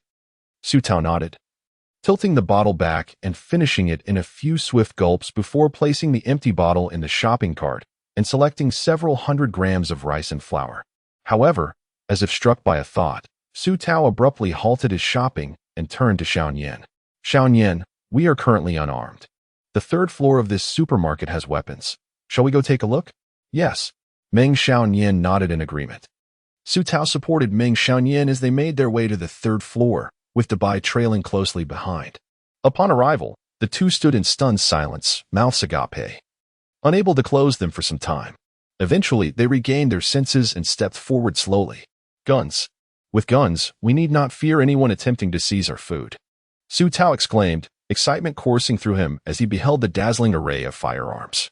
He understood that with such weaponry, the typical first-tier zombies, mutated beasts, and even unpowered humans, or some first-tier powered individuals, would pose little threat to them, significantly increasing their chances of survival. Yet, upon glancing at the prices, they exchanged glances filled with disappointment. Perhaps we should sell the ring and necklace, Meng Xiaoyan said, but Su Tao hesitated. Knowing that the ring was their token of love, while the necklace was the only cherished memory left by Meng Xiaoyan's mother. Yet, he recognized that when life itself was at stake, no amount of reluctance could outweigh their need to survive. Let us go. We should head downstairs to see how much these two items are worth. Meng Xiaoyan tugged at Su Tao's sleeve. Gritting his teeth, Su Tao followed her down the stairs. Dabai awaited them on the third floor, remaining upstairs. At the counter, Meng Xiaoyan removed the diamond ring from her ring finger and also took off the jade pendant from her neck, handing them to Yi Zixiao. The diamond ring is worth 2,000 yuan, and the jade necklace is 6,000 yuan. Would you consider a trade? Yes. Meng Xiaoyan nodded with tears brimming in her eyes. I'm sorry, Xiaoyan. It's my fault for being useless. Su Tao grasped Meng Xiaoyan's hand tightly. Meng Xiaoyan shook her head, saying, as long as we both survive, things will eventually get better. The couple ascended to the third floor once more. After deducting the money spent on food, they had 11,500 yuan left. After a lengthy contemplation, they finally chose a compact handgun priced at 11,390 yuan, easy to carry yet formidable in its lethality. There are 6 bullets included. If you run out, you can buy more at 500 each. Dabai reminded them. Thank you. Su Tao nodded. As they descended, they stopped on the second floor to purchase some fruits and eggs, just enough to meet the required amount. Now that we have a weapon, I will protect you well and ensure your safety, Su Tao declared, gripping the gun, his heart brimming with hope for their future. Yes. Meng Xiaoyan smiled and nodded in agreement. Upon leaving the supermarket, Yizishu provided them with a simple bag to carry their food. However, as soon as they stepped outside, the scorching heat hit them like a wave, nearly stealing their breath away. Let us hurry back, Su Tao urged. Although the official base was crowded, there were makeshift wooden shelters outside that, while unable to provide much relief from the heat, were far better than being directly exposed to the sun. At that moment, Ling Lichu also descended from the 4th floor, exiting the supermarket. Upon seeing the blinding sunlight, he frowned slightly, wishing he could linger in the CAF a bit longer. Yet he was limited to just 1 drink per day and a maximum stay of 3 hours. Suddenly, just 100 meters from the supermarket, a loud roar pierced the air. After months of the apocalypse, they were all too familiar with that sound. It's a zombie, they exclaimed in unison. Su Tao quickly drew his gun from his clothing. At that moment, a second-tier zombie leaped out from behind some large trees, hidden in the dry grass. Su Tao instinctively shielded Meng Xiaoyan behind him as he saw the zombie, its face half-decayed, lunging toward them. His heart raced wildly, but he struggled to maintain his composure. Bang! A gunshot rang out. Due to his inexperience, the bullet merely created a large hole in the zombie's right arm. Chapter 75. Awe-inspiring. The zombie paused for 2 seconds, looking down at the wound on its hand, and then let out a furious roar towards the heavens. Given the proximity, Yi Zhixiao naturally heard the gunfire. Ling Lichu had also just stepped out of the supermarket, barely 10 meters away, and witnessed the unfolding scene. He hesitated for a moment but then took a step forward, his silhouette flickering as he reappeared within 10 meters of Su Tao and his companion. The two, their bodies trembling with anxiety, were fixated on the zombie, prepared to pull the trigger once more, completely oblivious to the sudden appearance of Ling Lichu, although they did not see it. The second-tier zombie sensed the aura emanating from the Zombie King, turning its gaze towards Ling Lichu. The second-tier zombie stared for a second before swiftly pivoting and leaping into the withered grass behind a tree, disappearing without a trace. This scene transpired in mere seconds, and Su Tao and his companion had yet to comprehend what had occurred. After another 2 seconds, Su Tao, still in bewilderment, murmured, "The zombie ran away?" Meng Xiaoyan nodded in disbelief. The two believed that the gunshot had frightened the zombie away, and they hurriedly left the area, unaware that someone had come to their aid. For in that brief moment of their dazed state, Ling Lichu had already taken his leave, now standing outside his camper. He did not intend to save their lives, rather, he had noticed that Yizishi was also observing this direction. After all, these two had just exited his supermarket, and he was uncertain whether Yizishi would take action. If Yizishi were to intervene, it would be better for him to act first. The following afternoon, a helicopter landed once more outside the supermarket, where Butler Bai and a young man descended, carrying 3 large boxes. Ling Lichu emerged from his camper and approached the supermarket entrance to meet Butler Bai. "Have you brought everything?" Ling Lichu inquired. "Indeed, young master," Butler Bai affirmed with a nod. The 3 entered the supermarket, and upon seeing Yi Zixiao, Butler Bai immediately called out, "Boss Yi." "Ah, it seems Butler Bai has brought quite a treasure trove this time." Yi Zixiao jested. "Boss Yi, you're jesting. Time is of the essence, and valuable items are stored across various nations. For now, we can only present these," Butler Bai replied, signaling to the tall young man beside him, who promptly opened the 3 boxes. As several exquisite cases were revealed, they contained diamonds, emeralds, along with some exceptionally rare ancient coins, antique bronze mirrors, and hairpins crafted from gold thread jewelry with exquisite artistry. There were also items that even museums lacked, such as bronze vessels, jade bracelets of pure green, a set of imperial green jade bead necklaces, and delicate jade carvings made from white jade, many dating back centuries, with some originating from millennia ago, all exceedingly rare treasures. Moreover, Yi Zhixiao was able to sense an unusual aura emanating from within, one that was both awe-inspiring and fearsome. Little did he know, this aura was the essence of a dragon. Ordinary malevolent spirits would dare not approach it. Although Ling Luchu was a fifth-tier zombie king, he too felt a slight tremor of trepidation upon encountering certain items. Indeed, they were treasures of remarkable worth. Yi Zhixiao couldn't help but exclaim, withholding some from the system, intending to keep them for his own enjoyment, particularly that exquisite white jade dragon patterned seal, which remained pristine and flawless even after millennia. As each artifact was appraised, the total valuation reached an astounding 710 million, a sum that, in the pre-apocalyptic market, would likely have exceeded 30 billion. Furthermore, for some rare items, the price could soar beyond imagination if they found the right admirer. Would you exchange these 710 million? Yi Zhixiao inquired. To be candid, he felt the system was rather unscrupulous, as the materials sold would yield several times the profit. Yet, despite such thoughts, he felt a surge of joy. For selling these materials would significantly enhance his power. Yes, Ling Luchu nodded in agreement. Unbeknownst to him, Yi Zhixiao's thoughts were elsewhere. He simply believed that possessing sufficient weaponry would expedite his plans, given that conventional firearms could no longer pose a threat to the awakened and formidable mutant beasts, humans, or zombies. For Ling Luchu, these valuable items were far from rare, merely a drop in the ocean for his family. The three subsequently ascended the staircase with two spatial pouches of 25,000 each, with Yi Zhixiao closely trailing behind. Dubai remained on the ground floor to oversee the shop. After all, this was no trivial amount, and he intended to witness the proceedings personally. As Ling Luchu placed weapon after weapon into the pouches, Yi Zhixiao noticed that he selected more laser guns, bows, and other ranged weaponry. The remaining items were concealed weapons and various temporal and spatial artifacts, leading Yi Zhixiao to form certain speculations in his mind. Chapter 76. The mutant lizard. Yi Zhixiao did not maintain his gaze for long, as his speculations were of no concern to him. Before long, he descended the stairs but sent Dubai to the third floor, knowing it would take some time to select from the considerable number of items available. After a substantial interval, Ling Luchu and the others finally emerged, having purchased nothing but weapons. At the counter, Ling Luchu smiled slightly and said, "Boss Yi, could you assist me in depositing the remaining funds onto this card?" He produced a gold card from the Energy CAF, intending to transfer the remaining 7.2 million into it.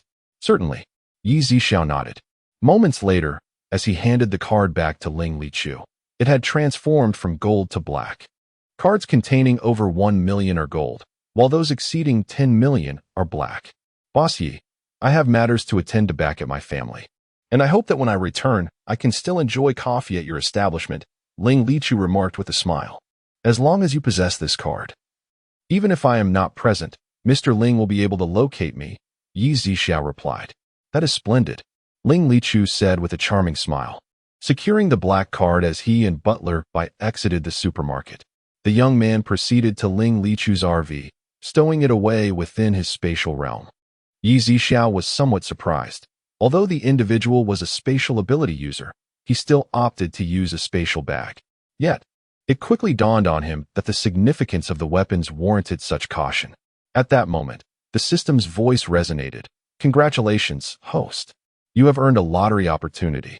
Please hold on, host. The lottery wheel is undergoing an upgrade, expected to take 24 hours. Yi Zhixiao remained unhurried, opting to exchange all the items he had just collected, except for the dragon pattern seal, with the system accruing a total of 3.5 billion into his system balance. On the plane, Butler produced a vial of bright red blood and offered it to Ling Luchu. Not needed for now, just store it, Ling Luchu instructed. Butler puzzled, inquired. Young master, what do you mean by that? Ling Luchu did not conceal the truth and directly informed Butler of the events at Yi Zhixiao's CAF on the 4th floor. Young master, Are you saying that since you drank that coffee, you have had no desire for food from yesterday until now? Indeed. Ling Lichu nodded. However, I am curious about how this coffee could sustain me for several days without the need for nourishment. Previously, Ling Lichu would become exceedingly agitated at the sight of fresh blood and human hearts, only able to control himself after achieving the strength of a zombie king. Yet he still required substantial amounts of fresh meat and blood daily. Now, the fact that a single cup of coffee could suffice was astonishing not only to Butler Bai but also to Ling Lichu himself. The plane continued its journey through the skies until it crossed the border of Xia country. As dusk fell, outside the official refuge, a large crowd watched eagerly as Su Tao and Ming Xiaoyan ate their porridge. Ever since they had retrieved food, many had sought to intimidate or entice them into surrendering it. However, Su Tao's possession of a firearm, coupled with the fact that they were outside an official base, dissuaded them from escalating matters for fear of attracting the authorities' attention. Do not crowd around. I have already informed you of the supermarket's location, where everything you need can be found. Ming Xiaoyan felt a sense of discomfort under the gaze of those individuals. Were it not for the fear of the imminent outbreak of zombies and mutated beasts at night, she would have sought refuge in any random house to avoid being targeted for their supplies. How can we trust her words? What if you are attempting to deceive us into leaving this place, only to be devoured by zombies or mutated beasts? Perhaps you wish to diminish the competition for limited spots at the official base once it is expanded, a middle-aged man remarked. And tell me, at this late hour, where can we possibly procure such an abundance of food and firearms? Su Tao interjected, raising his gun to emphasize his point. The crowd's gaze shifted towards Su Tao as he brandished his weapon, their eyes flickering with a mix of desire and apprehension. Each one secretly yearned to seize the food, yet they understood the uncertainty of its ultimate fate, knowing full well the peril of being the first to act, which could result in gunfire or expulsion by the authorities. Here, at least, they received daily supplies of water from official water-based abilities and occasionally, ice blocks from ice-based powers. Leaving this place would make survival exceedingly difficult. Are you truly not deceiving us? Asked a middle-aged woman from the crowd. There is no need to deceive you. Believe it or not, Su Tao replied, his patience waning after repeating himself numerous times. The crowd exchanged glances when, from the back, a man around 35 years old spoke up. I plan to check the supermarket tomorrow. Who wishes to join me? This man, Feng Yi, was a former police officer, armed with a pistol but with only 3 bullets remaining. Many recognized his identity, and upon learning of his intentions, those adorned with jewelry or possessing first-level crystal cores eagerly responded. I'll go with you. Me too. All right, we will depart at 11 a.m. tomorrow, Feng Yi announced. The crowd cast one last look at the porridge and the food protected by Ming Xiaoyan and Su Tao before dispersing. Su Tao quickly pulled the wooden door shut, feeling a sense of relief as the crowd that had blocked their entrance finally moved away. Although this makeshift wooden shelter measured a mere 5 square meters, requiring them to stoop inside, the presence of food brought a glimmer of hope as they awaited the official base's recruitment of survivors once more. The following morning, a group of 8 or 9 individuals, armed with sticks, hammers, and kitchen knives, set out towards the supermarket under Feng Yi's leadership. The outdoor temperature had soared to 61 degrees, and after an hour of walking, even with makeshift hats crafted from dried banana leaves, their faces were flushed, and their lips cracked. The only motivation sustaining them was the belief that the supermarket would be as refreshingly cool as spring before the apocalypse, as described by Su Tao and Meng Xiaoyan. Just then, one of the youths abruptly halted, a look of horror on his face. Look, what is that ahead? The group turned to follow his gaze. It's a lizard, a giant lizard. Goodness, it's enormous. It's a mutated giant lizard. Ahead, approximately 350 meters away, lay a colossal mutated monitor lizard, measuring over 4 meters in length, sprawled across the center of the road. Beside it, a gigantic mutated rat, half of which had been torn apart, rested near its jaws. Strangely, the lizard remained utterly motionless. If one did not pay close attention, it could easily be mistaken for a desiccated tree obstructing the path. Chapter 77. Please help me this time. Or shall we take a detour? One of the young men proposed. We scarcely have any water left. If we take a detour, We may not arrive for another 2 hours. By then, we might succumb to the sun or perish from dehydration. What shall we do then? Do we dare confront this beast? I cannot. Neither can I. Listening to the anxious voices of his companions, Feng felt a headache coming on. After a moment of contemplation, he suggested, let us wait a while. Perhaps it will leave after finishing that mutated rat. The group nodded in agreement and retreated a dozen steps back to the corner of the path, ensuring they remained undetected by the giant lizard. In mere seconds, the colossal creature lifted its head, extending its crimson, forked tongue to lick the blood from its jaws. Suddenly, it turned its gaze towards the group, who were concealed behind banana leaves, and began to crawl towards them slowly. A chill ran down everyone's spine.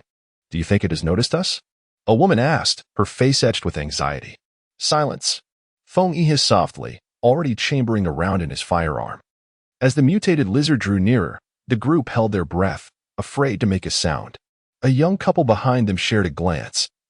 The man tugged at the woman's sleeve, signaling her to retreat quietly, hoping to escape unnoticed. At that moment, the giant lizard surged forward, its speed rivaling that of a speeding car. In truth, it had sensed their presence long before they arrived, merely biding its time for the prey to draw closer. Even if they had fled initially, they would not have evaded the creature's relentless pursuit. Not good, Feng exclaimed, suddenly aware of the danger. Quickly, everyone unite and take down this lizard, or we shall all perish. However, most had already scattered in panic, and the lizard was now barreling towards those who were desperately fleeing. A piercing scream erupted as a gaunt young man was bitten, losing a leg to the beast. Blood gushing forth in torrents. Stay away. Stay away. The young man recalled the kitchen knife clutched in his hand and swung it desperately at the lizard's head. Clang. The lizard's tough hide remained unscathed, while the young man's knife snapped cleanly in two. Clang. Another metallic clang resounded. It was Feng firing his weapon, leaving only a small dent in the lizard's skull, with a trickle of blood escaping, barely inflicting any damage.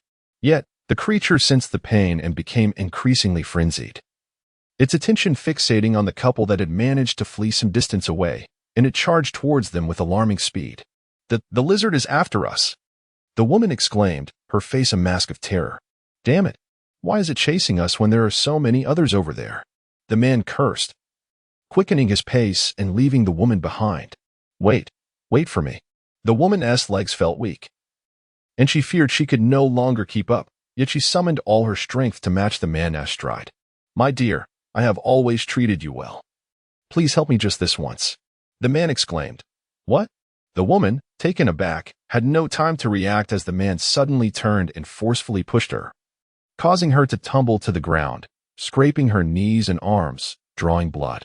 At that moment, the colossal lizard had arrived beside her. Despair enveloped her.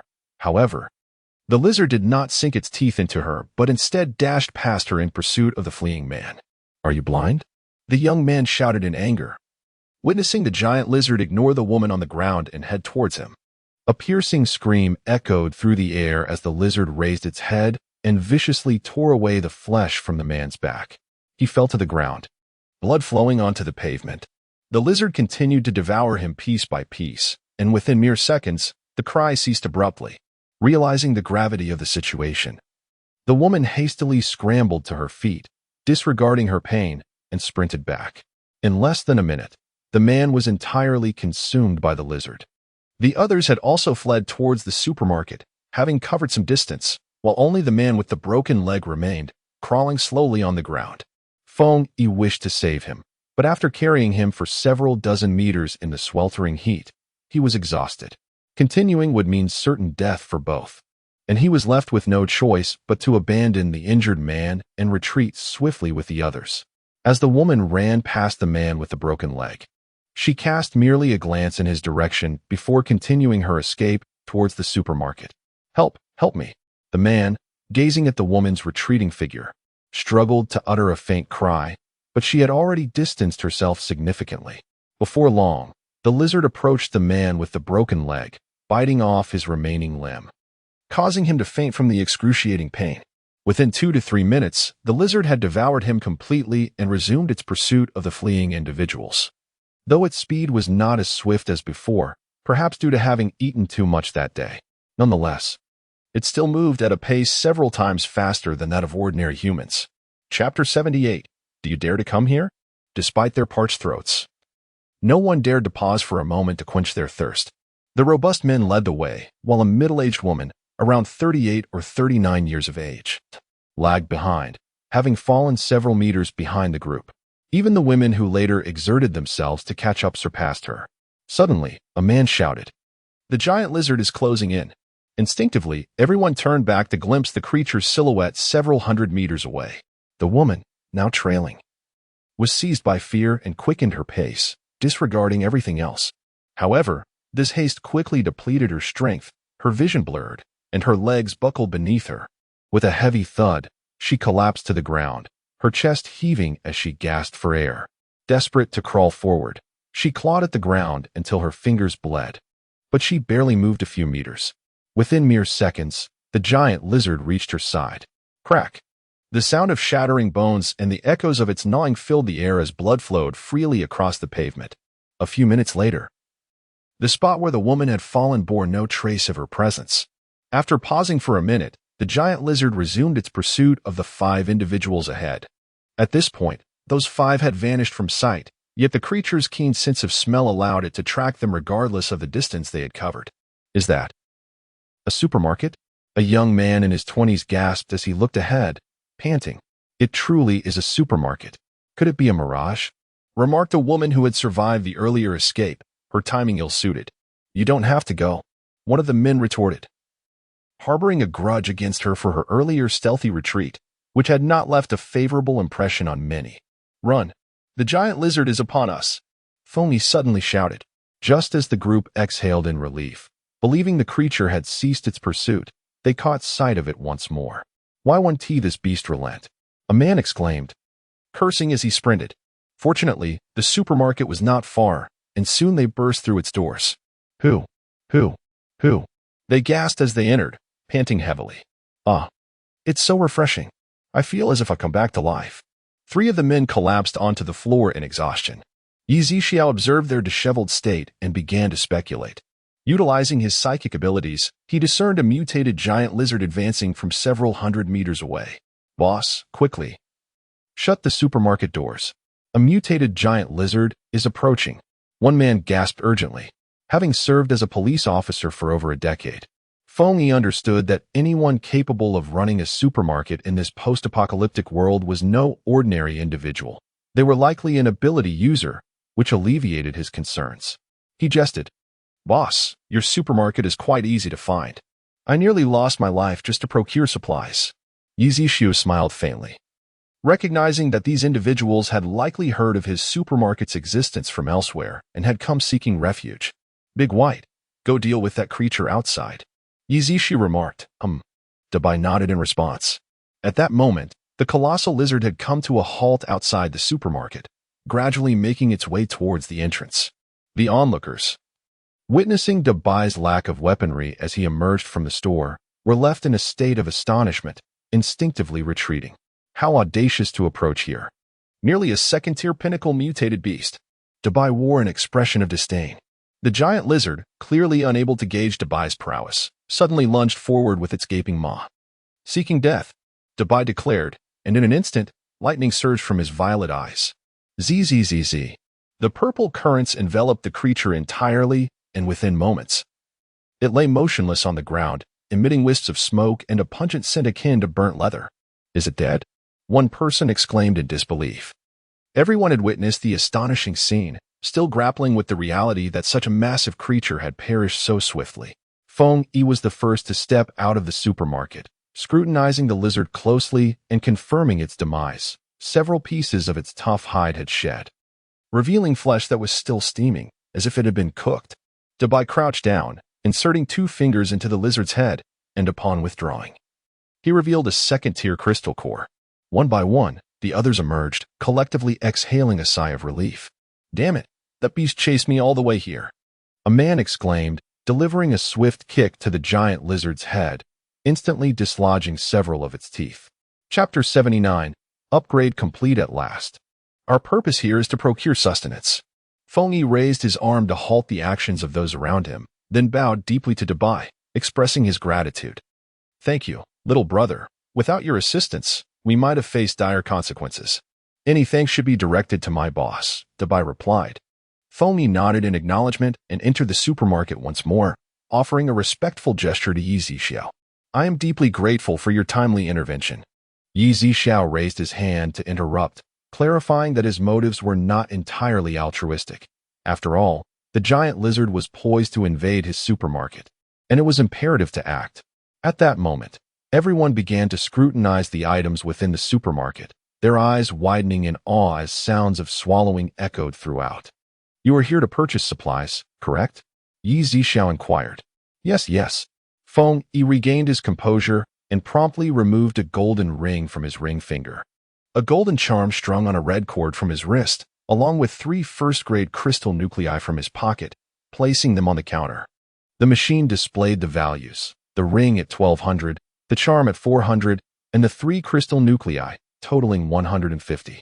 The total is 1,750 yuan. "Do you wish to exchange?" "Yes." Feng Yi nodded eagerly. "Very well. You may proceed to select your supplies. Please review the regulations at the back," Yi Zixiao advised. "Is there anyone else wishing to exchange?" Dabai asked. "I do." A young woman rushed forward, placing a diamond ring and a golden necklace on the counter. After a moment, she was informed, "The total is 6,000 yuan. Do you wish to exchange?" "Absolutely." The woman beamed at the realization of her possessions' worth. At that juncture, a young man approached, removing a watch from his wrist, a white jade pendant inscribed with a symbol of safety, and a first-grade crystal nucleus. "The total is 5,300 yuan. Do you wish to exchange?" "Yes." The man was equally delighted, pushing his shopping cart to select the supplies he required. Subsequently, 2 men, who bore a resemblance suggesting they were brothers, stepped forward. They presented 5 first-grade crystal nuclei and a golden ring. "The total is 1,330 yuan. Do you wish to exchange?" "Yes, we will exchange," they replied. "Ice cream.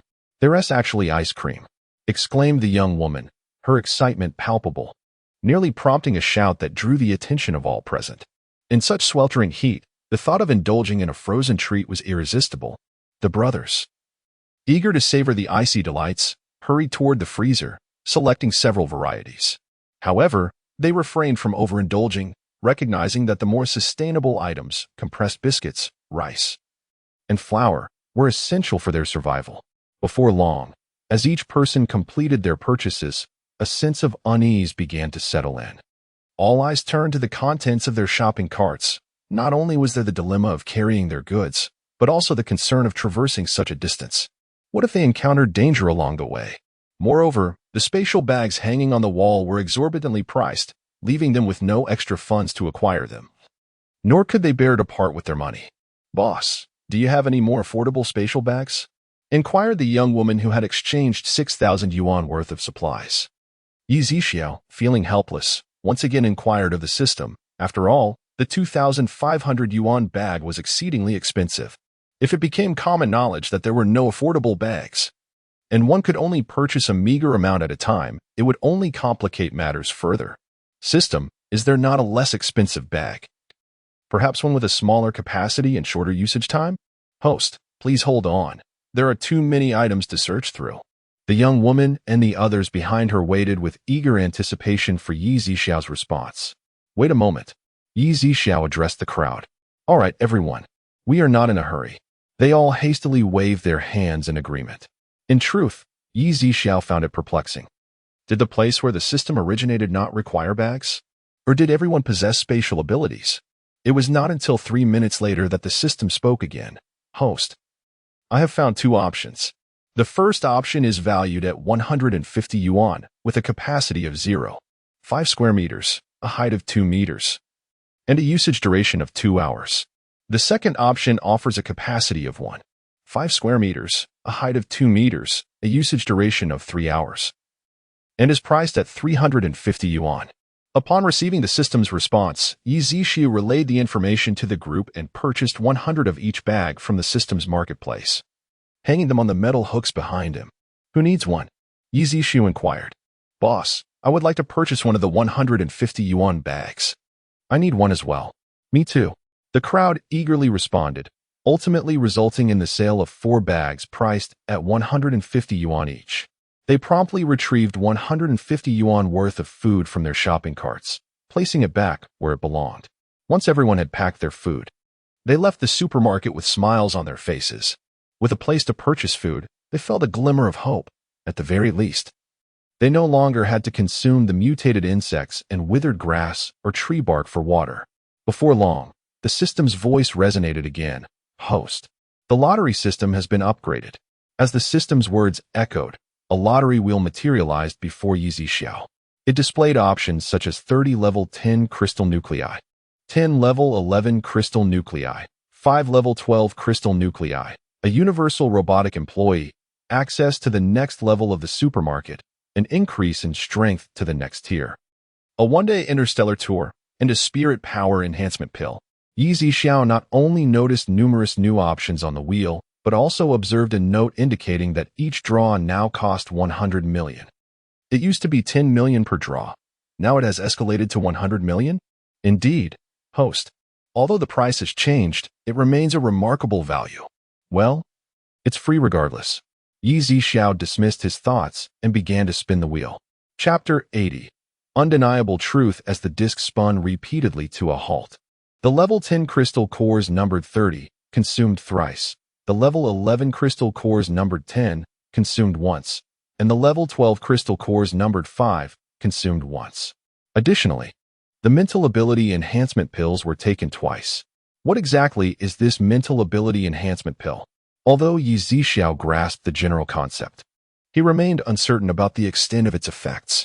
Upon ingestion, within 24 hours, it allows the host's mental strength to envelop the entire blue star, impervious to any obstruction, potentially elevating mental power to the pinnacle of level 15. Is it truly that formidable? Yi Zixiao could currently only extend his mental abilities over 2 or 3 provinces.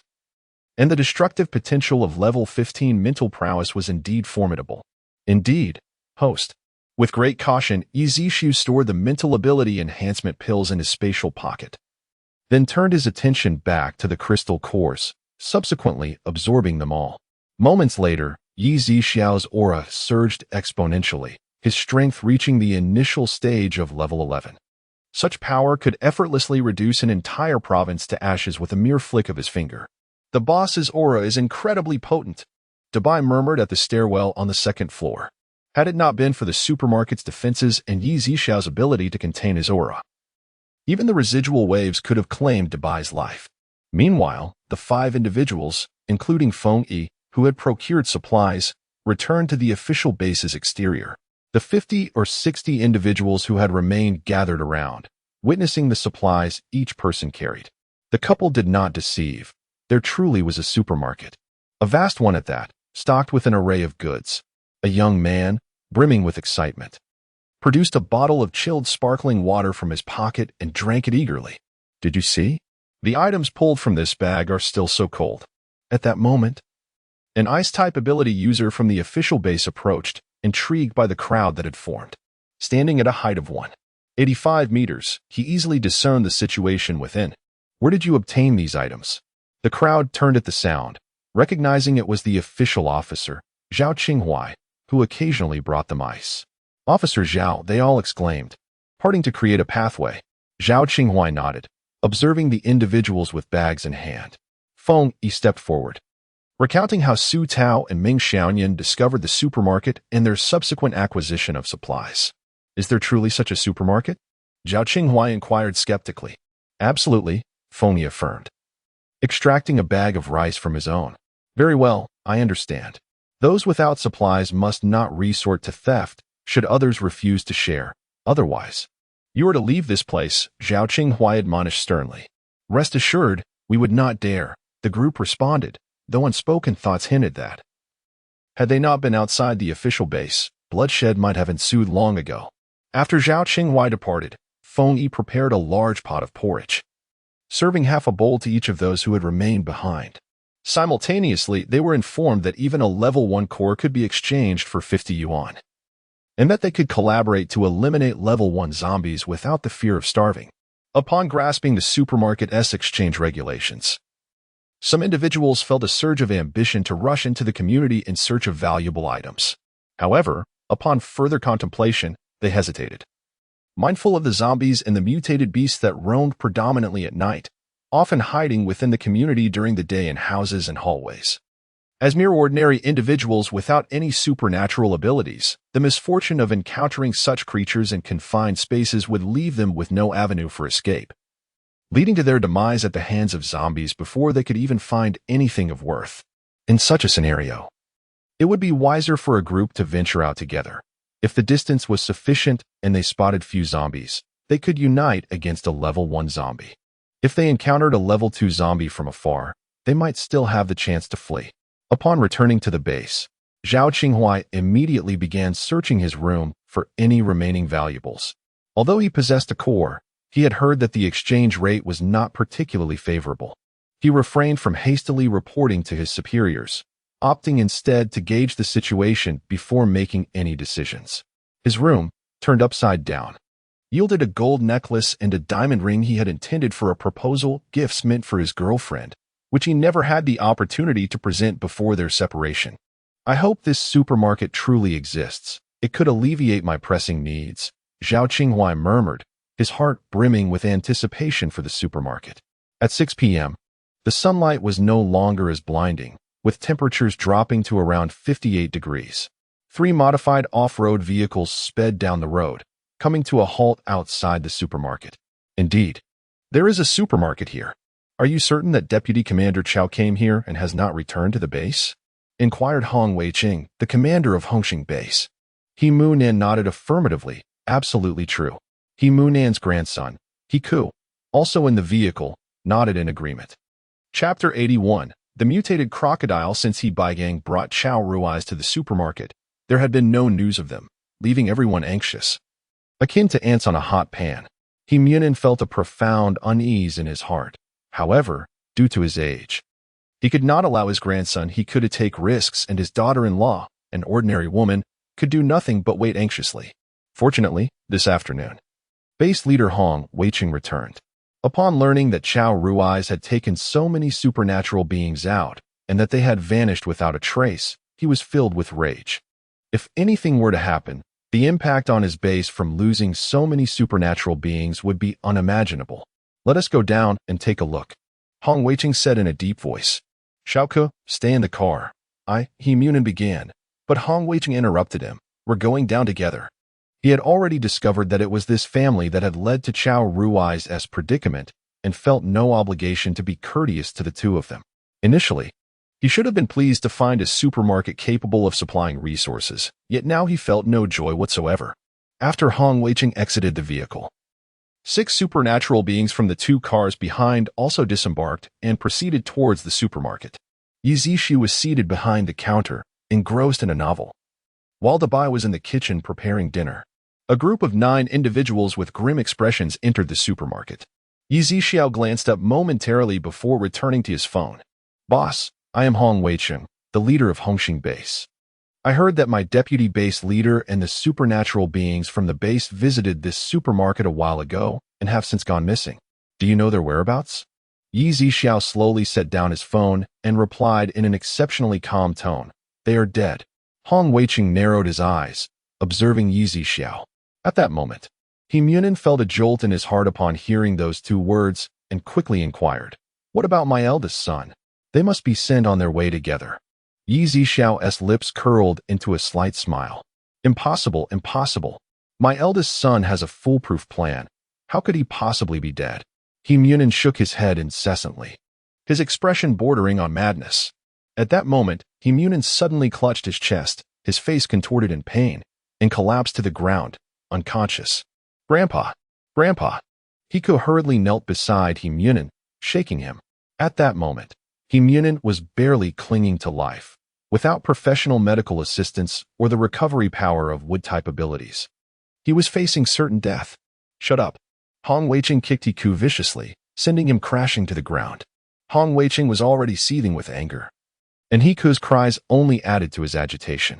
Moreover, he knew that had it not been for the He family, he would not have suffered such significant losses.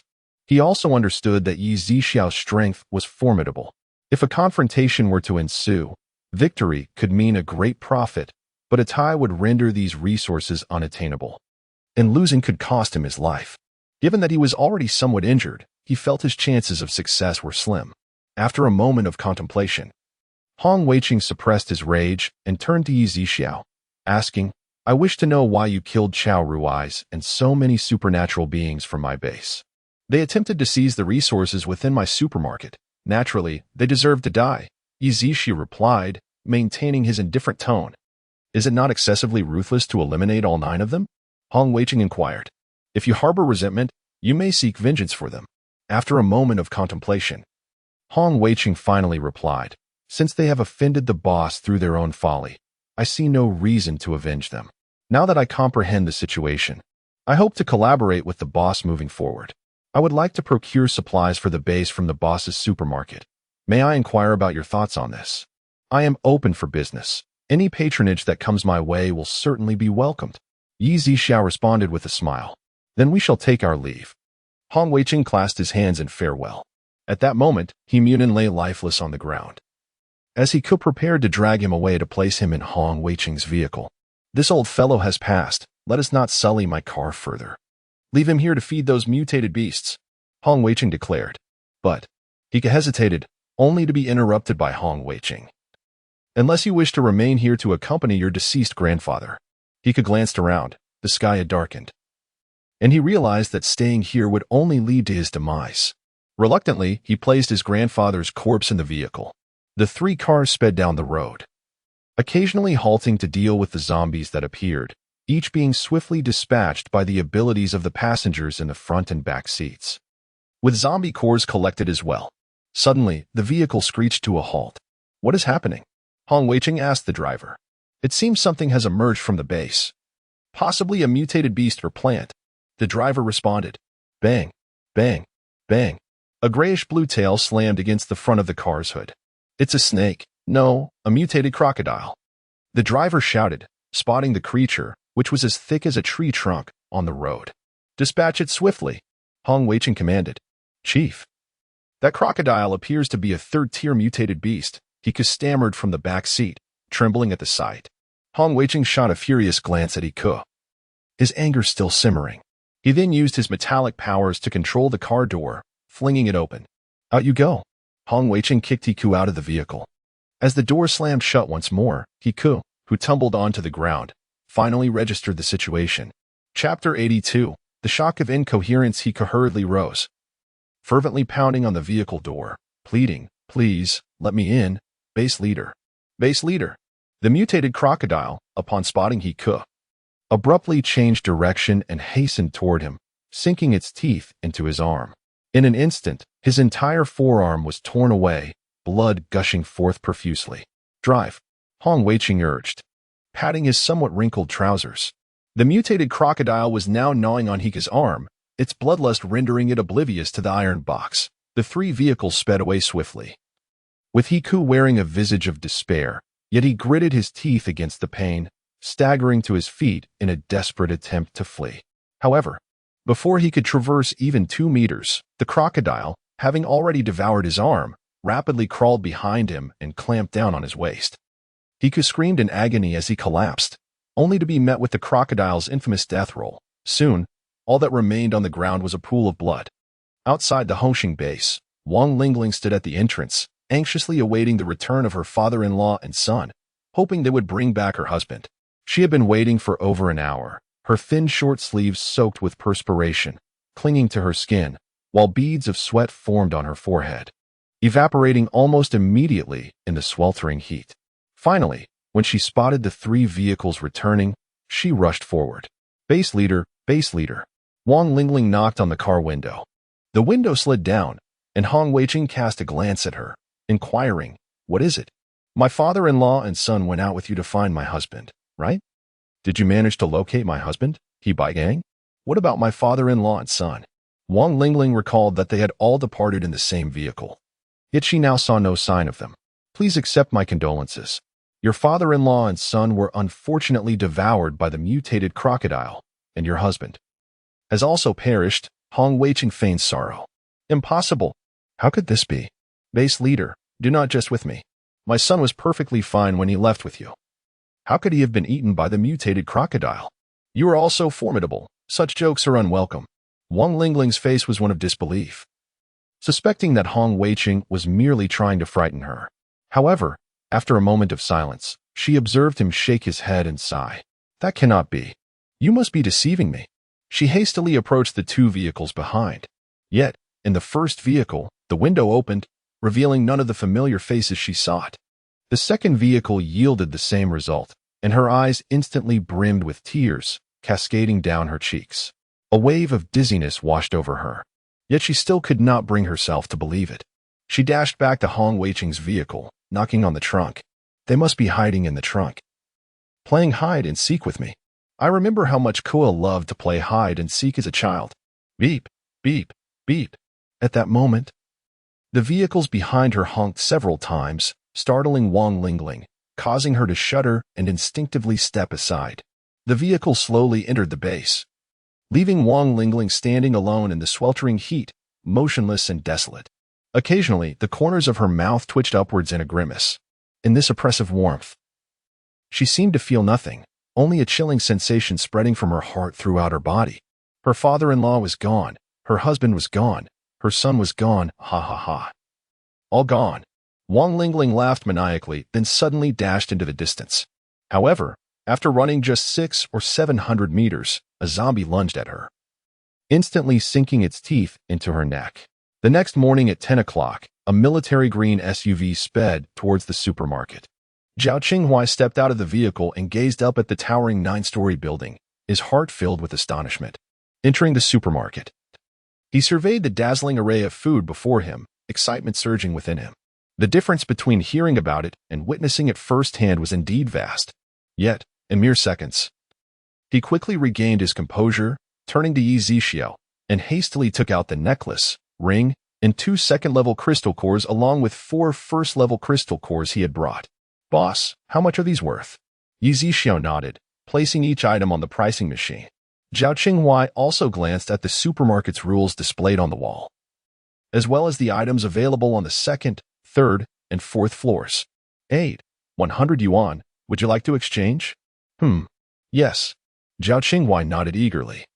Could you please provide me with a 150 yuan space bag? Yi Zixiao turned and handed him a bag. Thank you. Zhao Qinghuai took the bag and immediately rushed to gather supplies, prioritizing rice and flour, along with some compressed biscuits, canned meat, and beef jerky. Before long, Zhao Qinghuai approached the counter and asked, Boss, may I go to the 2nd floor to take a look? Of course. Yi Zixiao nodded. Zhao Qinghuai quickly hurried up to the 2nd floor, and the sight of the fruits and vegetables left him utterly speechless. Water? Fruit? Such fresh vegetables? He began to doubt whether he had stumbled into paradise, while Yi Zixiao appeared as a divine being descended to save the masses. Chapter 83.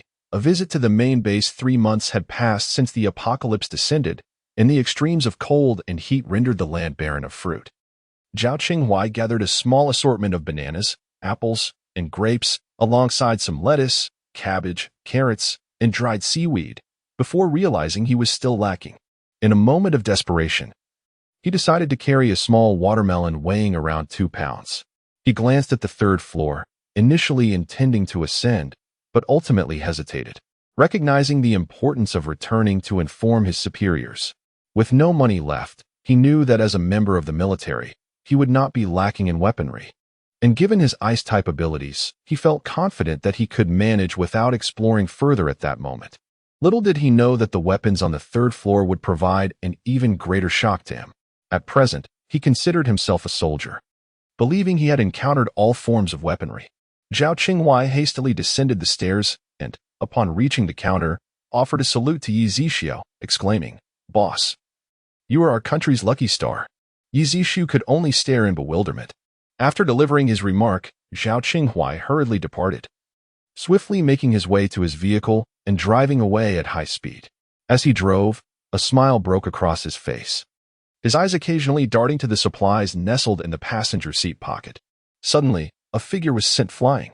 The screech of tires echoed as Zhao Qinghuai braked abruptly, initially believing he had struck a person.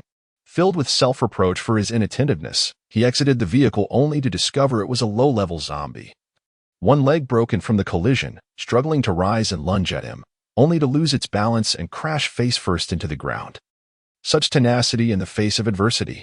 Zhao Qinghua shook his head, observing the creature's futile attempts to rise, its flesh scraped away in several places.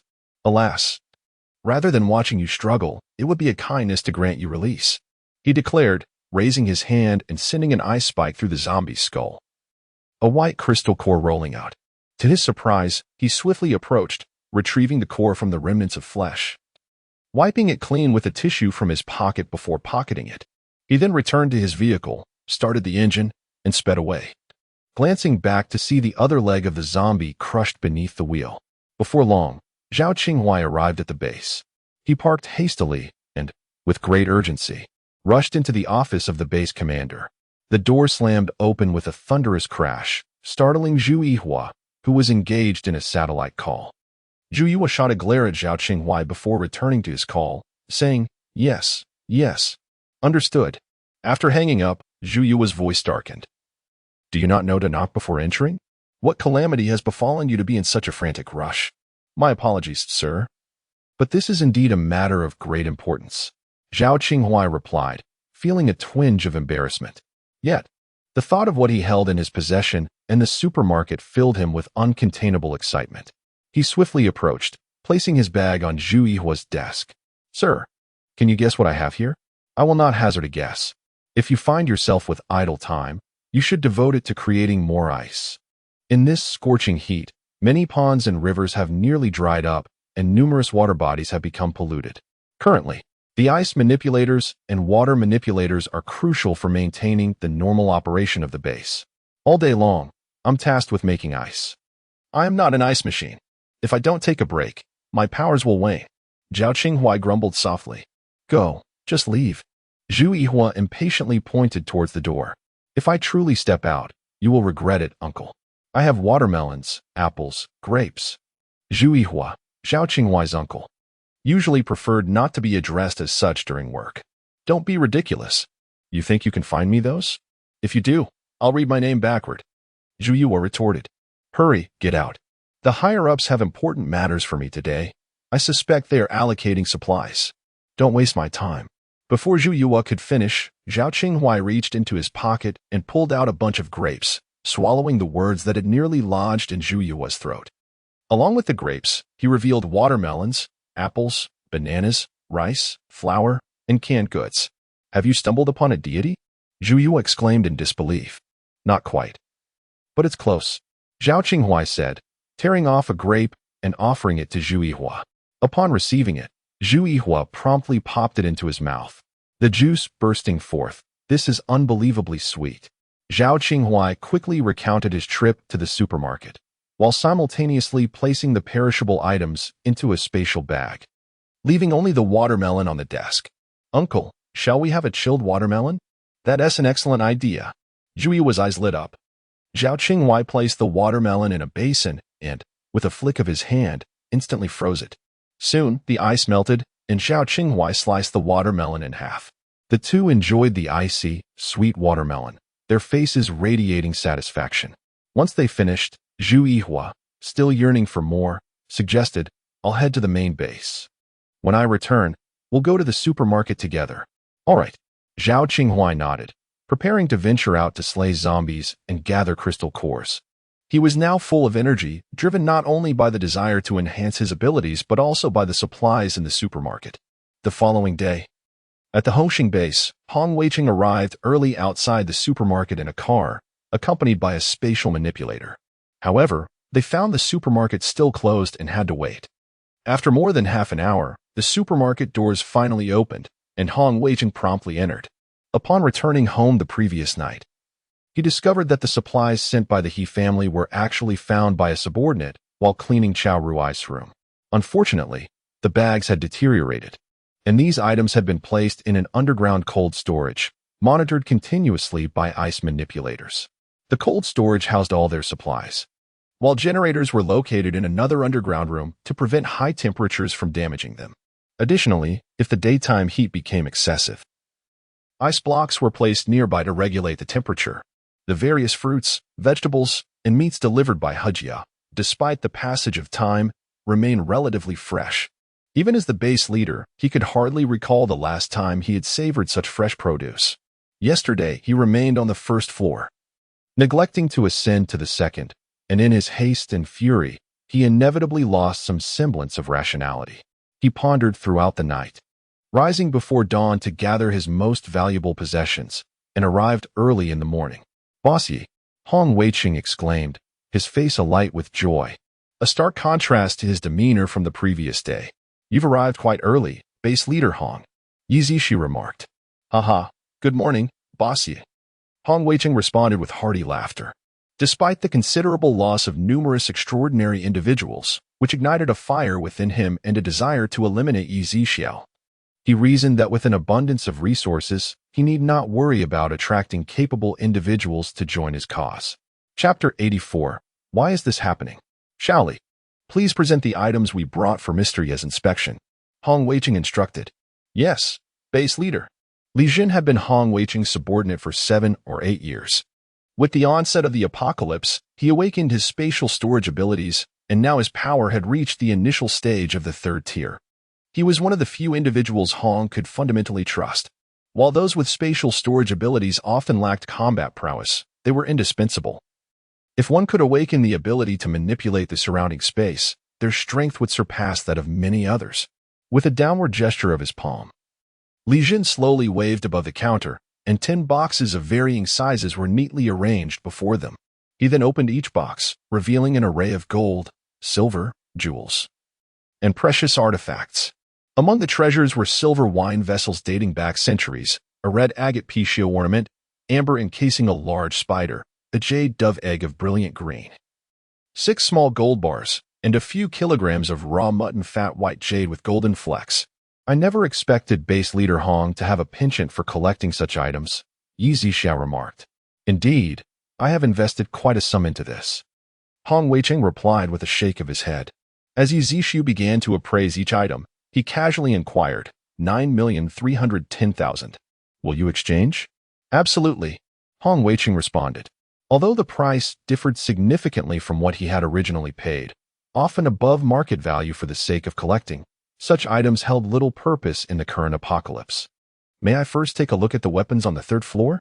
Hong Weiqing asked, aware that weaponry was a vital resource, and its backing would not be lacking. Of course. Yi Zixiao nodded and gestured to the large figure at the staircase. Dabai, please take them upstairs. Yes, boss, Dabai replied, nodding. As Hong Weiqing and his companion intended to ascend to the 3rd floor, they were astonished to pass by the 2nd floor, where a splendid array of fresh fruits and vegetables awaited them, more diverse than even the largest supermarkets before the apocalypse. They stood in awe for a moment before refocusing on their ascent, while the Bai had already reached the 3rd floor during their days. Base leader, look at all these weapons, Li Jin exclaimed, pointing at the dazzling array. Many were unfamiliar to them, and their astonishment only grew compared to their experience on the 2nd floor. This Mr. Yi is certainly no ordinary individual, Hong Weiqing thought to himself, feeling grateful that he had not clashed with Yi Zixiao the previous day. Young man, may I ask your name? Hong Weiqing inquired of Dabai. Dabai. Hong Weiqing was taken aback. The name sounded quite similar to that of a dog. Though puzzled, he refrained from voicing his thoughts, perhaps believing others found the name endearing as well. Brother Dabai, could you tell me which of these weapons is the most formidable? Hong Weiqing asked. I think they all seem quite powerful, Dabai replied. There are descriptions available. You may wish to read them. The more expensive ones might be the most impressive. In truth, he was unsure, having never used any of them. Ah, then I shall examine them myself. Hong Weiqing surveyed his surroundings and discovered that the most expensive items exceeded a staggering 100 million. Lacking sufficient funds, he opted for several laser weapons he had neither heard of nor seen before, along with various concealed weapons, ultimately spending 5 million. He then ascended to the 2nd floor, purchasing a plethora of fruits and vegetables, including an impressive 20 watermelons, as well as significant quantities of pork, chicken, beef, lamb, and eggs, all totaling 1 million. Subsequently, he made his way back to the 1st floor, where he allocated the remaining 300,000 to rice, glutinous rice, various flours for making steamed buns and cakes, corn flour, compressed biscuits, canned goods, instant noodles, self-heating rice, self-heating hot pot, assorted jerky, tangyuan, dumplings, beverages, and an array of ice creams, as well as some tobacco and alcohol. After selecting the supplies, Hong Weiqing approached the counter and respectfully said, "Boss Yi, we shall take our leave." "Very well," Yi Zixiao nodded. After their departure, Yi Zixiao ascended to the 4th floor, entering the Energy CAF. "What coffee would you like today, boss?" asked Ling Xiaolu. "I'll have the mood-enhancing energy coffee," replied Yi Zixiao. This CAF allowed each person to enjoy only 1 cup per day, and even Yi Zixiao was no exception. Although he yearned to sample all the varieties to discern their unique qualities, he knew he could not break the established rules. Before long, Ling Xiaolu served the coffee at the table. Yi Zixiao took a sip, and as before, it was rich and smooth, prompting him to finish it in one go. As soon as he finished, vivid images flooded his mind: winning the lottery, receiving his first paycheck, the joy of learning as a child that a couple wished to adopt him, and memories of rebirth after a calamity, along with the acquisition of a system. Every joyful moment from his past emerged vividly in his consciousness, including the elation he felt upon first opening his eyes to the world, his first words, and his first steps, events he had long forgotten. Immersed in these memories, a smile unconsciously crept upon his lips. Yet, within just 3 minutes, Yi Zixiao gradually suppressed his smile, forcing the images to recede. How peculiar. Why is this happening? Shouldn't my first sight of the world have been in a hospital? If not, it should have been at the entrance of the orphanage. Yi Zixiao distinctly recalled the director and others stating that when he was found, he was about 3 months old. And that day a heavy snow fell while he lay on the ground clad only in a tattered adult garment, smiling at the snowflakes descending from the sky. Unfazed by the cold, did she abandon me thinking I was blind? He pondered. No. Yi Zixiao shook his head, sensing something amiss yet unable to articulate it. He pressed his fingers against his temples, realizing that the uplifting sensation from the mood-enhancing energy coffee had dissipated, leaving only a tumult of thoughts and a dull ache in his head. "Host, perhaps you should return downstairs and rest." The system's voice resonated in his mind. "All right." Yi Zixiao nodded slightly, and, after rising, realized that it was the system that had spoken just now, its words imbued with a semblance of concern. Typically, the system's voice was as mechanical as a machine. Presently, Yi Zixiao found himself in a rather poor mental state and did not dwell on it further. He merely grasped the handrail of the sloped elevator and descended slowly, refraining from utilizing his spatial abilities. In the room, Yi Zixiao closed his eyes, reflecting on how, since acquiring such formidable power from the system, he had never felt this fatigued before. Chapter 85. A glimpse comes free of charge. Noticing that Yi Zixiao appeared somewhat unwell as he descended the stairs, Dabai chose not to intrude, instead sitting quietly on the floor by the door to keep watch. At the main official base, Zhu Yue, Shui Hongsong, and the heads of several nearby bases were gathered. "The purpose of your presence here is to provide you with resources for procuring supplies," announced Jin Yefeng, the commander of the main base. "Procure supplies?" Zhu Yue and the other 2 base leaders exchanged confused glances. A few days prior, Shui Hongsong had informed Jin Yefeng about the existence of a supermarket, prompting both to hasten to the national secret base to meet with the higher-ups. After much deliberation, they decided to allocate some gold to the nearby bases for the purpose of purchasing supplies from the supermarket. Shui Hongsong then relayed the details of the supermarket and the directives from the higher authorities to the 3 leaders. Except for Zhu Yue, the others were incredulous. Is it truly possible for such a supermarket to exist? And with weapons as well? Who is the owner of this supermarket? "Old Zhu, why do you seem so unfazed?" asked He Hui, one of the base leaders. "Indeed. Have you perhaps been there before?" inquired another leader, El Wei. Shui Hongsong and Jin Yefeng turned their attention towards Zhu Yue. "No, I have not visited, but my subordinates have, and they brought back quite a few supplies. Particularly those watermelons, so fresh and delicious, a single bite and the flavor," Zhu Yue said, swallowing with evident relish. He Hui and El Wei, captivated by Zhu Yihua's vivid description, swallowed hard in response. "Enough," Jin Yefeng interjected, gesturing towards several small boxes on the desk. "Each of you will take 2 boxes to procure supplies." Upon opening the boxes, Zhu Yue and the others were dazzled by the gleaming gold within. The primary focus is on acquiring food supplies. Once the higher-ups have gathered other valuable items from various locations, we will procure weapons then, Shui Hongsong reminded them. Understood. Elder Shui, the three nodded in agreement. Well, time is of the essence, so make haste in your procurement, Jin Yefeng urged. Elder Jin, Elder Shui. We shall take our leave, Zhu Yihua and his companions said as they departed. Once they were gone, Jin Yefeng remarked, let them procure supplies for now. If the flow of resources continues as before, we will then arrange for unified procurement and distribution across all bases nationwide. That seems prudent, Shui Hongsong concurred.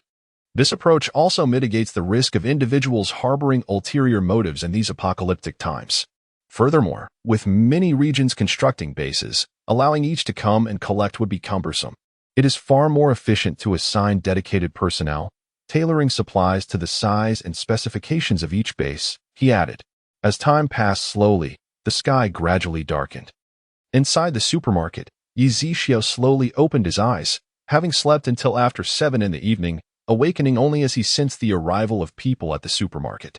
Stepping outside, he saw 3 individuals standing at the counter, while Dabai was using the system to price the items they had brought. The individuals approaching were none other than Zhu Yue and Zhao Qinghuai, accompanied by a spatial ability user in his 30s. Boss Yi. Zhao Qinghuai called out upon seeing Yi Zixiao. So you are Boss Yi.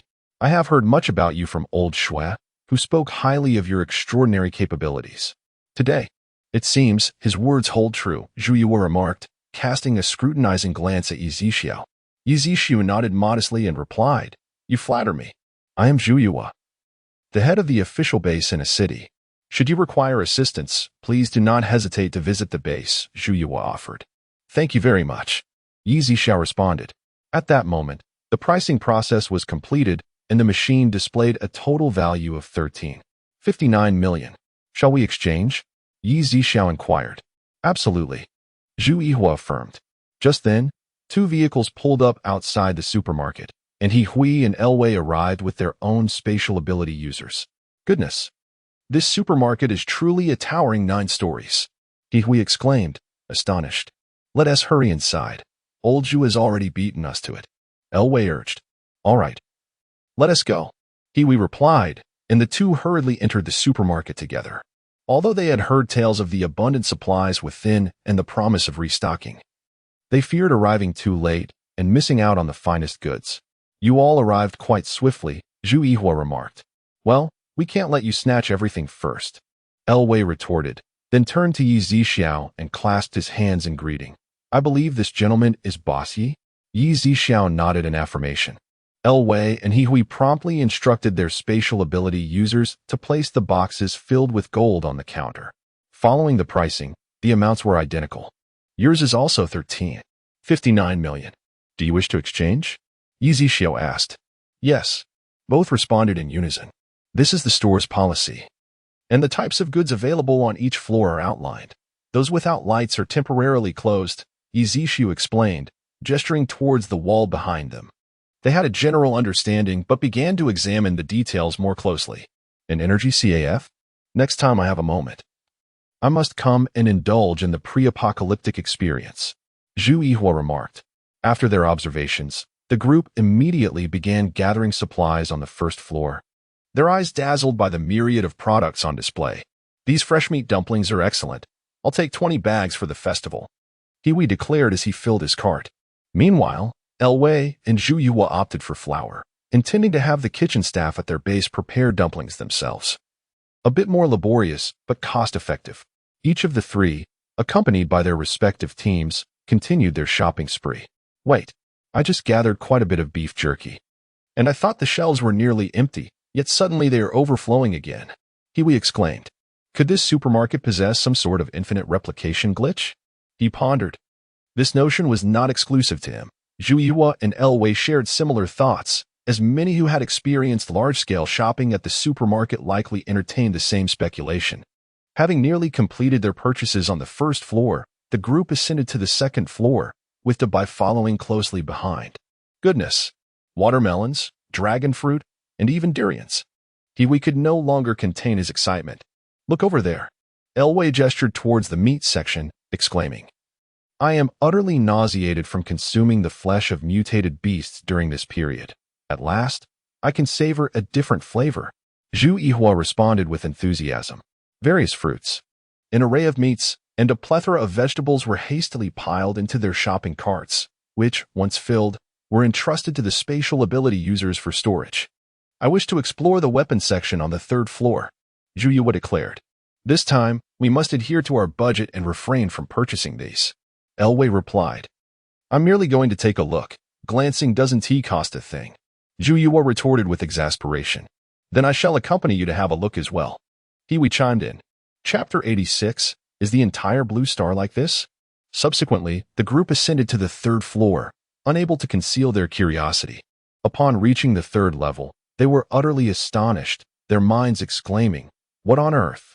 Is this truly a product of Blue Star? Surely, it must be of extraterrestrial origin. A higher civilization? What tier of civilization could this be? Could the proprietor possibly not be from Blue Star? One among them lamented, I truly wish to purchase this. Zhu Yihua could not restrain his expletives, as these distinguished gentlemen experienced firsthand the frustration of desire unfulfilled. A yearning so intense it felt as if they wished to sever their own hands. I shall return home tomorrow to see if my mother's jewelry is still there. Hiwei remarked, echoing the sentiments of his companions, all of whom were endowed with abilities and thus were not particularly fearful of the undead. After surveying the surroundings, the group reluctantly descended the stairs. Farewell, boss, they all exclaimed, hastily exiting the supermarket, intent on swiftly transporting their supplies back. At this moment, in a vast, ancient castle within Britannia, Ling Lichu sat upon a European-style sofa on the 2nd floor balcony, a glass of red wine in hand, though it contained fresh blood. He took a gentle sip, gazing down at the multitude of thousands of zombies standing on the grass below. These were all 3rd and 4th tier zombies, with not a single 2nd tier among them. A few pinnacle 4th tier zombies stood before the regimented horde of thousands. Ling Lichu rose, approaching the edge of the balcony. King.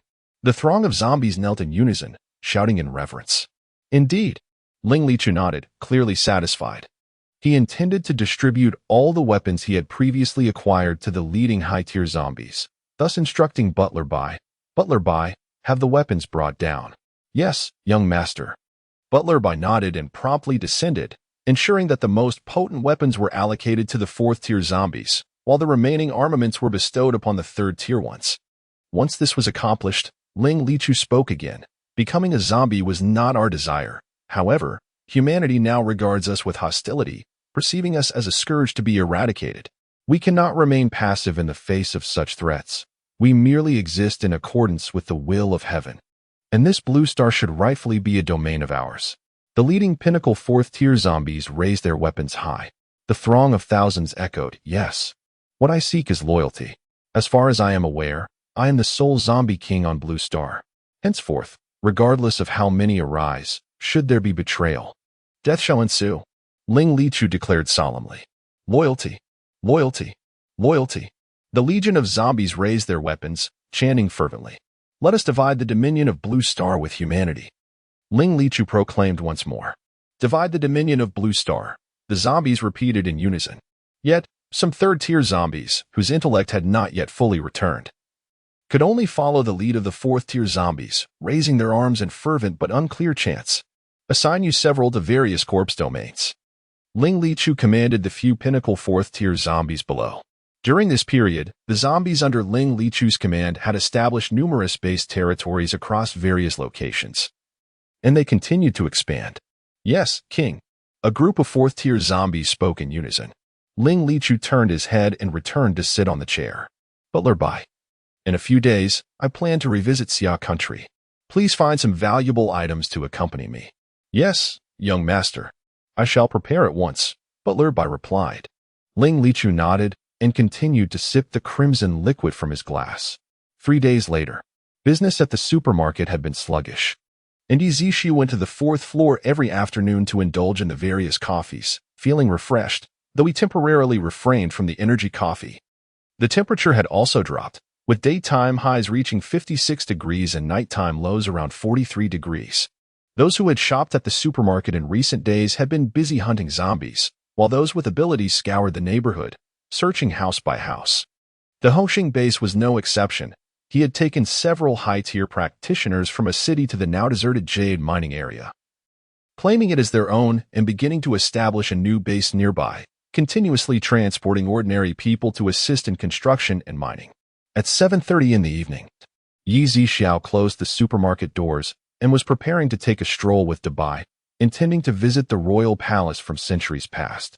However, as they stepped into the city, they suddenly spotted a vast, dark mass in the sky rapidly approaching. "Bats!" Yi Zixiao exclaimed, astonished. "Boss, there are so many bats." Dabai also gazed upward, witnessing at least 100,000 bats blotting out the sky. As they continued forward, they soon heard a cacophony surrounding them. Suddenly, from every direction, high-rise buildings, alleys, and sewers, thousands of mutated rats surged forth, their eyes glowing red and their bodies enormous. Even the sewer covers were forcefully displaced by the swarm of mutated rats. How strange! Yi Zixiao surveyed the area, noticing that the mutated rats ignored them entirely, showing no inclination to attack. "Boss, what's going on with these mutated rats? Why are they appearing in such large groups? Are they heading to a gathering?" Dabai scratched his head in confusion. Yi Zixiao remained silent, uncertain himself. At that moment, a particularly large mutated rat, measuring 0.5 meter in length with a thin, emaciated body, suddenly leapt over the swarm and lunged at Yi Zixiao. In an instant, a piercing screech echoed through the air. "Eek!" Dabai slowly lowered his raised hand, having swatted the mutated rat away, sending it crashing into a nearby wall, which cracked like a spider's web upon impact. The rat was flattened against the wall, gradually sliding down as it oozed an inexplicable mix of blood and flesh, leaving a conspicuous crimson streak behind. The rest of the mutated rats, despite witnessing the event, paid no heed and continued to scurry onward. Some creatures really lack awareness. Dabai scoffed. "I'll go take a look. You wait here," Yi Zixiao instructed. "All right." Dabai nodded, and with a flicker of his form, Yi Zixiao ascended into the air, overlooking the entirety of a city. The more he gazed, the deeper his bewilderment grew. His vision encompassed not only the mutated rodents, but also the avian creatures flitting through the parks and woodlands, as well as the elephants, lions, and tigers that had escaped from the zoo, all transformed by mutation. Even the large, mutated insects scuttling on the ground were making their collective exodus from the city. Yi Zixiao closed his eyes, allowing his psychic abilities to gradually envelop several districts around him, discovering that the phenomenon was consistent elsewhere. After a moment, he reopened his eyes and murmured, "Could it be that the entire blue star is like this?" With that, Yi Zixiao vanished from the sky and returned to the ground. Chapter 87. Procuring another batch of weapons. "How is the boss?" Dabai inquired. "Just like here." "Let us return to the supermarket first," Yi Zixiao responded. Dabai nodded in agreement. However, just as they took their first step, the ground began to tremble violently, and the towering buildings swayed ominously, the intensity escalating rapidly. Yi Zixiao swiftly grasped Dabai's shoulder and soared into the air. Bang! Bang! Bang! In an instant, several lamp posts collapsed, fissures appeared in the ground, and the skyscrapers tilted dangerously before crashing down with a thunderous roar. Dust and debris filled the air, creating a scene of utter chaos. Those unable to escape, including mutated beasts and humans, were trapped beneath the rubble, with even some low-tier superhumans and zombies failing to escape the cataclysm. Among the casualties were individuals who had previously procured supplies from Yi Zixiao's supermarket, now lost to the devastation of the earthquake. 6 minutes later, the tremors subsided, and most of the high-rise buildings across Blue Star had been reduced to ruins. Fortunately, the base was fortified with numerous superhumans, who utilized their abilities to protect it.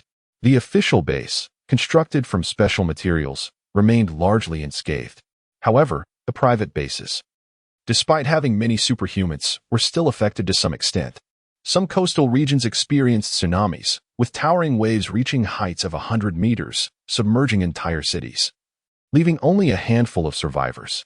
In the open sea, upon a solitary island, a silver liquid emerged once more from the blue sphere, coalescing into a humanoid figure with a somber expression. What transpired?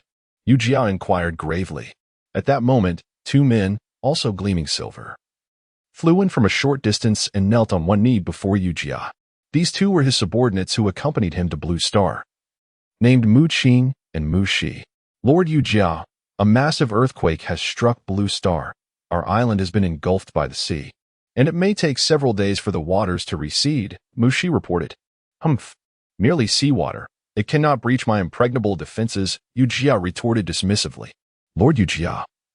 However, this earthquake has resulted in the demise of the envoy tasked with capturing superhumans, and several undeveloped superhumans perished in the disaster, Mu Qing added.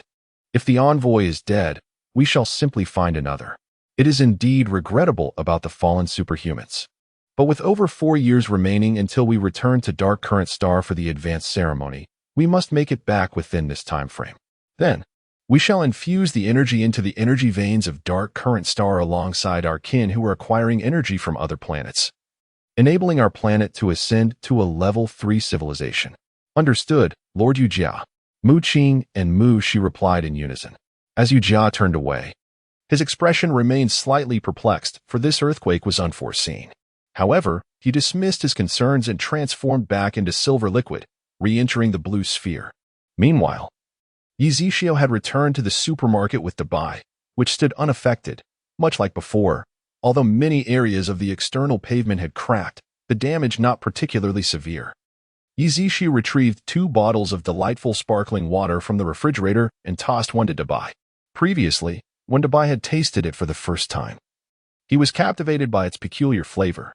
However, Yi Zixio typically restricted his consumption. Otherwise, he would easily drink dozens of bottles in a single day. In mere seconds, Dabai had drained his bottle. Burp, burp, burp.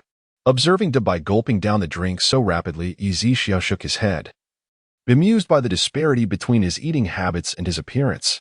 An hour later, a thunderous sound emanated from outside the supermarket as a helicopter landed. Ling Lichu and Butler Bai disembarked from the aircraft. The two entered the supermarket and surveyed their surroundings.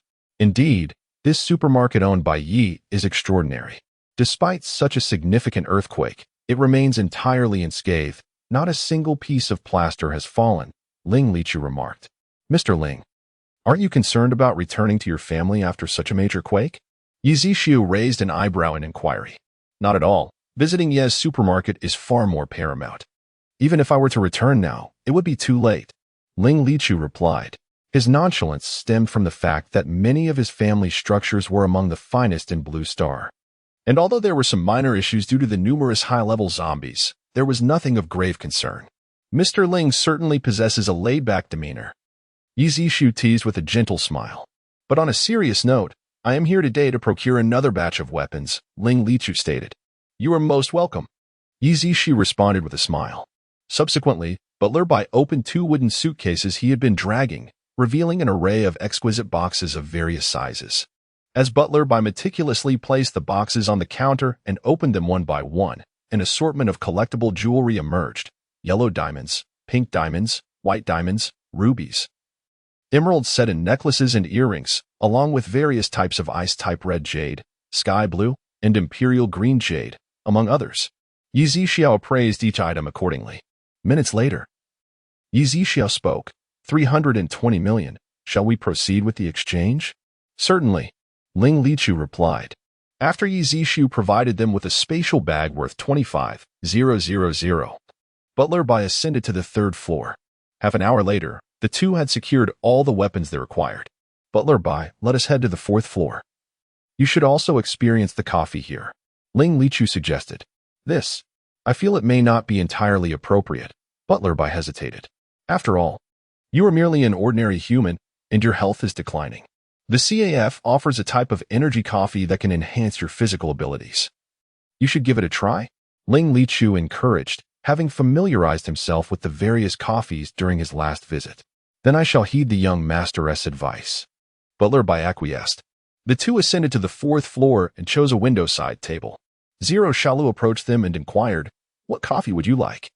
1 premium energy coffee and 1 advanced ability enhancement energy coffee, Ling Lichu responded, handing over his card to Zero Shalu. Understood. Please hold on. Zero Shaolu scanned the card and returned it to Ling Lichu. Before long, the coffees were served at their table. Ling Lichu turned to Butler Bai and said, "Give it a try." "Very well." The butler nodded, lifting the coffee to his lips and savoring a generous sip. The coffee glided smoothly down his throat, akin to a warm current flowing into his belly, leaving him with an indescribable sense of comfort. Gulp. The butler finished the remaining coffee in one go and paused for a considerable time before speaking. "Young master, this coffee is truly remarkable. I feel as though I have rejuvenated by several years, and even my previous ailments have improved significantly." Ling Lichu nodded in agreement, as a fifth-tier zombie. His senses were naturally acute. Just moments ago, he had distinctly perceived the subtle softening of the wrinkles on the butler's face, and in terms of appearance, he indeed appeared several years younger. "Young master, you should drink as well," the butler urged. Ling Lichu nodded and swiftly downed the coffee before him. Chapter 88. You know what to say. Having just finished his coffee, Ling Lichu felt a surge of energy coursing through him, as if he were on the verge of breaking through to the late stage of the fifth realm. Indeed, it was remarkable. Ling Lichu's eyes sparkled. He regretted not ordering the heavenly coffee that cost $1 million a cup, for if he had known such effects awaited him, he would have indulged. However, he could not drink any more today, and after the earthquake, he needed to return and check on things, thus he could not linger here any longer. Before long, the two descended to the first floor. "Are we leaving so soon?" Yi Zixiao inquired, for he was aware that Ling Lichu and Butler Bai had only been at the fourth floor CAF for less than 10 minutes. "Yes, there are pressing matters to attend to. We shall return another day," Ling Lichu replied. Yi Zixiao nodded. After Ling Lichu and Butler Bai departed, the system's voice resonated once more. "Congratulations, host. You have gained 3 opportunities to draw prizes." As the pointer spun, it first halted at the segment for the Universal Robotic Assistant. In an instant, a white humanoid robot manifested before Yi Zixiao. "Host, shall I activate the Universal Robot?" "Activate," Yi Zixiao commanded. With a surge of electrical sounds, the robot's pale blue eyes lit up, and in a brief moment, it moved as fluidly as any human. It then bowed deeply to Yi Zixiao and addressed him in the voice of a young man. "Boss." What is your name?" Yi Zixiao asked. "Boss, I am Xingming." "Can you cook?" Yi Zixiao queried again. "Yes, boss. I am an all-purpose robot," Xingming replied. Yi Zixiao. "Well, that was somewhat redundant. You will be responsible for the weaponry area on the 3rd floor and, if not occupied, for preparing 3 meals a day." "Understood, boss," Xingming acknowledged. "Are you familiar with the items in the supermarket?" Yi Zixiao pressed on. "Boss, I am well acquainted with the prices and functions of every item." "Very well. You may head to the 3rd floor now. When it's time to cook, I will have Bai summon you," Yi Zixiao instructed, gesturing towards Bai beside the counter. Xingming followed Yi Zixiao's direction and approached, extending his hand. "Bai, hello. I am Xingming." Bai paused momentarily before extending his hand in return. After Xingming ascended to the 3rd floor, Yi Zixiao resumed his prize draws. As the pointer spun to a halt, he received 2 consecutive rewards of 30 level 10 crystal cores. Yi Zixiao absorbed them, thereby advancing to the mid-stage of the 11th realm. Meanwhile, in a clandestine underground detention facility of the Xia Empire, Xiong Xingda sat restrained in a specialized chair, his hands and feet shackled by unique metallic cuffs that would deliver a severe electric shock upon any errant movement, causing him excruciating pain. During this time, although the authorities subjected him to rigorous interrogation in hopes of extracting information regarding extraterrestrial civilizations, the information gleaned remained largely ineffectual. Just then, the specially designed metallic door swung open, revealing a man standing 195 meters tall, with a robust physique and a stern countenance, who entered holding a black circular object. The imposing man, named Yang Long, was an official assigned to oversee and interrogate the anomalous entity, Xiong Xingda, a dual elemental abilities user of lightning and metal. "What is this?" Yang Long inquired. "This is..." Xiong Xingda hesitated, gazing at the dark object pulsating with flickering silver light. "Speak," Yang Long commanded. This is the signal they have sent me. It may be an indication for me to deliver the abilities user," Xiong Xingda whispered. Upon hearing this, Yang Long pondered momentarily before stepping closer, lowering his gaze to Xiang Shenda and seizing his wrist. I am entrusting this signaling device to you. Devise a method to take me with you. You know what to say. Xiang Shenda shook his head vehemently, realizing that as long as he remained alive in this predicament, should he bring Yang Long inside, and if those extraterrestrial civilizations discovered their collusion, his demise would be excruciatingly brutal. You will comply, whether you wish to or not. If you refuse, I shall end your life immediately. After all, for the deeds you have committed, 100 deaths would be warranted. Yang Long forcefully pried open Xiang Shengda's fingers and placed the signaling device into his palm. Now, choose, death or take me with you, Yang Long declared, his eyes crackling with electricity. I will take you with me, if that suffices. Xiang Shenda nearly wept, then glanced at the signaling device below. Gritting his teeth and muttering, if I am to die, then so be it. Whether I perish now or later, it matters not. Yang Long then ventured out to communicate his decision to his superior, Kong Xiang. Though fraught with danger, it was a risk that could not be avoided. Thus, they had to proceed with caution. Kong Xiang, though apprehensive, could only reiterate the need for vigilance, for in the grand scheme of humanity's potential annihilation on Blue Star, one man's life seemed insignificantly trivial. After ensuring all was in order, Yang Long returned to the holding chamber and immediately unclasped Xiang Shengda's handcuffs, subsequently placing the black hood over his head. Let us proceed, Yang Long stated, harboring no fear of death itself, yet dreading a death devoid of purpose. His heart weighed heavily. It was not until they had driven over 100 kilometers away from the clandestine holding facility that Yang Long removed the black hood from Xiang Shengda's head. The blinding sunlight nearly rendered Xiang Shenda unable to open his eyes. He had not seen the sun for an extended period, and in this sweltering heat, its necessity seemed moot. The following day, as the supermarket opened, Yi Zixiao observed 2 men and 2 women loitering at the entrance.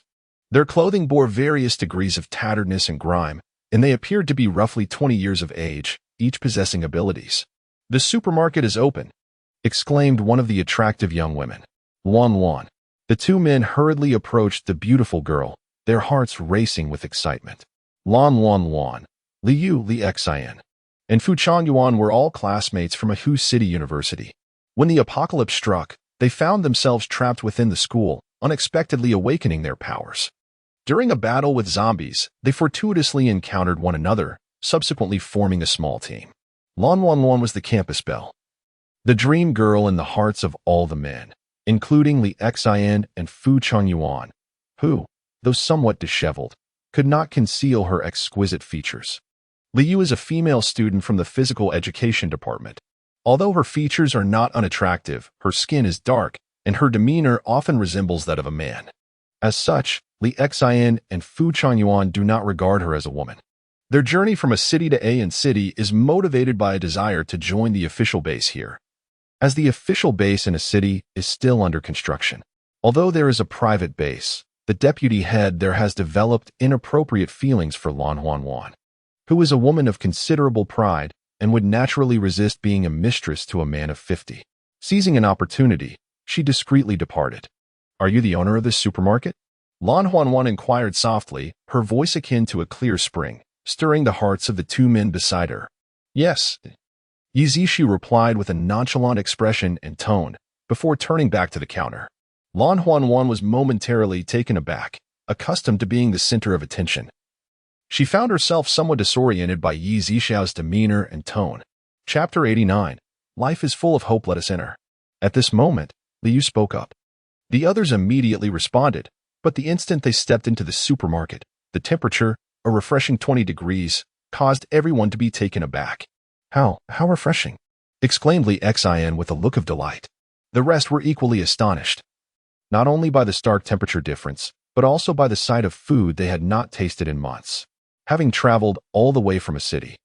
Enduring numerous perils along the way, nothing had stirred their hearts quite like this.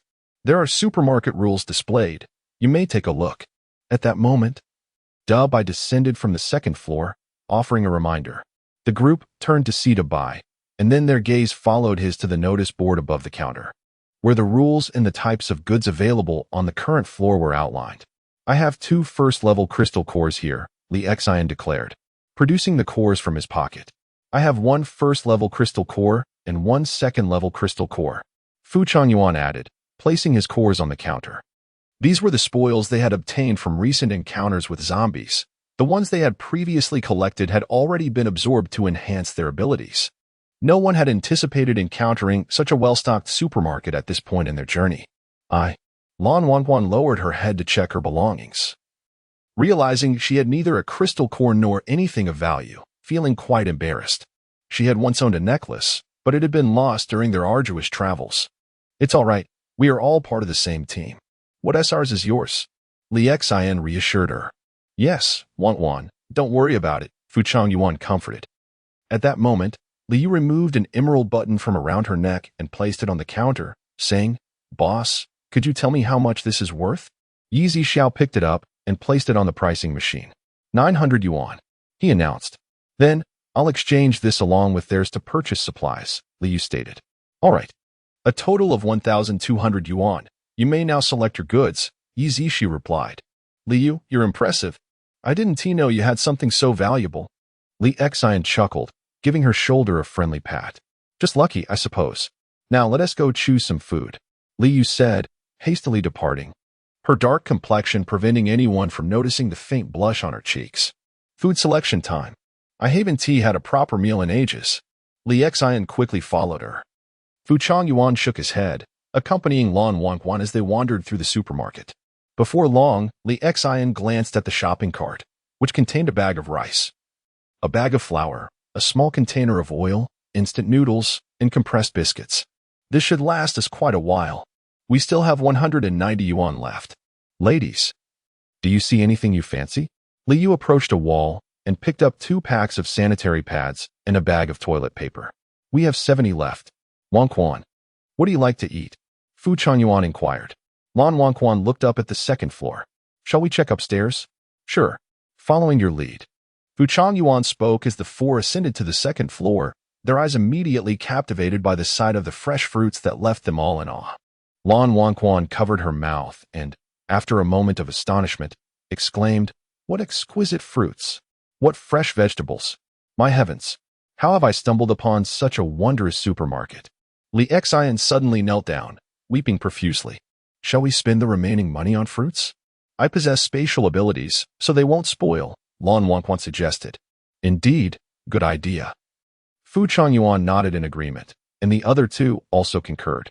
Liu, you contributed the most this time. The choice is yours, Li Xian declared. Lan Wanquan was taken aback. Usually, Li Xian prioritized her wishes, yet this time he deferred to Liu, which left her feeling somewhat disheartened. Then I shall choose.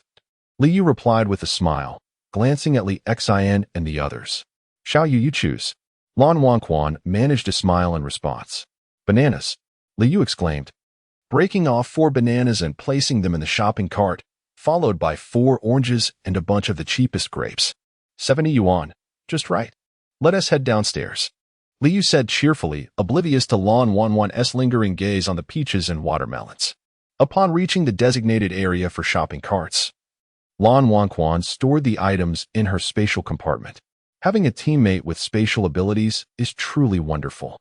We need not worry about food spoiling when we shop at the supermarket, Li Xian said, beaming. As the 4 stepped out of the supermarket, they bowed slightly to Yi Zixiao, all in unison expressing their gratitude. Thank you, boss. Yi Zixiao smiled faintly and nodded in acknowledgement. Not long after exiting the supermarket, Fu Changyuan proposed, Shall we search nearby for a place to stay? Now that we have supplies, would heading to the base require us to surrender everything? With such a supermarket available, I believe we can temporarily avoid going to the base.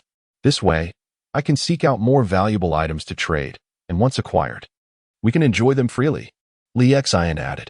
Liu and Lan Wanquan nodded in agreement. We concur. The group continued until they arrived at a vast neighborhood adorned with numerous villas.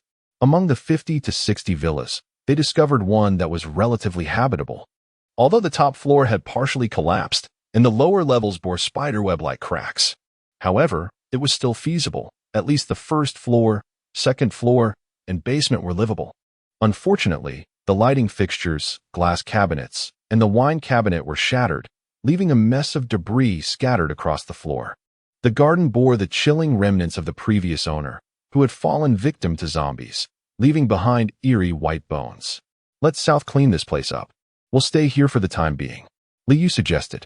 I'm famished. Let us have a bite to eat before we start working. Li Xian remarked. Li Xian is right. We're all hungry.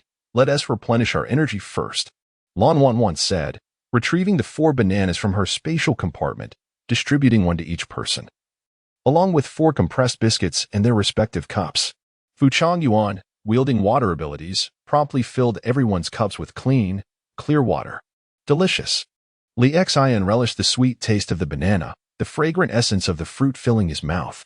Although Lan Qianxian had never been particularly fond of bananas, she now found their flavor utterly delightful. The group devoured the fruit heartily, having subsisted on the meat of mutated beasts for an extended period. The oppressive heat had rendered even wild grasses inedible, forcing them to consume the sour, dry flesh of these creatures, and were it not for Fu Changyuan's water-based abilities, even the simplest of bodily functions would have proven challenging. After finishing the bananas, they turned to the compressed biscuits. To their surprise, the biscuits were exceptionally tasty. Liu exclaimed in astonishment. It was at that moment that they noticed the packaging, which revealed that each biscuit boasted a unique flavor. Some were infused with milk, while others were fruit-flavored, featuring an array of fruits, including freeze-dried strawberries in the strawberry-flavored biscuits. The group felt that, even before the apocalypse, they had never experienced such delectable biscuits. Before long, after more than 2 hours of tidying up, they had organized the house. The 4 of them settled onto the soft leather sofa, feeling a renewed sense of hope in life. At that moment, Li Xian quietly produced an object from behind him, holding it delicately in his hand. Chapter 90. Resale and Trade. Can you guess what I have found? Li Xian's face was adorned with a smile. Valuable items? Gold and silver jewelry? Liu blurted out. How dull. You guessed it immediately. Li Xian spread his hands, revealing a golden necklace and a diamond ring. Wow. Impressive. Liu gave a thumbs up. Remarkable. Fu Changyuan added. Lan Wanwan also raised her thumb in admiration. Let us each have a bowl of instant noodles. Afterward, we can explore the nearby villas to see if there are any more valuable items. Li Xian proposed. Agreed. The others nodded in unison. The group gathered in the courtyard, using the dried branches to kindle a fire and boil water. One person held a small stainless steel basin, inhaling the fragrant aroma of the noodles, feeling that everything was worthwhile. In the past, Lan Wanwan had been a privileged girl, often forbidden by her family from indulging in such fare. Now, she regarded it as the most exquisite food in the world. Burp. Li Xian belched, finishing every drop of broth in the basin, as did the others. Subsequently, they commenced a thorough search of the nearby villa district for valuable items. However, due to the villas collapsing and subsequent high-rise buildings burying them, valuable treasures were either concealed or reduced to rubble, making the search exceedingly challenging. Look, there are 2 individuals buried beneath, but they are already deceased. Liu called out to the others nearby. In truth, Liu was not particularly shocked by this revelation. She hastily beckoned them over because she had discovered a significant amount of rice and flour scattered on the ground. The 3 approached and began to clear the stones and bricks that were pressing upon the 2 men, revealing that they clutched remnants of rice and flour, while the older man held several necklaces and rings in his hands. Did these 2 also go shopping at the supermarket? Lan Wanwan speculated. Indeed, Wanwan, you are correct. Now that we have taken their possessions, let us bury them as an act of gratitude, Fu Changyuan remarked. Yes. Everyone nodded in agreement, and together, they dug a large pit beneath a tree in the small courtyard, laying the 2 men to rest beneath its boughs. These 2 were, in fact, Hifenggu and his son Jiayan, who had been in the basement when the earthquake struck. They had merely grabbed a few items and made it to the living room when the house collapsed upon them. Had they possessed special abilities, they might have had a chance to escape. However, as ordinary individuals, they ultimately succumbed to the disaster. After more than 2 hours of searching, Lan Wanwan and her companions managed to locate only a gold bracelet. Nonetheless, their outing proved fruitful. Even the items from Hifenggu's family were worth over 10,000. Let us return and rest. We shall search in another location tomorrow, Fu Changyuan suggested. Agreed. The group nodded in unison. 6 days later. During these 6 days, the supermarket had seen little business, until the evening of the 6th day at 8 p.m. When Juyua from the official base in a city arrived at the supermarket accompanied by a space-based ability user. "Boss Yi," Juyua called out. "Officer Zhu." Yi Zishi responded with a nod. With a mere glance, Juyua signaled, and the spatial ability user promptly retrieved the items from the void, placing them upon the counter. As the box was opened, it revealed a trove of gold, silver, diamond jewelry, and several small gold bars, an impressive total of 300,000. "Are we purchasing weapons this time?" Yu Zixio inquired, recalling the previous murmurs of the group expressing their intent to acquire some unfamiliar armaments on their next visit. "To be candid," Yi Boss replied, "these funds were gathered by several leaders within our base. The recent earthquake has rendered many in surrounding cities homeless, compelling them to seek refuge here and join our base. Unfortunately, we find ourselves overwhelmed." Zhu Yihua shook his head, a deep sigh escaping his lips as he turned to procure supplies. Yi Zixiao nodded, aware from the recent reports brought back by Dabai, who had been venturing out frequently, of the situation.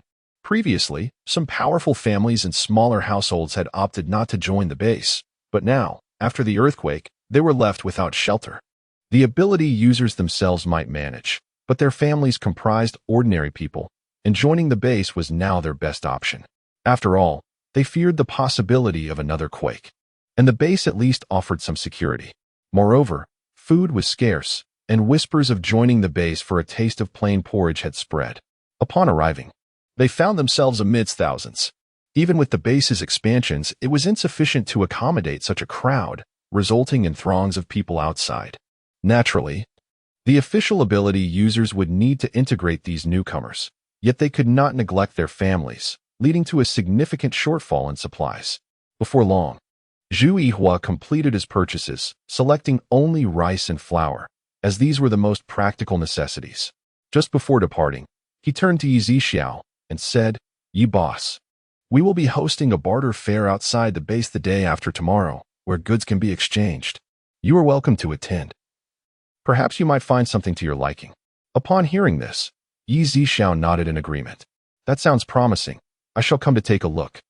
He admired Zhu Yua's ingenuity in devising such a solution, as relying solely on the official base would make it challenging to sustain such a large population.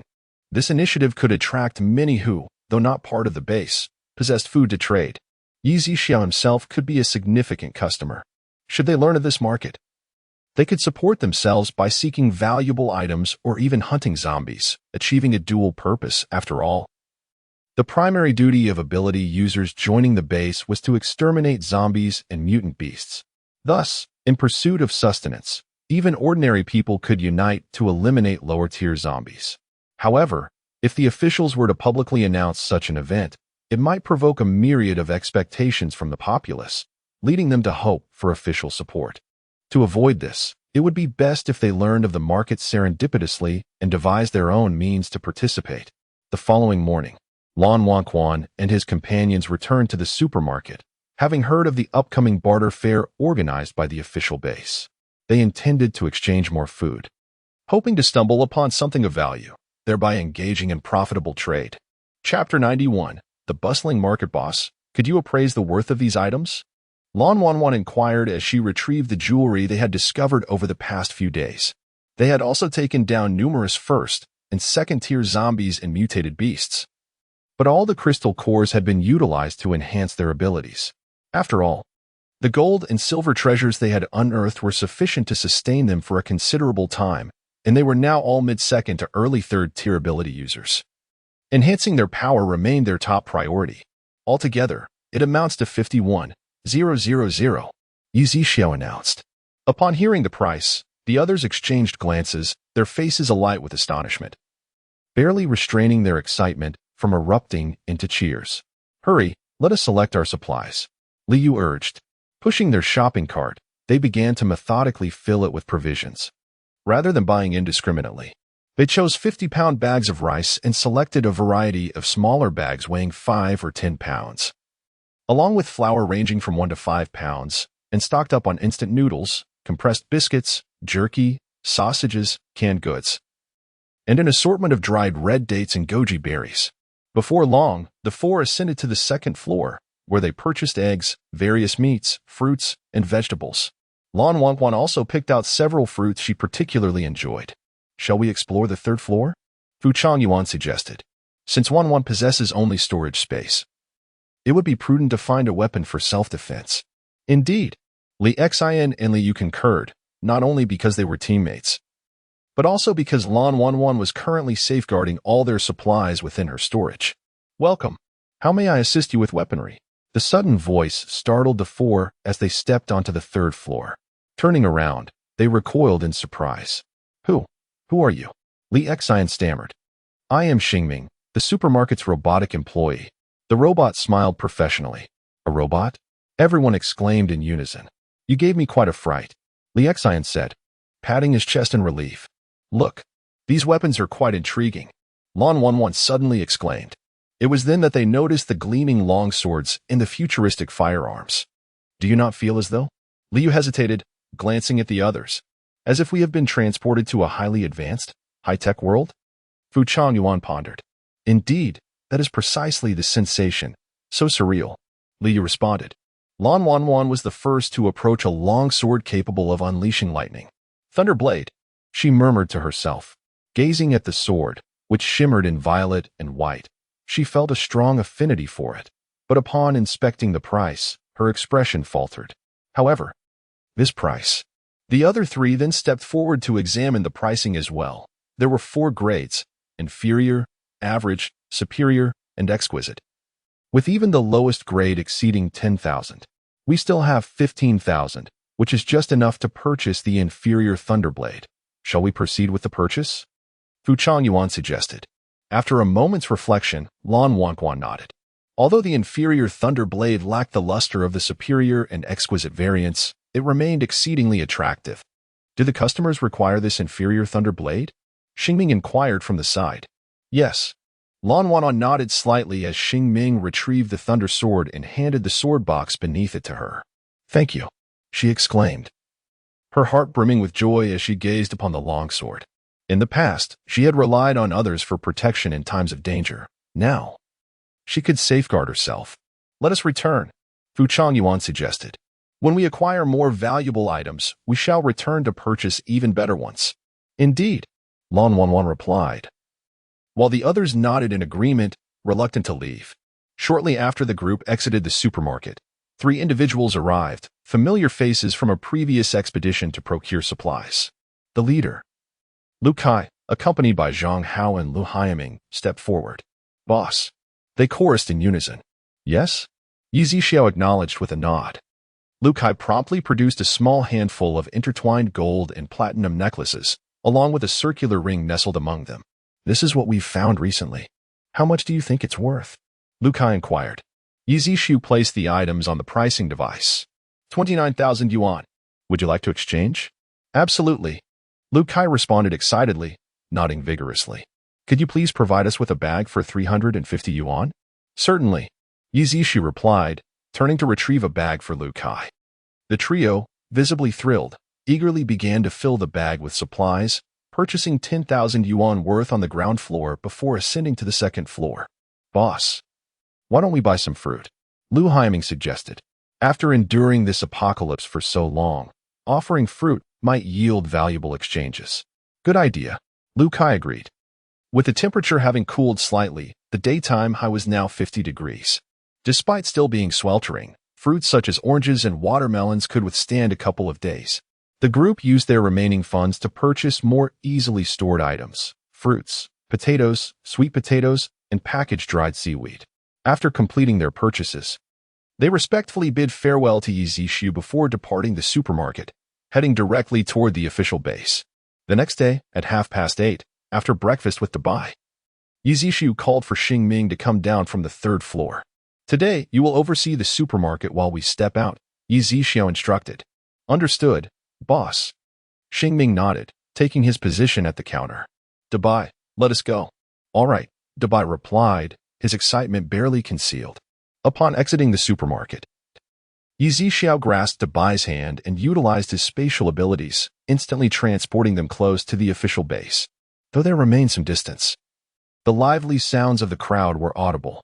As they advanced, they encountered a throng of people, vendors and patrons alike milling about various stalls. This trading event even attracted individuals from the Hongqing base. If one were unaware of the apocalypse that had unfolded over the past few months, they might mistakenly believe they had returned to a bustling market of the past. Debai's eyes sparkled with delight.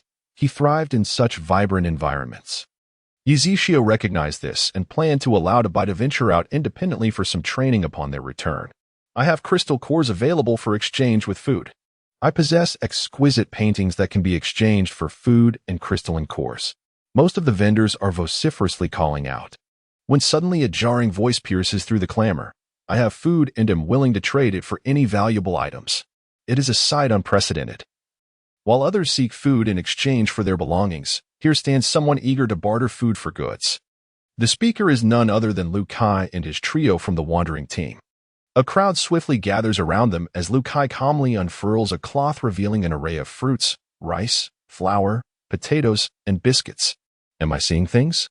Is that a watermelon? And oranges? An elderly man, over 60 and bearing the marks of time yet dressed with distinction, inquires with a hint of disbelief. An 18-year-old girl crouches down to take a closer look, then gazes up with palpable excitement, exclaiming, "Grandpa, you are not mistaken. These are indeed real." Chapter 92. Objects unfamiliar to Blue Star young men. I shall take all that you possess. Name your price, the elder declared eagerly.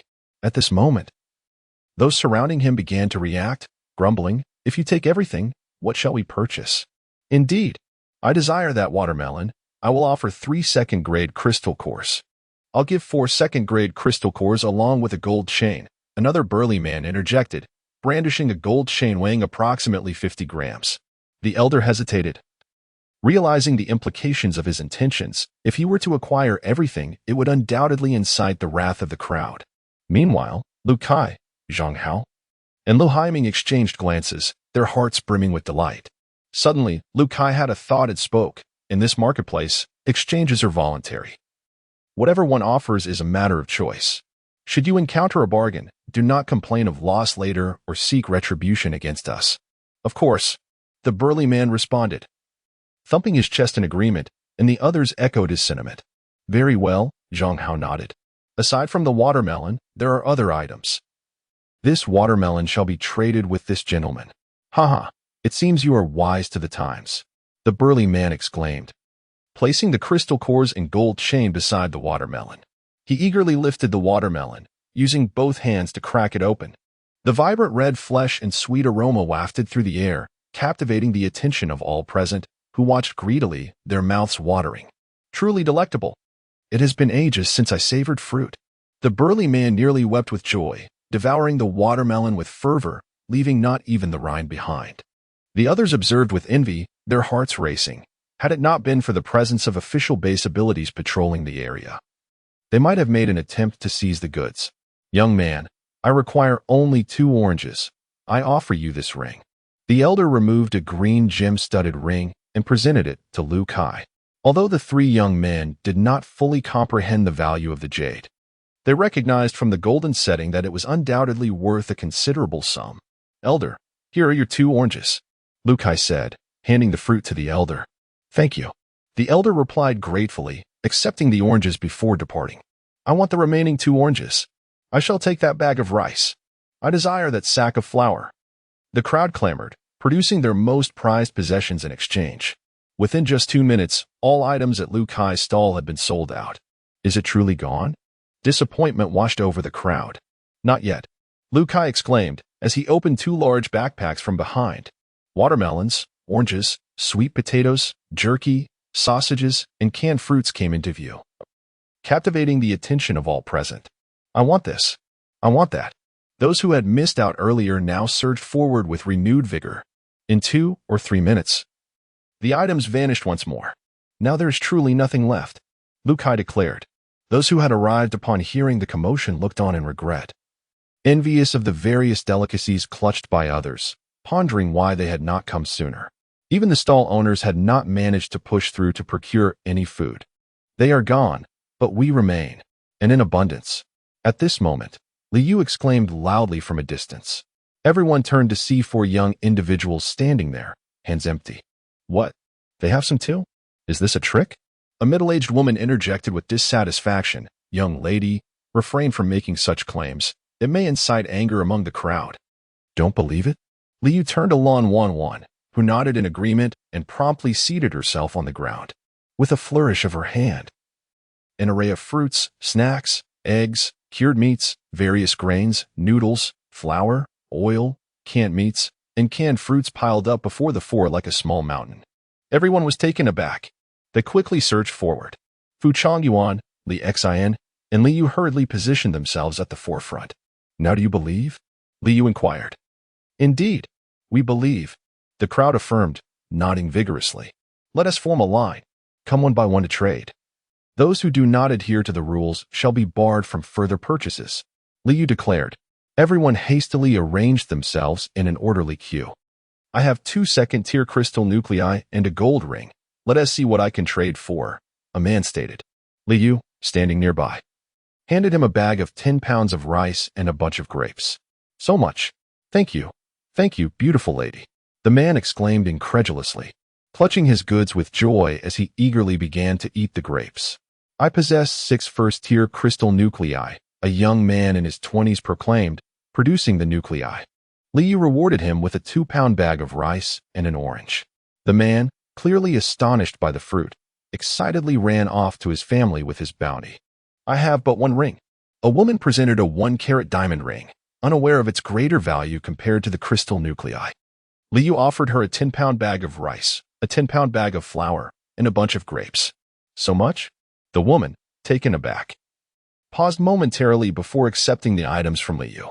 With a beaming smile, she clutched her treasures and hurried to her temporary dwelling where her children and mother awaited. As such, the goods on Lan Wanchuan's stall dwindled, and the anxiety among those in line grew. Yi Zixiao observed the scene from a distance in the apocalypse. Such behavior was hardly surprising, and he chose not to intervene, knowing that ultimately, the valuable items collected by these individuals would find their way to him. Furthermore, those with keen insight would undoubtedly ponder the origin of their wares, leading to an increase in patrons at the supermarket. Previously, the system had advised Yi Zixiao not to lower his status by soliciting customers to visit the supermarket. Thus, the actions of these individuals effectively served as an advertisement for him. After a brief observation, Yi Zixiao diverted his attention and wandered among the myriad of stalls. As for Daba, Yi Zixiao had encouraged him to explore independently, free from the need to shadow him. Handsome, come take a look at what I have. You can trade for any item with just 1 compressed biscuit. A woman, appearing to be in her mid-30s, called out to Yi Zixiao as he approached her stall. Lowering his gaze, he noticed that the table was adorned with various antique jewelry, though most were merely counterfeit. Initially intending to depart, his peripheral vision caught sight of an irregular object, entirely black and roughly the size of an egg, nestled in a corner. Yi Zixiao crouched down to examine it more closely and employed his psychic abilities for further scrutiny, a faint smile curling at the corners of his lips. Observing Yi Zixiao's apparent fascination with the obsidian stone, the woman concocted a scheme in her mind. Dressed impeccably, she realized he was merely the foolish son of a landlord. Having crossed paths with him, she felt a sense of amusement. With a beaming smile, she remarked, "Young man, you truly possess an eye for beauty. This stone is a meteorite that fell from outer space, which I fortuitously discovered." Yi Zixiao was taken aback by the woman's assertion. He had sensed an energy emanating from the black stone, which indeed did not resemble anything native to Blue Star, leading him to ponder whether the woman might possess some genuine knowledge. Chapter 93. The big prize, however, when Yi Zixiao fixed his gaze upon the woman, he noticed her eyes flickering and her expression somewhat unnatural.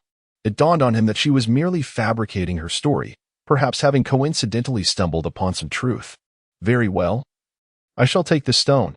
Yi Zixiao retracted the faint thread of his psychic energy he had previously released, averting his gaze from the woman's eyes. He picked up the stone and stood up. Handsome, you will absolutely not regret purchasing this meteorite, but it requires 3 compressed biscuits, the woman said with a forced smile, holding up her fingers to indicate the number. Didn't you say everything here costs just 1 compressed biscuit? Yi Zixiao replied in a calm tone. Oh, these are indeed 1 biscuit each, but how could this meteorite be compared to them? I had no intention of selling it, keeping it tucked away in the corner. If it weren't for your handsome appearance, I wouldn't even consider letting it go for 3 biscuits, the woman retorted. Once Zishu withdrew his psychic abilities, her demeanor reverted to its original state, her lies flowing effortlessly, her cheeks unflushed and heart steady. Very well, I shall give you 3 compressed biscuits. But you must tell me where you found this item, Zishu insisted. The woman hesitated for a few seconds before confessing. I found it by the seaside after the tsunami receded. It was likely washed ashore by the waves. I spotted it from afar and sensed it was extraordinary. I almost got swept away by the surf while trying to retrieve it. She attempted to elaborate further, but Zishu interrupted. Enough. Here are your 3 compressed biscuits. With that, he spread his hands, and 3 compressed biscuits appeared in his palm. The woman was momentarily taken aback, clearly surprised that Zishu was a spatial ability user. She felt a twinge of regret for not asking for more biscuits. Yet, the next moment, her smile broadened as she eagerly accepted the 3 biscuits, as if they were treasures. As Zishu prepared to depart, the woman suddenly called out, "There are other fine items here. Handsome, why not take another look?" Zishu ignored her and continued on his way. This big prize must not be allowed to leave so easily. The woman pondered for a moment and immediately turned to a nearby stall where another woman was tending to her goods. "Sister, please watch my stall. I need to step away for a moment." "Oh." The woman at the adjacent stall replied nonchalantly. Once the woman departed, she swiftly took a shortcut to another stall, far removed from her own. This stall was manned by a man in his 40s, clad in a black tank top, with sun-kissed skin and well-defined muscles adorned with several scars. The woman whispered quietly into the ear of the scarred muscular man for a while.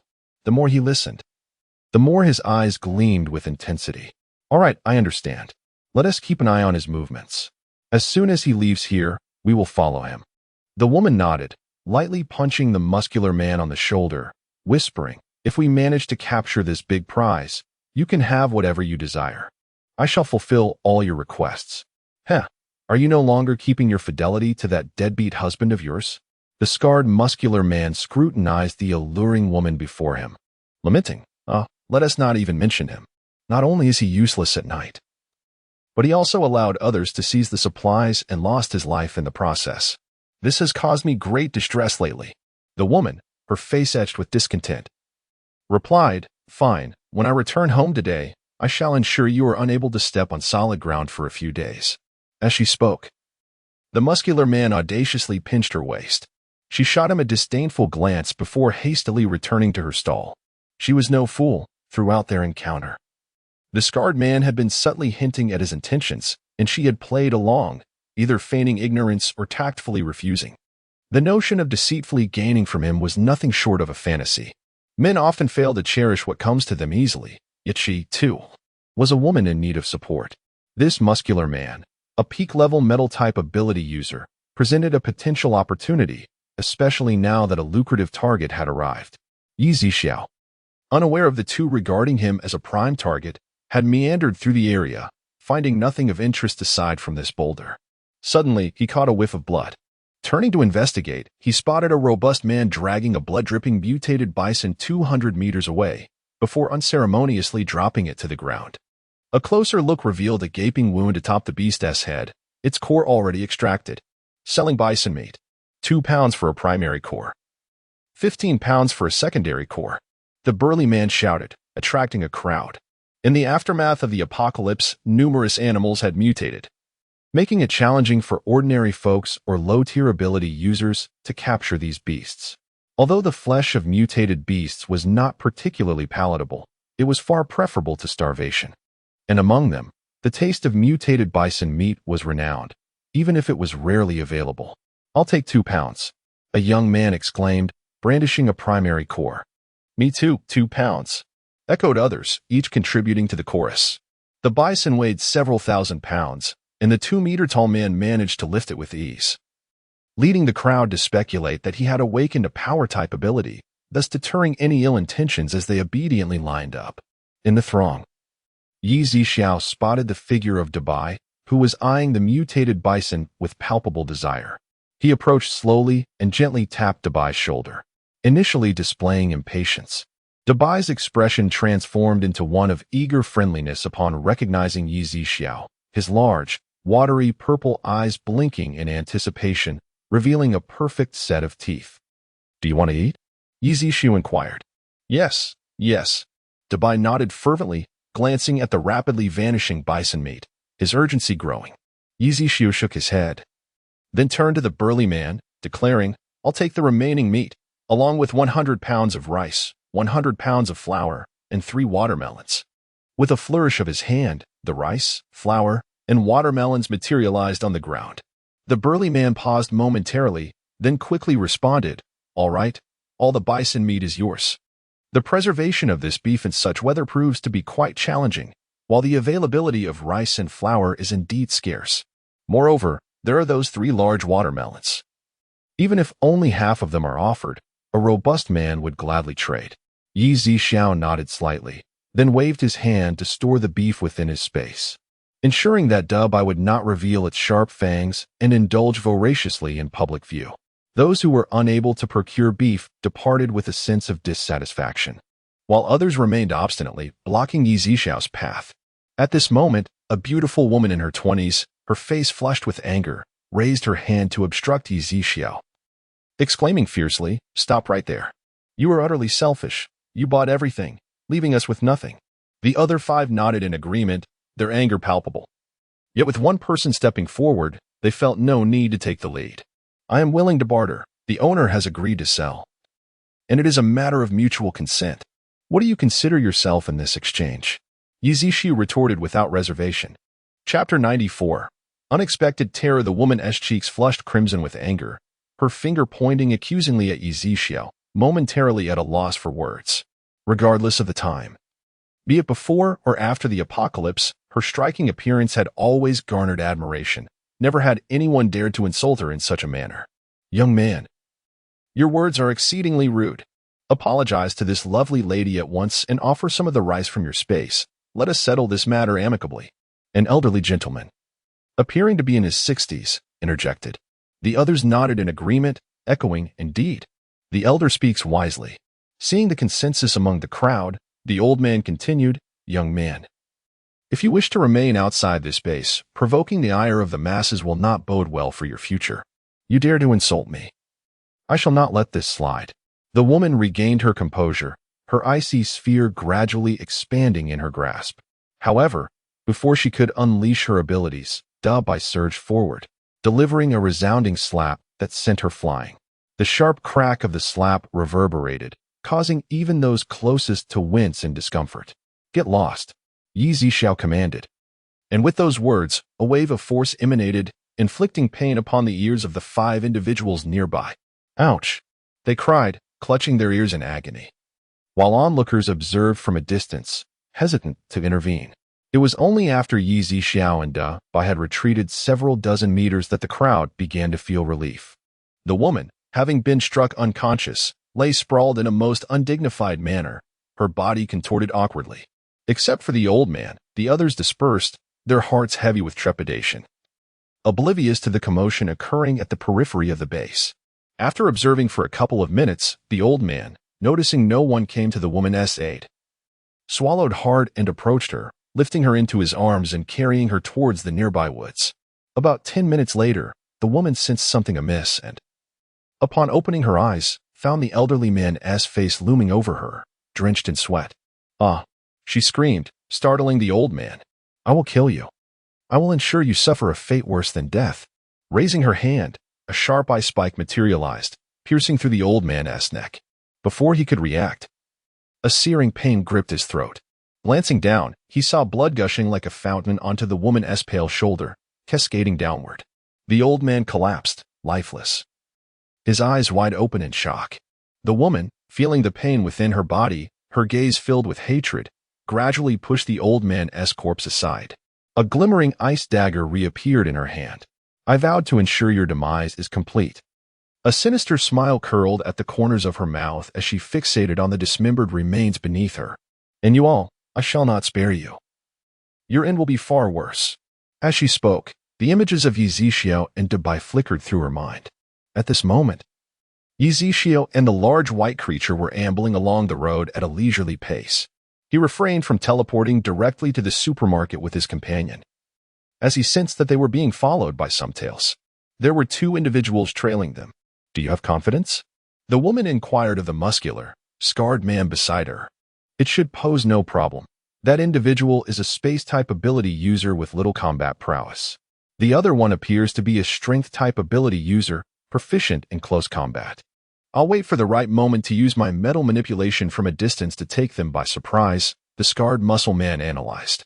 He had witnessed the large white creature send the woman flying with a single slap, but he was unaware that it was a mutated beast, possessing immense explosive power as a 5th-tier variant, rendering them as insignificant as ants. Unbeknownst to them, 2 others were also following closely behind. Having set their sights on Yi Zixia when he ostentatiously purchased mutated beef. Boss, it seems we are not the only ones interested in the resources in that kid's space. One of the 2, a short and rotund man, remarked. Those 2 fools over there, even if they manage to seize them, they will ultimately belong to us. A bald man interjected. Indeed, what the boss says is true. The short man eagerly concurred. By this time, they had already distanced themselves significantly from the official base. And the scarred man muttered, "It's time." With that, a sharp knife flew from his hand, aimed at the large white creature's neck. In his mind, eliminating the creature first would leave Yi Zixia, the seemingly incapable space ability user, at his mercy. What is happening? The scarred man watched in horror as the knife was suddenly deflected away, the speed so rapid he could scarcely comprehend it. Quickly, kill that person. If someone else arrives, we'll be in trouble.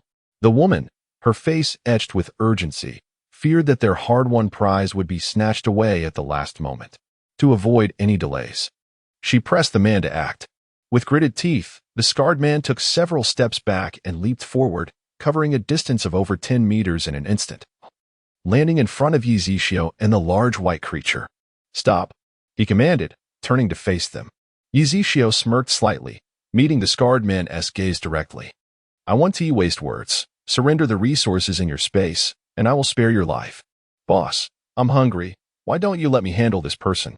The large white creature looked eagerly at Yi Zixia. "Very well," Yi Zixia nodded. At that moment, the woman from behind also approached, saying, "Kid, hand over all the resources in your space, and we will let you leave. Otherwise, greed leads to ruin." With that, before the 2 could react, the large white creature lunged at the scarred man. There was a sickening crack as the sound of breaking bones echoed, leaving the scarred man in sheer terror and disbelief. The speed of the large white creature was akin to lightning, offering him no chance to retaliate. "Ah!"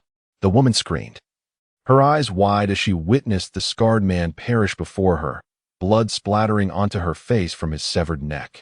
Her legs trembled as she turned to flee, but the imposing figure discarded the mangled knife of the scarred man. In a mere flash, he had appeared before the woman, his sharp fangs glistening with remnants of flesh, while his lips were stained crimson with blood. He licked the blood from the corner of his mouth, a smile dancing on his face. Crack! The crisp sound of another bone shattering echoed, and the woman succumbed to her terror. He crouched down to feast, savoring the human delicacy as if it were the finest of cuisines. "Boss, shall we proceed?" the stout man asked, a chill creeping down his spine. The bald man hesitated, cursing under his breath. What a stroke of bad luck. A wasted trip. I never imagined he had such a formidable monster by his side. He looks so delicate, yet is truly terrifying. The stout man marveled, filled with astonishment. Chapter 95, The Torment of 1,000 Claws. Once the 2 bald men had spoken, they swiftly turned and departed. Yi Zixia chose not to pursue them. Their discretion was commendable, avoiding the perilous pursuit of wealth, lest they become mere sustenance for the Great White. After the Great White had finished its meal, Yi Zixia employed his spatial abilities to transport them both back to the supermarket. Upon his return, Xingming promptly approached the entrance and bowed, exclaiming, "Boss, you're back." "Indeed." Yi Zixia nodded, then turned to extract the mutated beef from his spatial realm, placing it upon the ground outside the supermarket. "Finish eating and clean up before coming back in." "Yes, yes." The Great White nodded eagerly. Yi Zixia entered the supermarket and addressed Xingming, stating, "You shall prepare dinner tonight." "Certainly, boss. What would you like to eat?" Xingming replied, his eyes fluttering as a white screen with black text materialized before him, showcasing an array of dishes complete with images. In truth, With Yi Zixiao's level of ability, he could go months without sustenance and remain unfazed by hunger. Thus, he had not required Xingming to cook during the past few days, having only consumed occasional fruits. Yi Zixu perused the menu displayed on the screen, scrolling through several pages. Roasted lamb chops, steamed beef with rice flour, steamed king crab, shrimp and egg custard, and let us add a winter melon soup. Very well, boss. At what time shall I prepare the meal? Xingming inquired. Around 6 o'clock, Yi Zixu replied. Xingming nodded and proceeded to the second floor to select the ingredients. As a system-assigned assistant, he held a complete loyalty to Yi Zixiao and possessed the authority to access items within the supermarket. Conversely, although the Great White was also listed as an employee, it could only remain in the supermarket for extended periods without the privilege of freely taking items. Yi Zixiao had to retrieve the items from the shelves and place them in the kitchen for the Great White to utilize. At 5:50 in the afternoon, Xingming completed the meal and approached the counter, announcing, "Boss, dinner is ready." "Very well." Yi Zixiao nodded in acknowledgement. Hearing the announcement from the second floor, the Great White swiftly descended, its attire transformed and imbued with the fragrance of shower gel. Earlier, its clothes had been stained with blood, prompting Yi Zixiao to suggest a bath and a change of garments. Just as they finished their meal, Lan Wanquan and her companions arrived at the supermarket. The barter event outside the official base would span 3 days, and they intended to use the valuable items acquired today to procure supplies, continuing their exchanges the next day. Lan Wanquan retrieved today's haul from her spatial realm, a hodgepodge of jewelry and trinkets. They had initially amassed a considerable number of crystal nuclei, but earlier that afternoon, they had set those aside to enhance their abilities. "Boss, could you appraise these for me?" Shortly thereafter, Yi Zixu responded, 290,000. "Do you wish to exchange?" "Yes, thank you, boss." Lan Wanwan and her companions nodded in excitement, eagerly proceeding to select their supplies. At that moment, Lu Kai and his team also arrived at the supermarket. They had intended to come earlier that afternoon but encountered a horde of zombies, spending considerable time to eliminate them. Lu Kai retrieved the items he had exchanged today from his black satchel, only to find that there were no crystal cores within. For those with supernatural abilities, the paramount objective remains the enhancement of their strength. Thus, possessing these jewels rendered the need for crystal cores obsolete. 210,000. Shall we trade? Indeed. The expressions of Lu Kai and his companions radiated delight, particularly at the sight of the gemstone ring bestowed by the elderly gentleman, valued at 80,000. As the price was displayed on the machine, Lu Kai and his companions were taken aback by the ring's worth and contemplated rewarding the old man with a bag of rice should they encounter him again the following day. While selecting their purchases, they crossed paths with Lan Wanwan and her 3 companions. The 2 groups exchanged glances, each recognizing the other as participants from the morning's barter meeting. Yet, they instinctively pretended not to notice one another, continuing to focus on their respective needs. The difference between the 2 groups lay in Lan Wanquan's ability as a spatial supernatural being, allowing her team to procure fruits, vegetables, and grains in nearly equal measure, while Lu Kai's group favored items that were more easily stored. After both parties had completed their shopping and departed, mere minutes passed before a group of 19 individuals rushed toward the supermarket. Standing at the entrance, they were met with astonishment. "No wonder they possess such items," a middle-aged man remarked. "Let us enter and investigate." Another added, "These individuals are participants from today's barter meeting, and most of them are unfamiliar with one another, nearly encountering each other along the way. They have covertly followed these 2 groups throughout the day."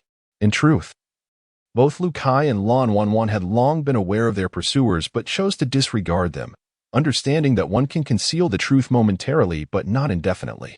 The throng entered the supermarket, overwhelmed by the bright environment, refreshing atmosphere, and the seemingly endless array of food, their instincts urging them to rush forward and seize it all. "This is the supermarket's policy. You may take a look," Dabai, who stood beside Yi Zixiao, announced. Yi Zixiao remained composed, reclining in a massage chair behind the counter. Upon hearing the voice, the crowd regained their focus, glancing toward Dabai and the wall he indicated. Though eager to indulge, they diligently observed the supermarket's regulations. Among the 19 individuals, 10 possessed supernatural abilities, albeit of modest strength, ranging from the first to the peak of the second tier. Ultimately, reactions varied. Some rejoiced while others despaired. "Boss, I have a ring here. Could you appraise its worth?" A short, middle-aged man in his 40s squeezed through the crowd. Yi Zixiao accepted the ring and placed it on the pricing machine. 500 yuan. Would you like to trade? Yes, yes, yes. The middle-aged man nodded vigorously, then pondered before adding, Could the boss provide me with a regular bag? Certainly. Yi Zixiao replied with a nod. The middle-aged man accepted the bag handed to him with a beaming smile, then proceeded to select his supplies under the envious gazes of many. "Boss, I have a necklace. I possess a crystal core. I have a watch." At this moment, the crowd fully grasped the situation, and those with valuable items rushed to the counter, eagerly lining up one by one. The imposing figure spoke in a deep voice, which, though not loud, caused everyone to momentarily freeze, instantly adopting a more disciplined demeanor. "Will you exchange this for 830 yuan? What about these crystal cores for 200 yuan each? And this for 1,360 yuan? As those with items completed their exchanges and proceeded to select their purchases, those left empty-handed wore expressions akin to that of a withered liver, their hearts brimming with discontent. Yet, the majority of individuals remained composed, refraining from unnecessary words. Only one individual, a peak second-tier ability user in his late 20s, felt an intense, gnawing anxiety within, particularly as he glanced towards the cigarettes and alcohol not far off, his two vices before the apocalypse. Now, having abstained for over 2 months, the sight felt like a tormenting reminder, as if termites were feasting on his very soul. Chapter 96, An Occasional Jest. Boss, may I purchase on credit? I assure you I will bring you the corresponding crystal nucleus by tomorrow. No, Yi Zixiao replied coldly. I only need the cheapest pack of cigarettes and a bottle of webtoon. I am an ability user, and vanquishing a few first-tier zombies is a trivial matter. The man attempted to persist, but Yi Zixiao interjected icily. Do you not comprehend human speech? You. The man gritted his teeth, lamenting his lack of foresight in retaining a couple of first-tier crystal nuclei to enhance his strength. Fine, wait here. I shall go out and slay some zombies. He fumed, hastily storming out in search of the undead. Meanwhile, others had already procured their supplies and departed from the supermarket, oblivious to his exit. Despite his fervent search in the vicinity, he found no zombies, only an aberrant beast, which yielded no crystal nucleus upon its defeat. The absence of zombies was due to the lingering aura left by the zombie king, Ling Liqiu, which deterred the undead from approaching this territory. His frustration mounted as his search proved fruitless. Being a fire-type ability user, his impulsive nature only intensified his agitation, and his eyes were now veined with crimson. Damn it! I merely sought to purchase on credit. I am not refusing payment. In the days before the apocalypse, which proprietor would dare deny me credit? Once a notorious drunkard, chain smoker, and gambler, he had been well known in every establishment he frequented. To avoid trouble, shopkeepers reluctantly extended credit to him, knowing he would repay when sober. Otherwise, they would have long since reported him. Now, overcome by cravings for alcohol and cigarettes, his sanity slipped away. After a fruitless kilometer of searching, he returned to the supermarket, panting, and slammed his palm on the counter. Boss, will you extend credit or not? If not, do not blame me for my rudeness. Flames flickered in his eyes. Bang! With just a glance, Yi Zixiao sent the man hurtling backward, crashing to the ground, blood streaming from his orifices. It appears that if one's abilities are not properly controlled, they may backfire, Yi Zixiao murmured, likening it to a practitioner succumbing to a demonic path. If I haven't eaten enough tonight, I shall consider this a midnight snack. Yi Zixiao turned to Dubai, who perked up and dashed outside the supermarket, squatting down to discover that the man still clung to life, blood oozing from his mouth. Still daring to threaten the boss? Humph, watch me tear you apart. Dubai revealed his sharp fangs. Crack. The surroundings fell eerily silent, save for the sounds of bones breaking and flesh being devoured. Unbeknownst to all, hidden behind a distant tree, a woman clenched her fists, her teeth gritted in fury. I will not let you escape. Her gaze was venomous as she struck the parched trunk with force before turning away. A few days later, due to the barter fair, an increasing number of people have come to recognize the existence of the supermarket, with no fewer than 50 individuals arriving daily for transactions. In recent days, The turnover has reached an astonishing 58 million. However, two of the larger transactions originated from the official base and the Hongqing base.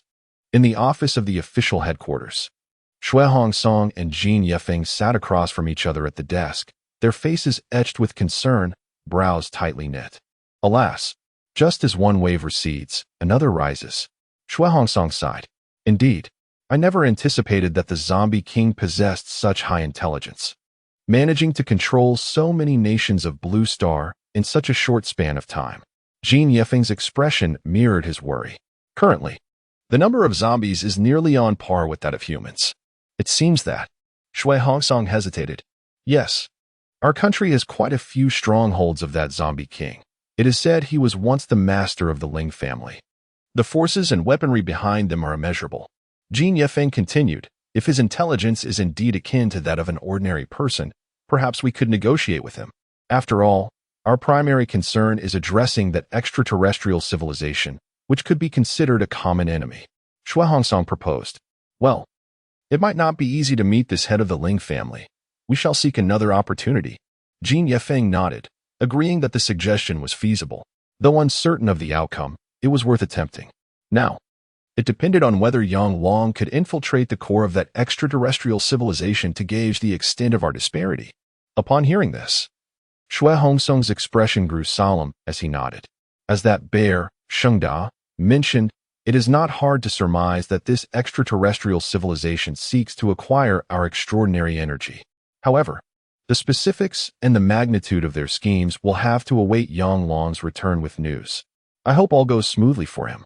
I will arrange for someone to investigate the current whereabouts of the zombie king. If we can locate him promptly and reach a consensus, we might devise a strategy against the extraterrestrial civilization sooner, Jin Yefeng stated, promptly exiting the office. Unbeknownst to them, the head of the Ling family they so eagerly sought, Ling Lichu, had already arrived at Yi Zhixiao's supermarket. Boss Yi, long time no see. Ling Lichu smiled. It has only been a little over 10 days, Mr. Ling. You jest. Is that so? Why do I feel as though it has been several months? Is this what they call a day apart feeling like 3 autumns? Ling Lichu leaned forward, resting his hand on the counter and tilting his body towards Yi Zhixiao. Yi Zhixiao furrowed his brow. Mr. Ling, is your visit solely for these frivolous remarks? Ha ha ha, I was merely jesting. I consider myself a friend of Boss Yi, and a light-hearted joke now and then should pose no harm. Ling Lichu laughed heartily. Joking is permissible, but I have no interest in men, Mr. Ling. Please do not misinterpret my intentions. Yi Zhixiao was unaware of Ling Lichu's true motives, yet remained unperturbed regardless of the circumstances. Ling Lichu smiled and replied, I have no particular interest in men either, but I must admit, I find you quite intriguing, Boss Yi. Yi Zhixiao furrowed his brow and said, do not misunderstand. This interest is not the same as that interest. Ling Lichu quickly added, and then, without further ado, waved his hand, causing a finely crafted leather case to materialize upon the counter. Has Mr. Ling awakened a spatial ability? Yi Zhixiao inquired. Ling Lichu smiled and nodded. Mr. Yi, could you assess the worth of the contents within? Please recharge the CAF card with the total amount. In response, a golden card appeared on the counter. Very well. Yi Zhixiao acknowledged with a nod. Having just disembarked from the aircraft, Ling Lichu noted that the helicopter had departed immediately, and Yi Zhixiao had not observed him carrying any valuable items. Initially puzzled, he now found clarity in the situation. Chapter 97, A Breakthrough to the 6th Tier. A total of 390 million. All of it has been loaded onto this card. Yi Zhixiao returned the card to Ling Lichu. In that instant, the golden card transformed into a lustrous black card with a metallic sheen. Ling Lichu did not make any purchases. He simply ascended to the 4th floor. A cup of heavenly-grade enhanced energy coffee. Ling Lichu handed the card to Ling Xiaolu. After processing the card, Ling Xiaolu respectfully said, Good customer, please wait a moment. Before long, Ling Xiaolu brought the coffee to the table. Without hesitation, Ling Lichu drank it in one gulp. Instantly, he felt a surge of energy coursing through him, his power escalating from the mid-5th tier to the late 5th tier. A wave of exhilaration washed over him, and he murmured with a slight smile, I've taken another step closer to my grand plan.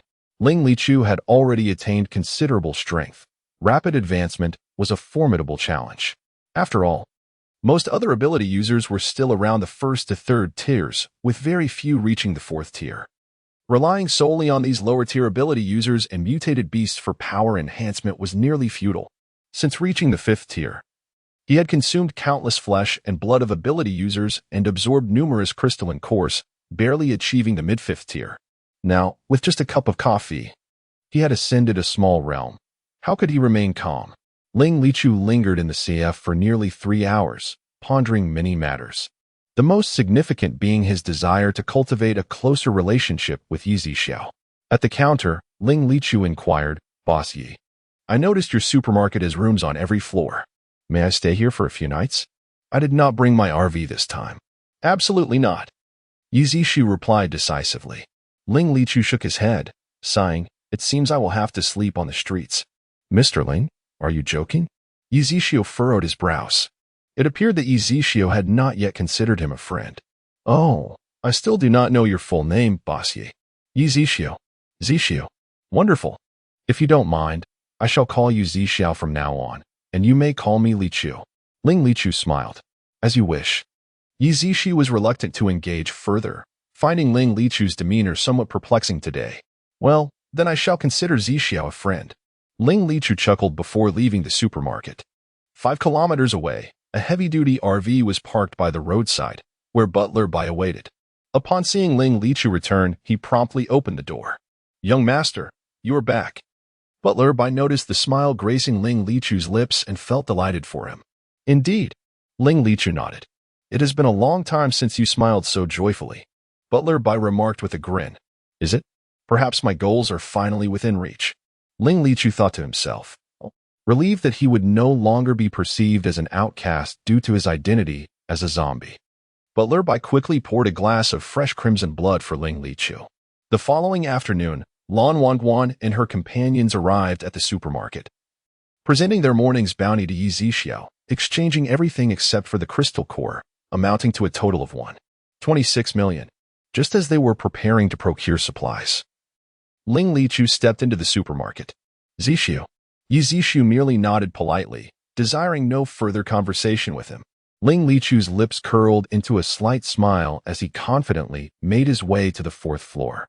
The appearance of Ling Lichu captivated Lan Wangguan, his striking features. Deep-set blue eyes reminiscent of a mixed heritage, and his tall, elegant stature clad in a pristine white short-sleeved shirt, resembled a prince from a fairy tale. Igniting a flutter in her heart, her gaze instinctively followed Ling Lichu until he vanished from sight. "What a handsome man!" Liu exclaimed, her words striking a chord with Lan Wangguan, who stole a lingering glance in the direction where Ling Lichu had disappeared. Unbeknownst to them, the significance of those blue eyes eluded their understanding. Seeing both women entranced by the man, Li Xian scoffed, "Good looks won't fill your belly." "All right. Let us select our supplies," Fu Changyuan interjected. "Indeed." Lan Wangguan nodded in agreement. After they had chosen all their supplies, Lan Wangguan, still not having seen Ling Lichu descend, glanced back at the staircase with a hint of reluctance before departing the supermarket, her expression tinged with disappointment. Thus, for 3 consecutive days, Ling Lichu frequented Yi Zixiao's supermarket for coffee. On the afternoon of the 4th day, upon finishing a cup of top-grade ability-enhancing coffee, a powerful aura suddenly enveloped him, and his eyes transformed from blue to a vivid crimson. "I have broken through to the 6th tier. Ha!" Ling Lichu rejoiced, though a tinge of regret lingered in his heart, as the efficacy of each type of coffee diminished after the initial 3 consumptions, waning to negligible levels after 30. Moreover, he had not noticed that when he released his 6th tier aura, even the napkins on the table remained unchanged, while the small robots, Zero and his companions, didn't he even cast a glance in his direction, as if it were an everyday occurrence, or perhaps something of little significance. Chapter 98. Not on the same path, Ling Lichu, as before, did not rush downstairs but continued to sit upstairs, admiring the almost entirely withered yellow leaves in the grass below through the floor-to-ceiling windows. At this moment, Lan Wangguan and her 3 companions were on the 2nd floor selecting supplies. Over the past few days, not only had their abilities improved, but they had also accumulated considerable wealth. Today, after the exchange, they had a total of 6.7 million. However, with the barter fair now concluded, they planned to purchase all the supplies and store them in Lan Wanchuan's space, awaiting the next month's fair.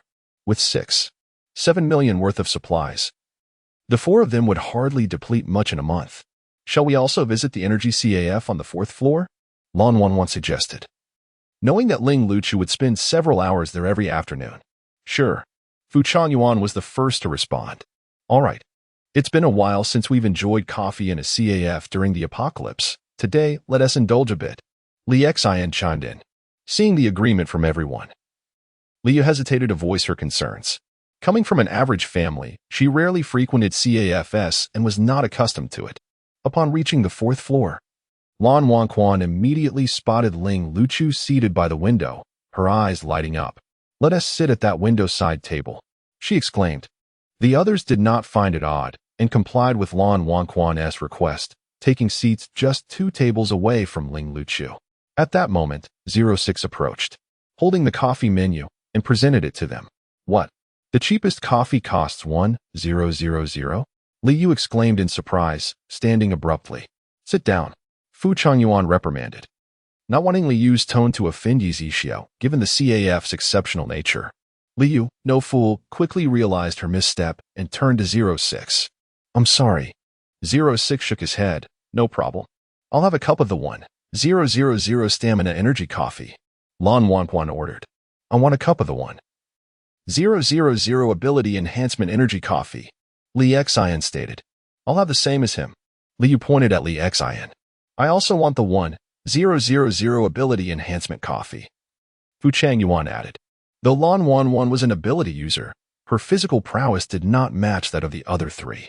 Furthermore, her space-type ability had little need for enhancement, as her current space was more than sufficient.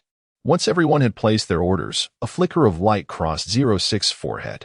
Moments later, he announced, the cost of the coffee has been automatically deducted. Please wait a moment. Your coffee will be here shortly. Wait, Lan Wanquan suddenly called out, causing everyone to look at her curiously, unsure of her intention. 06 halted, asking, is there anything else, dear customer? Lan Wanquan stood and quietly inquired in 06's ear, what type of coffee is that person over there drinking? That customer is having the heavenly grade ability enhancement energy coffee, 06 replied before promptly departing. Lan Wanquan. 06's voice had been neither too loud nor too soft, and Ling Luchu heard it, glancing up to catch her gaze. In an instant, Lan Wanchuan's cheeks flushed crimson as she hurriedly sank into her seat, wishing fervently to vanish into a crevice.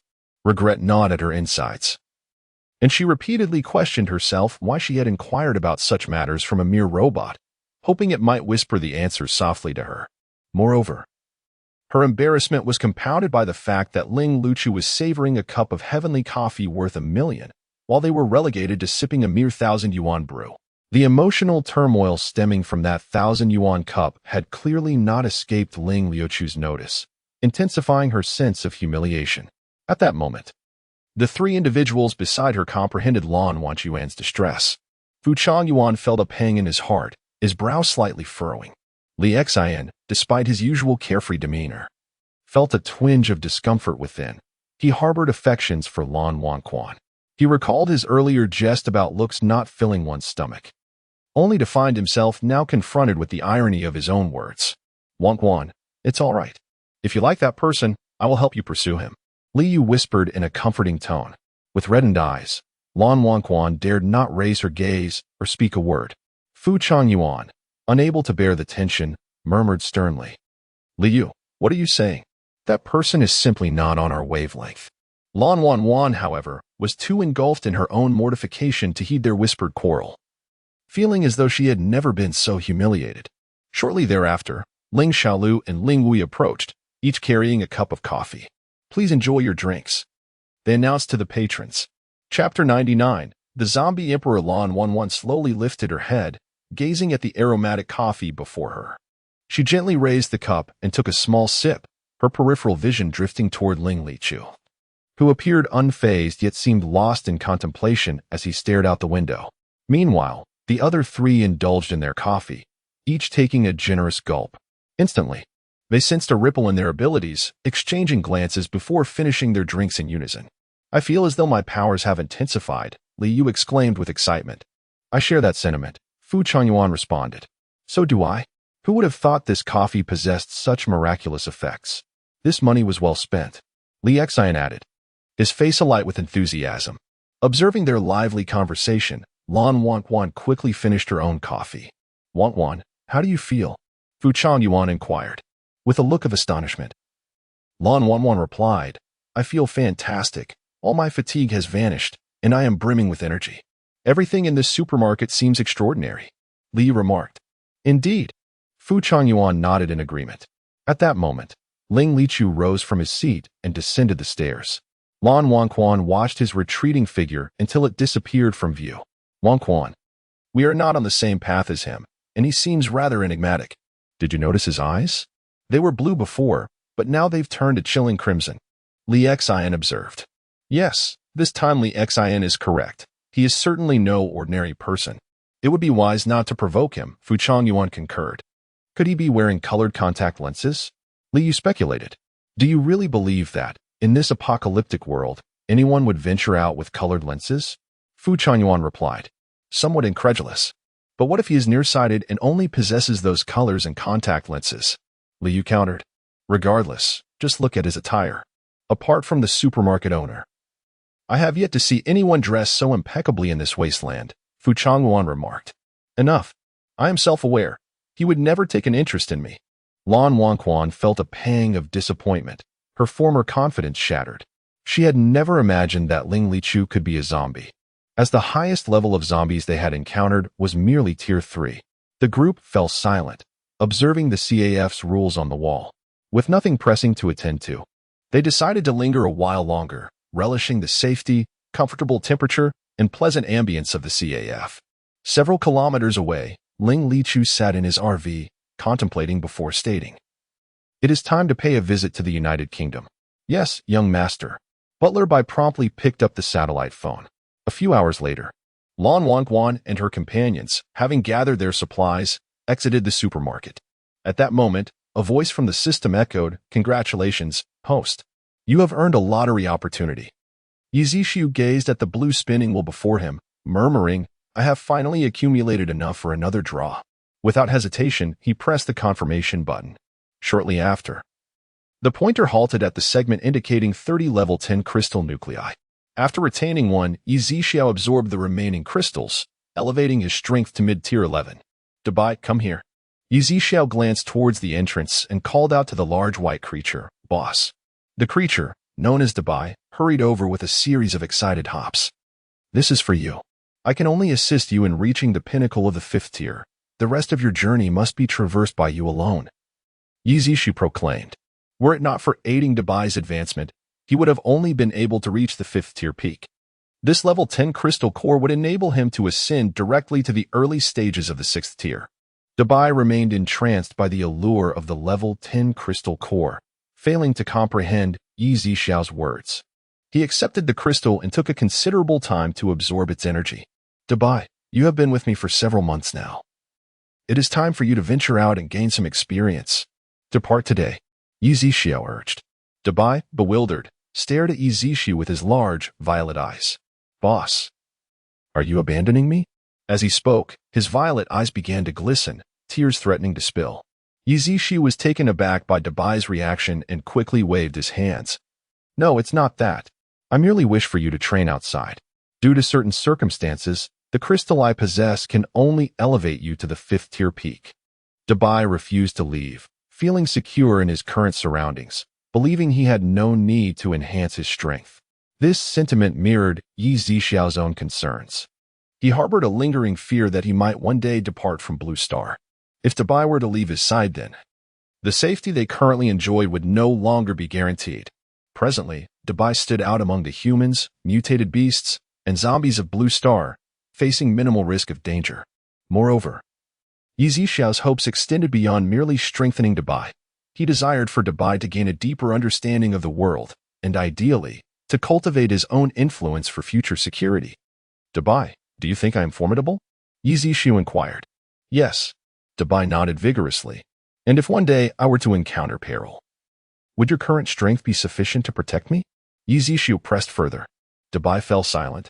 You may venture out to train, and you can return at any time. Yi Zishu reassured him. Yes, Dabai agreed. I will become powerful and protect my boss.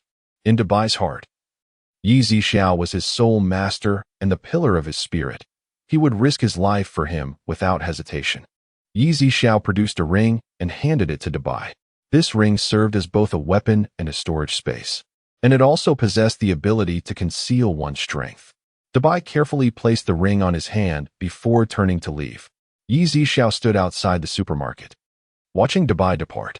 Dabai turned back several times, and after a while, he quickened his pace, leaving behind a fleeting shadow until he vanished from sight. For a moment, Yi Zishu felt a sense of emptiness in his heart before he turned and re-entered the supermarket. Xingming descended the staircase and spoke. Boss, if you are reluctant, why send Dabai away? He has only recently transformed from a mutated beast and has followed me for a short time. He knows little of the complexities of the human heart. The road ahead for a mutated beast is long. He must seize this opportunity to train, ensuring his safety in the future, Yi Zishu explained. If it were possible to leave Blue Star with Dabai in the future, that would be ideal. However, if that is not feasible, it would not be too disheartening. Yi Zishu found himself compelled to prepare for both scenarios, a contemplation he had engaged in for quite some time.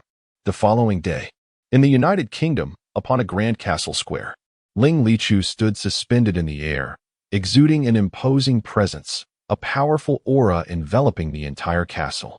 In the square, tens of thousands of zombies knelt in unison, chanting, "Long live the Zombie King! Long live the Zombie King! Long live the Zombie King!" Ling Lichu's crimson eyes surveyed the multitude of zombies, and he emitted a resonant roar. Instantly, all the zombies bowed their heads fervently to the ground in a display of submission. Thus, Ling Lichu ascended to command all the zombies of Blue Star, earning the title of the true Zombie King. Chapter 100, Is This a Zombie Scratch? In less than 10 days, the emergence of the 6th-tier Zombie King, who has commanded the entire zombie horde, has spread throughout the Blue Star. Numerous leaders of human nations and military factions have already bowed in submission to this Zombie King, even willingly offering humans and mutated beasts as sustenance to provide excellent nourishment for the Zombie King's direct subordinates. In an instant, the Zombie King's influence surged, causing unease among those nations that have not yet aligned themselves, or those that had previously engaged in large-scale opposition. In the main office of the Summer Nation's headquarters. Alas, I had hoped to negotiate with the head of the Ling family, but at this rate, in a few years, Blue Star will belong to the zombies. How can we negotiate then? We would simply become their prey. Jin Yefeng paced back and forth, deeply troubled, as the future of humanity on Blue Star seemed to be fraught with both external threats and internal strife. Shui Hongsong had remained silent, puffing away on one cigarette after another for half an hour. Having quit smoking for several years before the apocalypse, he had succumbed to the habit once more. It seems there is only one person who might be able to assist us, he finally stated softly. Who? Jin Yefeng inquired eagerly. It's merely a possibility. I am uncertain of his strength, and he might not even be willing to help, Shui Hongsong replied. We must at least try. Who is it? I will personally seek him out. Jin Yefeng pressed on with urgency. The owner of Yuzuan Supermarket, Yi Zishu. Shui Hongsong articulated each word carefully. Jin Yefeng pondered over this revelation. Unbeknownst to them, at that moment, Ling Lichu was sipping coffee in the supermarket, seated across from Yi Zishu. The Zombie King now wielded considerable power. Even the mere mention of his name could instill terror. Yi Zishu took a sip of his coffee and spoke slowly. Thanks to this miraculous coffee of mine, I have reached this stage rather swiftly. In comparison, my own abilities seem rather insignificant before you, and you truly are an enigma. Ling Lichu remarked, gazing at Yi Zishu with blood-red eyes. Yi Zishu raised an eyebrow, choosing not to respond directly, but instead said, I estimate that within a year, the Zombie King will have seized half of Blue Star. I assume you didn't merely wish to engage in idle chatter with me, did you? Ling Lichu sensed an underlying implication in Yi Zishu's words. Yi Zishu smiled lightly, paused, and then looked at Ling Lichu, asking, Do you wish to annihilate all of humanity? Ling Lichu leaned forward, closing the distance between them, and with fervent blood-red eyes, inquired, Zishu, what do you wish for me to do?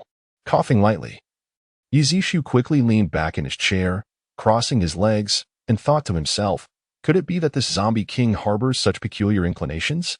Previously, Yi Zixu had often observed online that wealthy individuals of high status, having achieved financial freedom, found ordinary women insufficient for their psychological needs. In their quest for excitement, they would often extend invitations to handsome men. This phenomenon, where both genders are involved, was something Yi Zixu had personally experienced.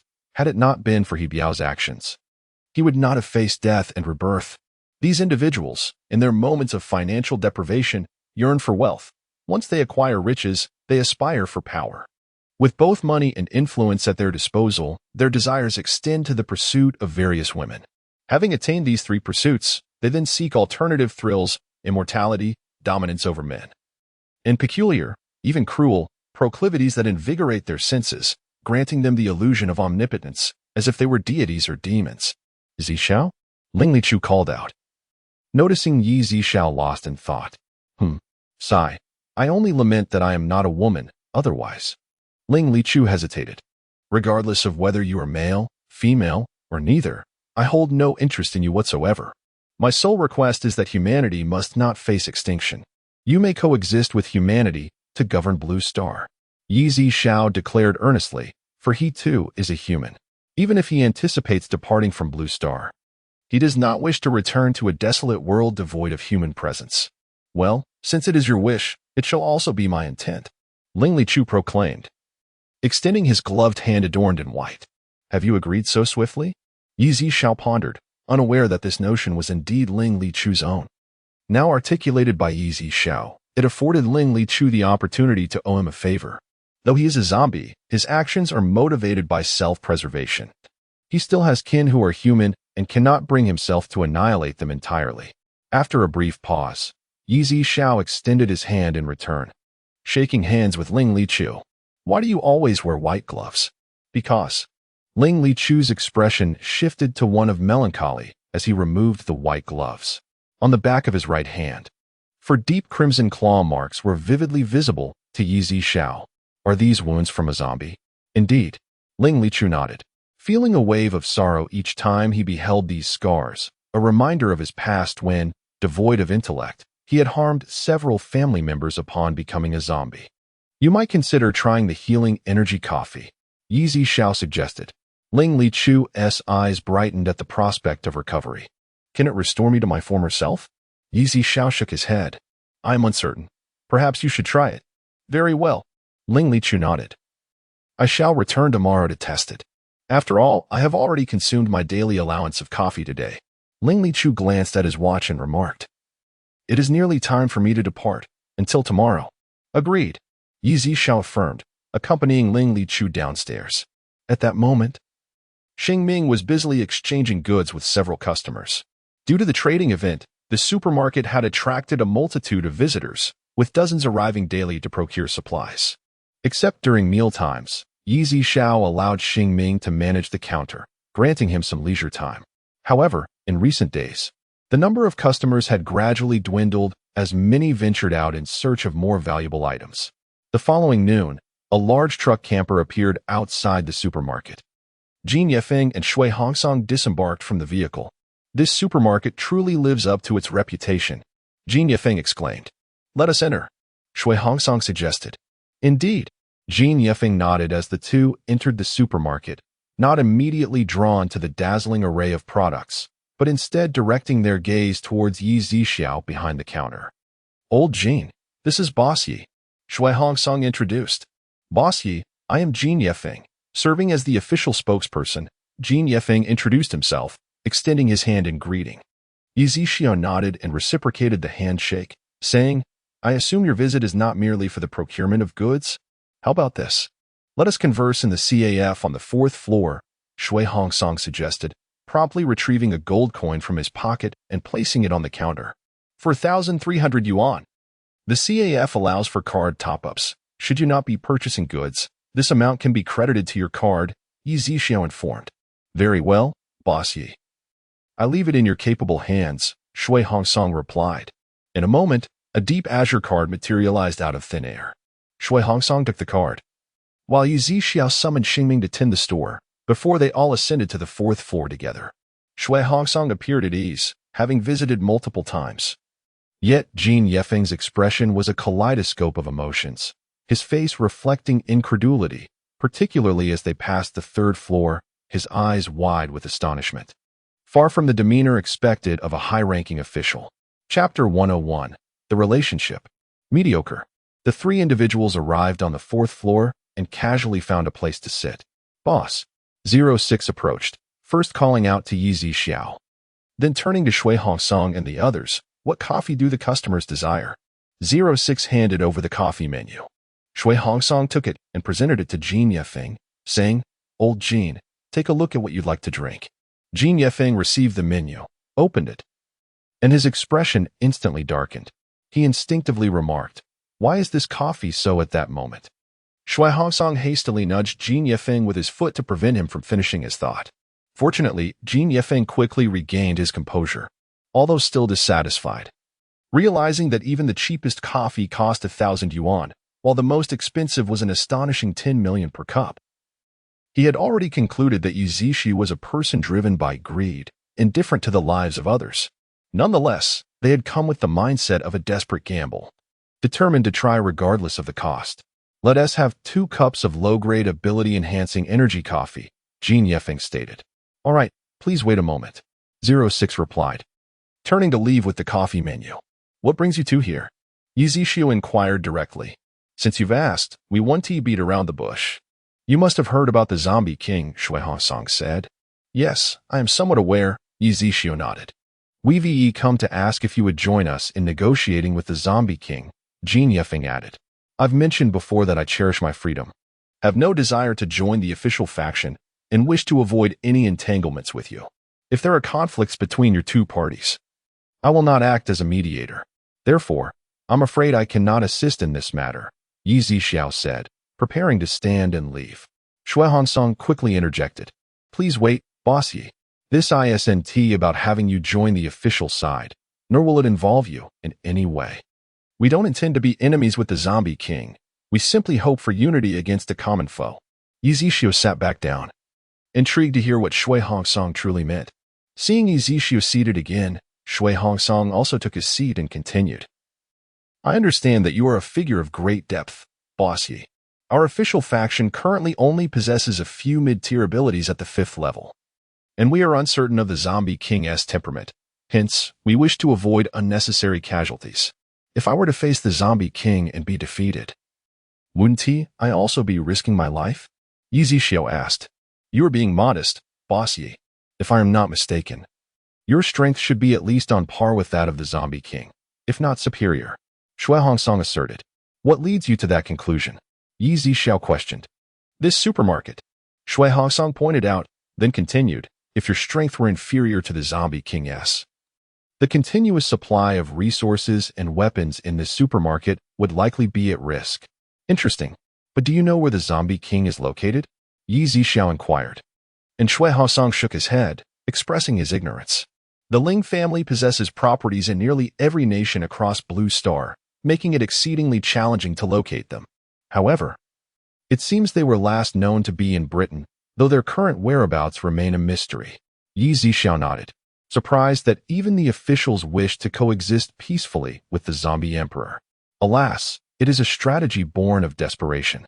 Multiple nations are now under the dominion of the zombie emperor, whose arsenal is unknown, and his location remains undisclosed. His supernatural abilities are terrifying, and should conflict arise, the human toll would be unimaginable. Furthermore, with extraterrestrial civilizations lurking menacingly, the situation is truly dire. As Shui Hongsong articulated these concerns, his face was marred by worry, punctuated by frequent sighs. At this juncture, Jin Yefeng interjected, inquiring about Yi Zixiao's decision. Just then, 06 arrived, bearing coffee, and promptly set it down, saying, Enjoy your drink, esteemed guests. Please, have your coffee first.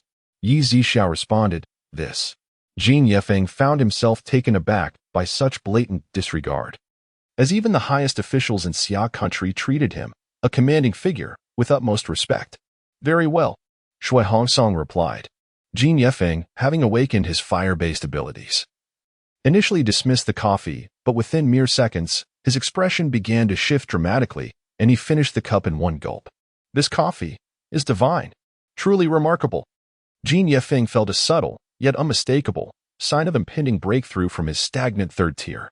Given his age, enhancing his supernatural rank was exceedingly arduous, requiring more than thrice the energy crystals than younger individuals, with each significant hurdle becoming increasingly formidable. He never anticipated that a single cup of coffee could evoke such a reaction in his abilities. Shui Hongsong shared a similar sentiment. Although he had initially been taken aback by the exorbitant price, he now felt it was exceedingly worthwhile. Jin Yefeng concurred. At that moment, a figure appeared on the staircase. Tall and upright, donning expensive black sunglasses and impeccably clean attire. After Ling Lichu returned yesterday, he realized his crimson eyes were rather conspicuous. So today he opted for a pair of glasses. Observing Yi Zixu engaged in conversation with the other two, he refrained from interrupting and instead seated himself at his usual window-side spot. 1 cup of healing energy coffee. Heavenly grade. Ling Lichu reminded. Certainly, please hold on. 06 replied. Shui Hongsong and Jin Yefeng, having regained their composure from earlier astonishment, turned their attention to the newcomer ordering the heavenly grade coffee, but quickly redirected their gaze back to Yi Zixu, prioritizing the matter at hand. At this moment, Jin Yefeng's perception of Yi Zixu had entirely transformed. He now regarded him as enigmatic and felt a deep sense of shame for his previous misjudgments. Boss Yi, regarding our negotiation with the zombie emperor, may I inquire about your considerations? Jin Yefeng's tone had shifted to one of careful gentleness. Upon hearing this, Ling Lichu immediately looked towards Yi Zixu, his voice low. Yet his current prowess allowed him to easily overhear the conversation. The zombie emperor does not intend to monopolize Blue Star or annihilate humanity. If there truly exists extraterrestrial civilization, he too is a being of Blue Star and would undoubtedly stand united with you against a common foe, thus rendering further negotiations unnecessary. Yi Zixu declared. Shui Hongsong and Jin Yefeng listened in confusion. Yi Boss's words. Shui Hongsong was taken aback. Could it be that Yi Boss knows the zombie emperor? Indeed, you guessed correctly. I have encountered the zombie emperor on several occasions. I believe he will reach out to you in the coming days. Yi Zixu continued. Is Yi Boss on good terms with the zombie emperor? Shui Hongsong instinctively inquired. The relationship is rather ordinary. He merely mentioned in passing that he might contact your higher-ups during this period.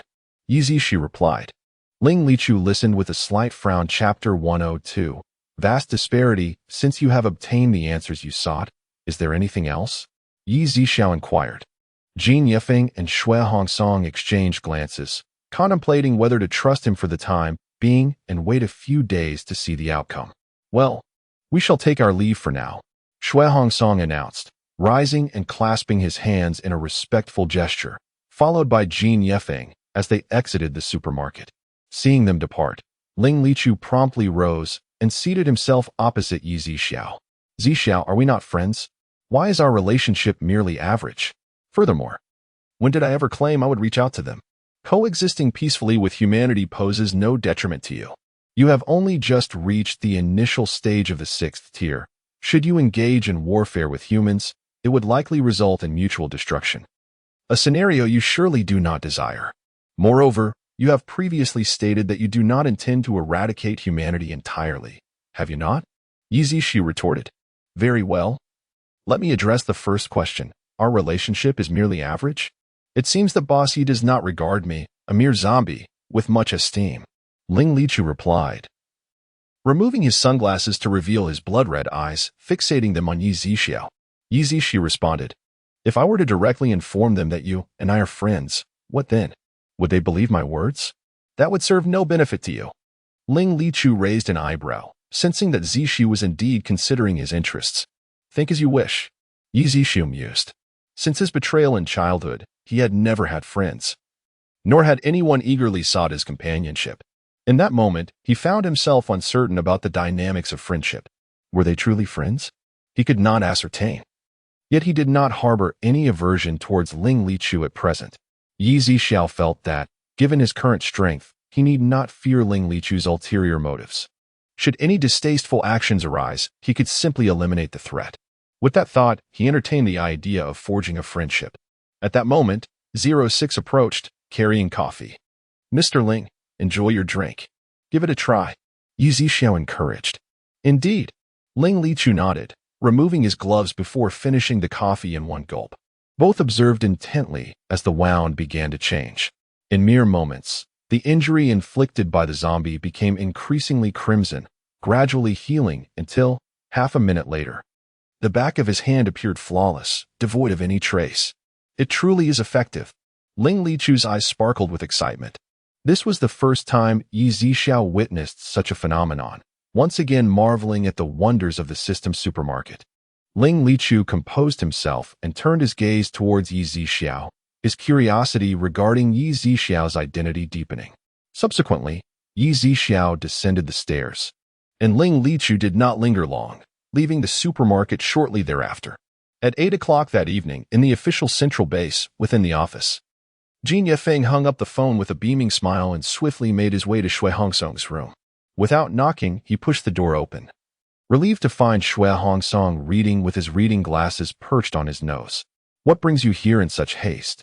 Shui Hongsong asked, looking at Jin Yefeng, who had barged into his room.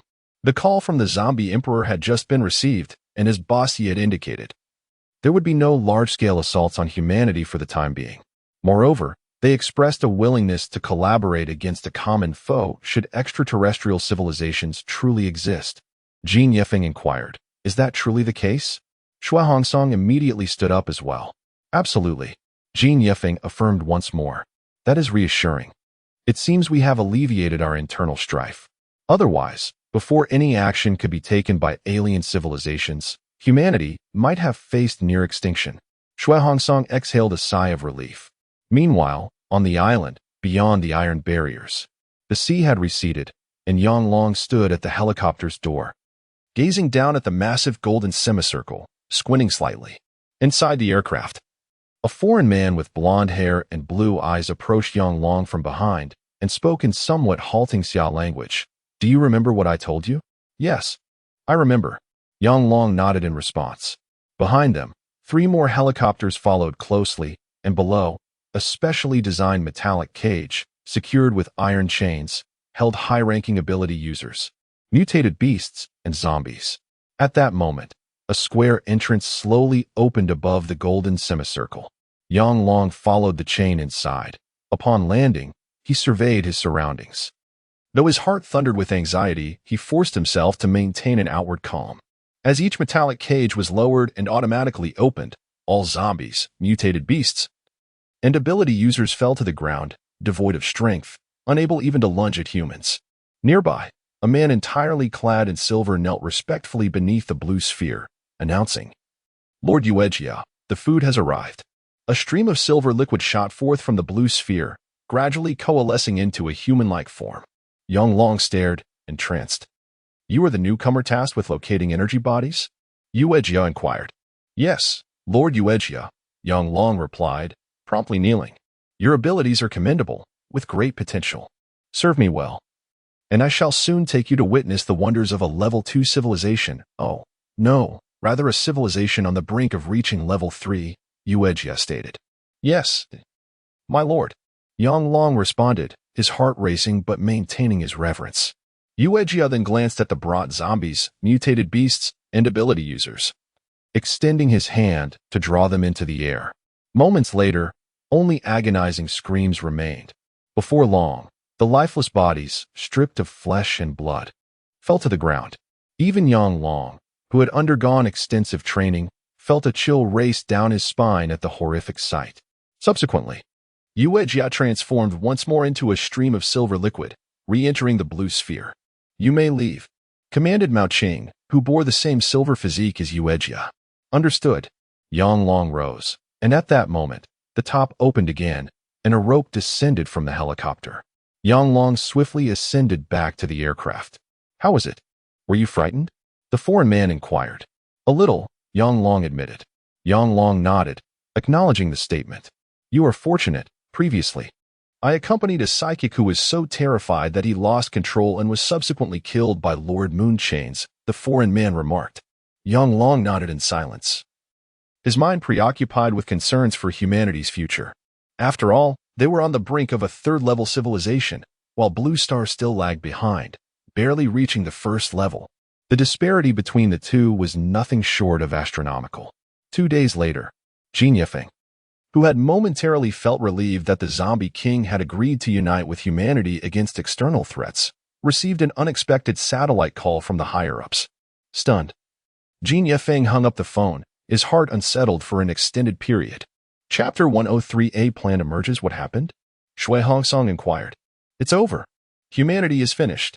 Jin Yefeng exclaimed as he collapsed into a chair. What on earth is going on? You are killing me with suspense. Shui Hongsong pressed, his face etched with urgency. Yang Long has secretly communicated with the higher-ups, revealing that the civilization invading Blue Star is on the brink of reaching level 3. Jin Yefeng disclosed. What? Shui Hongsong had initially assumed it was a civilization at the level of 1 or 2. Given the numerous supernatural beings on Blue Star and the presence of the 6th-tier Zombie King, he thought that with concerted efforts, they could withstand an alien incursion.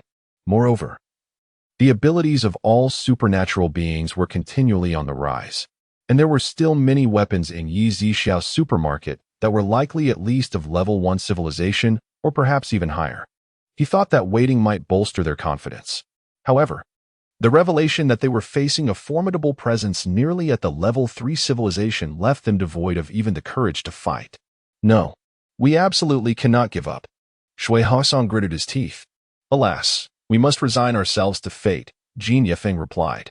Wait. If they are such an advanced civilization, why are they hiding and relying on us to deliver those mutated beings to them? Could it be that they are facing some difficulties? Shui Hongsong suddenly posited. Jin Yefeng, not lacking in intelligence, found merit in Shui Hongsong's analysis. Could it be that they were struggling to adapt to Earth's environment? Or were they injured? Moreover, what was their ultimate goal? Why had they yet to take action? The two fell into contemplation. Indeed, to abandon hope without knowledge was exceedingly unwise. Whether they could win or not could only be determined through confrontation. Jin Yefeng, feeling a flicker of determination, stated, Let us wait for Yang Long to relay further news. They might reveal some vulnerabilities. Yes, but we should also procure another batch of weapons from the supermarket during this time. Just in case, Shui Hongsong suggested. All right, I will request from above tomorrow to expedite the transfer of some valuable items, Jin Yefeng replied. The following afternoon, Ling Lichu, as was his custom, appeared on the 4th floor of the supermarket around 1 o'clock to enjoy a cup of coffee. His relationship with Yi Zhixiao had grown increasingly amicable, and they often engaged in conversation. Ling Lichu would share tales of his family's rise before the apocalypse, along with the internal strife that plagued his lineage. He recounted how his half-brother vied for the position of head of the Ling family, indirectly leading to their mother's demise, and how, as a child, he was nearly drowned in a pond by his uncle and aunt. Yet Yi Zhixiao mostly listened, rarely speaking, feeling a mix of sympathy and astonishment at the struggles hidden beneath the facade of such a prestigious family. Don't you have any past you wish to share with me? Ling Lichu inquired. My past holds little of interest, Yi Zhixiao replied, reluctant to revisit his memories. Very well. However, since we are now friends, should you ever wish to share, I am here to listen, Ling Lichu said. Yi Zhixiao nodded in agreement. At that moment, Ling Lichu's brow furrowed slightly. It seemed that fate had indeed brought forth an unexpected visitor. He had sensed a familiar aura within the supermarket. Who is it? Yi Zhixiao immediately employed his mental abilities. A man, resembling Ling Lichu to some extent, was entering the supermarket. Is that the half-brother Ling Luyuan you mentioned? Yi Zhixiao inquired. Yes, let us descend. Ling Lichu nodded in agreement. Regarding Ling Lichu's identity as the Zombie King, aside from the high-ranking officials in Xia country and certain leaders from other nations who had investigated thoroughly, the general populace remained oblivious to the true identity of the Zombie King. Ling Luyuan observed Ling Lichu descending the stairs with a mocking expression. My dear elder brother, you truly have a knack for finding places. In this apocalyptic world, it is astonishing that you have encountered such a large supermarket. Ling Luyuan had expected that with the onset of the apocalypse, their family would fall apart, and that Ling Lichu would perish at the hands of the zombies. However, To his surprise, Ling Luchu not only thrived but also found solace in this supermarket. Meanwhile, he had been evading danger, unable to enter any of the family's ancestral homes or castles. Ling Luchu did not rush to respond. He approached Ling Luyuan and commanded, "Get out." "Humph. Are you the owner of this supermarket? What gives you the right? Do you think this place belongs to the Ling family? Are you still the lofty head of the Ling family, capable of banishing me from the clan, as you did before?" Ling Luyuan fired off several questions. Unafraid of Ling Luchu, he had just discerned the supermarket's regulations, and thus he removed the watch from his wrist and held it in his hand. "Your word does not hold weight." At that moment, Yi Zixio took a seat behind the counter, and Ling Luyuan realized that the person who had accompanied Ling Luchu down was indeed the owner of this grand supermarket. "Owner, may I exchange for supplies here?" Ling Luyuan said, placing the watch on the counter, his gaze filled with malice directed at Ling Luchu. "Certainly." Yi Zixio nodded. "Did you hear that, my dear elder brother? I simply cannot abide your demeanor, wearing sunglasses in a supermarket. In this apocalypse, how much influence do you think you still wield as the head of the Ling family? No one recognizes you anymore." Ling Luyuan harbored resentment toward Ling Luchu, particularly for the first decree he made upon becoming head of the family, expelling him and his mother from the clan. Ling Luchu shook his head, finding it difficult to conceal his disdain for Ling Luyuan, as if gazing upon a fool. 30,000. Shall we proceed with the exchange? Yi Zixio inquired. "Let us do it," Ling Luyuan replied promptly. He then took a 350 yuan spatial bag and began to leisurely select supplies within Ling Luchu's line of sight. However, Ling Luchu regarded Ling Luyuan with indifference, scarcely bothering to glance in his direction. "Zixio, I shall take my leave," Ling Luchu stated, a hint of a charming smile playing at the corners of his lips. Yi Zixio. Seeing Ling Luchu depart, Ling Luyuan felt an urge to follow. But the only valuable item he possessed was that watch. His mother, Junan, was awaiting his return with food. It was during this quest for sustenance that he unexpectedly spotted Ling Luchu, leading him to stealthily follow until he discovered this supermarket. Never mind. I know he frequently visits this supermarket. Why worry about losing track of him? A plan began to form in Ling Luyuan's mind. With the existence of such a supermarket and the abundance of valuable items within the Ling family's ancestral home, the thought of kidnapping you fills me with confidence that the old butler, White, would surely retrieve you by offering up treasures. Moreover, that mysterious treasure could ultimately fall into my hands. As Ling Luyuan contemplated this, his excitement intensified, envisioning a future free from the burdens of livelihood. Perhaps he could even eliminate Ling Luchu, thereby positioning himself as the sole direct descendant of this generation. He believed that even if everyone learned of his involvement in Ling Luchu's demise, there would be no repercussions. After all, in the apocalyptic era of zombie outbreaks, all other direct descendants of their generation had perished, leaving the Ling family without an heir. Although Ling Luyuan was also a water-type supernatural being, his abilities were only at the second tier, a result of his cautious nature that had kept him from venturing out to slay zombies. After selecting some essential supplies on the first floor, he ascended to the second floor. Upon encountering an abundance of fresh fruits, vegetables, and meats, he lost all semblance of a dignified scion of a prominent family, his mouth watering uncontrollably. Ling Luyuan gritted his teeth, reflecting on the hardships he had endured lately while envisioning Ling Luchu's carefree existence, and his anger swelled even further. Chapter 1040? Is that so? Shortly thereafter, Ling Luyuan selected his supplies and promptly departed from the supermarket. An hour later, he arrived at an abandoned villa. Although the villa had endured an earthquake, aside from some collapse at the edges, the structure only bore a few spiderweb-like cracks. "Mom, I'm back," Ling Luyuan exclaimed. At that moment, Junan emerged from a room on the second floor. Despite being in her 40s, her well-maintained appearance made her seem barely in her 30s. As she descended the stairs, she noticed the brand-new bag in Ling Luyuan's hand, her eyes lighting up with excitement, prompting her to quicken her pace. "Son, what did you bring?" With an air of pride, Ling Luyuan revealed several items from the bag. Junan's eyes sparkled with delight. "My son truly possesses great skills." "Mom, guess who I saw today?" Ling Luyuan inquired, addressing Junan, who had taken an apple and was munching on it. Who? Junin asked, her interest piqued but nonchalant. Ling Tichu. Ling Tiyuan said, his voice low. Junin halted her chewing, a malicious glint sparking in her eyes. That little beast. If it weren't for him driving us out of the Ling family, we wouldn't have fallen to such depths. Now that you possess abilities, you must not let him escape. Let him meet the same fate as his wretched mother, once a rising star. Junan had encountered Ling Tichu's father at a gathering and had ingeniously conceived Ling Tiyuan to enter the Ling family. When Ling Tichu's mother discovered this, she fell gravely ill from rage. However, Junan, already pregnant, had no choice but to endure the situation. Tragically, her moment of weakness had led to her demise at the hands of these two schemers years later. Mom, rest assured, I have a plan to reclaim what is rightfully mine, Ling Tiyuan replied, his eyes narrowing. He then conveyed the details of his supermarket venture and his preliminary strategy to Junan. Upon hearing this, Junan nodded in satisfaction. With everything from the Ling family, plus that supermarket, we shall undoubtedly return to our former lives. Indeed, Ling Tiyuan affirmed. Son, you've worked hard. I shall prepare something delicious for you, Junan exclaimed, retrieving some food from the bag and heading to the backyard to start a fire for cooking. Ling Tiyuan also grabbed an apple and began to eat, savoring each bite as the sweet juice burst in his mouth, lifting his spirits considerably.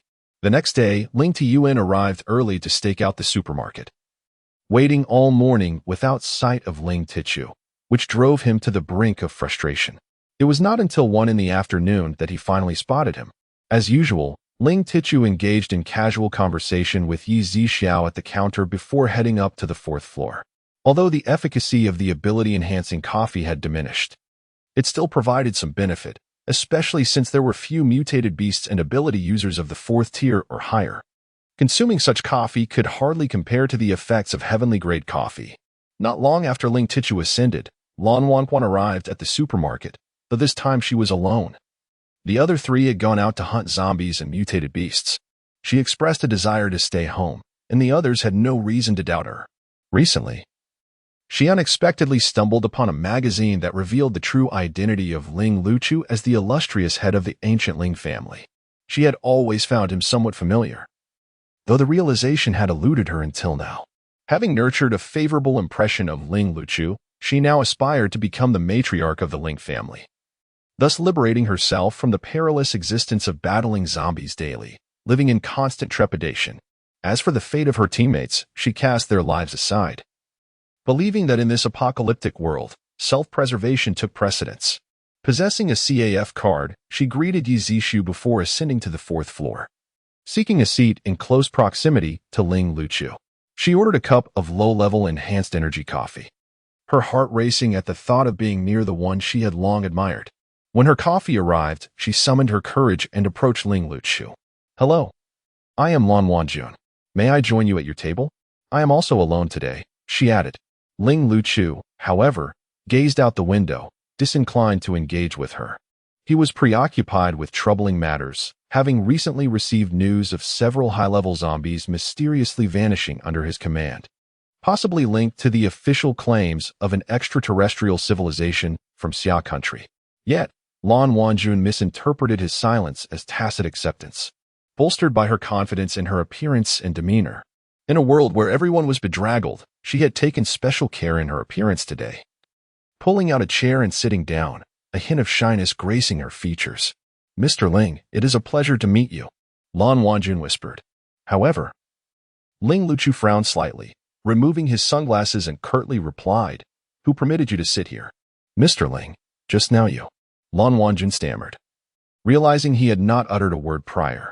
Ah, it seems you know me, Ling Luchu remarked, a teasing glint in his eyes as he listened to her address him as Mr. Ling. Indeed, I hold Mr. Ling in great esteem for managing to lead such an ancient family at such a young age, she affirmed.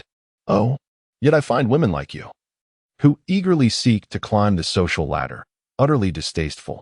Ling Luchu articulated each word with precision. Lan Wanjun was momentarily taken aback, her cheeks flushing with a mix of embarrassment and indignation, her eyes glistening with unshed tears. Do you believe that your looks grant you the right to ascend? How laughable. To me, your appearance is far from attractive, Ling Luchu stated bluntly, irritated by being disturbed during his contemplations, especially by someone with ulterior motives.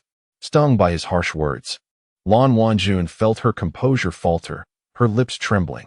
Ling Luchu disregarded her entirely and exited the CAF, intent on returning to strategize his investigation into the existence of extraterrestrial life, unwilling to heed anyone's claims lightly. Yet, as he stepped out of the supermarket, Lan Wanjun hurriedly chased after him, her pride refusing to let his words slide. I am not the kind of woman you think I am. My desire to know you is not driven by any ulterior motives. Lan Wanwan extended her hand to stop Ling Luchu. Her voice choked with emotion as tears streamed uncontrollably down her cheeks. Oh, is that so? Then it would be best for you to keep your distance from me in the future. You make me feel somewhat nauseous. Despite wearing glasses, Ling Luchu's face was marred by an expression of disdain and impatience. After delivering her words, she swiftly circumvented Lan Wanwan and departed, as if she wished to avoid even the slightest contact with her, leaving Lan Wanwan frozen in place, her hands still raised in the motion of stopping her. After a prolonged moment, Lan Wanwan regained her senses, her legs giving way as she sank to the ground, tears cascading like a string of broken pearls, soaking the earth before her. She pondered, in all her years, she had never endured such humiliation, ugly, nauseating, disgusting, detestable, impatient.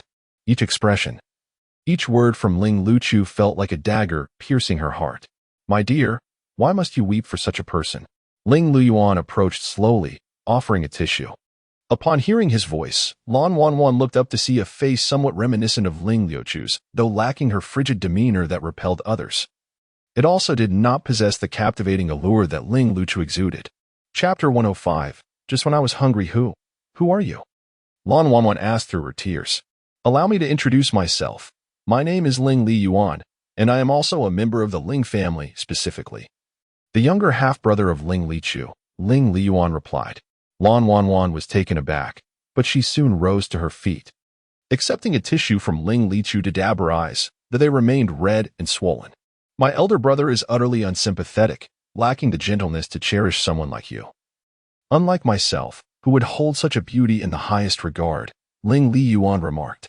Upon hearing his somewhat flippant words, Lan Wanwan felt a flicker of displeasure in her heart, yet, acknowledging his familial ties, she nodded and said, Thank you. Shall I escort you home? I cannot bear to let a young lady venture back alone, Ling Li Yuan offered. After a moment's contemplation, Lan Wanwan agreed. I appreciate it, Mr. Ling. During their journey, Ling Li Yuan recounted the events of how Ling Lichu had expelled them from the Ling family, embellishing the tale with exaggerated accounts of Ling Lichu's misdeeds. An hour later, Mr. Ling, I've arrived, Lan Wanwan announced, gazing at the villa before her. Wan, Ling Lichu is not a good man. His humiliation of you is something I cannot abide, Ling Li Yuan asserted. Lan Wanwan remained silent, the recollection of the earlier incident weighing heavily on her heart. I will eventually return to the Ling family, if you are willing. I can assist you in avenging yourself by ousting Ling Lichu from his position as head of the family, Ling Li Yuan declared with fervor. Thank you, Mr. Ling. But that won't be necessary. Although Lan Wanwan harbored resentment towards Ling Lichu for his humiliation, she understood that a man expelled from the family like Ling Li Yuan could hardly stand against Ling Lichu. You doubt my capabilities? Ling Li Yuan caught onto her thoughts. Lan Wanwan remained quiet, her gaze lowered.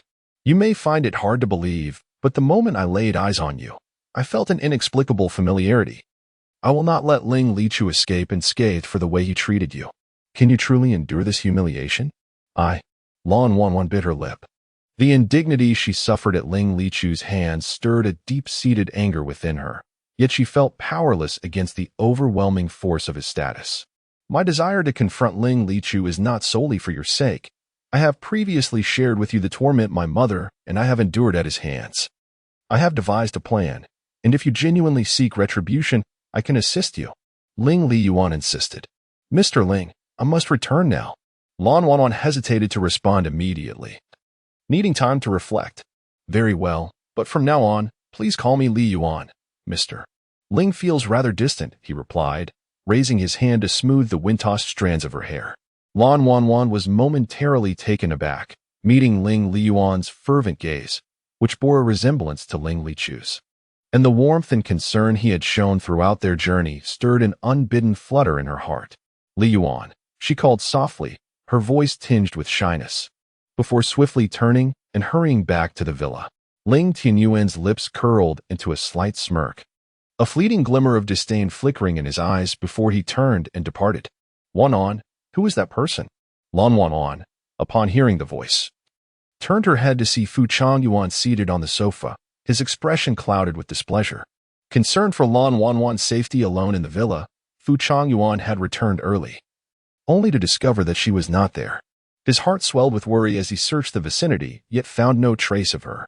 Just as he prepared to wait for Li Xin and Li Yu to return so they could search together, he unexpectedly encountered her in the company of an unfamiliar man, their demeanor unmistakably intimate. "He is a friend from my past. We happened to cross paths and exchanged a few words," Lan Wan explained. "Is that so? Did you not say you did not wish to go out today? Why then did you leave?" Fu Changyuan inquired. "What do you mean, Fu Changyuan? I am not a prisoner.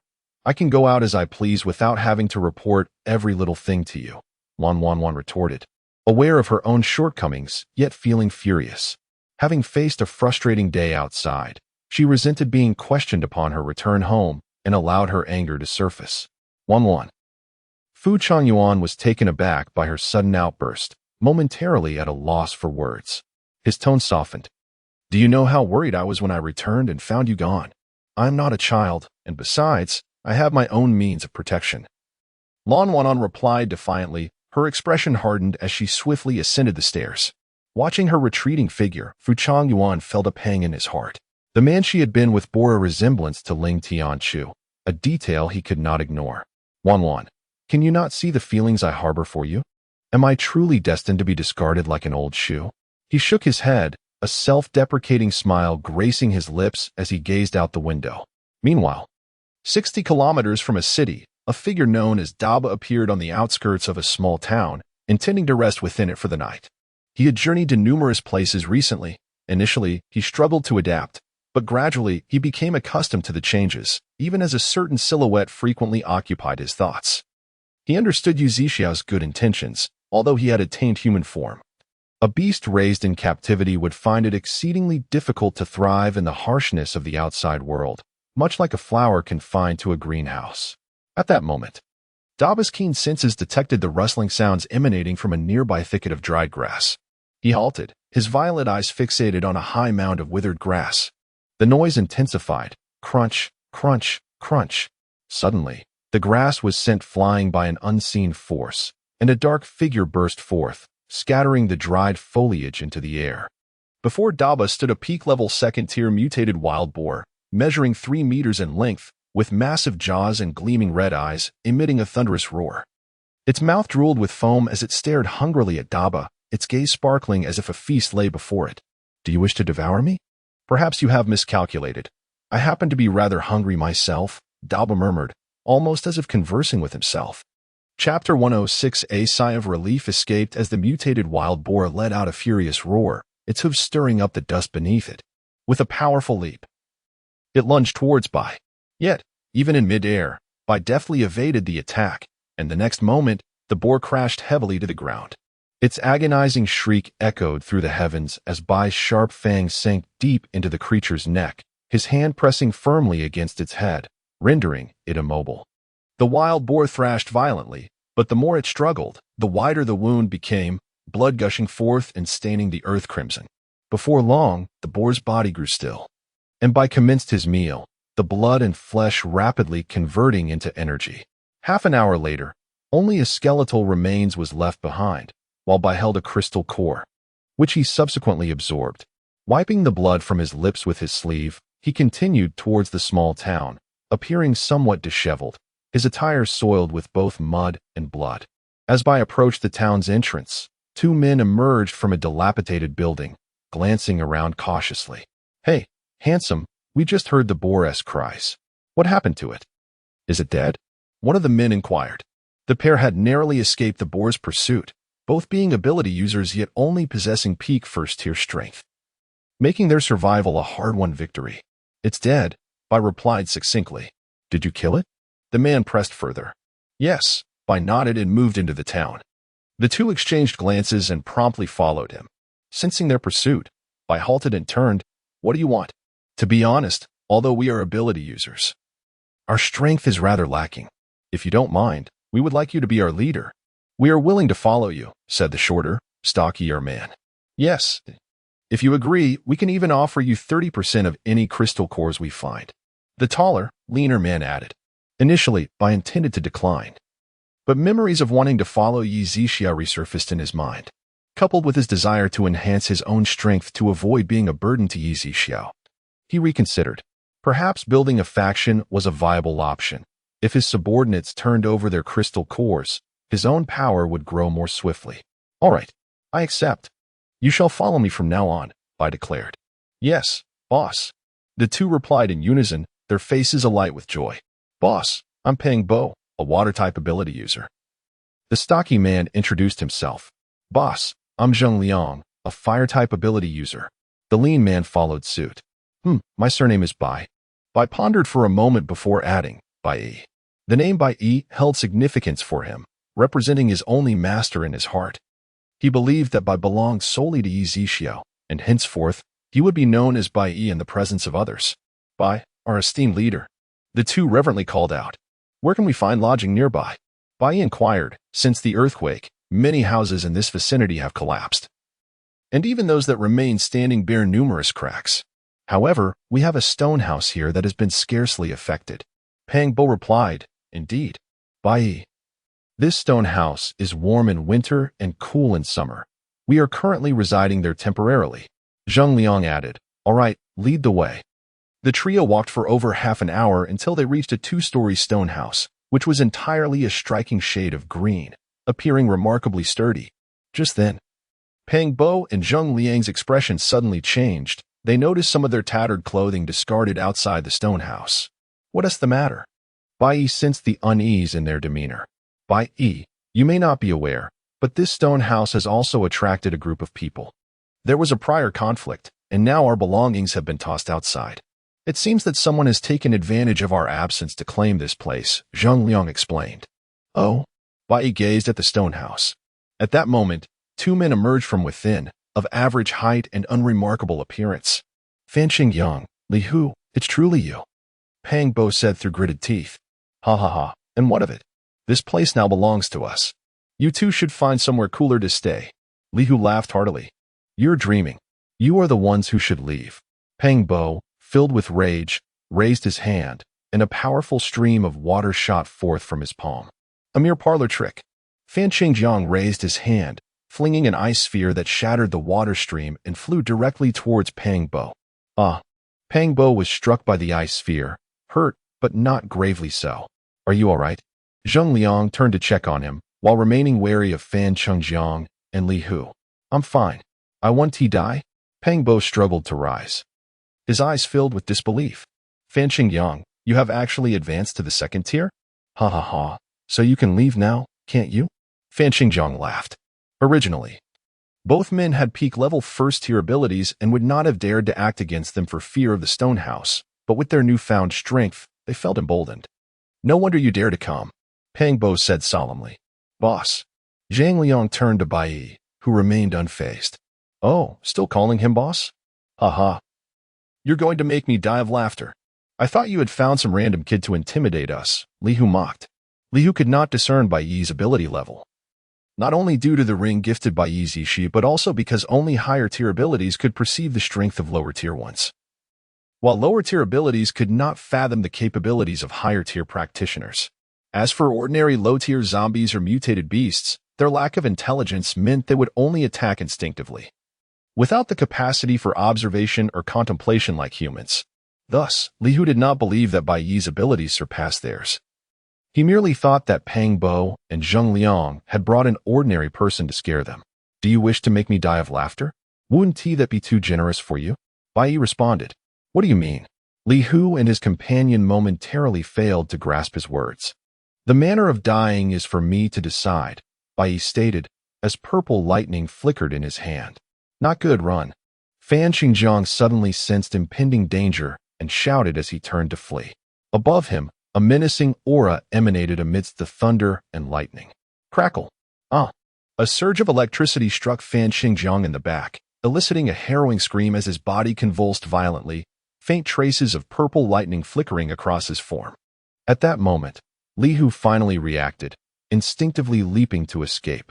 However, just as he reached the spot where Fan Xingjiang had been, he was struck again by a bolt of lightning unleashed by Bai Yi. Fan Xingjiang now lay on the ground, enveloped in smoke, and in the next instant, Li Hu also collapsed, emitting wisps of white smoke, devoid of life. Zhang Liang and Pang Bo, witnessing Bai Yi's decisive actions, felt a shiver run down their spines. Yet, overwhelming feelings of elation and relief surged within them. They had often been troubled by Fan Xingjiang and his companions, and now that they had met their end, a sense of liberation washed over them. Chapter 107. It should be about time. You truly are remarkable, boss. Pang Bo, enduring the pain, hurriedly approached. Bai Yi remained silent, instead choosing to store the corpses of the two individuals into the spatial ring that Yi Zixiao had provided him, planning to savor them alone later. He preferred that they remain unaware of his identity as a mutated beast. Pang Bo and Zhang Liang exchanged glances, their eyes sparkling with the belief that Bai Yi had awakened a dual-element ability. The trio entered a stone house, which was furnished with a sofa, bed, kitchen, and bathroom. Boss, what do you think? Not too shabby, right? Pang Bo inquired with a smile. Quite nice. Although it is a bit dirty, Bai Yi remarked, observing the dust that coated the furnishings. Hey, boss, we'll clean it up right now, Pang Bo said, scratching his head sheepishly. The two men typically neglected such matters, especially in the apocalypse, where daily battles against zombies and scavenging for food left little room for maintaining cleanliness. Well, aren't you a water element user? Go wash the bathtub in the bathroom. I want to take a shower. After I'm done, you both should wash up too. You smell terrible, Bai Yi instructed. Having been with Yi Zixiao, he had grown accustomed to cleanliness, and after several days without a bath, he found himself quite uncomfortable. Pang Bo and Zhang Liang promptly sniffed their clothes, and indeed, they detected a sour stench. Boss, just wait a moment. I'll run the water for you. Pang Bo quickly made his way to the bathroom, while Zhang Liang began tidying up the house. Before long, Pang Bo emerged from the bathroom, announcing, Boss, it's all ready. Bai Yi nodded and stepped into the bathroom, shedding his soiled garments and retrieving a clean set from his spatial ring, prepared by Yi Zixiao, which included 5 or 6 outfits. Half an hour later, Bai Yi emerged to find the house significantly tidier. Zhang Liang had even utilized his fire element ability to ignite a fire pit outside the stone house, setting up an iron pot. Upon seeing Bai Yi, he spoke up. Boss, we still have some mutated rat meat. We can eat that. Bai Yi frowned slightly, as he had little fondness for rats. Having just feasted on wild boar and not feeling particularly hungry. I'll pass. You can have it. I'll take you both to catch some better ingredients shortly. Bai Yi replied. All right. Zhang Liang promptly responded. After more than an hour, the three exited the small town and arrived at a forest, where a thick layer of withered yellow leaves blanketed the ground. Most trees had withered and died, with only a few large ones displaying the faintest green buds. Boss, this area often has mutated beasts roaming about, but we only dared to stay outside before. We never ventured in, Pang Bo remarked.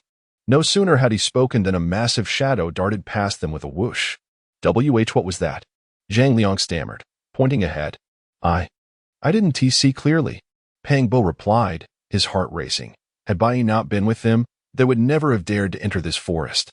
As Bai Yi wore a look of joy, the others failed to discern what he clearly saw, a mutated black panther, possessing formidable strength at the 4th tier. Typically, creatures of the 3rd tier and above harbor crystal cores within their minds. Having reached the pinnacle of the 5th tier, Bai Yi found the enhancements from 1st and 2nd tier crystal cores negligible. Thus, encountering a 4th tier specimen was an opportunity he would not squander. In the midst of his elation, the shadow of the Black Panther reappeared, halting a mere 5 to 6 meters before the trio, flanked by 2 early-stage, 3rd tier mutated flower leopards.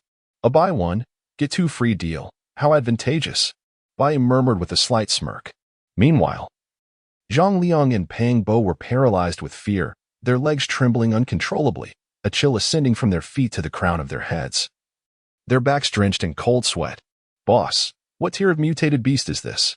Pang Bo inquired. The Black Panther is 4th tier, while the other two are third tier. Bai succinctly replied, "It's over." Zheng Liang's face reflected despair. "Boss, let us run." Pang Bo quivered. Before Bai could respond, Zheng Liang interjected, "Can we even escape?" Pang Bo shook his head, tears streaming down his face. "I don't want to die yet. You want to perish, so stop wailing." Bai retorted, exasperated. Pang Bo ceased his cries under the reprimand. At that moment, the Black Panther retreated slightly, while the two flower leopards advanced, baring their teeth, expecting the trio to flee. They were taken aback when Bai remained calm, gazing at them with an expression that suggested they were the hunted, as flickers of golden light danced in his eyes. This provoked the three leopards. The two flower leopards crouched slightly, poised to pounce. Bai lowered his head slightly, then smiled. Before the leopards could act, he leaped into their midst, seizing one by the neck with lightning speed, pinning it to the ground. With a crack, the flower leopard's neck shattered in an instant. In the blink of an eye, the Black Panther reacted, lunging toward Bai's neck. "Boss, be careful," Pang Bo shouted. Yet, as the Black Panther closed in, two bolts of purple lightning surged from Bai's eyes, striking the panther's own. With a howl, the Black Panther shut its eyes, its body convulsing as it collapsed onto the brittle leaves. "Encountering me is your misfortune," Bai declared, delivering a punch that obliterated the Black Panther's skull, revealing a fourth-tier crystal core amidst the gore. He then replicated this feat, smashing the skulls of the remaining two flower leopards, which yielded two third-tier crystal cores, all of which he promptly stored within his spatial ring. It was only then that Pang Bo and Zheng Liang regained their senses. Rushing forward to behold the lifeless forms of the leopards, their faces etched with astonishment. "Boss, you killed these third and fourth-tier mutated beasts just like that?" Pang Bo's heart raced as he had initially assumed that Bai possessed at most the strength of a mid-tier third rank. To his astonishment, Bai effortlessly dispatched the three formidable mutated beasts. At that moment, Zheng Liang felt fortunate to have found such a powerful individual to lead them. "Let us head back," Bai announced, rising to collect the three leopards into his spatial ring. The trio returned to the stone house, where Bai retrieved a spotted leopard from his space and threw it onto the ground. "Handle this appropriately." "Yes, boss. We'll call you once we're done." Pang Bo replied hastily. Bai ascended to the second floor, selected a room, then entered and closed the door. He took out the crystal cores he had just acquired, two third-tier cores and one fourth-tier core. "This should suffice," he murmured to himself. Having already reached the pinnacle of the fifth tier, he was merely a step away from the sixth. During this time, he had slain numerous zombies and mutated beasts, absorbing a considerable number of crystal cores. With these additions, the likelihood of his breakthrough to the sixth tier was significantly enhanced. Chapter 108. A sense of crisis. Bai immediately absorbed all the crystal cores before him. In the next moment, an overwhelming aura surged from his body. Fortunately, Yi Zixiao had previously taught him how to contain his energy, so the room was merely stirred by a gust of wind, causing the furniture to rattle. "I have finally reached the sixth tier," Bai murmured, his face lighting up as he gazed at the purple gemstone ring adorning his hand. "Master, I will not let you down." Since the days when he was but a nascent intellect as a mutated beast, he had followed Yi Zixiao, considering him his one and only master for life. In the following days, Bai frequently took Pang Bo and the others out to hunt zombies or mutated beasts for crystal cores. While mutated plants were also present, they were a rare find. Bai chose not to have the two of them turn over their crystal cores just yet, intending for them to enhance their strength first, so they could later procure higher-tier cores for him. Meanwhile, in the supermarket, Lan Wanwan and Ling Liyuan were enjoying coffee on the fourth floor. In recent days, Ling Liyuan had been visiting Lan Wanwan almost daily, and their rapport had grown significantly. Lan Wanwan had informed Ling Liyuan that the energy-enhancing coffee available on the fourth floor would bolster their abilities, prompting them to indulge in this coffee for 2 consecutive days. Albeit the mid-tier variety priced at 10,000 per cup, Ling Liyuan's abilities had risen to the mid-third tier, and he now felt more confident in capturing Ling Lichu and reclaiming the Ling family. Recently, Ling Lichu had not returned to the supermarket, as he was investigating the mysterious disappearance of high-level zombies. "Wan, you must believe in me. I will not let you down. You will no longer have to endure this wandering life." Ling Liyuan suddenly grasped Lan Wanwan's hand. Instinctively, she sought to withdraw, But upon meeting Ling Liyuan's resolute gaze, she relented. She truly wished to escape her current circumstances and wanted Ling Lichu to feel regret. Seeing Lan Wanwan no longer resist, Ling Liyuan felt a surge of joy and quickly said, "Wanwan, come, I will take you to a place." "Where are we going?" Lan Wanwan inquired, puzzled. "You will know once we arrive," Ling Liyuan replied, pulling her hand as they exited the supermarket. Yizishu merely cast a glance at the two, fully aware that Ling Liyuan was not a virtuous individual. However, if Lan Wanwan chose to leap into the fire, he would not meddle. Before long, Ling Liyuan brought Lan Wanwan to the villa where he resided. Zhu Nin was momentarily taken aback upon seeing her son return with a beautiful woman. Lan Wanwan also stood frozen in place. "Mom, this is the Wanwan I mentioned to you," Ling Liyuan introduced. "Wanwan, this is my mother." Hello, Auntie." Lan Wanwan stammered, clearly still processing the situation. "Oh, it's Wanwan. I've been hearing Li Yuan speak of you these days, and seeing you in person today, you were truly stunning." Reminiscent of my youth, Junin smiled, then added, "You two go upstairs to play. I will prepare some delicious treats for Wanwan shortly." "All right," Ling Liyuan said, leading Lan Wanwan upstairs. In the room, two individuals sat upon the bed. Lan Wanwan, somewhat displeased, inquired, "Why have you suddenly brought me to meet your family? Are you not happy? I thought this would help you understand my feelings, that I genuinely wish to be with you. It seems I was too reckless." Ling Liyuan lowered his head, appearing somewhat remorseful. "Let's put this aside for now.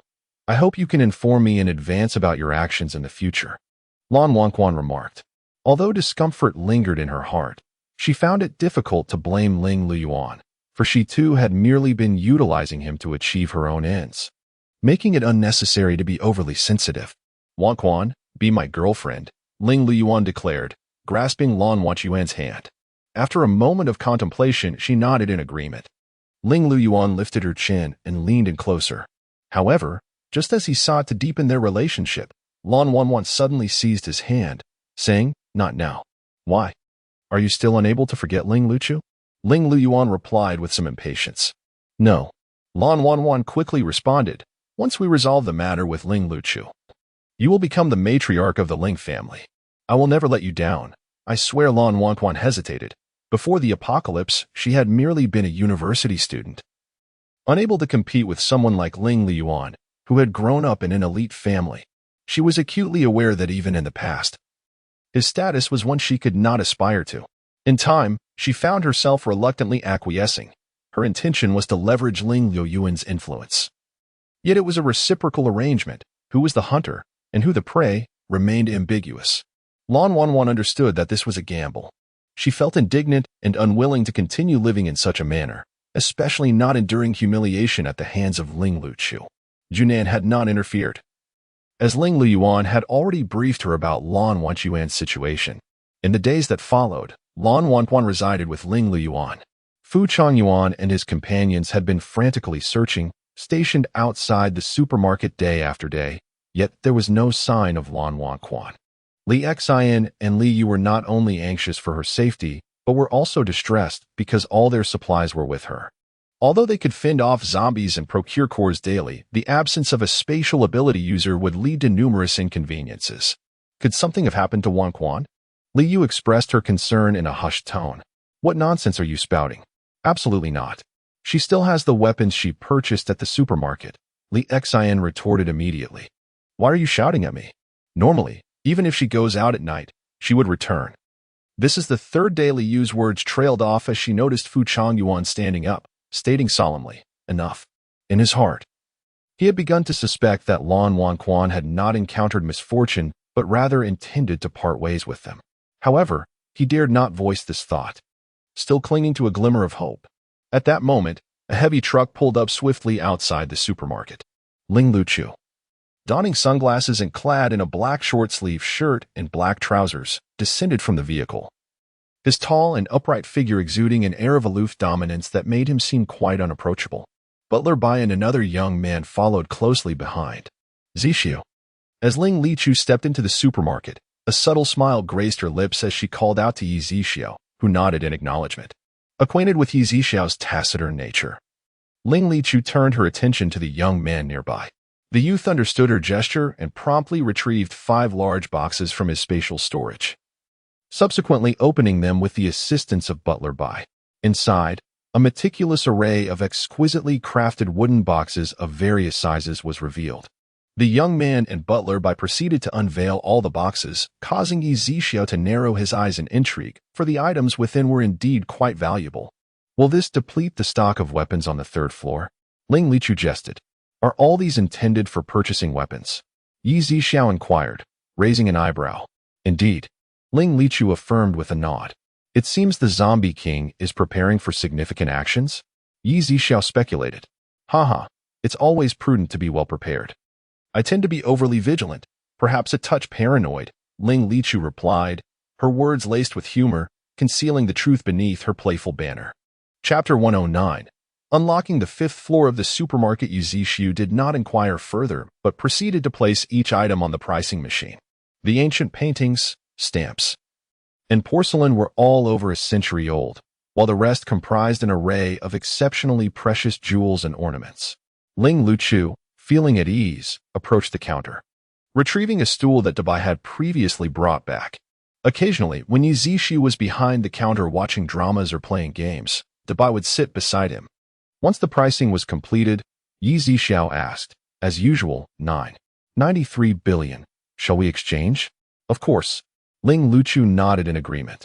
Subsequently, Yi Zixiao ascended to the 3rd floor with the 3 companions, leaving Xingming to guard the supermarket's ground floor.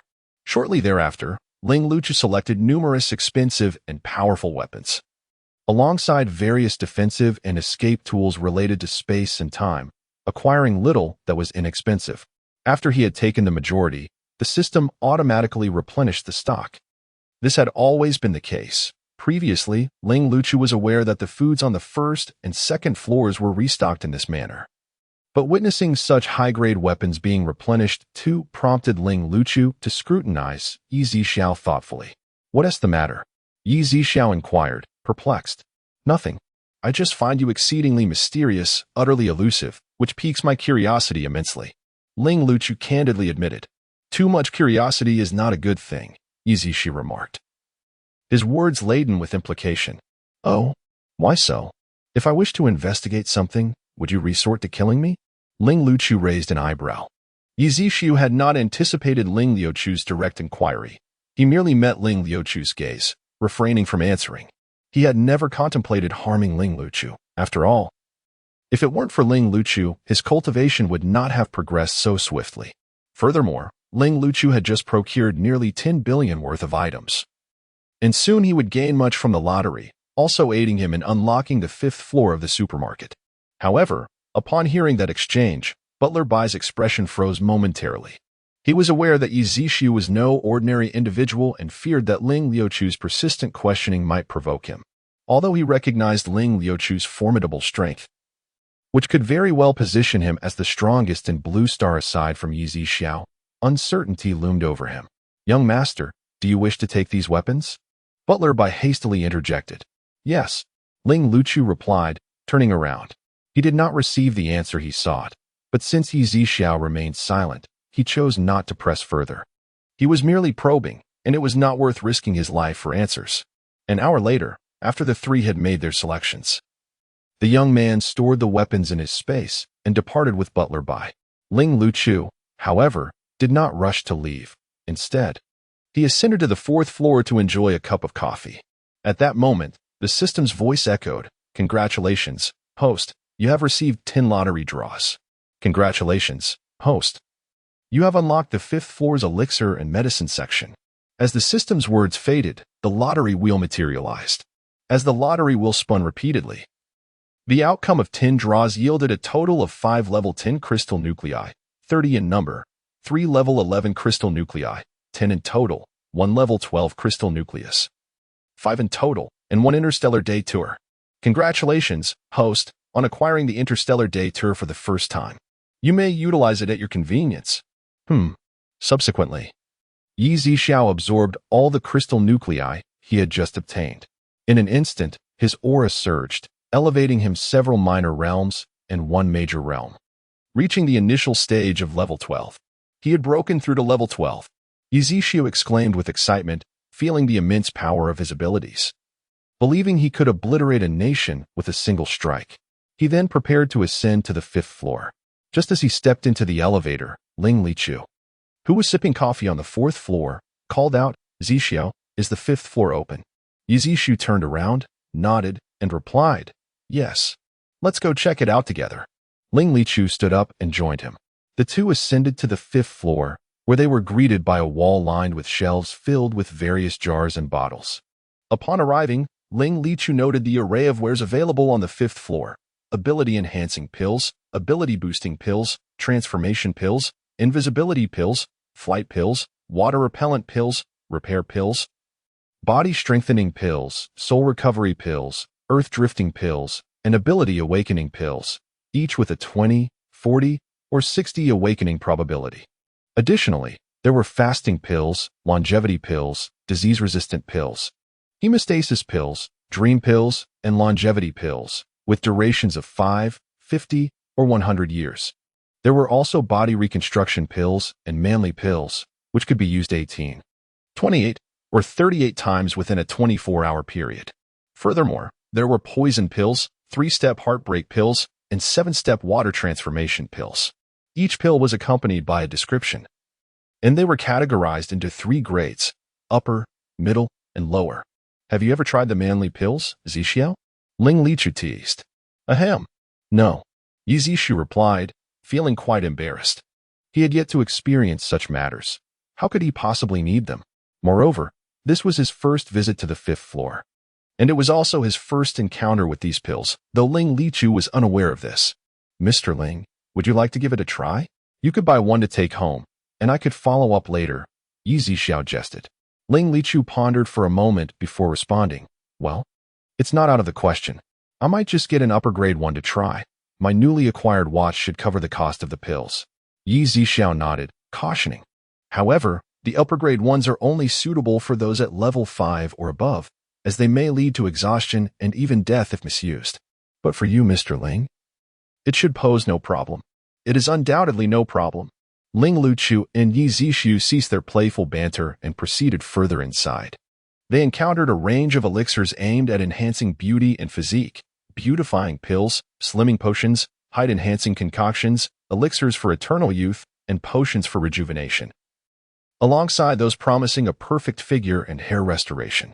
Additionally, there were fragrant pills that, once ingested, would envelop the body in a delightful aroma, with scents that could linger for a day to an entire month.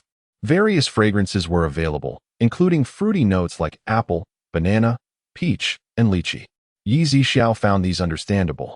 But the durian scent was another matter. While palatable when consumed, the thought of emitting that aroma continuously was, well, perhaps it would be better to consider other floral fragrances instead: rose, jasmine, gardenia, osmanthus, lily, rosebush, night-blooming jasmine, magnolia, agarwood, sandalwood, and cypress, among others.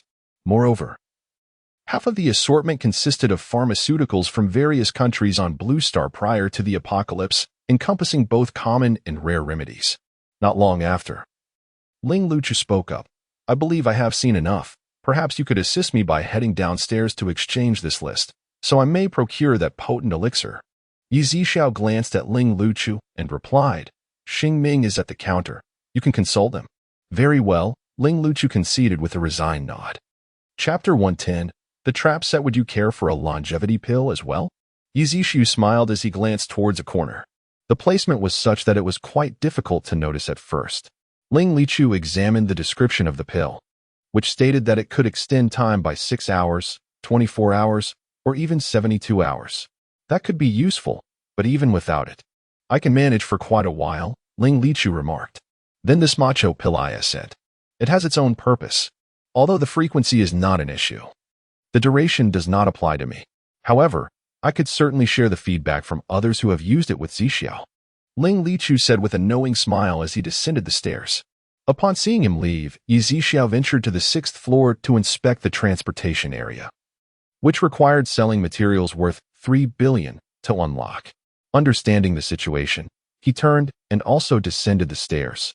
At that moment, Ling Lichu's watch displayed a value of 3 35 million as he ascended to the 5th floor again, purchasing the 2 types of pills for only 2 million. While acquiring some other inexpensive medicinal pills with the remainder, Ling Lichu descended with the pills in hand, finding Yi Zixu already seated behind the counter. He waved the longevity pill in front of Yi Zixu with a grin, saying, "Your supermarket is truly a treasure trove." Just as Ling Lichu was about to store the pills away, Fu Changyuan and his companions entered the supermarket. He hesitated for a moment before addressing Ling Lichu. "Hello, Mr. Ling. I wonder if you have seen Wanwan?" "Who?" Ling Lichu replied, having completely forgotten about Lan Wanwan, not having paid her any heed. "The girl from our team. We had coffee on the 4th floor not long ago," Fu Changyuan reiterated. "Oh, I don't know her. You must have the wrong person," Ling Lichu answered nonchalantly. "Then you must know a man who bears some resemblance to you?" Fu Changyuan pressed further. "Not familiar. Their matters do not concern me," Ling Lichu stated, avoiding eye contact as he nodded to Yi Zixiao and exited the supermarket. Fu Changyuan and his companions appeared dejected, like wilted plants. Subsequently, Fu Changyuan exchanged a level 1 crystal core for a pack of cigarettes and a lighter, then squatted beneath a large tree across from the supermarket. Li Xian and Li Yu sensed Fu Changyuan's distress and stood silently beside him. Although Li Xian had feelings for Lan Wanwan, they were not as profound as Fu Changyuan's. Cough, cough, cough. Fu Changyuan, having never smoked before, took a deep drag, choking and coughing, yet continued to smoke one after another. After 5 or 6 cigarettes, Li Xian could no longer tolerate it and, sensing the situation, seized Fu Changyuan's hand, asking, "Do you know where Lan Wanwan has gone?" Fu Changyuan pulled away, stepping back 2 paces and in a daze, turned to head back to the villa. But just as he turned, he saw Lan Wanwan and Ling Lichuanyuan walking hand in hand towards the supermarket. "Wanwan." Li Xian and Li Yu both exclaimed in shock, their faces reflecting disbelief. At that moment, Fu Changyuan strode forward, pointing at Lan Wanwan with fury. "Do you have any idea how worried we've been searching for you all these days? We have tirelessly searched for you for several days. I never asked you to look for me. I have long stated that we are adults, each with our own freedom." Lan Wanwan spoke with a calm demeanor. "Do not forget that you are also a member of our team. You should communicate before taking action," Fu Changyuan said in a solemn tone. "Indeed, Wanwan, no matter what, we are still a team, and all our supplies are in your space." Li Yu expressed her dissatisfaction as well. For so long, Lan Wanwan has been revered by many, yet now, in this apocalypse, she remains willful and entirely disregards others. Li Yu's discontent towards her was growing. "Wanwan, who is this person? Have you been with him these days?" Li Xian inquired. "I am Wanwan's boyfriend and fiancé. Henceforth, Wanwan will no longer be part of your team," Ling Luyuan declared. "Lan Wanwan, do you agree with what he said? Just because you invited me to join you to confront Ling Luchu a few days ago, I did not acquiesce," Fu Changyuan asked with a heavy heart. Li Xian and Li Yu were bewildered. They were unaware that just days prior, Lan Wanwan had intended for Fu Changyuan to join them in helping Ling Luyuan reclaim his position as head of the family, and even hoped he could persuade Li Yu and Li Xian. But Fu Changyuan had firmly declined. "Say what you wish." Lan Wanwan did not wish to continue the conversation. "Leave," Ling Luyuan reprimanded. "Are you still the Lan Wanwan I once knew?" Fu Changyuan felt a pang in his heart. "No, you may consider that you have never known me." As Lan Wanwan spoke, she took out their belongings and approximately 75 of the supplies from her space. "These belong to you. From this point forward, we owe each other nothing. Wanwan, what has happened to you? What is going on?" Li Xian asked, utterly perplexed. "I no longer wish to live this way. Constantly battling zombies and mutated beasts, living in fear.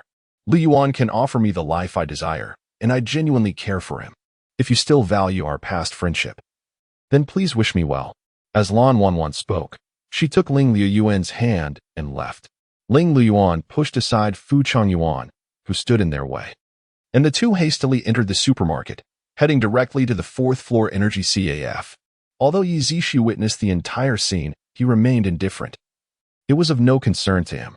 Outside, Fu Changyuan stood with red-rimmed eyes, lost and wandering the street.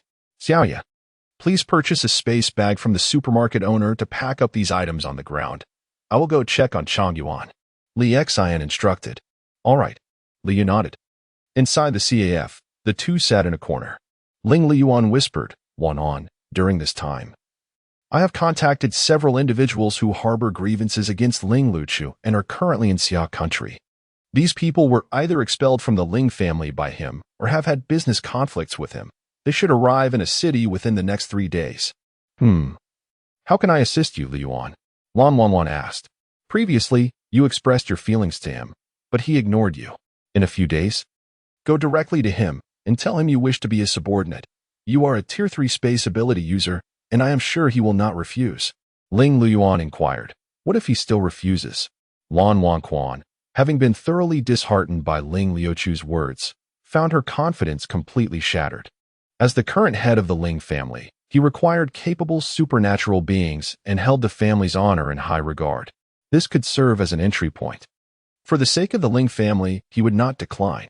After all, it was merely a matter of being a subordinate, not a spouse. Well, I shall give it a try, Lan Wanquan declared. At that time, you must devise a way to lure him into the trap we have set for him. If he remains steadfast and unyielding, I have a second plan. Ling Liyuan's eyes narrowed, as though he could already envision Ling Luchu kneeling before him, begging for mercy, weeping profusely. All right, Lan Wanwan responded. As for what the second plan entailed, Ling Liyuan did not disclose, nor did she inquire.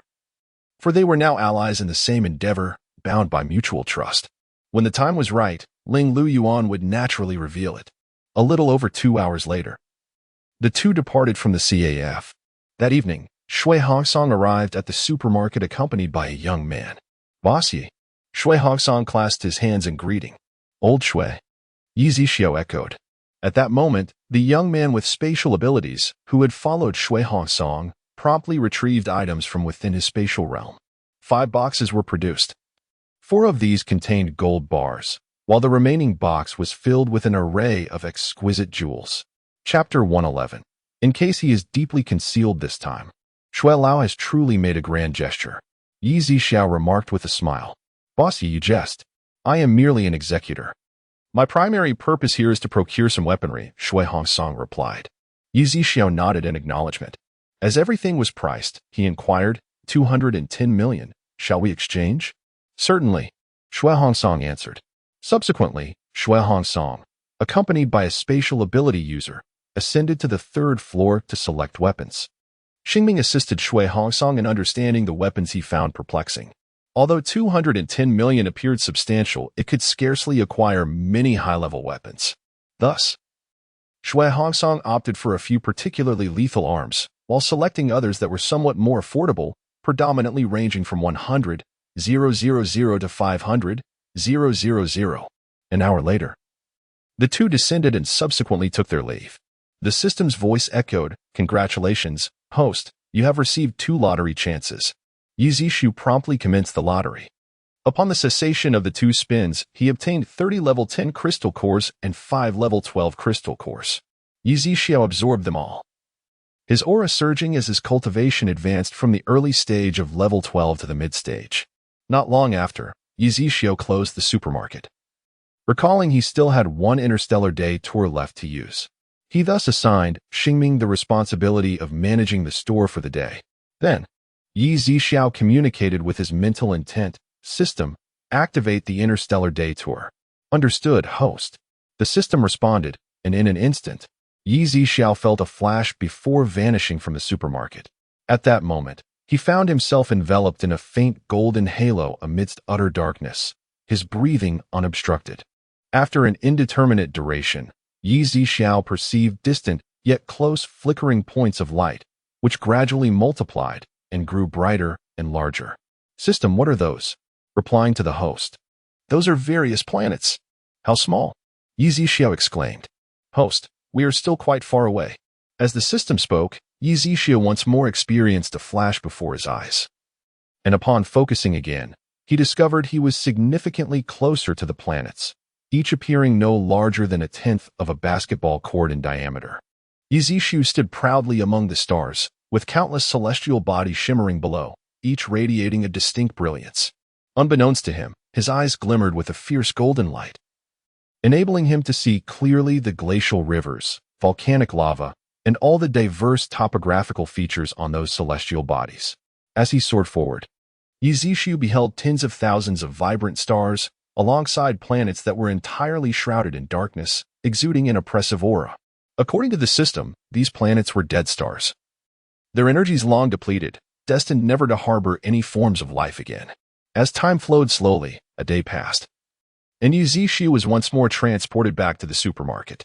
3 days later, in the villa where Ling Liyuan resided, in the living room sat several middle-aged men alongside Ling Tian and Lan Wanwan, all of whom possessed awakened abilities. Outside in the garden, dozens of bodyguards clad in black were present, the majority of whom also wielded extraordinary powers. These middle-aged gentlemen were once prominent figures, for only those of considerable standing could bear a grudge against Ling Tianshu. Naturally, Ling Tian would not summon those lacking abilities or insufficient strength to confront Ling Tianshu.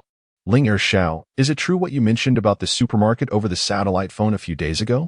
One middle-aged man inquired, prompting the others to gaze at Ling Tian, their expressions filled with curiosity. Absolutely, Ling Tian affirmed, casting a meaningful glance at Lan Wanwan. She promptly moved to the kitchen and retrieved a spatial bag filled with an array of exceptionally fresh fruits and vegetables. The eyes of all present narrowed in astonishment. Despite their formidable powers, it had been months since they had laid eyes on such fresh produce, let alone tasted it. Ling Tian observed their reactions keenly and, with a subtle gesture, signaled Lan Wanwan to distribute the fruits among them. As they held the fruits in their hands, a mixture of emotions flooded their hearts. How different their sentiments were now compared to the days before the apocalypse, when such items were commonplace. Go ahead and eat.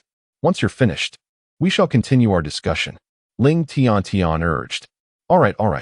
The group nodded in agreement, and soon they were engrossed in consuming the fruits, initially devouring them hastily before savoring each bite, their hearts heavy with emotion.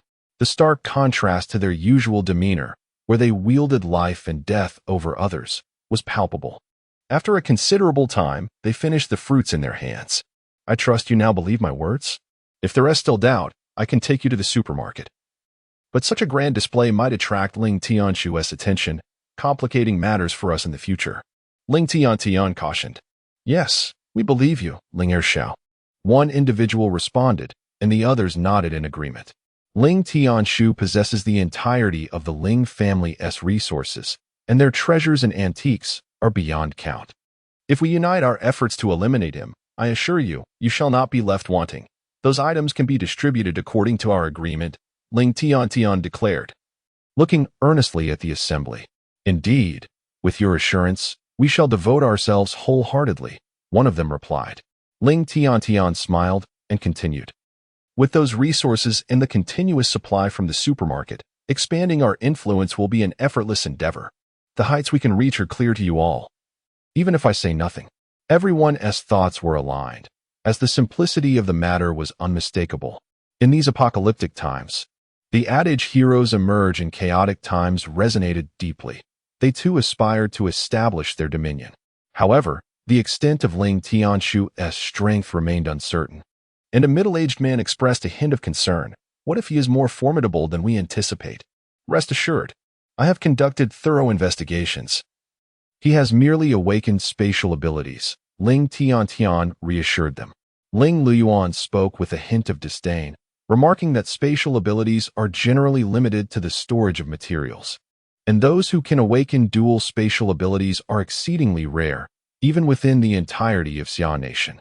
Chapter 112. The hatred grows ever stronger. To what extent has Ling Liuchu's spatial abilities developed? One inquired.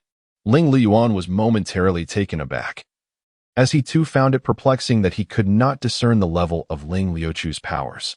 However, he did not dwell on it for long and responded, though I cannot see it, it must be due to some treasure within our family that conceals his abilities. The Ling family had a lineage spanning several centuries, with an abundance of rare and extraordinary treasures in their vault, not to mention a hidden treasury. Everyone exchanged glances, remaining silent. Noticing the change in expressions, Ling Liyuan continued. I am currently at the late stage of the 3rd rank, and yet I cannot perceive his abilities level. It is unlikely that he has reached the 4th or 5th ranks. Furthermore, spatial abilities lack practical combat efficacy, so you need not worry. Just as Lan Wangquan, who now stood at the pinnacle of the 3rd rank, would find herself no match for Ling Luyuan, who was merely at the late 3rd rank. The others contemplated and nodded in agreement. They believed that even if Ling Luchu were a 4th-rank spatial ability user, they would easily subdue him. 4th-rank ability users were exceedingly rare, let alone those of the 5th rank. Generally, those who reached beyond the 4th rank were individuals of power and influence. Although Ling Luchu possessed some degree of authority, they could not fathom him being of the 5th rank or higher. Most ordinary ability users remained within the 1st to 3rd ranks, unless they were truly exceptionally gifted, powerful, and fortunate. Even those present were merely at the mid-3rd to early 4th ranks. They had long heard rumors of the Ling family's vast treasure, so the notion of items concealing abilities was not particularly surprising. Moreover, a significant portion of their willingness to participate this time stemmed from the allure of this treasure, which was rumored to contain artifacts that could bestow immortality. "Is there no dissent among you?" Ling Liyuan inquired. Everyone exchanged glances once more and then nodded in agreement. Observing this, Ling Luyuan promptly shared his plans with them. "Very well, since young Master Ling has arranged matters, we shall certainly cooperate." "Indeed," Ling Luyuan replied with a nod. "Then we shall take our leave." With that, everyone rose to depart, their eyes lingering on the pouch upon the table as they exited. Ling Luyuan smiled faintly, a glimmer of ruthlessness flickering in his gaze. Today, Lan Wangquan felt a sense of reassurance as she witnessed Ling Luyuan gather so many ability users. She believed that before long, she would become the rightful matriarch of the Ling family. Meanwhile, on a solitary island abroad, the Moonshackle's godlord spoke. "Many of those we dispatched have perished in recent days." A man with deep-set eyes knelt before him. "Speak. What transpired?" Moonshackles demanded. After all, those who captured high-ranking ability users, mutated beasts, and zombies were individuals he had nurtured. Each possessed considerable strength, making mass casualties in a short span implausible. "Your Excellency, I am uncertain of the details. However, they were all armed, and those weapons appear not to belong to Blue Star," the man replied candidly. Moonshackles regarded the kneeling man with a scrutinizing gaze, clearly unconvinced. The deity swiftly retrieved a photograph, presenting it with both hands. With a mere wave of his hand, the image was instantly before him, arranged in a neat line. The expression on Yu Jia's face shifted to one of surprise, followed by deep contemplation. In this era, Blue Star had yet to attain even a first-level civilization. How could such weapons exist? Could it be that other extraterrestrial civilizations had also arrived on Blue Star? Yu Jia murmured to himself, his brow furrowed. During his journey to Blue Star, the spacecraft had encountered turbulent spatial currents, resulting in not only damage to the ship's components but also injuries to himself. This necessitated his urgent need to recruit individuals with extraordinary abilities to provide him with energy. Otherwise, he would not be confined within this iron fortress. His strength had yet to be restored, and if a higher extraterrestrial civilization truly emerged, it would pose significant challenges. "Mu Qing, venture outside to investigate the matter," Yu Jia commanded. "Understood, my lord," Mu Qing replied respectfully, subsequently transforming into a stream of silver liquid and swiftly disappearing into the void beyond the steel barrier. 2 days later, Ling Lichu was enjoying his coffee at the supermarket as usual. Although the effects of the coffee enhancing his abilities had diminished considerably, it still held some potency, equivalent to a 4th-level crystal core for him. In recent days, he had parked his RV approximately 200 meters from the supermarket for convenience. Since he had gone out in the late afternoon, he only emerged from the store as dusk fell, around 7 in the evening. As he approached his RV, preparing to enter, a voice called out from a distance. "Mr. Ling." Turning, Ling Lichu saw Lan Wanwei jogging towards him from across the road. "Mr. Ling, may I speak with you?" she inquired. Ling Lichu regarded her with disdain. "Speak your mind. I wish to become your subordinate," Lan Wanwei declared. "Oh," Ling Lichu replied with a cold smile. "I have already parted ways with my team and stand alone now. If Mr. Ling would be willing to take me in, I assure you I harbor no ulterior motives. I simply wish to serve you in the future." Lan Wanwei spoke with unwavering determination in her eyes. "On what grounds do you believe I would agree?" Ling Lichu asked. The Ling family holds a prominent position on Blue Star, with numerous enemies. To ensure the continuation of the Ling legacy, a fair number of extraordinary individuals are necessary. Given the scarcity of spatial ability users, I trust Mr. Ling would not refuse my inclusion. Humph, you overestimate yourself. I decline. You may leave. Ling Lichu stated bluntly. Lan Wanwo was taken aback. As neither she nor Ling Lichu Yuan could have fathomed that Ling Lichu was now the sovereign of all zombies on Blue Star. A mere third-level spatial ability, user posing no threat to him whatsoever. Why? Is it because I once confessed my feelings to you? Lan Wanyue asked, her voice tinged with discontent. You hold yourself in far too high regard. Neither you nor your abilities possess any allure for me. Ling Lichu's gaze unmistakably conveyed his aversion. Lan Wanquan observed intently, her heart swelling with an ever-deepening resentment. Just as Ling Lingchu was about to turn and enter his vehicle, Lan Wanwan retrieved a white handkerchief from her attire, one corner delicately embroidered with a camellia blossom. Mr. Ling, I trust you are familiar with this item? Lan Wanchuan's demeanor shifted, revealing an air of haughty superiority. Chapter 113. Possessing skills. Ling Lichu cast a downward glance at the handkerchief clutched in Lan Wanyuan's hand, his gaze turning instantly frigid before momentarily returning to its usual demeanor. He mused to himself, if you wish to engage in this game, I shall oblige. The ownership of this item is perhaps a matter that requires no elaboration. A sly smile played upon Lan Wanyuan's lips as she inquired, What have you done to Butler Bai? Do you wish to know, Mr. Ling? Just a moment ago, you seemed rather invincible. It is said that Butler Bai has cared for you since your youth. Your reliance on him is no less than that on your own parents. She laughed heartily. Did Ling Li Yuan send you? Ling Lichu asked. You possess keen insight, Mr. Ling. If you wish to discover Butler Bai's current whereabouts, simply follow me. Very well. Ling Lichu answered without hesitation. Are you not afraid of going and not returning? Lan Wanyuan asked playfully. Fear or lack thereof, what difference does it make? Should you behave obediently in the future and set aside that haughty demeanor, I might just ensure that both you and Butler Bai can continue to live well, she proposed. Agreed. However, I must first see Butler Bai, Ling Lichu replied.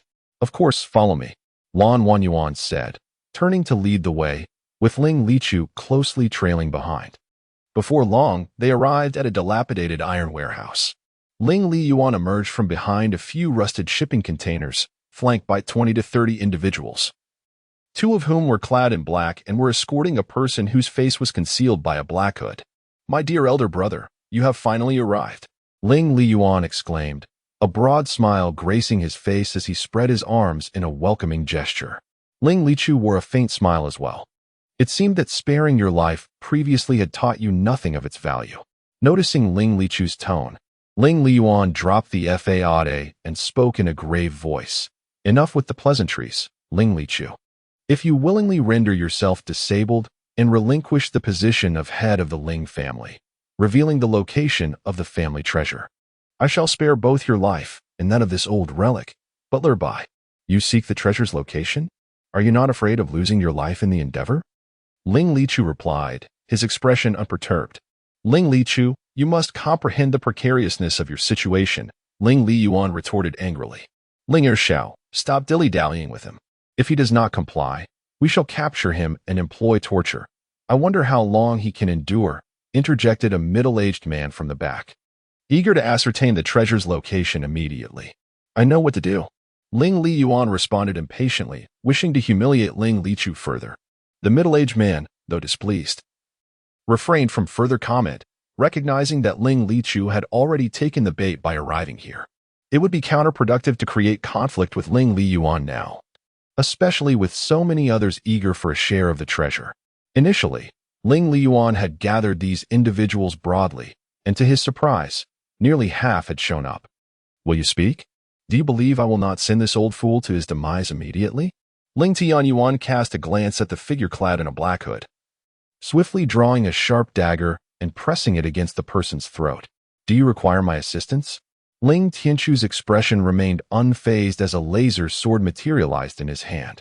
Before the onlookers could comprehend the situation, a flash of white light sliced through the air, severing the black hood in two. Revealing the identity of the individual beneath, a person with a physique reminiscent of the White Butler. At that moment, the man's eyes widened in shock, blood streaming down from his forehead before he collapsed with a thud. "How did you know?" Ling Tianyuan questioned, bewilderment etched on his face, as he suddenly turned his gaze towards Lan Wanan. "Was it you?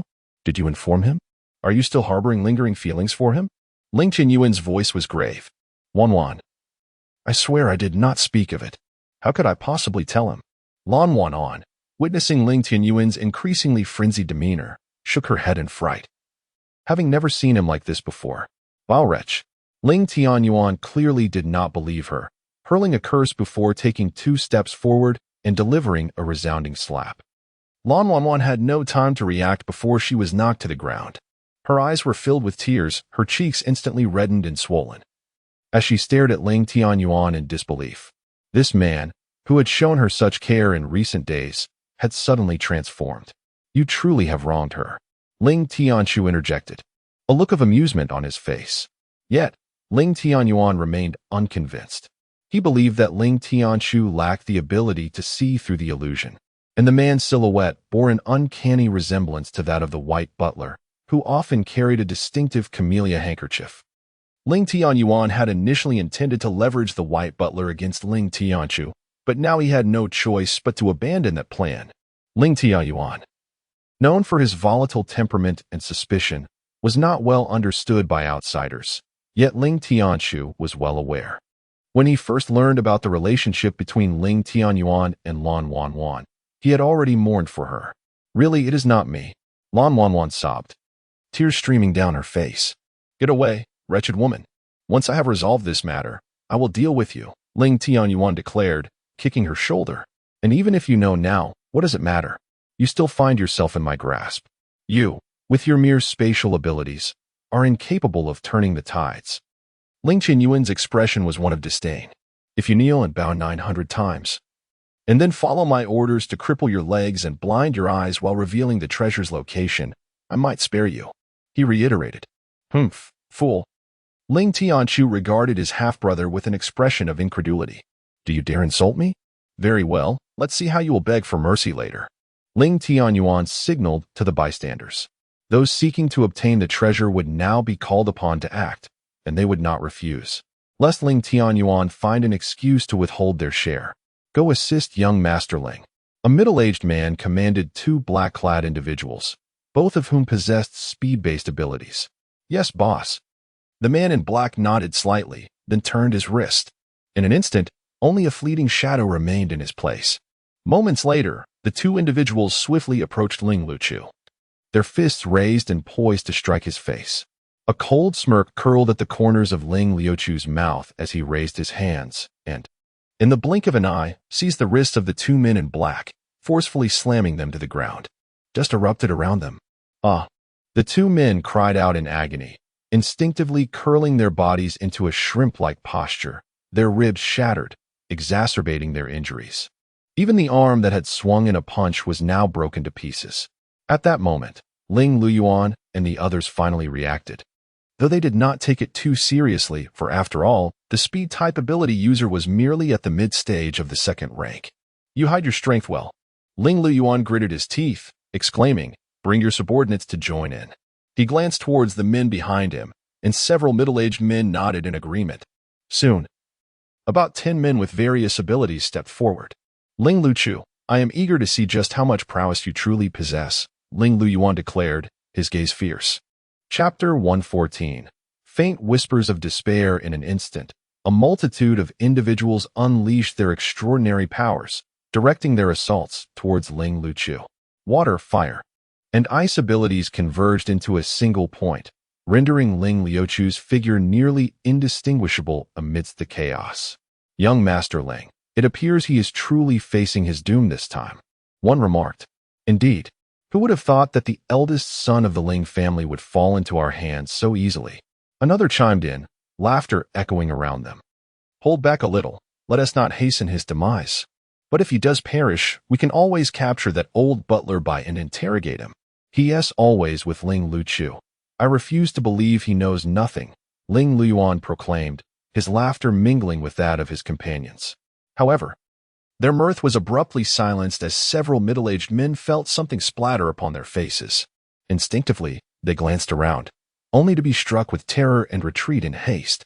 5 of the 8 men had met a gruesome fate, their blood the very liquid that now adorned their visages.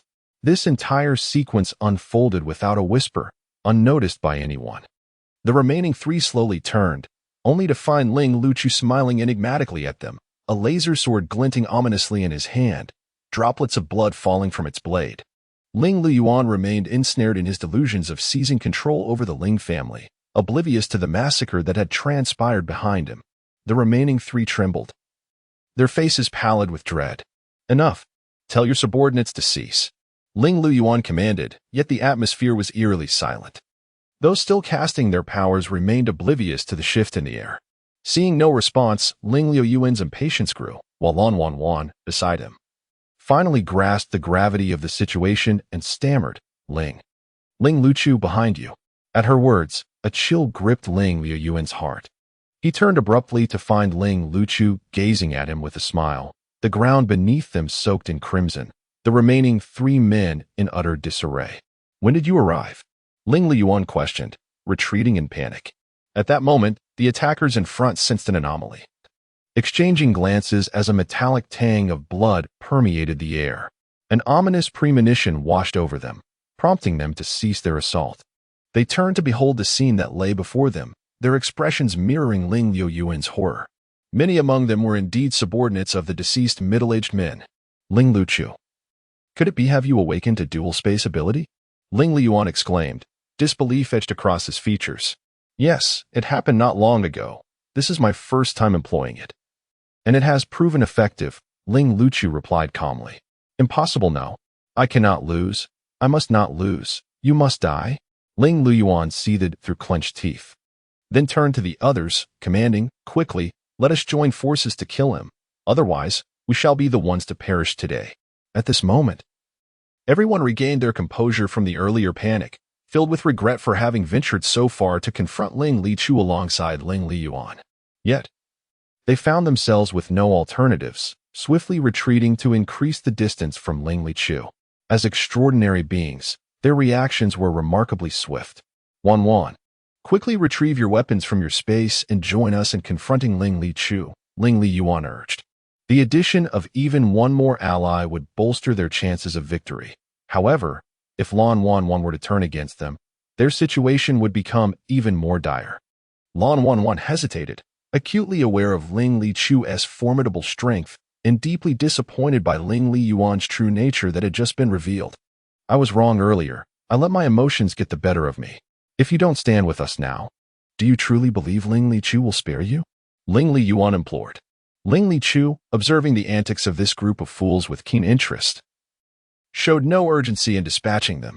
After a prolonged moment of indecision, Lan Wanwan finally stood up and hastened to Ling Liyuan's side. Ling Lichu. We are nearly 20 strong now, while you stand alone. Do you still consider yourself our match?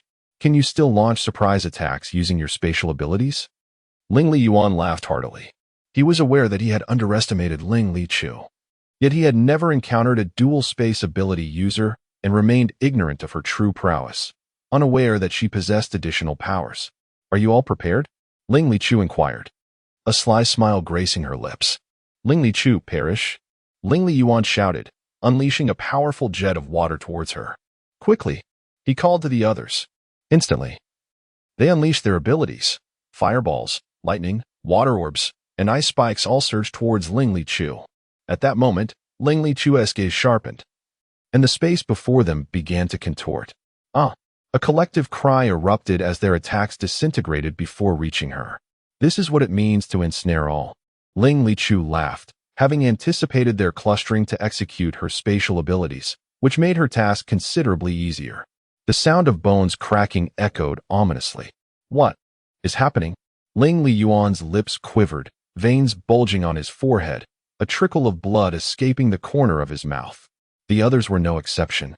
Each face contorted in agony. Ling Lichu continued to compress the space, causing their faces to flush crimson. Mr. Ling, I was blind to your true worth. I implore you, spare my life. A middle-aged man trembled, his voice quavering. Humph. Ling Lichu merely scoffed, disregarding him, yet she did not hasten their demise. This spatial compression allowed them to gradually experience the excruciating pressure on every inch of their bones and flesh, a torment no one could endure. Indeed, the next moment, Lan Wanwan was on the verge of fainting, her voice barely audible as she pleaded, "Just kill me. Grant me a swift end.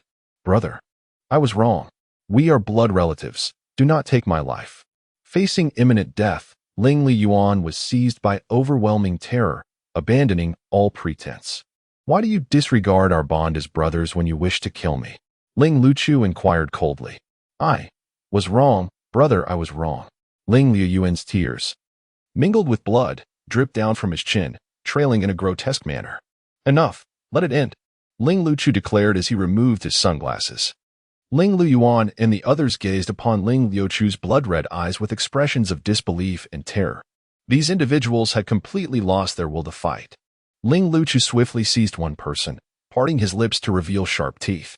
With a sickening crunch, the sound of bone and flesh shattering echoed as the middle-aged man, face contorted with horror, could only emit a faint, pitiful wail.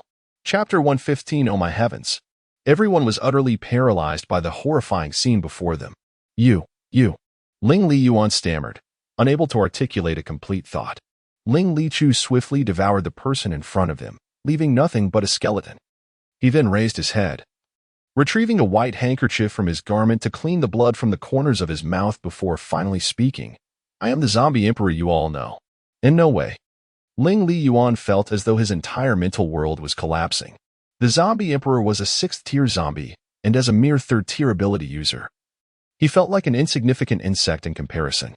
Lan Wanchuan's eyes widened in realization as she recalled Ling Lichu's striking blue eyes when they first met, now transformed to a vivid red, and a bitter smile crept upon her lips.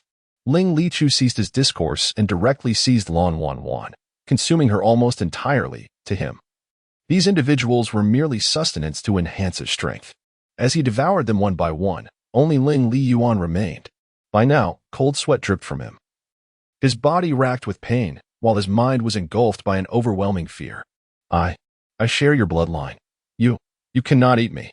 If you consume me, my father in the netherworld will never forgive you," Ling Liyuan implored anxiously. "Of course, I won't eat you. However, I shall not allow you to live," Ling Lichu replied, raising his palm and squeezing forcefully. The space around Ling Liyuan compressed violently, akin to the process of making soy milk, separating flesh from blood, leaving no time for a scream to escape his lips. Ling Lichu cast a fleeting glance before turning to depart from the scene. Not long after he left, Fu Changguan arrived at the site. Upon seeing the pool of blood and the torn remnants of Lan Wanchuan's clothing, his eyes instantly moistened. "Wangguan, do you regret this outcome?" he murmured, picking up the blood-stained fabric before leaving in a daze. Meanwhile, Junin waited in the villa with hopeful anticipation for her son to return with Ling Lichu. However, as she lifted her cup for a drink, the handle abruptly broke, causing the cup to crash to the floor with a jarring sound, splattering water everywhere. "What a wretched cup, how unlucky," Junin cursed, not considering any other possibilities. A day passed, and by the following afternoon, 1 o'clock, Junin still had not seen her son Ling Liyuan return, nor had anyone who went to capture Ling Lichu. An ominous premonition surged within her, prompting her to swiftly grab the handgun from her room and leave the villa. Upon reaching the warehouse Ling Liyuan had previously mentioned, she faintly detected a scent of blood emanating from within. As she cautiously stepped inside, she was met with a grotesque sight of blood and mangled flesh on the ground. "Ah!" Junan screamed in terror, recognizing the blood-soaked, tattered clothing that she had given Ling Liyuan just the previous morning. "Liyuan, my son." Junan sank to her knees, despair overwhelming her. Suddenly, the sound of squeaking rodents jolted her awake. Turning to look, she beheld a mutated rat, its colossal form voraciously gnawing on a pile of her son's bloodied flesh. Get away! Get away!" Junan shouted loudly. But the mutated rats continued their relentless gnawing as if oblivious to her presence. With eyes filled with hatred, Junan drew a gun from her clothing and fired at the mutated rats. Bang! Bang! Bang! With a few gunshots, the mutated rats were dispatched, their heads exploding. "Ling Lichu, it was you who killed my son." I will not let you escape. Junan gritted her teeth, her eyes brimming with intense hatred and murderous intent. In the supermarket, Ling Li Chu was selecting some premium beef as Yi Xiao was grilling meat at the entrance. He intended to purchase some to join in the feast. Before long, the two were savoring the exquisite, melt-in-the-mouth beef. Meanwhile, not far behind a large tree, Junan watched Ling Li Chu enjoying his grilled meat, her heart seething with rage as she recalled her son's mangled corpse. The hatred within her reached a zenith. She clutched her gun tightly, slowly raising it to aim at Ling Li Chu. Yi Xiao seemed to sense something amiss. Recalling the numerous tales Ling Li Chu had shared about his family, he murmured, "You certainly have many enemies, though it seems most of them are already dead." Ling Li Chu nodded, having also noticed Zhu Nan's presence. Bang! With the sound of a gunshot, the bullet flew forth. Just as Zhu Nan believed Ling Li Chu was doomed, she suddenly saw the bullet freeze in midair before his head. With a swift motion, Ling Li Chu gestured, sending the bullet back along its original path. Zhu Nan, an ordinary person, could only react too late. An intense pain surged through her forehead before she collapsed to the ground in mere seconds. Ling Li Chu and Yi Xiao did not even glance in her direction, contentedly enjoying their beef. As the temperature dipped to 15 degrees, the cool air made the grilled meat particularly enjoyable. After more than an hour, they finished their meal, and Ling Li Chu assisted in carrying the items into the supermarket kitchen, leaving the cleanup to Xing Ming. Just as they stepped outside, the screech of tires pierced the air. Yi Xiao and Ling Li Chu turned to see 3 modified SUVs halting on the road, tire tracks marking their abrupt stop. At this moment, the window of the front vehicle rolled down, revealing a bald man whose eyes nearly bulged out of his head as he stared at the supermarket. "What the hell? Is this a supermarket?" he exclaimed before swiftly exiting the vehicle. The doors of the 2 following vehicles swung open, and several burly men emerged. "Yuan Biao, what the hell are you doing? Did you want to die with that sudden stop?" The men grumbled. "Are you blind? Look over there." The bald man, Yuan Biao, pointed towards the supermarket. The group's eyes widened in shock. Upon seeing the scene, their exclamations grew louder. At that moment, the rear doors of the 3 vehicles opened, and several tall, curvaceous women clad in tight-fitting outfits stepped out.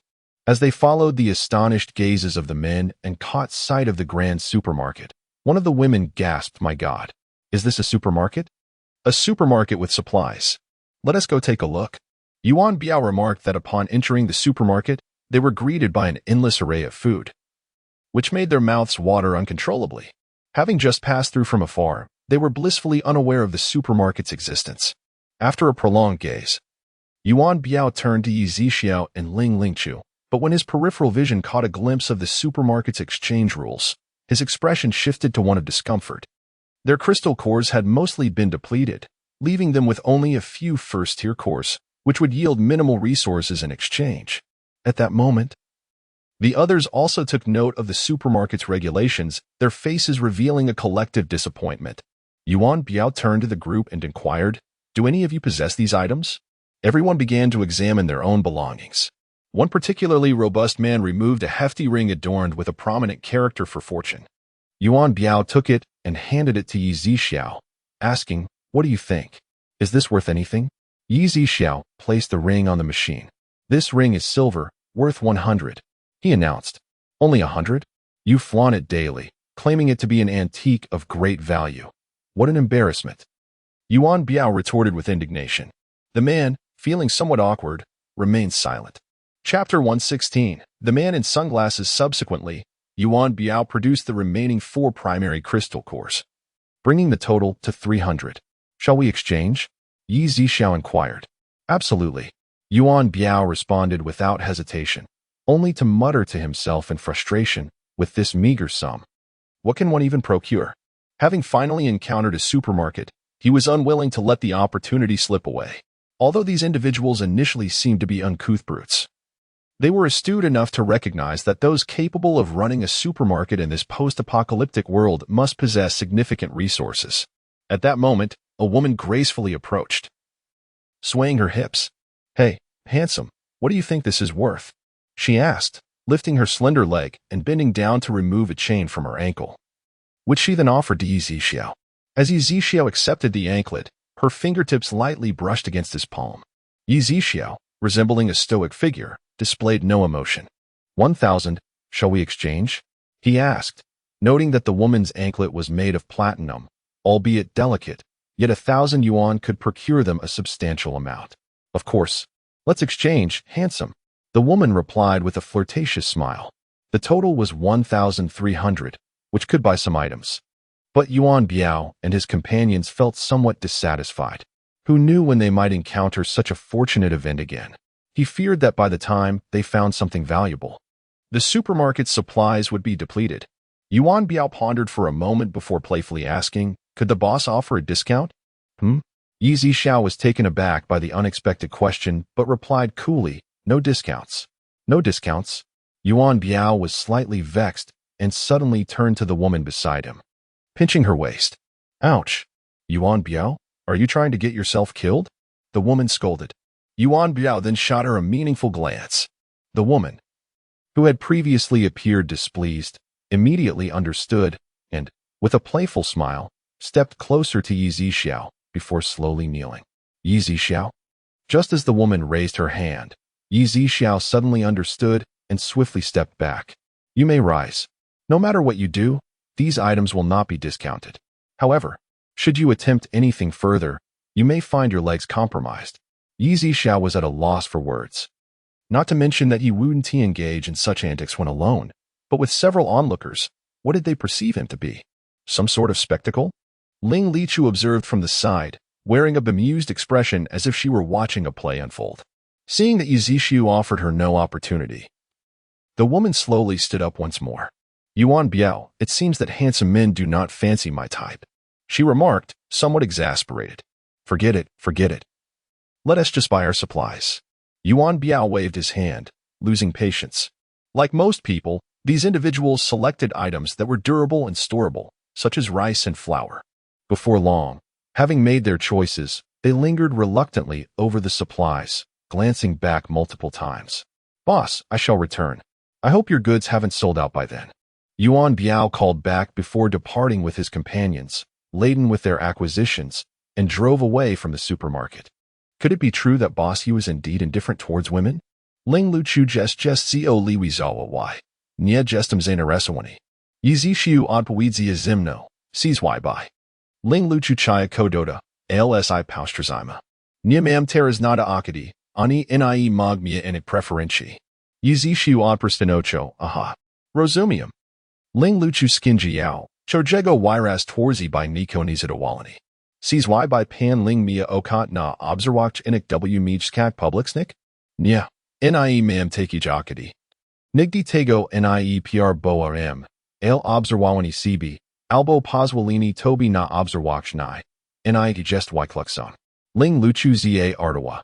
Mos jui. Yi Zixiao nie mia akadi na dals rosmo z Ling Luchu.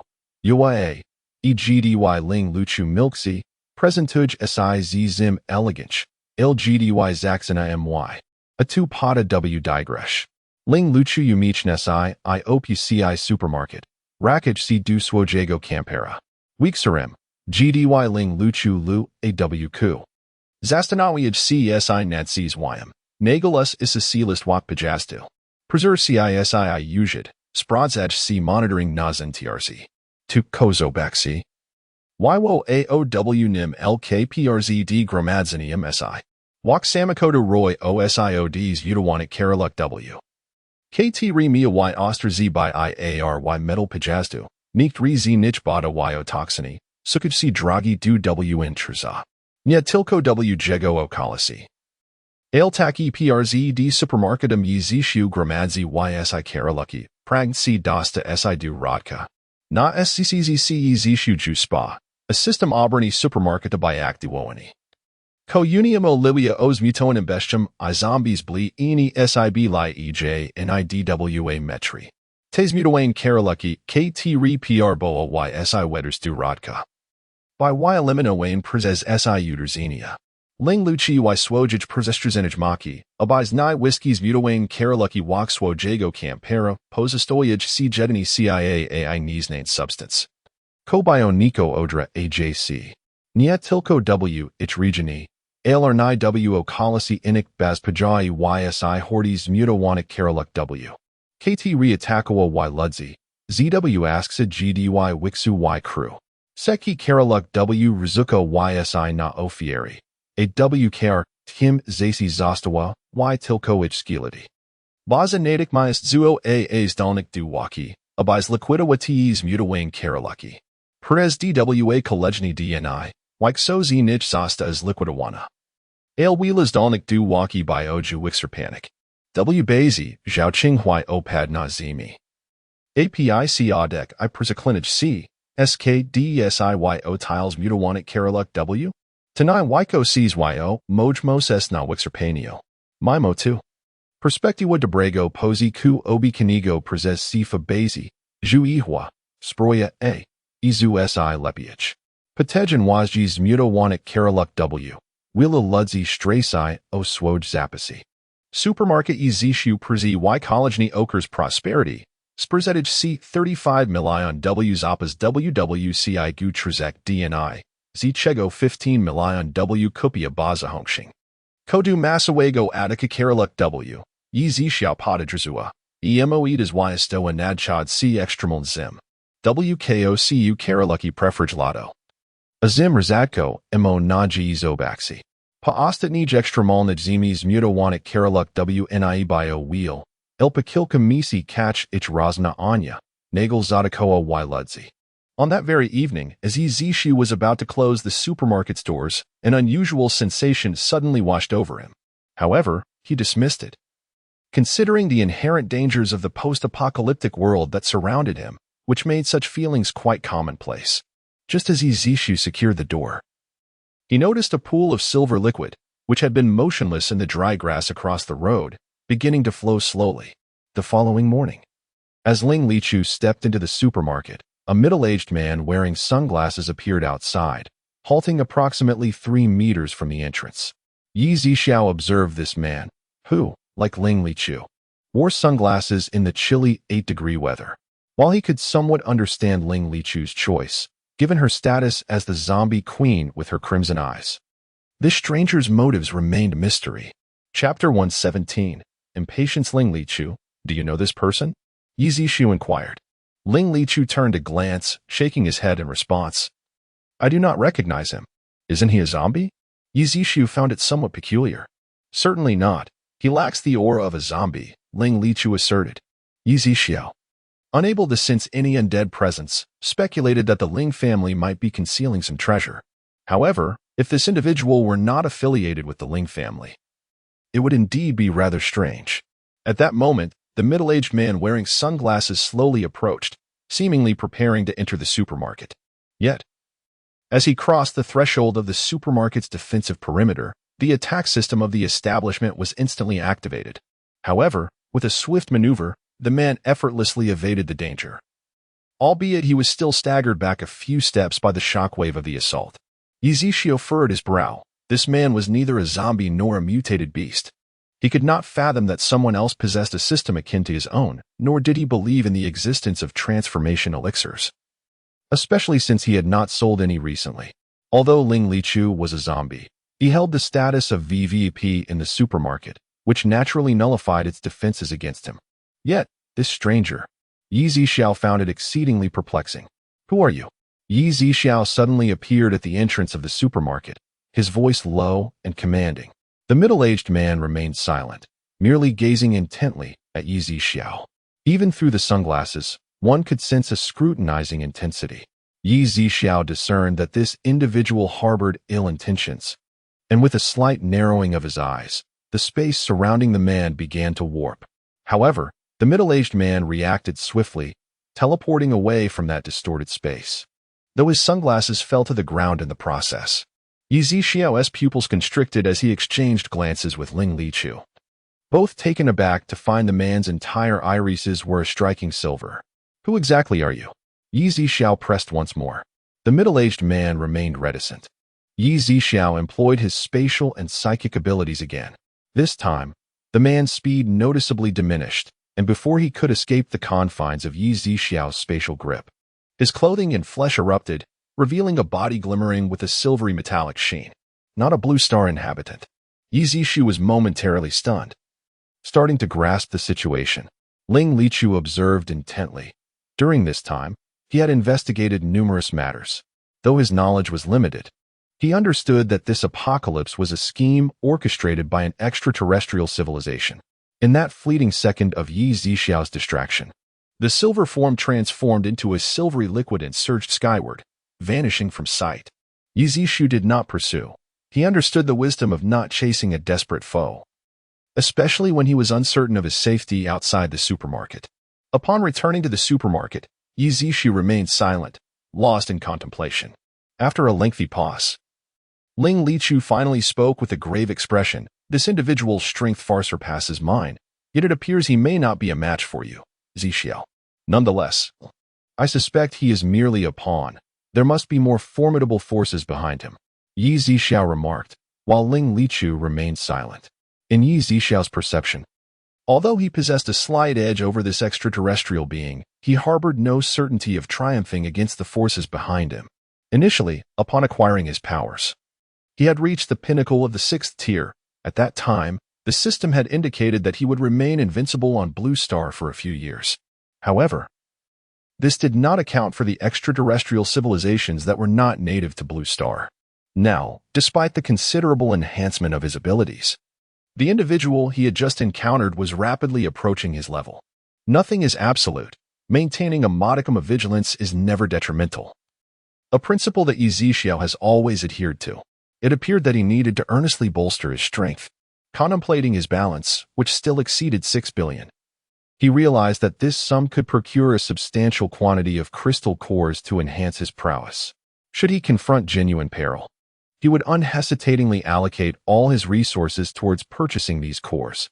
Nevertheless, as long as he remained within the confines of the supermarket, he believed he would be safe. He held great faith in the system's capabilities. Additionally, he possessed 2 spirit enhancement pills, which could elevate his mental abilities to the 15th tier. Yi Zishu surmised that if he were to utilize the enhancement pills against the forces lurking behind him, even if he could not prevail outside the supermarket, he might still have a chance to retreat to safety. The following day, temperatures plummeted to freezing. At 9:30 a.m., a modified camper van came to a halt on the road outside the supermarket. A few familiar figures emerged. Yunnan, along with Deputy Base Chief Yuan Shi and the spatial ability user Fong Cheng. Brother Yi, it's been a while, Yunnan exclaimed, striding purposefully towards the supermarket. Boss Yi, Yuan Shi and Fong Cheng echoed. Although Fong Cheng still appeared somewhat shy, he seemed improved compared to before. Yi Zishu nodded. What brings you all to a city? With the extreme cold approaching, we came to stock up on supplies and also to share something important with you, Yunnan replied. By this time, the trio had already entered the supermarket. What is it? Yi Zishu inquired with curiosity. Brother Yi, do you remember Jinhu from the Tiger Base? Yunnan asked. Yi Zishu nodded in acknowledgement. Yunnan's excitement was palpable as he continued. A few days ago, we unexpectedly discovered a hidden chamber in his bedroom. It took considerable effort to access it, and we found numerous valuable items inside, which I have brought for you today. You should use these items to purchase supplies, Yi Zishu suggested, knowing that without the supermarket system, these items held no value for him. The Tiger Base rightfully belongs to you, Brother Yi. I cannot possibly use these found items to buy supplies, Yunnan insisted, waving his hands dismissively. He believed that Yi Zishu still had an affinity for such items. Otherwise, they would not be tradable for resources in the supermarket. However, he was unaware that Yi Zishu's disinterest stemmed solely from the apocalyptic context. I have already gifted you the Tiger Base, so naturally, the items you found belong to you as well. There is no need for further discussion, Yi Zishu stated with a touch of seriousness. He was in urgent need of enhancing his strength, and he wished for them to swiftly exchange those items for supplies. Yet he could not articulate this sentiment, leaving him inwardly exasperated. Very well. Brother Ye's magnanimity is something I, Yunnan, shall never forget. Fong Qian, take out half of the items. Yunnan did not instruct Fong Qian to remove all valuable possessions, since Yi Zishu showed no interest. He decided to retain some for unforeseen circumstances. Fong Qian nodded, and with a flicker of thought, an array of gold, jade, gemstones, and antique vases appeared upon the counter before him, including exquisite pieces of pastel porcelain, blue and white ceramics, and various bronze artifacts. Yi Zixiao's eyes flickered with surprise. He had not anticipated that even this half would be quite substantial. Just as he began to appraise each item, Yunan suddenly noticed the wall behind them and exclaimed, "Wow, a weapons section, an energy CAF, and a potion area." At that moment, the other two also looked up, exchanged glances, and were eager to explore further. Chapter 118. Endeavors to Forge Connections 210 million. Yi Zixu declared. "Indeed, we shall exchange," Yunan promptly responded, then continued, "Brother Yi, we have yet to explore the other floors. We would like to take a look first." "Very well," Yi Zixiao nodded, and the three from Yunan immediately strode towards the third floor. Upon reaching the third floor, they encountered Xingming at the entrance. "A robot?" Yunan was taken aback. "Yes, esteemed customers, I am Xingming, an employee of the supermarket. Should you have any inquiries, feel free to seek my assistance," Xingming replied. "Very well," Yunan said, continuing onward without hesitation. "So many weapons I have never seen before." Fangcheng exclaimed, astonished, his mouth agape. The other two were equally impressed, feeling as though they had entered an extraterrestrial weapon museum. "Hurry, select some," Yunan urged excitedly. "Oh, right," Fangcheng responded, while Yuanqi adjusted his glasses and began to meticulously choose.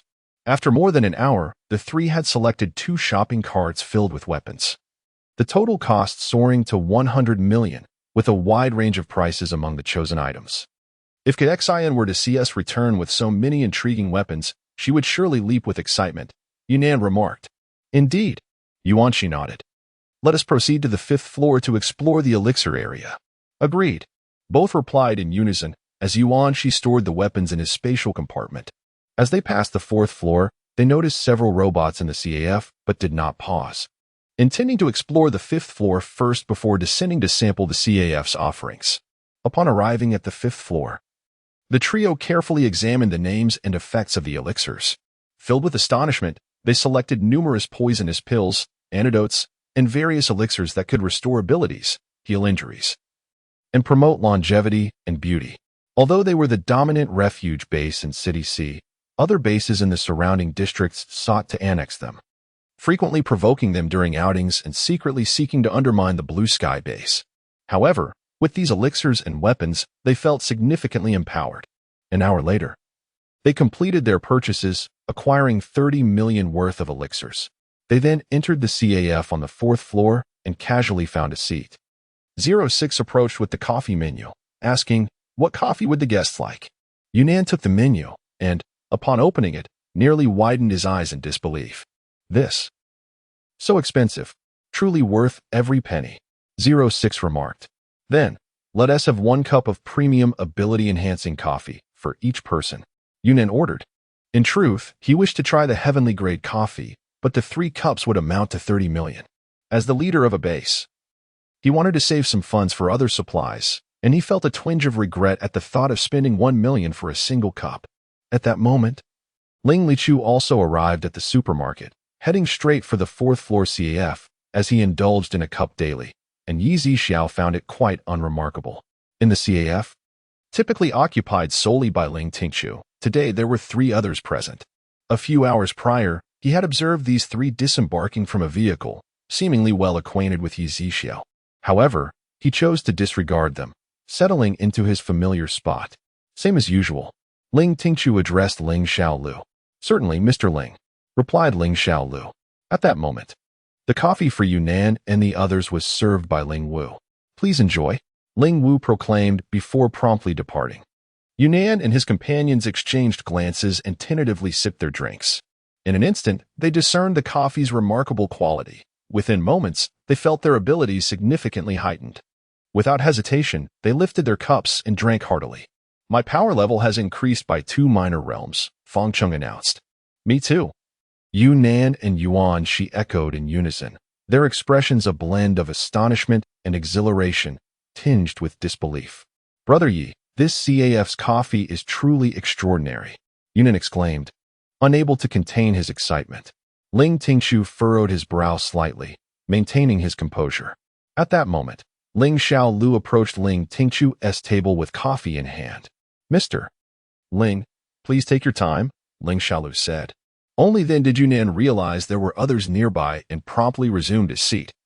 Though he could not conceal the thrill coursing through him, his heart racing. Soon after, they noticed the description of the coffee on the wall, revealing that only the first 3 sips would yield significant effects, with diminishing benefits thereafter. Instantly, Yunnan regretted not ordering the $1 million cup. Why don't we stay here for a few days? This way, we can enhance our abilities and contribute significantly to the base. We could also bring Koxian and other exceptional ability users back with us to elevate their powers, Yunnan proposed. Indeed, good idea. Yuan Shi nodded in agreement. Meanwhile, Fang Cheng occasionally glanced at Ling Tingchu. What is the matter? Yuan Shi inquired, having noticed. I find it peculiar that, even in sub-zero temperatures within a CAF, he wears sunglasses. Isn't that rather inconvenient? Fang Cheng expressed his curiosity. Let it be. Perhaps it's merely a personal habit, Yuan Shi replied. True, Fang Cheng nodded. Ling Tingchu, having heard Fang Cheng's comments, chose to remain unperturbed. Although they were discussing him, their familiarity with Yi Zixiao rendered Ling Tingchu reticent. His desire to cultivate a favorable relationship with Yi Zixiao was palpable. The latter's enigmatic nature intrigued him. Coming from a prominent family, he understood the importance of forging connections with the right individuals. He even went so far as to employ ambiguous phrases to draw closer to Yi Zixiao. As the latter exuded an aura of disinterest, seemingly indifferent to all but business, with no inclination towards any personal affairs. Chapter 119. This individual must be peculiar, however. Should Ling Luchu discover that Yi Zixiao has a penchant for beauty, regardless of gender, he would undoubtedly find ways to deliver as many as he desires. He also seeks to leverage this opportunity to explore means of augmenting his own strength. The world is bustling, all in pursuit of profit. The commotion stems from the same desire for gain. During this period of interaction, Yi Zixiao is well aware of Ling Liuchu's ulterior motives, which are rather transparent. Initially, even Dabai sought refuge, though his intentions are far more innocent than those of Ling Luchu. Nonetheless, Yi Zixiao remains unperturbed. Whether as a casual friend or a mutually beneficial partner, Ling Luchu presents a commendable choice. After all, despite his formidable power, Yi Zixiao's experience pales in comparison to that of Ling Luchu, as he has only recently acquired his abilities. He also relishes listening to Ling Luchu share intriguing anecdotes about the elite society prior to the apocalypse, essentially gossip that adds a touch of excitement to his otherwise mundane life. At this moment, Yunnan and the others also rise, not intending to linger in the 4th floor CAF, but rather to descend to the 2nd floor and continue their procurement of supplies. As they reach the 1st floor, Yunnan eagerly exclaims, Brother Yi, the coffee in your CAF is truly remarkable. After consuming the ability-enhancing coffee, our levels have significantly risen. Therefore, we have decided to extend our stay for 2 more days and park our RV near your supermarket. Excellent. Yi Zixiao responds with a smile and a nod. After selecting their items, the trio heads outside to park their vehicle not far from the right side of the supermarket. At that moment, the system's voice resonates. Congratulations, host. You have earned 2 lottery chances. Yi Zixiao spins the wheel and, on his first try, achieves an elevation in strength to the next level. Instantly, akin to previous experiences, a beam of golden light penetrates his brow, and his abilities surge dramatically, elevating all categories to the early stages of level 13. As he revels in his newfound power, his eyes glimmer with golden light. The wheel spins again, finally halting on the segment for a spirit-enhancing elixir. A semi-transparent blue pill materializes before him. Although similar elixirs exist in the 5th floor pharmacy, Yi Zixiao can discern a significant difference between this one and those sold in the supermarket. He subsequently stores the elixir in his space, as it is of no immediate use. Meanwhile, within the isolated ocean domain, Mao Qing reverts from silver liquid back to human form, kneeling on one knee. Lord Yuejia. From within the blue orb, a stream of silver liquid flows forth, revealing Yuejia's form. You have returned? Any findings? Yuejia inquires blandly. Yes, my lord, I have encountered a young man who owns a peculiar supermarket. My subordinates could not even enter the supermarket's entrance. Oh, you couldn't even approach the entrance? Yuejia responds, clearly surprised. My lord, to be precise. I could not come within 2 meters of the supermarket, and the owner possesses strength comparable to my own. Mao Qing continues. Could it truly be an individual from another civilization? Yuejia muses. My subordinate believes that this person bears a strong resemblance to a being from Blue Star. Otherwise, they must belong to another human race from a different star system. Mao Qing remarked, it is unlikely that this individual is a member of the Blue Star race. After all, although you bear wounds, anyone capable of surpassing your strength must possess abilities at least at the 11th tier. Given that this apocalyptic captivity game has only recently commenced, it is improbable that such high-tier individuals would emerge so swiftly. As Yu Jiao pondered, he added, on a planet devoid of technological advancements, it would require hundreds of individuals to reach the pinnacle of the 6th tier to be considered a Type 1 civilization. Only at that tier, with such a multitude, could the resources of a planet be fully developed and utilized. This serves as a standard for determining the threshold of a Type 1 civilization. However, this is merely a broad guideline. The specific situation may vary based on the resource extraction difficulty of each planet or other unknown factors. Of course, if there is some technological enhancement or particularly advanced technology, or assistance from a higher civilization, or other exceptional circumstances, the situation would be entirely different. The vastness of the universe is filled with numerous planets and continents, each with various methods to elevate the civilization of their respective species, to transcend into a Type 2 civilization. A sufficient number of individuals must reach the pinnacle of the 12th tier, while to attain a Type 3 civilization, enough individuals must achieve the 18th tier. Furthermore, these advancements necessitate that the planet possesses adequate energy resources. Even Yu Jia is merely at the mid-stage of the 15th tier, currently, due to his injuries. He can only exert strength equivalent to the 13th tier. His subordinate also found it implausible, suspecting that this individual possesses some peculiarities. Mao Qing stated, it seems I must personally meet him after some time. Yu Jia murmured and then continued, Mao Qing, from now on, you shall be responsible for monitoring this individual. I need to ascertain any advantages he may possess. I must be thoroughly informed of all his affairs. Yes, my lord, Mao Qing replied, rising to depart. Yu Jia then transformed once more into a silvery liquid, entering the blue orb. The following morning, Yunnan and his companions returned to the CAF, exchanging various items for a total of 130 million, which they directly credited to the Energy CAF. After completing the transaction, Yunnan, holding the black card, along with the other two, eagerly made their way to the Energy CAF, each ordering a cup of celestial-grade ability-enhancing energy coffee. Upon consumption, the trio experienced an instantaneous surge in their abilities, elevating their powers to the pinnacle of the 4th tier and the early stages of the 5th tier. Chapter 120. The terrifying presence at that moment, a bald, tattooed giant strode into the supermarket, unfazed by the frigid temperature of -5 or 6 degrees Celsius. His muscular arms bare, revealing a dragon tattoo on his shoulder. Without uttering a word, he pulled 20 unmounted diamonds from his pocket. How much are they worth? He asked in a gruff voice. Yi Zixiao assessed the value on the system machine. 67 million. Will you exchange them? Sure, the giant replied, his gaze drifting to the wall behind the counter before he promptly ascended to the 3rd floor. Xing Ming, noticing someone had come upstairs, maintained a smile. But the giant ignored him entirely. After glancing at the weapons below with their descriptions, he growled, no need to follow me. I can look myself. Xing Ming was taken aback, thinking to himself, I had no intention of following you. How presumptuous. He rolled his eyes. Before long, the giant had chosen several firearms and proceeded to the 5th floor. There, he encountered a variety of elixirs, including a particularly potent one, causing his pupils to narrow slightly. In due time, he selected 2 medium-quality potency elixirs along with several toxic ones, dismissing the need for any antidotes. After his purchases, he had about 10,000 yuan left, prompting Yi Zixiao to procure the cheapest spatial pouch available, along with some rice, flour, instant noodles, compressed biscuits, and sausages.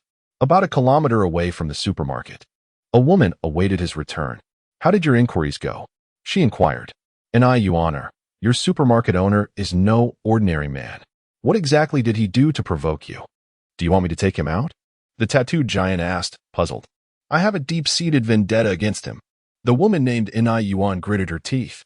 This woman was none other than the one who had blocked Yi Zixao's path during the barter meeting, only to be knocked out by Dabai and subsequently humiliated by that old man. Let us return for now. We need to strategize, the giant suggested. Su Huilong, are you planning to abandon me? Inai Yuan asked in a low tone. Help? I never said I wouldn't help.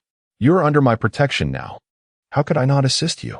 Su Huilong declared with domineering authority. Upon hearing his words, Inai Yuan's mood lightened somewhat. The two returned to a sturdy wooden storage room. Although simple, it was quite spacious, furnished with a table, sofa, and bed, albeit not very clean.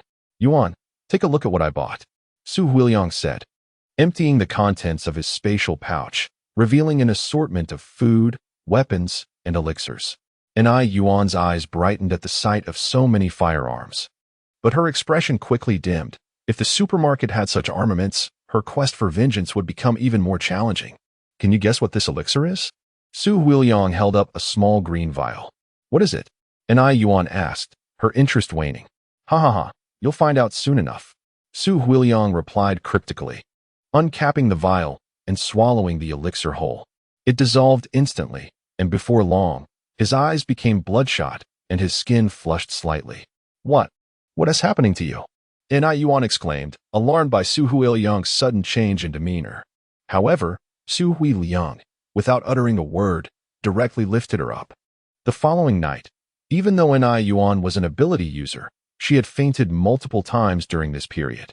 Conversely, Su Huilong resembled an indomitable, mutated wild buffalo.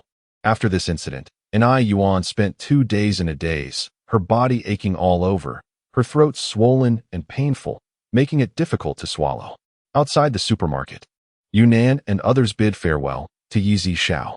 Ling Lichu stood beside Yi Zixao, silent, yet evoking an inexplicable sensation within Yunnan and the others. A feeling they could not quite articulate. Once Yunnan's RV had driven away, Ling Lichu spoke up. Zixao, I must return to attend to some matters. Until we meet again. Yi Zixao nodded, not paying much heed. The supermarket fell into a profound silence. Suddenly, Yi Zixao recalled the days when Bai De had not yet taken human form, constantly circling around him, wagging its tail in joyful circles, and the sensation of its fluffy fur. Little did he know that the fiery gang established by Bai De had now become a formidable presence that instilled terror in the mutated beasts and ability users within 100 kilometers. At this moment, Bai sat steadily outside the stone house, facing 7 or 8 ability users who held crystal nuclei, seeking to join and seeking refuge. Today, the threats they faced were not only zombies, mutated beasts, and mutated plants, but also natural disasters, with the greatest peril arising from their own kind. Without the backing of lower-tier ability users, even obtaining a crystal nucleus would result in it being seized by higher-tier ability users, which also contributed to the slow and nearly stagnant progression of many ability users in terms of rank. You may wish to join, but you should understand my rules. Bai stated. We understand. Loyalty. Please rest assured, Boss Bai. We are absolutely loyal and have no second thoughts. The group exchanged affirmations of their loyalty. All right. Stay for a few days to observe. If you harbor any disloyalty, I will not show mercy, Bai warned. Yes, yes. Thank you, Boss Bai, they replied. Their faces bright with joy and hearts racing with excitement. Oh, these are our offerings to you. One individual hurriedly presented a crystal nucleus to Bai Yi, and the others quickly followed suit. Bai Yi nodded, waving his hand to store the crystal nuclei in his spatial ring. Just then, Pang Bo rushed towards Bai Yi. What happened? Bai Yi inquired in a low voice. Boss, several of us have been captured by the Kuang Feng gang. Zheng Liang was injured while trying to save me, and was also taken away. Pang Bo gasped, breathless. Chapter 121. The traitor, where are they now? Bai Yi inquired in a low voice. It seems they have gone to a city.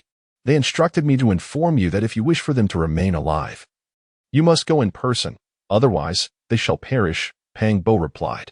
A city, Bai Yi murmured, a figure flashing through his mind. Boss, the leader of the Storm Gang. Fu Xiang is among them. It is said that he has now reached the mid-stage of the 4th tier. Pang Bo's words pulled Bai Yi back from his reverie. Understood. We shall head to a city now. You will accompany me, Bai Yi declared, turning to Pang Bo. Yes, boss, Pang Bo nodded. Qin Mai, during my absence. You will manage the fiery team, Bai Yi instructed, gesturing towards a man in his mid-20s nearby. This individual had been performing well lately. Possessing a relatively high ability level, having reached the 3rd tier, and was quite suitable for overseeing the group of over 50 individuals. As Bai Yi and Pang Bo departed, the expressions of the newly joined members of the Fire E gang changed, exchanging glances but remaining silent. Upon hearing Pang Bo mention Fu Xiang's advancement to the mid-stage of the 4th tier, uncertainty crept into their hearts. They were unsure whether Bai Yi could truly contend with Fu Xiang, and a sense of regret for hastily choosing sides began to settle in. Qin Mai observed their expressions, yet feigned ignorance. A few hours later, within a factory in a city, Zheng Liang and several others were bound with iron chains, thrown onto the ground, their faces and hands marred with bruises. Huh, you dare to capture us? Bai Laodao will not spare you. Just wait for your doom. Zheng Liang spat defiantly. Just a few prisoners, yet you dare to challenge me, Fu Xiang remarked, signaling to 2 lightning ability users beside him. The 2 understood the cue. Smirking as white electricity began to crackle in their hands. The others accompanying Zheng Liang, witnessing this, trembled in fear, shaking their heads in desperation. No. Please. No electricity. But before they could finish their pleas, the white electricity surged towards 2 of them. ZZZT. The current coursed through their bodies, causing their limbs to convulse uncontrollably, their eyes rolling back, foam escaping their mouths, yet they remained conscious. How do you like that? You dare to curse me? I shall make your companions suffer the electric punishment on your behalf. Fu Xiang taunted, then turned to the victims, adding, if you seek someone to blame, point your fingers at your captain. His reckless words have brought you all this suffering. You. Zhang Liang gritted his teeth but dared not utter another word. Ha. Weren't you quite boastful just now? Fu Xiang seized a wooden stick from beside a chair and swung it at Zheng Liang's head. The stick struck down, sending Zheng Liang crashing to the ground, his vision blurring, blood streaming from his wound. Though severely injured, as an ability user, the blow was not fatal, especially since Fu Xiang had not struck with lethal intent. Very well, I shall spare your wretched life for now. We will await your Bai Laodao here. Once he arrives, we shall deal with you all at once. You've ruined so many of my plans during this time. A tiger does not show its might. And yet you dare to act like kings in my territory. Fu Xiang, with bloodied hands, cast the stick onto the ground, producing a dull thud. Boss Fu, the meat is ready. At that moment, a subordinate presented a skewer of roasted mutated rat meat to Fu Xiang. Damn it. If it weren't for those cowardly scoundrels from the Hui gang scaring off the mutated beasts, I wouldn't have to eat this every day. Fu Xiang glared at the mutant rat meat, his anger bubbling within. He then turned to the 3 terrified ability users from the Hui team and asked, where does the white rice you usually eat come from? The trio shook their heads in fear, responding, we don't know. Don't know? Do you believe I won't kill you right now? Flames flickered in Fu Xiang's palm. It's all from Boss Bai. We truly don't know. One man spoke up in sheer terror. Do you know how much he has? Where does he hide it? Fu Xiang pressed further. It seems to be in his space. I genuinely don't know how much. Please spare me. I'm willing to abandon the dark and follow you, Boss Fu. A gaunt middle-aged man pleaded. Traitor. Zhang Liang, gritting his teeth in pain, glared fiercely at the middle-aged man. Those who recognize the times are wise. You can't blame me. Blame Bai Yi for being blind and offending Boss Fu, the middle-aged man retorted. He was aware that Fu Xiang had advanced to the mid-stage of the 4th tier. While he had no knowledge of Bai Yi's strength, but he presumed it could not surpass Fu Xiang's. Otherwise, Fu Xiang wouldn't dare to set a trap for Bai Yi. Betraying your master and forsaking righteousness will lead to your doom, Zhang Liang growled. Since you have such insight, you shall follow me from now on.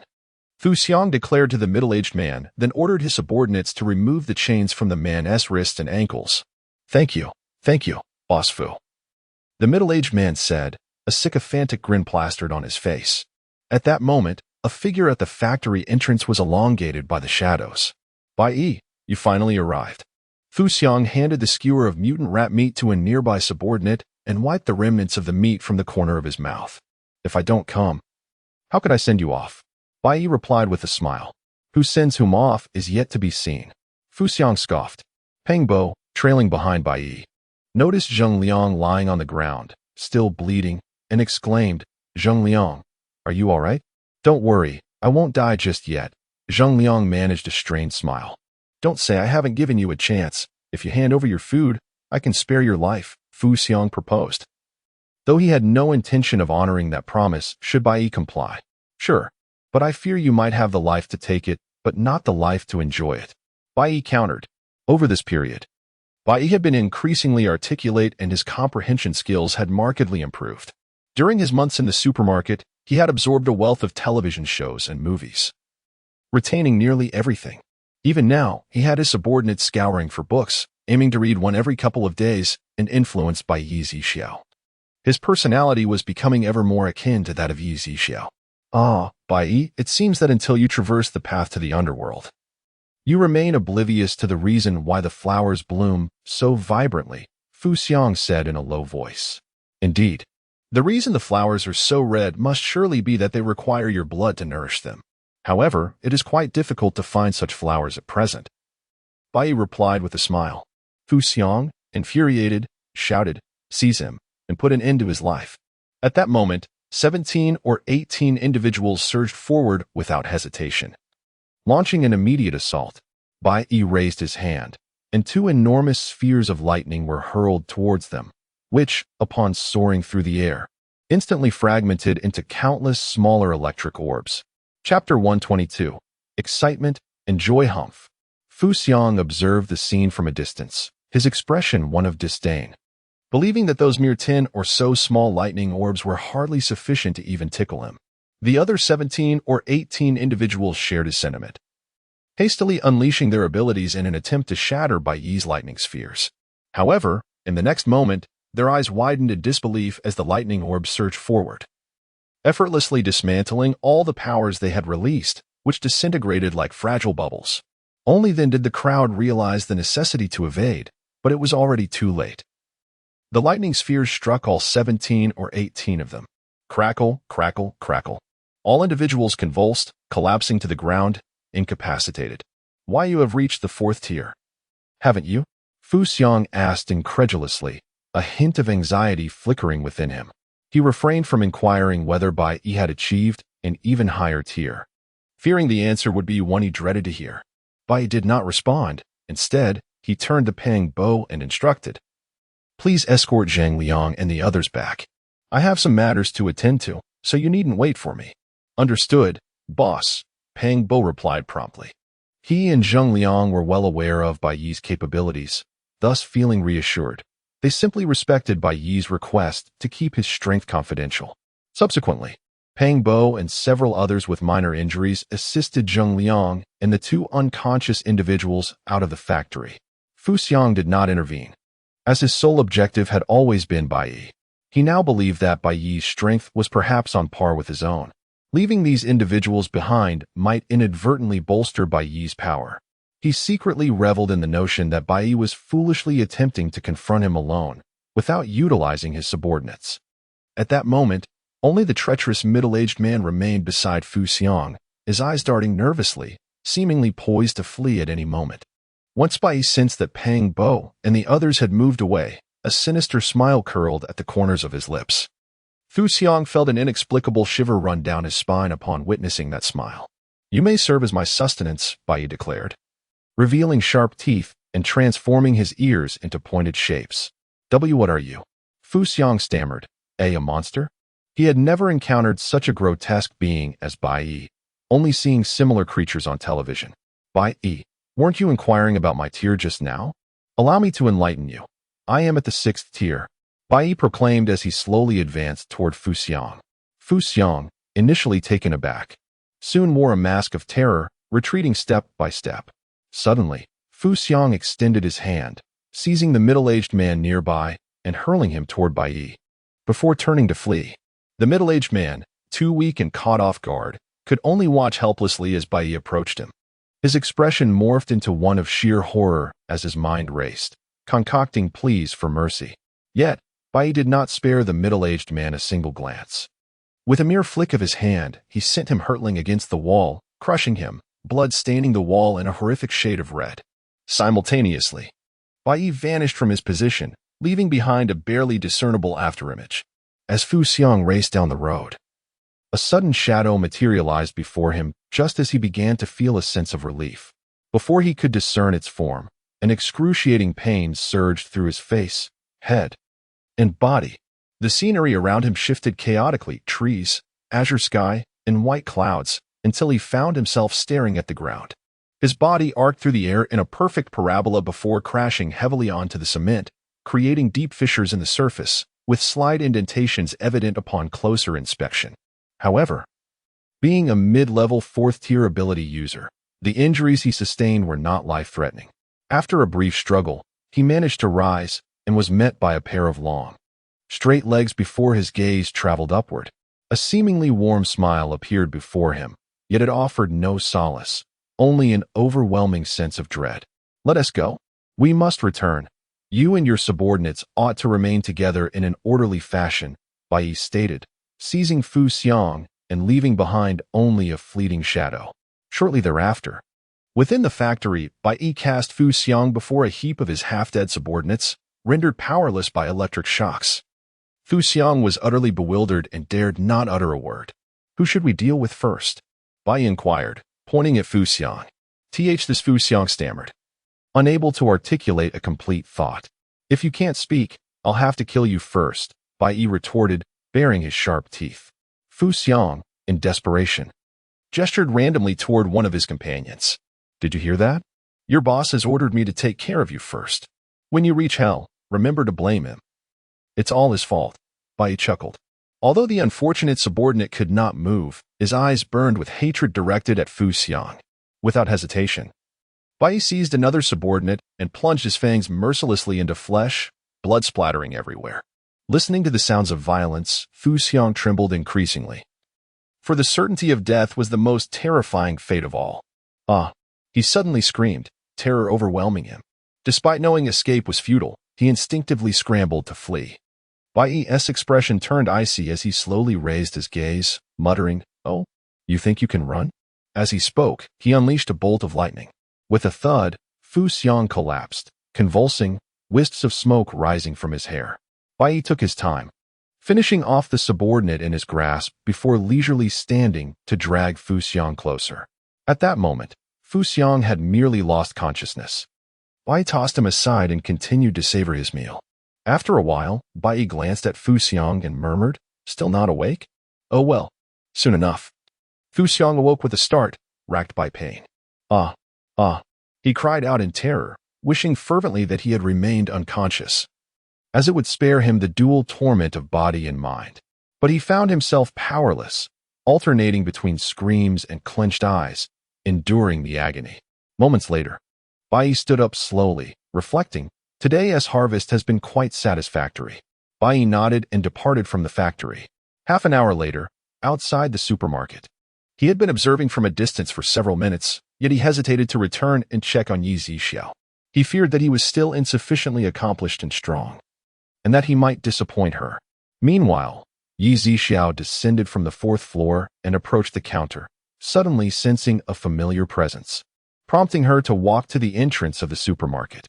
Bai, now concealed behind a large tree, watched from afar. The moment he caught sight of Yi Zixiao's figure, his heart raced with excitement and joy, and he felt the scene before him become somewhat blurred. His eyes misted over, casting a shimmering hue upon his violet irises. Chapter 123. The desire to replace boss Bai murmured, yet he turned to leave. However, as he pivoted, he collided with a solid figure. Upon focusing his gaze, he found Yi Zixiao standing before him. Boss tears streamed down by Yi's face uncontrollably. "What is this? A brief outing and you've learned to cry?" Yi Zixiao asked helplessly. Bai extended his arms, yearning to embrace Yi Zixiao, but was met with a single finger gently placed against his forehead. Yi Zixiao felt a mix of exasperation and bemusement. While Bai had once been a dog and perhaps this was innate to his nature, The intimacy of a human form felt excessively close and somewhat unsettling. All right, let us return to the supermarket, Yi Zishu declared, departing the spot without further ado. Wu Bai Yi wiped his tears, following closely behind Yi Zixiao. The two entered the supermarket in a sequence, and Yi Zixiao produced a tissue from the counter, offering it to Bai Yi to dry his tears and snot. Oh. Bai Yi accepted the tissue, glancing around the supermarket. As that familiar sense of home enveloped him once more. Let us stay here tonight. We'll have barbecue for dinner, Yi Zishu suggested. MMHM, hee, Bai Yi replied, his sorrow dissipating into a smile. You've already broken through to the 6th tier.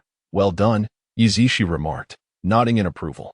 Bai Yi's spirits soared at Yi Zixiao's praise, nearly prompting him to leap for joy, for there was no greater delight than receiving commendation from his master.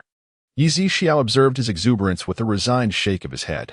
That evening, after enjoying the barbecue, Bai Yi returned to his familiar room to rest. Lying on the well-known bed, warmth and comfort enveloped him, and he slumbered soundly until 10 a.m. the following day. After descending for breakfast, he realized it was time for him to depart, though a lingering reluctance filled his heart. Remove the ring, Yi Zixiao instructed, though puzzled. Bai Yi placed the ring into Yi Zixiao's palm. Yi Zixiao then took the ring and began to store various items within: cola, sausages, rice, canned goods, fruits from the 2nd floor, eggs, and some meats. He also purchased several transformation pills and speech pills from the system shop, which would allow mutated creatures or other non-human beings to articulate human speech, along with other medicinal items that Bai Yi might find useful, all stored within the spatial ring. This food should sustain you for quite a while. The medicinal bottles are labeled with their purposes should you find a need for them, Yi Zixiao advised, adopting a tone akin to that of a guardian. Bai Yi accepted the ring, his eyes misting once again. Let us go, Yi Zixiao urged. Bai Yi departed the supermarket, glancing back every few steps. Meanwhile, outside the stone house where Bai Yi had once resided, the members of the Hawaii team were divided into 2 factions. The air thick with tension, poised for conflict at the slightest provocation. Do you intend to rebel? Pang Bo admonished. Since Bai Yi is deceased, it is time for a change in leadership for the stone house, and the head of the Hawaii faction should also be replaced. Chinmai spoke lightly. Humph. You ungrateful and cunning villain. How could the boss allow you to manage the Fire E gang, and yet you would stoop to such treachery? Pang Bo retorted angrily. The boss is not dead. If you continue to spout nonsense, I will skin you alive. Zheng Liang echoed his anger. Oh, not dead. Then where is he now? Why has he returned with you? Chinmai inquired with a smile. Our boss instructed us to return first. He will come back after dealing with Fu Xiang. Pang Bo spoke, though a hint of regret lingered in his heart for returning early. He understood that while Bai Yi was formidable, if Fu Xiang employed deceit, would Bai Yi truly be in danger? You see, your words lack conviction. The truly ungrateful one hears you. You left the boss behind to confront Fu Xiang while you quietly slipped back, cowardly fearing for your lives.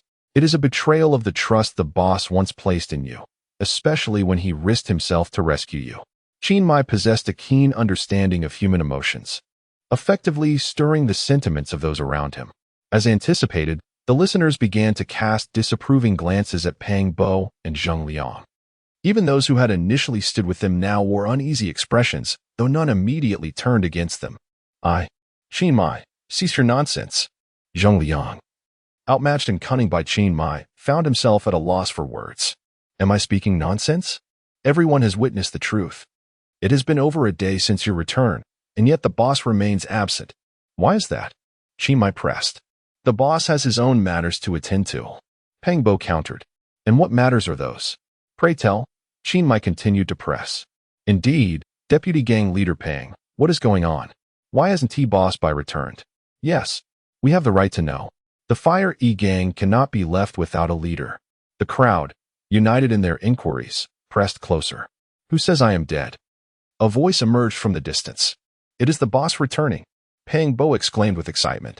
Zhang Liang and Pang Bo, along with those who believed in Bai Yi's survival, felt a wave of relief wash over them. In that instant, a fleeting shadow appeared and swiftly reached the group. Chinmai, did I just hear you claim that I am dead?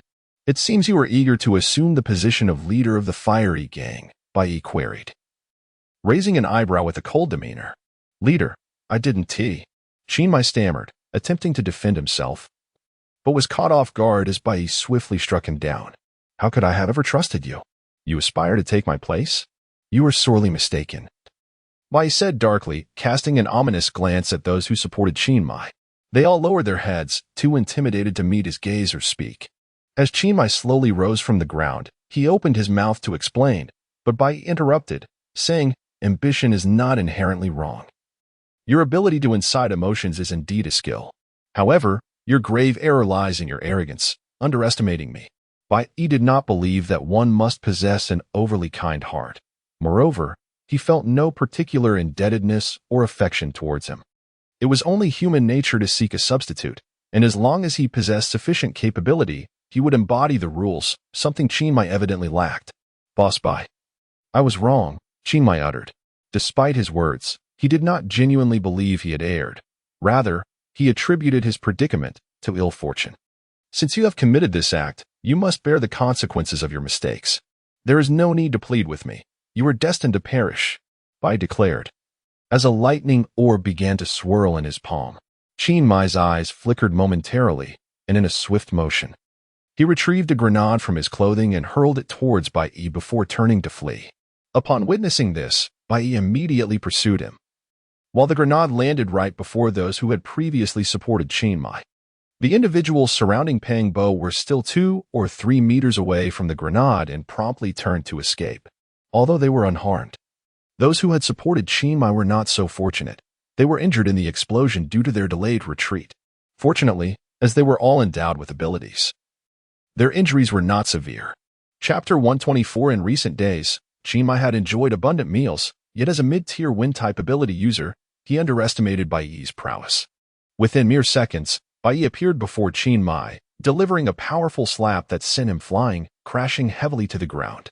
Bai swiftly followed, planting his foot on Chiang Mai's abdomen, shattering several of his ribs instantly. With a violent cough, Chiang Mai expelled a mouthful of blood, crimson fluid continuing to surge forth. Rendering him speechless, Bai struck again, and in that moment, Chiang Mai's heart exploded. His eyes widened in terror, blood vessels bursting in his sclera. While blood streamed from his mouth and nose, veins bulged on his forehead, his face flushed with a deep crimson. Within just 2 seconds, Chiang Mai met his demise. Bai, crouching down, recognized the valuable essence of the fallen ability user as flesh and blood, a potent means to enhance his own strength, and thus, he would not squander it.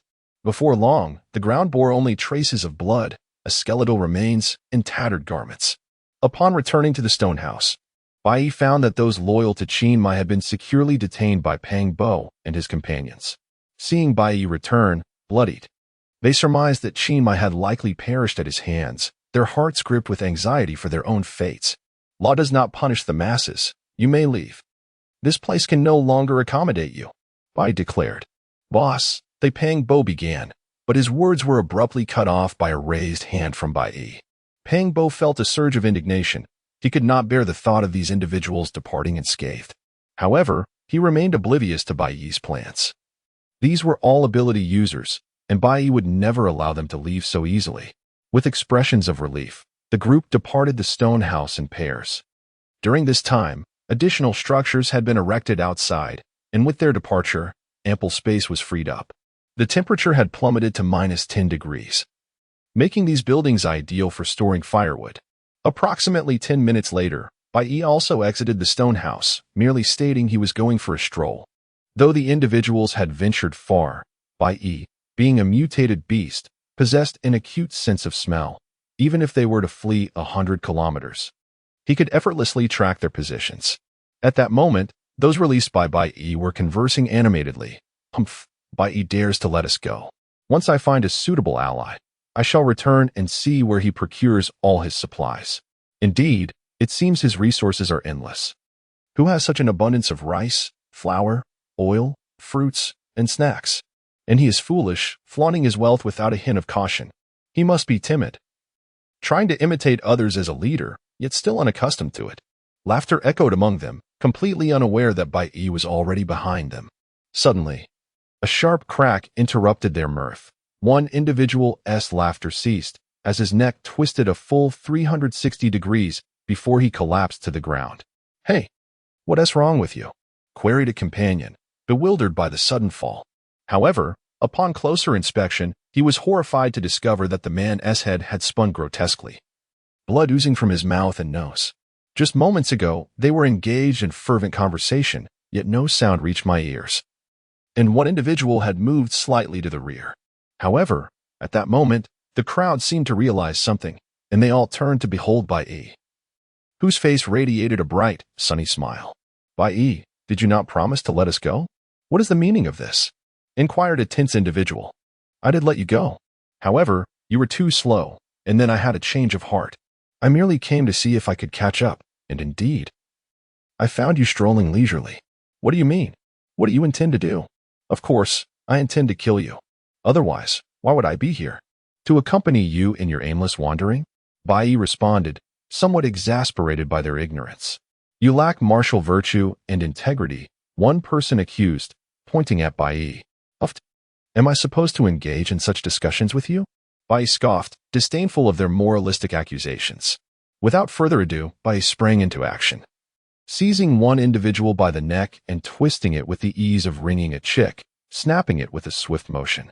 The others quickly reacted, scattering in all directions. Yet, one by one, they fell to his pursuit, their necks either crushed or bitten into, leaving them lifeless on the ground. Bai Yi delighted in the thrill of the hunt. Soon, all of them lay dead, forming a small mountain of bodies before him. And it was time for him to indulge in his feast. After a considerable time, Bai Yi rose, wiped the blood from the corners of his mouth, and let out a satisfied burp, murmuring, "I've had my fill these past few days." With that, he turned and returned to the stone house, a look of contentment on his face. Meanwhile, outside the supermarket, a middle-aged man in his 50s stood across the road with an 18 or 19-year-old girl, gazing intently into the supermarket. They were father and daughter. The man was named Zhong Chaxing, and the girl was Zhong Yeye. They had heard from the official base about the supermarket's existence, prompting their visit. However, they possessed little of value and lacked crystal cores. Yet, Zhong Chaxing harbored other intentions. He believed his daughter to be exceptionally beautiful, and thought that using her to barter for food would surely win the proprietor's approval. If the owner were to take a liking to Zhong Yeye, he would no longer have to worry about food in the future. During this time, the official base was overcrowded. Even the makeshift temporary shelters erected outside were far from sufficient. Many had to construct rudimentary shelters with their own hands to make ends meet. As was the case for Zhong Chaxing and his daughter. "Xiaoya, whether we can live well in the future depends on you," Zhong Chaxing remarked. "Dad, I'm afraid," Zhong Yeye replied timidly. Seeing his daughter's timid demeanor ignited a fury within Zhong Chaxing, who was tempted to raise his hand and strike her. However, he reconsidered, knowing that marred beauty would jeopardize his future. Ultimately, he suppressed his anger and said, "I brought you into this world and raised you. It is now time for you to repay me. Do you wish to be unfilial? Besides, the supermarket owner is handsome, possesses abundant food, and is powerful. Do you not find him appealing?" Zhong Yeye paused, glancing at Ezekiel from a distance, her cheeks flushing. "That's more like it. You won't be at a loss." Zhong Chaxing, observing his daughter's demeanor, nodded in satisfaction. "Quickly, go inside. I shall await your return outside. Do not concern yourself with me. Should he request anything of you, simply comply. I will be here, anticipating good news," Zhong Chaxing advised. "Understood," Zhong Yeye responded, taking a deep breath before stepping forward. Chapter 125, A Warm Welcome. Zhong Yeye, with her long hair cascading down to her waist, possessed deep black eyes, a statuesque figure, and though her complexion was not exceptionally fair, her features were exquisitely delicate. Indeed, she was a beauty in the making. As she entered the supermarket, she stood nervously beside the counter, her expression somewhat apprehensive. "Boss," Zhong Yeye called out, her voice trembling as her heart raced to her throat. Ezekiel raised a hand, gesturing towards the rules displayed on the wall behind him. "I do not possess any valuable items, nor do I have any crystal cores," Zhong Yeye whispered, her voice barely audible, her face flushing crimson. "Then return when you have those items," Yi Zixiao replied curtly, not even bothering to glance at her. From a distance, Zhong Chaxing watched, his face contorted in anxiety. Stomping his feet in frustration, muttering under his breath, "Fool, just like her mother." Turning her gaze outside the supermarket, Zhang Yeye noticed Zhang Chongqing animatedly gesturing, his face marked by fury. "Boss, are you still hiring?" Zhang Ye mustered the courage to ask, her voice wavering. "Not hiring," Yi Zixiao responded tersely. "I can do anything. Laundry, cooking, cleaning, massage. Whatever you need, I will do it," she hastily assured him. "Leave at once. Do not force me to throw you out," Yi Zixiao warned, his tone low and grave. Outside, Zhong Chongsheng raised his fist, gesturing toward Zhong Yeye, causing her to tremble instinctively in fear. Yi Zixiao observed this exchange. Yet he was no savior. He held no interest in their fates. "Boss, I implore you to keep me. Please do not dismiss me." Zhang Yeye suddenly knelt, tears streaming down her face, fearing that failure would only lead to her father's wrath and verbal humiliation. At that moment, 2 SUVs sped into the parking lot. Halting outside the supermarket, Hong Weiqing and 6 of his subordinates disembarked in succession. "Bossy, it has been a while. The last earthquake inflicted heavy casualties on my base.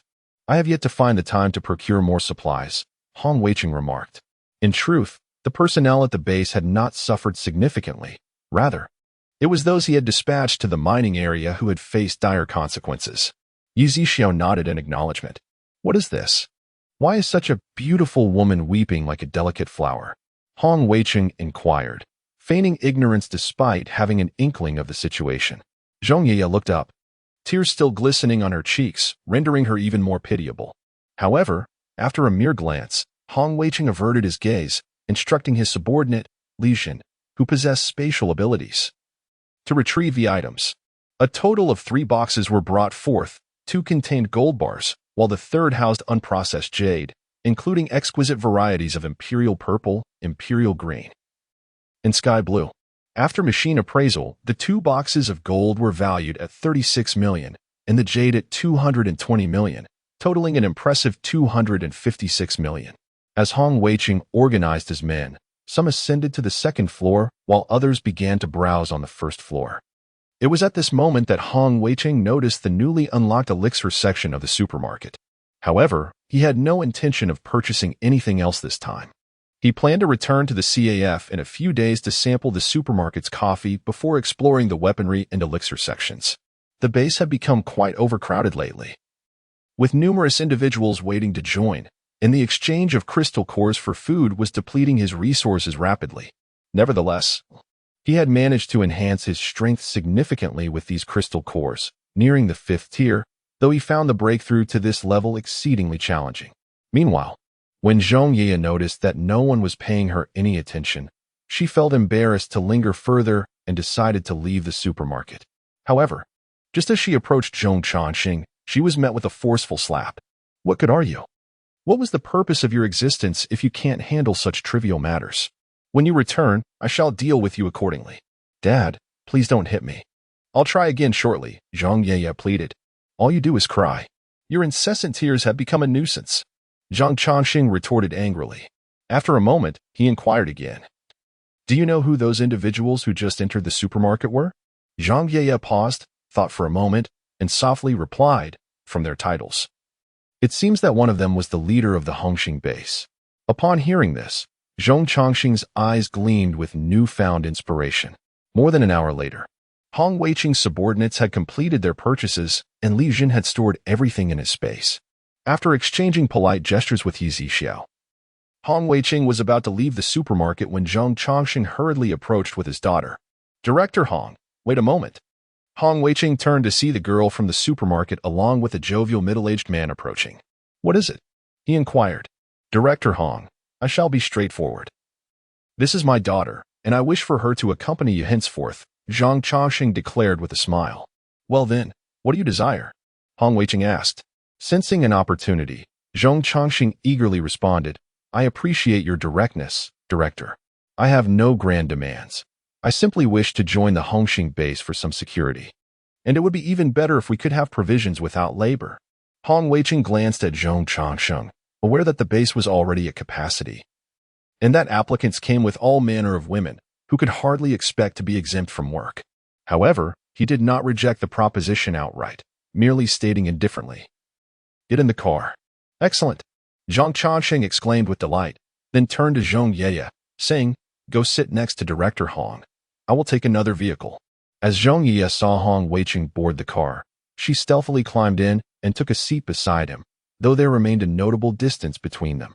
At just over 18, she found herself beside a man in his 40s, nearly the same age as her father, and she felt a sense of aversion, yet felt powerless to change her circumstances, instinctively glancing back toward the supermarket. Hong Weiqing observed all of this silently, without comment. Meanwhile, a voice echoed within the supermarket, announcing, "Congratulations, host, you have received 3 lottery chances." Yi Zixu spun the prize wheel and obtained 2 sets of 10 level 11 crystal cores and 1 set of 5 level 12 crystal cores. Consequently, Yi Zixu absorbed them all, elevating his strength to the mid-tier of the 13th rank. Meanwhile, Hong Weiqing's vehicle sped along the road, soon arriving at the base, where the group disembarked in succession. Hong Weiqing glanced at Zhong Changxing and instructed a nearby subordinate, "Please arrange for him to have accommodations and treat him well." As he spoke, a flicker of intent danced in his eyes, and the subordinate immediately grasped his meaning. Upon hearing that he was to be well treated, Zhong Changxing felt elated, believing that Hong Weiqing was deeply captivated by his daughter. Hong Weiqing then departed with Zhong Yeye, while Zhong Changxing followed the subordinate in another direction. "Base leader, my father." Zhong Yeye turned to look, hesitating to continue. "Your father is already considering selling you. Why are you still concerned about him?" Hong Weiqing remarked, somewhat speechless, sensing that this young girl had been thoroughly brainwashed. "But he is still my father," Zhong Yeye murmured softly. "Rest assured, I said I would treat him well, and I shall ensure he is comfortable," Hong Weiqing replied with a meaningful tone. "Thank you, base leader," Zhong Yeye nodded, her innocence shining through, trusting in whatever others told her. Chapter 126. Indeed Rebirth. Meanwhile, Zhong Changxing remained arrogantly self-assured, convinced he had become the future father-in-law of the base leader, dismissing even Hong Weiqing's subordinates with disdain. As he noticed that one of the subordinates was leading him further into a secluded area, dissatisfaction brewed within him. "The base leader instructed you to arrange for me properly and host me well. Where are you taking me? Should you offend me? My daughter might whisper in the right ears, mark my words, you will regret it." The subordinate merely snorted in response, showing no inclination to engage with Zhong Changxing. "What is with your attitude? Just because the base leader isn't present, you think you can act like this? Do you believe I?" Zhong Changxing attempted to continue. Yet a mere glare from the man silenced him, causing him to swallow his words. This individual was an extraordinary being, while Zhong Changxing was merely an ordinary man. A single look was sufficient to render him speechless. By the time he regained his composure, the man had already advanced ahead. A surge of resentment filled Zhong Changxing's heart, and he resolved that once Zhong Yeye became the base leader's wife, he would use this man as an example to instill fear in others. After walking a short distance, they arrived before a dilapidated, rusted iron shack. "Here we are," the man announced. "Is this the place? What kind of hellhole is this? Besides, I haven't even eaten." Zhong Changxing expressed his displeasure. "Get inside." The man approached Zhong Changxing from behind and forcefully kicked him, propelling him into the iron shack. Zhong Changxing fell to the ground, wincing in pain. However, as he turned upon hearing the door close, he realized it had been locked from the outside. Instantly, he scrambled to his feet and shouted towards the entrance, "Hey, let me out. You little brat, I am the future father-in-law of your base leader. How dare you treat me this way? I will not let you get away with this. You little wretch, just wait until I..." Just as Zhong Changxing prepared to continue his tirade, a sharp pain struck the back of his head, and darkness enveloped him as he collapsed. Another one. "Let us get to work," came the voice of a rotund man holding a club, who then bent down to lift Zhong Changxing's legs, dragging him into another room. Meanwhile, in Hong Weiqing's chamber, he had begun imparting life experiences to the naive Zhong Yeye. Half an hour later, Zhong Yeye, gritting her teeth against the pain, was finally led by Hong Weiqing's subordinate to a communal dormitory filled entirely with women. The dormitory was bustling with at least 20 women, some beautiful and alluring, while others appeared innocent and charming. "You need not worry about your food and lodging anymore. Just stay here peacefully," the person who brought her said before departing. The women barely acknowledged the newcomer, merely casting a glance as if accustomed to new arrivals, each engrossed in her own activities. However, Zhang Changshan's situation was far more dire. Just a moment ago, he had regained consciousness only to find himself tightly bound on a long bench. Surrounding him, the floor and walls were smeared with blood. And two portly men sharpened their knives menacingly. What do you intend to do? I am the future father-in-law of your base leader. Zhang Changshan struggled desperately. Ha ha ha. What daydreams are you indulging in? The base leader is surrounded by countless women, and you wish to become his father-in-law? I dare say you are still lost in slumber. One person laughed heartily. My daughter is a pristine maiden. Zhang Changshan replied once more, in this apocalyptic world.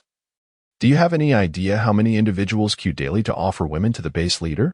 Do you think you are here by anyone's permission? It is only because the base leader has given the word that we are obliged to deal with you. We have encountered many like you. Another person interjected, impossible. How could this be? What do you intend to do with me? Zhang Changshan wore an incredulous expression. What do you think? We intend to make you understand your predicament.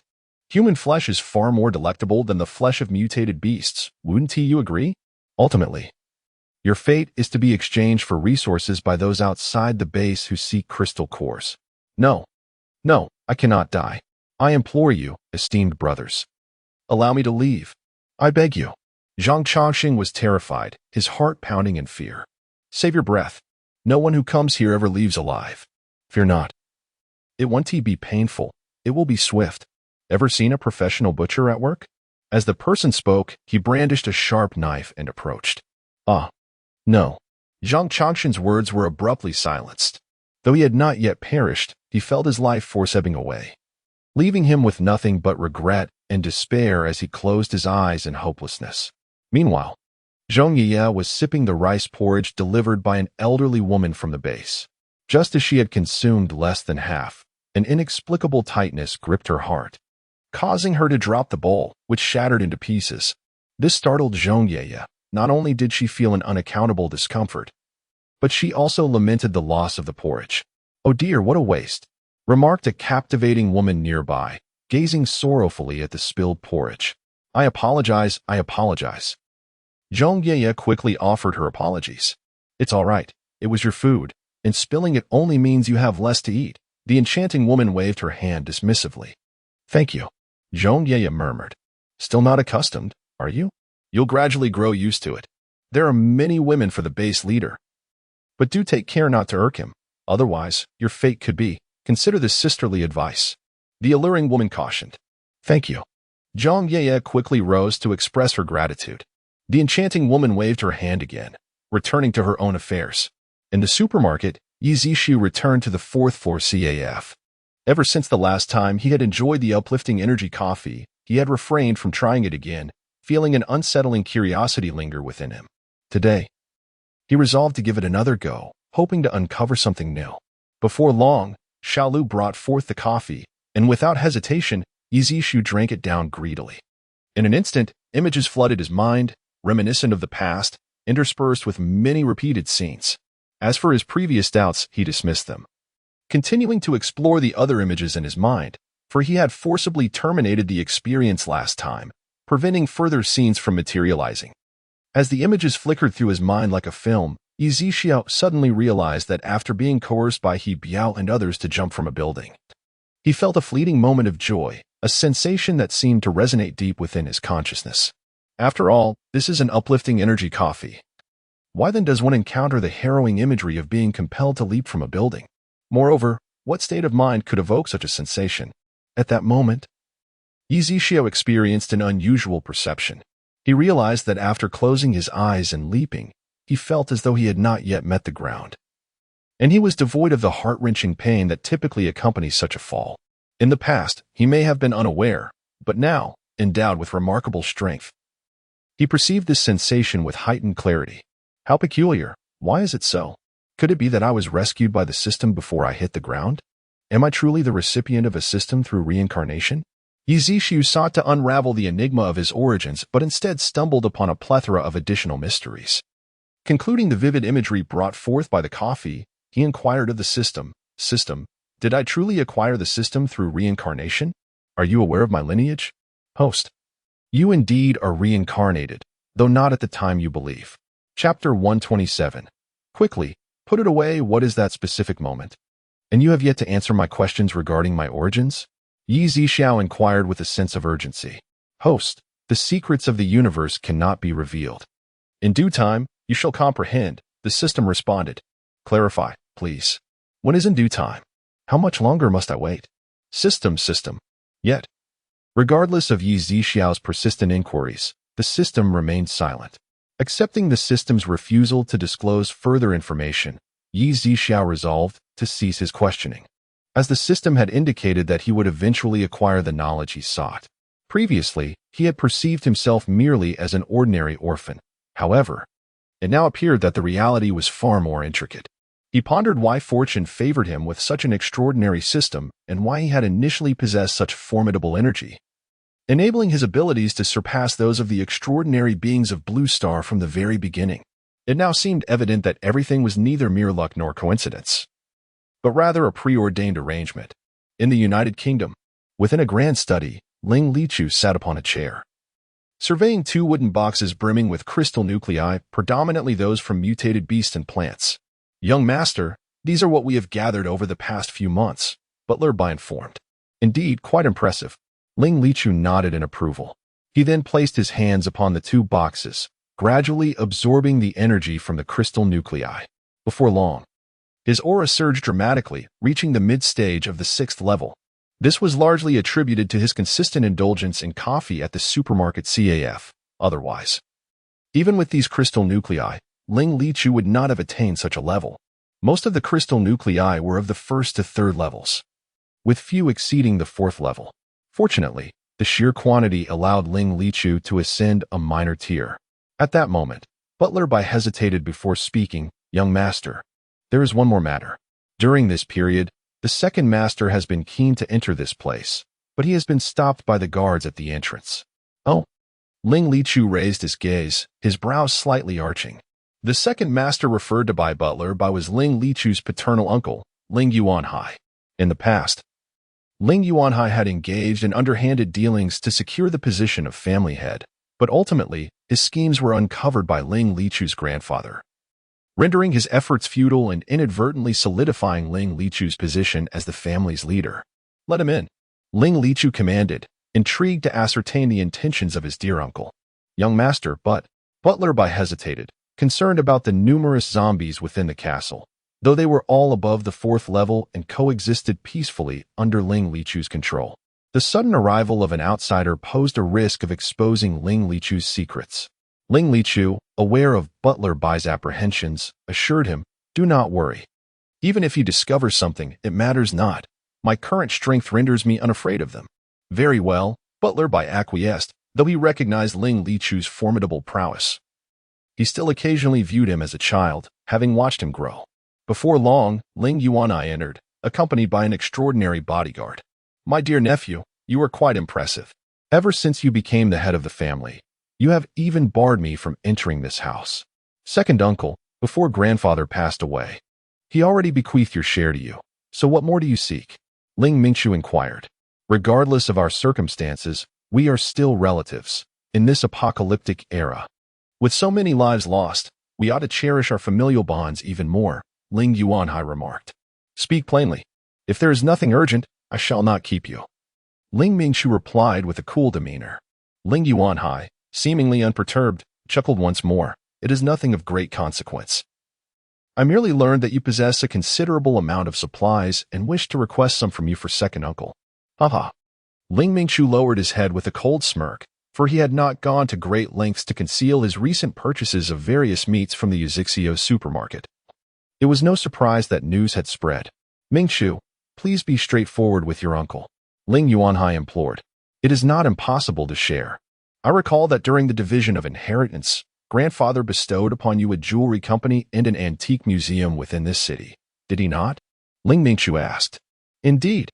In this apocalyptic time, my nephew still harbors interest in such matters? Ling Yuanhai queried with some confusion. Ling Mingchu nodded. Very well. I shall procure some exquisite jewelry and antiques for you. I desire everything within that jewelry company and the antique museum, Ling Mingchu declared. Everything? Yes, naturally. I can provide you with unmutated meats, 500 pounds of pork, 500 pounds of beef, and 500 pounds of chicken. How does that sound? Ling Mingchu proposed. Ling Yuanhai's eyes flickered. The prospect of 1,500 pounds of unmutated meat was immensely enticing, as he had not savored unmutated meats in quite some time. At 500 pounds of beef, Ling Yuanhai said, casting a glance at Ling Mingchu, fearful of his disapproval. Should Ling Mingchu refuse, he would promptly retract his offer. For in this world, jewelry and antiques were as trivial as chicken ribs, and his assets encompassed far more than just these. Agreed. Tomorrow morning. You shall come to collect the items, Ling Mingchu affirmed. Ling Yuanhai was taken aback by Ling Mingchu's sudden acquiescence, and though puzzled, he was completely captivated by the allure of the 2,000 pounds of meat. Coming to his senses, Ling Yuanhai swiftly concurred. Very well, a gentleman's word is his bond. Certainly, Ling Mingchu replied with a smile and a nod. Ling Yuanhai then departed, a beaming expression on his face. Upon returning, he eagerly sought out the jewelry and antiques, subsequently enlisting a trustworthy spatial ability user to secure everything within their domain. This endeavor kept him awake through the night, and he only completed it by the following morning, after which he hastily drove to Ling Mingchu's castle. Ling Mingchu awaited him in the hall, a broad smile adorning his face. As the clock approached 11, Ling Yuanhai finally arrived. My dear nephew, I apologize for the delay, he greeted. No matter, second uncle, Ling Mingchu replied with an equally warm smile.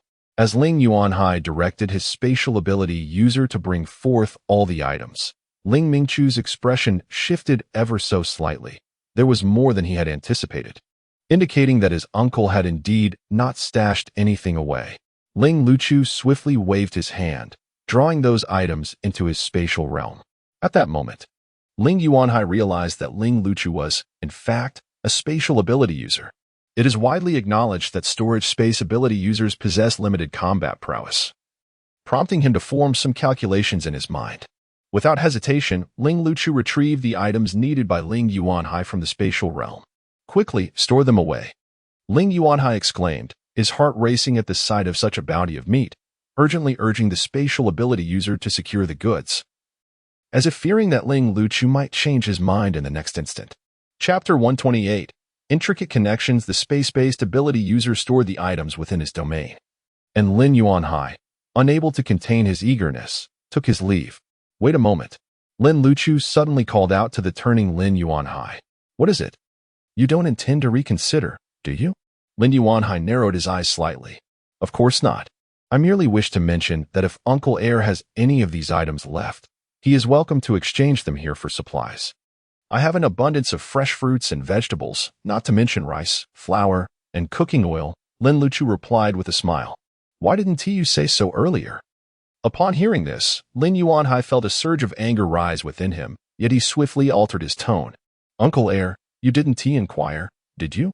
Lin Luchu feigned innocence, knowing full well that revealing everything at once would deplete his resources.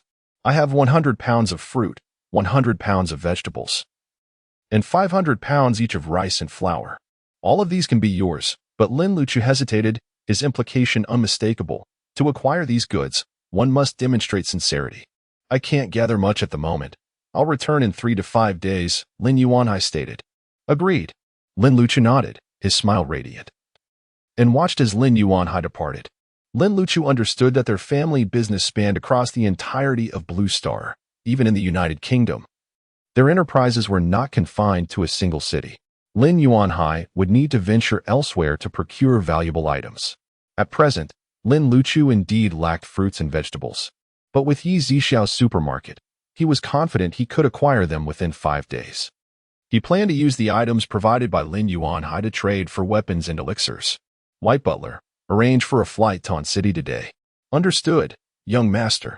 White Butler responded promptly and set about his tasks. Half an hour later, Lin Luchu was airborne, en route to Xia Country. It was until evening that he arrived outside Yi Zixiao's supermarket. However, the doors were already closed. He instructed the pilot to depart, retrieving his RV from his space and placing it in his usual spot. The next morning, as Yi Zixiao opened the door, he was greeted by the sight of Lin Luchu standing there, exuding an air of cool detachment. Yet, upon seeing Yi Zixiao, a smile broke across his face. Mr. Lin. It appears you arrived quite early? Yi Zixu inquired. Last night, Lin Luchu replied. Very well. Come in, Yi Zixu said, turning back towards the counter. Shall I call down your robotic assistant? Lin Luchu suggested. Yi Zixu responded, puzzled. I have too many items. And I worry it may consume too much of your time, Lin Luchu explained. Understood. Yi Zixu nodded and used his mental abilities to summon Xingming downstairs. At this moment, Lin Luchu began to extract a portion of antiques from his space, filling the entrance of the supermarket to the brim. So many? Yi Zixu remarked, examining the antiques. Although they did not compare to the previous items Lin Luchu had brought, their sheer quantity promised considerable value. Yes, there are still many more. Once we tally these, I can bring out the rest.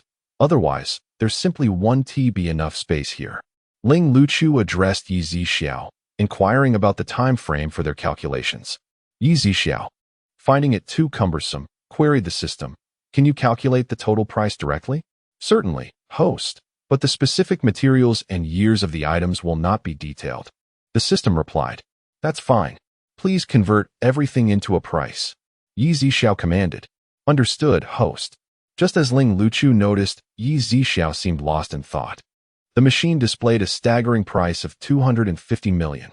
This was the total, eliminating the need for individual calculations. Yi Zixu remarked, I see. Ling Luchu nodded in agreement.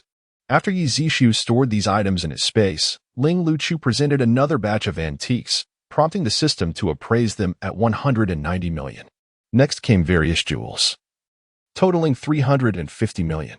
Altogether, that amounted to 790 million. Shall we exchange? Yi Zixu inquired. Ling Luchu nodded.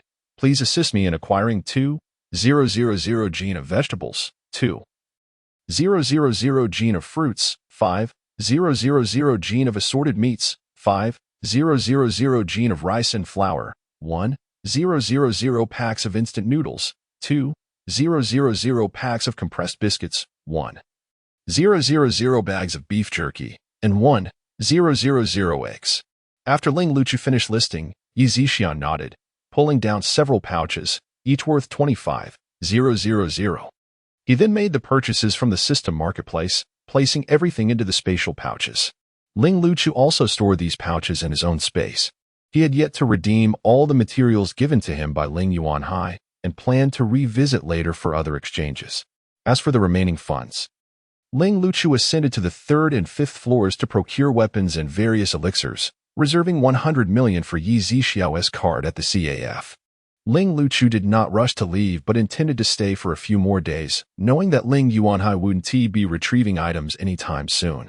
Furthermore, he was well aware of the quantity of items Ling Yuanhai possessed and intended to gradually extract everything.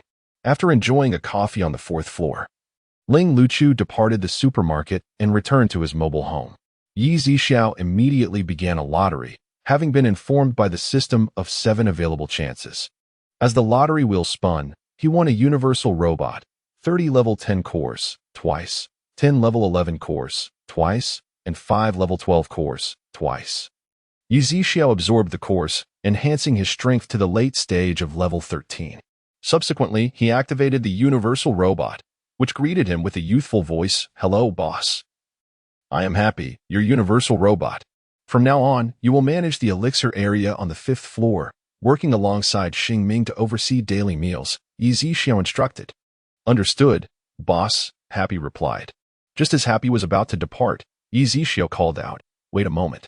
May I ask, what level of strength have you attained? Yi Zixu inquired, his curiosity piqued unexpectedly, eager to ascertain the combat capabilities of these robots. Boss, my strength is at the initial stage of level 12. Once the supermarket upgrades, my prowess will enhance accordingly. Kaisen replied cheerfully. Yi Zixu pondered, goodness. Could it be that the combat abilities of the robots in Xingming and the CAF on the 4th floor are that formidable? He couldn't help but feel that his own position as a boss was rather uninspiring. Supermarket upgrade? What does that entail?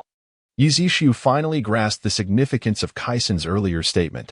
Indeed, boss, once the supermarket is fully unlocked, it will undergo further upgrades.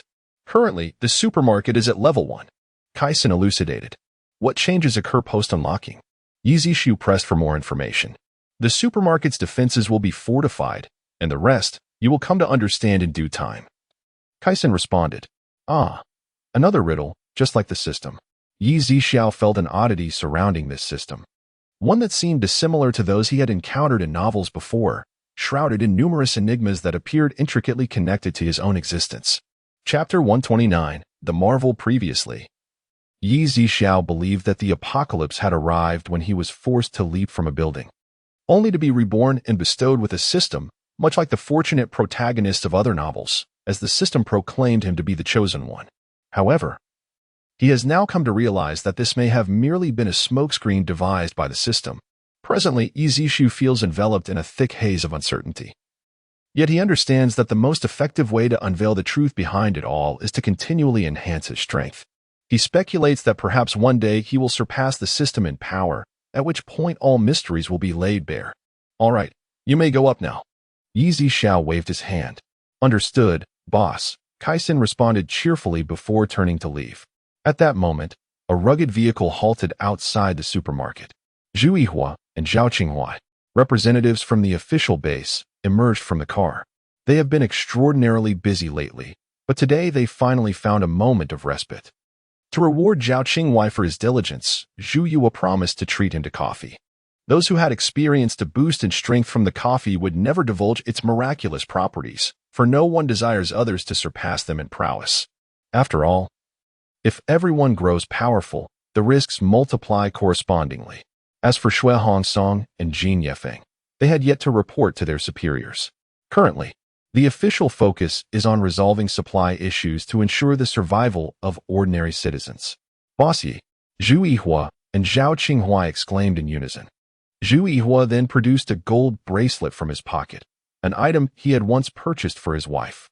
She had become aware of the supermarket and had given it to him as a contingency. 12,000. Want to trade? Yi Zixiao inquired. Certainly. We wish to visit the coffee shop on the 4th floor, Zhu Yihua replied. Once you enter the coffee shop, there will be automatic recognition, and the cost of the coffee will be deducted automatically, Yi Zixiao explained. In truth, not only does entry into the coffee shop facilitate automatic recognition, but the robots on the 4th floor can also ascertain your balance, deducting the cost once the order is placed. Very well, Zhu Yihua nodded. The two then ascended to the 4th floor. However, when they received the coffee menu from Zero Shaolu, Zhu Yihua nearly contemplated fleeing. It's exorbitantly priced. This is outrageous. Zhu Yihua exclaimed repeatedly. Indeed, it was rather expensive. Perhaps we should reconsider? Zhao Qinghua awkwardly scratched his head, especially since Zero Shaolu was still nearby. Forget it. I promised you. Let us just choose one, Zhu Yihua declared. Then I'll have a cup of low-tier ability-enhancing energy coffee, Zhao Qinghua stated. Uncle, what will you have? I'll pass. I'm not accustomed to such things. Zhu Yihua waved his hand dismissively. All right then. Before long, Zero Shaolu appeared, serving the coffee. The rich aroma of the brew enveloped the two men's senses. How delightful, Zhao Qinghua said, carefully lifting the coffee and taking a small sip. Zhao Qinghua was taken aback, then quickly finished the cup. Take your time, that is quite expensive, Zhu Yihua began. But he soon felt Zhao Qinghua's aura surge significantly. You've broken through to the 4th tier? Zhu Yihua exclaimed, astonished. Zhao Qinghua was equally incredulous. Despite the considerable absorption of energy cores during this period, he found himself stuck at the pinnacle of the 3rd tier.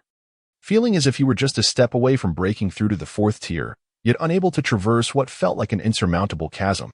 To his astonishment, it was merely a cup of coffee that facilitated the breakthrough. Could it be? Could the name of this coffee truly hold significance? At that moment, Zhu Yihua realized that he had initially dismissed the name of the coffee as just a gimmick, akin to many dish names. Could it genuinely possess the essence of dragons and phoenixes? Yet now he understood that it indeed had such miraculous effects.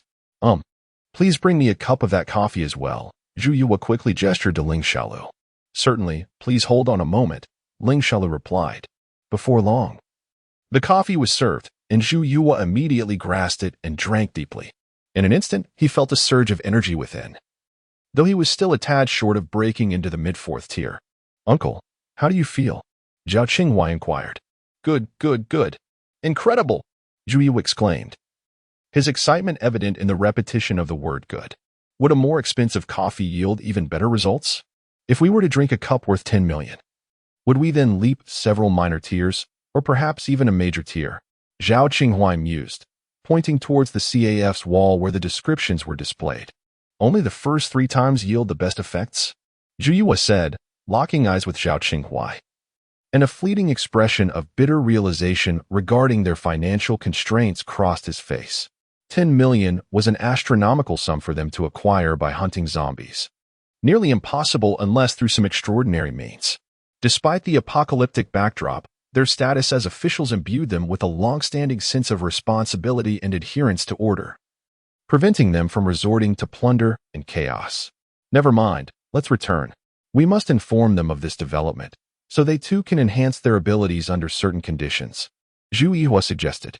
Although the base in a city was not weak, its unique position compelled him to desire a strength that surpassed others. Indeed, just wait until those base leaders see that we occupy the prime territory, yet do not seem to possess significantly greater strength than theirs. Zhao Qinghua retorted indignantly. Most first-tier cities in Xia country had bases, and these bases often engaged in both overt and covert comparisons, as resource allocation was at stake. Even if the base leaders did not confront one another directly, they tacitly allowed their subordinates to provoke one another with words. Upon returning to the base, Zhu Yihua and Zhao Qinghua immediately relayed this information to the officials possessing abilities. Upon learning of it, everyone was filled with excitement. Yet their faces fell at the mention of the price. Nonetheless, they resolved to seek it out diligently. Zhu Yu subtly suggested that they explore the ruins of the city, emphasizing that they should not resort to theft, which instilled hope in many. In the following 2 days, numerous individuals from the base flocked to the supermarket for coffee, with varying degrees of enhancement in their abilities. Among them were those from previously affluent backgrounds, who promptly returned home to search for valuable items to exchange. In recent days, Yi Zixio has astonishingly sold over 17 million in coffee alone. Only one individual opted for the premium-grade coffee, while the majority purchased the intermediate variety, priced at 10,000 per cup. This throng of customers left Ling Lichu feeling somewhat displeased. The bustling crowd inevitably brought about a cacophony. However, within Yi Zixiao's supermarket, he refrained from being overly domineering, allowing patrons to enjoy their beverages before departing. Despite his inner thoughts, he understood the necessity of restraint. Having spent 3 days there, it was time for him to embark on his journey home. Thus, on that very afternoon, Ling Lichu boarded a flight bound for Britain. The following day, Ling Yuanhai arrived early to seek out Ling Lichu. Your uncle certainly arrives at the crack of dawn, Ling Lichu remarked with a smile. Not too early, not too early. What about the items you mentioned? I would like to have a look.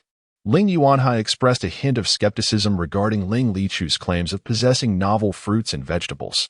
Chapter 130. No return to the base. With a graceful wave of his hand, Ling Lichu produced a small selection of fruits, vegetables, eggs, and grains that he had previously purchased from Yi Zixiao. Ling Yuanhai gazed at these items, his eyes glimmering with intrigue. Could it be that these treasures were once stored in the secret vault of the old master? He had heard whispers of this treasure, rumored to possess a peculiar space, shrouded in mystery. It appeared that the tales were indeed true, Ling Yuanhai mused. Uncle? Ling Lichu called out, pulling Ling Yuanhai from his reverie. Your items, Ling Yuanhai began. But Ling Lichu reassured him, do not worry. As he spoke, he exchanged a knowing glance with the spatial ability user beside him, prompting a multitude of jewels, jade artifacts, gold and silver ornaments, and bars of gold to materialize from the other side of the hall. With a flick of his hand, Ling Lichu absorbed them into his own space, while the spatial user, at Ling Yuanhai's signal, gathered the food into the same realm.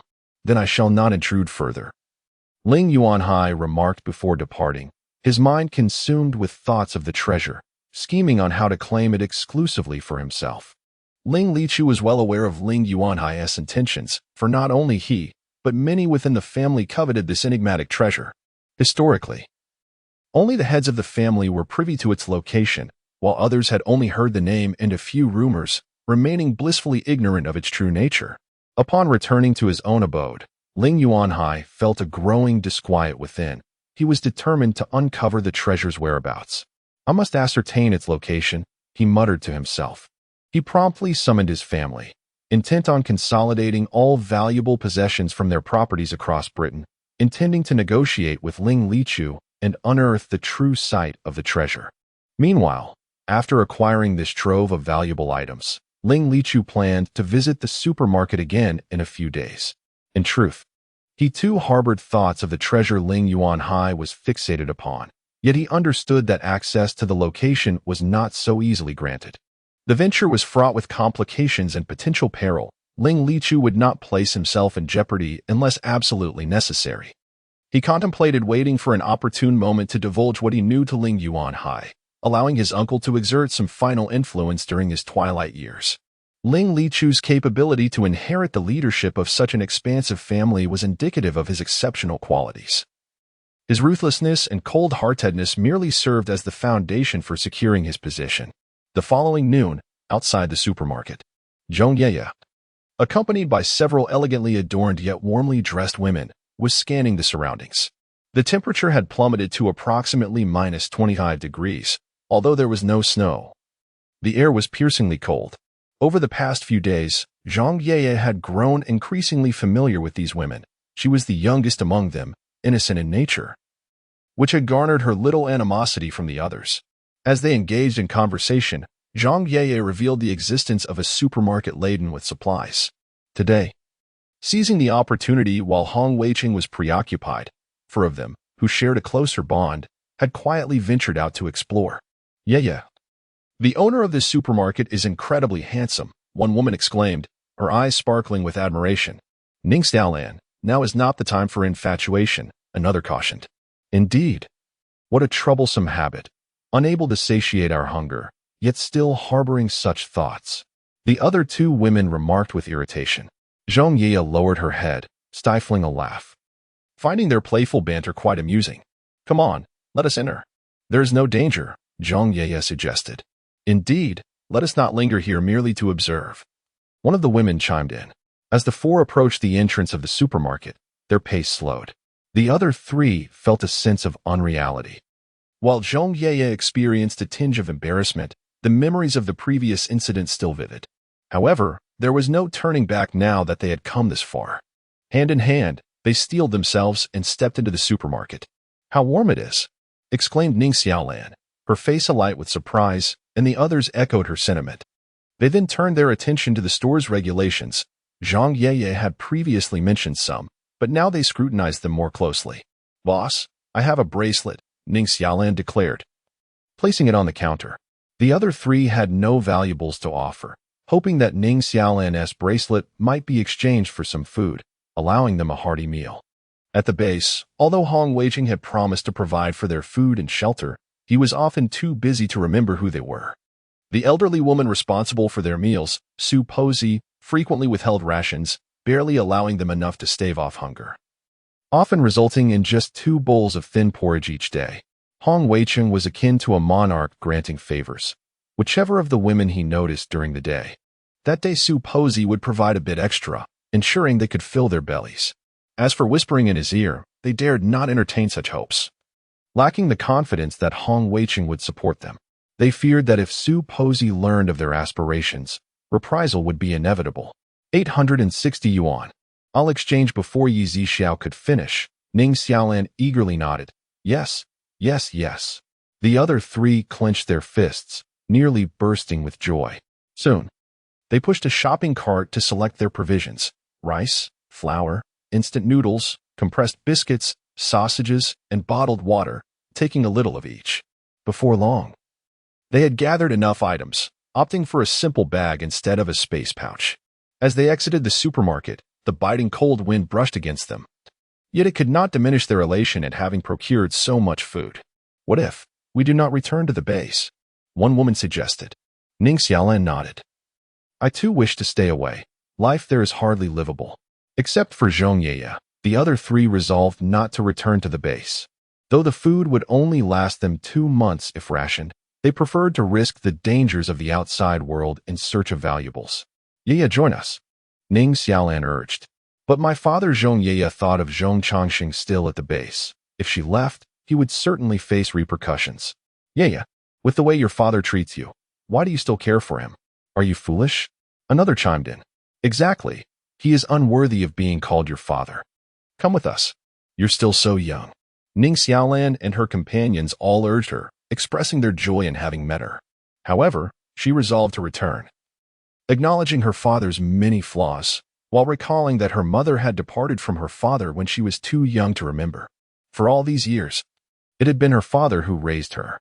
Zhong Ye sighed, and Ning Xiaolan, with a heavy heart, offered her some compressed biscuits, instant noodles, and ham sausage. After all, cooking over an open flame at the base was quite inconvenient, and there was always the risk of being discovered by that woman, which would lead to trouble. Zhong Ye's eyes glistened with tears, deeply touched by the gesture. She yearned to accompany the three, but felt unable to do so. After escorting Zhong Ye for a while, the trio took their leave. Eventually, after a prolonged search, Ning Xiaolan and her companions stumbled upon a dilapidated villa, one-third of which had collapsed. Yet, despite its condition, they felt an immense sense of happiness.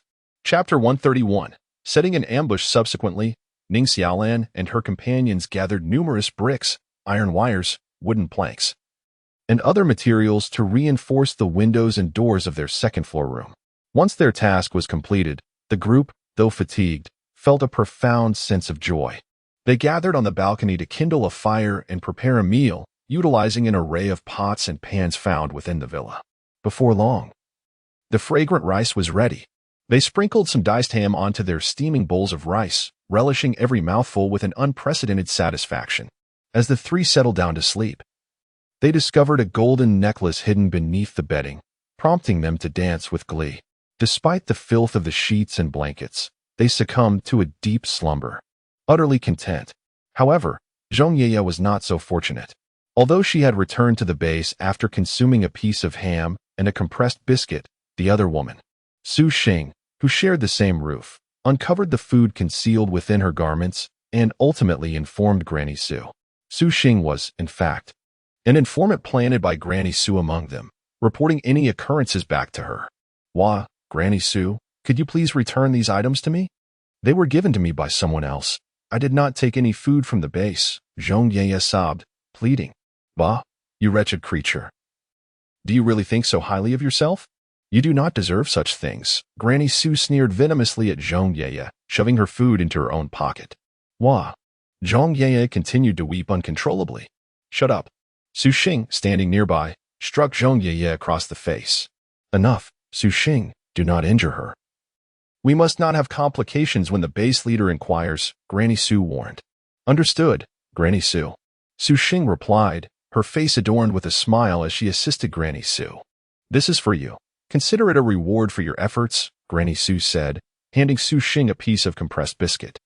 Although Su Xing felt dissatisfaction at receiving so little, given that Granny Su had secured 3 pieces of compressed biscuit, 2 sausages, and a pack of instant noodles for herself. She maintained a radiant smile as she relied on Granny Su to be lenient with her food rations. Zhong Ye sat on the ground, sobbing inconsolably, while 2 or 3 others in the room feigned sleep beneath their covers.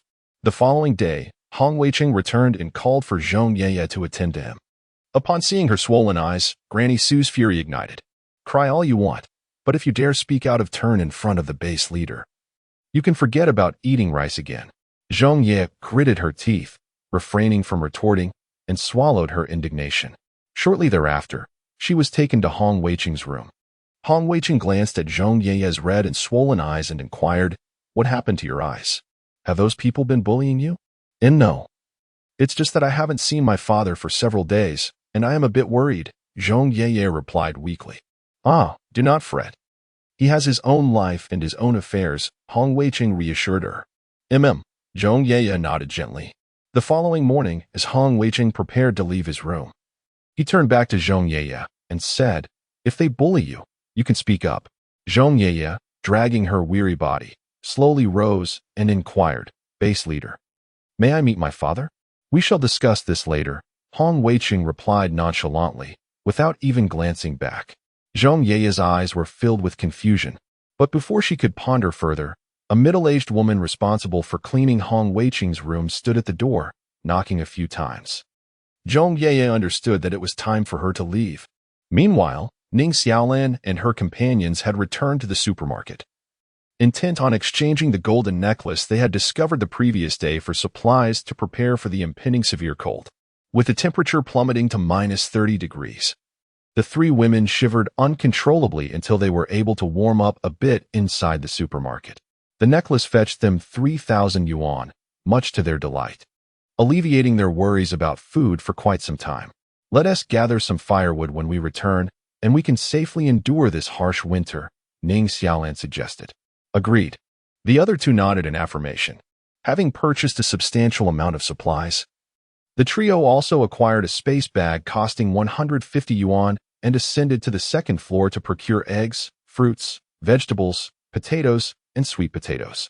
They explored the third floor's weaponry section but found the prices exorbitant, far beyond their current means.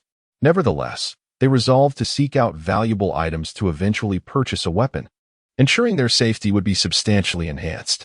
With this supermarket, we are bound to thrive, Ning Xiaolan remarked. Indeed, the other two responded emphatically. However, they recalled that it was Ye who had informed them about this supermarket, and now, one of them hesitated, contemplating the days Zhang Ye had endured. Li Huan, stop dwelling on it. Everyone has their own choices in life. We cannot control them. Only wish her well, Ning Xiaolan stated. You're right, Xiaolan. If Ye ever wishes to join us in the future, I would gladly welcome her, Li Huan replied. After completing their shopping, the three left the supermarket and took a brief rest upon returning home. They decided that one person would stay behind to guard the food while the other two ventured outside in search of firewood and valuable items. They hoped to capitalize on the current temperature that still allowed them to go out, and if fortune smiled upon them, they might discover something of worth to exchange for a self-defense weapon. In the supermarket, Yi Zixiao, having arranged for Xingming to oversee the shop, departed. It had been a while since he had taken a stroll. Over the past couple of days, after dinner, he would walk several kilometers away. This area once featured streets adorned with ancient architectural styles, though now they lay in ruins, remnants of their former grandeur still faintly visible. At that moment, not far from Yi Zixiao, two pairs of eyes were fixated upon him. Here they come again, just as they did yesterday, and perhaps they shall return tomorrow. If we lay in ambush here, we might very well seize this man's life. And Ai Yuan's gaze was fierce, her fist clenched tightly. Very well. It is indeed easier to deal with just him, Su Xiang remarked. After their hushed conversation, they turned to leave, unaware that Yi Zixiao had overheard every word. Feeling somewhat weary of the mundane routine, Yi Zixiao smirked, anticipating the arrival of some much-needed excitement. Before dawn the next day, Ai Yuan and Su Xiang arrived with several boxes of explosives, positioning them along Yi Zixiao's usual path. Hurry, we must be thoroughly prepared before he arrives, Ai Yuan urged, a sense of exhilaration swelling within her at the thought of impending revenge. Absolutely. Su Xiang nodded in agreement, beginning to dig a pit to conceal the explosives. Chapter 132. A cloud of smoke and dust. You are dead. The next will be that person. Even if I do not know his whereabouts now, there will come a day when I shall ensure his demise is complete. Ai Yuan pondered, the image of Dabai haunting her thoughts. The memory of being struck by Dabai, left humiliated and battered, ignited a fierce desire within her to rend him asunder, to flay him alive, until her heart's vengeance was sated. Having concealed the explosives, Ai Yuan instructed Fu Xiang to keep watch while she sought more powerful firearms capable of long-range strikes. During this time, she had cultivated a certain rapport with Min Qinggang, one of the deputy leaders at the Hongxing base. At the Hongxing base, Ai Yuan anxiously awaited Min Qinggang in his office. Previously, she had alluded to her grievances, hinting that she desired retribution for the wrongs inflicted upon her. Initially, Min Qinggang had readily agreed, but upon learning that the perpetrator was the supermarket owner, he promptly refused and ceased all contact with her. I will not relent. I shall make those two pay dearly. If it means ensuring their utter destruction, I am willing to sacrifice everything, Ai Yuan vowed silently. Though she found both Min Qinggang and Fu Xiang repulsive, her innocence had been stolen by someone far more vile, leaving her indifferent to everything but the singular thought of revenge. Why are you here? Min Qinggang asked as he pushed open the office door, impatience flickering in his gaze. Deputy base leader. I missed you. Is it so wrong to come and see you? Ai Yuan swayed her hips towards him, her tone sultry, her enchanting eyes rendering Min Chengang momentarily parched. Yet, he suppressed the ire bubbling within, asking in a low voice, "Speak plainly. What brings you here? I truly missed you." A day as husband and wife fosters deep bonds. Though we have not shared 100 days, we have spent 10 together. Yuan attempted to elaborate. But Min Chengang raised his hand to interrupt, commanding, "Get to the point. I will assist you with what is feasible, but do not mention matters beyond my reach. I wish to borrow a few powerful weapons, which I shall return in a couple of days." Yuan whispered softly into Min Chenggang's ear. "Is that all?" he asked, somewhat taken aback. "Yes, that is all," she confirmed with a nod. "Very well, I shall procure a few for you shortly," Min Chengang replied, acknowledging that her request paled in comparison to confronting the supermarket owner. After all, base leader Hong Weicheng had sternly warned against provoking the supermarket owner, or risk expulsion from the Hongqing base. Moreover, Min Chengang was also aware of the fate that befell another deputy leader, Chao Rui's, further dissuading him. "Thank you, Deputy Base Leader," Yuan said sweetly, her gaze laden with flirtation as she looked at Min Chengang. An hour later, Min Chengang donned his attire and instructed his subordinates to retrieve the 3 weapons Yuan required from the armory. He did not inquire about what Yuan intended to do with those weapons, nor were there any labels on them. One remained silent while the other chose not to speak, regardless of the outcome. Even if Hong Weicheng were to learn the truth, he would be deemed an innocent bystander, subject only to a few reprimanding remarks about being blinded by lust. However, if Yuan truly killed the supermarket owner, it could very well serve the interests of their Hongqing base. Few who could aspire to the roles of deputy base leader or base leader were mere wastrels. Yuan sought to use him, and he too had his own designs. Besides, who would refuse the allure of a beautiful woman, content with her weapons? Yuan departed and returned to the location where she had set the trap for Yi Zixiao, where Fu Xiang awaited her. Yet, upon seeing Yuan's flushed cheeks, Fu Xiang felt a sense of déjà vu, but did not delve deeper, attributing her appearance to a rush of urgency. Yuan, I am but a rough man with limited strength. In this apocalyptic world, having you by my side is already a blessing, Fu Xiang suddenly remarked. Given his background before the apocalypse, he knew he could never hope to attain someone of Yuan's caliber. "I feel the same," Yuan replied, covering Fu Xiang's hands with her own. "With your words, I would find it worthwhile even to perish." Fu Xiang spoke, though an unsettling feeling lingered in his heart. "You will not die. None of us will. We shall grow old together," Yuan assured him. "Indeed," Fu Xiang nodded earnestly. "After 6:30 in the evening. Why has tea arrived yet?" Yuan expressed her anxiety, gripping her gun tightly, while Fu Xiang held his as well, contemplating the possibility that if Yi Zixiao had survived the explosion, they would open fire and turn him into a sieve. "Let us wait a bit longer," Fu Xiang suggested, though he secretly hoped Yi Zixiao would not come, as his own nerves were fraying. "Okay," Yuan nodded. "If he doesn't come, will you abandon the thought of killing him? We could flee and start anew." Before Fu Xiang could complete his thought, Yuan, filled with fervor, interjected, "No. That is absolutely impossible. He must die." "Shoo." Fu Xiang suddenly made a gesture for silence and pointed ahead. At that moment, Yuan raised her gaze to see Yi Zixiao entering their line of sight, quite close to the explosives. Both tightened their grips on their guns, their eyes fixated on Yi Zixiao's every movement, their hearts racing. Just as Yi Zixiao was about to step into the explosive zone, he abruptly halted. Yuan gritted her teeth, her palms sweating, yearning to rush out and push him into the danger zone, but she had to restrain her impulse. Her eyes locked on him without blinking. Yi Zixiao paused for a moment before taking another step forward. Observing this, Yuan's lips curled into a slow smile, and Fu Xiang felt reassured that everything would proceed as planned.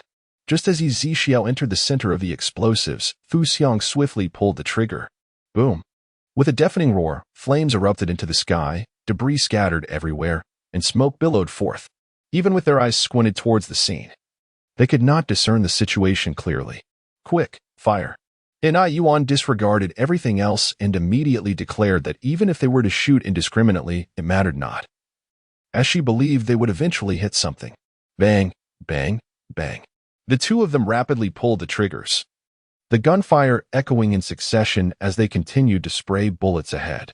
Unbeknownst to them, Yi Zixiao had silently positioned himself behind them, observing with great interest as they were wholly engrossed in firing at the spot he had just occupied. With such a method of shooting, it must have become riddled with holes by now. Yi Zixiao mused aloud. Let us proceed to take a look. Yuan responded, mistaking the voice for Fu Xiang's due to the overwhelming noise of the gunfire. Although the tone seemed slightly off, she paid it no mind. However, Fu Xiang was far from composed. The reason Yuan misheard was that it was a male voice, and he could never assume that the speaker was Yuan. He ceased firing, slowly turned around, and upon raising his gaze, he found Yi Zixiao looking at him with a smile full of amusement. Chapter 133. After hardship comes sweetness. Fu Xiang stood there, momentarily dazed, while Yuan remained oblivious, slowly approaching to inspect the gruesome scene of Yi Zixiao's demise. Yuan. Fu Xiang swallowed hard and called out.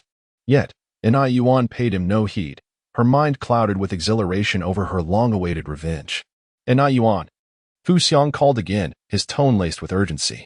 Yuan paused, sensing an unusual gravity in his voice, and an ominous premonition surged within her. She slowly turned her head, and was met with Fu Xiang's terrified expression. Beside him stood a figure she recognized, even in ashes, at that moment. All her overwhelming hatred dissolved, leaving only fear in its wake. You were supposed to be.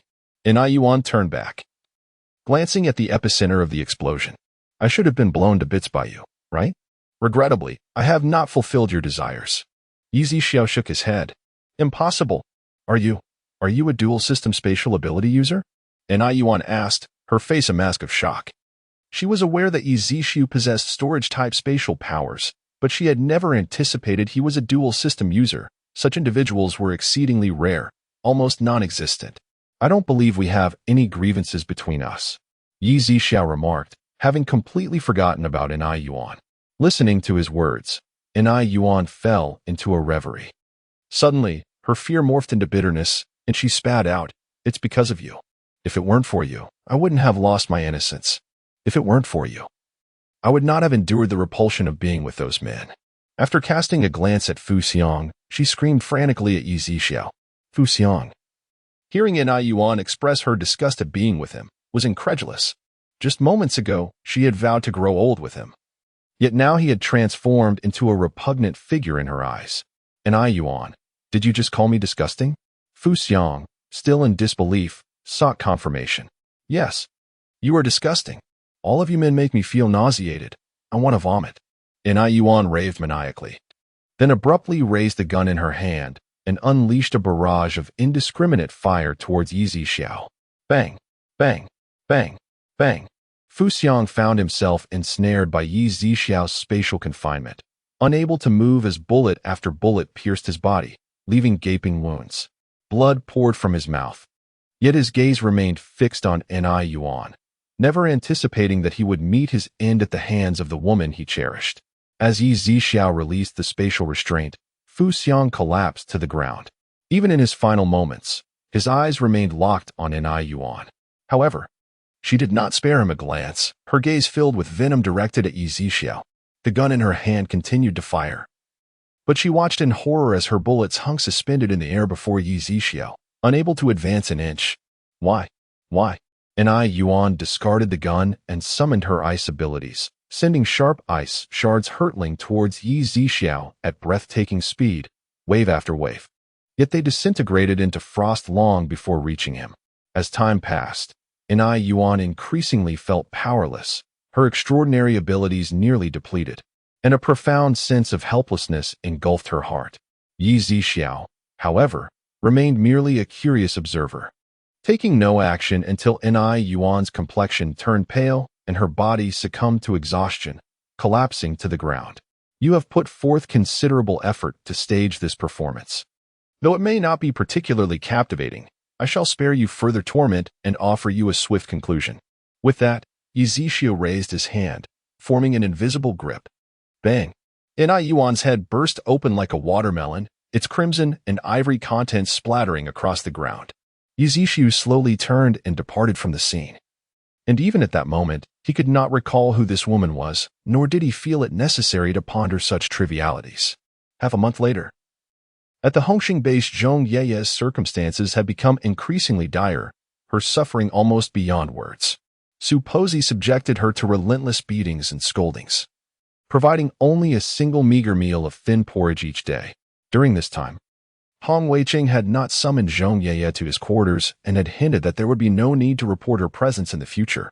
Su Posey, well aware of this news, harbored no mercy for her, especially considering Zhong Ye's previous food hoarding. Now, Zhong Ye was so famished that she felt dizzy. Her complexion sallow and emaciated, her hair a disheveled mess. Su Posey utilized Zhong Ye as a vessel for her frustrations, hurling insults that spanned generations at the slightest inconvenience.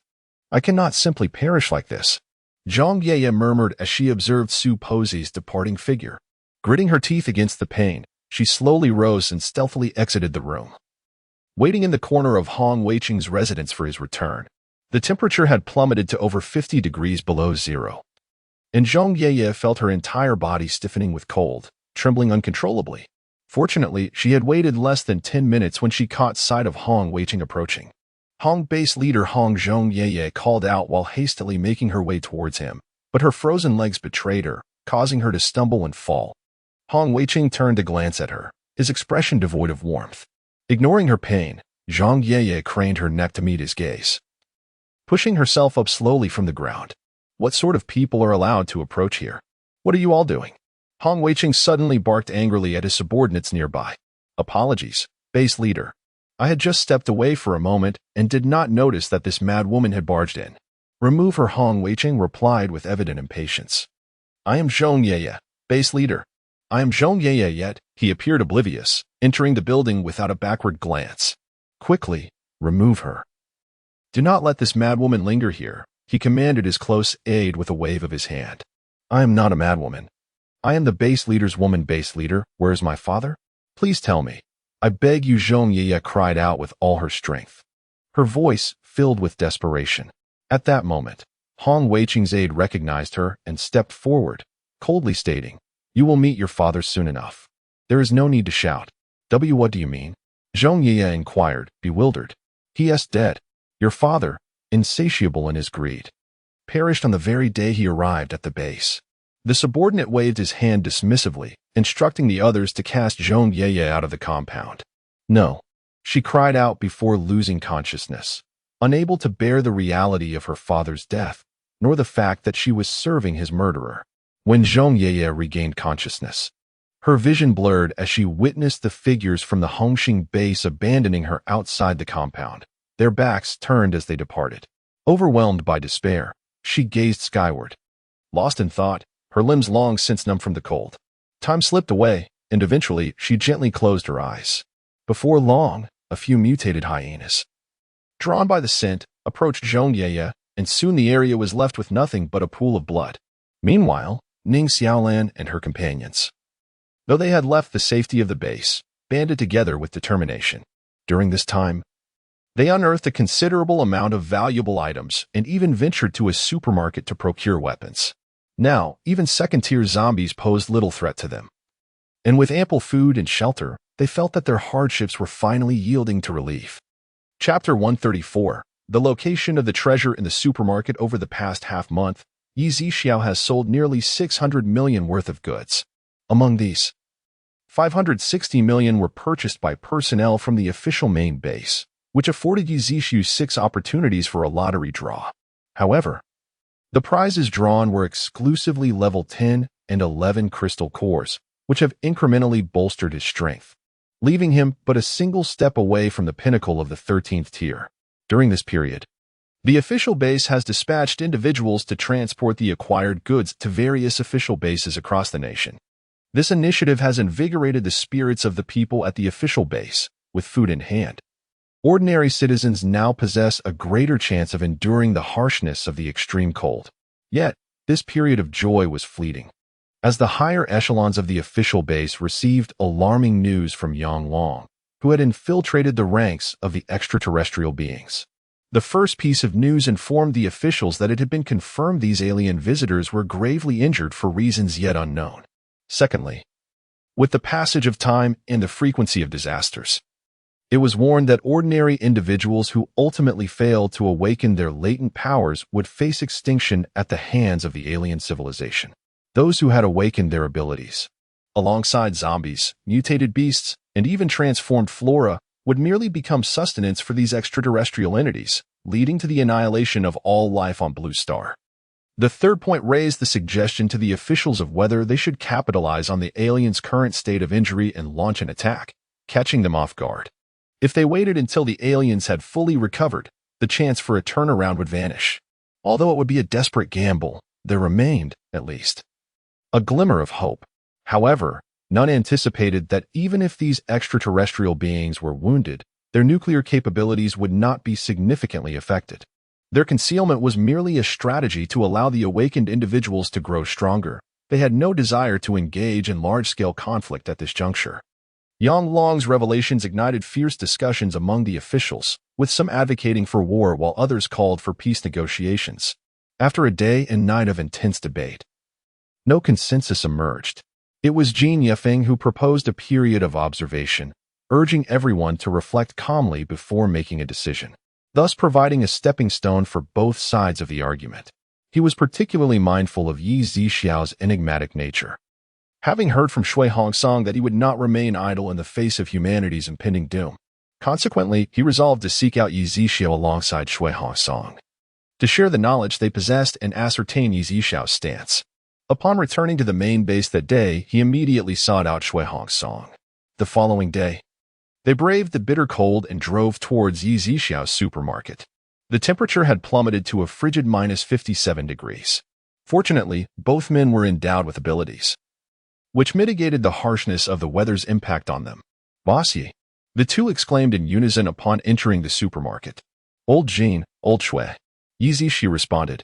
Jin Yefeng and Shui Hongsong exchanged glances, pondering how to broach the subject. Despite having rehearsed countless times in their minds, the sight of Yi Zixi rendered them inexplicably hesitant. "Old Jin, old Shui, I presume you are not here merely for supplies?" Yi Zixi inquired.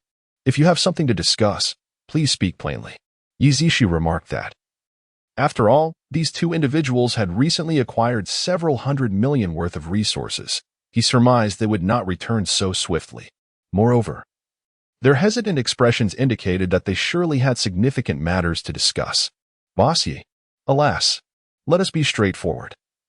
We recently learned some details about the extraterrestrial beings invading our Blue Star." Jin Yefeng sighed as he recounted everything he knew, along with the opinions and debates from those above him. It took approximately half an hour for him to conclude his discourse. Yi Zixiao merely nodded in acknowledgement. Bossy Shui Hongsong, observing Yi Zixiao's indifferent demeanor, felt uncertain about his thoughts. "I have already engaged one of them. Their strength is formidable, and they are not even the most powerful among them.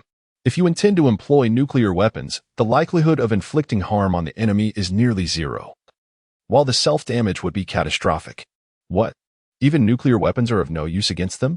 Jin Yefeng exclaimed, his face a portrait of shock, reflecting a sense of impending doom. "Bossy, you must have a solution, right?" Shui Hongsong placed all his hopes on Yi Zixiao. "I have stated before, should that day truly arrive, I will not turn a blind eye," Yi Zixiao affirmed. "Boss Yi, such righteousness." Jin Yefeng and Shui Hongsong both bowed deeply to Yi Zixiao. In their eyes, if Yi Zixiao intervened, it might lead to a perilous situation, yet if he chose to retreat, perhaps the alien civilization would not go to great lengths over one individual. With their newfound clarity, Shui Hongsong and Jin Yefeng departed from the supermarket. Meanwhile, within a castle in Britain, Ling Lichu sat composedly on a sofa as Ling Yuanhai narrowed his eyes at him. "You've taken so many valuable items from me, yet you've only provided me with that meager supply. Your appetite is rather insatiable." Ling Yuanhai had investigated the origins of Ling Lichu's possessions, even discerning the supermarket's location. Though he had not entered, he understood everything. Returning from a city, Ling Yuanhai increasingly felt like a fool, caught in Ling Lichu's web. "Uncle, one cannot speak in such a manner. Our transaction was mutually agreeable, and you were the one eager to engage in this trade. Why now turn the blame on me?" Ling Lichu replied. Huh, so you think you can play tricks on me, Ling Lichu? I have several bases and a considerable number of ability users at my disposal. You should know that if our conflict escalates to a life or death struggle, what benefit would that bring you? Ling Yuanhai glared fiercely. What does Uncle desire? Ling Lichu raised an eyebrow, inquiring. I shall not beat around the bush. I simply wish to know the whereabouts of the Ling family treasure. Ling Yuanhai stated. Uncle, to be honest, my silence is for your own good. I have never been there, Ling Lichu responded, his expression tinged with helplessness. Do not feign concern. I know you too well. I have no desire to engage in a deadly confrontation with you. It would be best if you told me now, Ling Yuanhai insisted. Very well. Ling Lichu nodded and continued.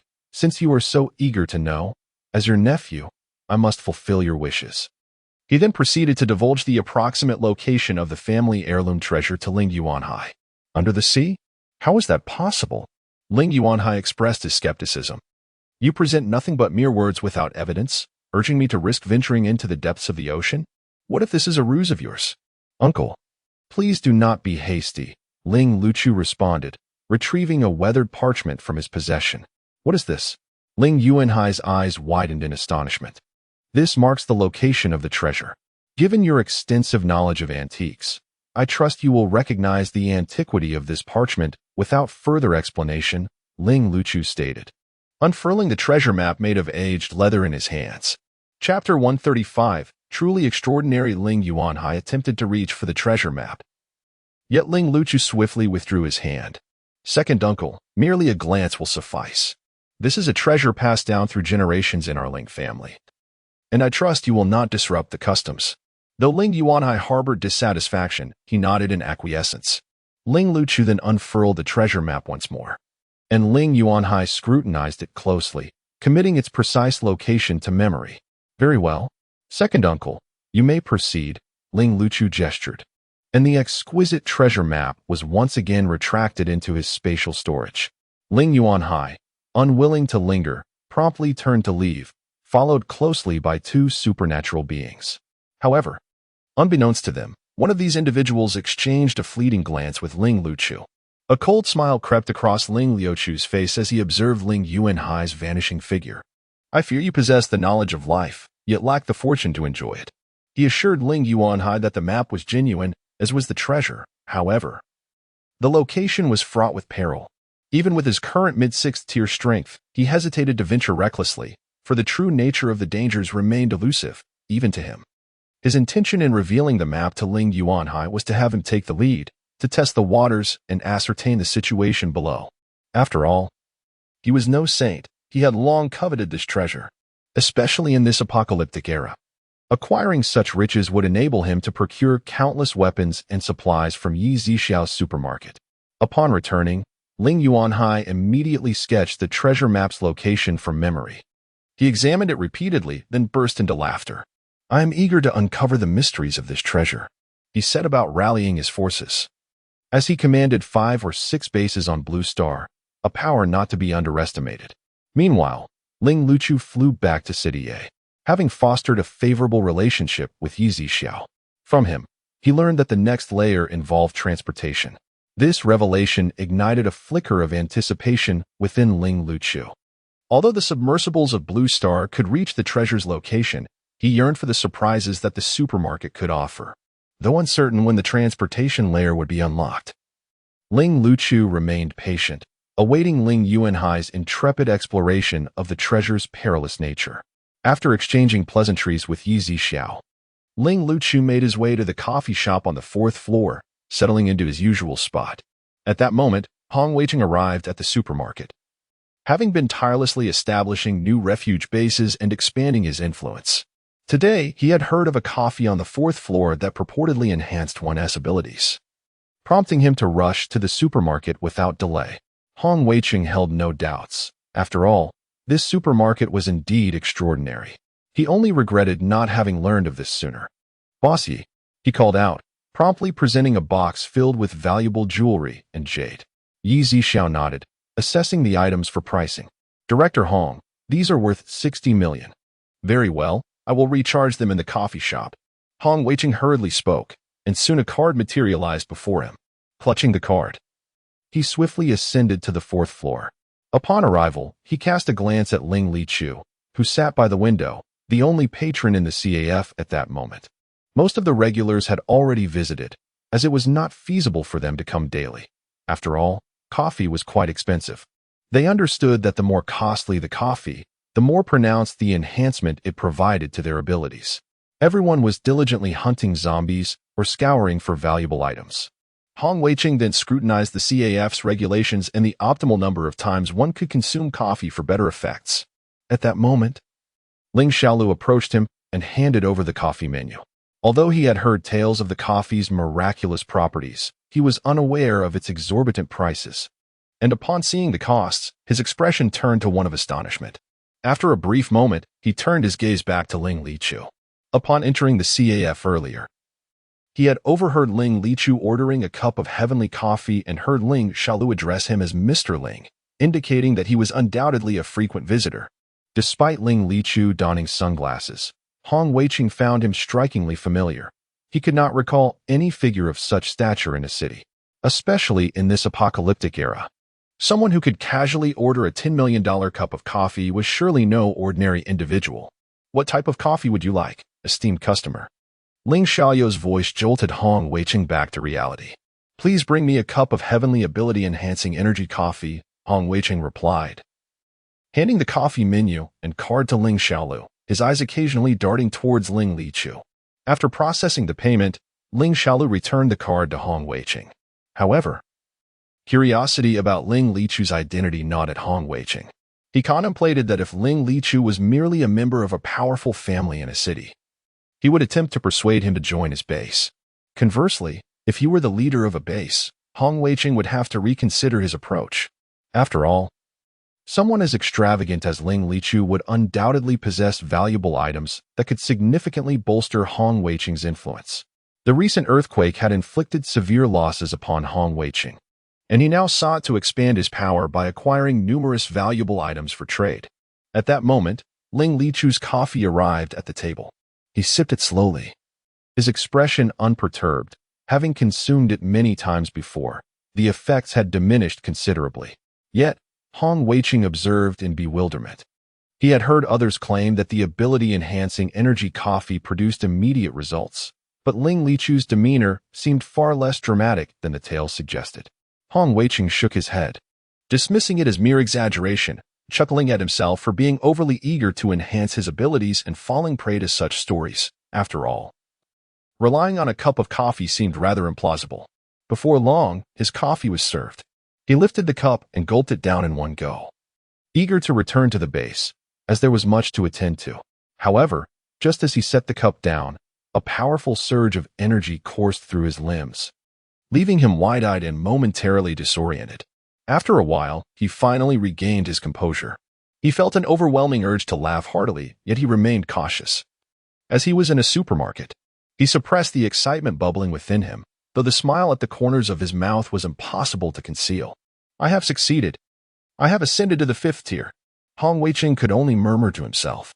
After absorbing numerous crystal cores without any noticeable effect, he had suddenly broken through to the 5th tier. The excitement within him was beyond words.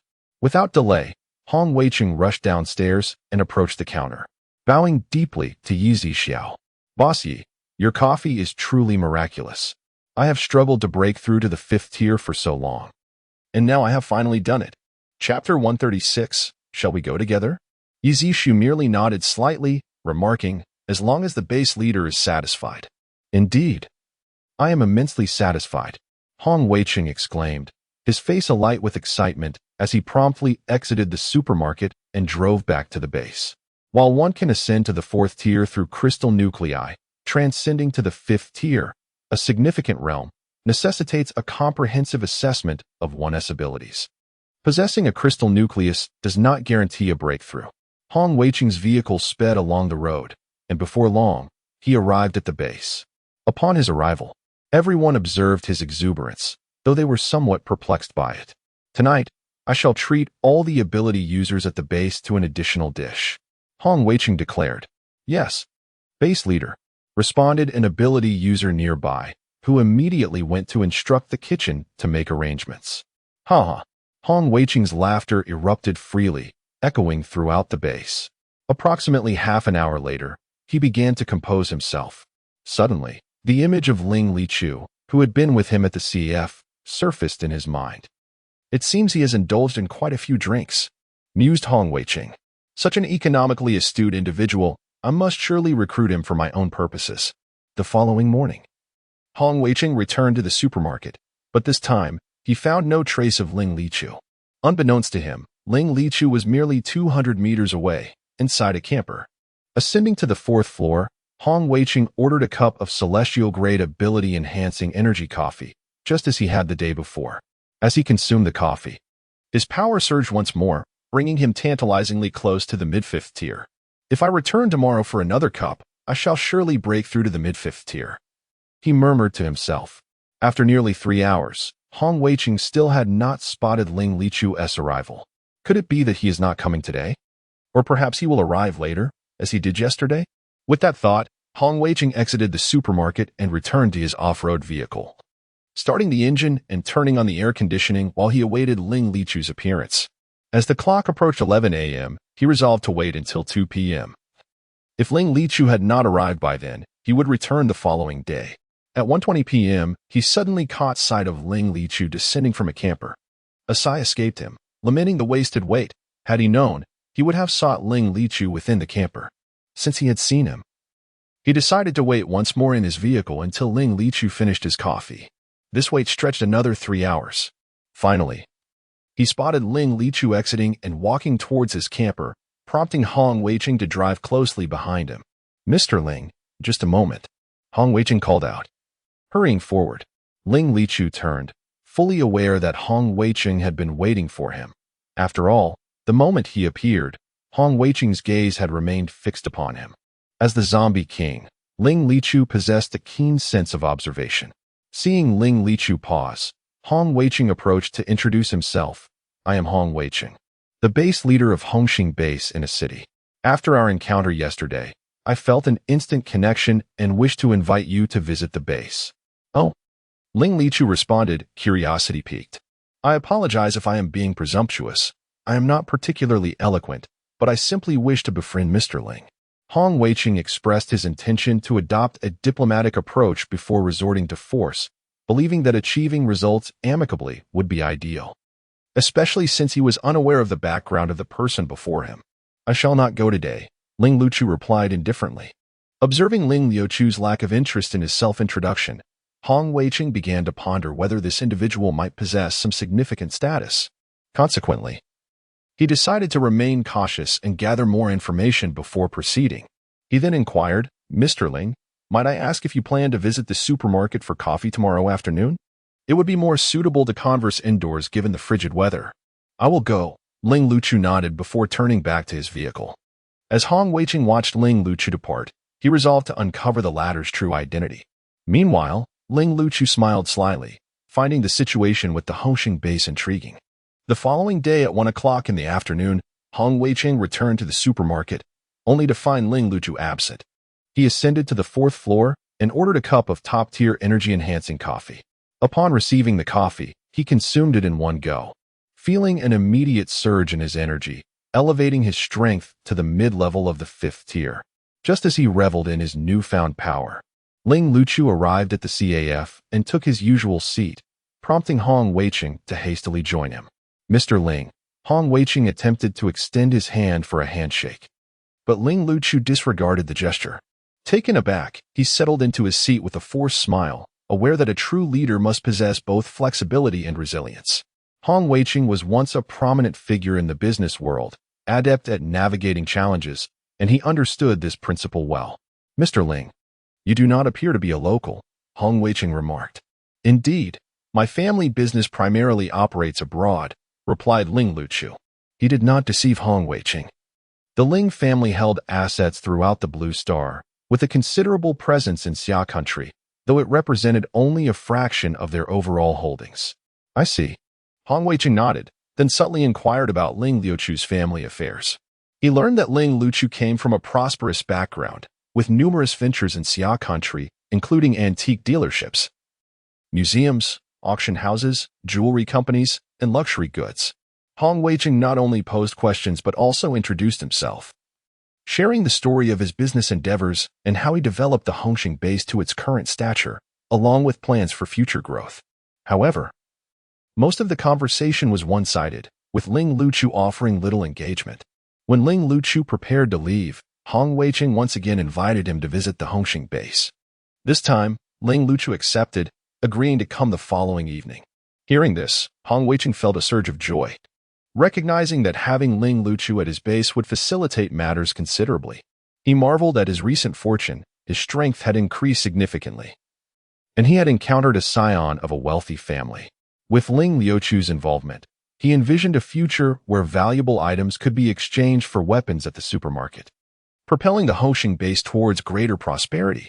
Hong Weicheng aspires to transform the Hongqing base into the largest stronghold in all of Shanghua, akin to an emperor who commands the winds and the rain.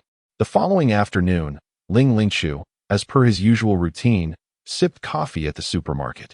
During this period, he had not only indulged in the energy-enhancing coffee, but had also sampled a myriad of other varieties. As the clock approached 4, Ling Lingchu descended from the CAF and approached the counter, suddenly proclaiming, "Today, the commander of the Hongqing base has invited me as a guest. Would you care to join?" Yizishu replied, somewhat bemused, "Why would he invite you and drag me along? This might very well be a feast of betrayal." Ling Lingchu retorted, "You, a formidable zombie king, fear such a banquet?" Ling Lingchu nodded in agreement. Chapter 137. Escapee Zixio had no intention of engaging with Ling Lichu. "I fear that I might eradicate them all, which would adversely affect your business, Mr. Yi," Ling Lichu remarked with a smile. "No worries," Yizishu replied nonchalantly. "Very well. I shall go alone then." With that, Ling Lichu shook his head and exited the supermarket. As Ling Lichu stepped outside, a vehicle sped towards him, coming to a halt at his side. The window rolled down, revealing a respectful young man at the wheel. "Mr. Ling, our base leader has sent me to escort you." Ling Lichu nodded, opened the door, and settled into the back seat, lowering the window slightly to give a subtle wave to Yizishu. However, Yizishu did not raise his gaze. Yet, Ling Lichu was certain he could sense it, and indeed, he was right. Before long, the vehicle arrived at the Hongqing base. The door opened, and Ling Lichu descended, being guided into Hong Weicheng's office. "Mr. Ling, welcome," Hong Weicheng greeted with a smile. Ling Lichu nodded and took a seat on the sofa. Hong Weicheng joined him, engaging in conversation to discern Ling Lichu's abilities and his perspective on the future of the apocalypse. Ling Lichu spoke partially, leaving some thoughts unvoiced, which could hardly be deemed deceptive towards Hong Weicheng. Shortly after, Hong Weicheng intended to arrange a meal for Ling Lichu, but the latter declined, stating he was not hungry. Consequently, Hong Weicheng led Ling Lichu to an underground chamber.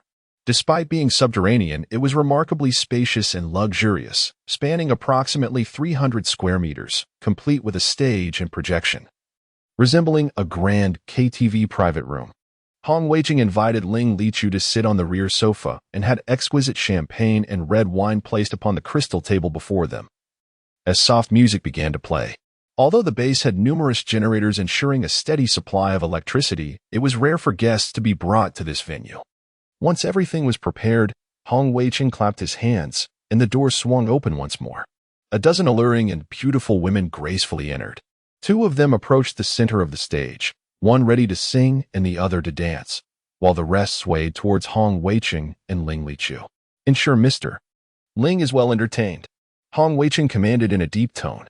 Of course, base leader, the women responded sweetly, then elegantly surrounded Ling Lichu, some offering drinks while others linked their arms with his. "Leave." Ling Lichu's expression remained composed, yet his command shattered the wine glass, causing the women to scream in alarm. "What does Mr. Ling mean by this?" Hong Weicheng inquired, his tone now grave, feeling his hospitality had been met with disdain. "I have no interest in these ordinary, superficial women," Ling Lichu replied, his tone calm, yet unequivocal. "Huh." Hong Weicheng was taken aback, then stepped outside to whisper to an aide. "Yes, base leader," the subordinate replied and departed. Hong Weicheng turned back, bursting into laughter. "Ha ha ha. It seems I have misjudged Mr. Ling's preferences." After finishing his words, he waved his hand, signaling the women who had cowered in the corners to vacate the room. Before long, the door swung open once more, revealing a subordinate accompanied by 7 or 8 men, whose features ranged from delicate to resolute. All were endowed with supernatural abilities. However, their powers were not particularly formidable, mostly ranking from the first to the second tier, with only one being a third-tier ability user. Ling Lichu's eyes flickered slightly, and a subtle smile graced his lips. Hong Weiqing took in the scene, murmuring, "Mr. Ling, please feel free to indulge. Should it prove insufficient, I shall instruct someone to bring more." "Very well," Ling Lichu nodded. "Now, regarding the collaboration that Mr. Hong previously mentioned." Before Hong Weiqing could finish his sentence, Ling Lichu interjected, "Of course, as per your wishes, Mr. Hong, I shall join the Hongxing base. Furthermore, I will procure a considerable amount of valuable items to ensure that the Hongxing base secures an unassailable position in Xia country." During their earlier discussions, Hong Weiqing had sought to persuade Ling Lichu to join him. He had established several Hongxing bases across various locations in Xia country. Relying solely on his own assets and the valuable items he acquired was only a temporary solution to sustain the operations of these bases, without significant long-term support. Once the valuable items were depleted, the base would struggle to retain its supernatural users. Therefore, he was in urgent need of a formidable familial force to bolster the Hongxing base. Satisfied with Ling Lichu's commitment, Hong Weiqing nodded approvingly and attempted to sit once more. But Ling Lichu shot him a glance, saying, "Mr. Hong, it seems inappropriate for you to remain here watching." "Ah, indeed. Quite right." Hong Weiqing quickly rose to leave, and the individuals outside promptly secured the door. The 7 or 8 men then took their seats beside Ling Lichu. He raised a hand to grasp the chin of a robust-looking man, surveying him appraisingly. "Not bad." Ling Lichu nodded. This sturdy man was the only third-tier ability user among them. The 3 other handsome men exchanged glances, sensing they should not be present, and thus contemplated leaving. "Halt!" Ling Lichu commanded, his gaze fixed intently on the strong man's neck and the prominent veins. The 3 handsome men froze, disbelief washing over them as they pondered Ling Lichu's intent. Although surprised, they slowly resumed their seats. Ling Lichu had been near Yi Zixiao's supermarket for quite some time and had not tasted fresh blood and flesh in days. The robust man, sensing the atmosphere, wrapped an arm around Ling Lichu, who revealed his sharp fangs, piercing directly into the man's neck. "Ah!" The strong man's face contorted with terror and pain as he let out a deep, muffled roar. The others remained oblivious to the unfolding horror, the dimly lit environment concealing the truth until the metallic scent of blood reached their nostrils, prompting an instinctual realization of danger. They immediately rose, heading for the door. "Where do you think you're going?" Ling Lichu rose slowly, removing his glasses to reveal blood-red pupils, accentuated by his crimson lips, exuding an unsettling allure. You're a zombie?" At that moment, one of the delicate-looking men, his face awash with terror, exclaimed, "I have a penchant for the intelligent." Ling Lichu rose, casually discarding the nearly breathless man onto the sofa. He then raised his hand, using his thumb to wipe away the blood at the corner of his mouth, and strode towards the group. A singular thought echoed in their minds: escape. However, just as they attempted to move, they were struck by an overwhelming sensation of being immobilized, as if ensnared by some unseen force. "A zombie! The leader of the base! This man is a zombie! Quickly, open the door!" one shouted. Yet the door was constructed from a special material, and all those outside had been dismissed by Hong Weiqing. In that moment, no matter how loudly they screamed, their cries would go unheard. Chapter 138. You guessed correctly, despair enveloped everyone as they felt death drawing ever closer. "Wait a moment. I shall consume him first before turning to you," Ling Lichu thought, eager to savor the taste of the man while he was still alive. For the flavor would be far less exquisite once he was deceased. A smile crept across Ling Lichu's face, his sharp fangs seemingly glimmering with a chilling light. He slowly approached the sofa, methodically tearing away the man's flesh piece by piece before the horrified eyes of the onlookers, devouring it with an unsettling calm. The spectators, despite their own hands stained with blood, were overwhelmed with nausea at the grotesque scene unfolding before them. "Lord Zombie, please spare me," a handsome young man trembled, his voice quavering. By this time, Ling Luchu had finished his meal, rising languidly from the sofa. You are the gifts bestowed upon me by Hong Wei-ching. It would be a disservice to his hospitality to leave you uneaten. Some had resigned themselves to their fate, closing their eyes in despair, no longer pleading for mercy.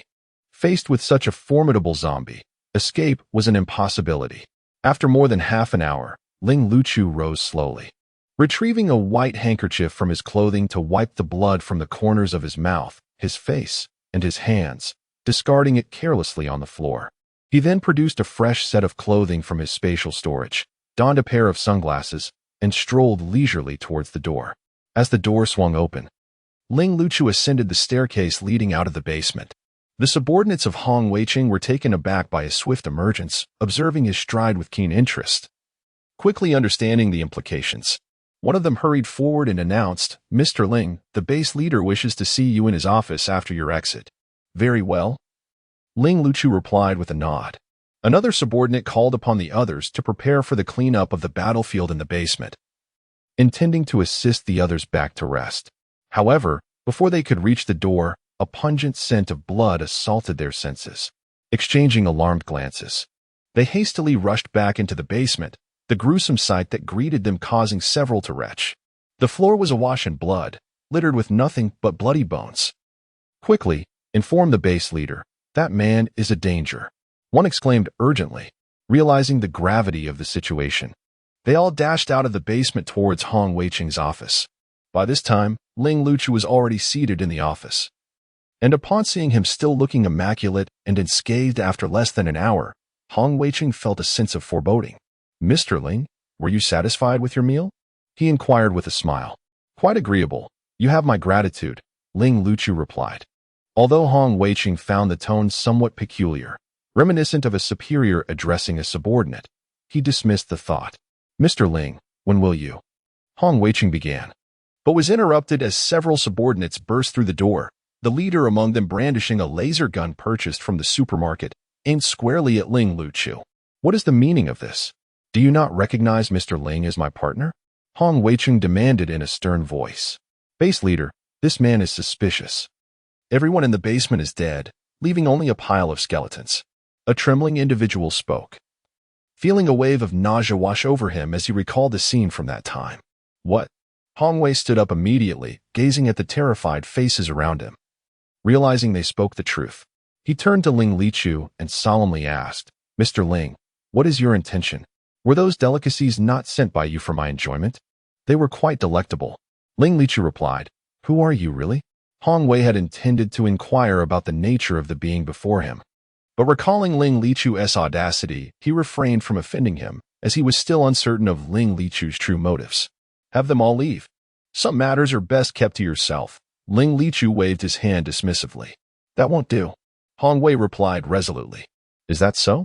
Ling Luchu's gaze sharpened, and Hong Wei felt the surrounding space constrict rapidly, rendering him immobile. "Killing you would be as simple as crushing an ant. You would do well to comply. I have no intention of taking your life, as keeping you alive serves a greater purpose than your demise." Ling Luchu commanded, "Leave. All of you, leave." Feeling a surge of anxiety, Hong Wei quickly responded. It dawned on him just how vast the chasm between himself and the man before him truly was.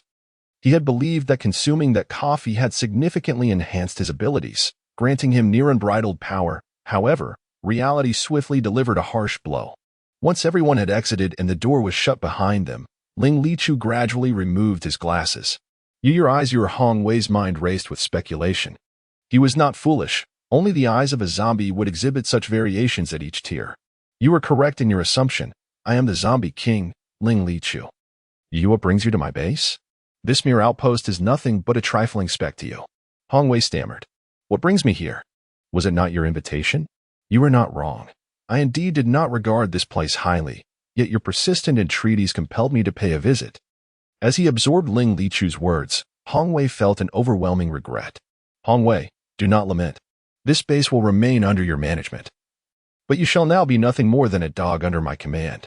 You will do as I instruct, or you know the consequences. Your flesh, as a fifth-tier ability user, is undoubtedly superior to that of those lower-tiered." Ling Luchu raised an eyebrow at Hong Wei, awaiting his response. Should it fail to satisfy him, Ling Lichu would not hesitate to take his life. I agree. From now on, you shall be the unseen master of Hongxing Base.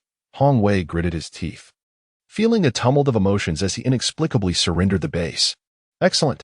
Ling Lichu waved his hand, releasing the spatial confinement.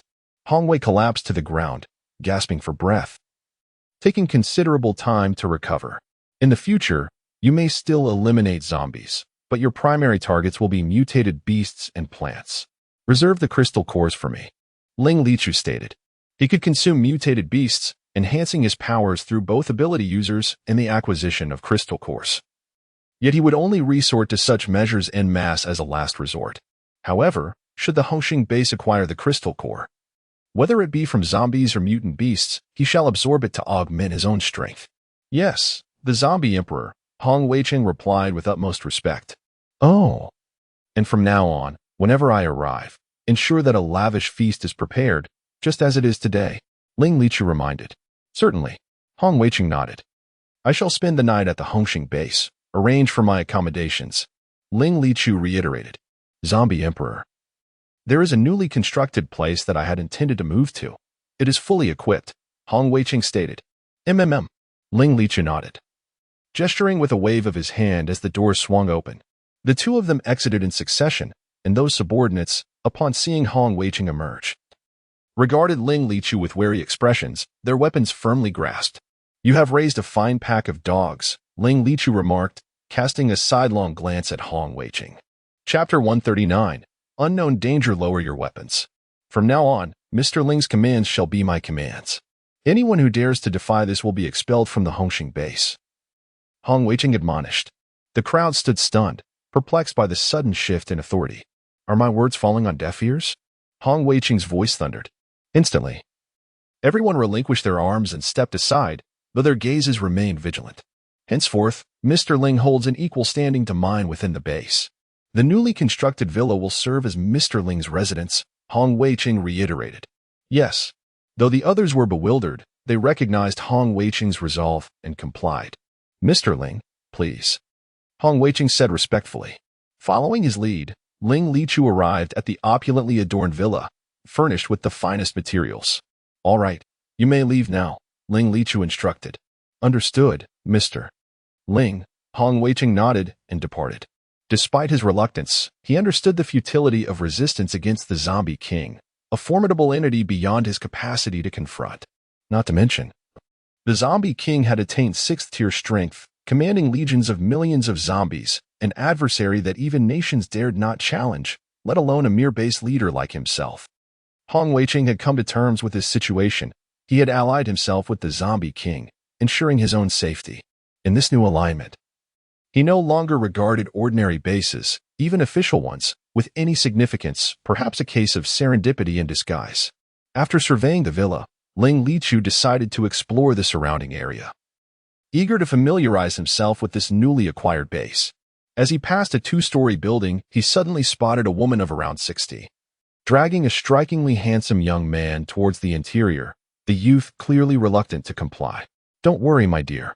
Aunt Sue will take good care of you, the woman spoke, revealing herself as Aunt Sue, responsible for managing the food distribution for Hong Weicheng's women.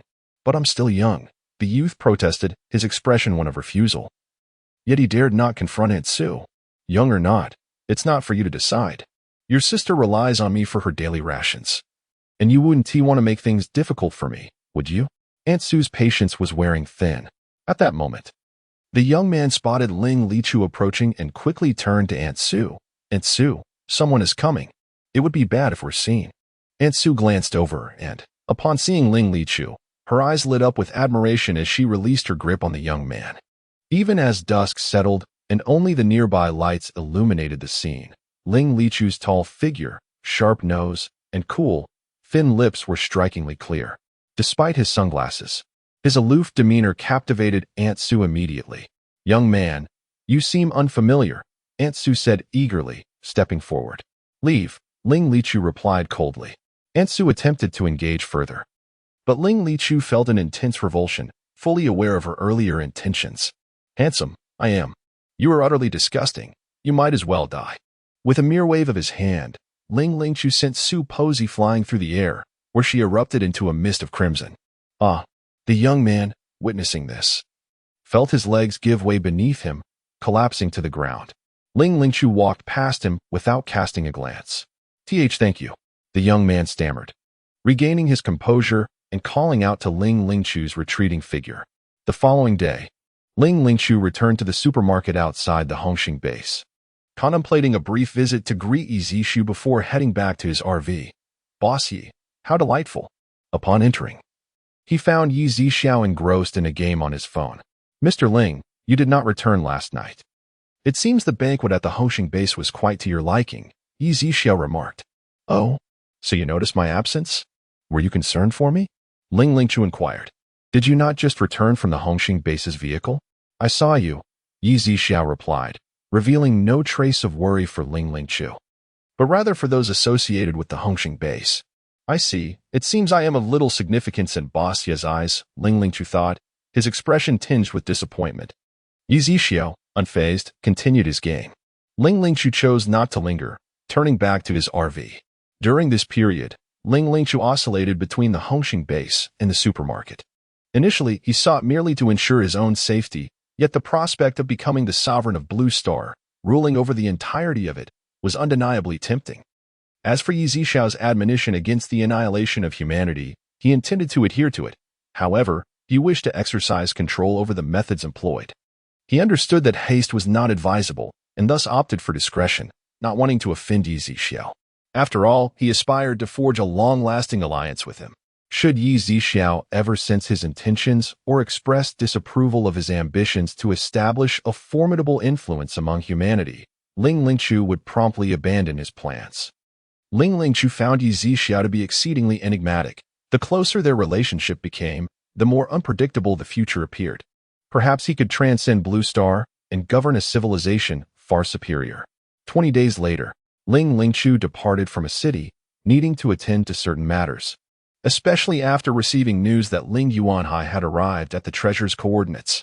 The temperature had now risen to approximately 9 degrees, and the sea ice had melted days prior. Ling Yuanhai remained above the surface aboard a colossal vessel, monitoring the descent trajectory of the probe. After a lengthy wait, he suddenly received images from the probe. What is that? Ling Yuanhai focused intently, discerning several dragon-patterned stone tablets and a massive stone dragon statue standing resolutely on the seabed. Just as excitement surged within him, the images began to blur, as though a mist had enveloped the ocean floor, causing the probe to lose signal entirely. Damn it! Ling Yuanhai slammed his hand on the chair and rose. He glanced at the depth gauge, 11,000 meters. At such depths, even as an extraordinary individual, descending would be perilous beyond measure. Ling Yuanhai clenched his teeth, realizing that his abilities were not particularly formidable. At this depth, if one truly wished to explore and procure the treasure, even descending into the abyss in a submersible, it would be nearly impossible for an ordinary person to detach from the vessel. Even for those endowed with supernatural powers, the immense water pressure rendered the endeavor exceedingly perilous. Only those of at least the 6th tier could hope for any semblance of safety. Ling Lichu, are you wishing for my demise? Ling Yuanhai discerned Ling Lichu's intentions and understood why he refrained from descending himself, instead choosing to bestow the treasure map upon him. In this moment, he felt a profound sense of relief that he had acted judiciously, abstaining from directly entering the submersible. After all, the dangers lurking beneath the surface extended beyond mere water pressure, with mutated aquatic creatures and other unknown threats. Return to base, Ling Yuanhai commanded in a low voice. At that moment, a helicopter above lowered a ladder, and Ling Yuanhai ascended to the aircraft, embarking on his journey back to the United Kingdom. Chapter 140. A regrettable kill. The following day, Ling Luchu had already returned to the ancient castle. In the afternoon, Ling Yuanhai arrived in a furious manner, recounting the events he had encountered with escalating agitation. In a fit of rage, he seized an antique vase nearby and shattered it on the ground, producing a crisp sound. Ling Luchu listened thoughtfully to Ling Yuanhai's account. He had not explored the matter himself, having only taken on the role of family head for a mere 2 or 3 months before the apocalypse struck. Moreover, he had only been privy to the information that his grandfather had shared, explicitly warning him against taking unnecessary risks unless absolutely essential. It seemed that relying on the resources within the supermarket would be the way forward. The water avoidance pill might prove useful. As these thoughts crossed his mind, Ling Luchu smiled at Ling Yuanhai. Uncle, why be so angry? We are family. How could I possibly wish you harm? You know, I have only recently assumed the role of family head before the world turned upside down, and I have not ventured there myself. So how could I pose a threat to you? Humph. Who would believe your words? Ling Yuanhai retorted coldly. Uncle, you simply wish to safely explore the depths of the sea. Do you not? Do you recall that supermarket? There is a pill called the water avoidance pill. You might consider trying it, Ling Luchu suggested. What water avoidance pill?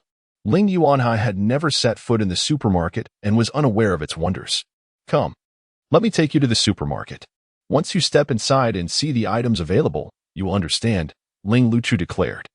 Recognizing that it was impossible to navigate the depths of the ocean freely, he sought to find someone to test the efficacy of the water avoidance pill, avoiding personal risk and saving time by awaiting the results. Ling Yuanhai remained skeptical, but ultimately decided to accompany Ling Luchu to the supermarket, as he had initially planned to go there anyway.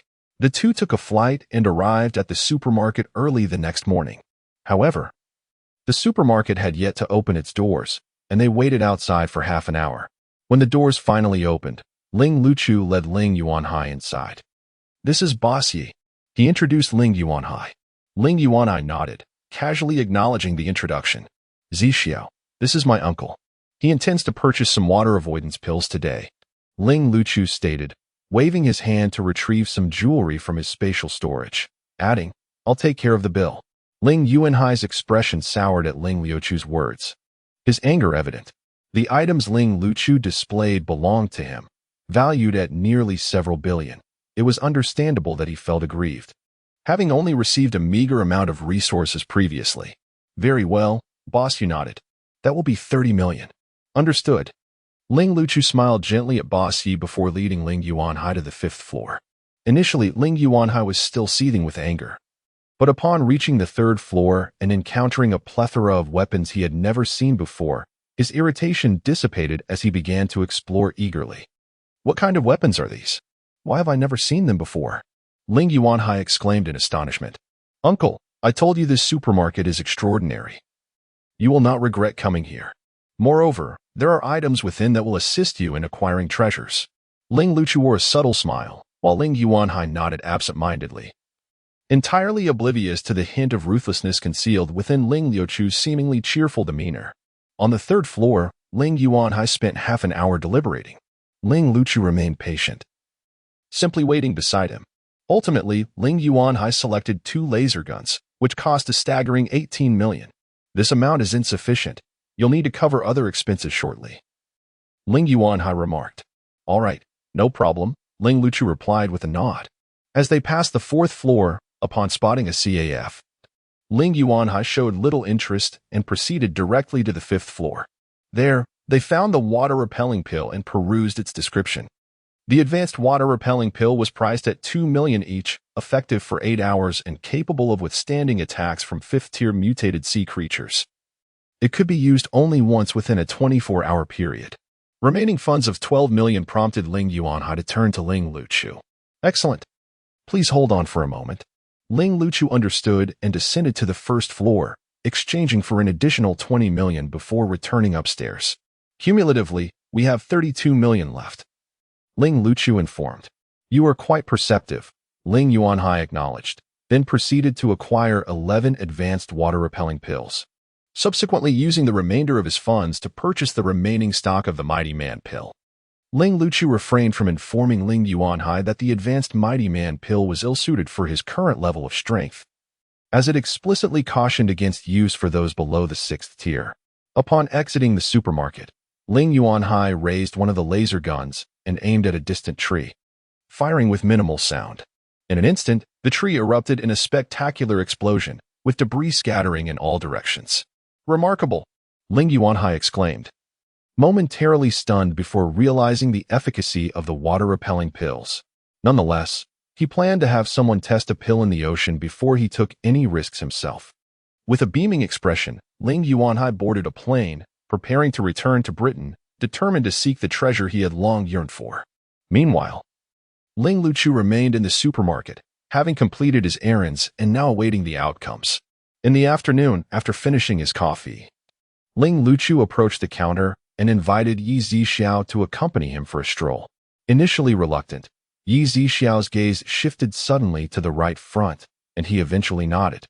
"Let us go." Ling Luchu was somewhat taken aback by Yi Zixiao's unexpected acquiescence. The two walked along the street in silence, each lost in thought. After an indeterminate period, Ling Luchu broke the quiet. "Zixiao, before I met you, my words were few, yet it seems you are even more reticent. Is that so?" Yi Zixiao inquired. Lifting his gaze, Ling Luchu nodded, then posed, "Curiosity compels me to ask, how long have you owned this supermarket? Are you genuinely curious?" Yi Zixiao countered. "Your enigmatic nature and the supermarket's mystery make it hard not to be intrigued." Ling Luchu responded, "No one in this world knows the truth. If you wish to learn, I could divulge the story," Yi Zixiao offered. "Is that true?" Ling Luchu asked, his expression a mix of surprise and skepticism. "Indeed, but I must warn you. Those who learn of this matter shall not live to tell the tale. You may ponder whether to satisfy your curiosity and die without regrets or to choose a longer life." Yi Zixiao spoke in a calm manner. Ling Luchu. He certainly did not believe that Yi Zixiao's words were a jest, although Yi Zixiao's tone was unassuming. The subtle aura of intimidation emanating from him created an overwhelming sense of pressure. "Enough. As the zombie emperor, I possess an extended lifespan, far surpassing that of you extraordinary individuals. My dear, I have yet to fully indulge in power, especially in the company of beautiful women. The whims of fate are unpredictable. It seems I must learn from others. After all, one must embrace romance in their youth. What I did not pursue before, I still have the opportunity to chase now." Ling Luchu shook his head and remarked, "There is no need to inquire about fruitless matters. If a mountain is too steep to scale, one should wait until they possess the strength to attempt it. Some shortcuts can be perilous. I hope you are truly enlightened. For I do not harbor ill feelings towards you. Your intelligence makes it a pity to eliminate you." Yi Zixiao spoke with profound significance. Chapter 141. A monster that can transform into a human? Haraha. Ling Luchu laughed heartily, yet deep down, he understood that Yi Zixiao's words hinted at something more. He then resolved to alter his original plan. "After wandering for so long, are you not planning to reveal yourself?" Yi Zixiao suddenly inquired. Ling Luchu was taken aback. At first, he thought Yi Zixiao was addressing him directly, but soon realized something was amiss. Yi Zixiao's voice was not merely audible, it resonated through mental intent, projecting his words several kilometers away. Moreover, Yi Zixiao simultaneously employed spatial abilities to seal off the retreat of the hidden figure. It was precisely because of the distance that Ling Luchu remained oblivious. In mere seconds, a silver liquid materialized before Yi Zixiao, taking on a humanoid form. "Bossy," Mu Qing exclaimed. "Having observed me in the shadows for so long, what have you discovered?" "I merely wish to ascertain if you are a being of the blue star." "Harboring no ill will," Mu Qing replied. "And if I am, what then? If I am not, what then?" Yi Zixiao pressed further. "If you are, I hope you will refrain from interfering in our endeavors. We can coexist peacefully, allowing you to remain the sole survivor of the blue star. If not, we could still become cooperative allies," Mu Qing stated. Upon hearing this, Ling Luchu narrowed his eyes. Mu Qing's words implied a desire to annihilate all life on the blue star. "Regrettably, I am indeed a being of the blue star, and collaboration is out of the question. Not only will we not be friends, but I shall also consider you my enemies," Yi Zixiao remarked, shaking his head. "Bossy, you are not a match for our esteemed lord. It would be wise for you to." Mu Qing's threatening words were interrupted as Yi Zixiao interjected. "If I am not a match for your lord, what of you?" As the words fell, the space itself ensnared Mu Qing. "What do you intend to do?" Mu Qing looked at Yi Zixiao, his expression tinged with anxiety. He sensed that he could neither revert to liquid form nor escape the spatial confines. Yi Zixiao's strength had evidently grown since their last encounter. "To eliminate you," Yi Zixiao replied coldly. In an instant, the spatial grip constricted, and simultaneously, a wisp of ethereal blue flame was hurled at Mu Qing. "Ah!" Mu Qing screamed as his body disintegrated, the silver liquid turning to ashes beneath the spectral blue fire. "Zixiao, having killed him, are you not concerned that his master will seek vengeance?" Ling Luchu gazed at Yi Zixiao, attempting to discern the true extent of his power. If he wishes for revenge, it saves me the trouble of seeking him out, Yi Zixiao replied with an impassive expression. Ling Lichu nodded, walking back alongside Yi Zixiao. His face unchanged, yet turmoil surged within him. During this time, he had learned that the invaders of the Blue Star belonged to a civilization nearing the third tier. And Yi Zixiao's calm demeanor suggested an unfathomable level of strength. Unbeknownst to him, Yi Zixiao lacked absolute confidence. He merely possessed a boost from a mental enhancement pill, which provided him with a semblance of assurance. Moreover, if they were in a supermarket, Yi Zixiao was certain that even a level 3 or level 4 civilization could not act with impunity. In truth, Yi Zixiao could have chosen not to kill this individual for the time being, yet he was uncertain how long this extraterrestrial had been observing him. After all, he could not perpetually rely on his mental abilities. If this being discovered the connection between him and Dabai would be in peril in the future. At this moment, Bai Yi, although not a match for these aliens, had certainly transformed compared to his former self. His influence had gradually expanded, and he had tamed thousands of mutated beasts. Bai Yi had his own considerations. After all, he was a mutated beast transformed into a human. Although he held considerable power among humans, would they remain loyal if they discovered his true nature? The answer was evident. It is challenging to foster genuine loyalty across species, especially given humanity's inherent fickleness. Outside the stone house, Pangbo looked at Bai Yi with a hint of confusion and said, "Boss, there are now more mutated beasts than our people. Will this lead to?" Pangbo was genuinely concerned. If the mutated beasts were to turn against them in the future, those of them with limited abilities would find themselves in great danger, as the primal instincts of beasts are notoriously difficult to tame. That won't happen, Bai Yi asserted confidently. Pangbo, feeling somewhat helpless, raised his eyes to behold thousands of mutated beasts, their crimson, golden, azure, verdant, and obsidian eyes sending chills down his spine, even with barbed wire separating their habitat from theirs. Pangbo could not comprehend Bai Yi's rationale, especially since many among Hui Yi's group had begun to voice their discontent regarding this matter. Indeed, that night, many quietly departed to the distant woods to engage in hushed discussions. Why has Boss Bai been capturing these ferocious mutated beasts during this period? One queried. I don't know. But strangely, it seems that the mutated beasts understand what Boss Bai says, and some even exhibit unusual affection towards him, as if they belong to the same kind. Don't be ridiculous. Boss Bai is clearly human. How could that be possible? Are you suggesting he is like those creatures in movies that can transform into humans? Werewolves? As soon as this remark was uttered, the speaker remained oblivious to the tension it incited, and suddenly, silence enveloped the group. What do you mean? Why has everyone stopped talking? I believe what you said has merit. Another chimed in. What? I was just speaking off the cuff. There's no way such things exist in this world. That's debatable. Have you ever seen zombies before? Or mutated beasts? In this apocalyptic era, what is impossible? What do we do then? Are we not in grave danger? Indeed, could it be that Boss Bai has been viewing us merely as food? The faces of all present turned pale, trembling with fear. I think I saw Boss Bai with blood on his mouth a few days ago, as if he were eating raw meat. But I only glimpsed it from afar. I couldn't see clearly, yet it seemed he was truly consuming something human. A timid youth, no more than 18 or 19, recounted the haunting image he had witnessed.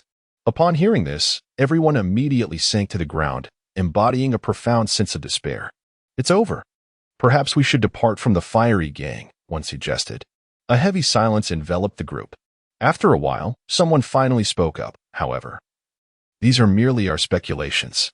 Indeed, I find it improbable as well. If Boss Bai were a mutated beast, he would have devoured us long ago, not allowing us to linger until now. This statement prompted nods of agreement from all present. Therefore, we should collectively propose to Boss Bai that he either eliminate those mutated beasts or drive them away. If he refuses, we shall take our leave from the fiery gang. Agreed. I concur. So do I. Once unanimous, the group resolutely made their way back to the stone house, eager to seek clarification from Bai Yi. Chapter 142. King of Beasts Boss Bai, we seek your counsel. A man in his late 30s called out loudly outside the stone hut. Bai Yi had sensed their return as soon as they departed, and now that they were back, He was acutely aware of their intentions. He descended the stairs and regarded them without uttering a word. He knew this day would inevitably arrive. Boss Bai. We wish to request your consent regarding a matter, the leading man stated. What is it? Bai inquired. It pertains to the mutated beasts. We implore you to agree to eliminate them. How can we humans coexist with such creatures? Why not? Bai interrupted. They are wild and untamed. Mere beasts that could turn on us at any moment. The man pointed towards a nearby group of mutated beasts, his voice resonating with conviction and an evident animosity towards them. The higher-tier mutated beasts, understanding his words, bared their teeth, assuming aggressive stances. Although a barbed wire fence separated them, it offered little deterrence. Had it not been for Bai, those beasts would have torn the humans apart long ago. Boss Bai. You see, I speak the truth. Beasts are beasts.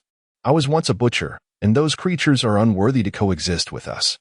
If you refuse to allow us to eliminate them, we shall have no choice but to leave the fiery gang, the man declared. He did not believe that Bai was a mutated beast or a monster. He merely thought him adept at communicating with lower-tier mutated beasts and possessing formidable strength to subdue them. He presumed that if they threatened to leave, Bai would know how to choose. This brother speaks correctly. These thoughts resonate within us all. The others nodded in agreement with the man. Bai regarded them with a smile before turning his gaze back to the leader. He then raised his hand and seized the man's neck, flinging him directly into the midst of the mutated beasts. The man's earlier words had already provoked the beasts, who surged forward in a frenzy. A scream pierced the stillness of the night. Within moments, the man was devoured, leaving no trace behind. Boss, what does this mean? One of them asked. Anxiety etched on his face. At that moment, Pang Bo and Zheng Liang emerged from a nearby building. They had witnessed the unfolding events from the second floor and were puzzled, having anticipated a different outcome. I do not take kindly to threats, Bai replied coldly. If you wish to leave, I shall not hinder you. The group exchanged glances. They were reluctant to wander aimlessly, yet equally averse to aligning with the mutated beasts, which posed great danger. Boss, while I find that man's words rather unpalatable, it was unnecessary to feed him to the beasts. Zheng Liang remarked that he believed these individuals, despite their brief acquaintance of less than a month, need not be so resolute. Are you instructing me on how to conduct myself? Bai turned his head. Zhang Liang lowered his gaze, hesitant to speak further. Seeing the tension in the atmosphere, Pang Bo hastily intervened. Zhang Liang, boss. There is no need to let our camaraderie suffer over those mutated beasts. They now heed my command and are, in essence, one of us. Bai replied.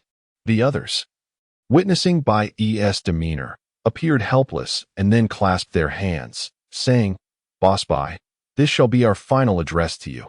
From henceforth, we shall withdraw from the Hawaii gang.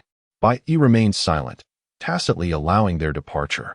Besides these individuals, others quietly withdrew as well, leading to a significant exodus.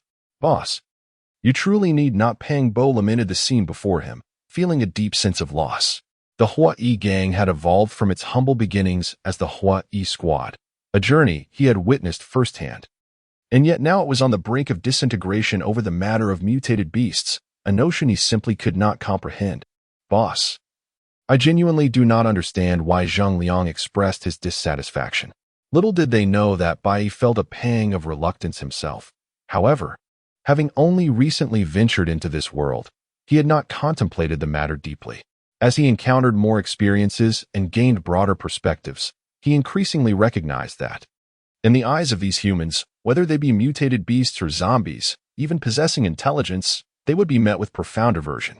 Bai bore no resentment towards them, for not everyone could embody the qualities of that remarkable individual in his mind, nor could anyone possess such formidable courage. Do you truly wish to know why? Bai inquired. Zheng Liang and Pang Bo exchanged glances, then resolutely nodded. No regrets? Bai probed once more. No regrets. They replied in unison. Very well. This day was bound to arrive eventually. It is better to confront it sooner than later. Bai murmured, removing the ring gifted to him by Yi Xiao, placing it in his mouth. Suddenly, his expression shifted, and his clothing tore apart, revealing a towering mutated beast, standing a full 4 meters tall, before the astonished crowd. Everyone recoiled in fear. A mutated beast. It's a mutated beast. Pang Bo's eyes widened in disbelief, a scenario he could never have anticipated. Zheng Liang stood in shock, equally stunned, while others scrambled away in a panic. We are not of the same kind. Some things are preordained, Bai Yi stated, shaking his head. Boss Zheng Liang and Pang Bo called out, their understanding dawning. Yet they felt no fear, for both knew Bai Yi would not harm them. Let us depart, Bai Yi declared, turning towards the group of mutated beasts, his true kin, accepting that henceforth, humans would merely serve as sustenance for them. Boss, you have shown us kindness. Should you ever require our assistance in the future, we shall not hesitate to face any peril. Pang Bo bowed deeply to Bai Yi, and Zheng Liang followed suit. They exchanged a glance, their vision slightly blurred, yet they smiled as they watched Bai Yi leave. Bai Yi strode calmly towards the barbed wire, then tilted his head back and let out a long, resonant howl, raising his formidable claws to instantly shred the barrier. All the mutated beasts parted before Bai Yi, acknowledging him as their sovereign, the king of beasts. Meanwhile, in the vast expanse of the open sea, upon a desolate island, the atmosphere around Yujia surged with intensity. The explosion of Mu Qing's silver orbs signified his demise. Having been recuperating within a cerulean sphere, this was the revelation he had just received. Mu Qing had accompanied him for a century, serving as a trusted subordinate, yet he met his end on this insignificant little blue planet, a mere level 1 civilization. How could he not be incensed? Lord Yujia, you must avenge Mu Qing, urged Mu Shi, his expression one of profound sorrow and indignation. Chapter 143, Appetizers. Rest assured, I shall ensure that individual meets a most gruesome end. The gaze of Yu Jia was venomous, and within his mind, numerous torments for Yi Zishu began to take shape. Go. Instruct those who deliver our provisions to increase the quantity. Within 4 months, I require 50,000 high-level energy bodies, Yu Jia commanded. He could not bear the absurdity of those who fancied themselves divine, only to be slain by their own sustenance. How ludicrous, how mocking. Yes, Master Yu Jia, Ma Shi replied, turning swiftly and transforming into a silvery liquid, darting away. 2 days later, Yang Long received Ma Shi's request to escalate the search for mutants. Initially, he sought excuses, but Ma Shi warned him that failure would lead to his demise, compelling him to comply. Furthermore, from Ma Shi's vehement words, Yang Long learned of the supermarket owner's treachery in slaying their comrades, which left him speechless and resolved to capture more mutated beasts and zombies to fulfill the demand during this period. However, Ma Shi did not limit his inquiries to Yang Long alone. He sought out several individuals, all of whom had been strategically placed across Blue Star from the outset by Yu Jia, diligently monitoring and investigating the evolution of all beings' abilities. Thus, a calamity involving high-level mutated beasts, advanced zombies, and ability wielders was set in motion. Meanwhile, Ling Lichu remained entirely unaware. As he journeyed back to the Kingdom of Britain aboard an aircraft, he had learned that Ling Yuanhai was en route to the treasure's location. At sea, aboard a grand cruise ship, Ling Yuanhai lounged in his cabin, savoring a cigar. The voyage would take approximately 4 days, prompting him to seek ways to pass the time. Ling Yuanhai retrieved a potent pill purchased from the supermarket and placed it in his mouth. It dissolved instantly, its slightly bitter taste akin to a refreshing stream flowing into his abdomen. Yet, within mere seconds, the invigorating sensation vanished, replaced by a fiery heat in his lower abdomen that engulfed him, rendering him feverish and causing his eyes to redden. Master Ling, what troubles you? A woman, sensing something amiss, hurriedly approached him. Come here, Ling Yuanhai exclaimed, pulling the woman into his embrace with such force that it left faint red marks on her wrist. Master Ling. The woman attempted to push him away, but he grasped her wrist with one hand and threw her onto the bed. The other 2 women, filled with terror, sought to flee the room but were also caught by Ling Yuanhai. Half an hour later, the 3 women lay unconscious, mere ordinary individuals. No match for Ling Yuanhai, an ability wielder fueled by the pill. Someone, quickly, Ling Yuanhai shouted, feeling as though he might burst from within. At that moment, 2 subordinates rushed into the room, only to be met with a scene that defied description, causing them to avert their eyes in embarrassment. Quickly, bring me more women. No, 10. Hurry. Ling Yuanhai barked, his fury palpable. His subordinates, caught in a dilemma, exchanged troubled glances. On board the vessel, the remaining crew comprised a middle-aged woman in her 40s, responsible for the kitchen, along with two others nearing the age of 47 or 48, tasked with cleaning. However, the two subordinates dared not defy orders. After dragging the three women outside, they complied with Ling Yuanhai's request to summon the other three middle-aged women aboard. At that moment, Ling Yuanhai was like an ant on a hot pan, pacing anxiously in the room, and upon seeing the door open, he rushed forward. Although the three women were seasoned individuals, they had never encountered such a spectacle. Upon seeing Ling Yuanhai's imposing presence, they were momentarily stunned. "What do you want with us?" one of the middle-aged women asked nervously. Before the subordinates could respond, Ling Yuanhai, his face flushed, approached and bellowed. "Is this the best you could find for me?" "Master Ling, they are all we have on the ship," one subordinate replied. Ling Yuanhai, gritting his teeth, retorted, "Get out." The three women turned to leave, but then heard Ling Yuanhai kick one subordinate, admonishing, "You fools, out with you." "What? Do you wish to join them?" "Yes." The subordinates hastily departed. 2 days later, Ling Yuanhai finally awoke from his stupor, only to be informed by a subordinate that the treasure's location had been discovered. "Damn! Why is this medicine so potent?" Ling Yuanhai exclaimed, slapping the bed, yet suddenly felt his body weak and devoid of strength. Wait 2 days," he murmured slowly, waving his hand, feeling utterly drained. Just as the subordinate prepared to leave, Ling Yuanhai called out, "Take these three away and throw them into the sea to feed the fish." Ling Yuanhai glared at the three women, a surge of anger rising within him. Despite his advancing age, his standards remained exceedingly high. In his current state, seeing them again would only evoke disgust. "Yes, Master Ling." Shortly after, the door closed, and Ling Yuanhai fell back into a deep slumber. Fools! Ling Lichu, upon receiving a satellite phone call, learned of Ling Yuanhai's absurd antics aboard the ship and was left utterly speechless. He had never anticipated that Ling Yuanhai would be preoccupied with such matters during such a critical time. However, Ling Lichu was not overly concerned. Waiting a couple more days was trivial. Having already established his influence across multiple nations, he seized the opportunity to explore his first destination, Dongying Country. When the highest leader of Dongying, Kojiro Mitsuyama, learned of the arrival of Ling Lichu, the so-called zombie emperor, he promptly rushed out to greet him. Aware of Ling Lichu's true identity and appearance, the moment they spotted him, they hurriedly approached and knelt in reverence. "Welcome, Zombie Emperor, to our humble abode." Ling Lichu waved dismissively. Kojiro Mitsuyama rose and followed Ling Lichu, slightly hunched over. Upon entering the grand hall, Ling Lichu took his seat at the head of the table. Kojiro Mitsuyama immediately signaled to two of his aides standing nearby. The aides swiftly exited, and shortly thereafter, a man and a woman, both endowed with extraordinary abilities, were brought in, bound, and presented before the hall. "Your Majesty, this is a delightful appetizer prepared for you. I shall take you to see the caged delicacies shortly." Ling Lichu cast a fleeting glance at the man and woman before her, both of whom were third-tier ability users. "Jing Tianguangshan, you scoundrel, you shall descend into hell." The woman cursed vehemently in the Eastern Sakura dialect. "You are a sinner of our Eastern Sakura nation, a traitor." The man echoed her sentiments with equal fervor. Unfazed, Jing Tianguangshan turned his attention to Ling Lichu, a sycophantic smile adorning his face. "How considerate of you," Ling Lichu remarked as she gestured, prompting the two third-tier peak ability users to bring the man and woman before her. With a swift motion, Ling Lichu seized the man's neck and yanked him forward.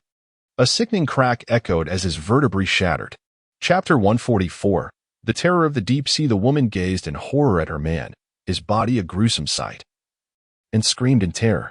Desperate to break free from her captor, she was torn between a desire for revenge and the instinct to flee, yet all her efforts proved futile.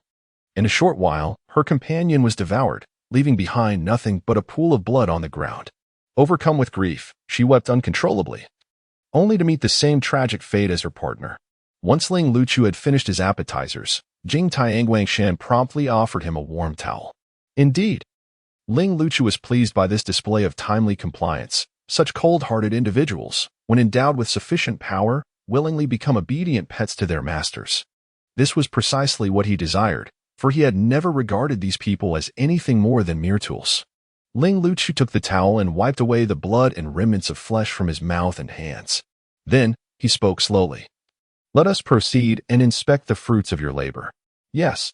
Jing Tianguangshan nodded eagerly, leading Ling Luchu onward. After a brief passage of time, they arrived at a spacious dungeon, which also served as a laboratory. The environment was brightly lit, and upon entering, they beheld a transparent glass chamber of approximately 150 square meters, where several researchers in white coats were busily working with various bottles and jars. As they ventured deeper, they encountered specially designed metal cages. The conditions within were not particularly pleasant, yet they were adequate. Inside were robust young men and women, all without exception endowed with extraordinary abilities, ranging from the first to the peak of the third tier. All the captives regarded Jing Tianguangshan with expressions of malevolence, wishing nothing more than to exact revenge upon him. Ignoring their glares, Jing Tianguangshan continued to lead Ling Luchu further into the depths, where the atmosphere grew increasingly foul. Ling Luchu delicately covered his nose, prompting Jing Tianguangshan to explain, "Your Majesty, the creatures imprisoned ahead are merely mutated beasts. They are nothing more than livestock. Thus the hygiene may be." "Well, enough. I have seen enough," Ling Luchu interjected. "You have done well. As long as you continue to serve me diligently, you shall remain the highest authority in this nation. Indeed, I am but a dog to your Majesty. I shall obediently fulfill all your commands," Jing Tianguangshan replied, his face adorned with a sycophantic smile, showing no signs of discomfort at his self-deprecation. That evening, Jing Tianguangshan arranged for Ling Luchu to reside in an extraordinarily lavish courtyard, providing him with several peak third-tier extraordinary individuals, all of whom were neatly prepared and bound for Ling Luchu's quarters. Additionally, Jing Tianguangshan sourced multiple women and handsome, fair-skinned men, all of whom were delivered to serve Ling Luchu. These individuals were meticulously selected by Jing Tianguangshan, their skin flawless and delicate, possessing a grace that would cater to Ling Luchu's every desire, whether as sustenance or for other pleasures. Naturally, Ling Luchu accepted them without reservation. The following afternoon, Ling Luchu finally emerged from the courtyard. Those waiting at the entrance, eager to follow his lead, were dismissed by him with the instruction to tidy up the courtyard and inform Jing Tianguangshan of his departure. Upon their arrival, the two individuals found themselves compelled to comply. However, once they entered the courtyard, an unsettling silence enveloped them, the air thick with a nauseating stench of blood. As they approached the room, the once crystalline waters of the hot spring had been tainted a vivid crimson, mingling with the rose petals that floated atop, oblivious to the skeletal remains that lay hidden beneath. Blood-red footprints and handprints marred the floor and the bed, a grim testament to the many who had entered this domain the previous day, now rendered lifeless. They exchanged a glance, a shared sense of unease creeping over them, sending shivers down their spines. Meanwhile, Ling Luchu wandered about, having not visited this place in years. Now that he had returned, he intended to explore and observe the evolution of the supernatural beings and mutated creatures that resided here. Upon learning of the events that had transpired in the courtyard, Jing Tianguangshan felt a wave of relief wash over him, having truly grasped the perilous nature of accompanying a formidable figure. Ling Luchu subsequently journeyed to two other nations, where he had cultivated a considerable number of mutated beasts and supernatural beings, for nearly half of Blue Star now lay under his dominion. The threat of zombies had become insurmountable, not solely due to their overwhelming numbers, but also because of the relentless natural disasters that plagued the world. Cooperation was essential, otherwise, annihilation awaited them. A day later, Ling Luchu received word that Ling Yuanhai had finally regained his composure and was preparing to venture into the sea. Ling Luchu arranged for a plane to be dispatched from the nation where Ling Yuanhai was located, destined for the treasure site. Standing at the bow of the ship, Ling Yuanhai observed with astonishment as a youth, who had previously consumed a water-repelling pill, remained submerged for a remarkable 8 hours without oxygen, descending to depths exceeding 1,000 meters without experiencing any pressure from the ocean. Filled with exhilaration, Ling Yuanhai produced 10 water-repelling pills, distributing 9 of them to those who would accompany him into the depths. Before descending, he instructed them to consume the pills, assuring them that if they succeeded in this venture, they and their families would be regarded as esteemed contributors in his eyes. "Yes, Master Ling," they all replied in unison. Thus, a group of 10 embarked on their journey, utilizing 2 submersibles to navigate the ocean depths. Initially, their descent proceeded smoothly, though they encountered occasional attacks from mutated fish, all of which were easily repelled by the vessel's reinforced defenses. However, as they plunged deeper, the environment grew increasingly dim, the visibility limited even with the submersible's searchlights. The oppressive atmosphere of the deep sea weighed heavily upon them, had they not been carefully selected supernatural beings. Ordinary individuals would have struggled to endure the profound fear that accompanies prolonged exposure to such depths. As time passed, the submersible approached the ocean floor.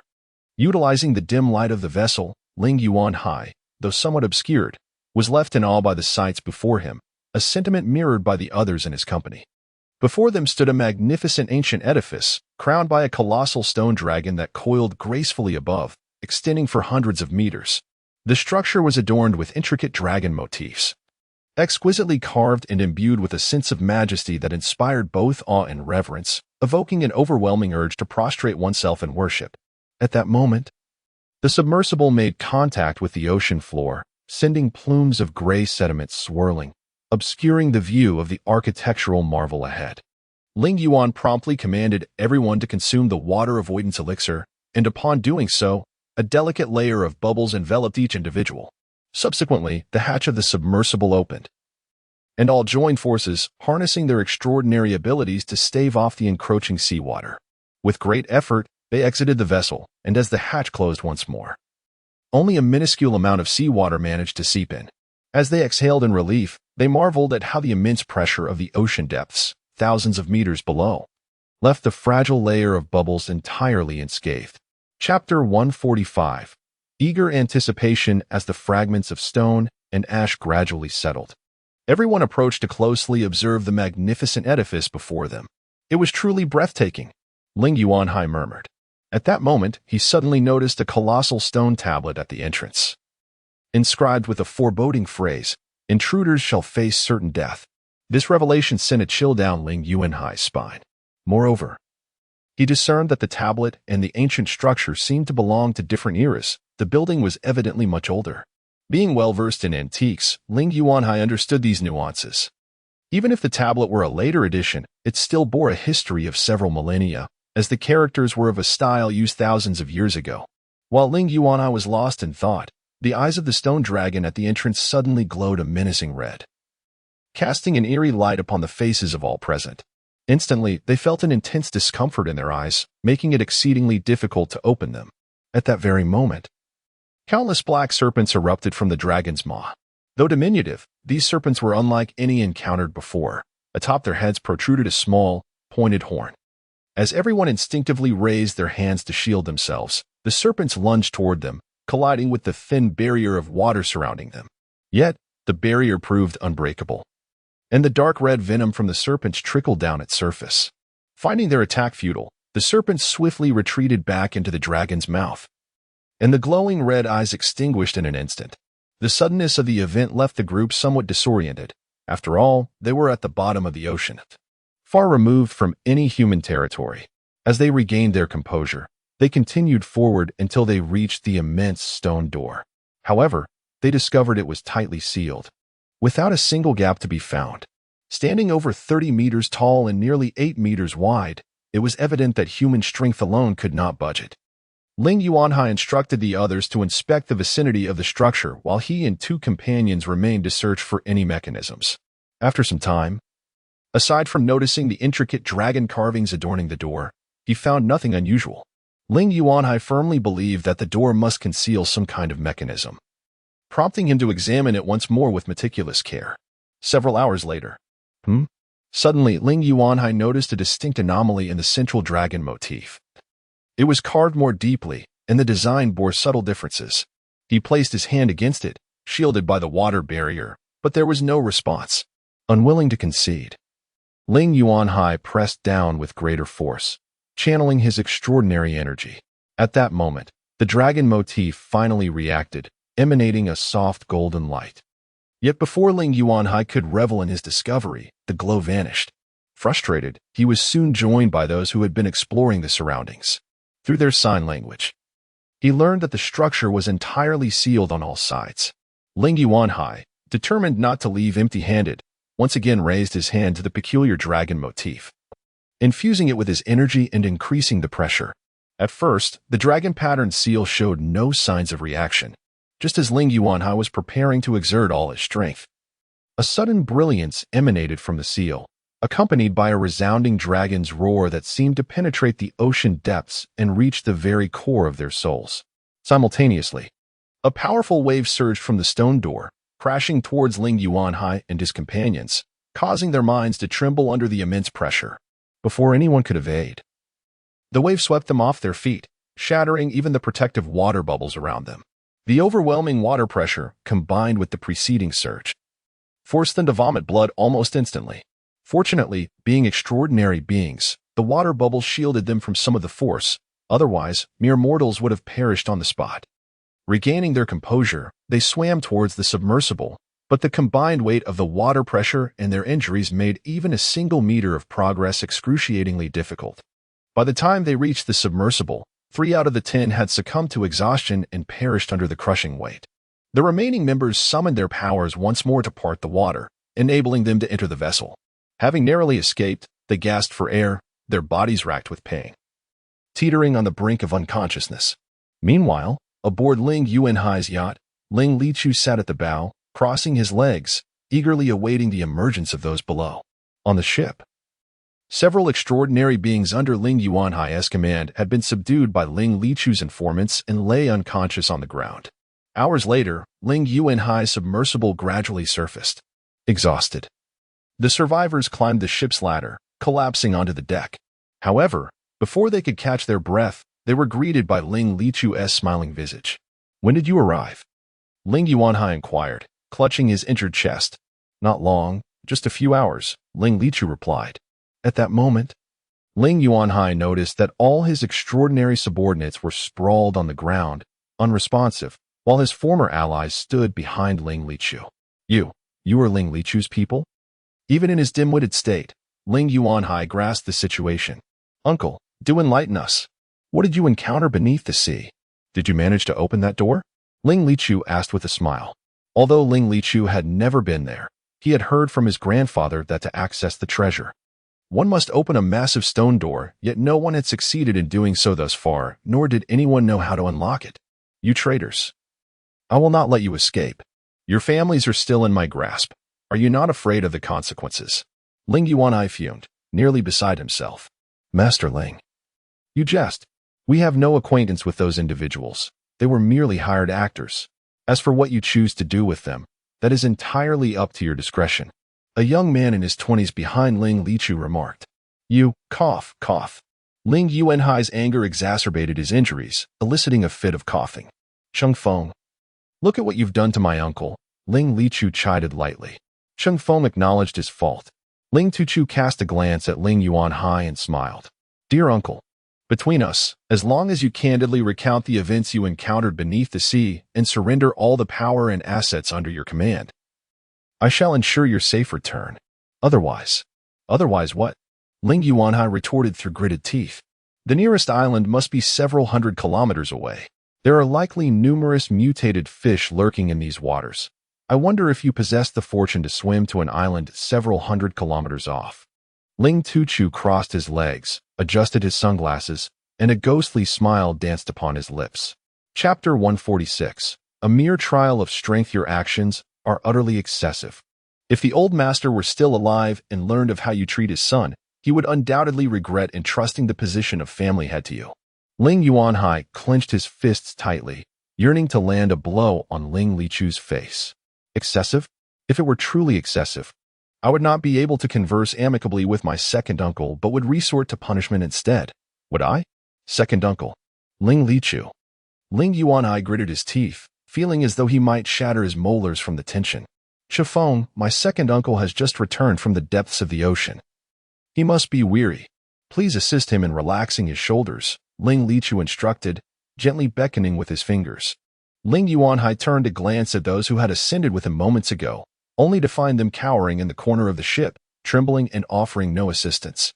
Just as Chen Feng was about to approach Ling Yuanhai, the latter interjected, "I am perfectly fine and require no shoulder rub. Whatever you wish to know, I shall tell you. Whatever you desire, I shall provide. Is that satisfactory?" "Most excellent," Ling Lichu replied, and Chen Feng retreated behind him once more. Subsequently, Ling Yuanhai recounted his experiences from the ocean floor to Ling Lichu. "A dragon's roar? Are you certain?" Ling Lichu regarded Ling Yuanhai with a scrutinizing gaze. At this point, "Do you think I would deceive you? Surely you do not consider me to be one who indulges in theatrics." Ling Yuanhai retorted, displeased. "Of course not. Your nephew holds great faith in you, second uncle." "Humph." Ling Yuanhai scoffed. "Second uncle, I would appreciate it if you could sketch that peculiar dragon pattern for me." As Ling Lichu spoke, a sheet of paper and a pen materialized before Ling Yuanhai. The Ling family, being an ancient and esteemed lineage, naturally considers the arts, music, chess, calligraphy, and painting as essential disciplines. Thus, creating the sketch posed no challenge for him. Ling Yuanhai crouched down, took up the pen, and began to draw on the board. Before long, he had completed the artwork. Chen Feng presented the drawing to Ling Lichu. Ling Lichu accepted the drawing, examining it closely. Suddenly, he felt a sense of familiarity with the pattern, though he could not quite recall where he had encountered it before. Ling Lichu stored the drawing away, intending to study it further at his leisure. He then produced a thick contract. The document stipulated that Ling Yuanhai willingly relinquish all assets and bases without compensation. While such contracts hold little significance in this post-apocalyptic world, and his strength rendered them unnecessary, they nonetheless pertain to the Ling family's estate, to avert potential complications. And out of a habit formed over time, he felt that not signing would omit critical steps. "Ling Lichu, you are forcing me into a corner." Ling Yuanhai's teeth ground together ominously. "Yet, it cannot be deemed a dead end, for you still possess your life, which is far better than wandering aimlessly in the sea." Ling Lichu chuckled. "Very well, I shall sign." Ling Yuanhai's hand trembled as he grasped the pen. Before long, he had signed all the documents, and Ling Lichu instructed, "Please escort my second uncle below to rest." Chen Feng and the others understood the cue and departed from the bow of the ship, leaving only a few supernatural beings who had journeyed to the ocean floor alongside Ling Yuanhai.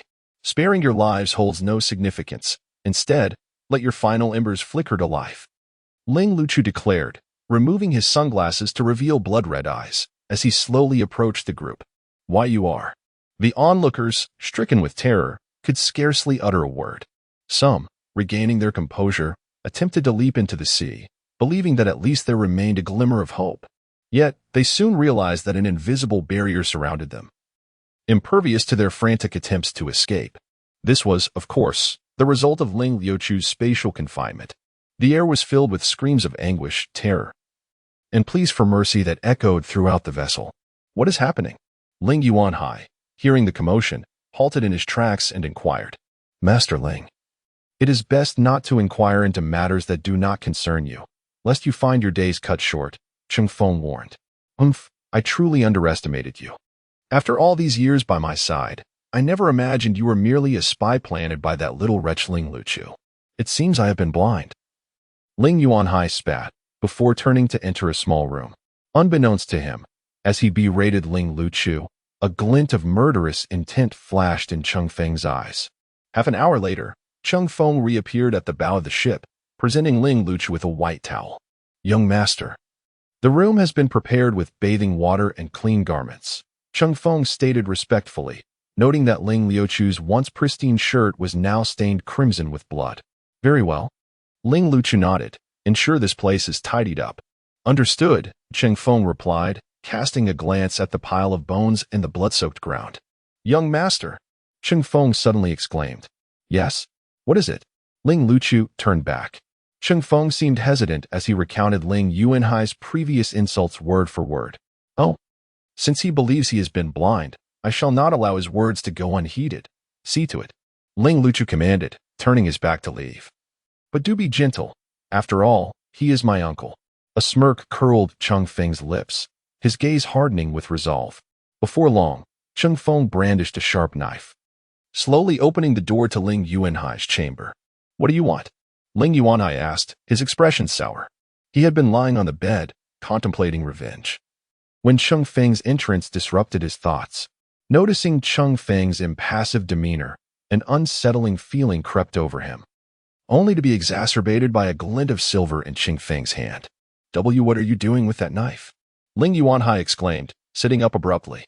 Just fulfilling Master Ling's wishes, Cheng Feng responded, and in an instant, he lunged forward, the knife slicing through the air with blinding speed. Before Ling Yuanhai could react, a silver blade flashed past his eyes, followed immediately by an agonizing pain that surged through his head, causing him to clutch his eyes and collapse to the floor, writhing in torment. My eyes! My eyes! Cheng Feng did not hasten his departure. Instead, he stood by, watching as Ling Yuanhai's screams gradually diminished. At that moment, Ling Yuanhai began to curse. Ling Lichu, you little wretch, you are so cold-hearted and ruthless. I am, after all, your second uncle, and you dare to treat me with such cruelty. May you suffer a most miserable fate. And you, Cheng Feng, you beast, I shall eviscerate you. Minutes later, Cheng Feng finally spoke. Master Ling, have you finished your tirade? What just transpired was merely a warm-up. The main event is yet to come.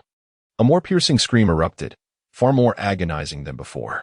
Before long, Cheng Feng emerged, holding two bloodied eyeballs, and turned to leave. He approached the edge of the ship and cast the gruesome orbs into the sea, murmuring, Master Ling, your future will be worse than that of a beast. Inside the room, Ling Yuanhai's screams had dwindled to a mere whisper, for as Cheng Feng departed, he had deliberately administered a poison that rendered Ling Yuanhai mute. Meanwhile, Ling Lichu reclined in a crystal-clear bathtub, his eyes gently closed. The agonizing cries had certainly not escaped his awareness, yet he remained unperturbed. As a scion of an ancient and esteemed family, he understood well that the strife for power and profit within his clan had never ceased. Much like the royal families of antiquity, familial bonds were often frail. Any semblance of affection could easily become a lethal curse or a deadly poison.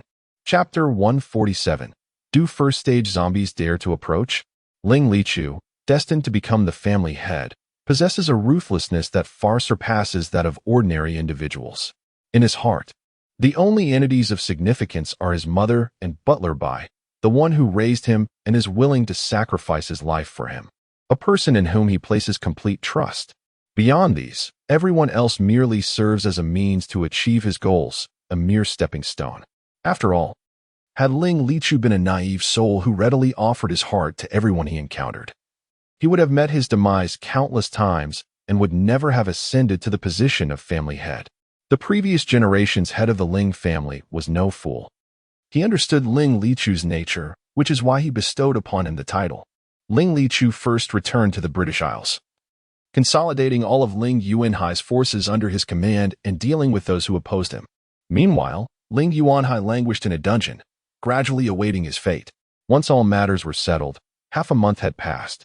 Ling Lichu boarded a plane bound for a city once more. After several hours of travel, Ling Lichu reappeared at the site of the former supermarket, only to find it utterly deserted. What? Has it been moved? Ling Lichu shook his head, then produced the card he had obtained at the supermarket CAF. He had previously heard Yi Zishu mention that this card would allow him to locate his destination. The black card materialized in Ling Lichu's palm, and indeed, a golden map coordinate emerged. A city of who? Ling Lichu murmured, tucking the card into his spatial pocket before boarding another flight toward a city of who. Meanwhile, Yi Zishu was enjoying a bottle of sparkling water at his stall. Just a few hours prior, he had arrived at this location. Given that a city was now relatively well-stocked and many residents had considerable supplies, business had begun to dwindle, prompting Yi Zishu to consider relocating.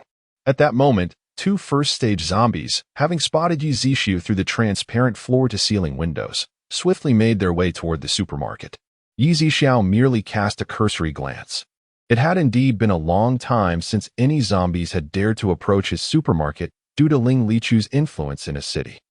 As the zombies drew within 3 meters of the supermarket entrance, the supermarket's self-defense system activated instantaneously. An invisible shockwave propelled the two zombies away, crashing them into the walls of a nearby building 100 meters distant. Their bodies shattered upon impact, their heads exploding in the process. Huh.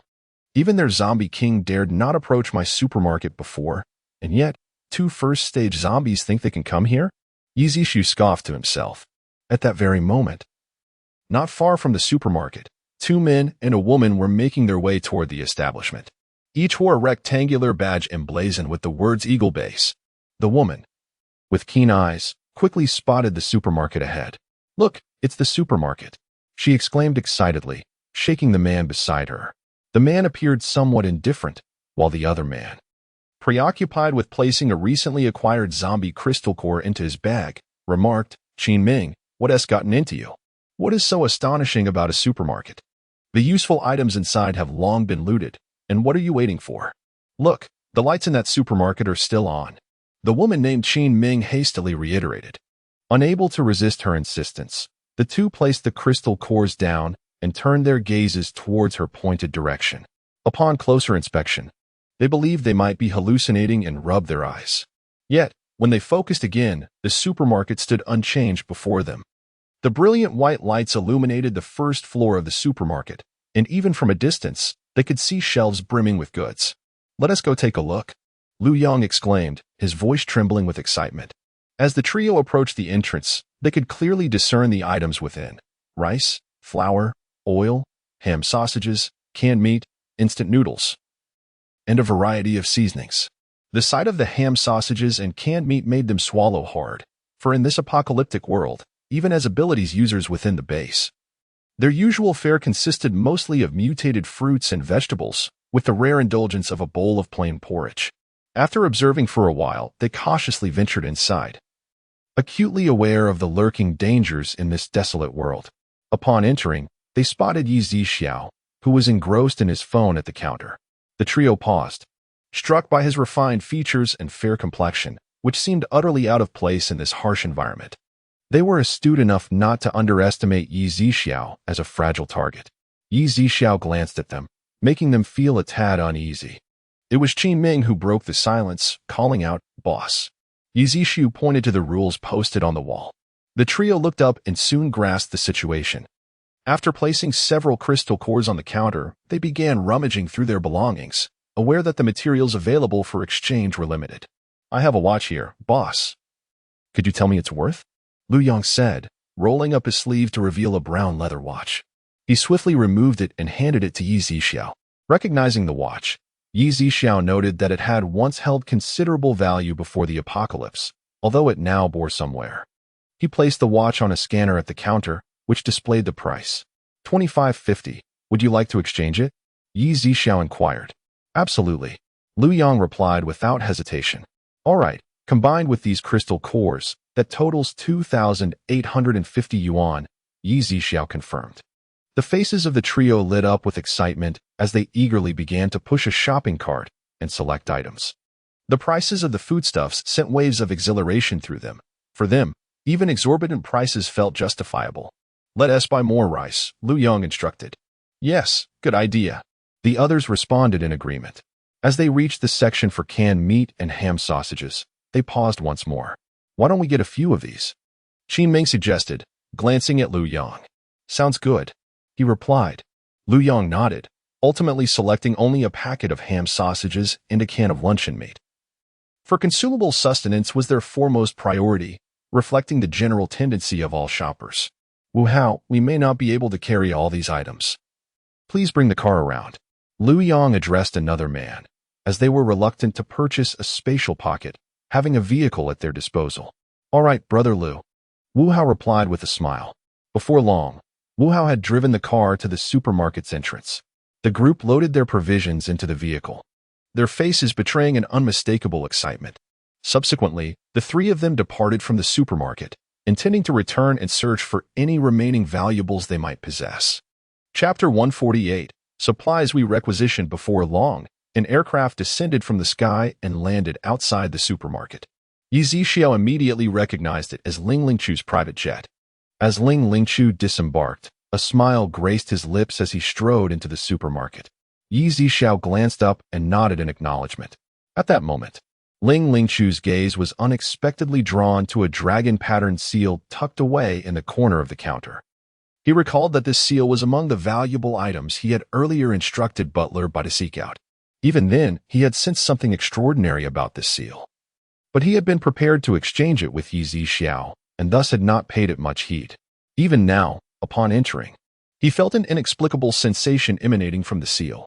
Yi Zixiao suddenly turned her gaze back to Ling Lingchu, her expression peculiar, murmuring, "It seems the scent of blood on you today is rather pronounced." Ling Lingchu snapped back to reality, initially taken aback, and then realized that he had indeed taken many lives over the past few days, consuming more than he ever had since becoming a zombie. Haha, I'm a zombie. This should be considered normal, right? Ling Lingchu chuckled. Indeed, quite normal, Yi Zixiao nodded. The cycle of predation had established a food chain, zombies devouring humans and mutated beasts. Humans exterminating zombies and mutated beasts feasting on humans and zombies alike.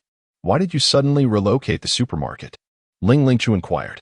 There is no official base here, so I came to take a look, Yi Zixiao replied.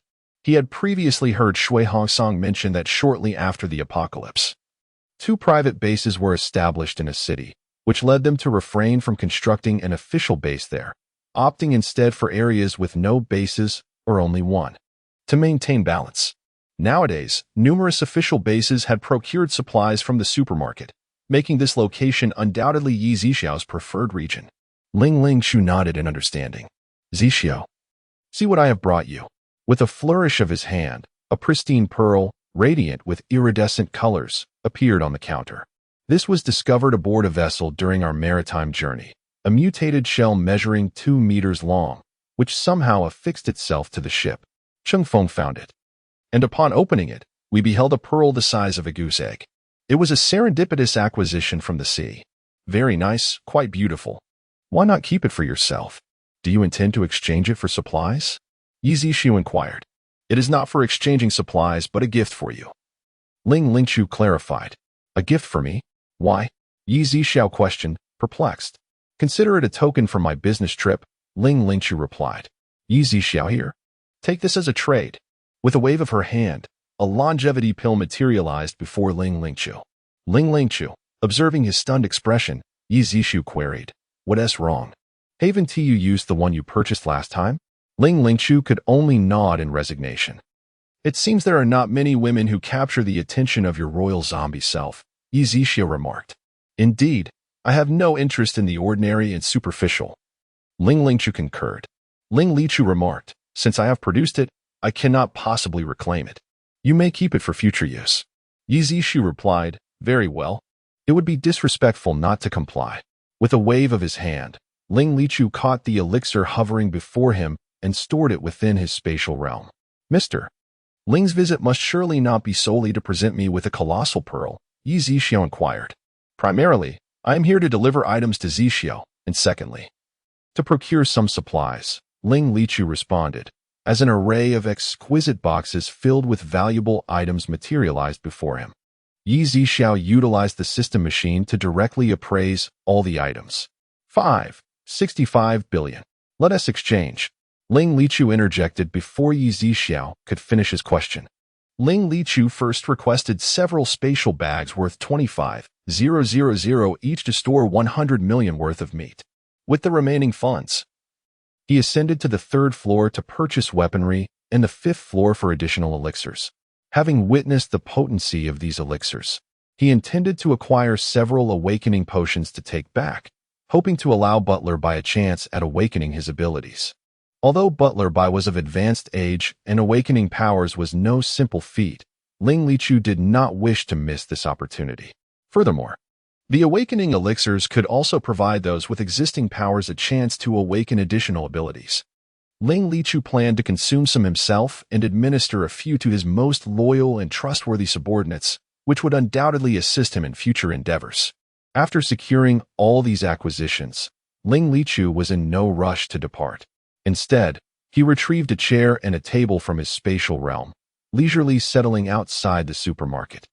Upon the table rested a blue and white porcelain teapot and a cup, though they were filled with blood. At that moment, several 1st and 2nd-tier zombies, upon noticing the presence of individuals within the supermarket, hastily approached. However, After taking a few steps, they abruptly halted, fixating their gaze on Ling Lichu, and then unexpectedly knelt before him. Irritated, Ling Lichu waved his hand dismissively, causing the zombies to turn and flee with remarkable speed, even quicker than when they had perceived prey. Just then, a modified pickup truck came to a stop outside the supermarket, from which 4 men in their 30s emerged, one wielding a laser gun. A supermarket? To think such a wealth of supplies still exists, one of them remarked, while the others gazed greedily at the items within. Their eyes soon fell upon Ling Lichu, who sat with legs crossed and sunglasses on, yet they dismissed him, merely glancing before proceeding towards the supermarket. At that moment, Yizishio also stepped out to the entrance. "Are you the owner of this supermarket?" One of the men questioned, disdain evident on his face. Yizishio merely nodded, curious to observe their next actions. "We are commandeering the supplies in your supermarket," the man with the laser gun declared. PFF. Ling Lichu unexpectedly spat out the blood he had just consumed. The sheer foolishness of these men struck him, for despite being third-tier ability users, their intelligence was nearly non-existent. The 4 turned to gaze at Ling Lichu, who wore a smile despite his recent outburst. "How dare a frail individual mock us?" One of them thought. "Wait here while I gather the supplies before dealing with you," the leader of the group stated in a deep voice. Ling Lichu observed that, with his naturally pale complexion, coupled with the recent spout of blood, others might easily mistake him for a gravely ill individual on the brink of death. Although Ling Lichu stood tall and appeared robust, it was evident that these 4 lacked the acumen for keen observation. "Very well," Ling Lichu replied with a smile, subsequently retrieving a handkerchief from his pocket to wipe the blood from the corner of his mouth. The 4 men had little desire to engage in further conversation with him. Their primary focus was on the supplies at hand. "Do you see the gun in my hand? Do you know who we are? Let me inform you. This is a laser gun. We are affiliated with the official base, and the name of our base leader would surely terrify you," one of the men proclaimed. Answering his own question. Chapter 149. How many have disappeared? So this is what a laser gun looks like. Truly extraordinary. And who is the leader of your base? Speak up. I might just be frightened enough to hand over my supplies, Yi Zixiao remarked with keen interest. It was his first encounter with such a foolish group of individuals after running his shop for so long. Yet, it was not entirely surprising, for in a vast forest, one can expect to find all sorts of birds. "Nian ne feng," the confident man at the forefront declared. Yi Zixiao pondered for a moment, then suddenly understood. "Oh, now it makes sense. This person is the only official whom I have incapacitated. Do you recognize him? Our base leader Nian is a dual-element ability user, currently at the mid-stage of the 5th tier. If you obediently hand over your supplies, perhaps we can speak a few kind words for you in front of base leader Nian." Ling Lichu, on the sidelines, watched the unfolding drama. Yi Zixiao then shifted the conversation. "Has base leader Nian's previously disabled hands recovered?" The crowd was baffled, unaware that Nian Nanfeng's hands had once been rendered useless by Yi Zixiao. Such a humiliating incident would naturally not be shared by Nian Nanfeng. They only knew that over 6 months ago, he had indeed been absent for over half a month, during which time many had contributed numerous crystal cores. "It seems you are unaware. No matter, you also do not know where your gun comes from, do you?" Yi Zixiao inquired. The 4 exchanged glances, truly ignorant, having only heard rumors that it was acquired from a remarkably powerful individual. Nian Nanfeng had never mentioned it, as he harbored resentment towards Yi Zixiao. After receiving the weapons distributed from above, he had given a portion as rewards to those who typically contributed more crystal cores. And this person had received it merely for being adept at flattery. If you don't know, then it's of no consequence. You're all destined to perish anyway. There's no point in prolonging this charade. Yi Zixiao shook his head. "What do you mean?" The leader immediately raised the laser gun, aiming it at Yi Zixiao. "You bought that gun from me. Do you really think you stand a chance using it against me?" Yi Zixiao raised an eyebrow, his expression one of mockery. "Why, you are the legendary mysterious figure?" The others suddenly displayed expressions of horror. "Mysterious figure?" Yi Zixiao paused in surprise. Another individual shook his head and said, "No, that's impossible. They say that mysterious figure is in a city." "Yes, you are definitely not him," the leader insisted immediately. "Is that so? Can I change locations?" As Yi Zixiao spoke, he narrowed his eyes, and the leader suddenly contorted in pain, collapsing to the ground. Everything happened too swiftly. It was not until the wails echoed that the remaining 3 reacted. Their faces were filled with terror. They attempted to flee but found their bodies utterly immobilized. Only able to utter, "What do you want?" "We are subordinates of base leader Nian. I seek nothing but to escort you to a certain place." Yi Zixia replied nonchalantly. Where? One trembled in inquiry. "To the land of bliss." Once Yi Zixia finished speaking, he raised his foot and placed it upon the neck of the man on the ground. A sharp crack echoed through the air, and the man's neck twisted at an unnatural angle as he coughed up blood.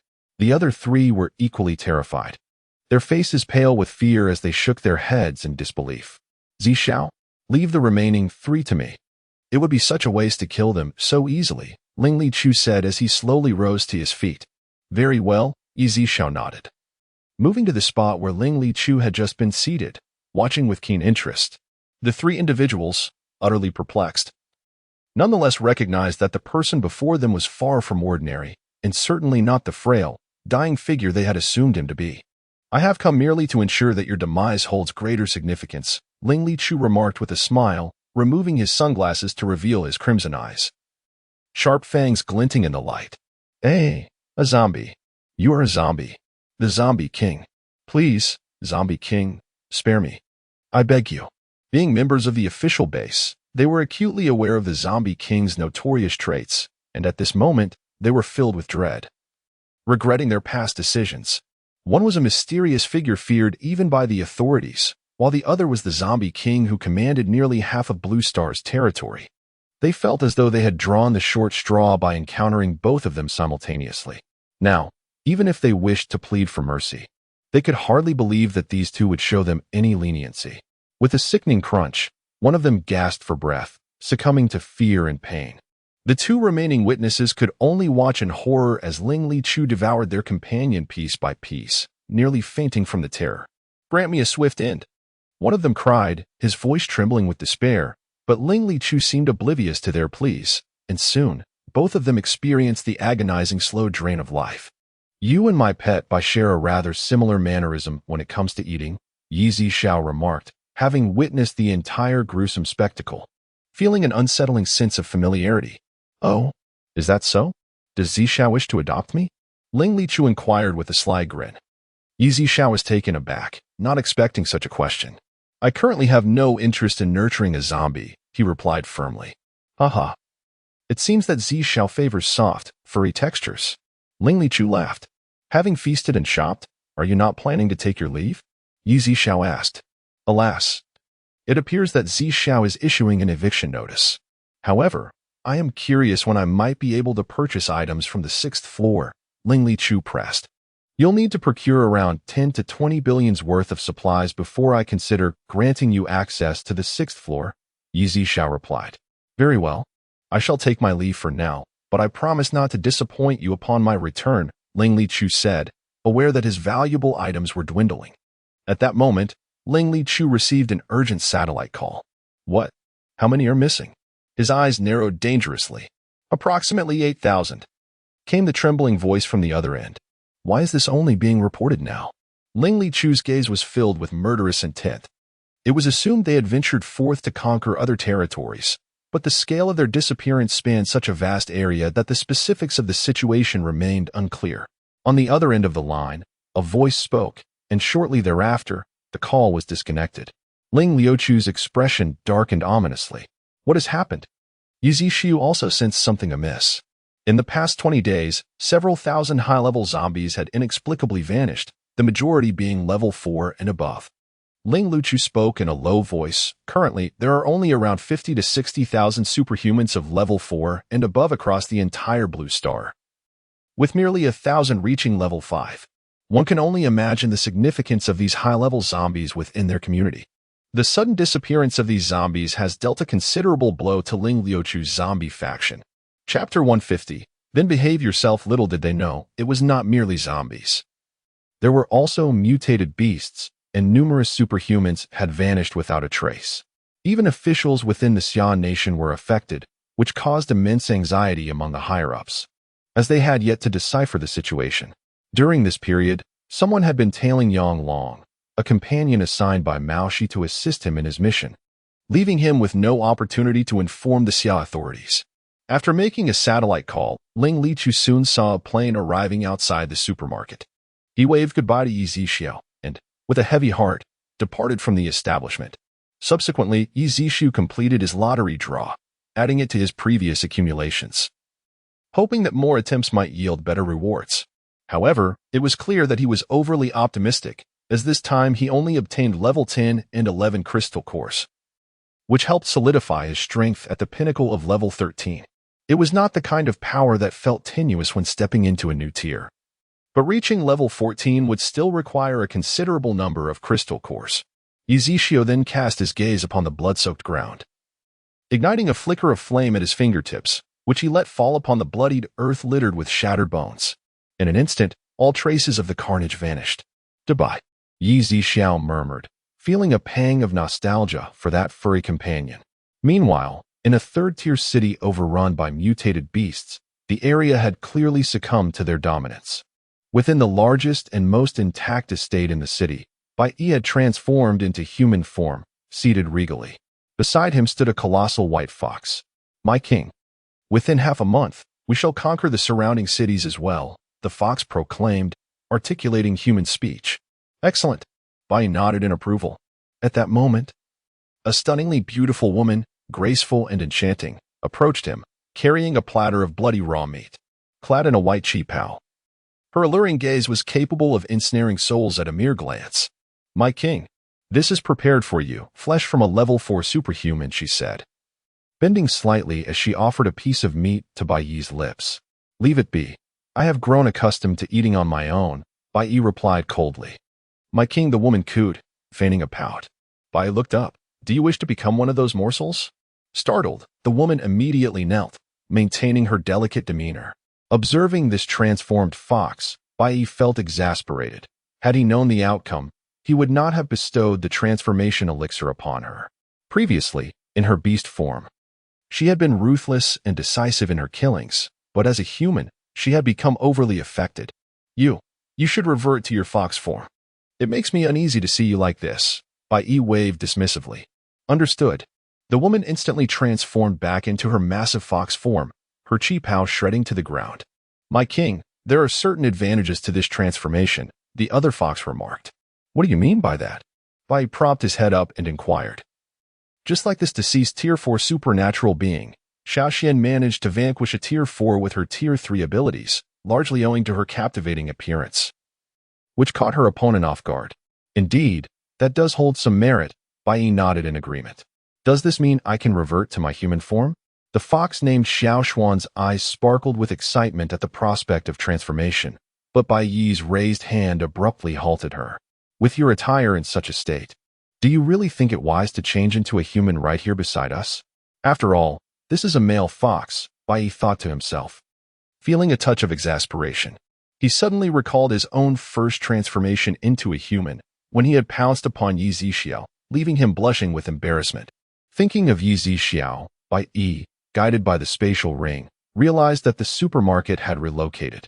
Shall we return and take a look? He murmured. What did you say? Xiaoxian inquired. I plan to go home for a visit. Bai Yi replied. I wish to accompany you, Wang. Please, Xiaoxian pleaded, nudging Bai Yi's knee with her head. Very well, but should you encounter my master, it would be prudent to behave yourself, lest I have to strip you of your fur, Bai Yi warned. Understood. Xiaoxian nodded eagerly, aware of whom Bai Yi referred to as his master. The supermarket was filled with delectable treats that she had long yearned for, having heard Bai Yi speak of it before. The two promptly set off for a city, and Bai Yi, having learned to drive, sped along the way, reaching the supermarket outside Yi Zixiao's establishment in just over 10 hours. Yi Zixiao also glanced up, sensing a familiar aura. As the car door swung open, Bai Yi descended and, upon spotting the long-missed Yi Zixiao, felt an overwhelming urge to rush forward. However, knowing Yi Zixiao's preferences, he merely made his way over briskly and called out, Boss. Yi Zixiao raised his hand and ruffled Bai Yi's hair. You seem to have grown stronger. He patted Bai Yi's head, gesturing for him to look behind, where a transformed white fox stood. Bai, is this your girlfriend whom you brought back for me to meet? Yi Zixiao asked, noting the white fox's striking features, which complemented Debai's well. Bai was taken aback, immediately shaking his head and hastily explaining, I merely brought her out for a broader experience. She is just my subordinate. Meanwhile, the white fox stared at Yi Zixiao with an enamored expression. The boss is so handsome, she exclaimed, speaking human words. Yi Zixiao. He had assumed Debai was introducing her to the family, but was taken aback by the fox's infatuation. The moment Xiaoxian laid eyes on Yi Zixiao, she felt Cupid's arrow pierce her heart. Before Debai and Yi Zixiao could react, Xiaoxian transformed into her human form. Although her beauty and figure were impeccable, the sudden change left both Debai and Yi Zixiao momentarily stunned. Cough, cough, cough. Yi Zixiao quickly turned away, and Bai Yi did the same. Xiaoxian wished to advance, but Bai Yi admonished her, if you dare take another step, I will sever your tail. Xiaoxian was momentarily taken aback, then lowered her gaze to her own form, her cheeks flushing crimson. She had only recently consumed the transformation pill, and it had not occurred to her until now. Upon seeing Yi Zixiao, her instinct was to assume a human shape just like his. Big Bai Yi. Yi Zixiao found himself at a loss for words, while Bai Yi was equally speechless, having never encountered such an unreserved display. Fortunately, at that moment, Xiaoxian transformed back into her fox form, scampering into the back seat of the car, too shy to emerge. Big Bai. You must be tired from the journey. I'll have Xing Ming prepare dinner, Yi Zixiao said, ascending the stairs to the third floor without glancing back. It would have been one thing if only Yi Zixiao had inadvertently caught a glimpse, but the fact that both had witnessed the scene rendered the situation unimaginably awkward. Moreover, Yi Zixiao no longer regarded Bai Yi as an aberrant beast. He treated him more like a friend or family member. After Yi Zixiao went upstairs, Bai Yi, gritting his teeth, approached the car, opened the door, and pulled Xiaoxian out, unceremoniously tossing her onto the ground. Do you wish to perish? Bai Yi's voice was laced with anger. I don't. Xiaoxian shook her head vigorously. Then behave yourself, or you shall forfeit your chance of returning. Xiaoxian nodded, her expression one of deep grievance, with a hint of mist rising in her fox-like eyes. Chapter 151. Regret comes too late. Xiaoxian felt a sense of grievance. She believed her actions were unintentional. In the presence of someone she had fallen for at first sight, she had been remarkably candid. Embarrassed, she found herself further distressed by Bai Yi's intimidation, leaving her in a state of silent anguish. Let us act as if nothing has happened, otherwise, Bai Yi declared, deliberately allowing a hint of menace to seep into his gaze. Xiaoxian, frightened, nodded vigorously in response. Before long, Yi Zixiao descended the stairs, followed closely by Xing Ming, who headed directly to the kitchen. Bai Yi, adorned with a cheerful expression, turned to Yi Zixiao to recount his newfound status as the king of beasts in the events that had transpired recently. Indeed, Debai is quite impressive, Yi Zixiao remarked with a nod of approval. Upon hearing this, Bai Yi's eyes sparkled with delight, his heart brimming with joy. Meanwhile, Xiaoxian lay on the ground, appearing calm, yet internally tumultuous, stealing glances at Yi Zixiao from time to time. Shortly thereafter, Xing Ming prepared the meal. Yi Zixiao intended to invite Xiaoxian to join them, considering she was brought back by Debai, but she declined, claiming she was unaccustomed to human food.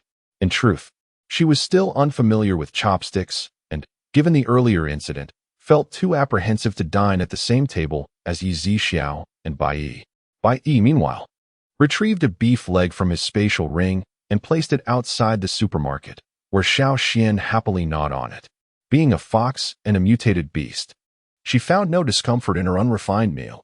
It was the act of using chopsticks at the table that felt awkward to her. After the meal, Yi Zixiao suggested a stroll, noting that he had recently arrived and had never visited before. Bai Yi was naturally thrilled. He had never been here either, and the prospect of walking alongside Yi Zixiao was immensely appealing. Xiaoxian chose to accompany them as well. However, the city was now a graveyard of collapsed skyscrapers, with only a few low-rise buildings remaining somewhat intact. As they walked through the desolate ruins and dilapidated structures, Yi Zixiao felt a profound sense of melancholy. Debai, since you're back, let us stay a few more days, Yi Zixiao proposed, understanding the journey Bai Yi had undertaken, spanning over 1,000 kilometers, and lasting more than 10 hours. He believed that Bai Yi was now capable of handling things independently. Thus he felt no urgency for him to depart. Bai Yi responded, his heart blooming with happiness at Yi Zixiao's words. Amidst this harmonious atmosphere, two men cloaked in black suddenly appeared ahead, blocking their path, clearly with ill intentions. Yi Zixiao narrowed his eyes, sensing a familiarity in their dark attire. Furthermore, both individuals were fifth-tier ability users, and their simultaneous appearance raised his suspicions. The two men scrutinized Yi Zixiao and Bai Yi before shifting their gaze to the fox beside them. "Brother, why can't we discern their ability levels?" one of the cloaked men inquired. The other shook his head, but remained certain that Yi Zixiao and Bai Yi were not to be underestimated. Although they could not gauge the ability levels, their heightened senses as high-tier ability users detected the profound aura emanating from Yi Zixiao and Bai Yi, which was undeniably formidable. Moreover, there lay a third-tier mutated fox nearby. How could an ordinary person coexist so harmoniously with such a creature? They would have likely been devoured long ago. Yi Zixiao refrained from immediate action, merely observing the intentions of the two individuals. They exchanged glances, and suddenly, several needles shot forth from their sleeves. "An inhibitor," Bai Yi remarked. "What is happening?" The man in the black robe exclaimed, his gaze fixated on the flying needles, initially startled. Then narrowing his eyes as he turned to Yi Zixiao, his voice low, a spatial abilities user. "Be cautious, second brother." At that moment, the other man in black abruptly yanked his companion aside, narrowly avoiding the needle's trajectory. Just moments prior, Yi Zixiao had employed his abilities to return the needles unscathed, and with remarkable speed. Were they not fifth-tier ability users with quick reflexes, they would have surely been pierced. "Have extraterrestrial beings sent you to capture individuals?" Yi Zixiao inquired sternly. The two men exchanged astonished glances, for news of the extraterrestrial civilization invading Blue Star and abducting numerous individuals was not widely known. "Who exactly are you? How do you know this?" one of the men in black questioned. "I am the one asking you. What is your purpose in capturing so many zombies, mutated beasts, and ability users during this time?" Yi Zixiao pressed once more. The two men shared another glance. As lightning crackled in Yi Zixiao's hand, he declared, "Speak, or face dire consequences." Feeling the oppressive force of the lightning, the men understood that Yi Zixiao was beyond their capacity to confront, and thus they nodded in agreement. "We shall speak." Yi Zixiao acknowledged their compliance and retracted the lightning. At that moment, the trembling fox beside him suddenly collapsed to the ground. Having been so close, the overwhelming pressure of the lightning had left her spirit quaking. "You speak the truth. We were indeed ordered by the extraterrestrial Moonju to capture individuals," one of the men in black confessed, subsequently divulging all they knew to Yi Zixiao. "Is this related to the death of an alien?" Yi Zixiao murmured, recalling the extraterrestrial he had slain previously, realizing that this incident seemed to have stemmed from his actions. However, he had no intention of seeking out Moonju for resolution, as he felt his current strength was insufficient. Even with the enhancement from the mental ability-boosting elixir, he was uncertain if he could defeat Moonju, as he knew nothing of the alien's combat capabilities. Nevertheless, Yi Zixiao believed that dealing with this extraterrestrial was merely a matter of time. "Now that we have spoken, may we be allowed to leave?" one of the men in black inquired, though internally they were prepared to flee, knowing their chances of survival were slim. "Well, you have said what you needed to. It is time for you to depart," Yi Zixiao responded, glancing at Bai Yi. "Indeed." Bai Yi nodded in understanding, immediately turning his gaze toward the two men, excitement coursing through him at the prospect of the flesh and blood of fifth-tier ability users, which was particularly enticing. The two men in black turned to flee, sensing the dangerous aura emanating from Bai Yi. At this moment, they were filled with regret, never anticipating that an event which had previously unfolded so smoothly would take a bizarre turn, leading them to encounter two individuals whose abilities surpassed their own. In a mere second after their escape, Bai Yi had already seized one of them, forcefully pinning them to the ground. The sound of cracking echoed from their necks and waists, though they were not entirely incapacitated, merely rendered nearly immobile. Bai Yi bared his sharp fangs, and the two, eyes wide with terror, found themselves helpless as those fangs pierced their necks. Before long, one of the cloaked figures was entirely consumed by Bai Yi, even the bones being crushed and devoured, for he was a 5th-tier ability wielder, a rare find that Bai had no intention of wasting. Chapter 152. What trick are you up to again? Xiaoxian, the white fox, had finally regained her composure after the earlier fright. She gazed at Bai, who was savoring a delicious meal, her mouth watering to the point of almost drooling. With a quick slurp, she gulped back the impending droplet. Her eyes fixed hungrily on the ability user that Bai was devouring. Yizishio cast a glance, and Bai, having heard the slurping sound, turned to look as well. Although he felt a twinge of reluctance, this white fox had proven to be a valuable aid, frequently contributing to his collection of ability users. After some contemplation, he resolved to reward her a bit. With a crunch, Bai bit off the arm of the ability user and tossed it towards the fox. The fox leapt forward, catching the severed limb in her jaws, her eyes gleaming with excitement. Soon, the ground was left with a pool of glaring crimson blood. A satisfied smile crept across Bai Yi's face as he glanced at Yi Zixiao. This was the first time the fox had tasted a 5th-tier ability user, and she felt a slight enhancement in her physical prowess, though the limited meal would not yield substantial growth. Upon returning to the supermarket, Bai Yi ascended to the 2nd floor to take a shower and change into fresh attire. The room remained unchanged since his departure, devoid of any alteration. The fox had been instructed to sleep in the car or on the ground outside the supermarket during these days. Being a mutated beast, she was accustomed to a life in the wild, where the heavens served as her blanket and the earth as her bed. Thus, she found no fault in her current situation. These past few days, Bai Yi had enjoyed a level of comfort in the supermarket that far surpassed his usual accommodations. The shower, the room, everything was vastly superior, especially since he could see Yi Zixiu daily, which filled his heart with unparalleled joy. The fox, too, relished fruits she had never tasted, an assortment of fish, snacks, and sparkling water. Meanwhile, in Britain, Ling Lichu lay slumped against a wall in a street corner, blood trickling from the corners of his mouth. Mushi stood a short distance away, disdain evident in his gaze as he looked at Ling Lichu. A mere zombie dares to defy me? My power is akin to that of a deity in your eyes. Crushing you would be as effortless as squashing an ant. Mushi raised his silver hand, pointing menacingly at Ling Lichu. Humph. Ling Lichu scoffed. Do you truly believe you can kill me today? No. Mushi waved his finger. I merely intend to capture you, not kill you. It hasn't been long since you reached the 6th tier. If it weren't for the necessity of your energy to nourish our master, I would gladly allow you to live a few more years. Do you really think you can catch me today? Ling Lichu replied with a slight smirk. Haha. Such arrogance from a lowly zombie.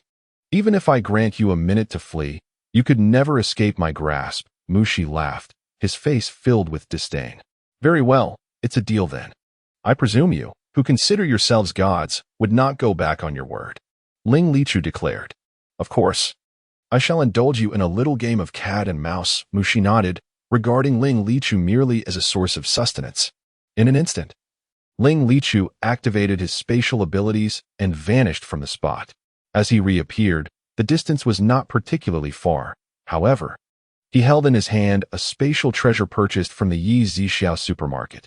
The space activated instantaneously, covering a distance of several hundred kilometers. A smile graced Ling Lichu's lips as he utilized the treasure once more. After a mere 10 instances, he had already crossed into the territory of the Xia Kingdom. Yet his spatial treasure was now depleted. Meanwhile, Mushi had followed the trace of Ling Lichu's aura, surprised at how swiftly he had fled. In truth, it had not taken a full minute as he had anticipated. Just as he sensed Ling Lichu's presence fading, he sprang into action. Even so, Mushi could not fathom how Ling Lichu managed to traverse such a vast distance in such a brief period, rendering him unable to keep pace. Nevertheless, he pursued the lingering traces of Ling Lichu's aura with haste. At the same time, Mushi found it peculiar, despite Ling Lichu being a 6th-tier ability user. He believed that such powers should not have allowed him to run so far and so fast without exhausting his energy. Ling Lichu, on the other hand, continued to employ his abilities, racing towards the supermarket where he was certain Yi Zixiu would come to his aid, possessing the strength to rescue him. Suddenly, after repeatedly utilizing his spatial abilities, Ling Lichu coughed up a mouthful of blood and collapsed to the ground, a consequence of his severe injuries. Yet, he dared not linger. Even a moment's pause could allow Mushi to catch up. He was in a desperate race against death. After several more uses of his abilities, he sensed his endurance waning. The distances he could cover had significantly shortened, with his final leap only spanning 20 to 30 kilometers. Compelled to rest momentarily, Ling Lichu drew forth several low-tier crystal nuclei from his spatial storage to absorb their energy, lest his abilities be entirely depleted. With his injuries, if he were to exhaust his powers completely, he would be left with little chance of survival, even in the absence of Mushi. Still, a flicker of hope remained. Having traveled this far, perhaps Mushi would not pursue him relentlessly. After absorbing dozens of first to third-tier crystal nuclei, Ling Lichu felt a slight restoration of strength, and his wounds improved somewhat, yet he remained far from his peak condition. Without delay, he activated his spatial abilities once more. However, just as he had barely utilized them twice, a voice echoed behind him, as chilling as a demon from the depths of hell. "You were quite fast, nearly evaded me. But Blue Star is not vast, and it won't take long to find you." Mushi's figure materialized behind Ling Lichu. "Oh, what if I claim you won't catch me today?" Ling Lichu retorted. "What trickery do you intend this time?" Mushi would not permit his quarry to escape again, raising his hand to seize him. Yet, in that instant, a temporal weapon materialized in Ling Lichu's grasp. As Mushi reached out, he found himself confronted by the weapon, effective even over a distance. Given that Ling Lichu bore only the most exquisite artifacts, in that fleeting moment, Mushi suddenly felt his movement slow to an agonizing crawl. While Ling Lichu vanished from his sight in the blink of an eye, Mushi's expression was one of astonishment. Yet he did not believe for a moment that Ling Lichu could truly escape. After a brief interval of 7 or 8 seconds, Mushi regained his composure. After all, his rank was considerably high, and had it been an ordinary ability user, such a duration would have felt interminable. Meanwhile, Yi Zixiao and Bai Yi were engaged in a spirited game of frisbee several hundred meters away from the supermarket. This was, of course, at Bai Yi's behest. Having seen joyful videos of owners playing frisbee with their dogs, he eagerly implored Yi Zixiao to join him. Yi Zixiao, feeling somewhat helpless, acquiesced, indulging in a bit of exercise. Thus, Bai Yi had transformed into his mutated beast form, joyously sprinting after the frisbee, while Yi Zixiao held onto his spatial ring, allowing him the freedom to frolic. Nearby, a white fox watched in astonishment, utterly taken aback by the revelation that the formidable and majestic king of the beasts before her could exhibit such a playful side. It was a sight that left her incredulous and questioning her own perceptions. Just as Yi Zixiao prepared to toss the frisbee back to Bai Yi, a figure suddenly materialized 100 meters away in midair, descending straight to the ground. Chapter 153. Believe it or not, Yi Zixiao narrowed his eyes as he gazed at the gravely injured Ling Lichu, whose powers were nearly depleted. Stepping forward, Yi Zixiao swiftly appeared beside Ling Lichu. "What happened? How could you be in such a state?" he inquired. "I, cough, cough, cough." Ling Lichu began to speak, but was seized by a violent fit of coughing, spitting out a mouthful of blood. "Never mind, come with me to the supermarket." Just as Yi Zixiao reached out to assist Ling Lichu, a figure materialized from thin air, shimmering silver and exuding a formidable aura. "Ah, I see." Yi Zixiao cast a glance and immediately understood. Do you have confidence?" Ling Lichu asked with great difficulty. "What do you think?" Yi Zixiao raised an eyebrow, discerning that Ling Lichu had nearly exhausted his abilities in a desperate bid for help. Ling Lichu's lips curled slightly.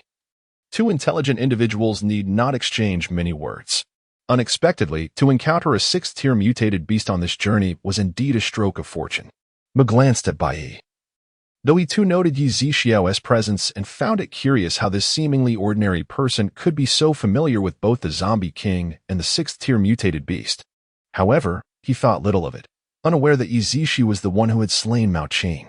Bai hastened to Yi Zixiao's side, while the fox trembled in fear beneath a hint of Mu's released pressure, cowering behind a large tree. "Let us go."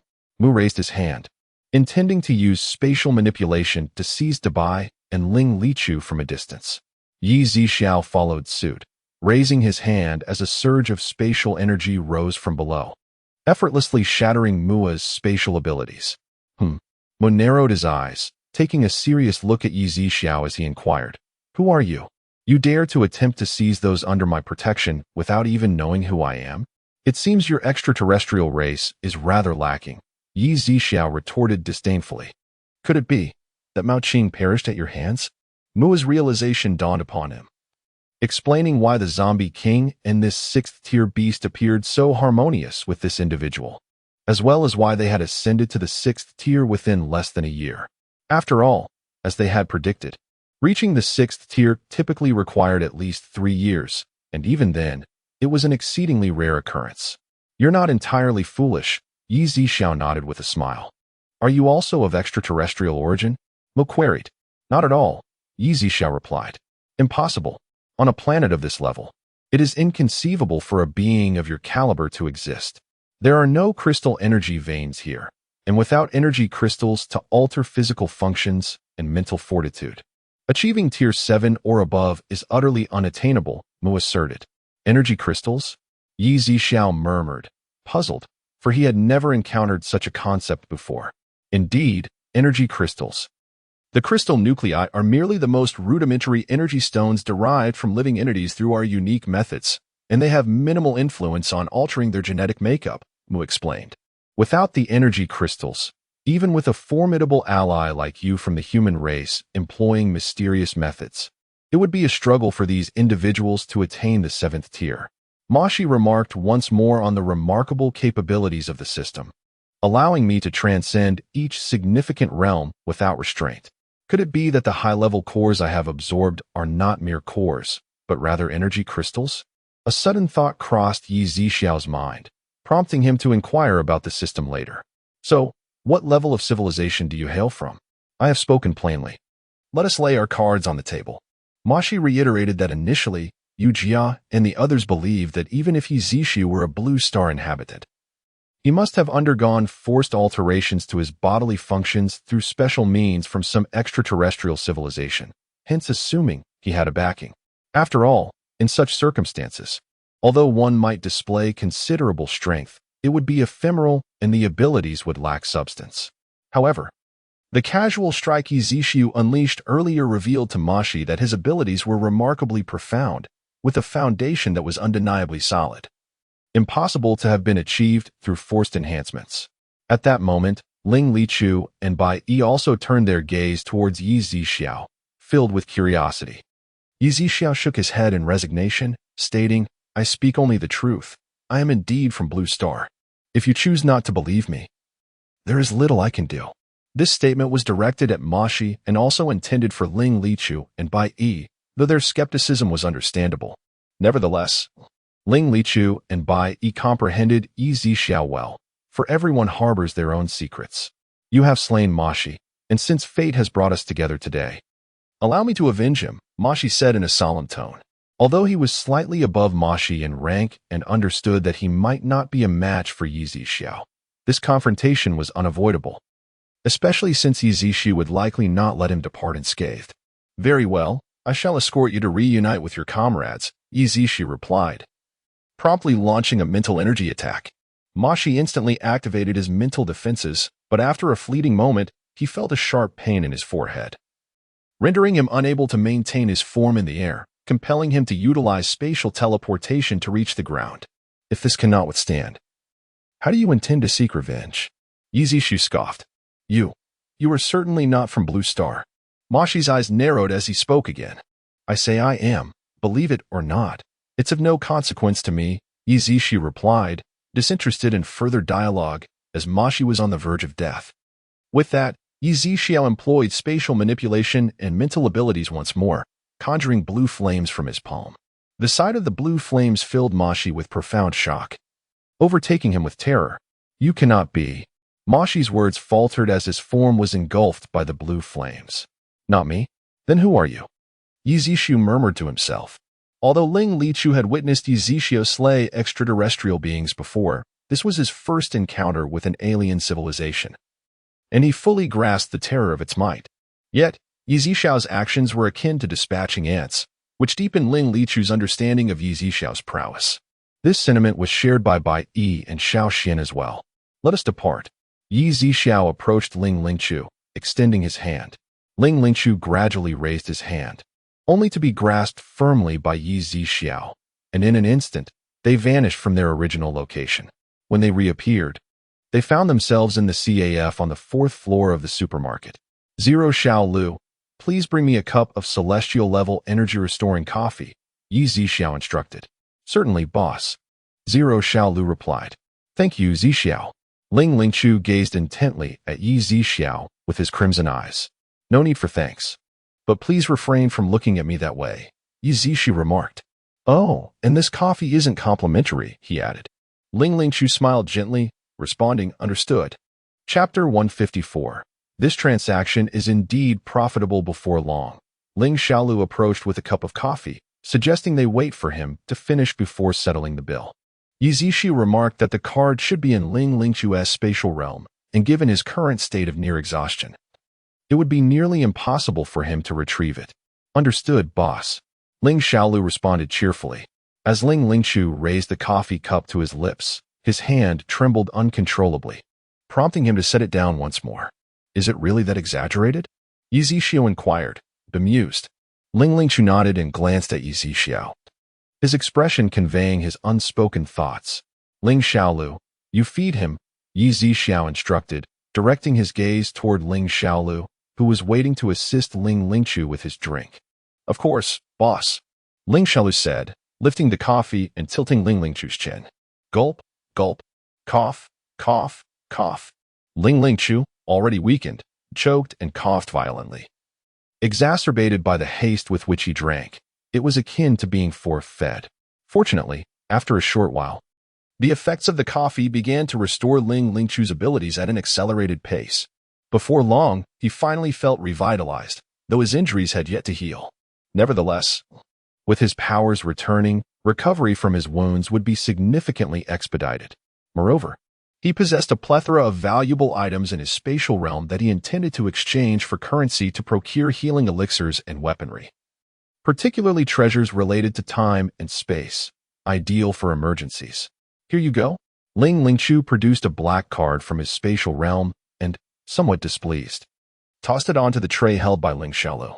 Thank you for your patience, esteemed customer. After processing the payment, Ling Xiaolu returned the card to Ling Lingchu and promptly departed. Your employee is rather rude, Ling Lingchu complained. I find it quite agreeable, Yi Zixiao replied. Ling Lingchu was left speechless, feeling that Yi Zixiao was doing it deliberately. At that moment, Daba and the little fox returned to the supermarket. Due to Daba's large size, he found it inconvenient to navigate the aisles and had transformed back into his human form, donning new attire. Meanwhile, in the open sea, Yujia witnessed the shattering of Mua's life pearl and was instantly engulfed in fury, manifesting atop the ocean's surface. The waves surged violently, and countless marine creatures were obliterated in an instant. I shall make you endure excruciating pain and leave you with no place to rest, Yujia bellowed, his voice echoing across the waters. In a short time, the tumultuous sea returned to tranquility. Despite his overwhelming rage, Yu Jiao was not foolish enough to seek immediate revenge on Yi Zixiao. In a flash, he retreated into the blue sphere, striving to replenish the energy he had lost due to his injuries. The damage he had sustained jeopardized his very essence, if not restored. His energy would gradually dissipate until he faded into nothingness. Ling Lingchu did not linger long in the CAF before descending to retrieve items from his spatial realm, ultimately exchanging them for 220 million. Subsequently, he ascended to the 5th floor to purchase healing elixirs, acquiring a surplus for unforeseen circumstances.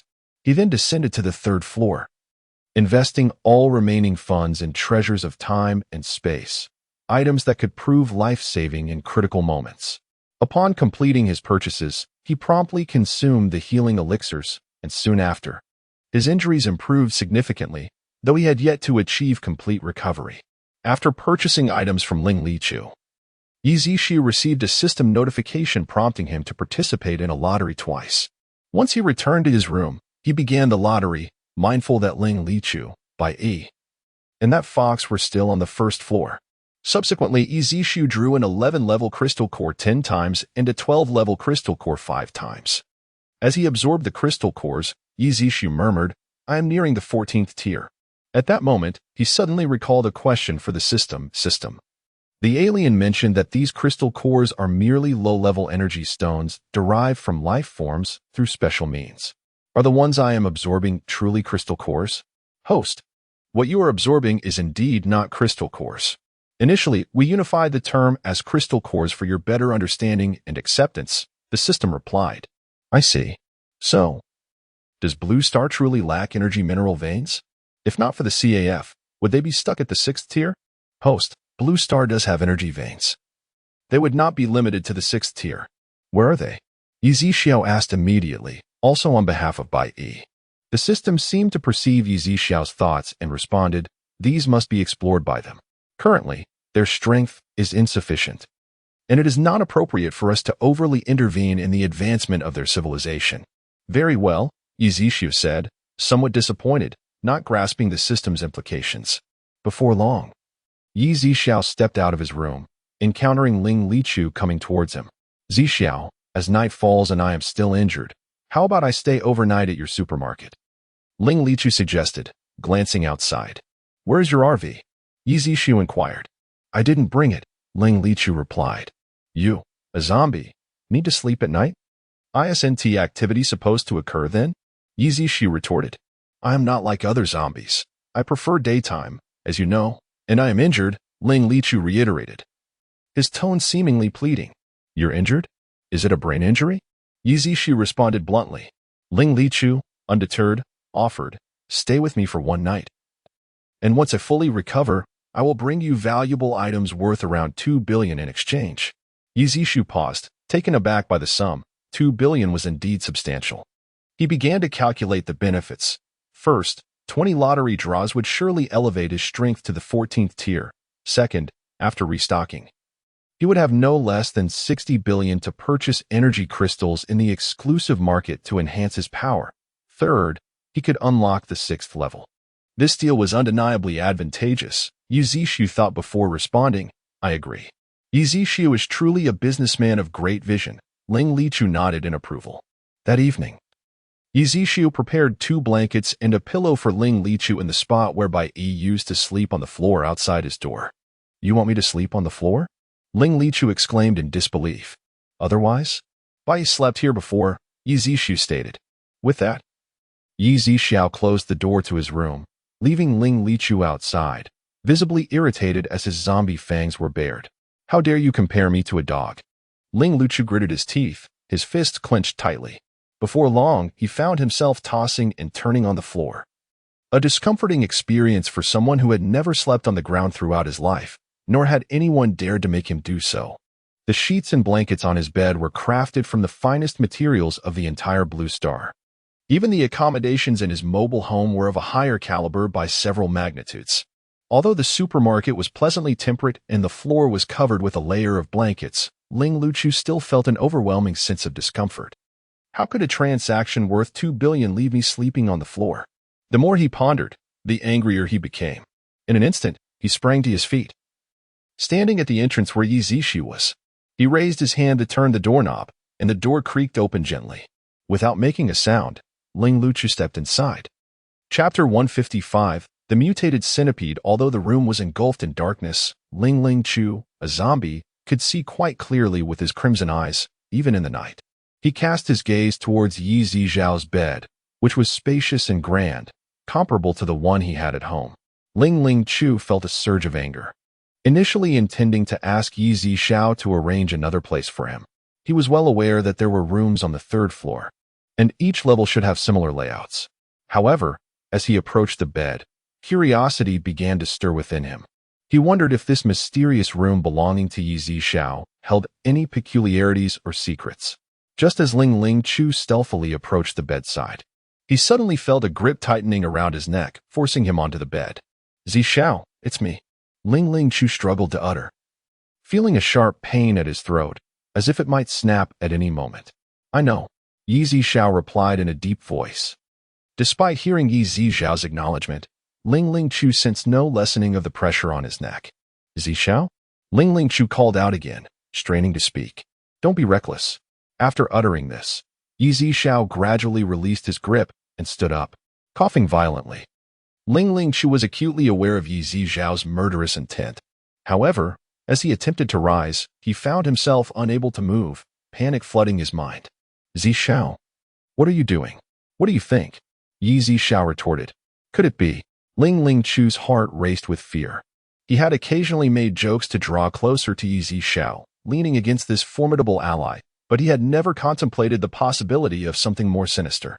Although he hailed from an esteemed family and had heard tales of eccentricities and peculiar preferences in high society, he prided himself on having a conventional orientation. While he might entertain light banter, he would never willingly partake in actions that ventured beyond his comfort zone. Noticing Ling Ling Chu's furrowed brow and anxious expression, Yi Zishao teased, Aren't you quite the silver-tongued one? Why are you afraid now? Ling Ling Chu hesitated, realizing that he had indeed overstepped in his previous banter, yet there was no remedy for his regret. Humph, Yi Zishao scoffed, turning his back to Ling Ling Chu. At that moment, Ling Ling Chu felt as though his hands, feet, waist, and neck were ensnared by invisible shackles. With a mere flick of Yi Zishao's wrist, Ling Ling Chu found himself tumbling to the floor. Since you wish to sleep here, so be it, Yi Zishao declared, offering no further words. Ling Ling Chu, now completely immobilized, contemplated that being confined in this manner was far worse than sleeping on the ground outside. However, he could only entertain such thoughts silently, not daring to speak further. The palpable aura of menace radiating from Yi Zishao, a pressure that sent shivers through his very soul, was something he wished to avoid experiencing again. And so, Ling Ling Chu remained bound throughout the night. Until the following morning, Yi Zishao rose from his slumber and, after changing in the cloakroom, approached Ling Lu Chu. With a mere wave of his hand, he lifted Ling Liu Chu's spatial confinement. However, as they emerged from the room, they chanced upon Bai Yi, who stood at the doorway, staring incredulously at the duo. Boss, Bai Yi glanced at Yi Zishao, then pointed at Ling Lu Chu. The color of Ling Liu Chu's neck and wrists had slightly flushed, and he was twisting his waist, feeling that the torturous sleeping position had rendered him immobile. Yi Zishao's expression turned awkward, contemplating whether Bai Yi had misconstrued something. After all, his intention yesterday was merely to impose a minor punishment on Ling Lu Chu. Yi Zishao called out, Boss, this zombie dares to sneak into your room. Shall I eliminate him?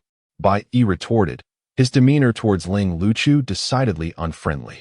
He had never ventured into Yi Zishao's room, and he found it hard to believe that Yi Zishao would willingly allow Ling Lu Chu to enter. Ling Lu Chu narrowed his eyes, casting a fiery glare at Bai Yi. All right. I have already punished him. He shall never be permitted to stay overnight in the supermarket again. Should there be a next time, I shall personally take his life, Yi Zishao declared, casting a meaningful glance at Ling Lu Chu before reiterating, Mr. Ling, you may leave now. Do not forget your promise to me. 2 billion, rest assured. I shall remember. Ling Lu Chu nodded and promptly exited the supermarket. Once at a distance, he made a satellite call to a location in Xia country. With Ling Lu Chu gone, Bai Yi's irate expression softened slightly. He regarded the room as his master's private domain, a space that no one else should trespass upon or even have the right to enter. Yi Zishao shared this sentiment. He was unwilling to have others enter his sanctuary at will. While he could overlook Ling Liu Chu's teasing and subtle intentions, sharing a bed with another man was beyond his tolerance. Regardless of Ling Liu Chu's lack of such intentions upon entering, Yi Zishao hoped he would not breach this boundary again. Otherwise, he would not be so lenient in allowing him to depart. In the afternoon, Bai Yi transformed back into his mutated beast form to play frisbee with Yi Zishao, as their previous game had been interrupted. Given Bai Yi's considerable strength, Yi Zishao threw the frisbee far, knowing that Bai Yi would catch it in less than a second if he did not. Typically, they played within a range of several thousand meters. 3 kilometers away, there lay a bamboo grove spanning over a dozen acres, complete with bamboo houses and craft venues. Not far from the grove once flourished a sea of peonies, a favored leisure spot for local residents before the apocalypse. Yet, after so long in this desolate world, the flower field had vanished, leaving only cracked earth behind. However, the bamboo grove still exhibited a hint of vitality, with several bamboo plants having undergone mutations, making it a perilous area. As Bai Yi rushed to catch the frisbee that was about to fall into the grove, he suddenly heard rustling sounds. An acrid scent lingered in the air, causing discomfort to Bai Yi's nose. He sensed an unknown creature approaching, one whose scent he had never encountered before, prompting him to emit a warning growl. Yizishu noticed that the return of the great white creature had slowed, which struck him as peculiar. He immediately employed his psychic abilities to investigate. Suddenly, he discerned a massive black creature approaching the great white from 3 kilometers away within the bamboo grove. It was. Yi Zhixiao furrowed his brow. Although he recognized that this entity possessed only mid-tier 4th-level abilities, he swiftly vanished from his location. Great White. Yi Zhixiao positioned himself behind the creature. The Great White abruptly turned, its fierce demeanor dissipating in an instant as it revealed a broad grin, baring its large white teeth and wagging its tail joyfully. At that moment, a black, enormous silhouette emerged from the bamboo forest. It was a mutated centipede. The Great White quickly comprehended the full extent of this creature.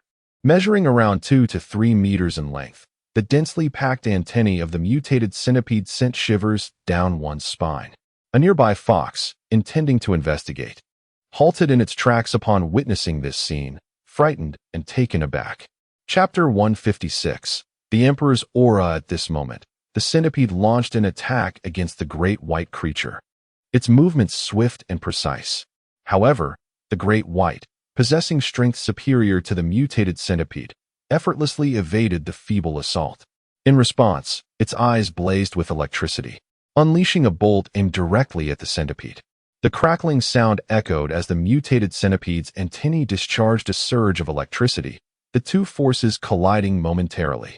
Yet, in an instant, the great white's lightning surged forward with unstoppable force, piercing through the centipede's electric barrier and striking its body. The centipede, nearly upright, swayed in the air before crashing heavily to the ground, unconscious. Though it still drew breath, it was but a whisper of life remaining. Humph! The great white scoffed disdainfully, preparing to approach and extract the centipede's crystal core, intending to remove its legs as well, for they were an eyesore. However, just as it took a few steps closer, the centipede suddenly lifted its head again and spewed forth a torrent of green venom. The proximity was too close for the great white to evade. And as the noxious liquid surged forth, a pungent odor permeated the air, causing discomfort to the great white's eyes. As it instinctively sidestepped, the venom nearly grazed the fur on its back. In that instant, the great white felt a dizzying shift, and when clarity returned, it found itself suspended in midair. Grasped by Yizishu by the scruff, the pool of green venom splattered onto the ground, corroding the soil and stones into a liquid state. Such formidable corrosiveness left Yizishu momentarily stunned. The great white exhaled a sigh of relief, although the venom would not claim its life. It would surely leave its fur barren and its body wounded. You let your guard down, Yizishu remarked, his tone laced with reproach. My apologies, boss. The great white mumbled, its head bowed in a pitiful manner. In truth, Yizishu had sensed something amiss from the outset but refrained from intervening immediately, wishing instead to teach the great white a lesson in caution and strategy. The fox, not far off, had witnessed the scene and nearly fainted from fright. Had it transformed into human form, it might have pinched itself in disbelief, recognizing the peril of the situation. With a casual wave of his hand, Yi Zhixiao cleaved the centipede's body in two, revealing a level 4 crystal core within.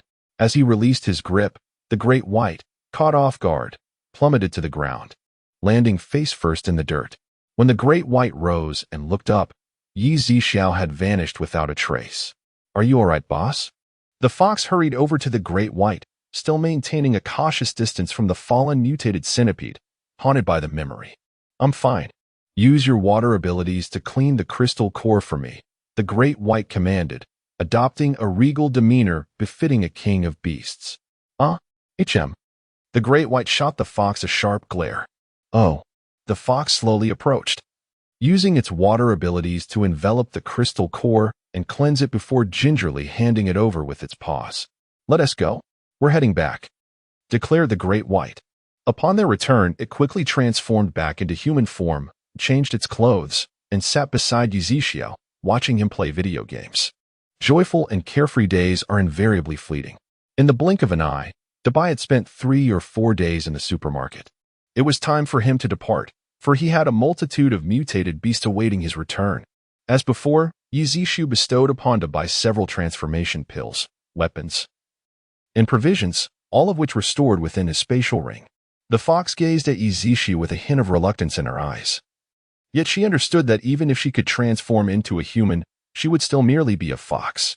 Given Yizishiao's formidable prowess, she dared not entertain any thoughts of attempting to capture him. After Dabai and the fox drove away, Yizixiao returned to his room, intending to close his eyes and rejuvenate his spirit. Although he found joy in accompanying Dabai, he preferred solitude most of the time. Revelry was delightful, but only in moderation.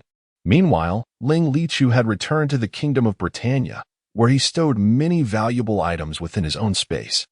This brush with mortality had illuminated the immense significance of time and space treasures. Thus, he intended to acquire a substantial amount to present to Butler Bai and a select few trusted subordinates. Butler Bai, having consumed the third awakening pill, had awakened his wood-based abilities. In recent days, Ling Lichu had arranged for several individuals to prepare crystal cores, facilitating a swift enhancement of Butler Bai's strength. Master, it would be a waste for me to utilize these crystal cores. They are better reserved for your use, Butler Bai asserted. His awakening of abilities had been hard-won, and given his age, the number of crystal cores he required for advancement was considerably greater than that of others. Butler Bai, you are one of the few individuals I can trust implicitly.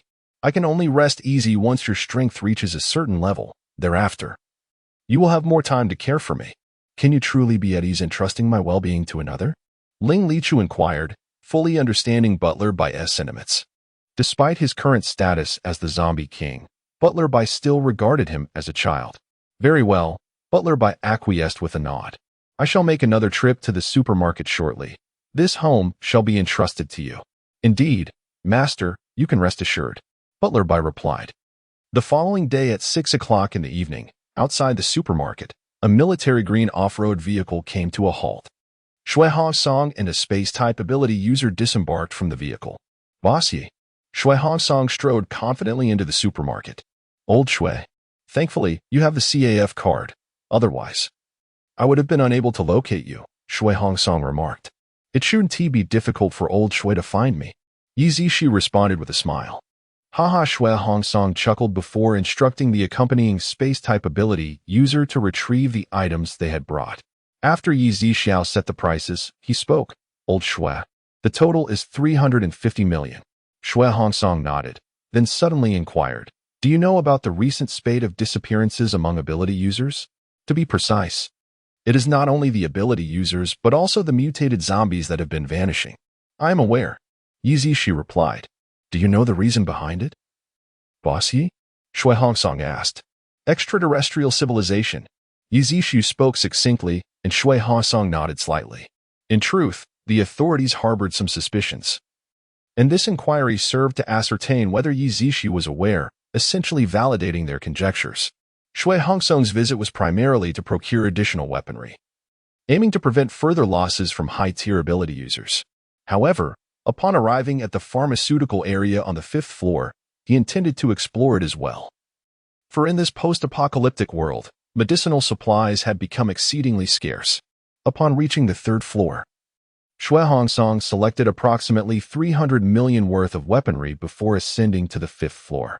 After thoroughly examining the elixirs, he chose several potions for ability restoration, healing, and some commonly used medicines from the Blue Star era. Only after exhausting his remaining funds did he make his way downstairs. Just as he was about to depart, he noticed an aircraft parked not far from his vehicle. Ling Lichu, clad in a black casual outfit, exuded an imperial aura despite wearing sunglasses, compelling Shui Hongsong to steal a few glances. Chapter 157, A Supermarket with Supplies? Shui Hongsong's expression suddenly shifted. As a mental-type ability user, his powers had recently intensified, heightening his senses. He noticed that the individual approaching bore a striking resemblance to the head of the Ling family. Recalling that Yi Zixiao had mentioned his acquaintance with Ling Lichu, Shui Hongsong experienced an epiphany. Before him walked the zombie king. This was Shui Hongsong's first encounter with the entity, and he felt an undeniable trepidation. Although their paths had not yet crossed in conflict, their positions remained adversarial unless they united against the threat of extraterrestrial civilizations. Ling Lichu did not pause in his stride, making his way directly toward the supermarket.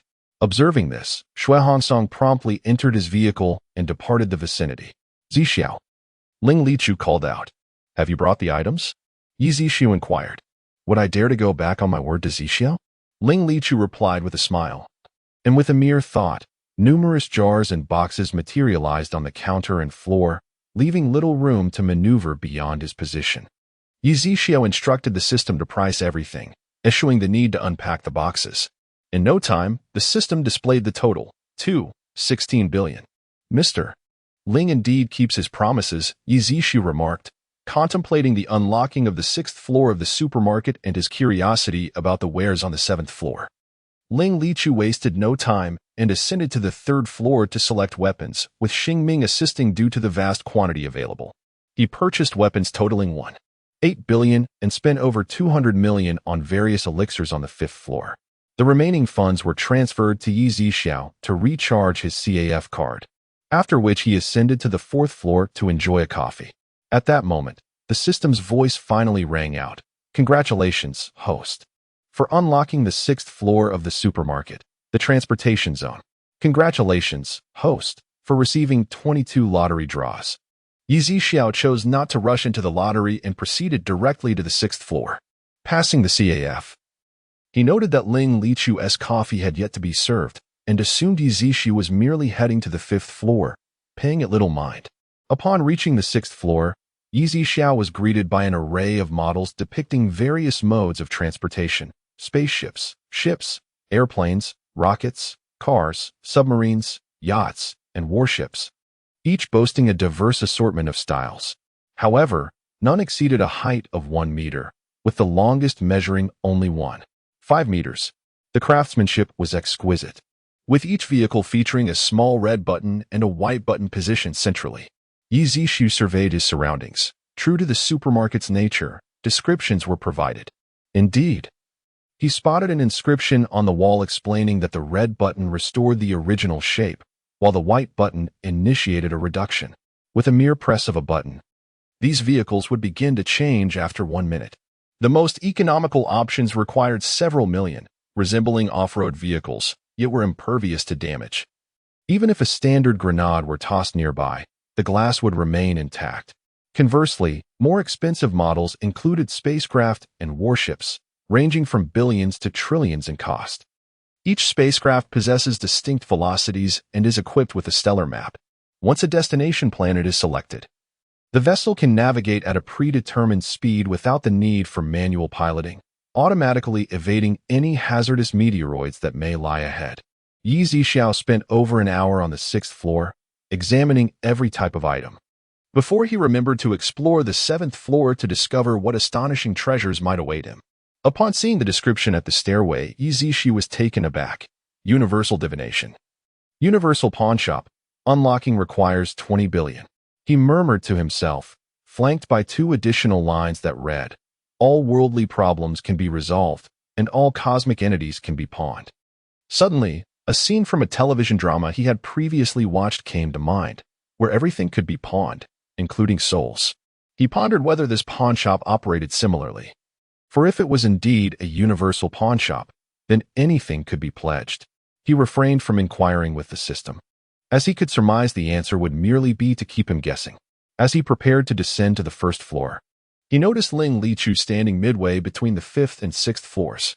Zixu, has the 6th floor opened? Ling Lichu inquired with a hint of skepticism. Yes, Yi Zixu nodded. It just opened not long ago, right after you purchased your supplies. Ling Lichu remained unaware that his acquisition had triggered the unlocking. Although the space now held few valuable items, he resolved to investigate further to understand the prices and types available, so he could prepare suitable goods for future exchanges. Yi Zixu accompanied him, aware that no superfluous words were necessary, as the wall bore clear labels, and each item came with a brief instruction manual. Upon spotting a submersible, Ling Lichu eagerly approached and perused the accompanying manual. After a moment, a smile crept across his lips. Zixu, I will prepare some valuable items to bring back. All right. Yi Zixu nodded, watching as Ling Lichu turned to descend the stairs. At that moment, Yi Zixu began his lottery draw. 22 times, he murmured, hoping this round would significantly enhance his strength. However, as he was on the verge of reaching the 14th tier. He realized that the lower-tier crystal cores would require a substantial quantity to effectuate even a minor advancement. As the lottery wheel spun repeatedly, an abundance of crystal cores gathered before him. By the conclusion of his draws, he had acquired 30 level 10 cores, 10 level 11 cores, 5 level 12 cores, and 2 universal robots. Yi Zixiao absorbed all the crystal cores, witnessing an immediate surge in strength, propelling him to the early stages of the 14th tier. Though he was not far from the mid-tier, he then activated the 2 universal robots. Boss, I am Xiao Xian. Boss, I am Xiao Ku. All right, Xiao Xian. You will oversee the 2nd floor. Xiao Ku, you shall manage the 6th floor, Yi Zixiao instructed. Understood, boss, the 2 robots replied in unison. Shortly thereafter, an off-road vehicle came to a halt outside the supermarket. As Yi Zixiao arrived, the first batch of customers, Lu Yang and Qin Ming, disembarked from their vehicle, accompanied by a middle-aged man. This is the base, Lu Yang remarked, his excitement palpable upon seeing the supermarket once more. The middle-aged man was Wang Jihong, the director of the Eagle base. At that moment, he gazed in astonishment through the transparent glass doors. Is this truly a supermarket? A supermarket with supplies? Initially, Wang Jihong had been skeptical when he first heard Lu Yang and the others speak of it. Even after witnessing the supplies they had brought back, he remained doubtful. However, upon this direct encounter, his astonishment was beyond words. The 3 entered the supermarket, and Lu Yang and Qin Ming respectfully greeted, Boss. Yi Zixiao nodded in acknowledgement. Chapter 158. The vast base. Lu Yang called out to the somewhat dazed Wang Jihong. Ah, hello, boss. You truly are a benevolent soul. Even in this apocalyptic world, you still manage to provide supplies. Wang Jihong snapped back to reality, his eyes glistening with unshed tears, nearly overwhelmed with gratitude. The situation at his base had become dire, and encountering a supermarket was akin to a lifeline amid a snowstorm. The primary reason he had established the base was to provide a sanctuary for ordinary citizens, making him one of the few base leaders with altruistic intentions.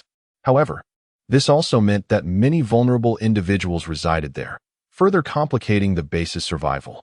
More than 3 months ago, he had been forced to cease accepting new inhabitants, save for those with abilities. Without supplies, Wang Jihong had even contemplated dispersing the majority of people, resigning himself to the whims of fate. Feeling he had done all he could, he promptly handed the box he was carrying to Yi Zixiao. Boss, I brought some items. Upon inspection, Yi Zixiao discovered several solid gold bracelets, along with some gold bars and finely carved jade pieces. After scanning them on the pricing machine, the total came to 35 million. Shall we exchange? Absolutely, Wang Jihong replied without hesitation. He then requested 3 space bags priced at 350 yuan each, and together with Lu Yang and Qin Ming, they set off to procure supplies. After selecting approximately 4 million worth of goods on the 1st floor, they ascended to the 2nd.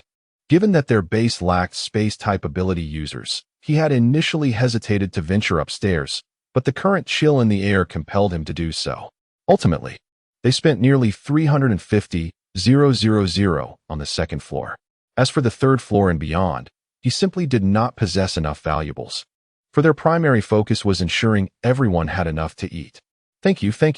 Wang Jihong expressed his heartfelt gratitude before departing with Lu Yang and Qin Ming, relieved to have alleviated their base's pressing crisis. However, just before leaving, Qin Ming cast a lingering glance at Yi Zixiao, her eyes filled with an unspoken reluctance. What woman could resist a handsome man who possessed abundant resources and formidable abilities in such trying times? During their first encounter, she had been mesmerized by the bountiful supplies in the supermarket, yet upon returning home, her thoughts frequently drifted back to Yi Zixiao's image. At merely 22 years old, a recent university graduate, she had once been wholly devoted to her studies, indifferent to the advances of suitors, earning her the title of Ice Queen during her academic years.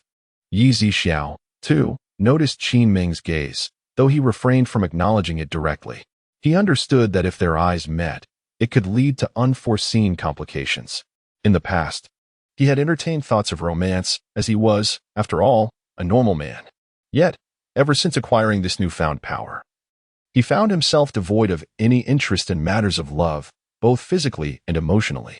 He attributed this shift to his enhanced abilities, leading him to adopt a more ascetic outlook, akin to that of a wise monk.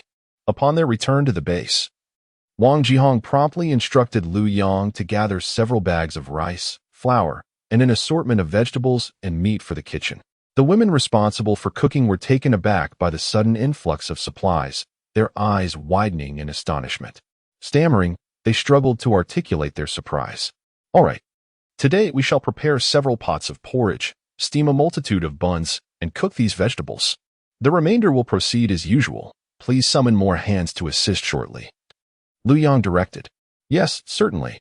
The women responded eagerly. Although they had acquired provisions, it was evident that such quantities would scarcely suffice for the thousands residing at the base. However, they had several dozen capable ability users who frequently ventured out to vanquish zombies and mutated beasts, often returning with crystal cores to present to Wang Jihong. The ordinary inhabitants engaged in cooking, cleaning, and constructing the base, while some robust young individuals would collectively venture out to hunt lower-tier mutated creatures. Fortunately, the atmosphere within their base remained congenial. All the bounty collected was shared among the kitchen staff, ensuring communal meals. In stark contrast, the Fire Dragon base possessed significantly greater strength than the Eagle base, boasting tens of thousands of inhabitants, predominantly vigorous youth, and thousands of ability users. Due to the disparity in power, the ability users from their base occasionally faced the risk of having their crystal cores seized by those from the Fire Dragon base during their zombie hunting expeditions.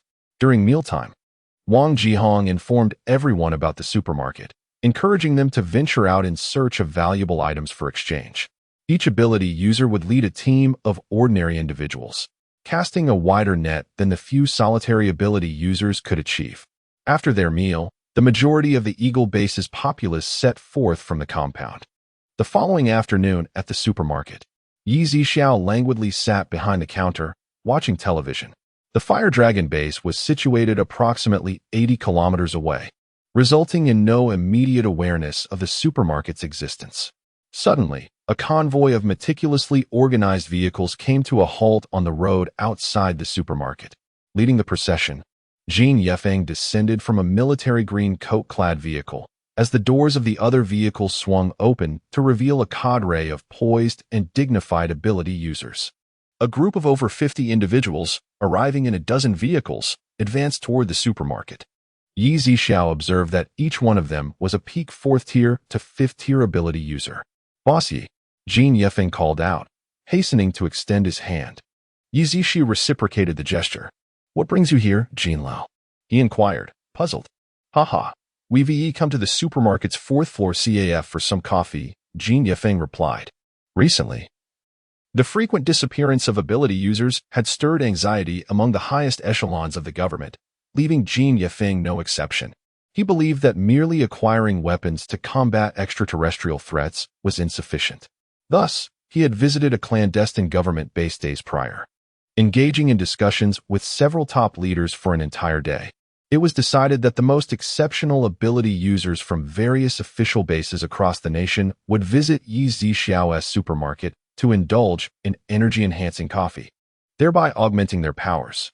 However, these individuals represent only a fraction and will not simultaneously withdraw all the high-ranking supernatural beings from the official bases. Yi Zixiao nodded. Having speculated the underlying reasons, of course, it was understood among them, and the two did not engage in excessive conversation. "Xiao Chui, bring out the items," he commanded. "Yes." Jin Yefeng immediately instructed the spatial supernatural being beside him to retrieve the items from the spatial realm. As the items were brought forth and the boxes opened, they revealed a plethora of gold bars, alongside 3 boxes brimming with exquisite jewelry, each piece crafted from superb materials and of considerable worth. Yi Zixiao promptly utilized the system to appraise everything. "The total amounts to 1.88 billion, Yi Zixiao declared.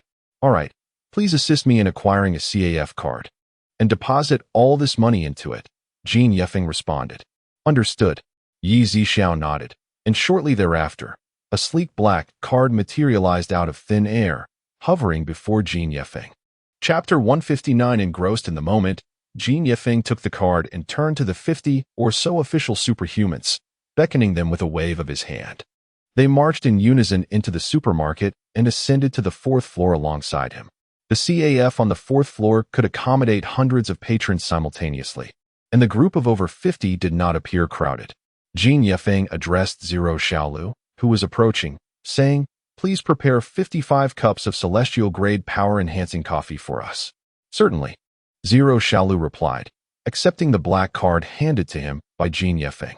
After deducting 550 million, he returned the card to Jin Yefeng and departed. At that moment, the counter received a notification prompting 01, along with 02 and 03, to busily attend to their tasks. This marked the busiest day since the 4th floor was unlocked. Despite the throng of people, the 4th floor remained surprisingly tranquil, with everyone patiently awaiting their coffee. Their hearts brimming with anticipation, as Jin Yefeng had previously informed them of the coffee's effects. Once 04, 05, and 0 Xiaolu had meticulously served all the coffees, Jin Yefeng finally declared, "Let us begin." Upon hearing the command, everyone lifted their coffee cups in unison and tilted their heads back to drink, the sound of their swallowing resonating through the CAF. In mere moments, an overwhelming surge of energy enveloped them. Even the most disciplined soldiers could not suppress their astonishment and exhilaration. "By the heavens, this is incredible, truly marvelous." One exclaimed, "I have broken through to the 5th tier." Another shouted, "I feel I am on the verge of reaching the pinnacle of the 5th tier." Observing their uncontainable excitement, Jin Yefeng chose to remain silent. He, too, had experienced an instantaneous elevation in his own tier and understood their sentiments. Had it not been for his status, he would have leapt with joy on the spot. After savoring their coffee, the group did not linger in the CAF but promptly descended to the open expanse across from the supermarket to set up tents. Jin Yefeng refrained from joining them and instead turned to Yi Zixiao, saying, "Boss Yi, I may impose upon you for the next couple of days. I intend for them to indulge in coffee for 3 consecutive days to elevate their powers to the maximum. How could such business be considered an imposition? If it were to happen daily, I would welcome it even more," Yi Zixiu replied with a smile. If he were to receive over 500 million daily, his own strength would surely soar at an astonishing pace. After sharing a few more words with Yi Zixiao, Jin Yefeng wandered nearby.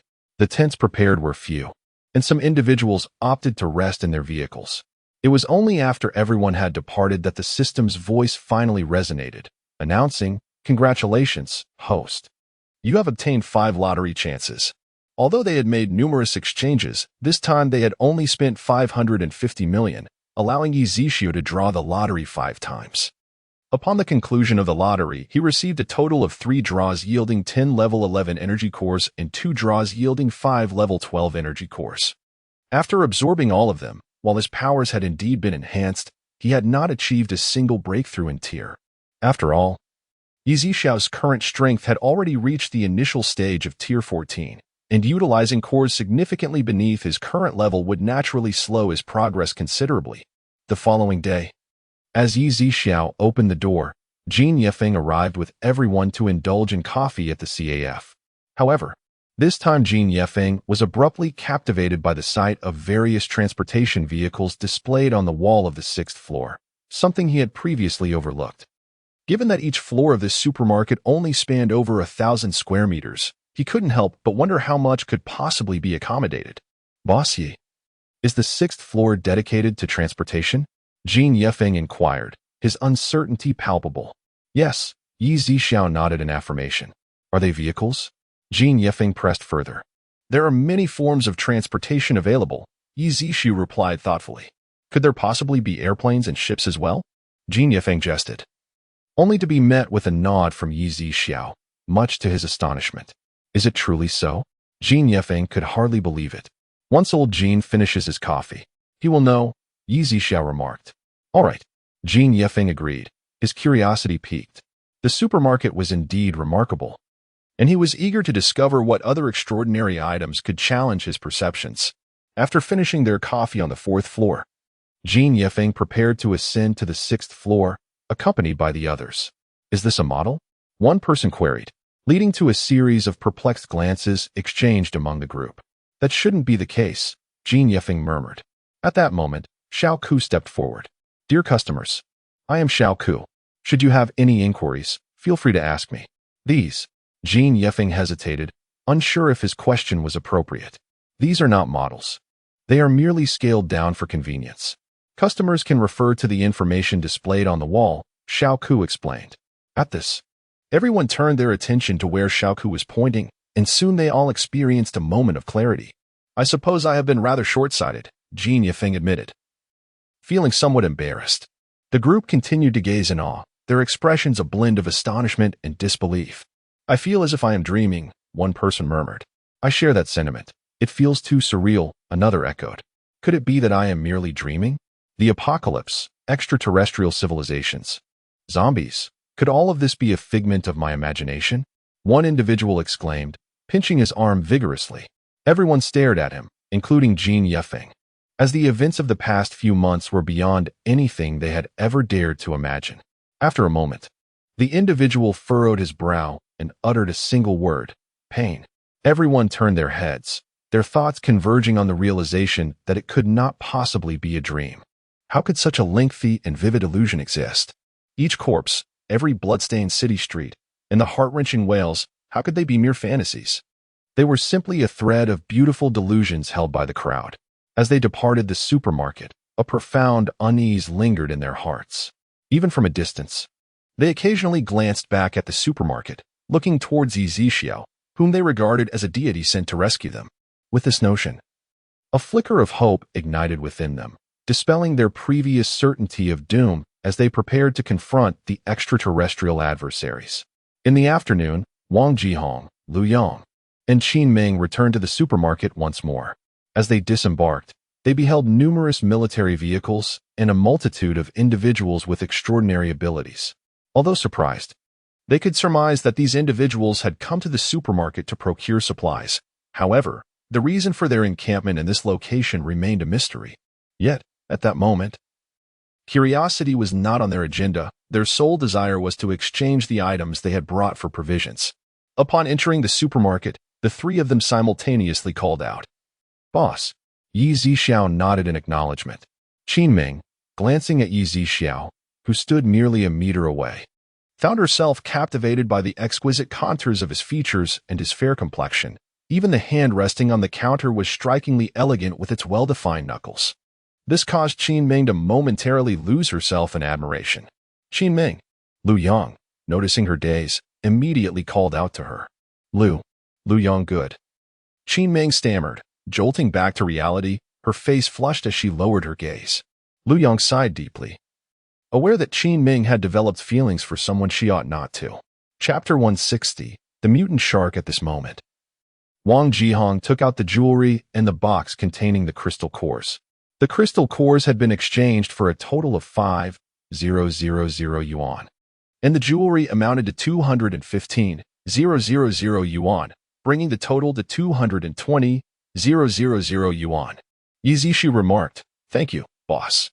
Wang Jihong then procured a space bag worth 350 yuan and, along with Lu Yang and Qin Ming, proceeded to select supplies. The trio spent all their money on the cheapest rice and flour. "Farewell, boss." Wang Jihong cupped his hands in a gesture of respect. Yi Zixiao nodded in acknowledgement. As the vehicle pulled away, Lu Yang noticed Qin Ming with her head down, appearing somewhat despondent, and softly spoke. "Qin Ming, some people are distant from us. Do not dwell on what should not be pondered, for it is oneself who will ultimately suffer." "I am not. I have merely been a bit tired these past few days," Qin Ming denied. "Regardless, I have said my piece. You may handle it as you see fit." Lu Yang ceased his conversation, while Qin Ming, seated in the passenger seat, gazed out the window, lost in thought. Though Wang Jihong sat in the back seat, his mind was entirely occupied with the supplies and how to procure more in the future, completely oblivious to the hushed exchange between the two. Even if he had heard them, he would not have understood their words. The personnel from the official base departed after spending 3 days outside the supermarket. However, before leaving, Jin Yefeng informed Yi Zixiao that he would return in a few days with another group to bolster their strength. This news lifted Yi Zixiao's spirits, with many individuals around, each indulging in heavenly coffee worth 10 million a cup, his own power would naturally escalate rapidly. Over the past few days, Yi Zixiao had also drawn rewards 11 times, all consisting of crystal cores, allowing his strength to advance to the mid-stage of the 14th tier. 3 days later, Ling Liqiu returned to the supermarket, this time bringing items worth a staggering 3 billion. This supermarket is going to drain my entire fortune. Ling Liqiu shook his head, his expression somewhat helpless. Mr. Ling, this is a mutually beneficial transaction. If you were unwilling, you wouldn't be so eager to return to the supermarket merely a few days later. Yi Zixiu raised an eyebrow. Although he was unaware of Ling Liqiu's underlying intentions, he believed that as long as it facilitated his business and enhanced his strength, it was indeed a positive outcome. Zixiao, you are exceedingly astute. Even though I have undergone devilish training from a young age and have been cultivated by my family in a brutally harsh manner, it seems difficult to conceal my motives from you. Ling Liqiu shook his head. Yi Zixiao regarded Ling Liqiu. Although he had heard much about their illustrious family, it was his first time learning of the extreme harshness of his upbringing. However, Yi Zixiu could comprehend the situation. After all, a candidate heir from a centuries-old prominent family must possess a certain degree of ruthlessness and decisiveness to shoulder such responsibilities. Ling Liqiu resembled a hawk that has spotted its prey, fixating on its target with unwavering determination, employing any means necessary to achieve his goals. He believed that many aspects lay within his control, yet this was solely applicable to his quarry. In contrast, Yi Zixiao was akin to a colossal dragon, infinitely more powerful than him. Even the most formidable hawk would merely be a jest in the face of the dragon's might. In recent days, Ling Liqiu had come to understand this and was reluctant to employ his previous methods of probing. Otherwise, the outcome might be catastrophic. Thus, he resolved that genuine sincerity and friendship might yield more favorable results. No individual can dictate their fate or choose their origins. It is paramount to contemplate each step taken. Yi Zixiao remarked, to which Ling Liqiu nodded in agreement before ascending to the 6th floor, aware that Yi Zixiao was signaling him to reconsider his course of action. Upon reaching the 6th floor, Ling Liqiu opted for a relatively expensive submersible, valued at 1 billion. While he spent the remaining 200 million on water-repelling elixirs on the 5th floor, deeming other purchases unnecessary for the time being. Ling Liqiu had no intention of lingering in the supermarket. After exchanging nods with Yi Zixiao, he departed, mindful of more pressing matters to attend to. At that moment, the system's voice echoed once more, announcing, "Congratulations, host, you have obtained 43 lottery chances." After a considerable duration, Yi Zixiao concluded all 43 draws, resulting in 21 instances of 10-level crystal nuclei totaling 30, 13 instances of 11-level crystal nuclei amounting to 10, 8 instances of 12-level crystal nuclei yielding 5, and 1 instance of a mental enhancement elixir. With these crystal nuclei, Yi Zixiao elevated his strength to the late stage of the 14th tier. Half a month later. During this time, Jin Yefeng had brought 2 batches of ability users to the CAF, each staying for 3 days, exchanging numerous valuable items totaling 3 billion. Yi Zixiao received another 30 lottery chances, all yielding crystal nuclei, bringing his strength perilously close to the peak of the 14th tier. This provided Yi Zixiao with a sense of relief, as he possessed several elixirs capable of elevating his mental prowess to the pinnacle of the 15th tier. Although the apparent difference in realms seemed minimal, the disparity in strength was monumental. Meanwhile, upon the vast ocean, a colossal cruise ship bore Ling Liqiu, who stood at the bow gazing downward. "Young master, we have arrived at our destination, and everyone is prepared," Cheng Feng reported. "Indeed," Ling Liqiu acknowledged with a nod. At that moment, 5 4th-tier ability users approached from behind, and together with Cheng Feng and Ling Liqiu, the 6 of them promptly descended into the submersible purchased from the supermarket. As the submersible gradually descended, the surrounding darkness deepened. Fortunately, the vessel emitted a luminous glow, illuminating the vicinity clearly for several dozen meters. Just as they reached a depth of approximately 3,000 meters, a swarm of mutated sharks with crimson eyes surged towards the submersible at an alarming speed. "Young master, there are at least 70 to 80 of these mutated sharks." Cheng Feng's expression was grave as he spoke. Ling Liqiu gazed ahead, his countenance remaining impassive. Before them swam sharks, each extending over 10 meters in length, predominantly classified as mutated species of at least the third tier. In the vast expanse of the ocean, should their submersible be compromised, Ling Lichu might survive. Yet these fourth-tier ability users would face a perilous fate. The submersible will not encounter any issues, Ling Lichu assured. However, trepidation gripped everyone's hearts. For the sharks were now a mere 10 meters away. Their submersible continued its rapid descent, closely pursued by the sharks, whose mutated state endowed them with swifter speeds. Boom, boom, boom. With successive bursts of crimson mist erupting within a meter of the submersible, the surrounding waters transformed into a vivid scarlet hue. Young master, Cheng Feng exclaimed, astonished. Ling Lichu merely smiled faintly, for he was intimately acquainted with the manual. These aggressive mutated sharks, upon encroaching within a meter's proximity, would instantly trigger the submersible's defensive attack system. Even a peak fourth-tier mutated shark would be reduced to mere blood mist, leaving no trace behind. Chapter 161. Is there a clue?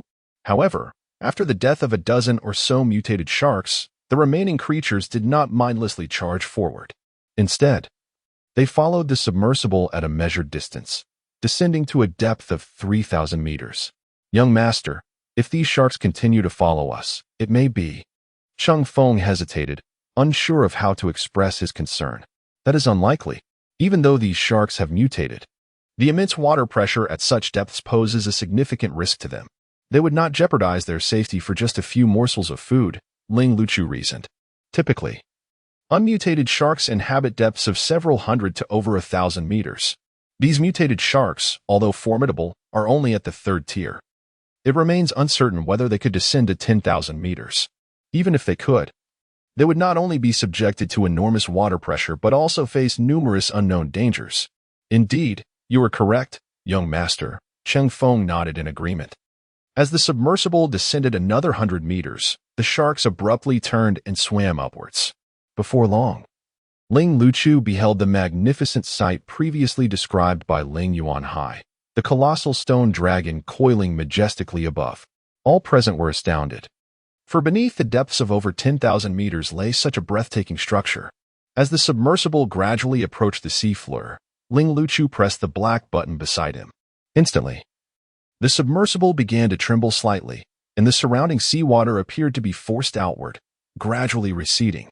In a short while, an area of several meters around the submersible resembled dry land, devoid of any seawater.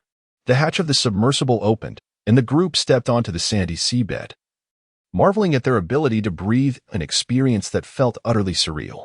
Let us proceed, Ling Lichu declared, leading the way to the dragon-patterned stone door, which remained unaffected by the surrounding water due to their proximity to the surface. The others followed closely, gathering before the stone door to examine their surroundings for any peculiarities or switches. Having heard Ling Yuanhai mention it earlier, Ling Lichu soon discovered a distinctive square stone engraved with dragon patterns. He placed his hand upon it, yet the stone remained unresponsive. Utilizing his spatial power, he pushed forcefully, only to be met with a sudden recoil that sent him staggering back several steps. Concerned, Cheng Feng rushed forward to steady Ling Lichu's arm. Worry etched across his face. Young master, are you all right? After regaining his balance, Ling Lichu shook his head. I am fine. Let me try again. As Cheng Feng prepared to step forward, Ling Lichu grasped his wrist. I doubt you will fare any better. With your fourth-tier abilities, you would likely be thrust into the water. Cheng Feng bowed his head, lamenting his own inadequacy. Come here, Ling Lichu suddenly called out. Yes. The remaining individuals approached Ling Lichu. Take the water-repelling pills, he instructed, producing the pills from his spatial storage and distributing them to the group. Given that they were merely in a water-free zone of several meters, they would still need to swim through the surrounding waters to explore the area. Once they consumed the water-repelling pills, their bodies were enveloped in transparent bubbles. How extraordinary! As the crowd could not help but exclaim, you should take a look above. Ling Lichu instructed everyone, except for Cheng Feng, to swim to the top of the building and observe if there was anything extraordinary atop the massive dragon. Once the others departed, Ling Lichu returned to the remarkable dragon-patterned stone door to examine its peculiarities. Ling Lichu retrieved the painting created by Ling Yuanhai from his spatial storage. Upon comparison, he suddenly noticed that two lines in the painting did not converge, and an additional curved line was present in the middle. Ling Yuanhai. Ling Lichu squinted slightly, aware that his second uncle possessed exceptional artistic talent, rendering such a basic mistake impossible. During this period, he had been analyzing the blueprints, and thus had not closely scrutinized the actual carving of the dragon pattern. Moreover, upon further inspection, the design of the dragon pattern on the stone door struck him as oddly familiar. Furrowing his brow, Ling Lichu struggled to recall where he had seen it before. Observing Ling Lichu's demeanor, Cheng Feng, feeling anxious, spoke up, "Young master, did you not mention that the supermarket owner is quite formidable and mysterious? If he were here, he might be able to open this stone door." Supermarket? Ling Lichu's eyes suddenly brightened. "Yes, the supermarket. I saw it there, and it was even taken from me." "Ha ha." Ling Lichu murmured to himself before bursting into laughter, then turned to Cheng Feng with a smile. "Indeed, you are truly my lucky star." Seeing Ling Lichu so elated, Cheng Feng felt a surge of joy and promptly inquired, "Young master, do you have a lead?" "Yes, let's return," Ling Lichu replied. "Understood," Cheng Feng said, quickly swallowing a water-repelling pill and swimming upwards to summon the others. Together, they boarded the submersible once more, ascending to the ocean's surface. Despite the many twists and turns, they finally had a glimmer of hope. 5 days later, outside the supermarket, two towering men, each standing nearly 2 meters tall, loitered at the entrance, their expressions a complex blend of emotions. "Daipai, this supermarket, is it real?" one of the men inquired. "Brother, it should be." "It doesn't seem like an illusion," the other replied. "Pang Shao sent us out to find fruit. There should be some here, right?" One of the men stroked his chin thoughtfully. "I believe there will definitely be some. We should be able to report back to Pang Shao after this," Daipai stated. These two were brothers, the elder named Fong Dagong and the younger Fong Daipai, both endowed with strength-based abilities from the Fire Dragon base. They were tasked by the base leader's son, Pang Yuenka, to find fruit, even if it was mutated. Pang Yuenka had not tasted fruit in over half a year, and he was longing for that flavor to the point of sleepless nights. Early this morning, he had dispatched the brothers to search, sternly instructing them not to return without success. As the hours passed without any discoveries, the two began to feel despondent. However, just as disappointment loomed, they suddenly spotted a supermarket stocked with supplies, leaving them in disbelief. "Let us go in and take a look." The two stepped into the supermarket, instantly enveloped by a wave of warmth. "Brother, it feels so warm in here." Fong Erpi wore a look of sheer enjoyment, while Fong Dagong eagerly rubbed his hands together. Not out of cold, but in anticipation of the splendid array of food before him. After observing the delightful spread for a moment, he turned to Yi Zishu and noticed the rules for exchange inscribed on the wall, along with the various types of goods available on each floor. "Brother, the second floor is just," Fong Erpi began. "I see it," Fong Dagong replied, hastily rummaging through his belongings. He managed to unearth only 2 first-level crystal cores, acquired from today's battle against the zombies. "Erpi, do you have anything of value on you?" Fong Dagong inquired. Fong Erpi shook his head. "What about the crystal cores? Do you have any?" Fong Dagong pressed on. "None," Fong Erpi responded, shaking his head once more. Chapter 162. Hurry. Get out, sighing deeply. Fong Dagong placed 2 first-grade crystal nuclei on the counter. 100 yuan, Yi Zishu stated. Boss, could you possibly provide me with a complimentary bag?" Fong Dagong timidly inquired. "Certainly," Yi Zishu replied, handing him a bag. "Thank you, boss." After saying this, Fong Dagong and Fong Erpi ascended to the second floor. "My heavens! What on earth?" The two gasped, their eyes sweeping over the vast array of fruits, inhaling deeply. How fragrant! They reveled in the intoxicating blend of fruit aromas. After a while, they began to select their purchases, picking up 3 apples, 2 bananas, and a small watermelon weighing less than 2 kilograms, just enough for 100 yuan. With their fruits in hand, they exited the supermarket, the frigid air causing them to shiver, though they had not felt cold before. The nearly 30-degree temperature difference made them long for the supermarket's spring-like warmth. Not far from the supermarket, Fong Erpi and Fong Dagong occasionally glanced at the bag.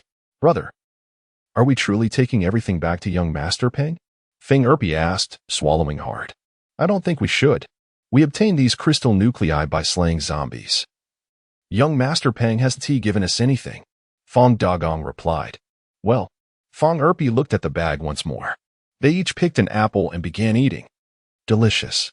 It's been ages since I've had fruit. This is divine. In just 3 bites, they finished 1 apple, still craving more, their eyes shifting to the watermelon. Before long, the watermelon was devoured as well, with not even the rind left behind. In this apocalyptic world, even watermelon rind was a delectable treat. All right, we can't eat anymore. Fong Dagong hastily tied the bag tightly, as only 2 bananas and 1 apple remained. Upon returning to the Fire Dragon base, they were just about to seek out Peng Yuinka when someone called them from behind. Wait a moment, what do you have in your hands? It was none other than Bai Huanwan, the wife of the base leader, Peng Yuhai. Having approached from behind, she had caught a whiff of the banana aroma. Ma'am, we. Fong Dagong turned, stammering and unsure of what to say. After all, Bai Huanwan had a contentious relationship with Peng Yuinka. While she maintained a facade of harmony in front of Peng Yunhai, she had not hesitated to undermine Peng Yuinka in private.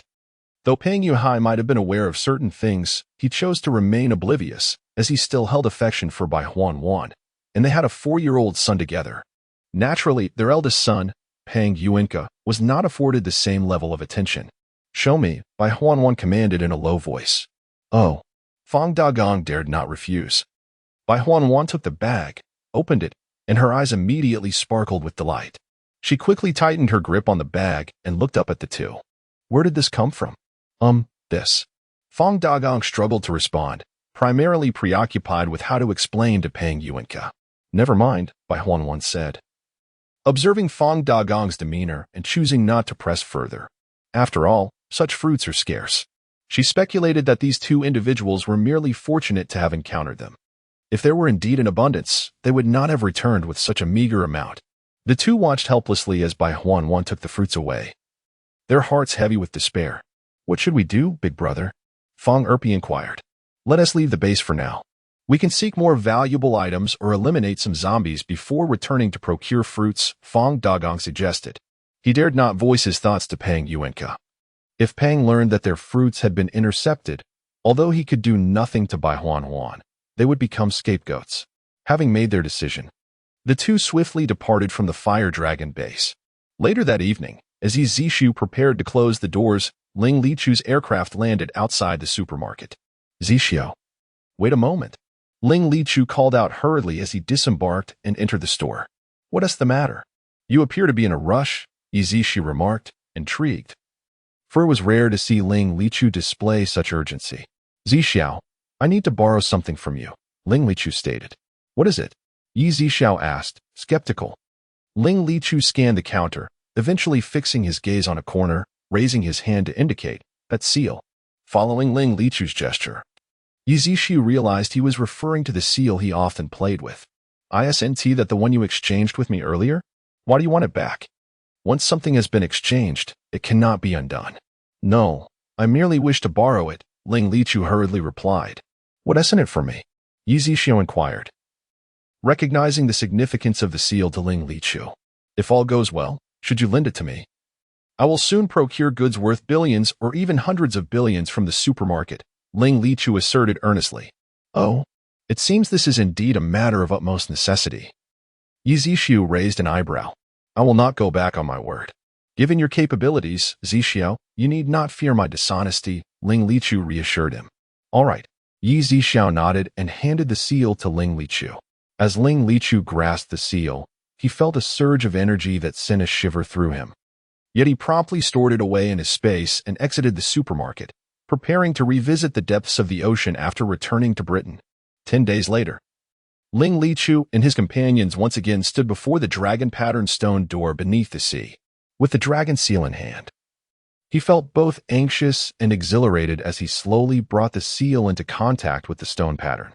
Suddenly, the stone glimmered with a golden light, gently sinking in as the seal fit snugly into place, leaving only the dragon's head visible above.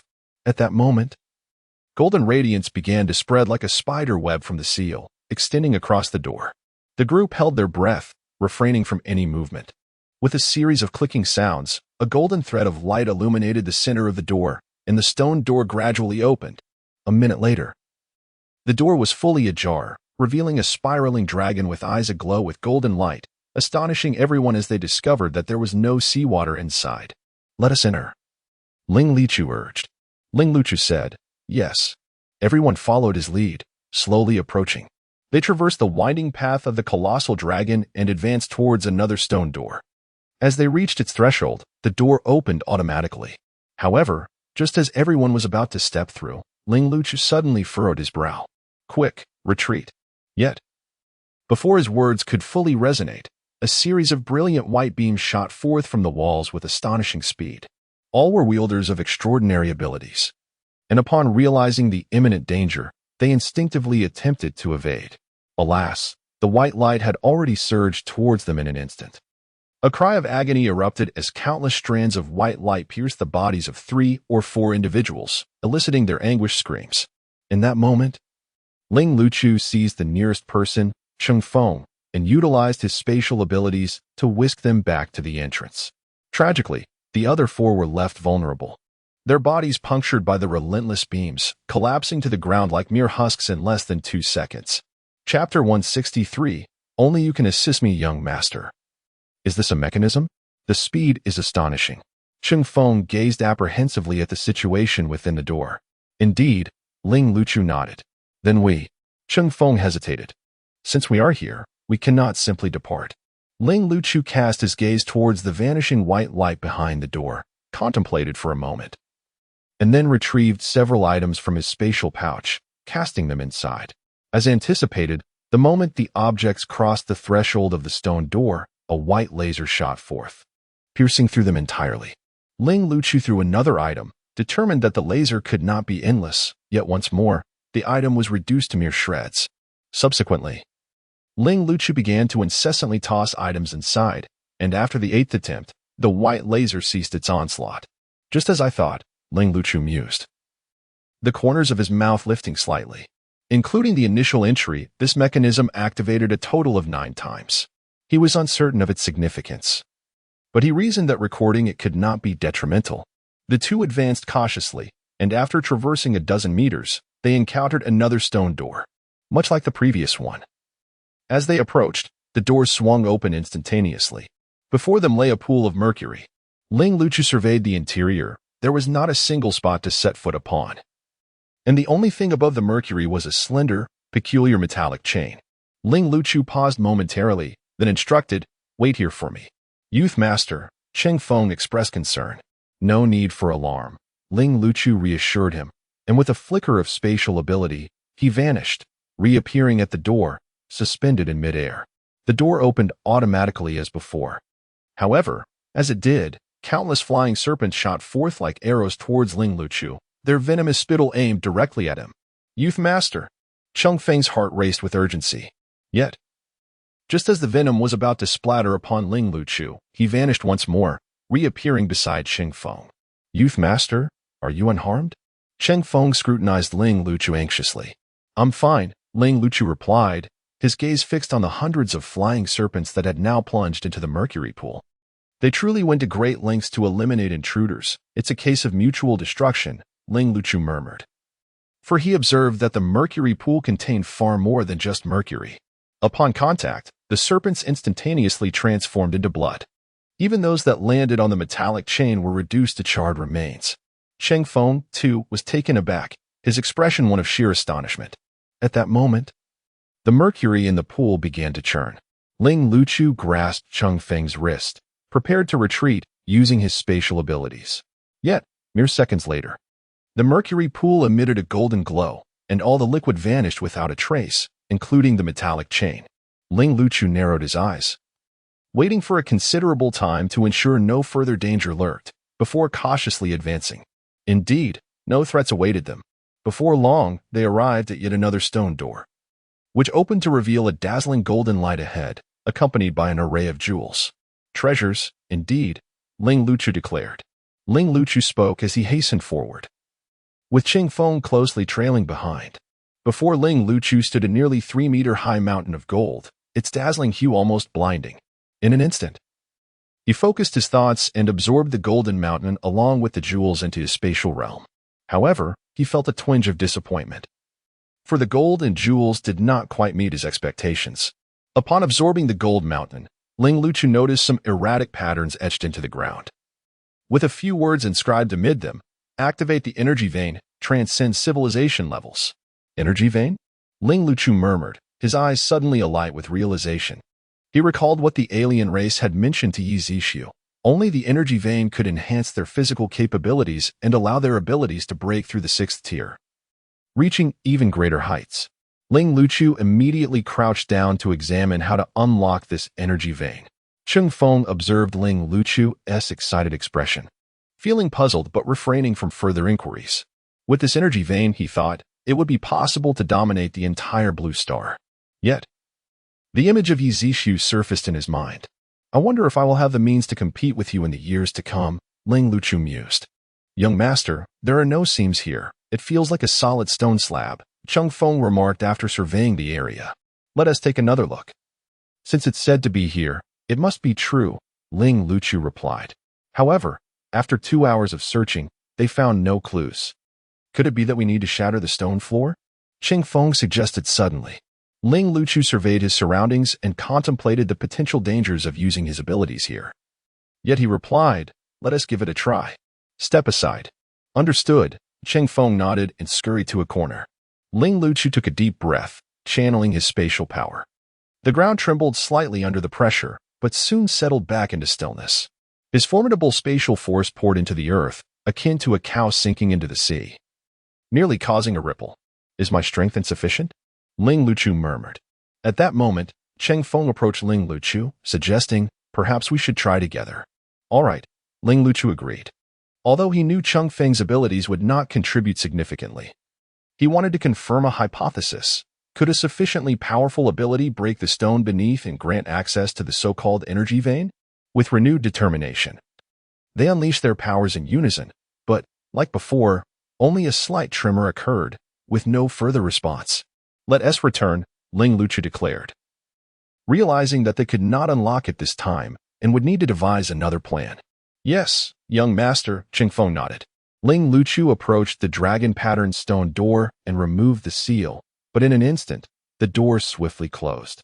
Shortly thereafter, the two returned to the yacht. It seems I must seek your assistance. Ling Tianchu shook his head and murmured, although he wished to keep the existence of this mineral vein a secret at present. Apart from Yi Zixu, he could hardly think of anyone else with the capability to unlock the passage to the energy mine. Days later, on a solitary island in the open sea, Yu Jia absorbed the energy from the thousands of mutated beasts and hundreds of zombies brought by Yang Long, causing his aura to surge instantaneously. Ha ha ha. I've restored my strength to the late stage of the 14th rank. This game will soon come to an early conclusion. However, before that, let you all experience the agony of skin erosion once more. With a hearty laugh, Yu Jia infused an invisible aura into the blue orb. Suddenly, a silver light erupted from the orb, soaring skyward within mere seconds, reaching an altitude of tens of thousands of meters. Yang Long knelt on one knee, feeling his soul tremble, his body unable to resist tilting. Ha. The sound of Yu Jia's laughter echoed once more. Chapter 164, Acid Rain at this moment. Outside the supermarket, Qin Ming and Lu Yang from the Eagle Base had just loaded some supplies into their vehicle and were preparing to depart. Just then, Fong Dagong and Fong Erpi, accompanied by Pang Yuenka, approached the supermarket. Over the past few days, the Fong brothers had slain several zombies and brought back the fruits they purchased for Pang Yuenka. They had intended to visit the supermarket earlier, but other matters assigned by Pang Yuhai, Pang Yuenka's father, had delayed them. Pang Yuenka, however, was reluctant to inform his father about the supermarket and intended to investigate first, planning to reveal everything later to impress Pang Yuhai with a substantial haul of supplies. The Eagle Base and the Fire Dragon Base were natural adversaries, and upon seeing Pang Yuenka, Lu Yang and Qin Ming wore expressions of disdain. As Pang Yuenka approached Lu Yang, he cast a contemptuous glance, but when his gaze fell upon Qin Ming, it turned into a lecherous scrutiny, his face twisted into a wicked grin. Qin Ming, incensed by his gaze, felt an overwhelming urge to gouge out his eyes. Observing her fury, Lu Yang quickly pulled Qin Ming behind him, his voice low and menacing. Peng Yuanka, do not provoke me. Lu Yang was a water-based ability user at the pinnacle of the 3rd tier, while Peng Yuanka was merely a novice fire user at the initial 3rd tier, making him no match for Lu Yang. With a huff, Peng Yuanka chose not to linger any longer. Lu Yang refrained from further confrontation as they were burdened with valuable supplies in their vehicle and wished to avoid unnecessary conflict.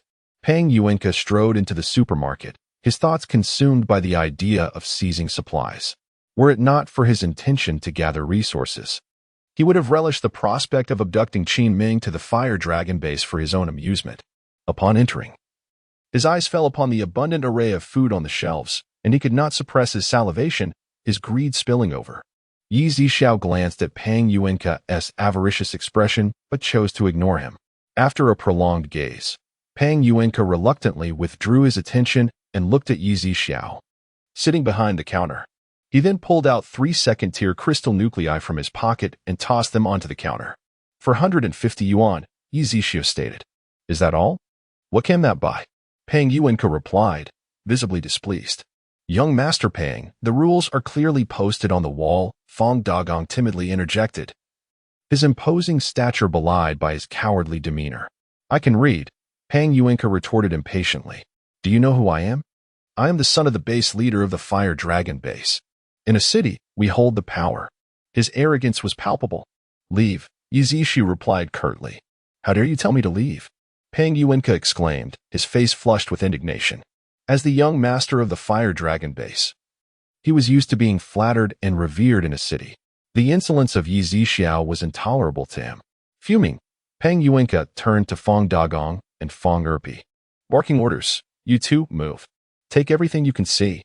Fong Dagong and Fong Erpi hesitated, looking like foolish sons of a landlord, caught between their fear of Peng Yuanka and the absurdity of his demands. What are you all standing there for? Just then, a sharp pain struck Peng Yuanka's cheek, and before he could finish his sentence, he felt a sudden flash of dizziness, followed by a heavy thud as he crashed onto the road outside the supermarket. Fong Dagong and Fong Erpi, witnessing the scene, hastily fled without a second thought for the fallen Peng Yuanka. It was only after lying on the ground for quite some time that Peng Yuanka managed to shakily rise to his feet, his head spinning in disorientation. His face was severely swollen, and blood continuously oozed from his mouth, nose, and ears. He feared that one of his eardrums had ruptured. That was quite fast. Lu Yang muttered, not in a rush to leave, as he was curious to see what Peng Yuanka would do next. If he could assist Yi Zhixiao, it would be a favor worth having. Let us go. Lu Yang decided against lingering any longer, recognizing the overwhelming strength of Yi Zhixiao, which left him with little reason to stay. Okay, Qin Ming nodded in agreement. Suddenly, Lu Yang inhaled sharply. Upon glancing down, he noticed a red mark the size of a fingernail on the back of his hand, resembling a burn from scalding oil. What's wrong? Qin Ming asked, noticing Lu Yang had abruptly halted. However, just as she inquired, she became aware of a subtle sound. Turning to see a hole had formed in the fabric of her shoulder, Lu Yang quickly looked to the ground and spotted a few droplets of liquid, barely noticeable unless one paid close attention. This is bad, Lu Yang exclaimed, grabbing Qin Ming and bolting into the supermarket. What's happening? Qin Ming asked, bewildered. This rain is peculiar. Lu Yang's expression darkened. Meanwhile, Yi Zhixiao detected a faint but acrid scent in the air, prompting him to furrow his brow and glance outside. System, is this acid rain? Yi Zhixiao inquired mentally. Indeed. Host, this is corrosive acid rain, the system confirmed. With the system's affirmation, Yi Zhixiao's brow furrowed further.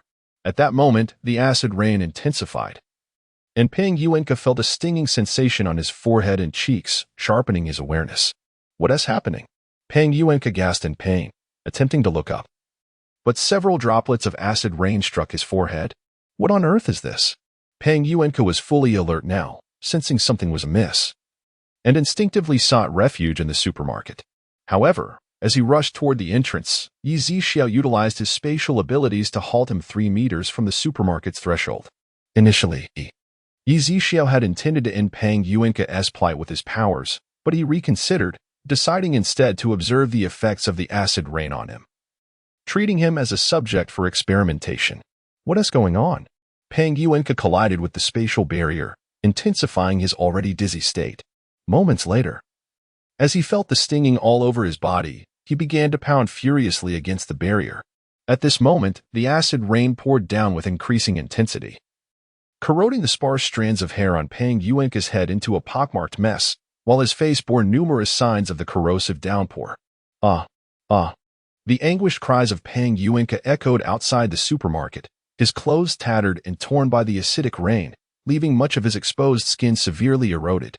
Even his eyes, swollen and inflamed from the corrosion, could no longer open.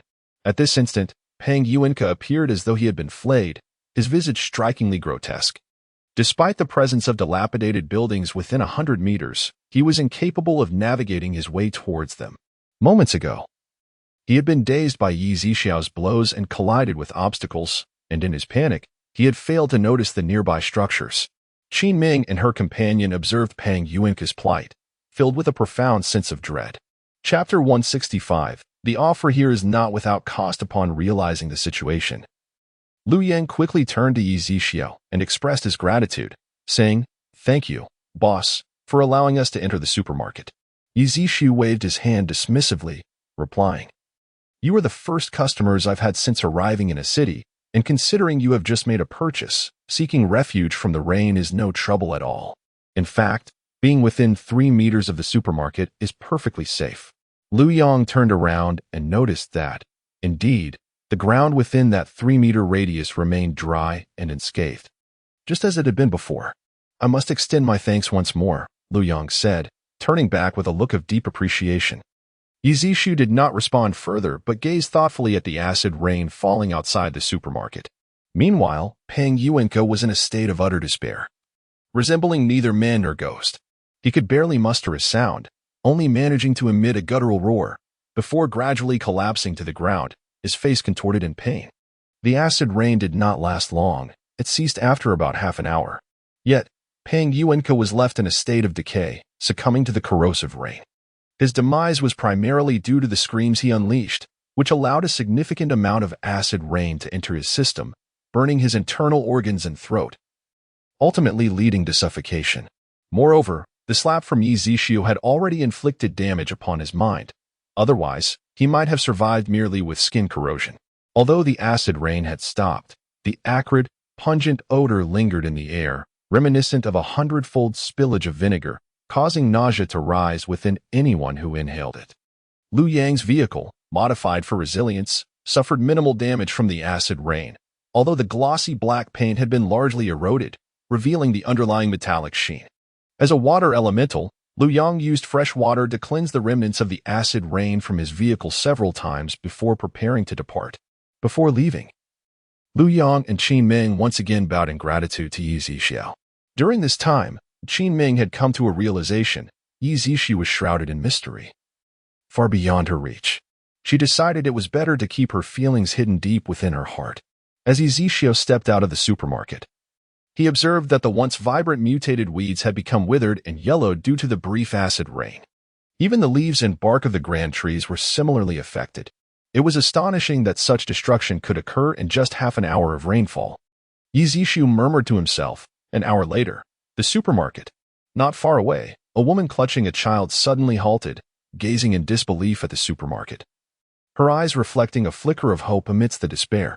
As realization dawned, she rushed towards Yi Zixiao's supermarket, her heart once burdened by hopelessness now ignited by the prospect of survival. Upon entering the supermarket, the woman collapsed to her knees with a thud, pleading, "Please, save my child. I beg you, save my child." Yi Zixiao turned to look at the emaciated woman, noting the marks of acid rain corrosion on her face and hands. Yet she held her little girl tightly in her arms. The woman repeatedly bowed her head, the sound of it striking against the tiled floor of the supermarket echoing painfully. "Please, give my daughter something to eat." Since the passing of her husband, the woman and her child have been subsisting on wild grasses, their sustenance growing increasingly meager. The child's health has deteriorated, and now, following a torrential acid rain, even the wild grasses have vanished. If the child does not receive nourishment soon, starvation looms ominously. As the woman spoke, tears streamed down her face, and she bowed her head in desperation. This plight is not unique. many families, consisting solely of the elderly, women, and children, previously survived by foraging for wild grasses and stripping bark from trees. However, after this recent acid rain, their only means of survival has been stripped away. Nothing here comes without cost. You must offer something in exchange, Yi Zixiao stated, gesturing to the wall behind him. The woman lifted her gaze, surprised by what she saw. In a world where exchanges typically involve either bartering goods or offering crystal cores, encountering someone willing to accept antiques, gold, or jewels was unfamiliar. Yet, despair washed over her. She felt devoid of any possessions. Suddenly, an idea struck her, and she extended her hand, revealing a small diamond ring that glimmered amidst her calloused fingers. Gazing at the wedding ring her husband had gifted her, she hesitated, her eyes reflecting sorrow, but ultimately, she removed the ring. "Sir, would this suffice?" she inquired, hastily approaching the counter with her daughter in her arms, presenting the ring to Yi Zixiao. He accepted the ring and, after scanning it with a machine, announced, "This can be exchanged for 600 credits. You may select your desired items." The woman's face lit up with astonishment at the offered price, and she immediately knelt, bowing fervently before Yi Zixiao. "Thank you, sir. Thank you. Please rise. This is merely a transaction. Your daughter appears quite frail. There is milk available. She should have a bottle to drink," Yi Zixiao suggested. After all, cooking rice could take too long, and given the girl's weakness, she likely lacked the strength to chew even simple foods like ham or jerky. "Certainly." The woman nodded eagerly, rushing to the milk display to grab a bottle. She swiftly opened the cap and offered it to her daughter. It took a while for the girl to finish the entire bottle, but though she still appeared weak, there was a hint of vitality returning to her demeanor. "Mommy, what was that? It tasted wonderful," the little girl inquired softly. "Juju, that was milk. Something you've had before. If you liked it, I'll buy you another bottle," the woman said, smiling tenderly at her daughter. A year had passed since the onset of the apocalypse, and for a child of 3, memories of past meals had faded. Seeing her daughter regain some strength, the woman set her down. "Juju, sit here while mommy goes to buy some food. Tonight, I'll make rice for you." "Okay." The little girl nodded obediently. The woman then pushed her shopping cart, procuring rice and flour, opting for the most affordable options. In this desolate world, even these humble provisions felt like a feast. The woman purchased only a few essential items: rice, flour, a bottle of milk, a large container of mineral water, and a lighter. The recent acid rain had nearly contaminated all water sources, making it impossible to find suitable drinking water immediately. Thus, she reluctantly bought a bucket. As for the previous lack of water purchases by Liu Yang and his companion, it was due to his innate water manipulation abilities, and their base had a significant reserve of clean water. However, after this acid rain, the source of water would become increasingly precious. Yi Zixiao glanced at the woman's shopping cart and casually remarked that there were vegetables, fruits, eggs, and meats available on the second floor. The woman's eyes brightened at the suggestion, but after a moment's contemplation, she shook her head, saying, "No, this will suffice." "Very well," Yi Zixiao nodded, understanding that, in the face of such dire circumstances, rice and flour were the most practical choices.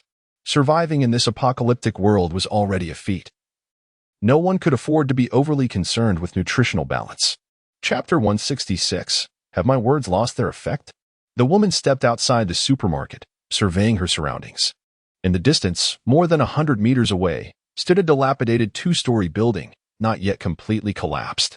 Her eyes brightened at the sight, and she turned to the little girl, saying, "Juju, shall we live there from now on?" The little girl nodded in agreement. The woman, clutching her supplies, took the girl's hand and left the supermarket. Her apprehension about returning to their previous location stemmed from the fear that their provisions would attract unwanted attention. This area, closer to the city, seemed comparatively safer. Most bases were established near water sources and lush vegetation, creating a suitable environment. Many elderly, weak, and ordinary individuals without special abilities lived nearby, finding some security in the presence of a few kind-hearted souls within the base who occasionally shared food with them. Yet, in the event of a raid, private bases typically turned a blind eye. If she returned to her former place, she feared they would be robbed before even having a chance to eat. Upon entering the two-story building, the woman felt a sense of satisfaction. Although half of the second floor had collapsed, the first floor remained relatively intact, complete with a roll-up door to shield them from the elements. She moved all her belongings into a small room on the second floor, using some tattered curtains to conceal the food. Feeling secure, she descended to search the house for dry wood, an abandoned pot, and a spoon. After wiping the pot clean with her clothing, she took it upstairs, filled it with rice and water, and prepared to start a fire for cooking. However, she did not put much rice in the pot. Suddenly struck by a thought, the woman hurried to the door, glancing around before promptly pulling down the roll-up door. Before long, a small pot of porridge was ready. "Mom, this rice smells so good." The little girl gazed at the pot of porridge, drooling with anticipation, while the woman swallowed her own saliva in longing. The woman scooped a spoonful, blew on it, and fed it to the little girl. "Mom, you should eat too," the little girl said, demonstrating her understanding. "Juju should eat her fill first. I will eat later," the woman replied, her face filled with affection. Although she was ravenously hungry, she prioritized her daughter's needs. After a while, once the girl was satisfied, the woman turned her attention to the remaining small bowl of porridge in the pot, devouring it hungrily. In the end, she even scraped the remnants off the pot with her fingers, ensuring not a morsel was wasted. Though far from being full, a content smile finally graced her face. Despite having secured provisions, she remained frugal, knowing that as a woman with a child, finding valuable resources would not be an easy endeavor. The following morning, as Zixu opened the supermarket door, she discovered Ling Lichu had already arrived outside. Cheng Feng accompanied Ling Lichu this time. "Zixu," Ling Lichu called out, striding into the supermarket. Cheng Feng followed closely, awestruck by the supermarket's distinctiveness, though he maintained a calm exterior. "How did everything go?" Zixu inquired about certain obstacles. Ling Lichu shook her head and promptly retrieved a seal from her spatial storage, placing it upon the counter. "Oh," Zixu glanced at Ling Lichu, who lowered her head with a smile and then remarked, "Even so, I shall not go back on my word regarding the promised supplies." Zixu's lips curled slightly. "I received a call from a high-ranking official of the Xia Kingdom yesterday. They intend to take proactive measures against extraterrestrial races in the near future." "Are you aware of this, Zixu?" Ling Lichu suddenly shifted the topic. Zixu shook her head. "I truly do not know. I suspect they will reach out to you soon, as they have commenced contacting various nations and are in the midst of intensive preparations," Ling Lichu stated. "What is your decision?" Zixu inquired. "I shall certainly cooperate. You are aware that my subordinates have suffered significant losses during this period," Ling Lichu replied. "Indeed." Zixu nodded in agreement. Ling Lichu then waved her hand, summoning a large pile of gold ingots of varying sizes onto the ground. 700 million, Zixu announced, subsequently storing it away in her spatial realm. Moreover, Ling Lichu waved her hand once more, conjuring another heap. 800 million, Zixu reiterated, again placing it into her spatial storage. This process was repeated a total of 9 times, amounting to a grand total of 6 billion, as placing too much at once would overwhelm the supermarket counter. Ling Lichu then waved her hand again, this time revealing an assortment of antique jewels, collectively valued at 1 billion. In total, 7 billion, Zixu stated. Indeed, Ling Lichu nodded, intending to utilize all their funds to procure weaponry. For they must not be careless in the face of extraterrestrial adversaries. "Cheng Feng, accompany me to the 3rd floor, Ling Lichu instructed. "Understood, young master," Cheng Feng replied, turning back briefly to glance at Zixu as they ascended. Just moments before, Ling Lichu's demeanor towards Zixu had been notably amiable, marked by a continuous smile, starkly contrasting with the Ling Lichu he was accustomed to. Upon reaching the 3rd floor, they began pushing shopping carts to select their purchases, and after filling 10 carts, Ling Lichu would store them away. "Young master, the supermarket owner is rather enigmatic.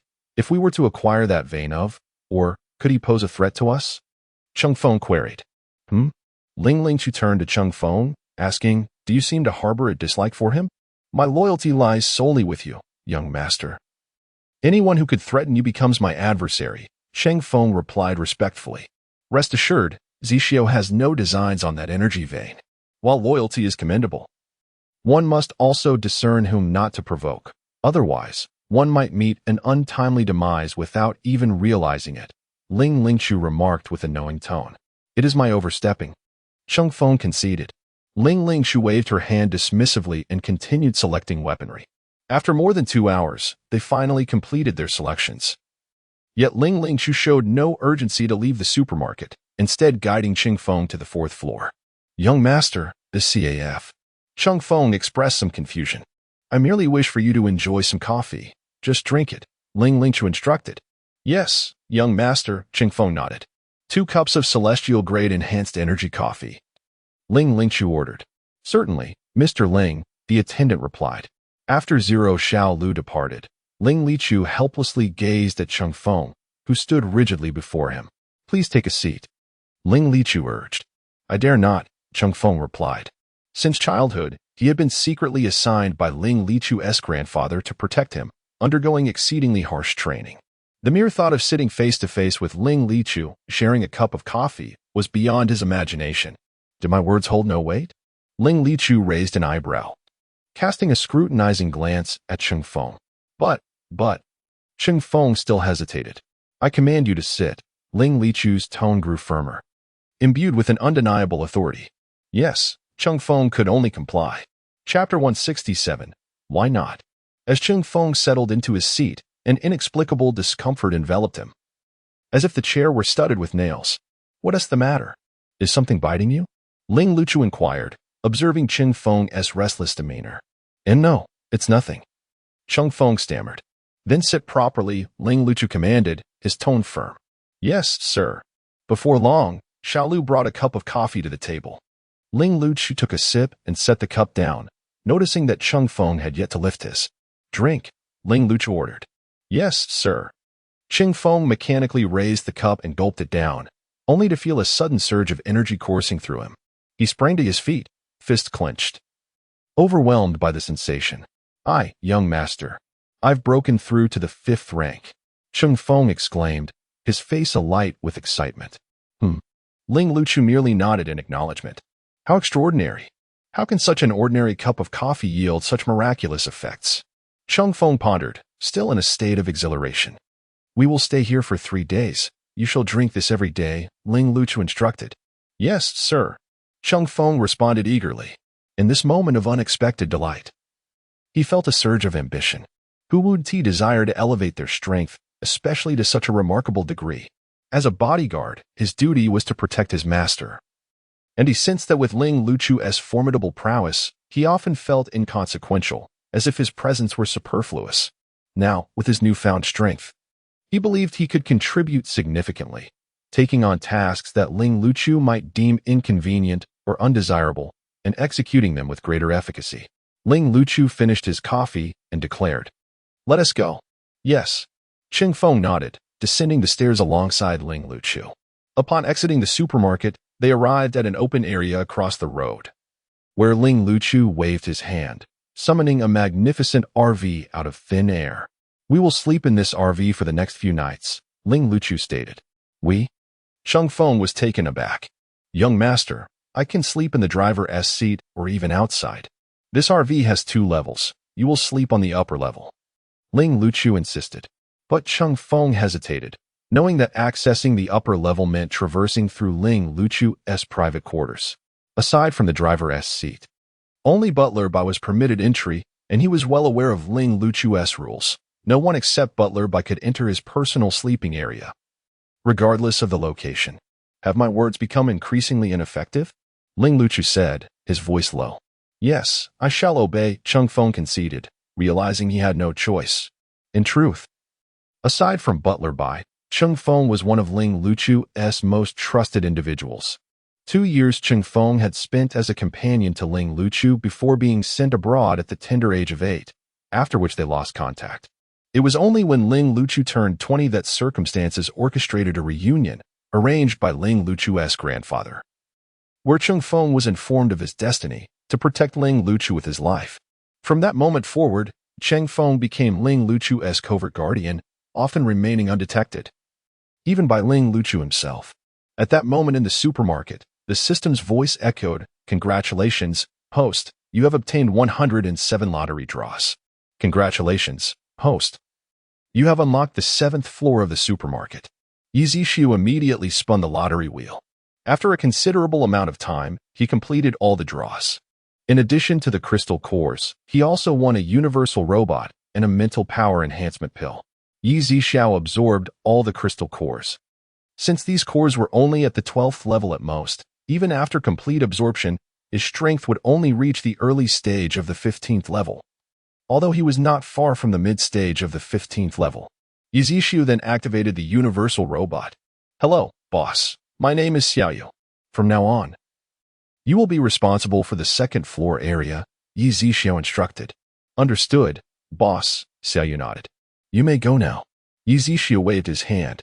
At that moment, he recalled that the 7th floor had been unlocked, and he instantly vanished from his spot. Upon arriving at the 7th floor, as Yizishu explored, he discovered that this level was unlike any other. The entire floor was partitioned by light blue crystalline particles, dividing it into 6 spacious compartments, each adorned with a different color: white, purple, red, green, cyan, and blue. At the end of each compartment stood a long table, each laden with golden metallic turtles, coins, red strings, bamboo sticks, pishio, calligraphy supplies, and a sharp dagger. Behind each table sat a young man, eyes tightly shut, with long hair tied up high, holding a folding fan. Though they bore some resemblance to one another, upon closer inspection, they were distinctly different. About 2 meters inside the entrance, there was also a sofa and a table, each bearing a pot of steaming tea. Host, would you like to awaken them? The system's voice suddenly rang out. Awaken. Yizishu replied, simultaneously extending his mental energy to cover the 6 compartments, feeling that there was something peculiar about these 6 individuals. As his words fell, each young man in the compartments instantly opened his eyes, their pupils reflecting the colors: white, purple, red, green, cyan, and blue. Additionally, runes flickered within each young man's irises, only to vanish moments later. At that moment, the 6 young men suddenly disappeared from their compartments. Just as Yizishu was taken aback, he saw the 6 young men standing before him. Boss, the 6 young men exclaimed, clasping their fists and bowing deeply to Yizishu. You may rise. Yizishu responded swiftly. Thank you, boss, they chorused. Do you all possess the ability to predict fortunes and understand the mysteries of fate? Are you capable of knowing the affairs of the world? Yizishu inquired. Yes, boss, a young man with white pupils replied. Not quite. A young man with red pupils countered. Oh? Yizishu raised an eyebrow, intending to inquire about his own origins and some unresolved matters, but was surprised to witness a conflict erupt between the two before he could even begin his questions. Pray tell, why is that? Yizishu inquired of the red pupil youth. It is true that we are generally all-knowing, yet there is one exception, the red pupil youth stated. Who? Yizishu suddenly felt an ominous premonition. Boss, it is you. The youth with crimson eyes gazed at Yizishu and sighed. Alas, I knew it. Yizishu let out a long sigh. Boss, I was mistaken. Indeed. As the youth with red eyes has said, we cannot foresee anything regarding you, yet we can provide answers to others as if we possess boundless knowledge. The youth with white eyes remarked, Enough, enough. Yizishu helplessly waved his hand. Are your names determined by the color of your pupils? He inquired, having heard the youth with white eyes address someone earlier. Yes, boss, the 6 replied in unison. Very well, if there is nothing further, you may all return. Yizishu commanded. Understood. In an instant, the 6 youths vanished from before Yizishu, only to reappear, sitting neatly in their chairs once more. Chapter 168. Let nature take its course system. These individuals do not appear to be robots, yet they exhibit some differences from humans. What exactly are they? Yizishu inquired with curiosity. Host, they cannot be classified as human, although a small fraction of their lineage does share human ancestry. They belong to the star calculation clan, capable of divining celestial secrets and understanding all matters, the system responded. Yizishu nodded, refraining from further questioning, as he realized that even if the system provided an explanation, he might not fully comprehend it at this moment. After a brief interval, Yizishu ascended to the 8th floor once more, where he observed a sign indicating the Mount and Pet Zone, requiring an unlocking fee of 50 billion. Yizishu raised an eyebrow. He found himself increasingly intrigued by what the final level of the supermarket might offer, pondering whether it would be something beyond his current understanding. Not wishing to linger, he returned to the first floor, though his mind was tumultuous. He had once thought that surpassing the system would enable him to unravel those enigmas. But it now seemed that such an endeavor would require considerable time. However, every situation has its duality. The more formidable the system, the greater his potential achievements. Ensuring the supermarket's safety. 2 days swiftly passed. During these 3 consecutive days, Chung Feng, accompanied by Ling Lichu, visited the supermarket daily for coffee. His strength had risen to the mid-stage of the 5th level, nearing the late stage. On the afternoon of the 3rd day, just as they were about to depart, Ling Lichu finally disclosed the existence of an underwater energy crystal mine to Yi Zixiao. Zixiao, could you assist me? Ling Lichu asked earnestly. Yi Zixiao shook his head. I cannot. If I were to share half of the crystals with you, would you refuse? Ling Lichu pressed further. It is not a matter of willingness. It is simply impossible, Yi Zixiao replied, recalling the system's prior warnings against intervening in such matters. Ling Lichu felt a tinge of disappointment. Yet he had anticipated that Yi Zixiao would show little interest in the energy crystals, dismissing them altogether. Just as he was about to leave, he noticed the wall display indicating that the 7th floor had been unlocked. Divination and pawn shop, Ling Lichu murmured. Over the past 2 days, he had ascended directly to the upper levels without paying much attention, primarily preoccupied with how to approach Yi Zixiao about the energy crystal mine, hence overlooking the details. Zixiao, what does the 7th floor entail? Ling Lichu inquired, still somewhat perplexed. Anything can be inquired about, and all things can be pawned, Yi Zixiao explained. Anything can be inquired about? Ling Lichu echoed thoughtfully. If you have a need, you may ascend to take a look, Yi Zixiao suggested. All right, Ling Lichu agreed. I will accompany you to the 7th floor, Yi Zixiao declared, his curiosity piqued. Indeed, Ling Lichu nodded, and the two ascended the stairs one after the other. As Ling Lichu observed the diverse individuals with varying eye colors, he was profoundly astonished, sensing an air of mystery and a hint of dread surrounding them. Ultimately, Ling Lichu chose a booth with red eyes, mirroring his own. A guest has arrived, the red-eyed individual said with a smile playing on his lips. Upon Yi Zixiao's entrance, the red-eyed figure promptly rose and bowed deeply to him, exuding an air of utmost respect. The boss gestured towards the steaming tea on the table, indicating to the guest to partake. Ling Lichu did not sit down to enjoy the tea. Instead, he walked straight to the chair at Hong Tong's table and took a seat. Meanwhile, Yi Zixiao settled onto the sofa, picked up the teapot, and poured himself a cup. He then lifted a dark red cup adorned with white patterns and took a sip. The aroma of the tea wafted through the air, refreshing and invigorating. This tea is delightful, Yi Zixiao remarked, glancing at Ling Lichu. Mr. Ling, you might want to try it shortly. Very well, Ling Lichu replied, subsequently turning his attention back to Hong Tong. Does Mr. Ling wish to inquire about divination or pawning? Hong Tong asked. I have a question to pose, Ling Lichu stated. The price begins at 30 million and is not capped. It could potentially reach 1 billion, 10 billion, or even 1,000 billion. Upon receiving the answer, one must provide an item of sufficient value, without change, with any excess not exceeding 100,000 to be disregarded or credited to a card for future use. Understood, Hong Tong replied. Ling Lichu nodded and inquired, I wish to know how to access the entrance to the energy crystal mine beneath the ocean of Blue Star.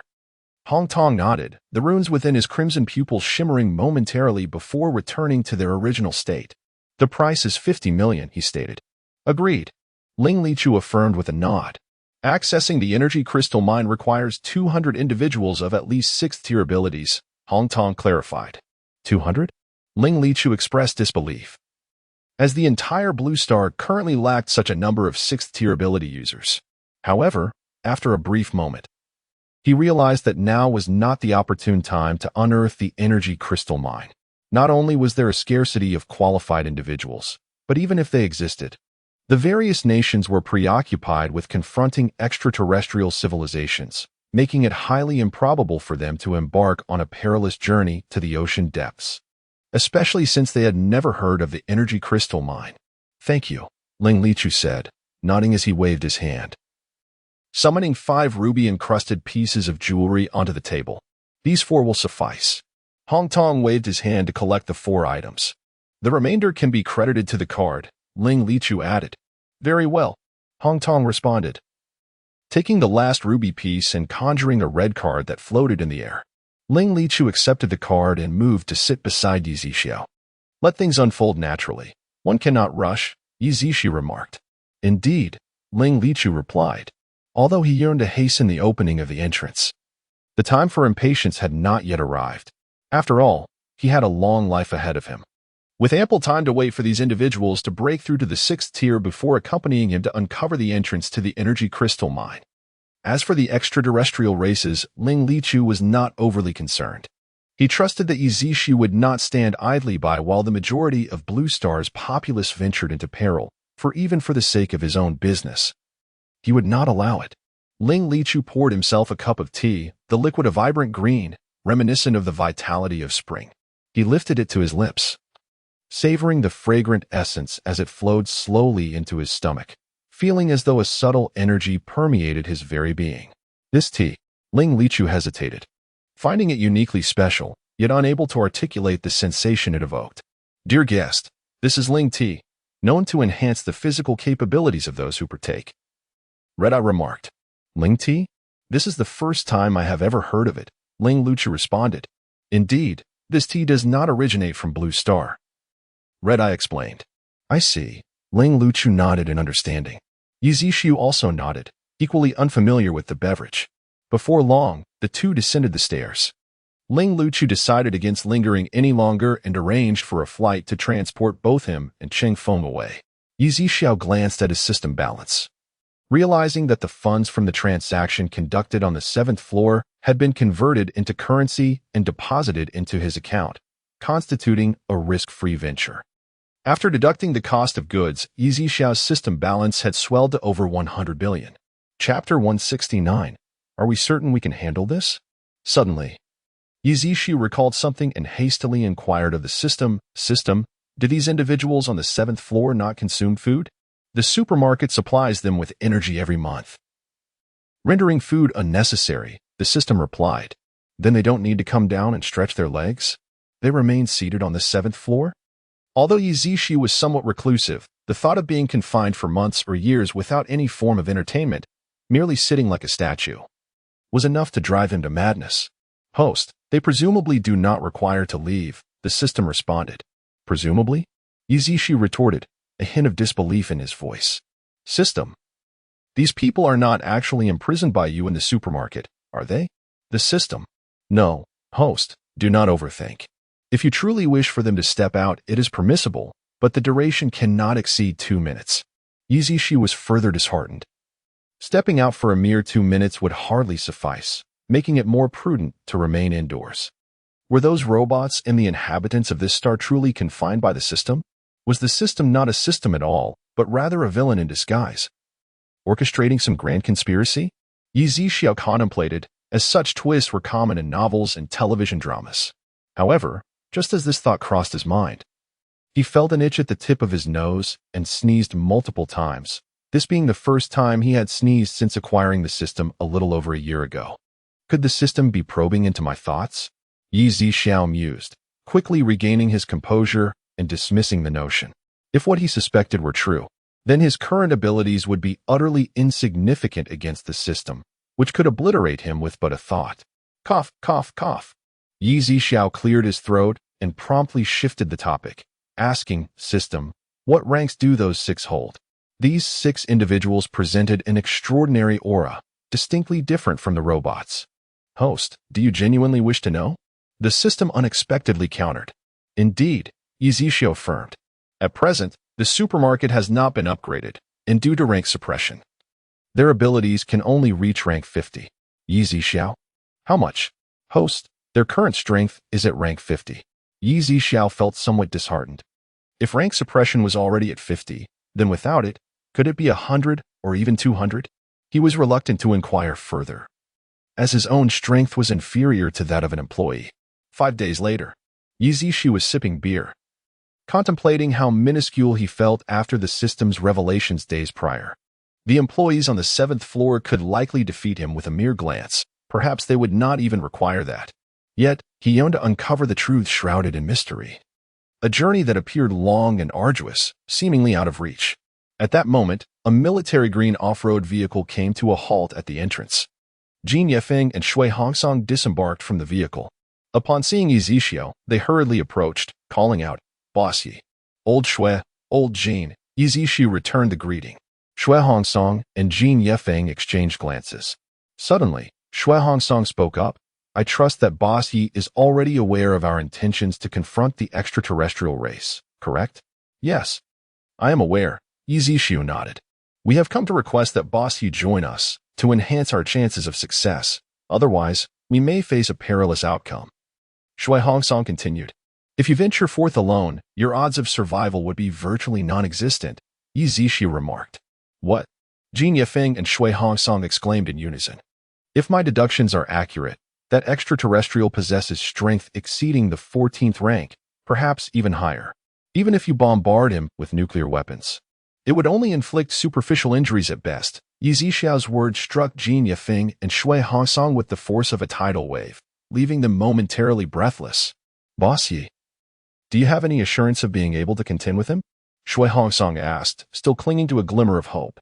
"I have some confidence, but it is not absolute," Yizishio replied candidly. "Though I currently possess early-stage 15th rank strength and have access to mental enhancement potions, should the extraterrestrial's power reach the pinnacle of 15th rank or 16th rank, I can only ensure my own survival." "When do you plan to act?" Yizishio inquired. "In a month and a half, we will depart from a city," Shui Hongsong stated.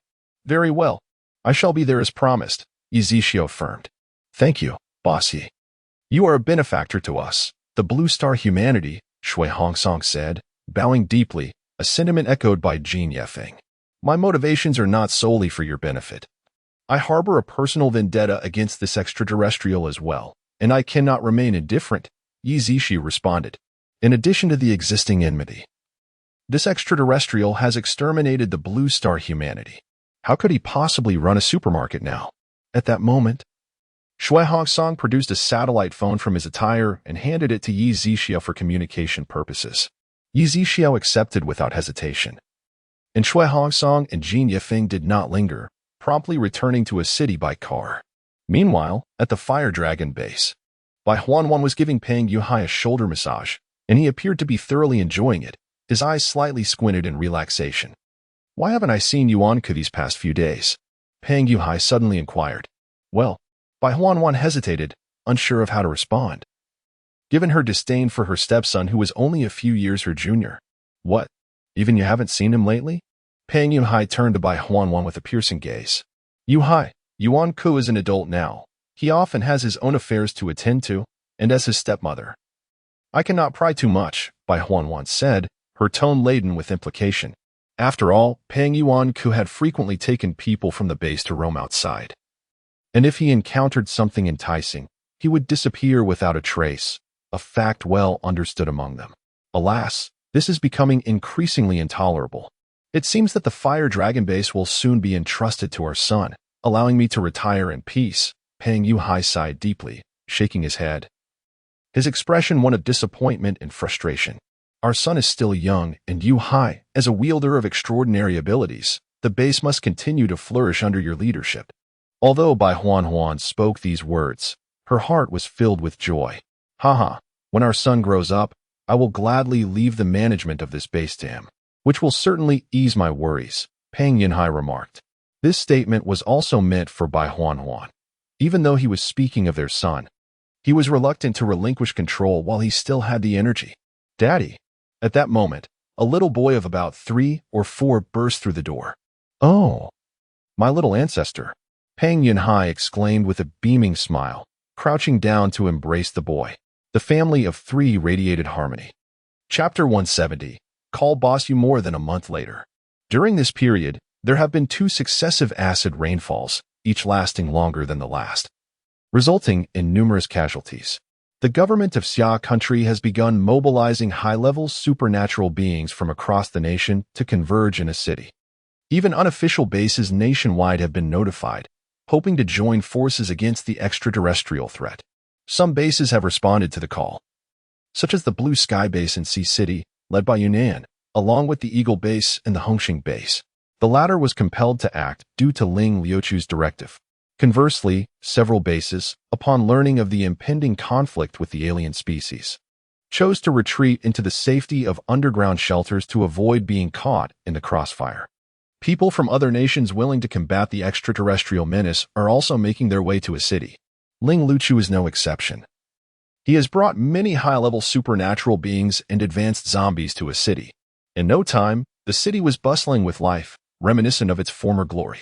Yi Zixiao, however, remained unperturbed, as they still had 3 days before embarking on their mission to eliminate Yuejia. Meanwhile, in the high seas, Yuejia gazed down at a youthful figure with striking features and let out a hearty laugh. Ha ha ha, do they truly wish to kill me? Humph. I have already regained my strength to the initial stage of the 15th level. Can they truly defeat me? The Divine Lord is invincible before you. They are but mere ants. The young man replied, since they seek death, I shall grant them their wish and turn them into my nourishment. Yuejia's eyes narrowed slightly. I heard that the Xi'an national who previously supplied me with energy has been captured by you? Yuejia inquired. The young man responded, Divine Lord. That traitor dared to secretly relay information to Xia country, but my incompetence allowed him to escape. You are of the same rank, and yet you let him escape. That is indeed a sign of incompetence, Yuejia remarked, shaking his head. The young man sensed the danger and hurriedly bowed his head, saying, This time, it was my oversight.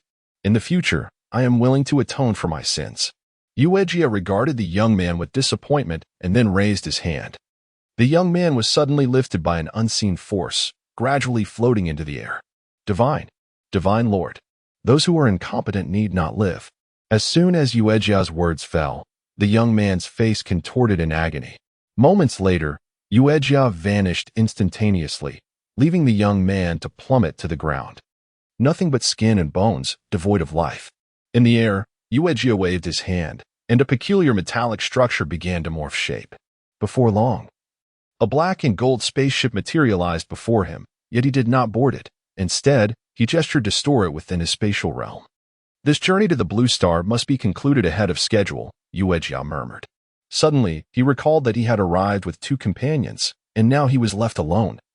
Igniting a fury within him, his kin had ventured to numerous low-tier civilizations, engaging in similar endeavors, thus even if he returned prematurely, it would not hinder his planet's ascension to a 3rd-tier civilization in the years to come. Today marks the end of all life on your Blue Star. As the moonlit shackles fell, the figure vanished without a trace. Meanwhile, in a city, Yang Long lay pale upon his bed, surrounded by a flurry of medical personnel. His body, including much of his face, was shrouded in bandages, the result of burns inflicted by a young man wielding fire-based abilities. Shuelao quickly inform everyone that the moon's shackles may conclude earlier than anticipated. They must be prepared, for the moon may strike against humanity at any moment. Yang Long grasped Shui Hongsong's hand with great effort, uttering his words with difficulty. Understood. Take care of your recovery, Shui Hongsong replied gravely before swiftly exiting the room. What? In the office, Jin Yefeng slammed his hand on the table, rising abruptly. Currently, several high-level ability users from various nations have yet to arrive. If the moon were to initiate an attack now, our odds would diminish significantly. Moreover, Yi Zixiao remains in a city, which is of utmost importance. Quickly, contact Boss Yi and urge him to arrive early, just in case, Jin Yefeng commanded. No sooner had he spoken than a voice shouted from outside, Not good, not good. A young man rushed in, breathless with urgency. What is it? Jin Yefeng inquired, a sense of foreboding creeping over him. The extraterrestrial has arrived, hovering above a city. The young man reported. Jin Yefeng immediately followed him outside, while Shui Hongsong reacted swiftly, dialing Yi Zixiao's satellite phone. Millions of beings gazed at the silver humanoid figure soaring at a height of 50 to 60 meters. Among them were the newly arrived by Yi and his mutated beast subordinates, 7 or 8 of whom had taken on human forms. At that moment, ability users, zombies, and mutated beasts all stared silently at the moon above, their hearts filled with an inescapable sense of dread and oppression. Bai scanned the surroundings, seemingly searching for something. Bai Lauda, are you looking for Boss He? Xiaoxian inquired. Yes, Bai nodded. At that moment, the moon suddenly spoke from the sky. I had intended to allow you to live a few more years, but upon discovering that someone dared to slay my kin, I must hasten the end and ensure you all accompany my kin to the grave. Everyone exchanged glances, bewildered. Who has slain this extraterrestrial's kin? Does anyone know? He has truly caused us great suffering. Had it not been for him, I could have lived a few more years. How can you speak so? What do those years matter? We are so numerous now, it is likely that the one who perishes is that extraterrestrial. Whispers and debates erupted among the crowd. Enough. Farewell. The moon declared, raising a hand to conjure a blue orb that materialized in his palm. Stop. Jin Yefeng bellowed. Humph. The moon scoffed, disregarding the command. Just then, Jin Yefeng issued a command, and all tracking missiles were launched towards the moon. Boom, boom, boom. In an instant, a series of mushroom clouds blossomed in the sky. The missiles continued their assault as countless helicopters ascended into the air. Suddenly, the figure of Yuejia vanished without a trace, only to reappear moments later in a different location. Let me witness the might of your planet, which has yet to ascend even to the first level of civilization, Yuejia scoffed. Unbeknownst to him, at that very moment, Yizishu had materialized beneath the crowd, standing beside Bai. Boss, Bai exclaimed, sensing Yizishu's presence, and quickly turned to see him smiling. Yizishu glanced skyward. Reflecting, I expected more from you, but you're merely at the initial stage of the 15th level. As a practitioner of all abilities at the initial stage of the 15th level, Yizishu surpassed Yuejia's prowess, rendering the purchase of crystal cores from the private marketplace unnecessary. After all, he had ready access to the spirit power amplification pills. He desired no unforeseen complications. A complete domination would be far preferable. With that thought, a pill materialized in Yizishu's hand, which he promptly consumed. The pill dissolved instantly upon entry, and his spiritual energy surged, converging deep within his soul. In an instant, Yizishu's spiritual power soared several small realms, propelling him directly to the pinnacle of the 15th level. Chapter 171. My boss is omnipotent at this moment. The fighter jets had formed a complete encirclement around the moon tyrant. Not only were the aircraft incessantly launching projectiles, but the advanced ability users aboard were also relentlessly unleashing their supernatural powers. Moreover, numerous ability users, zombies, and mutated beasts on the ground began to employ their powers against the airborne moon tyrant. Is this all you are capable of? It is but a mere tickle to me. The moon tyrant suddenly quivered, and an invisible shockwave instantaneously swept outward from his form. In an instant, the surrounding fighter jets were sent flying, and even those below were knocked down, each face contorted in agony. Enough of this play. The blue orb in the moon tyrant's hand began to spin at an astonishing speed, and a light blue protective dome descended, seemingly capable of enveloping millions of souls within. Everyone felt their spirits tremble under the immense pressure emanating from this force. However, at that moment, the light blue dome abruptly halted, and the crowd sensed the oppressive force dissipate. The moon tyrant's eyes narrowed, already suspecting the identity of the intruder. Since you are here, why not reveal yourself? You have slain two of my kin. Today, I shall make you watch as your own kind perish at my hands. The moon tyrant spoke coldly. Yizishu smiled nonchalantly, vanishing from beside Bai and reappearing approximately 100 meters away from the moon tyrant. To the towering figure of the moon tyrant, Yizishu appeared as insignificant as an ant. The moon tyrant squinted at Yizishu. Indeed, your two subordinates fell by my hand as well. Yizishu replied nonchalantly. You are quite bold. Today shall mark your demise.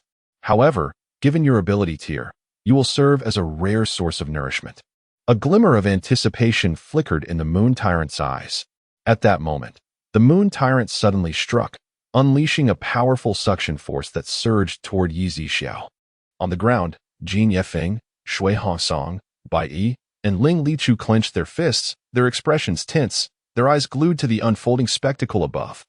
The moon tyrant did not believe that Yizishu could withstand him, yet in the next moment, he was left dumbfounded, as the tremendous suction abruptly ceased before Yi Zixiao. Your spatial power is indeed formidable. Have you perhaps reached the 15th tier? The Moon Tyrant inquired incredulously. Yes, my spatial power is at the early 15th tier. Just as yours is now, Yi Zixiao affirmed, knowing that due to the system, the Moon Tyrant could not discern his true tier. From which planet do you hail? The Moon Tyrant asked in a low voice. I am merely a being from Blue Star, Yi Zixiao replied with a shake of his head and a faint smile. Somewhat exasperated, having answered such questions multiple times due to the previous 2 deaths. It is impossible, the Moon Tyrant stated solemnly. There is nothing impossible. There are far more things beyond your imagination. Let us fight. Enough of your prattle. As Yi Zixiao spoke, he employed his spatial power to push forward once more. The Moon Tyrant similarly harnessed his spatial power, and the 2 forces collided in the void, causing the very fabric of space to tremble. Both Yi Zixiao and the Moon Tyrant were evidently straining against the exertion. The onlookers below were filled with trepidation. Never mind, it's not worth the effort. Yi Zixiao murmured to himself before employing his psychic abilities. Yuejia sensed the change and attempted to resist with his own mental force, but his effort crumbled in an instant. Yuejia suddenly screamed in agony, his spatial power dissipating instantaneously, while Yi Zixiao's spatial energy surged forward, propelling Yuejia 1,000 meters away. With a splutter, Yuejia expelled a silvery liquid from his mouth, but before it could touch the ground, he summoned it back with a mere glance, merging it back into his form. However, at that moment, his body had shrunk to around 2 meters in height. Impressive. The crowd on the ground gasped in awe at the spectacle, particularly Jin Yefeng and Shui Hongsong, who were overwhelmed with emotion. Boss Yi, you are incredible, Xiaoxin exclaimed, her face alight with admiration. Bai Yi echoed her sentiment, pride radiating from him as he declared, my boss is unparalleled. Ling Luchu, observing the scene, could not take her eyes off Yi Zixiao, a smile creeping onto her lips. Qing Feng, standing beside her, noted her expression without uttering a word. His upbringing had instilled in him the necessity of mistrusting others, ensuring that his vulnerabilities remained concealed. Yet he recognized that Ling Luchu had already placed her trust in Yi Zixiao, leaving him uncertain about what actions, if any, he should take. After all, in this post-apocalyptic world, with Yi Zixiao's formidable strength, he found himself questioning the precepts he had long adhered to. In the void, Yuejia narrowed his silver eyes and swiftly reappeared before Yi Zixiao. Your power exceeds the initial stage of level 15, he stated gravely. It is indeed level 15, but there is no obligation for you to know more, Yi Zixiao replied. Yuejia's expression darkened as he turned his gaze to the millions below, suddenly erupting into laughter. Ha ha. Though his voice was not loud, it resonated in the ears of all present. Yi Zixiao, intrigued by Yuejia's intentions, watched with keen interest. After a pause, Yuejia continued, in truth, I should be regarded as your benefactor rather than your adversary. The reason you have awakened your abilities and gained such power is entirely due to me. Should I perish, those of you who remain mere mortals would only await your demise, with no hope of awakening your powers. The crowd exchanged glances, their expressions revealing a mixture of uncertainty and contemplation. We could negotiate. You allow this individual to leave without further trouble, and I can continue to provide the conditions for your awakening. I shall spare your lives, and we can coexist peacefully. What say you? Yuejia proposed. Silence enveloped the gathered crowd. Though the past year had been undeniably arduous, who wouldn't desire extraordinary abilities? Particularly those ordinary individuals still devoid of powers, who had fully grasped the might of the empowered and their own vulnerability during this time. Their existence had been one of trepidation, living on the edge. And they yearned to escape such a fate, no longer wishing to exist like mere ants. At this moment, Yuejia continued, even if you awakened individuals possess extraordinary abilities, your next generation will merely be ordinary. Gradually, through your internal strife, the number of capable beings, mutated beasts, zombies, and aberrant flora will dwindle. Yi Zixiao, endowed with formidable psychic powers, could keenly perceive the hesitations of these individuals. Humph!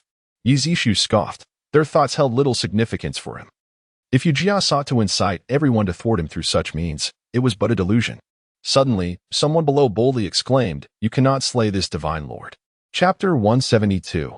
3 men make a tiger among these individuals. Some had previously served Moon Jiao, who had promised them greater energy. Naturally, they did not wish for Moon Jiao to perish. No, you cannot kill him.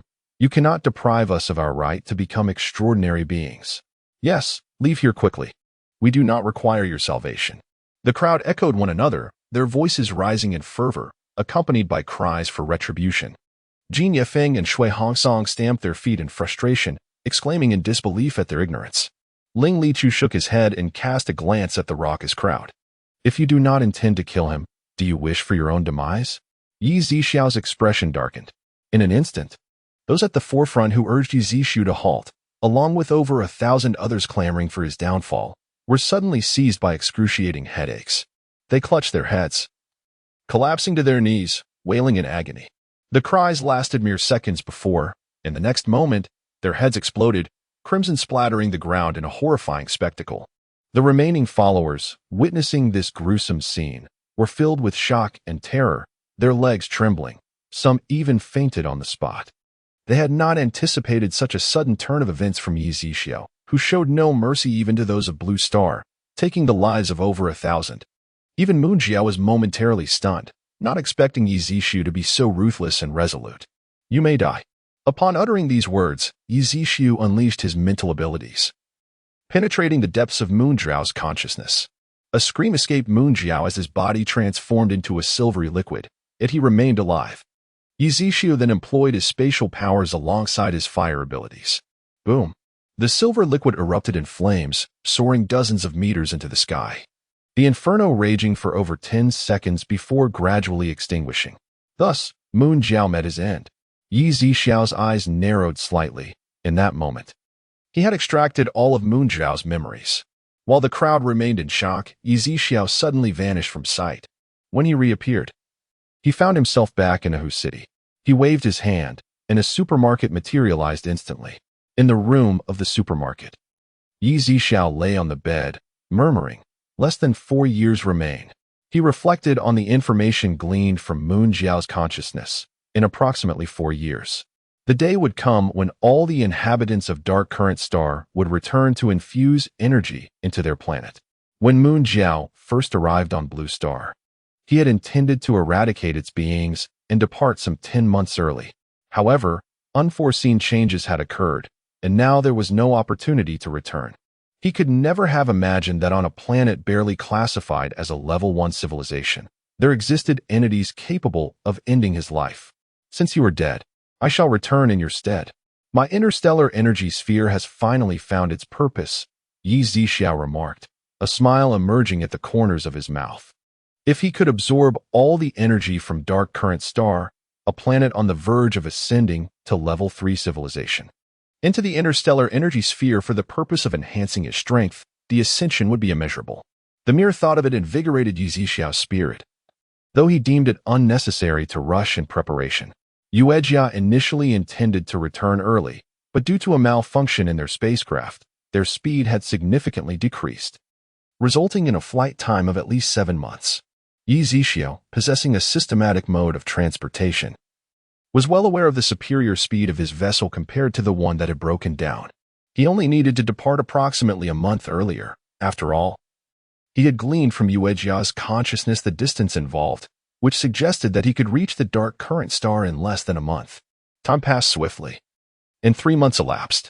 During this period, temperatures gradually returned to normal, and there were no further instances of acid rain.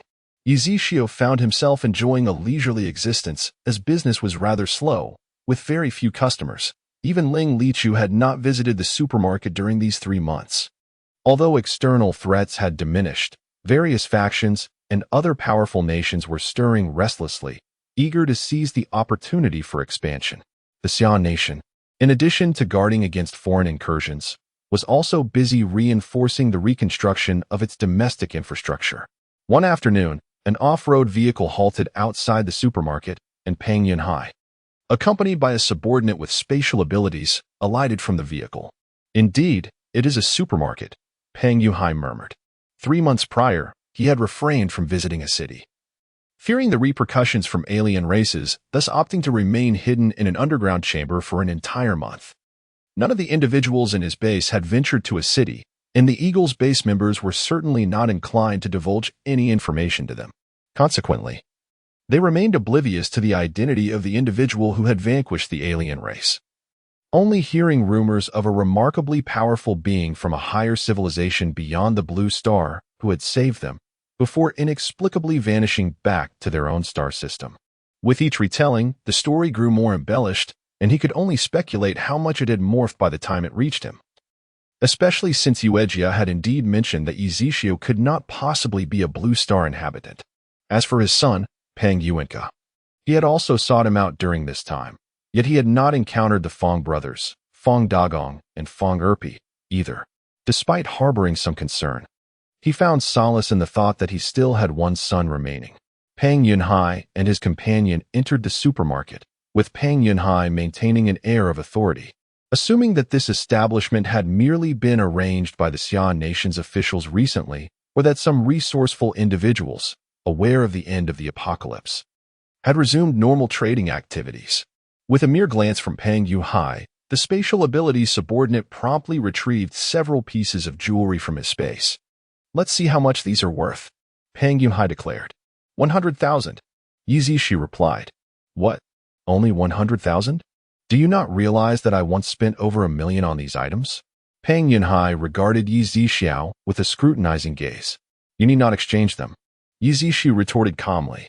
Unfamiliar with Yi Zixiao's true capabilities, Pang Yunhai refrained from reacting immediately, instead stating, "I am not lacking in this regard, since you have brought them. Let us proceed with the exchange." "Very well, you may select your supplies now," Yi Zixiu replied, his expression neutral, though Pang Yuhai outwardly maintained a facade of composure. Inwardly, he was brimming with excitement, for it had been over a year since he had indulged in such luxuries. Upon selecting a bounty of vegetables and fruits on the first floor, he ascended to the second, where the vibrant produce and the tantalizing aromas wafting through the air compelled him to swallow in anticipation. He was astonished by the swiftness with which the Summer Nation's authorities had cultivated such an abundance of fruit. Pang Yunhai had come to firmly believe that this was the doing of the Summer Nation's officials. After all, those endowed with wood-based supernatural abilities could indeed stimulate rapid plant growth. He deemed it entirely plausible that only the government could achieve such a feat with this plethora of produce.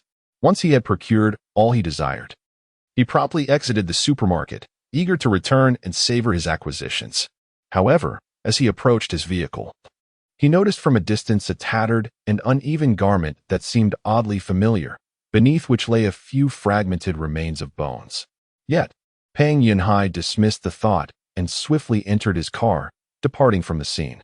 Upon returning to the base, he immediately dispatched several supernatural practitioners to investigate the origins of the supermarket, hoping to ascertain whether it was indeed the work of the authorities. Chapter 173. I shall also take a look. A few days later, Shui Hongsong arrived at the supermarket, accompanied by a man wearing a mask and a baseball cap. The two entered the supermarket and greeted Yi Zixiao, "Boss Yi." Yi Zixiao nodded in acknowledgement, "Old Jin." Although the man in the baseball cap had never visited before, he displayed great respect towards Yi Zixiao. "Boss Yi, I wonder if the energy recovery coffee in your supermarket CAF can help with my..." The man in the cap began, removing his mask and hat.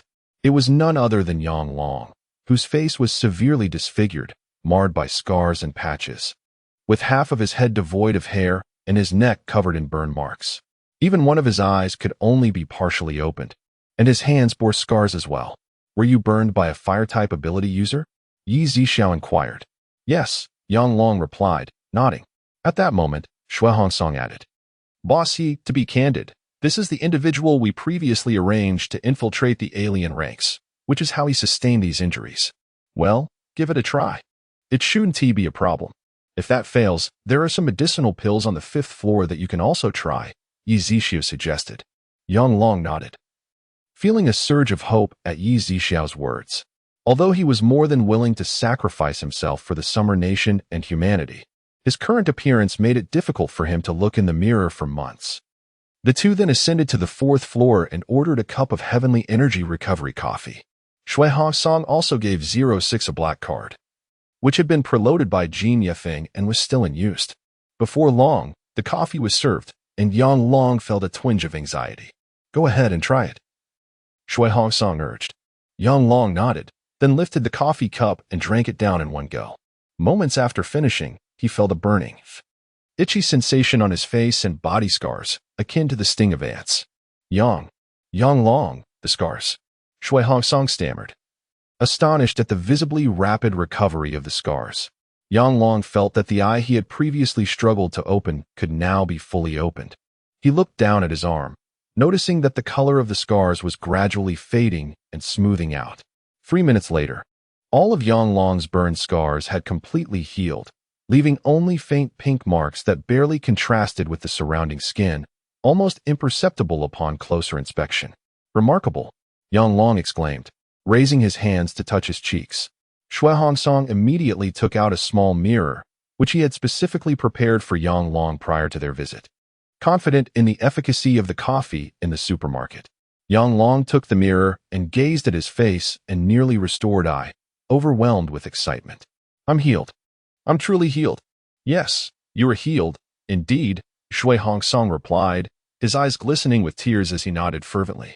Shortly thereafter, the two descended the stairs, and Yang Long bowed deeply to Yi Zixu, expressing his heartfelt gratitude. Thank you, Boss Yi. Yi Zixu waved his hand, saying it is merely a transaction. Yang Long, a 5th-tier ability user, still had over 100 years of life ahead. If he continued in his former manner, his future would be quite arduous, especially since he had yet to marry and start a family. Fortunately, everything seemed to be falling into place now. Moments later, both men departed the supermarket with smiles adorning their faces. Time swiftly passed, and over 3 years had elapsed. Yi Zixu was nearing the day he would venture to the dark flowing star. During these years, his strength had ascended to the pinnacle of the 15th tier, and unlocking the 8th level of the supermarket now required 30 billion. Although hundreds of billions had been sold in the past few years, the total needed to unlock the 8th level was 500 billion, a substantial sum. In these 3 years, the landscape of Blue Star had undergone significant transformation. Now divided into 3 factions, mutated beasts, zombies, and humans. The leader of the mutated beasts was Bai Yi, who had also reached the pinnacle of the 6th tier. Ling Lichu had similarly attained the pinnacle of the 6th tier, being but a step away from the 7th tier, qualifying him as a half step into the 7th tier, making him the most formidable being on Blue Star, aside from Yi Zixu. Moreover, during these years, several hundred beings had surpassed the 6th tier.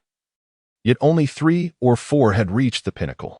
This was largely due to a consensus among the factions to refrain from large-scale warfare, which meant that crystal cores would not be abundant, as no new mutated beings were being born.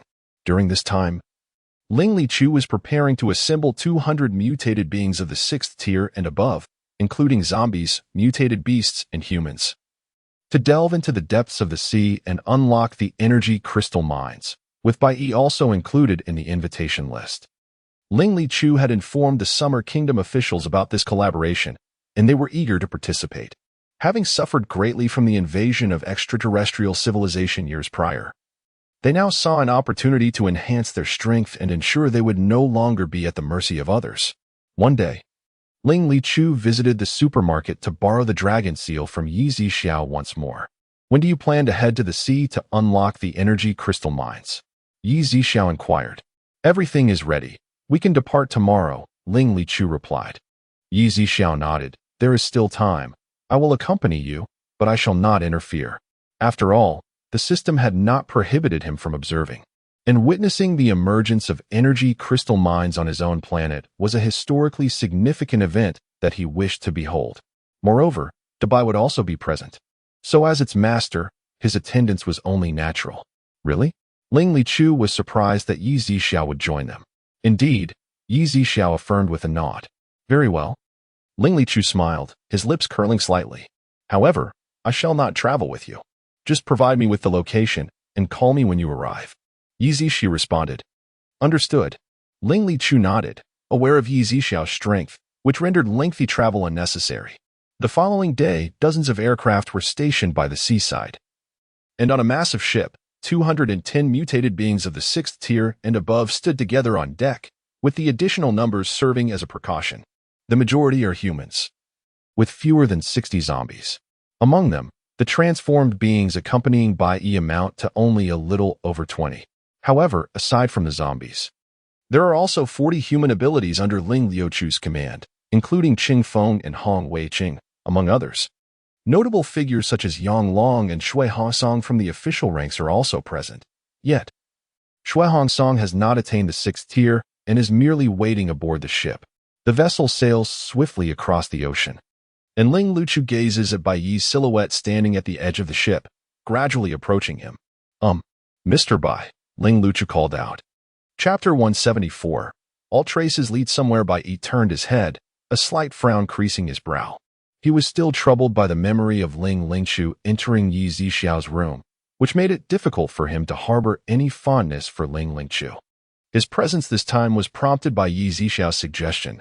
Otherwise, he would have preferred to avoid encountering Ling Liuchu altogether. Yi Zixiao, considering Bai Yi's feelings, recognized that their involvement would yield some share of the energy crystal profits. Moreover, he encouraged Bai Yi to coexist peacefully with Ling Liuchu, which posed no detriment to him. Therefore, when Bai Yi saw Ling Liuchu take the initiative to greet him, he suppressed his discontent and did not ignore him. Mr. Ling, Bai Yi acknowledged. Mr. Bai. It seems you haven't seen Zixiao in quite some time, Ling Liuchu inquired.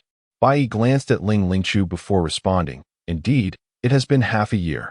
Time has certainly passed, and it appears I should spend a longer period at home on this return. A subtle smile played at the corners of Ling Liuchu's mouth. He was well aware that Bai Yi was asserting his claim. This supermarket was his domain, and Ling Liuchu was merely a guest, an outsider in essence. It seems Mr. Bai is unaware that Zixiao will be joining us on our descent to the depths, Ling Liuchu remarked. The boss is coming too? When? Upon hearing that Yi Zixiao would be present, Bai Yi's expression transformed into one of uncontainable excitement. We will notify Zixiao once we arrive, Ling Liuchu replied. Bai Yi chose to disregard the implications in Ling Liuchu's words, instead immersing himself in the sheer joy of anticipating a reunion with Yi Zixiao in just a few days. As time gradually slipped away, several days passed, and the ship reached the ocean surface above the energy crystal veins. Ling Liuchu had also notified Yi Zixiao via satellite phone. Upon receiving the message, Yi Zixiao instructed Xing Ming briefly before swiftly departing from the supermarket. Before long, Yi Zixiao reappeared, having arrived in the void above the ship. At that moment, Hong Wei Qing, who was gazing skyward, suddenly spotted Yi Zixiao materializing out of thin air and exclaimed in excitement, It's Boss Yi. Everyone turned to follow Hong Wei Qing's pointing finger and indeed beheld Yi Zixiao's silhouette. Upon seeing the ship, Yi Zixiao instantly descended onto it. Boss, Bai Yi called out as he hurried towards Yi Zixiao. Yi Zixiao affectionately ruffled Bai Yi's hair, a tender smile gracing his features. At that moment, whispers began to circulate among the crowd. Indeed, the King of Beasts is truly Boss Yi's pet. It appears the rumors hold some truth. Some individuals began to entertain thoughts of befriending Bai Yi, for who wouldn't he wish to climb the ranks by associating with someone like Yi Zixiao? Zixiao, Ling Liuchu approached. At this, the crowd exchanged glances. Although they were aware of Ling Liuchu's identity, they were astonished to witness the closeness he shared with Yi Zixiao. No one present dared to address Yi Zixiao in such a manner. When shall we descend? Yi Zixiao inquired. At any time, Ling Liuchu replied. Very well, let us proceed, Yi Zixiao declared. At this moment, Qing Feng and Yang Long had already arranged for the submersible to be lowered into the water. The submersibles included both those purchased by Ling Liuchu and those funded by the authorities. As everyone boarded the submersible, Yi Zixiao joined Ling Liuchu and Bai Yi in the same vessel. Although Yi Zixiao possesses the ability to repel seawater with spatial powers, he opted not to do so, as he had yet to utilize the various modes of transportation procured from the supermarket. As the submersible descended into the ocean's depths, the number of mutated fish encountered increased. Yet they all gravitated towards the vessel. When they attempted to launch an attack, they were swiftly reduced to mere clouds of blood mist. Upon reaching the seabed, the group exited the submersible. Since these vessels were purchased from Yi Zixiao's supermarket, there was no seawater surrounding them, and thus no one ingested the water-repelling elixir. Ling Liuchu produced a dragon-patterned seal and placed it against the stone door. Moments later, it swung open, and under Ling Liuchu's guidance, They arrived at the entrance of the energy crystal or vein. "This is the place," Ling Lichu announced. Everyone gazed at the impeccably sealed stone, a frown forming on their brows, yet they complied with Ling Lichu's instructions and directed their powers towards the ground. Suddenly, the ground trembled violently, catching everyone off guard, causing them to sway unsteadily. Just as they regained their balance, a thunderous roar erupted, and the previously seamless stone split open from the center. The entire sequence unfolded too swiftly for anyone to react, and they all plummeted into the abyss. Surrounded by darkness, Yizishu found himself beside Bai during the fall, grasping his arm tightly before gradually descending. "Boss," Bai smiled, looking up at Yizishu. As a mutated beast, Bai perceived the surroundings as brightly as day, while Yizishu's formidable mental strength allowed him to see clearly in the obscurity. Ling Lichu, being a spatial ability user, could naturally regulate his descent, requiring no concern from Yizishu. Moreover, even a fall would pose little danger to him. After approximately a minute, everyone landed, though some were less steady upon arrival and a few even tumbled to the ground. Most merely sustained superficial injuries. At that moment, several fire-type ability users ignited flames in their palms, illuminating the area. They found themselves in a closed space of about 700 to 800 square meters, with the walls densely adorned with symbols, interspersed with vivid carvings of 5-clawed dragons. Everyone appeared bewildered. "What do these inscriptions mean?" one inquired. "Do we have any historians or archaeological experts among us? Is there anyone who can comprehend this?" All shook their heads in response. Yizishu also scrutinized the characters. Recognizing none, it seemed the only recourse was to consult the system. He mused. "System, can you decipher these writings?" he inquired. "Affirmative." The system replied succinctly. "What is the primary subject matter?" Yizishu inquired. "This is a remnant of the ancient civilization of Blue Star. This energy crystal vein was sealed by them. It is said that billions of years ago, Blue Star was invaded by extraterrestrial civilizations seeking to seize its energy crystal vein. Ultimately, after a fierce struggle with heavy casualties, they managed to preserve this last energy crystal vein. Ancient civilization? Could this dragon be a creature of that ancient civilization?" Yizishu suddenly realized. Indeed, host. This dragon was merely one of the beings from that era.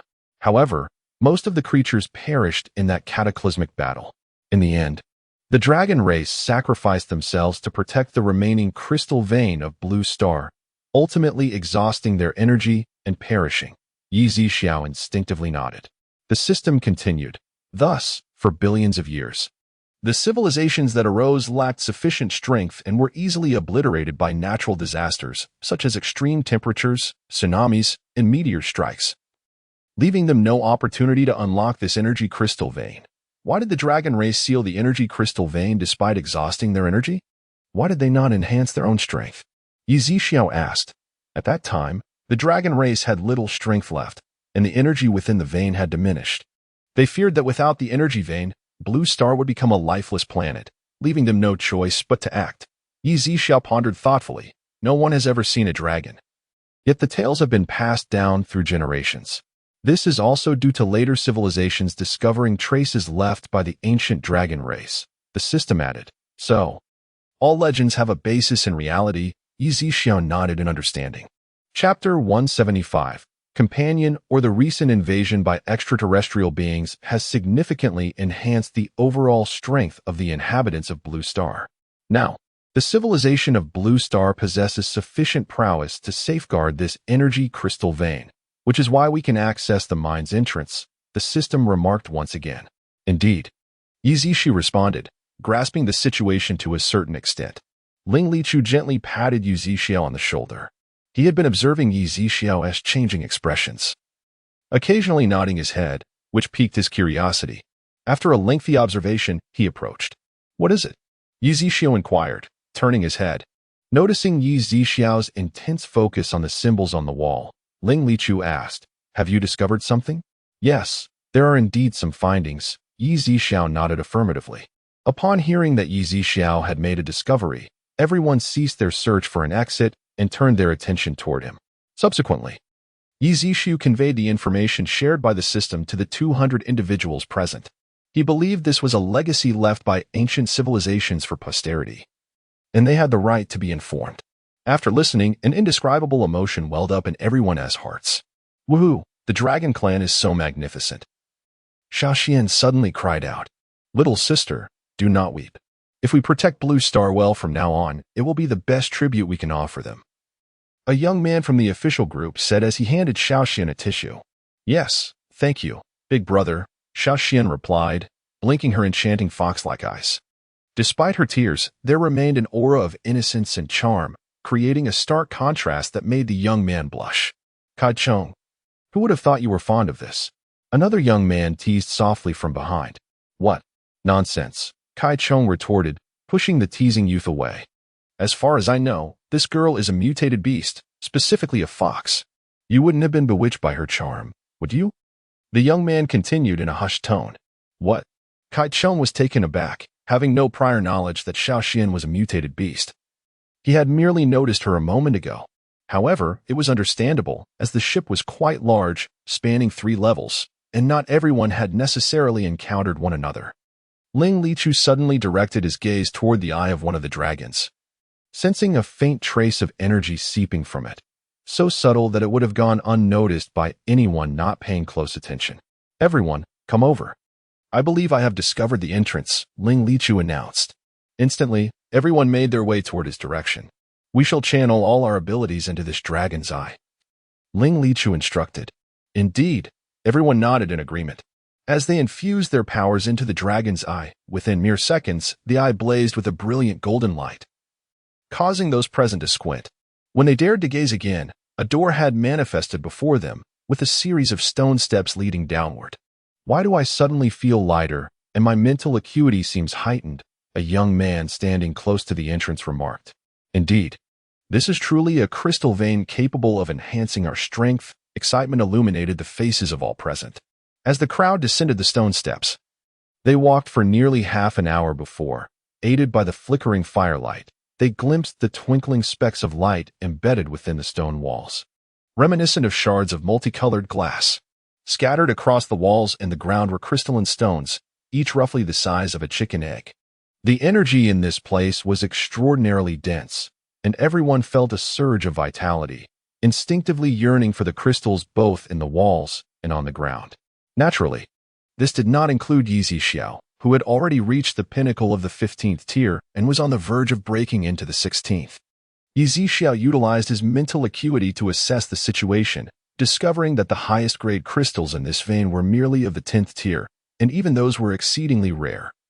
The majority ranged from the 2nd to the 7th tier. System, why does the starry wall also emit energy? Yi Xiao inquired, noting that it was not just the crystals that possessed energy, but the wall itself radiated energy as well. The wall is composed of accompanying ore to the crystals, and it plays a vital role in their formation, the system explained. However, the time required to form a single crystal is exceedingly long. Understood, Yi Xiao nodded. The system continued. This accompanying ore is also a universal currency in the cosmos, known as starstone. While its energy is inferior to that of crystals, it is far more convenient for trade. When Blue Star enters the 1st-tier civilization, the Star Domain Civilization Administration will come to educate them. Yi Xiao comprehended this well. After all, crystals were immensely valuable, particularly the higher-tier ones. Although they could be traded, starstones sufficed for everyday life, as they also contained energy. Not only Yi Xiao recognized the energy in the wall, but Ling Lichu did as well, advising the group to separately store the starstones when mining. Moreover, Ling Lichu informed everyone that the crystal vein should not be overexploited, permitting only the extraction of surface crystals. As a discerning heir of a prominent family, he possessed a keen insight and strong judgment. Yi Xiao flipped his palm, revealing a piece of black stone, which he had previously purchased at a trading fair. It dawned on him that this was indeed starstone. He realized that he had initially mistaken it for an artifact of extraterrestrial civilization, when in fact it had been brought up by a tsunami from the ocean depths. However, this particular piece of starstone had long since lost its energy and bore no resemblance to shards of glass. It appeared merely as a dull black stone, which led Yi Xiao to finally grasp its nature. System, the quality of the crystals here shouldn't be particularly high, right? Yi Xiao asked. Millions of years ago, Blue Star did possess mid-grade crystal veins, but they were seized by extraterrestrial civilizations. Now, this is merely a low-grade crystal vein, the system replied. Nevertheless, even the lowest grade can elevate this planet to a first-tier civilization. Whether it can reach a second-tier civilization will depend on their future endeavors, the system elaborated. What level can mid-grade crystals achieve? Yizishu inquired. In the universe, mid-grade crystals range from the 11th to the 30th tier. However, not all mid-grade veins contain crystals above the 25th tier. As long as there are crystals above the 11th tier within the vein, it qualifies as a mid-grade crystal vein. The system explained that regardless of whether the veins are of low, medium, or high grade, there exists a disparity within them. Those that reach levels above 31 are classified as high-grade crystal veins, with the highest level of crystals in these veins capable of attaining level 60. Yizishu inquired. Are there any grades above high-grade crystals? Indeed, there are exquisite crystal veins, which can reach levels from 61 to 120. However, these can only be found on planets of advanced civilizations, specifically those of level 7 or higher. The likelihood of a medium-level civilization possessing exquisite crystals is akin to searching for a needle in a haystack, the system replied. What about beyond that? Is there anything more? Yizishu intended to clarify everything at once, as the others were currently busy extracting crystals, leaving him with idle time. Yes, the system affirmed. As expected, Yizishu mused, sensing that such enhancements in capability would not be limited to these tiers. Chapter 176, Can You Not See?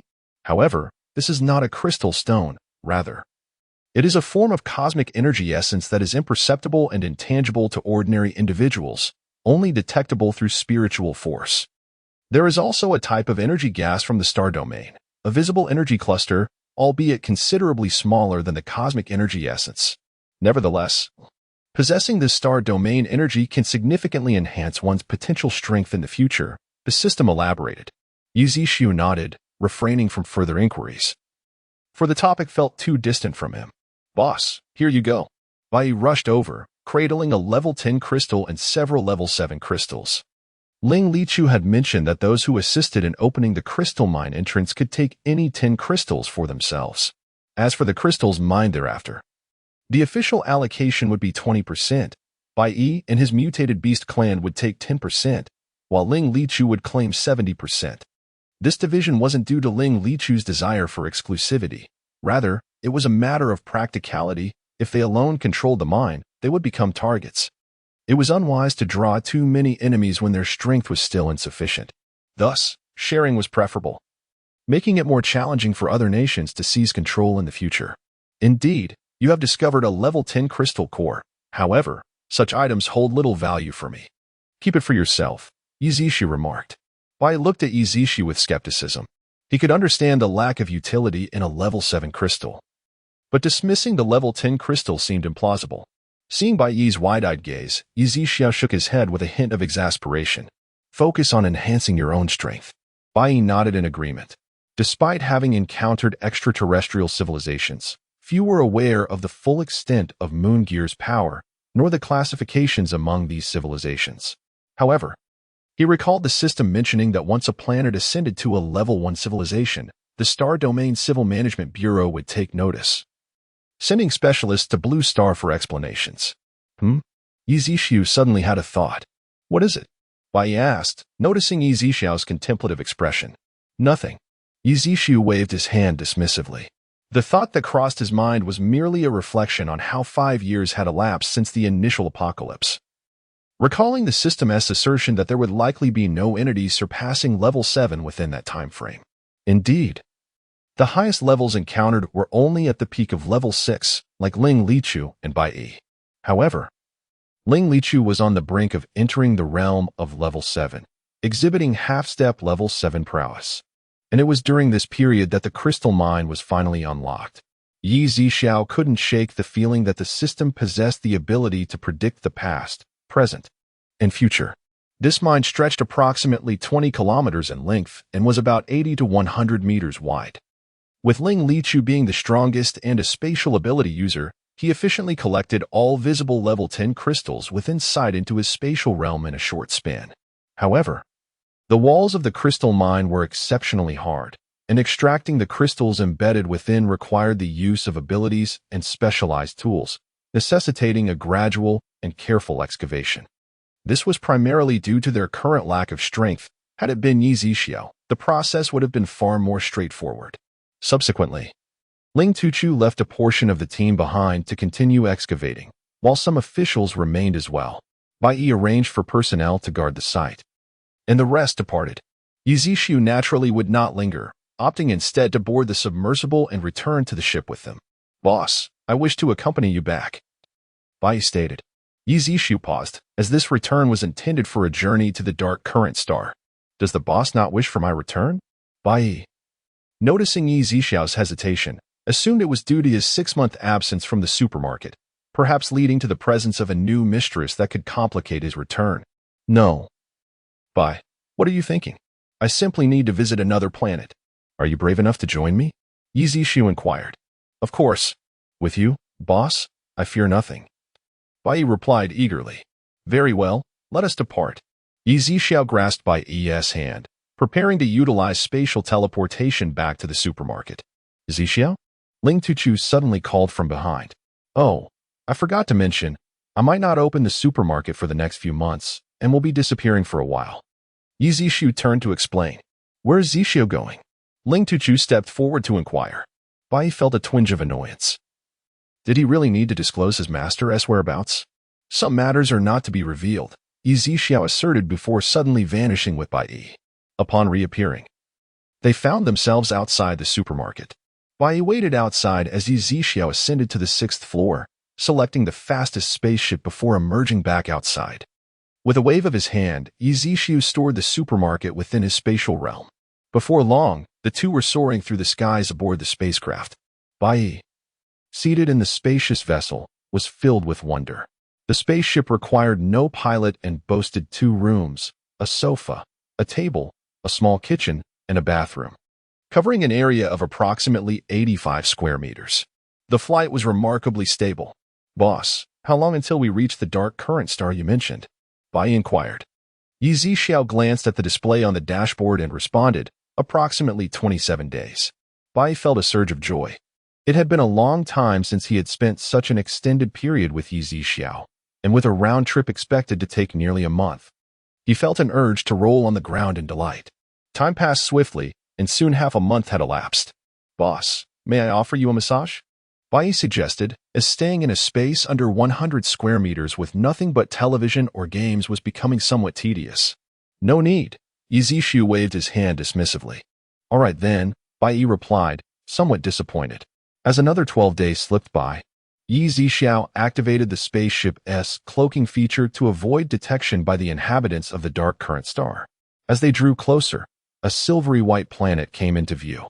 This celestial body was roughly 10 times the size of Blue Star, not particularly large, adorned with mountains and rivers, but the rivers shimmered in silvery hues, a shade lighter than the skin tones of the beings residing on the dark current star. Devoid of verdant flora, yet adorned with towering edifices, the denizens of the dark flowing star manifested in myriad forms, not exclusively resembling humans. Some appeared as mere pools of liquid ebbing upon the ground. Each individual bore a unique luminescent emblem upon their being. As an invisible spacecraft glided above the dark flowing star, approximately half an hour elapsed. Suddenly, Yi Zixiao beheld the inhabitants encircling a circular abyss. Suspended above the leader of the dark flowing star was a cerulean orb, brimming with immense energy. While they chanted in an unintelligible tongue, Yi Zixiao found himself at a loss for words. Bai Yi, perplexed, gazed towards the dark flowing star but could only discern the planetary sphere. He failed to detect the extraterrestrial beings that Yi Zixiao mentioned. "Boss, why can't I see the aliens you speak of?" Bai Yi inquired, a hint of confusion in his voice. "Huh? You cannot see them?" Yi Zixiao replied, equally astonished. "I only see the planet, nothing else at all," Bai Yi answered. "Huh?" Chapter 177. Who is responsible for this?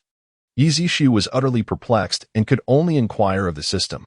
"System, why is it that Bai cannot perceive the life forms on these planets?" In response, host, "His tier is insufficient, and Blue Star has yet to attain the standards of a level 1 civilization." What does that mean? Yi Zixiao still did not comprehend.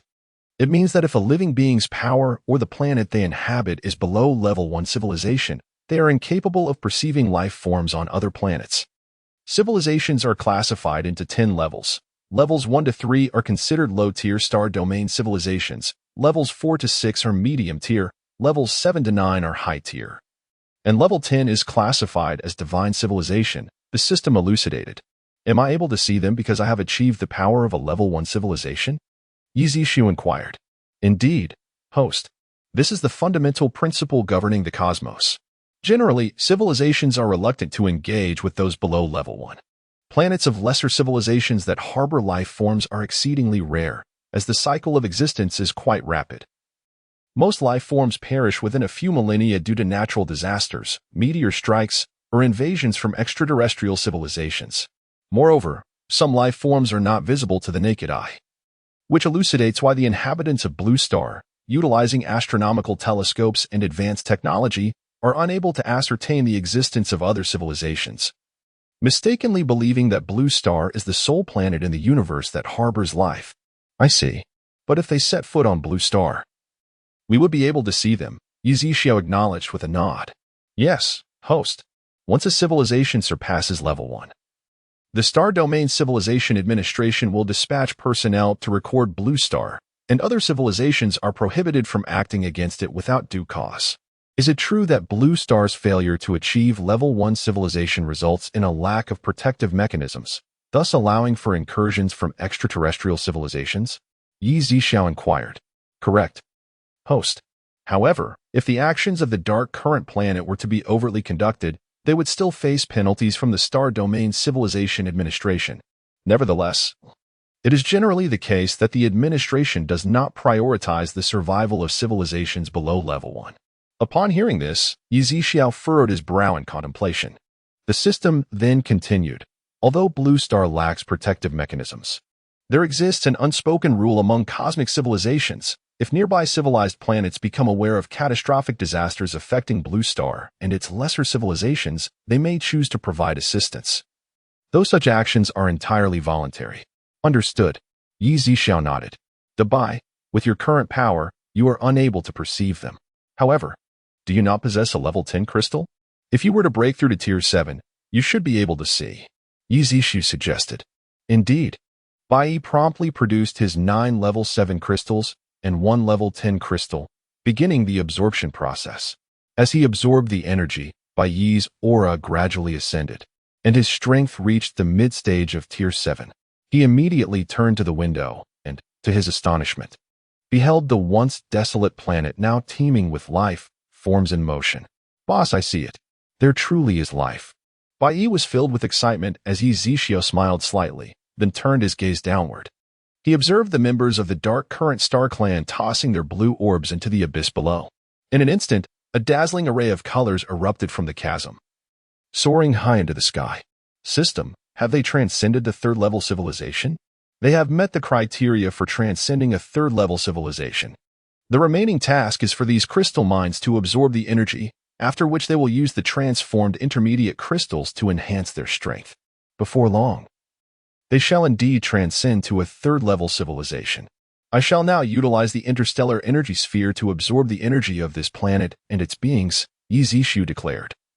Promptly teleporting out of the spacecraft and casting the interstellar energy sphere into the air, he watched as the sphere rapidly expanded. In an instant, a radiant spectrum enveloped the entire dark current star. The inhabitants of the dark current star collectively gazed skyward, though their expressions were difficult to discern. Their trembling bodies betrayed their fear. As the prismatic light enveloped them, each individual transformed into a pool of silvery liquid, subsequently solidifying and then bursting apart. Waves of white energy were absorbed into the interstellar energy sphere, while energy from the abyss flowed continuously towards it. Bai observed from the spacecraft window, his heart trembling. When he first encountered this energy sphere, he had been captivated by its beautiful glow. Now, he was grateful for his initial sluggishness, for otherwise, he might have been obliterated. As time passed, it was not until an hour later that the vibrant colors of the energy sphere began to fade, and the sphere gradually diminished in size. At that moment, Dark Current Star was devoid of any living beings. The entire planet had transformed into a dull gray-black, its energy completely extinguished from henceforth. It would be a dead star, incapable of birthing any life. Yi Zixiao retracted the energy sphere and returned to the spacecraft, swiftly piloting it away. After all, the transformation of this planet would certainly attract the attention of the Stellar Civilization Administration, and encountering them would spell trouble.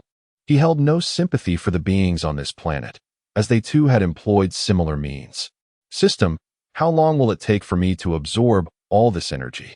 Yi Zixiao inquired, wishing to post a notice of closure at the supermarket upon his return. Only within the supermarket could he safely absorb the energy. Even if the Stellar Civilization Administration were to arrive. Post, it will require 6 months. Initially, the process will be slow, but as your strength increases, the absorption rate will accelerate. Understood, Yi Zixiao replied. In the blink of an eye, over 20 days had passed, and Yi Zixiao had returned to Blue Star. He retracted the spacecraft, retrieved the supermarket, and promptly entered, writing a notice of closure for 6 months to affix to the door. Bai Yi, aware of Yi Zixiao's intentions, bid a reluctant farewell. After nearly 2 months, he felt it was time to return and check on things, especially as he was now the Beast King of Blue Star.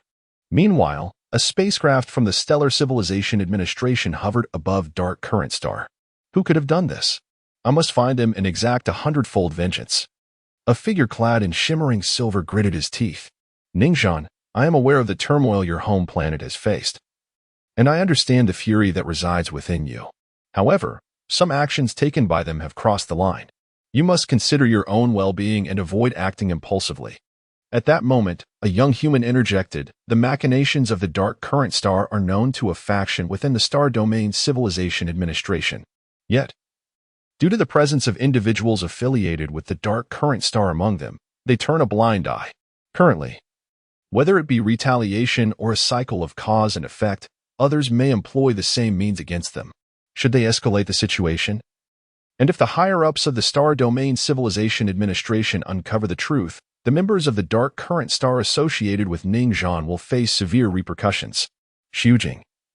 I know what must be done, Ningxian replied before turning and heading back to the ship. Chapter 178. Unlocking the 8th floor of the supermarket, they believed that a planet nearing a level 3 civilization, perhaps even approaching a level 4 civilization, could achieve this feat. After all, an individual's strength or a planet with a low civilization level finds it challenging to transform a planet on the brink of advancing to a level 3 civilization into a desolate wasteland so quietly. Inside the supermarket, Yi Zixiao sat cross-legged on his bed, his eyes gently closed.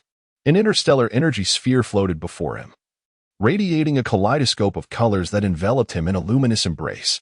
This interstellar energy sphere had recognized its master, and the light emitted was a result of the energy it had absorbed.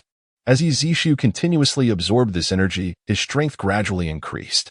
However, this process differed from directly absorbing crystal stones. The comprehensive energy needed to be transformed upon absorption, which accounted for the prolonged duration of this endeavor. Time flew by like a fleeting shadow, and in the blink of an eye, half a year had passed. Yi Zixiao suddenly opened his eyes, golden light shining brightly within, and his aura surged powerfully, indicating that he had reached the early stage of level 30. Achieving level 30 made Yi Zixiao feel as if he had undergone a profound transformation. He recalled the system's earlier statement, which indicated that upon reaching level 30, he would be able to traverse between various planets through spatial travel. As if on cue, the system's voice resonated in his mind. Congratulations, host, on successfully breaking through to level 30. You may now freely traverse within your star domain among level 0 to level 3 civilizations, at speeds approximately 30 to 40 times faster than the ship you previously traveled on. Yi Zixiao's eyes sparkled with excitement. A speed increase of 30 to 40 times meant that he could reach Dark Current Star in less than a day. Unbeknownst to him, Blue Star had undergone tremendous changes during this time. He was not in a hurry to exit the supermarket, having not consumed much in the past 6 months. Although he wasn't particularly hungry, he felt an urge to savor something. Xingming, prepare some dishes I used to enjoy, Yi Zixiao instructed. Understood, boss, Xingming replied respectfully, then proceeded to the 2nd floor to select some ingredients. Yi Zixiao also went to the 2nd floor to grab some fruits to snack on before finally opening the supermarket door. As he opened the door, He was greeted by several individuals standing at the entrance, Ling Lichu, Bai Yi, Shui Hongsong, and Yang Long. Upon seeing the supermarket door open, they immediately approached. Boss Yi, Zixiao, they exclaimed in unison. How long have you all been here? Yi Zixiao inquired. Just half a day, Shui Hongsong replied first. What brings you here? Yi Zixiao asked. Noticing their smiles and the evident growth in their powers, Ling Lichu was at early stage 8, Bai Yi at peak stage 7, and even Shui Hongsong had reached early stage 6. We primarily came to inform you about the events that transpired on Blue Star over the past 6 months. Especially since we knew you would be opening soon. Blue Star has officially advanced to a Level 1 civilization, and representatives from the Star Domain Civilization Management Bureau have arrived. Shui Hongsong disclosed. Indeed, Yi Zixiao nodded. The group exchanged glances, and Ling Lichu remarked, Zixiao, it appears you are not surprised. I was aware to some extent. The opening of the energy crystal vein made it inevitable for us to reach Level 1 civilization sooner or later, Yi Zixiao replied. It seems nothing escapes your notice. Ling Lichu chuckled. Are the representatives from the Star Domain Civilization Management Bureau still on Blue Star? Yi Zixiao had sensed something earlier due to his psychic abilities. Haha. As expected, everything is under Boss Yi's control. Shui Hongsong also laughed heartily and continued. Currently, the envoy from the Star Domain Civilization remains in our Xia country. They are quite intrigued by our culinary delights and have thus decided to extend their stay. Indeed, Yi Zixiao nodded. Since Boss Yi is already aware, I have no further business here and shall take my leave. Shui Hongsong and Yang Long clasped their hands in farewell. Ling Lichu then strode into the supermarket, murmuring, It has been a long time since I last savored coffee. I truly miss that flavor. Bai also returned to the supermarket, preparing to cook for Yi Zixiao alongside Xingming. Before long, the meal was ready, and Ling Lichu remained in the supermarket to dine. Zixiao, upon seeing you again, I cannot help but notice not only have you grown more handsome, but you also exude an ethereal aura. Your strength must have seen considerable enhancement, hasn't it? Ling Lichu inquired. Indeed, I have made significant progress, Yi Zixiao replied candidly. Ling Lichu refrained from probing further, recognizing that some matters should remain unspoken. After their meal, Ling Lichu produced several valuable items to exchange for supplies. After all, much time had passed, and meat had long since run out.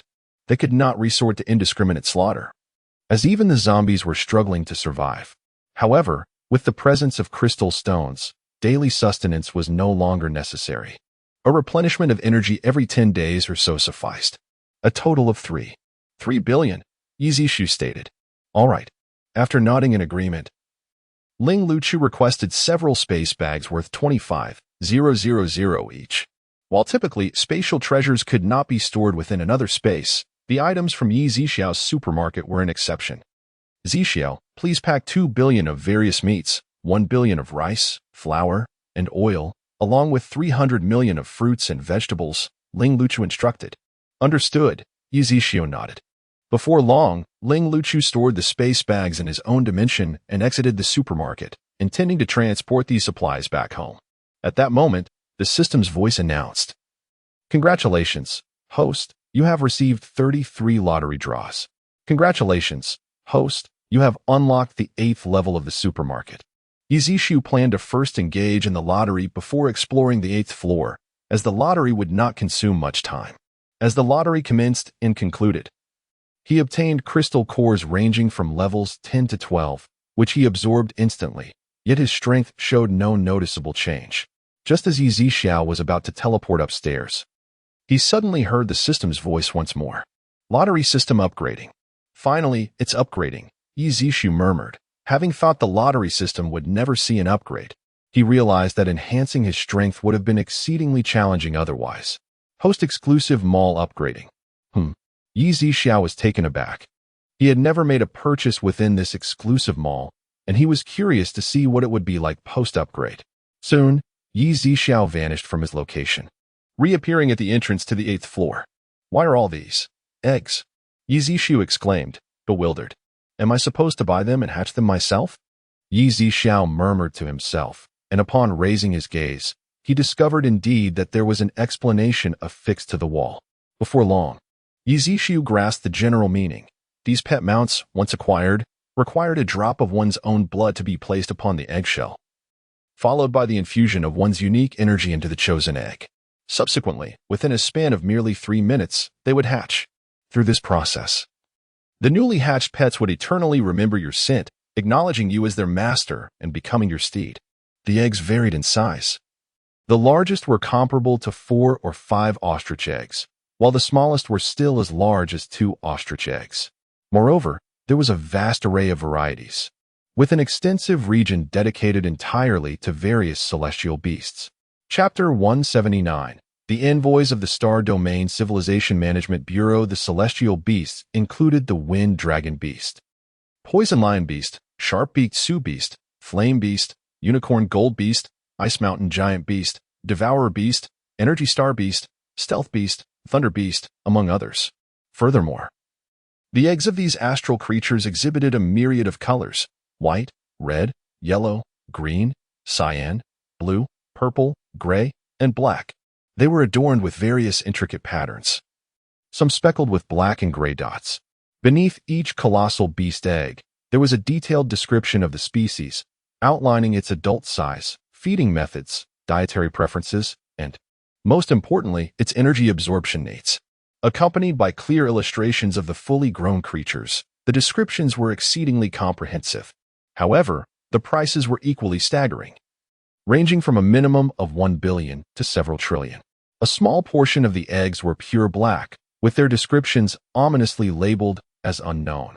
Was this akin to a blind box?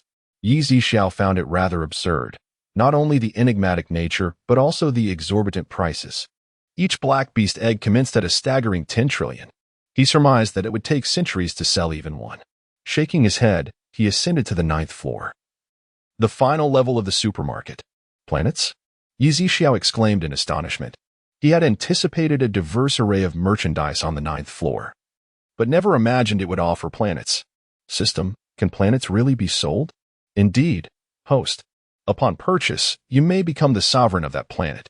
System, with such remarkable capabilities, why would you assist an ordinary person like me?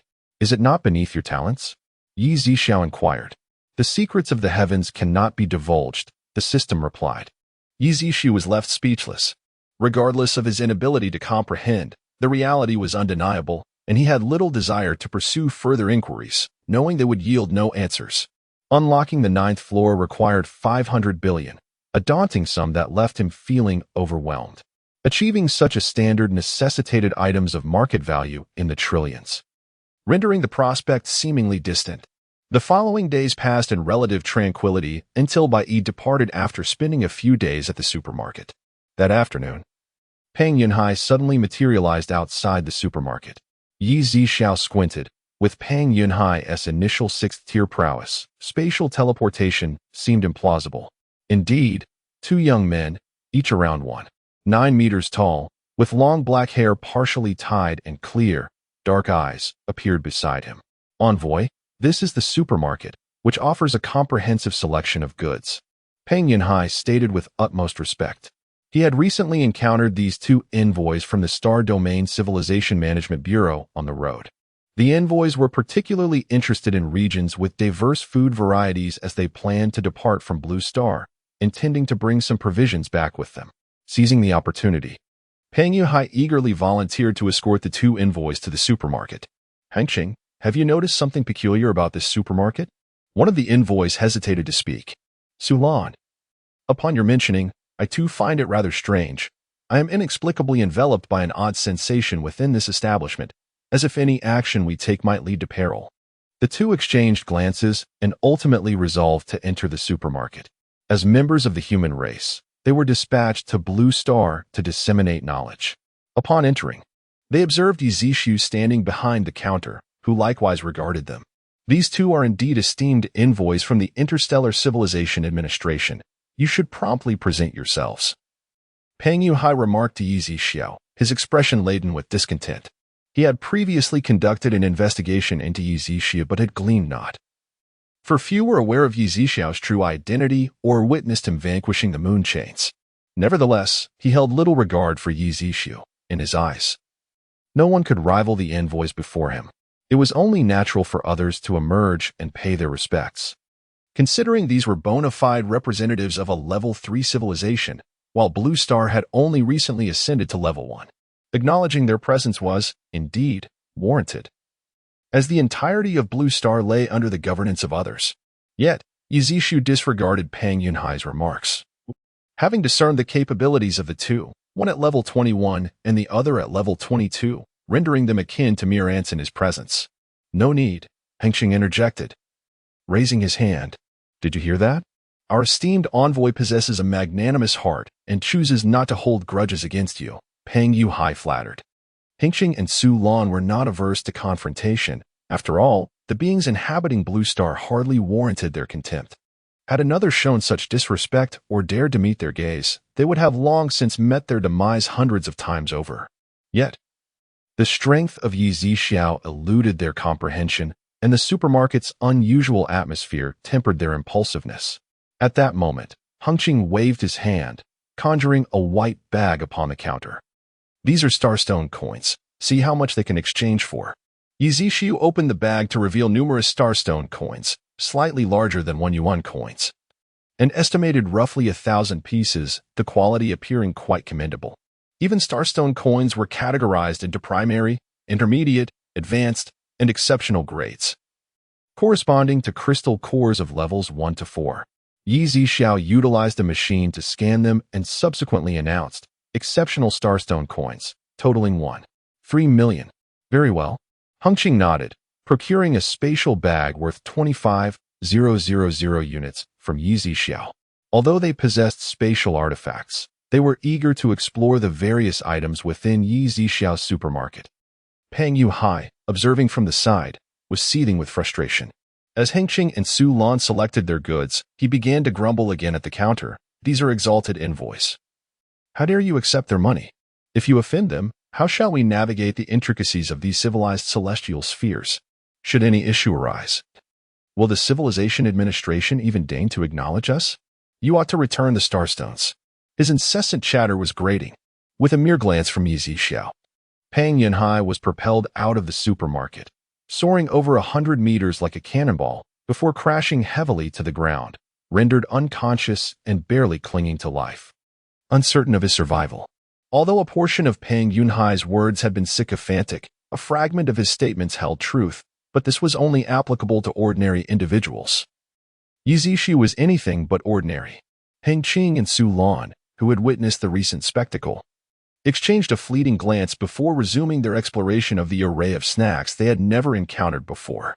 They indulged in an assortment of spicy strips, effervescent beverages, cotton candy, various cream-filled biscuits, popping candy, jelly, spicy chicken feet, and duck necks, among others. Before long, the duo ascended to the second floor, where they gathered an assortment of exotic fruits that were unfamiliar to them, their expressions remaining unperturbed. It was not until they ventured to the third floor, the weapons section, that their indifference began to wane. Upon discovering that some weapons surpassed the standards of a level 1.5 civilization, they were taken aback. Considering that Blue Star had only just attained level 1, the CAF on the fourth floor did not capture their attention, as it was devoid of patrons. With only a few robots either stationed behind the counter or seated in the room, recharging. Chapter 180. Utterly unbalanced, the fifth floor's elixir district left them astounded, not only by the variety and efficacy of the potions but also by their decision to forego selection and ascend to the sixth floor instead. Are these spacecraft and warships real? Su Lan mused, her disbelief palpable. Previously merely astonished, she now found herself unable to comprehend the reality before her. For these vessels surpassed the standards of second-tier civilizations, with some even reaching those of third-tier civilizations. Hengqing narrowed his eyes, sensing that the proprietor of this establishment was quite extraordinary. Could he possibly be from Blue Star? Su Lan inquired. It's uncertain. Even if he isn't, he has likely been here for quite some time, Hengqing responded. Is he a hidden powerhouse within Blue Star? Su Lan speculated, especially considering that Yi Zixiao's demeanor suggested he was not inferior to them in strength. Let us exercise caution and avoid any conflict with him, Hengqing advised. Understood. Su Lan nodded, and after a brief exploration of the sixth floor, they ascended to the seventh, where they encountered Hong Tong and the others, along with the signage that left them profoundly shocked. Not lingering on the 7th floor, they swiftly proceeded to the 8th. My heavens! So many celestial beast eggs! Su Lan exclaimed in astonishment. Hung Qing, equally amazed, recognized that in this low-level civilization star domain, celestial beasts could eventually attain the prowess of third-tier civilizations. Moreover, such beasts were exceedingly rare in low-level domains, and some of their names were unfamiliar to them. Their expressions shifted continuously, shedding the lofty demeanor characteristic of emissaries from the Star Domain Civilization Management Bureau, revealing their naivety instead. Blue Star is extraordinary. We must return and report our findings. Advocating for greater attention to be paid to Blue Star in the future, Hang Qing remarked. They wished to ascend to the 9th floor. But as they stepped onto the staircase, Yi Zixuo's voice echoed, "The 9th floor is not yet open." That was a mental transmission, Su Lan noted, turning to Hang Qing. Such formidable mental power, Hang Qing remarked in surprise. "Let us descend," he suggested. The two made their way back to the 1st floor, where they spent the remainder of their limited funds on snacks. As they approached the supermarket entrance, Hang Qing turned to Yi Zixuo and asked, "You aren't from Blue Star, are you?" Yi Zixuo looked up and replied, "I am from Blue Star." Hang Qing nodded, choosing not to elaborate further, and left the supermarket with Su Lan. In the following days, Yunnan brought along several individuals from his base, including Zhang Kersen and Yuan Shi, to the supermarket. Zhang Kersen had intended to visit earlier, but delays arose due to conflicts between the Blue Sky base and other factions. After the unfortunate demise of Yu Jia at Yi Zixuo's hands, they rallied to assist the official government of Xia country in restoring various regions of Blue Star, marking Zhang Kersen's first visit to the supermarket since Yi Zixuo's departure from Xirong City. The group spent 3 consecutive days at the CAF, indulging in coffee and exchanging for items worth billions before finally departing. Although the weather had stabilized, the prior occurrences of acid rain rendered much of the land temporarily unsuitable for cultivation, and resources remained as scarce as before. Subsequently, the Xiongning base and the Hongxing base also procured a substantial amount of supplies. Naturally, the authorities dispatched a few individuals to the supermarket, whom Yi Zixuo had not encountered before. These individuals were primarily space-type supernatural beings, and they purchased supplies amounting to 1.5 billion. Thus, time swiftly passed, and nearly 5 months elapsed. On this particular day, several black and gray spacecraft gently descended over 100 kilometers away from Yi Zixuo's supermarket. From each vessel emerged a dozen or so individuals, mostly resembling humans, with some being half-human, half-beast hybrids, some with human upper bodies and serpentine lower halves, while others possessed human torsos and equine hoofs. There were even beings adorned with a singular eye akin to a cow's on their foreheads and others with long tentacles sprouting from their heads, each adorned with eyes. Yi Zixuo surveyed the scene with his mental acuity, finding some of these beings rather indescribable. "Is this what Lord Su referred to as Blue Star?" inquired a woman clad in a sleek black bodysuit, her short bangs framing her inquisitive gaze. "The gravitational pull of Blue Star is quite formidable. On our planet, I can leap over 10 meters without expending energy, but here I feel I can barely manage 3 to 5 meters. Remarked a creature with a frog-like body and a human head. "It appears tolerable, though it must be 1,000 times smaller than my planet," added a long-haired young man. "I have heard that the cuisine of Blue Star is exceptional. I am quite fond of delicacies," declared a stout man, towering at 3 meters. Upon hearing this, the long-haired youth cast a disdainful glance at the hefty man, muttering, "Fat pig, don't think I can't hear you.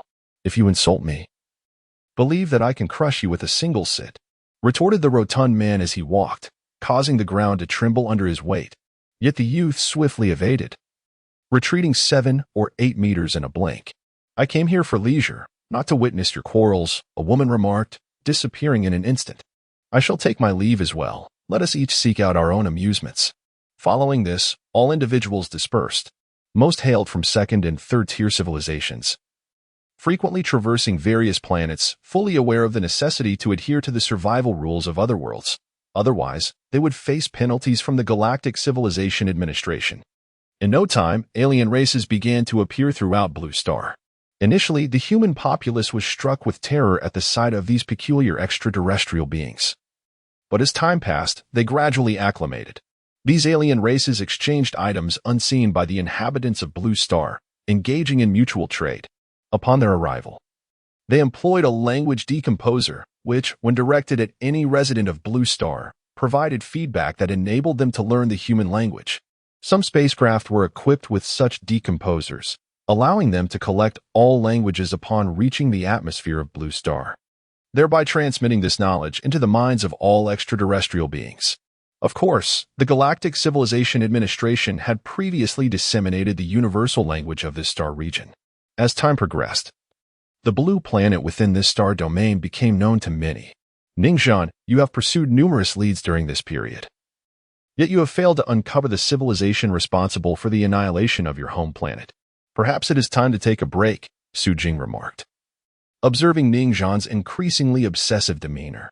After all, they were both mid-level officials in the Star Domain Civilizational Management Bureau. Should Ningxian continue in this manner, it would not bode well for him, as this position was coveted by many. I must uncover the civilization that destroyed my home planet, Ningxian replied. His eyes reddened with determination. The destruction of Anlia's star had stripped him of his support.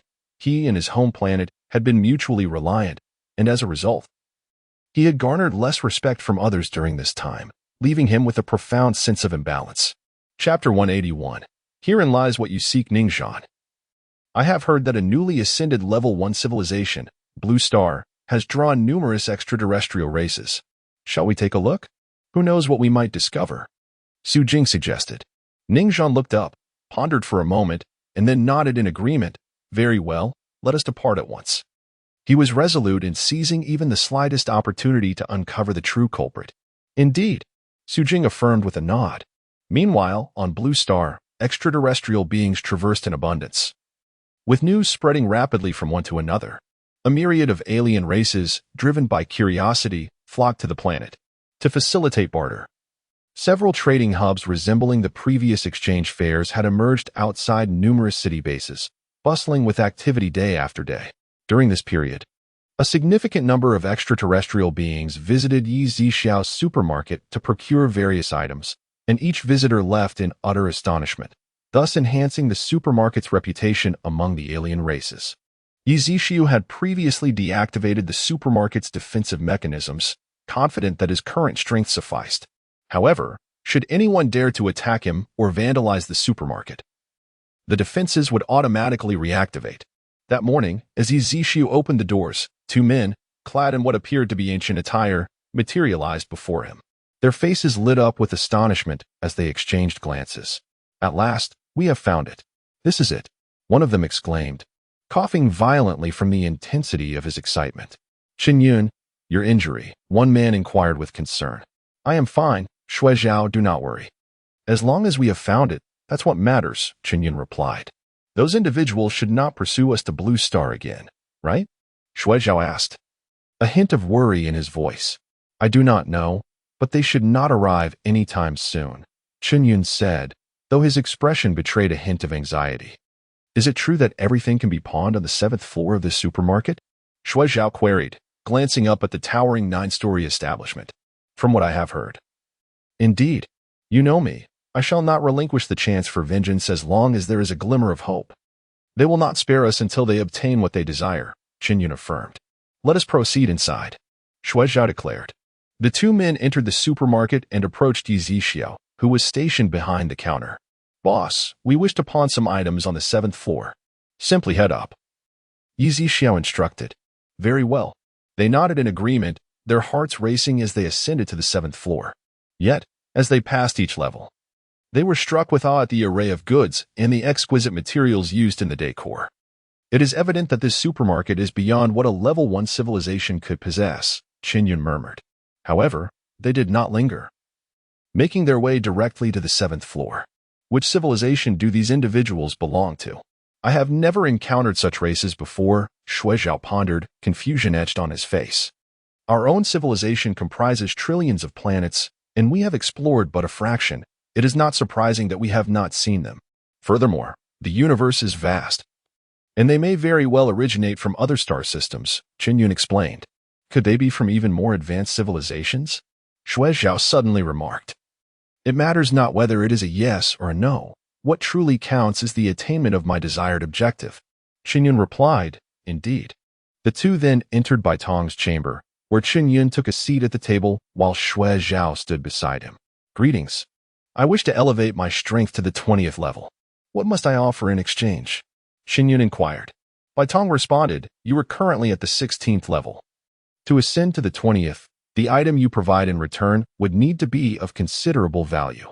This strength at the 20th level need not be sustained for long 6 months. No, even 5 months will suffice, as long as I can exact my revenge. After that, I care not if my strength remains stagnant, Qinyun insisted anxiously. Very well, for the next century you are to supply me with 1,000,000 16th level crystal stones, or stones of a higher grade. I will exchange them at a fair ratio. If you agree, I shall provide you with a pill that will maintain your strength at the 20th level for half a year, Bai Tong stated. 1,000,000 stones? Shui Zhao gasped. Both understood the gravity of the situation, unless fortune smiled upon them. Locating numerous 17th to 30th level crystal stones would require an immense investment of time, leaving Qinyun little room for advancement and strength for the next 100 years. Furthermore, gathering such a quantity would necessitate travel across various planets, as it would be impossible to amass them on a single planet without significant repercussions, potentially leading to a depletion of resources and rendering the planet a lifeless husk. Additionally, I require a collateral, Bai Tong added. What is it? Qinyun inquired. Your lifespan of 1,000 years, Bai Tong replied. How do you know I can live that long? What if misfortune befalls me? Qinyun exclaimed in surprise. Have you forgotten? I am all-knowing. Once you fulfill your obligation, your lifespan will naturally revert to you. Should you default, then your 1,000 years shall be mine, Bai Tong chuckled. After a moment of hesitation, Qinyun clenched his teeth and declared, Very well, I accept. After all, refusal would mean not only the inability to seek vengeance but also the jeopardy of his own life. Qinyun, we shall surely find other means, Shui Zhao instinctively remarked. Realizing this would entail a century of relentless toil for Qinyun. There are no alternatives. I consent. This is my affair, and I wish to take charge of it. Qinyun asserted resolutely. Very well. Shui Zhao sighed, though inwardly contemplating the prospect of accompanying Qinyun, for the strength of 2 is far greater than that of 1. If you have made up your mind, please sign here and provide a blood imprint. You will need to submit 50,000 stones every 5 years until the total is met, Bai Tong instructed, producing a sheet of white paper upon which intricate black characters swiftly appeared. Qinyun took the paper and examined it. Bai Tong then handed him a small knife from the table. No need, Qinyun replied, raising his hand to bite his finger, leaving a mark as he pressed his imprint and inscribed his name. With a wave of his hand, Bai Tong produced a small white vial from the table. Here lies the item you seek. After Bai Tong finished speaking, he waved his hand, and a delicate purple orb of light flew forth from Qinyun's brow, landing gently in Bai Tong's palm. Qinyun glanced at the purple orb in Bai Tong's hand, then shifted his gaze to the elixirs on the table. He subsequently lifted a vial, uncapped it, and consumed one of the pills contained within. Although he could have returned to his own planet to take it, he harbored concerns regarding the efficacy of the elixir. For half a year was a considerable duration in his eyes. Moments after swallowing the pill, a surge of energy enveloped Qinyun, his strength ascending rapidly until it reached the pinnacle of the 20th tier. The exhilaration on Qinyun's face was unmistakable. Achieving such a peak was beyond his expectations. He had merely hoped to reach the early stages of the 20th tier, given that his adversaries had only attained a maximum of the 19th tier. Chapter 182. The Three-Headed Clan. Although Shui Zhao initially opposed the situation, it has now become a foregone conclusion, and he finds joy in Qinyun's happiness. As for the crystal stones, he contemplates the collective effort required to exchange them as swiftly as possible. Qinyun, sensing his own condition, realizes that his previous internal injuries have healed, and the poison within him has completely dissipated. He now feels invigorated throughout his entire being. Shui Zhao, don't you enjoy the spicy strips sold in the supermarket? Let us go down and purchase some, Qinyun exclaimed with delight. The two have been childhood friends, growing up together for centuries, their bond surpassing that of ordinary brothers. Indeed, Shui Zhao nodded. During this period, many merchants from various star domains have flocked to Yi Zixiao's supermarket to buy an abundance of snacks, selling them at a premium upon their return. Shui Zhao, during one occasion of indulging in spicy strips, developed a profound love for their tantalizing flavor. The two descended the stairs and retrieved some low-grade and mid-grade star stones from their storage bags. A total of 5,000 yuan, Yi Zixiao remarked. Thank you, boss. Chen Yun replied with a nod, and then he and Shui Zhao proceeded to select their snacks. Having fled to Blue Star, they possessed few valuable possessions, and their family had recently suffered a devastating massacre. Many of the precious crystal stones and star stones they once carried had been sacrificed in pursuit of information regarding Blue Star's whereabouts. Once they made their selections, they removed some snacks from their shopping cart, placing the rest back into their storage bags. Shui Zhao, here you go. Chen Yun handed a pack of spicy strips to Shui Zhao. Ah, Shui Zhao nodded, tearing open the packaging but first offering some to Chen Yun. The two savored the treat, their faces alight with joy. It had been a long time since they felt such comfort. However, at that moment, Chen Yun's expression suddenly stiffened as he gazed towards the supermarket's entrance. Shui Zhao, sensing the shift, turned to look as well. They beheld a black, diamond-shaped spacecraft materialize from the previously empty street across from them. Moments later, the ship's door opened upwards, and a burly man with 3 heads descended. His gaze fixed intently on Chen Yun and Shui Zhao within the supermarket, a mischievous grin playing upon his lips. I have found you, the 3-headed man whispered. His voice barely audible, almost as if he were merely moving his lips without sound. His 3 heads added an unsettling aura to his presence. It's Balong, Shui Zhao said, turning to Chen Yun. I didn't expect him to arrive so swiftly. This saves me the trouble of seeking him out. Chen Yun gritted his teeth. Recalling the massacre of his family, he felt an overwhelming desire to sever and crush each of Balong's 3 heads. Shui Zhao, you stay here in the supermarket. I will handle him, Chen Yun declared. Although he had attained this newfound strength, the sudden surge left him unaccustomed and uncertain of his ability to protect Shui Zhao while confronting Balong. But before Shui Zhao could voice his thoughts, Balong suddenly darted from the street into the supermarket. So, this is the legendary peculiar supermarket, Balong remarked, swaying his 3 heads as he stepped inside. Yi Zixiao cast a glance at the 3-headed monster, sensing a strong stench of blood emanating from it. Chen Yun and Shui Zhao remained composed, for they understood that in a supermarket, confrontation was ill-advised. Should the Balong take action, the store owner would undoubtedly intervene, sparing them the trouble. Chen Yun held a firm belief in Yi Zixiao's capabilities, especially after witnessing Bai Tong casually produce a pill capable of elevating his strength to the pinnacle of level 20. The Balong was merely one of the many individuals he sought vengeance against. There were others he would confront in due course. Boss, your supermarket, impressive. It appears to be quite a rare treasure. The 3 voices of the Balong chimed in unison. Yi Zixiao furrowed his brow, not due to the inquiry itself, but rather because the voices were distinctly different, one deep and resonant, another high-pitched and girlish, and the last reminiscent of a eunuch.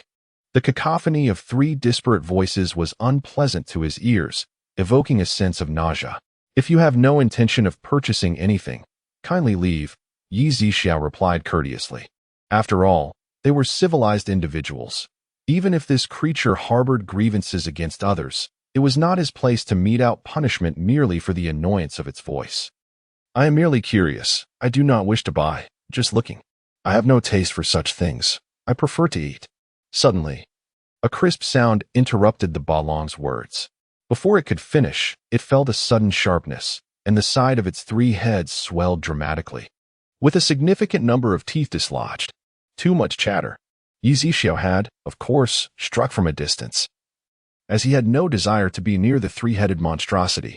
Chen Yun and Shui Zhao stood bewildered, turning to observe the spaceship by the roadside, now deeply dented from the Balong's assault, while the creature lay on the ground, breathing shallowly. After a moment of stunned silence, they turned back to Yi Zixiao. Their eyes filled with admiration. Had they been more acquainted, they would have erupted into applause. Should we take advantage of this moment to deal with the Balong? Shui Zhao suggested suddenly. Indeed, I almost overlooked that, Chen Yun exclaimed, slapping his forehead. The two swiftly exited the supermarket and approached the fallen Balong. delivering a decisive blow to each head, resulting in a splatter of red and white. Shortly thereafter, they exchange triumphant smiles. The Balongs can possess its life orb. Now that it is dead and the orb shattered, they will likely seek revenge against Blue Star.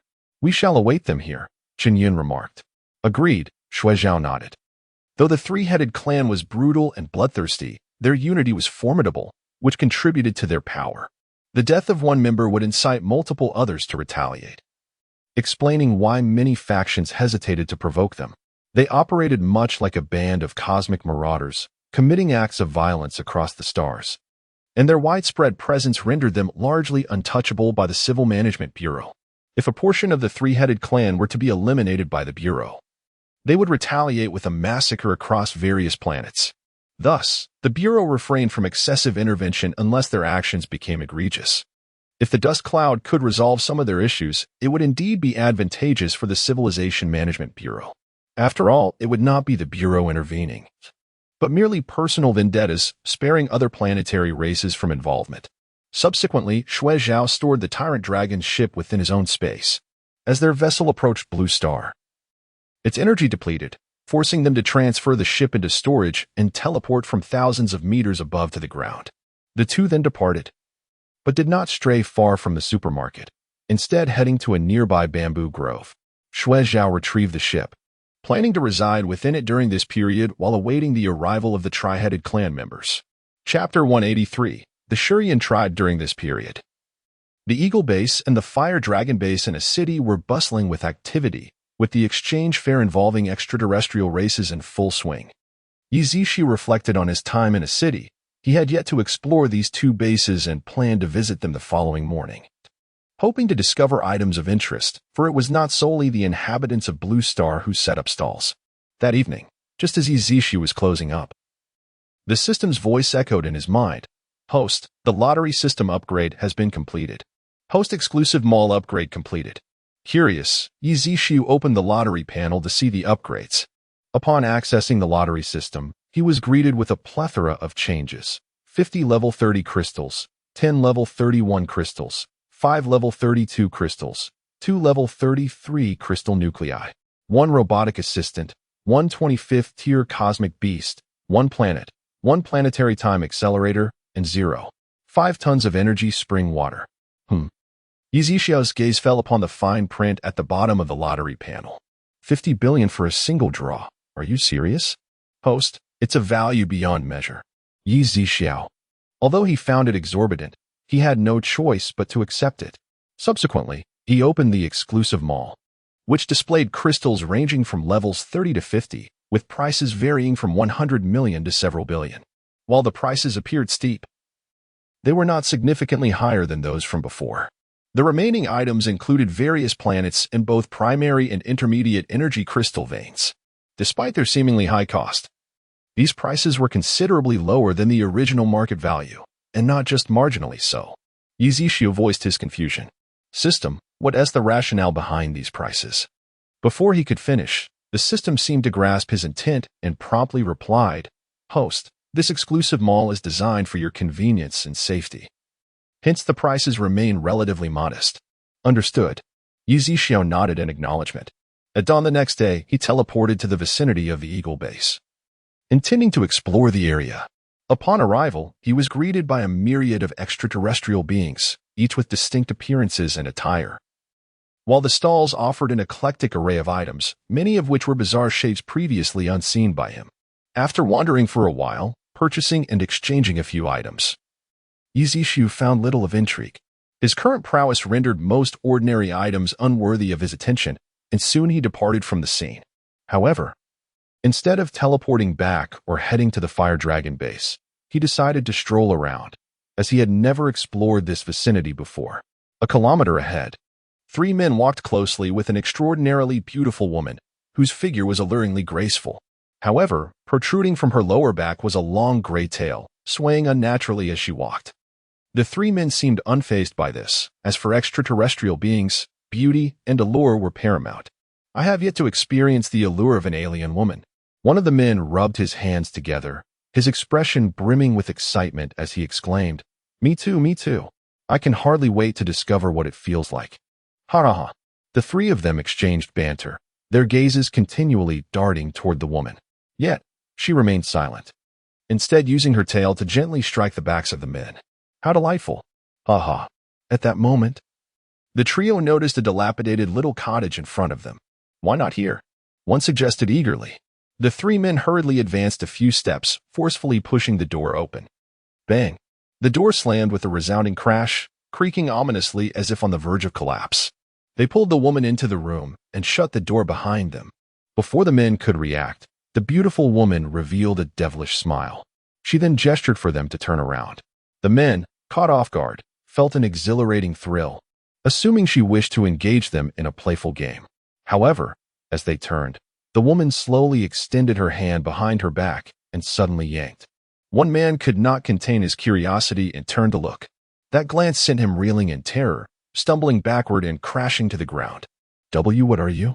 He stammered, his face a mask of fear as he pointed forward. Seeing his horror, the other two men quickly turned around. To their shock, the enchanting woman had vanished, replaced by a towering, one-eyed monstrosity resembling an octopus, standing 2 meters tall, adorned with 4 long tentacles and covered in a sticky, viscous substance. The beautiful woman's lifeless form lay quietly on the ground, the atmosphere thick with eerie silence. What kind of monster are you? This is Blue Star. If you dare to do anything, we Blue Star inhabitants will not let you go, one man bravely declared. I am of the Stone Slime clan, an omnivorous creature, primarily feeding on humans. The octopus-like monster replied in a voice as coarse as if gravel were stuck in its throat. You will be punished by the Star Domain Civilizational Management Bureau for this. Another voice chimed in. That won't happen. As long as it's not a matter of race or interplanetary war, the Bureau is indifferent to such trivialities, the stone slime creature responded. The three men, feeling a sense of despair, exchanged glances and swiftly attempted to flee. However, as they took a few steps, they found themselves unable to move forward. The stone slime creature had ensnared their backs with the suction cups on 3 of its tentacles. Then, with the last tentacle, it unleashed a slender, white filament that bound their hands and feet. Suddenly, the stone slime creature opened its mouth, spitting forth a viscous, semi-transparent liquid that splattered onto one man's head. The sticky substance gradually sliding down until it enveloped his entire head. The man's face turned a deep crimson, desperate for air. However, the moment he opened his mouth, he inhaled the viscous liquid of the stone mucus creature, which lodged in his throat, rendering him unable to breathe and causing him to lose consciousness. The other two men, witnessing this alarming turn of events, were struck with horror and profound regret. With beauty comes peril. I shall never again succumb to the allure of physical charm. One man wept, his face awash with tears and mucus. The other, filled with panic, cried out desperately, "Help! Is there anyone? Please, someone save us. The alien creature is killing us." Just as he uttered these words, the stone mucus creature unleashed another glob of its noxious fluid upon him. Soon, the last man met a similar fate. Before long, both men collapsed to the ground, as the creature extended its 2 appendages, placing them upon the neck of the first fallen man. With a sickening crack, the sound of shattering bones echoed, and blood gushed forth. Chapter 184. The moment for vengeance. The creature of the stone adhesive clan voraciously devoured the man with its tendrils, relishing each morsel. However, just as it was savoring the moment, it abruptly halted, having caught the scent of a nearby human approaching ever closer. Without hesitation, it turned to don the guise of a beautiful woman and opened the door, moving with remarkable swiftness. The approaching figure was none other than Yi Zixiao. As he advanced, he beheld the stunning woman before him. A fleeting glance, accompanied by a subtle smile, revealed that although he had not employed his mental prowess, the lingering scent of blood was unmistakably present. As the woman reached Yi Zixiao, she suddenly feigned to fall. Yi Zixiao sidestepped, narrowly preventing the exquisite beauty from collapsing to the ground. Yet, the woman was undeterred.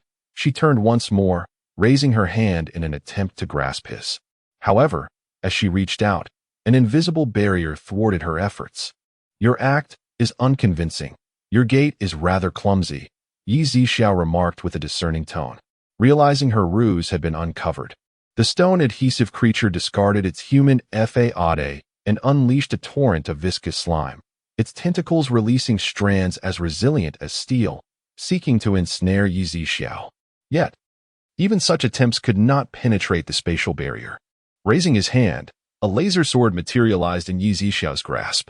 In an instant, he struck down, cleaving the creature in two, from which a foul-smelling slime spilled forth.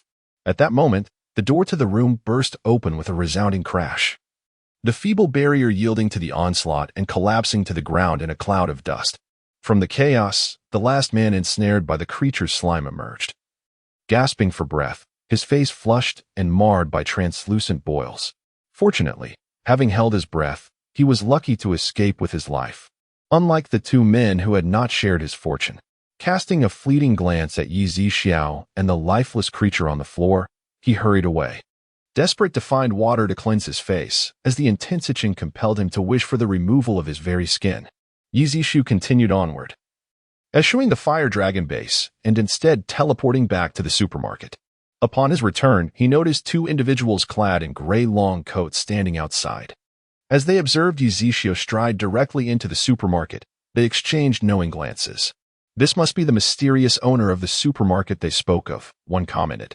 "Indeed. It appears so," the other replied with a nod. The two followed in Yi Zixiao's footsteps, entering the supermarket and approaching the counter. "Are you Mr. Yi?" one inquired. "Yes." Yi Zixiao acknowledged with a nod. "We represent the Star Domain Civilization Administration, overseeing interstellar trade. We have come to invite you to participate in a trade event to be held on Wanching Planet in 6 months," they stated. The individual standing beside him promptly interjected, stating that originally they would have to wait 30 years after entering a Level 1 civilization star system to receive an invitation. However, given the widespread admiration for the culinary delights of your blue planet among various races, coupled with the diverse assortment of goods available at Boss Yes Supermarket, some of which have already attained specifications exceeding Level 2 civilization standards, a special invitation has been extended. Numerous extraterrestrial races will gather on the Wanching Planet for this occasion, including individuals from several Level 3 civilization planets, potentially bringing with them exceedingly rare weapons and treasures. "Very well, I shall go and take a look then." Yi Zixiao nodded in agreement. "This is the star map leading to Wanching Planet." One of the individuals produced a translucent purple ring. With a swift motion of his hand, an oval-shaped star map materialized out of thin air. Yi Zixiao accepted the ring, placing it into his spatial storage. The two individuals did not linger, promptly departing from the supermarket, as they still had to notify others. 2 months later, during this interval, Bai Yi, Ling Lingqiu, and Shui Hongsong had also contacted Yi Zixiao via satellite phone. He learned that the personnel from the Star Domain Civilization Administration had invited them as well. And after some discussion, they all decided to travel together when the time came. The following morning, a golden spaceship descended opposite Yi Zixiao's supermarket. As the hatch opened, 7 or 8 men with 3 heads emerged. According to the coordinates provided by the explosion of the Tyrant Dragon's Destiny Pearl, this is the place. One of the 3-headed beings remarked. The leader surveyed the ground, his eyes narrowing slightly, exuding a palpable aura of menace. Though 2 months had passed, it had scarcely rained during that time, and the bloodstains on the ground were still faintly visible. The others followed his gaze, inhaling deeply and murmuring, "Indeed, it carries the scent of our 3-headed clan." At that moment, the leader scanned the surroundings, ultimately fixing his gaze upon the nearby bamboo grove. They had spotted the supermarket. Yet being merely a Level 1 civilization establishment of Blue Planet, they could hardly believe that the Tyrant Dragon had fallen victim to the Blue Planet's inhabitants. The being known as Chinyan peered through the dense layers of bamboo towards the position of the 3-headed clan spaceship, as if his gaze had penetrated both the grove and the eyes of the clan members. "Shui Zhao, wait here," Chinyan instructed. Shui Zhao, apprehensive about being a liability, simply nodded and cautioned, "Be careful." "Rest assured," Chinyan affirmed. "At last, I can exact my revenge." With that, his figure abruptly vanished, reappearing mere meters from the 3-headed clan spaceship. "Did you slay the Tyrant Dragon?" the leader of the 3-headed clan inquired, his expression betraying surprise. "So it was you." Another member of the clan seemed to recognize Chun Yun, while 3 others also found him somewhat familiar, eventually coming to the realization. "It is I. You massacred my family." Today, you shall not leave alive, Qinyun declared, his eyes reddening and fist clenched tightly. Brother, this is the one who possesses the energy of the star domain's origin. What a coincidence. This is precisely what the people of the Xia Kingdom of Blue Planet refer to as the one who breaks the iron shoes finds no place to seek, yet gains without effort. The leader of the three-headed clan chuckled. However, Qinyun was not inclined to endure their incessant prattle. He swiftly employed spatial power to confine them within this particular realm. The members of the three-headed clan immediately activated their spatial barriers. After all, this was Blue Star. Should they unleash their full might, it could inflict significant damage upon the planet, prompting the Stellar Civilization Administration to intervene. This was a universally acknowledged regulation. In any confrontation, combatants must utilize spatial barriers to contain their energies, thereby safeguarding other celestial bodies from destruction. For those devoid of spatial abilities, spatial artifacts were to be employed as a substitute. Of course, if one were excessively weak or if there existed a vast disparity in strength, where a mere glance could annihilate, the circumstances would differ. At this moment, the fire energy in Chunyun's grasp had already accumulated, having temporarily enhanced his power through the elixir provided by Bai Tong. His true combat prowess remained undetectable to these individuals, who could only perceive his original capabilities. Consequently, the members of the three-headed clan did not regard Qinyun with any measure of seriousness. Chapter 185, A Shared Essence. At that moment, a member of the tri-headed clan stepped forward, wearing a mocking expression, exuding disdain. Meanwhile, a fireball had already surged forth from Qinyun's palm, aimed directly at the advancing tri-headed clan member. However, the clansman dismissed it entirely, casually unleashing a gust of wind to obstruct the attack. He believed that a mere gust of wind energy could easily extinguish Qinyun's fireball. Yet, in the next instant, the fireball, like a relentless force, effortlessly pierced through the thick wall of wind, causing the surrounding air to crackle and emit a piercing sound from the violent collision of energies. A sudden tension gripped the tri-headed clansman, who realized the imminent danger and attempted to evade, but it was too late. The fireball had already passed through his abdomen. Qinyun could see the trajectory of the fireball through the gaping hole in the man's body. A scream erupted from the tri-headed clansman as, in that very moment, flames engulfed him, and within mere seconds, he was reduced to ashes. Though it may seem like an elaborate tale, the entire episode transpired in just a few fleeting moments. The other members of the tri-headed clan were utterly astonished that a mere 16th-tier insect could slay a peak 18th-tier powerhouse. Did you utilize the essence of the star domain? The leading tri-headed clansman asked solemnly. No, Qinyun replied nonchalantly. The tri-headed clansman clearly did not believe him, for the essence of the star domain was the purest source of energy within their region. Obtaining such energy could potentially elevate a third-tier civilized star to a fourth-tier civilization. Moreover, if absorbed by an individual, it could lead to a rapid surge in strength, although full absorption required a considerable amount of time, allowing only for brief activation otherwise. Yet, even a transient activation could enable one to kill across tiers, even dispatching foes 2 ranks higher. At that moment, the leader of the tri-headed clan suddenly spoke. Even if you possess the essence of the star domain, we have the numbers on our side. At your tier, you cannot withstand repeated use. If you surrender it now, I may overlook the fact that you have killed 2 of our clansmen.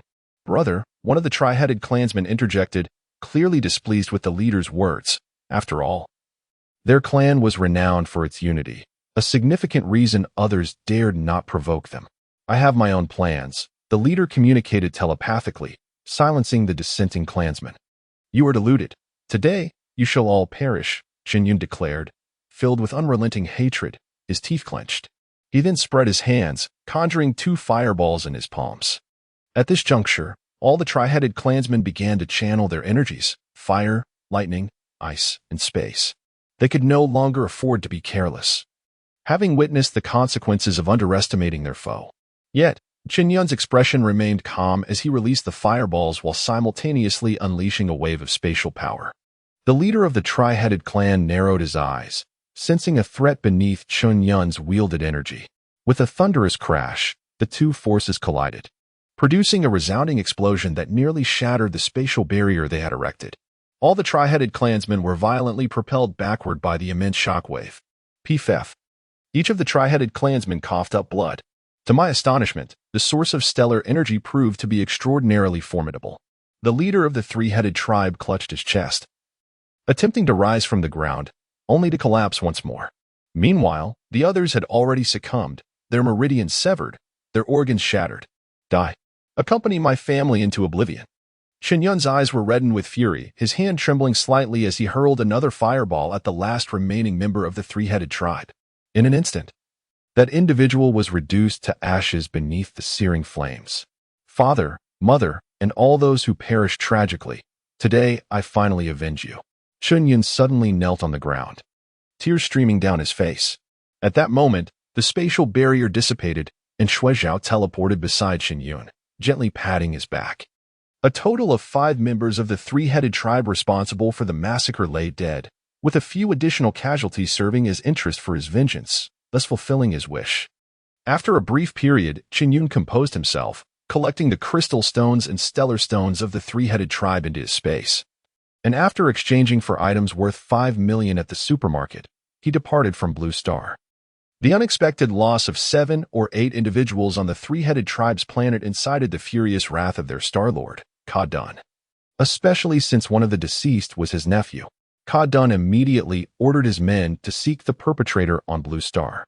The following day, just before dusk, 2 figures suddenly appeared outside the Yi Zishu supermarket. Ningzhan, this is the so-called miraculous supermarket, Su Jing remarked.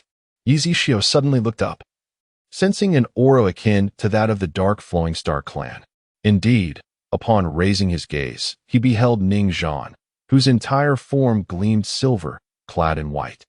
With sharp, penetrating eyes, alongside Su Jing, a human with deep blue, wavy hair that reached his neck, exuding a gentle demeanor reminiscent of a warm elder brother. The two entered the supermarket, and Yi Zishu remained composed. Though he recognized them as members of the Dark Flowing Star clan, he hoped that if they adhered to decorum, they might coexist peacefully. Boss, I hear your supermarket offers a beverage called coffee, as well as unhatched star beasts? Su Jing inquired. Indeed, Yi Zishu replied, gesturing towards the wall behind him. Su Jing nodded, having already noticed it upon entering, but he sought confirmation. They had never encountered unhatched star beast eggs available for trade, as those were typically well guarded by adult star beasts. In this star domain, most adult star beasts possess strength ranging from levels 20 to 25, with the highest reaching level 30, deterring most from recklessly targeting these creatures. Su Jing promptly retrieved 3 level 15 crystal stones from his space. This represented the highest grade of crystal stones Yi Zishu had received since opening his shop.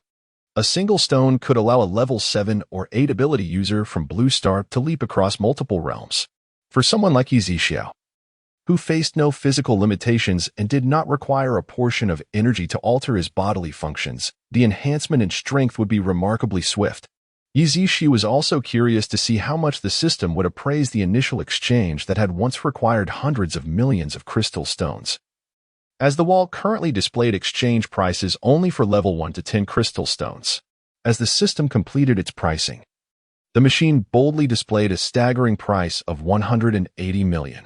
3 level 15 crystals amount to a staggering 180 million? Yi Zishu was aware of the system's unscrupulousness, yet he never anticipated it to be this extreme. Fortunately, he had refrained from making any purchases in the exclusive marketplace prior. Although the system had previously touted the marketplace's offerings as a means for him to acquire resources in times of crisis, thus ensuring his safety.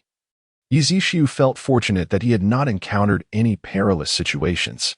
Had he made purchases earlier, it would have proven exceedingly unwise. Regaining his composure, Yi Zishu inquired, "Is the exchange for 180 million possible?" "Yes," Su Jing replied.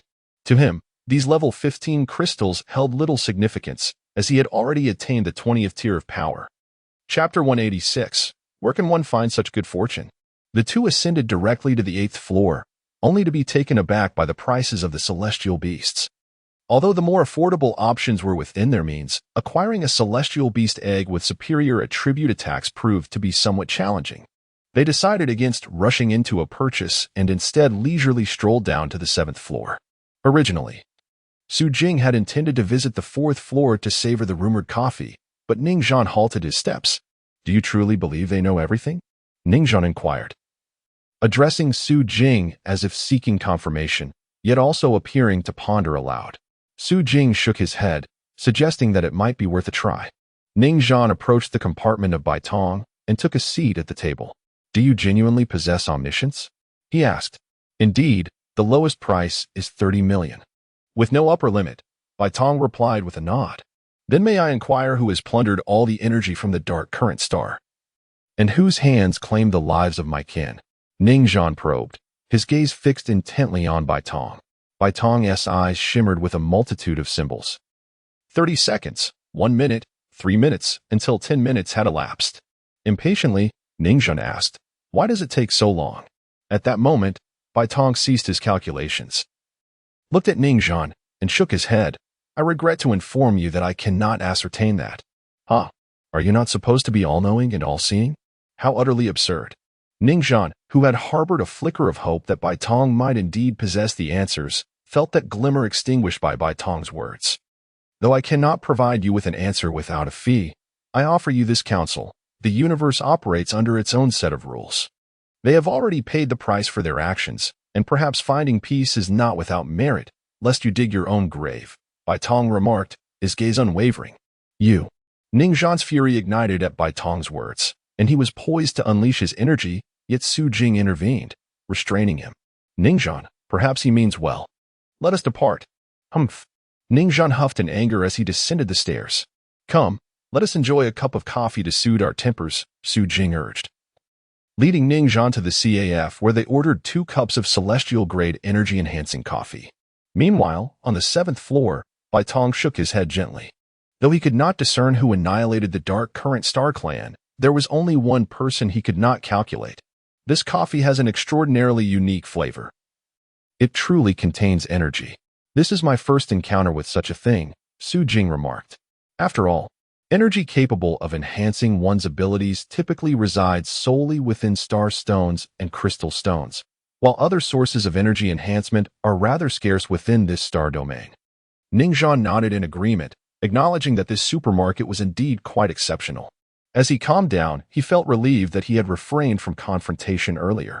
Before long, the two finished their coffee and, without lingering, ventured to the 2nd floor to select food items they had never tasted or seen before.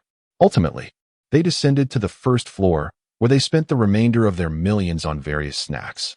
Upon leaving the supermarket, the two wandered about the Blue Star, exploring its many wonders. At this moment in the Fire Dragon base, Yuhai, you have finally awakened. Bai Huanwan gazed upon the long unconscious Pang Yuhai, tears streaming down her face. After being hurled away by Yi Zixiao, it was a stroke of luck that Pang Yuhai survived at all.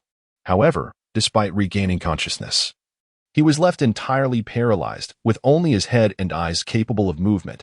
Although he possessed supernatural abilities, he had been grievously injured by Yi Zixiao, rendering his powers nearly useless. He could not even absorb crystals, nor was there any hope for self-recovery. I am still alive, Pang Yunhai exclaimed with fervor, though his speech lacked the clarity it once had. Yes, Bai Huanhuan nodded, wiping away her tears. Subsequently, Pang Yuhai recounted to Bai Huanhuan the circumstances surrounding his injuries and advised her to refrain from seeking vengeance for the time being, considering the vast disparity in their strengths. Bai Huanhuan then shared the recent happenings within the base with Pang Yunhai. You have endured much during this time, Pang Yunhai remarked, attempting to raise his hand to wipe away Bai Huanhuan's tears, but found himself unable to do so. He had learned that during his absence, several high-level supernatural beings within the base had attempted to seize power, constantly pressuring Bai Huanhuan. Fortunately, a faction of fiercely loyal high-level practitioners had remained to support her, calming the unrest under the condition that she would not jeopardize their interests. Additionally, he discovered that his son, Pang Yuinka, had yet to be located, which filled him with exasperation. In truth, Bai Huanhuan was already aware of Pang Yuinka's demise. She had encountered the Chun brothers not long ago. Xiaowan. As the saying goes, true feelings are revealed in times of adversity. Once I recover, I shall surely repay you tenfold, Pang Yunhai vowed, oblivious to the fleeting shadow that slipped past the door. Yes, Bai Huanhuan nodded. Yuhai, you have just awakened. Rest a while longer. I will go and ask the kitchen to prepare some porridge for you, she instructed. Pang Yuhai assented. As Bai Huanwan stepped outside, her expression instantly shifted, her eyes narrowing with a hint of malice. In another room, a burly man, around 30, rushed towards Bai Huanwan as she entered, enveloping her in an embrace just as she attempted to close the door. You are quite eager, Bai Huanwan chided, then turned to push the man away. Alas, the thought of you having to serve that old wretch weighs heavily on my heart, the man lamented. Zhuangsheng, he is now paralyzed except for his head. What more can he do? Bai Huanwan calmly walked to the mirror and sat down, applying powder to her face. Humph, even if only his head can move. It does not mean he is entirely powerless, Zhuangsheng replied. Spare me, I feel nauseated just at the sight of that old man, Bai Huanwan retorted. Then why allow him to continue living? Why not? Zhuangsheng made a gesture across his throat, with such short sight and lesser insight. If he were to die now, would those loyal to him still assist us in managing the base? I do this for our son, once he grows a little older. Bai Huanwan's words trailed off, but Zhuangsheng slammed his hand on the table, his voice raised in anger. Speaking of that makes me furious. My son still calls him daddy every day. Isn't he yours, after all? Desiring power without any willingness to make sacrifices, such a notion is utterly ludicrous. You must endure for the time being. If circumstances prove dire, we could consider having the old man arrange a final testament, entrusting our son to the care of those loyal, extraordinary individuals. In such a scenario, even in the old man's absence, the stronghold would remain safeguarded from falling into the hands of others.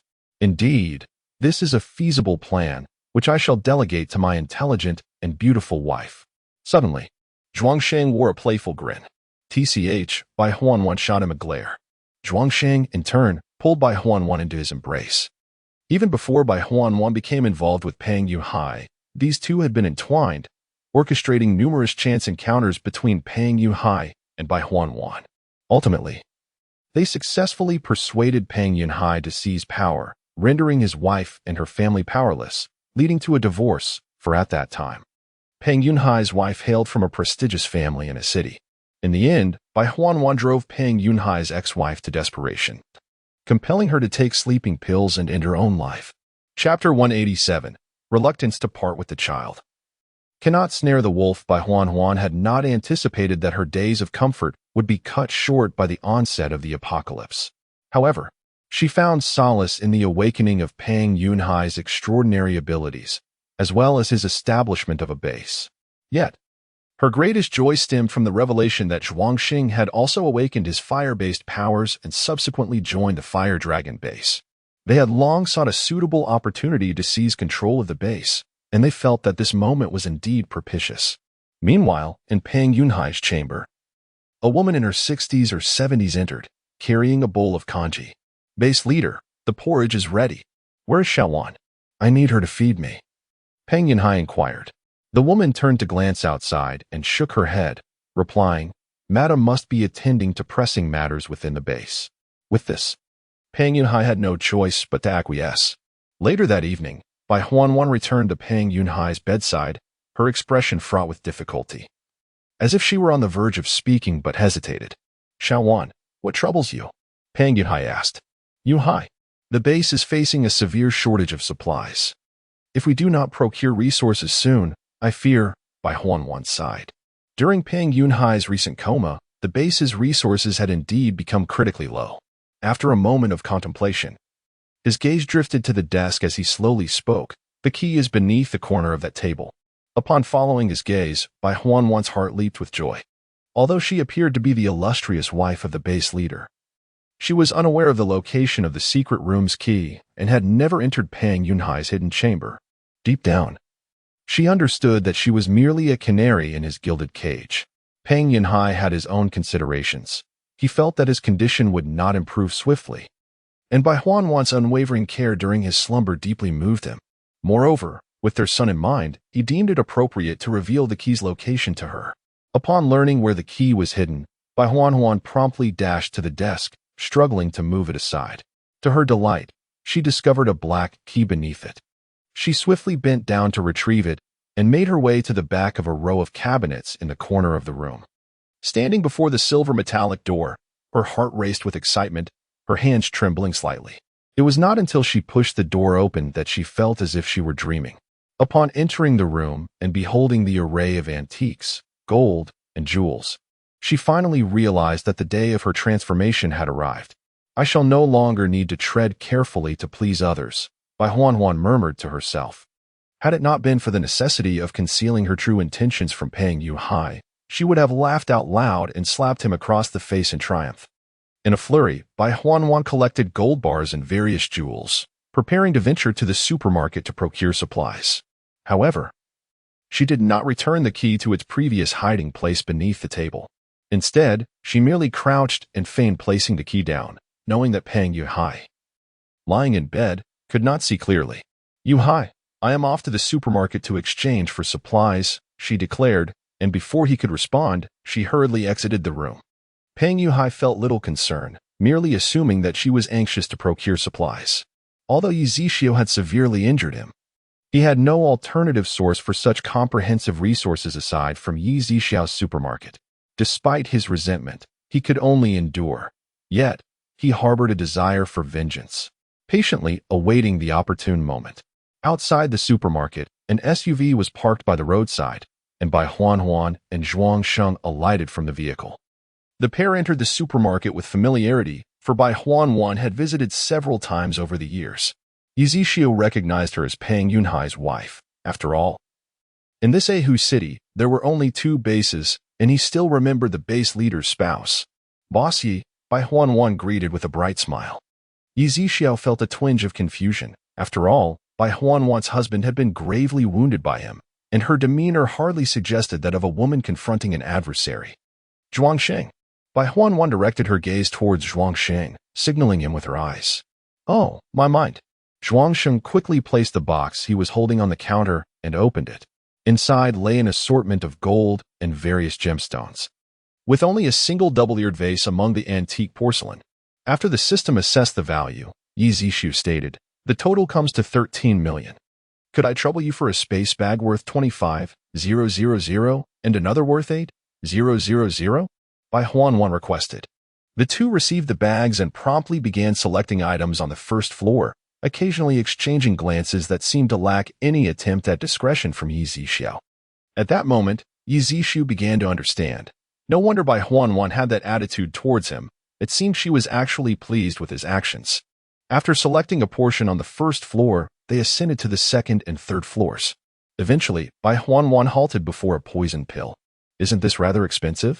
It seems unwise, Zhuangsheng remarked, eyeing the nearly 1 million worth of poison pill. Did you not see the description stating it can cause a silent death? Moreover, it is colorless and odorless, making the cause of death untraceable, Huan pointed out. Well, you can't catch a wolf without parting with a child. Let him have it. For such an expensive medicine, his death would be worth it, Zhuangsheng conceded with determination.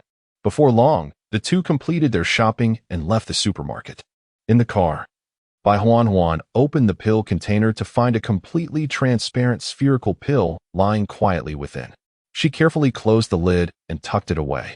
Upon returning to the base, Huan discovered a group gathered around Pang Yunhai's room, primarily composed of the higher-level ability users within the base.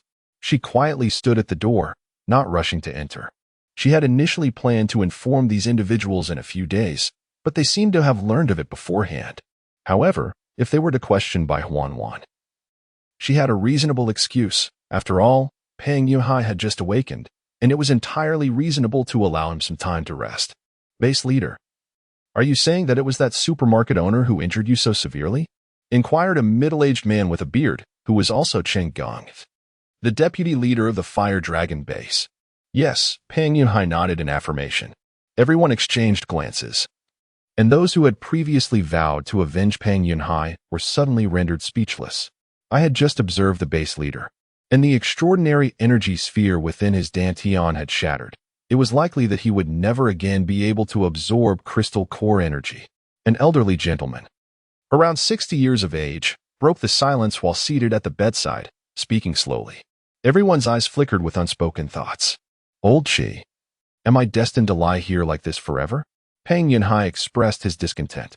Old Chi, known as Chi Zhao, was also an ability user, a 5th-tier wood element practitioner, and held considerable respect within the base. Alas, Ji Zhao sighed, shaking his head. Chapter 188, Elimination of Dissent. The base leader remarked. Perhaps it is somewhat inappropriate to speak of this now, yet given the current circumstances, if we do not elect a new leader for the base soon, chaos is inevitable. Chang Gung concurred. Indeed, the deputy leader speaks wisely. Others nodded in agreement. Pang Yunhai remained silent, and after a while, he spoke slowly. You should go find Yuan Ku. He continued. From now on, he shall manage the base. Very well, Chang Gung nodded, accepting that appointing Pang Yuan Ku as the leader could be feasible. Although he was a frivolous young man without any substantial knowledge, he could be gradually cultivated, especially with so many individuals at the base to support him. Outside the door, Bai Huan overheard their conversation, and a surge of anger surged within her. Indeed, you still think of your eldest son. However, I fear he is likely beyond recovery. Taking a deep breath, her face etched with sorrow, Bai Huan burst into the room, weeping as she wiped her tears. Yunhai, Wu, what's wrong? Pang Yunhai was suddenly gripped by a foreboding sense. He is dead. Upon hearing these words, astonishment swept over everyone, though some felt a sense of delight.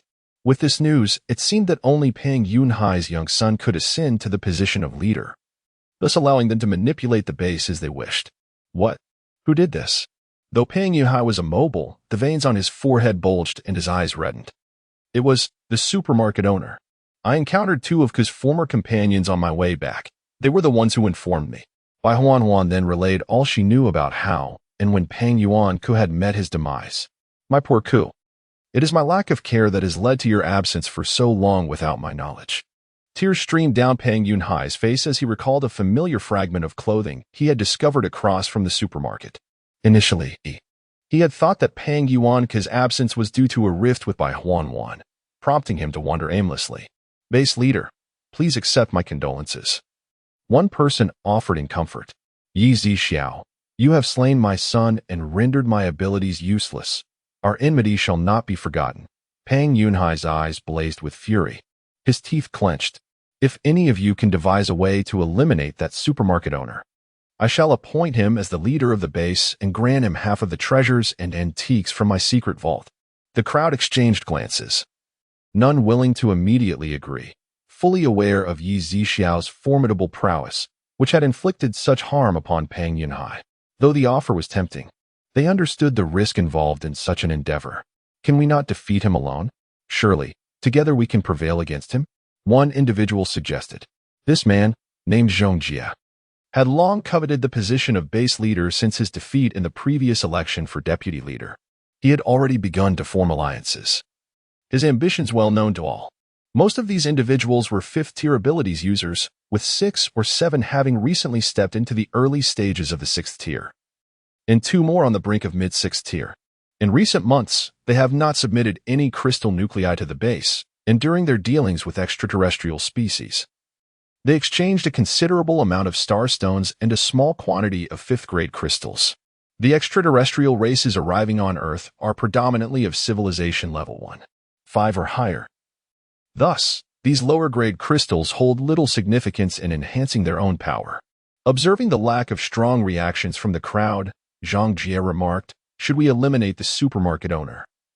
The establishment would then belong to our Fire Dragon base, along with the continuous supply of resources it harbors. Are you not intrigued by that? A portion of the audience exhibited flickering gazes, clearly swayed by his words. However, one individual voiced concern. We still do not comprehend the owner's strength. If he far exceeds ours, would that not be tantamount to seeking death?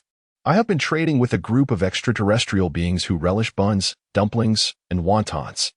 They are quite generous. You might consider discussing with your wives to prepare more of these delicacies, so I can notify them to exchange for star stones and crystal stones.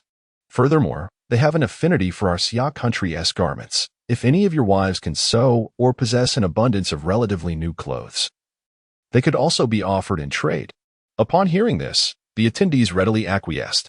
However, the star stones and crystal stones you acquire must yield 10% to me as a referral fee. Is that demand unreasonable? Zhong Jie reiterated. The majority concurred. The extraterrestrial races had only recently arrived on Blue Star, fortuitously encountering his wife delivering dumplings, which captivated their palates. This particular extraterrestrial group belonged to Civilization Level 2. 8. Zhang Jie initially intended to monopolize the star stones and crystal stones provided by them, but even with his wife tirelessly preparing these foods, the supply was insufficient, compelling them to seek alternatives. Thus, this arrangement emerged as a mutually beneficial outcome. In the past few days, Zhang Jie had obtained over a dozen crystals, including 2 7th-grade ones, enabling his breakthrough from late 5th grade to early 6th grade. Days later, many individuals experienced varying degrees of enhancement in their abilities, thanks to the star stones and crystal stones from the extraterrestrial races, with 2 individuals achieving the pinnacle of 6th grade. While Zhang Jie was on the verge of transcending to 7th grade, surpassing Peng Yuhai by several levels. Peng Yuhai, having been in a coma during this period, missed the opportunity to trade with the extraterrestrials. Otherwise, he might have already surpassed the peak of 6th grade, or even reached 7th grade. After all, as the base leader, everyone was obliged to contribute a fraction of their gains to him. On this day, everyone was preparing to head to the supermarket. "Are you truly planning to go?" Qi Zhao called out, halting the group. "Fortune favors the bold. With so many of us, what is there to fear from a single individual?" One person responded, "I still sense that the supermarket owner is overly enigmatic. I urge you all to reconsider." Qi Zhao implored once more. "We have made our decision. I hope that once we procure resources, you will refrain from causing trouble," Zhang Jie asserted. "Rest assured, we will not," came the collective reply. At that moment, Cheng Gung approached from a distance, coldly stating that while some individuals are willing to seek fortune amidst danger, there exists a considerable number who are particularly cautious and dare not venture into risks, with at least 200 or 300 high-level abilities refraining from taking chances. The 20 individuals present were merely a small fraction of the base, having long harbored ambitions of establishing themselves as sovereigns and usurping the base. Now that an opportunity lay before them, how could they possibly relinquish it? Their minds were already clouded by the intoxicating allure of power. Peng Yunhai's actions were also a strategic maneuver. It was not an act of vengeance against Yi Zixiao, but rather an endeavor to eliminate those who harbored treacherous intentions toward the base. The group of 20 swiftly drove towards the supermarket. Bai Huanhuan was also aware of Peng Yunhai's intentions. During these days, she had informed a dozen or so high-level abilities who remained loyal to her, to refrain from seeking revenge. Moreover, she covertly incited 3 or 4 individuals, particularly devoted to Peng Yuhai, to exact retribution on his behalf. For Bai Huanhuan, this also served as a means to eradicate potential rivals. Chapter 189. Apologies for the wait at that moment in the supermarket. Ling Lichu had just retrieved a considerable amount of valuable items, exchanging them for 3 billion, intending to procure supplies for trade with extraterrestrial races, in hopes of acquiring more crystal stones. After all, resources from abroad remained exceedingly scarce, and these alien species would be wandering about. Zixiao, 1 billion in various snacks, frozen foods, ice cream, and beverages, Ling Lichu stated. "Yes, and what else?" Yi Zixiao inquired, casting a glance at Ling Lichu. "Fruits for 500 million, meats for 500 million, and those beauty-enhancing elixirs for 500 million, as well as the kind that emits a pleasant fragrance when consumed for 500 million. Ling Lichu reiterated. "All right," Yi Zixiao nodded, well aware that some extraterrestrial beings possess unique body odors, particularly the peculiar-looking beast men who were covered in fur. Among them, some female beast men, in their quest for popularity, prefer to scent themselves alluringly. Yi Zixiao carefully stowed all the requested items into a spatial pouch. Just as Ling Lichu had secured the bags from the counter into the pouch, suddenly, 6 off-road vehicles sped towards the supermarket, coming to a screeching halt on the road outside. The doors swung open, and a group of 20 individuals descended from the vehicles, exuding an intimidating presence. Yi Zixiao observed the unsavory newcomers, a subtle smile gracing her lips. Ling Lichu raised an eyebrow slightly, a smile lingering as he glanced at them before turning to Yi Zixiao, saying, "Remember to leave some for me."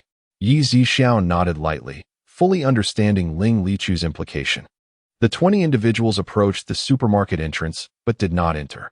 Instead, they directed their attention to Yi Zixiao, addressing her forthrightly. Bossy, you've severely injured the leader of our fire dragon base and killed his son. You owe us an explanation. The leader, Zhang Jie, demanded. What?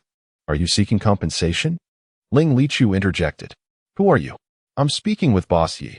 You have no right to interject, Zhang Jie retorted disdainfully, casting a scornful look at Ling Lichu. Ha ha.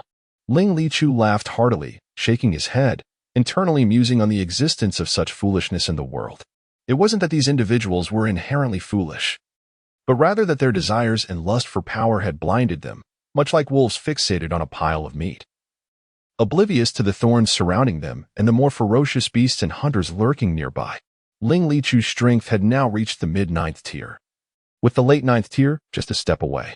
As the primary owner of the crystal stone veins on Blue Star, his progress had been remarkably swift. Were it not for the scarcity of high-grade crystal stones, which limited the enhancement of his physical capabilities, he would have already distanced himself from these individuals by a considerable margin. Nevertheless, even so, he remained, aside from Yi Zixiao, the most formidable individual across all beings on Blue Star. Furthermore, having consumed an immense quantity of awakening elixirs, Ling Lichu now possessed powers in fire, dual spatial, lightning, and mental abilities. However, due to excessive consumption, further intake of awakening elixirs had ceased to be effective. What do you want as an explanation? Yi Zixiao inquired with keen interest. Hand over this supermarket to us, and surrender all the supplies from your spatial storage. Zhang Jie said, furthermore, you must disclose the origin of your supplies. Another person interjected. It seems that regardless of the passage of time, there are always those who harbor designs on the supermarket. Yi Zixiao murmured, what gives you such confidence? Curiosity stirred within her. We acknowledge your prowess, yet even the mightiest fists cannot prevail against the multitude. There are 20 of us here, all advanced abilities users. Even if you can contend with us, should we both suffer losses, our base remains nearby. Do you truly believe you can escape? One individual asserted. In truth, they were reluctant to resort to violence to seize the supermarket and all the supplies within Yi Zixiao's domain. Firstly, they held a certain apprehension towards her strength. Secondly, they wished for Yi Zixiao to elucidate why the supermarket's supplies could continuously replenish. They speculated whether this supermarket possessed some artifact capable of infinitely duplicating all provisions. They believed that if this were the case, even without the vast base of Pang Yu Hai, they could easily establish their own base with sufficient resources to expand, especially considering they were all advanced ability users. Though these individuals had visited the supermarket, they had primarily shopped for necessities on the first and second floors. As for the upper levels, they had merely glanced at them from behind the counter and deemed them useless, never bothering to explore further, thus remaining oblivious to the wonders above. Those from the Fire Dragon base who had ventured to other floors did not accompany them, and there was no need to discuss it. These people, emboldened by their superior abilities, looked down upon others, while the latter secretly wished for their downfall. Have you come to a decision? Zhang Jie inquired. Decision made. The supermarket shall not be relinquished, but I can deliver you to him. Yi Zixiao gestured towards Ling Lichu. What do you mean? The members of the Fire Dragon base were somewhat perplexed. You will understand soon enough. Yi Zixiao lightly waved her hand. Suddenly, everyone was hurled into the air by an invisible force, blood spattering from their mouths as they fell heavily onto the ground across the road. Yi Zixiao had held back, and they were merely injured, their lives not in peril. Groans filled the air as they struggled to sit up, and in that moment, they grasped the absurdity of their earlier demands and the terror of Yi Zixiao's strength. Run, one person managed to shout. Initially motivated solely by a desire for vengeance against Pang Yu Hai, but now, fear consumed their thoughts. However, when they clutched their chests and ran a mere few meters, they collided with an unseen barrier. Bang, bang, bang. The series of impacts left nearly everyone with streaming noses. In their haste, some were struck so hard that they saw stars, dizzy and unsteady, falling to the ground. These individuals are yours. Yi Zixiao turned to Ling Lichu and smiled. Thank you. Zixiao, Ling Lichu nodded with a grin. He then swiftly appeared behind these people, removing his sunglasses, as wearing them while eating was rather inconvenient. All right, my beloved food. I apologize for the wait. Ling Luchu revealed a wicked smile. As the crowd turned at the sound, they beheld Ling Liuchu's blood-red eyes. You are the Zombie King. Zhang Jie clearly recognized Ling Liuchu's identity, his speech faltering, lips trembling, and body shaking in fear. Spare us, Zombie King. We were blind to your true nature. With Zhang Jie kneeling and bowing in supplication, others quickly followed suit, repeatedly prostrating themselves. There is no need for such futile gestures. Ling Luchu waved his hand, suddenly appearing before Zhang Jie. Was it not you who claimed I lacked the right to speak? Ling Luchu raised an eyebrow, inquiring. Chapter 190. Have you been poisoned? No, it is not that. Rather, I am unworthy, merely a tiny ant, a piece of refuse. I implore you, Lord Zombie Emperor, to spare me, I beseech you. Zhang Jie wept bitterly, his earlier arrogance dissipated. I do not possess great mercy. I am a person with a narrow heart, one who repays enmity in kind, Ling Luchu replied, shaking his head with indifference. No. Before Zhang Jie could fully comprehend, he felt a searing pain in his neck, followed by a torrent of blood. He attempted to utter something, but blood gushed forth uncontrollably from his mouth. Cough, save. As Zhang Jie's voice faded into a series of disjointed, indistinct sounds. His consciousness gradually blurred until he drew his last breath. Witnessing this harrowing scene, everyone was paralyzed with fear, frantically fleeing in all directions.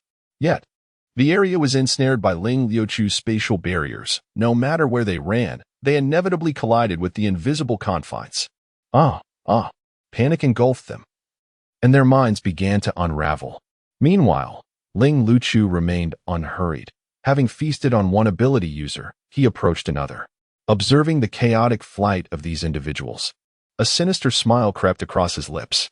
Ling Luchu resembled a wolf among sheep, reveling in the bloodlust and the thrill of the chase. His zombie cells stirred with exhilaration.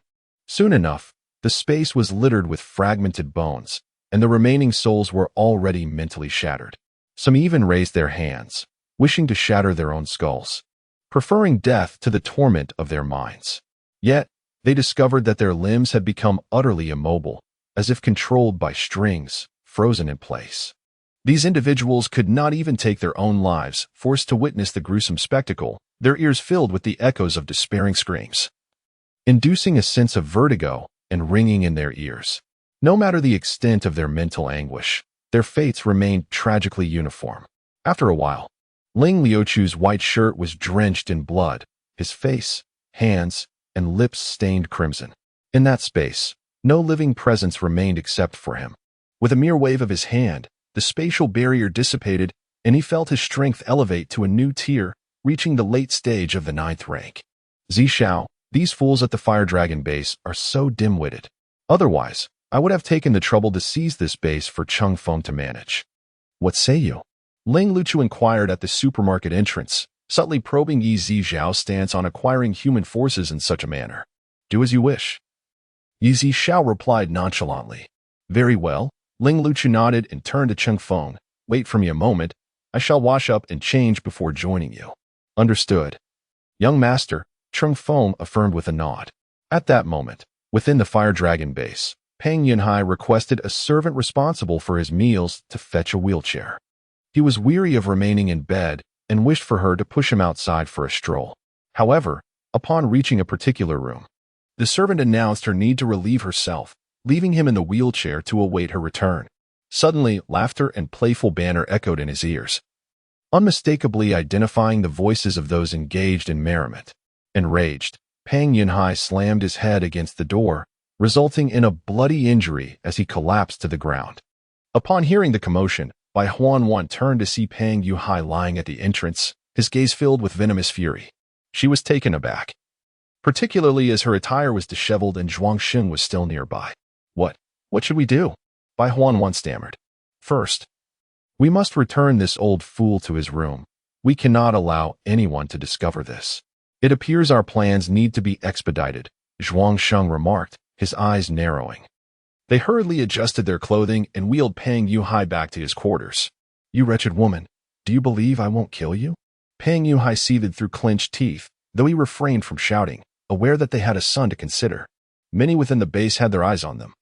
And if this affair were to come to light, it would provide ample justification for expelling Bai Huan, leaving their only son without protection. He still harbored hope that Bai Huan might reconsider, biding his time until their son was capable of assuming control of the base, at which point he could deal with her. You wish to kill me? In your current state, do you truly believe you can? Bai Huan retorted disdainfully. Before long, Peng Yunhai was returned to his bed. Zhuang Sheng glanced at Bai Huan, who nodded in agreement, retrieving a transparent pill purchased from the supermarket. She placed it in a glass of water, where it dissolved within moments, becoming invisible. Yunhai, seeing you so furious, you must be parched. Come, have a drink to soothe your throat, Bai Huan said as she approached him. I am not thirsty. I refuse to drink. No need for such pretenses. Peng Yunhai turned his head away defiantly. You will drink, whether you wish to or not. A glint of malice flickered in Bai Huan's eyes as she turned to Zhuang Sheng. You poisoned it? Peng Yunhai, despite his circumstances, grasped the situation. I have no intention of killing you, yet you seek to eliminate me? We have a son. Should you perish, our child is still young. And you would find it difficult to navigate the base. Peng Yunhai implored. Yet, Bai Huan disregarded his words entirely, seizing his face while Zhuang Sheng held his head in place. You, gurgle, you will not have a good death, gurgle. Peng Yunhai spluttered as they forced the poison down his throat, cursing them both. Cough, cough. Bai Huan, you treacherous woman. Betraying me with another man behind my back, you will both face dire consequences, and I shall await you in hell. Veins bulged on his forehead as he attempted to continue speaking, but he felt vitality ebbing from his body, each word becoming increasingly laborious. However, the words that followed from Bai Huan sealed his fate, leaving him unable to find peace in death. Bai Huan turned to Zhuang Sheng and smiled, saying from now on, our son shall never again call anyone else father. What did you say? Peng Yunhai gasped, his eyes wide in disbelief, and he collapsed on the spot. At that moment, Bai Huan hurriedly sent Zhuang Sheng away, closed Peng Yunhai's eyes, and then, weeping, she ran outside, crying, Yunhai. Yunhai. Someone, quickly. The base leader is in trouble. Before long, Peng Yunhai's room was crowded with people. What on earth happened? Qi Zhao asked in a hushed tone. I don't know. Sob. I just stepped out for a moment, and when I returned, I found Yunhai lying on the floor, sob. Sob. Bai Huan could only cry intermittently, leaving everyone aware that no answers could be gleaned, and they could only offer her their condolences. Cheng Gung shook his head and sighed deeply, saying, Alas, with the base leader so gravely injured, it is akin to a fate worse than death. Perhaps this is a form of liberation. Chapter 191. A dilemma, however, how could the base leader possibly fall from his bed? One individual pondered aloud. It would be prudent to apprehend the caretaker and interrogate her thoroughly. Perhaps her negligence allowed the base leader to fall unattended. Another suggested, Woe is me. It is all my fault. I failed to care for Yunhai properly. Bai Huan, upon witnessing the turmoil, began to weep once more. My dear lady, you are burdened daily with the myriad affairs of the base while also attending to the base leader. It is no wonder you feel overwhelmed. Zhuang Sheng promptly offered words of comfort. Alas, it is dire news. The deputy base leader is in trouble.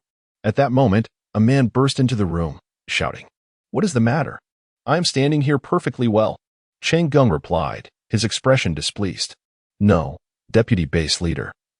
2 unidentified high-level ability users have breached the base and injured many of our people. The newcomer hastily gestured to clarify. What transpired? Everyone exchanged glances, suspecting that someone had learned of Peng Yunhai's demise and sought to take advantage of the base's disarray. Let us go outside and investigate. Cheng Gung declared. My lady, let us first see what is amiss. Qi Zhao suggested. Indeed.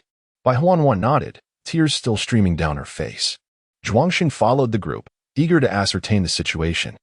Meanwhile, above the grand hall of the base, Ling Lichu lounged comfortably in a chair, his legs crossed, exuding an air of regal tranquility, akin to a sovereign ruling over his domain, while Cheng Feng stood respectfully by his side. Many ability users from the Fire Dragon base lay scattered across the hall, some with severed limbs or broken ribs, writhing in agony. At that moment, the earlier group of dozens hastily entered the hall. The sight of the injured ability users stirred a tempest of fury within them, yet they refrained from rash actions. Who are you truly? I do not recall our base having wronged someone of your stature. Qi Zhao inquired sternly.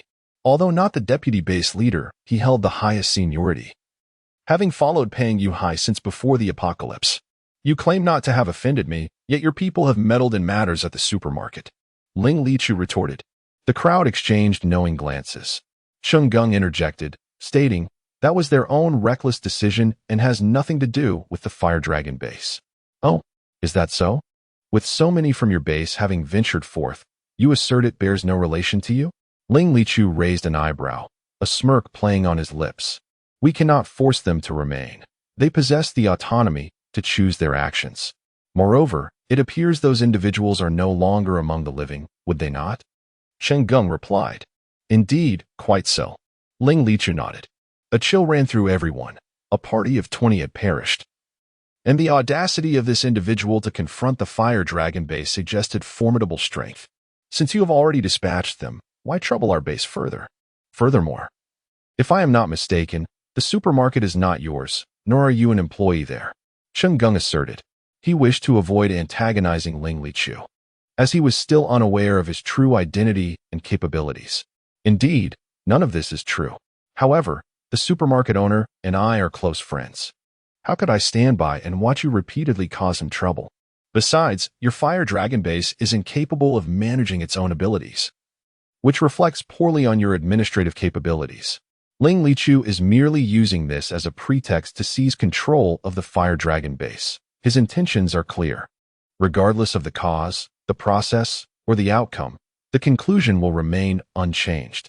However, these ability users still hold value for Ling Lichu, and naturally, he does not wish to eliminate them, provided they remain obedient. Those who refuse to comply may meet their end without hesitation. What do you truly want? One individual, unable to contain his indignation, pointed directly at Ling Lichu, his face flushed with rage. Since you are incapable of managing a single base, allow me, Cheng Feng, to take the position of base leader. If you genuinely submit, I shall not make things difficult for you. But if you intend to create trouble, do not blame me for the consequences. Ling Lichu responded with an unperturbed tone. What? A young man, filled with fury, glared back at him. Not just him, but everyone clenched their fists in anger. After all, Ling Lichu not only demanded they relinquish control of the base, but also insisted that his subordinate take the position of base leader. This demotion rendered them subordinate to their own subordinate, an affront they found intolerable. Who the hell do you think you are? The young man spat, cursing vehemently. Ling Lichu smiled faintly, shaking his head. In an instant, Cheng Feng appeared beside the man, swiftly grasping his neck. Crack! Before the man could react, Cheng Feng discarded him to the ground as one might throw away a dead chicken. Cheng Feng possessed a spatial ring, similar to Bai Yi's, capable of concealing the level of his abilities. These individuals were completely unaware that Cheng Feng had already reached the early stage of level 7. While their highest rank barely reached level 6, Cheng Feng's actions were swift, decisive, and ruthless.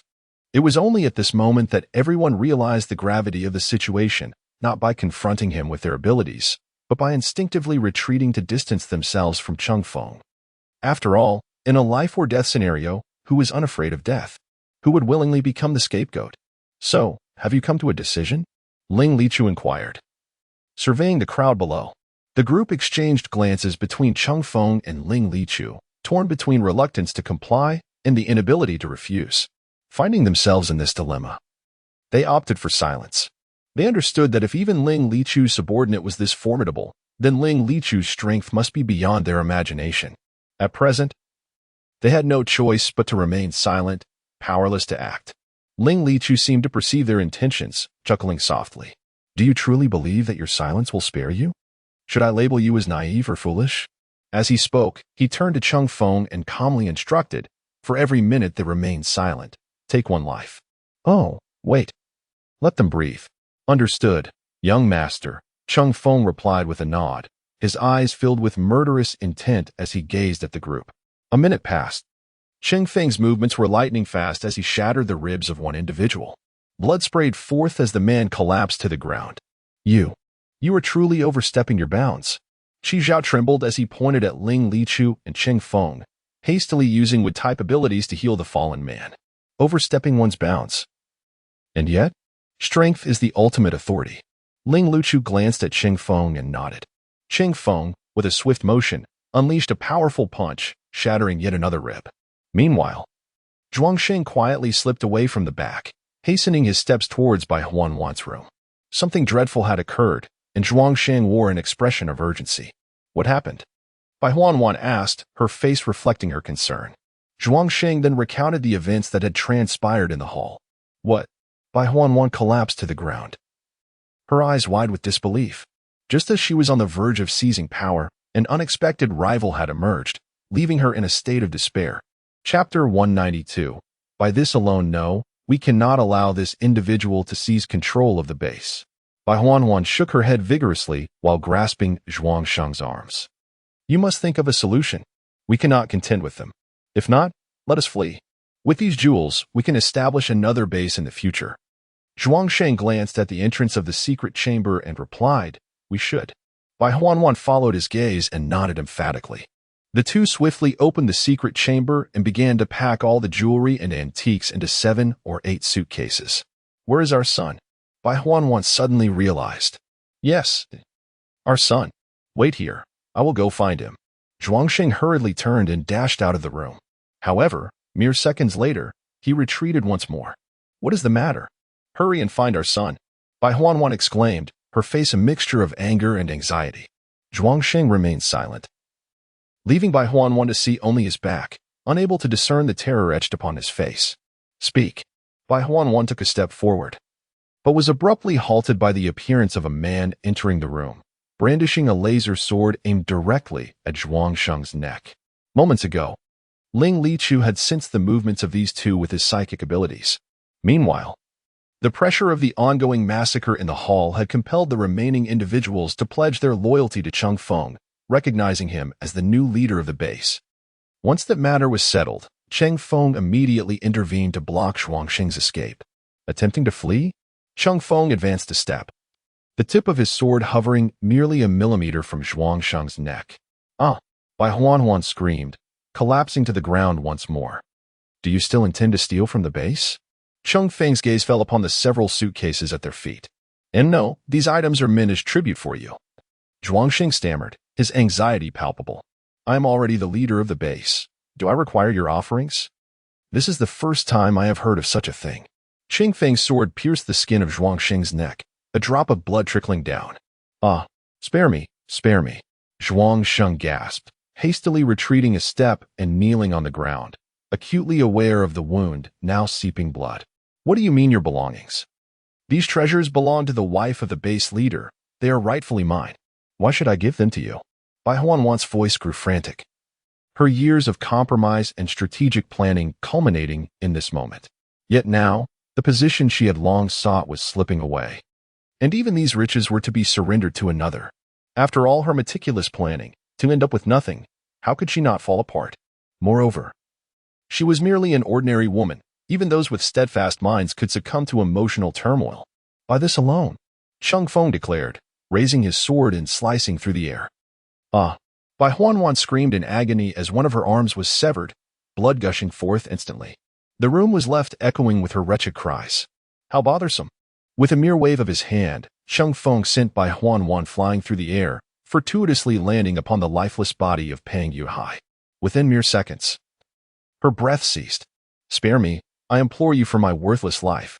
It was that woman who incited all this, Zhuangsheng hastily pleaded. Just then, a young boy, no more than a few years old, burst into the room. Upon seeing Bai Huanwan and Pang Yunhai, both drenched in blood, his gaze shifted to Cheng Feng. I will kill you. I will kill you for bullying my parents. The boy brandished a wooden sword, pointing it vehemently at Cheng Feng. Be good, quickly go outside. Hurry. Zhuangsheng, regaining his composure from the shock of his son's sudden intrusion, spoke gently. You are a villain too. You want me to call you dad? I will kill you as well. The young boy screamed at Zhuangsheng. Get out. Get out now? Zhuangsheng could only resort to threats to usher his son away. However, Cheng Feng scrutinized the boy and then Zhuangsheng, noticing their strikingly similar features. Suddenly, He burst into laughter, exclaiming, "I never imagined the leader of your previous base would wear such a large green hat." And no, that's not true. Zhuangsheng attempted to refute, but the boy's wooden sword had already struck Cheng Feng. "You all seem so united as a family." With a flick of his hand, Cheng Feng sent the boy hurtling away, leaving him lifeless upon the ground. "Ah, no." Zhuangsheng, witnessing his son's demise, instantly crumbled, his eyes bloodshot and veins bulging on his neck and forehead. Yet, in the next moment, Cheng Feng thrust his sword through Zhuangsheng's heart. Zhuangsheng's eyes widened in shock as he collapsed, lifeless. At that moment, Ling Lichu entered the room, swiftly collecting most of the jewels into her space before departing the base. She entrusted the remaining matters to Cheng Feng. Ling Lichu then returned to the supermarket, purchasing another 2 billion worth of supplies before boarding a plane back to Britain. In the ensuing period, the authorities and certain bases aware of the supermarket also came to Yi Zixia to acquire numerous goods, intending to conduct trade with alien races in exchange for starstones and crystals. As time slipped by, over a month passed, during which Yi Zixiao's sales accumulated to a staggering 6.8 billion, qualifying him for a prize draw. Yi Zixiao drew 10 level 31 crystals, elevating his strength to the late stage of the 30th tier. One morning, Ling Lichu and Bai Yi arrived outside the supermarket, preparing to accompany Yi Zixiao to Wanjing Planet. At that moment, an official base's aircraft touched down nearby. Yang Long disembarked, followed by a man and a woman of foreign descent, with blonde hair and prominent features, appearing to be around 25 or 26 years old. "Boss Yi," Yang Long called out. "Greetings, Boss Yi. I am Yelena." "Hello, Boss Yi. I am Kaiwei." The two foreigners chimed in unison, introducing themselves in fluent Xiao language. Indeed, Yi Zixiao nodded slightly. These two foreigners had been mentioned to him previously by Xue Hongsong, who suggested they embark on a spacecraft together. Initially, Yi Zixiao was hesitant to agree, but upon learning that the foreigners were willing to provide the coveted black gold, energy stones, and energy liquids necessary for the voyage, he found it difficult to refuse. Moreover, these energy stones and liquids were exclusively available from him. Although other planets possessed them, the foreigners required a supply for their round trips to Blue Star, making it impractical for them to sell any. Thus, not only would Yi Zixiao avoid the expense of energy stones himself, but he could also profit from the arrangement, making it a mutually beneficial endeavor. After all, the distance between planets incurred significant costs. Subsequently, the two foreign individuals entered the supermarket, retrieving a box of crystal nuclei and 3 boxes of jewelry, collectively valued at 1.26 billion. They also ascended to purchase black gold energy stones and energy liquids, which they then entrusted to Yi Zixiao, as they were unfamiliar with their usage. Chapter 193. Inquisitive Curiosity After a Round Trip. The spacecraft hardly consumed such an abundance of energy stones and liquid. Yi Zixiao remarked, "It's no trouble. We are immensely grateful that boss you can take us along." Yelena immediately responded, "That's right." Yi Zixiao nodded in acknowledgement. Since they expressed such sentiments, he graciously accepted their gratitude and stored the black gold energy stones and liquid into his space. "Let us depart," Yi Zixiao said, directing his gaze towards the two foreigners. He then exited the supermarket, waving his hand to envelop it within his space, subsequently retrieving a vessel considerably larger than the one previously utilized for the journey to Dark Current Star. This ship housed 6 rooms, each equipped with a private bathroom, in addition to 2 kitchens, 2 living rooms, and 2 dining areas, with a total area of approximately 330 square meters. The group boarded the ship in succession, setting sail towards Wanjing Planet. "Boss Yi's spacecraft is truly remarkable," the foreign woman exclaimed as she explored the interiors, giving Yi Zixiao a thumbs up. "If you find it appealing, you can discuss with your national leaders about acquiring one upon your return," Yi Zixiao suggested casually. "That's a splendid idea. We had considered it as well, but we are uncertain about the price of such a vessel," Yelena inquired. 100 billion, Yi Zixiao replied. "Oh my heavens," Yelena gasped, covering her mouth. She was aware that the 100 billion from Yi Zixiao's supermarket equated to several hundred billion worth of jewelry and antiques. However, after a moment of astonishment, she smiled. "Though it is expensive, it is certainly worth it. Boss Yi is an invisible billionaire. Bossy must be the wealthiest individual on Blue Star. After all, nearly half of my fortune has found its way into his pockets, Ling Lichu approached, playfully teasing. Yi Zixiao rubbed his forehead. Ling Lichu was indeed correct. Although they belonged to an ancient aristocratic family, most of their assets in foreign trade, film, real estate, automobiles, and various non-jewelry minerals had lost value nearly entirely since the apocalypse. The remaining items that could be exchanged in Yi Zixiao's supermarket were generally offered at approximately 50 to 80% of the market price, with the higher and typically reserved for precious metals like gold. Such rates were considered generous, given that the materials he presented were rare. If they were merely worthless jewels, the discounts would be even steeper. The Zombie King is also one of the most powerful individuals on Blue Star, Yulina remarked. Ling Lichu, not wearing sunglasses, recognized him, particularly due to his distinctive blood-red eyes. It was widely known that aside from the Zombie King's crimson gaze, any alterations to one's physical capabilities through star stones or crystal stones would not affect the color of the eyes. Boss, dinner is ready. At that moment, Bai Yi emerged from the kitchen, donned in a white dog-themed apron, though he had only prepared a meal for Yi Zixiao and himself. After Yi Zixiao's departure, the others did not attend to cooking, as they were all at least 6th-tier ability users, as long as they had star stones and crystal stones to replenish energy. They could go a month without food without feeling hunger. Subsequently, they each chose a room to rest, leaving the largest room for Yi Zixiao by mutual understanding. As time elapsed, over a month later, the spacecraft gradually descended above a planet adorned in a harmonious blend of white and azure hues. This was the illustrious Wanqing planet. Yang Long was somewhat astonished, for it appeared colossal, estimated to be 7,000 or 8,000 times the size of Blue Star. The surface of this planet was predominantly covered in white stones, while the towering mountains were lush with verdant trees, each leaf glistening with the freshness of newly sprouted buds. At this moment, the area bustled with various extraterrestrial species. Some were enticing customers from the fronts of their quaint shops, others reclined leisurely with legs crossed, and some were setting up their stalls, establishing their marketplace presence. Yi Zixiao selected a relatively open space to land the spacecraft, and everyone disembarked in succession. Subsequently, Yi Zixiao stored the spacecraft in a spatial compartment and addressed the crowd. I intend to explore that area. We shall accompany Boss Yi, they responded in unison. Bai Yi remained silent, feeling an innate inclination to stay alongside Yi Zixiao. Meanwhile, others experienced a sense of insecurity, for they had just arrived in a realm teeming with advanced civilizations. A single misstep could render their interstellar journey perilous and irreversible. As they wandered, observing and listening, they learned that Wanqing Planet had previously been an uninhabited, desolate world. All the inns, taverns, clothing shops, stalls, and trinkets were brought in from other planets by various travelers. After exploring for a while, Yi Zixiao casually selected an open area to retrieve his supermarket from the spatial compartment, maintaining a distance of approximately 70 to 80 meters from other establishments, with no shops in the vicinity for the time being. Boss Yi, we shall go explore, said Yulina.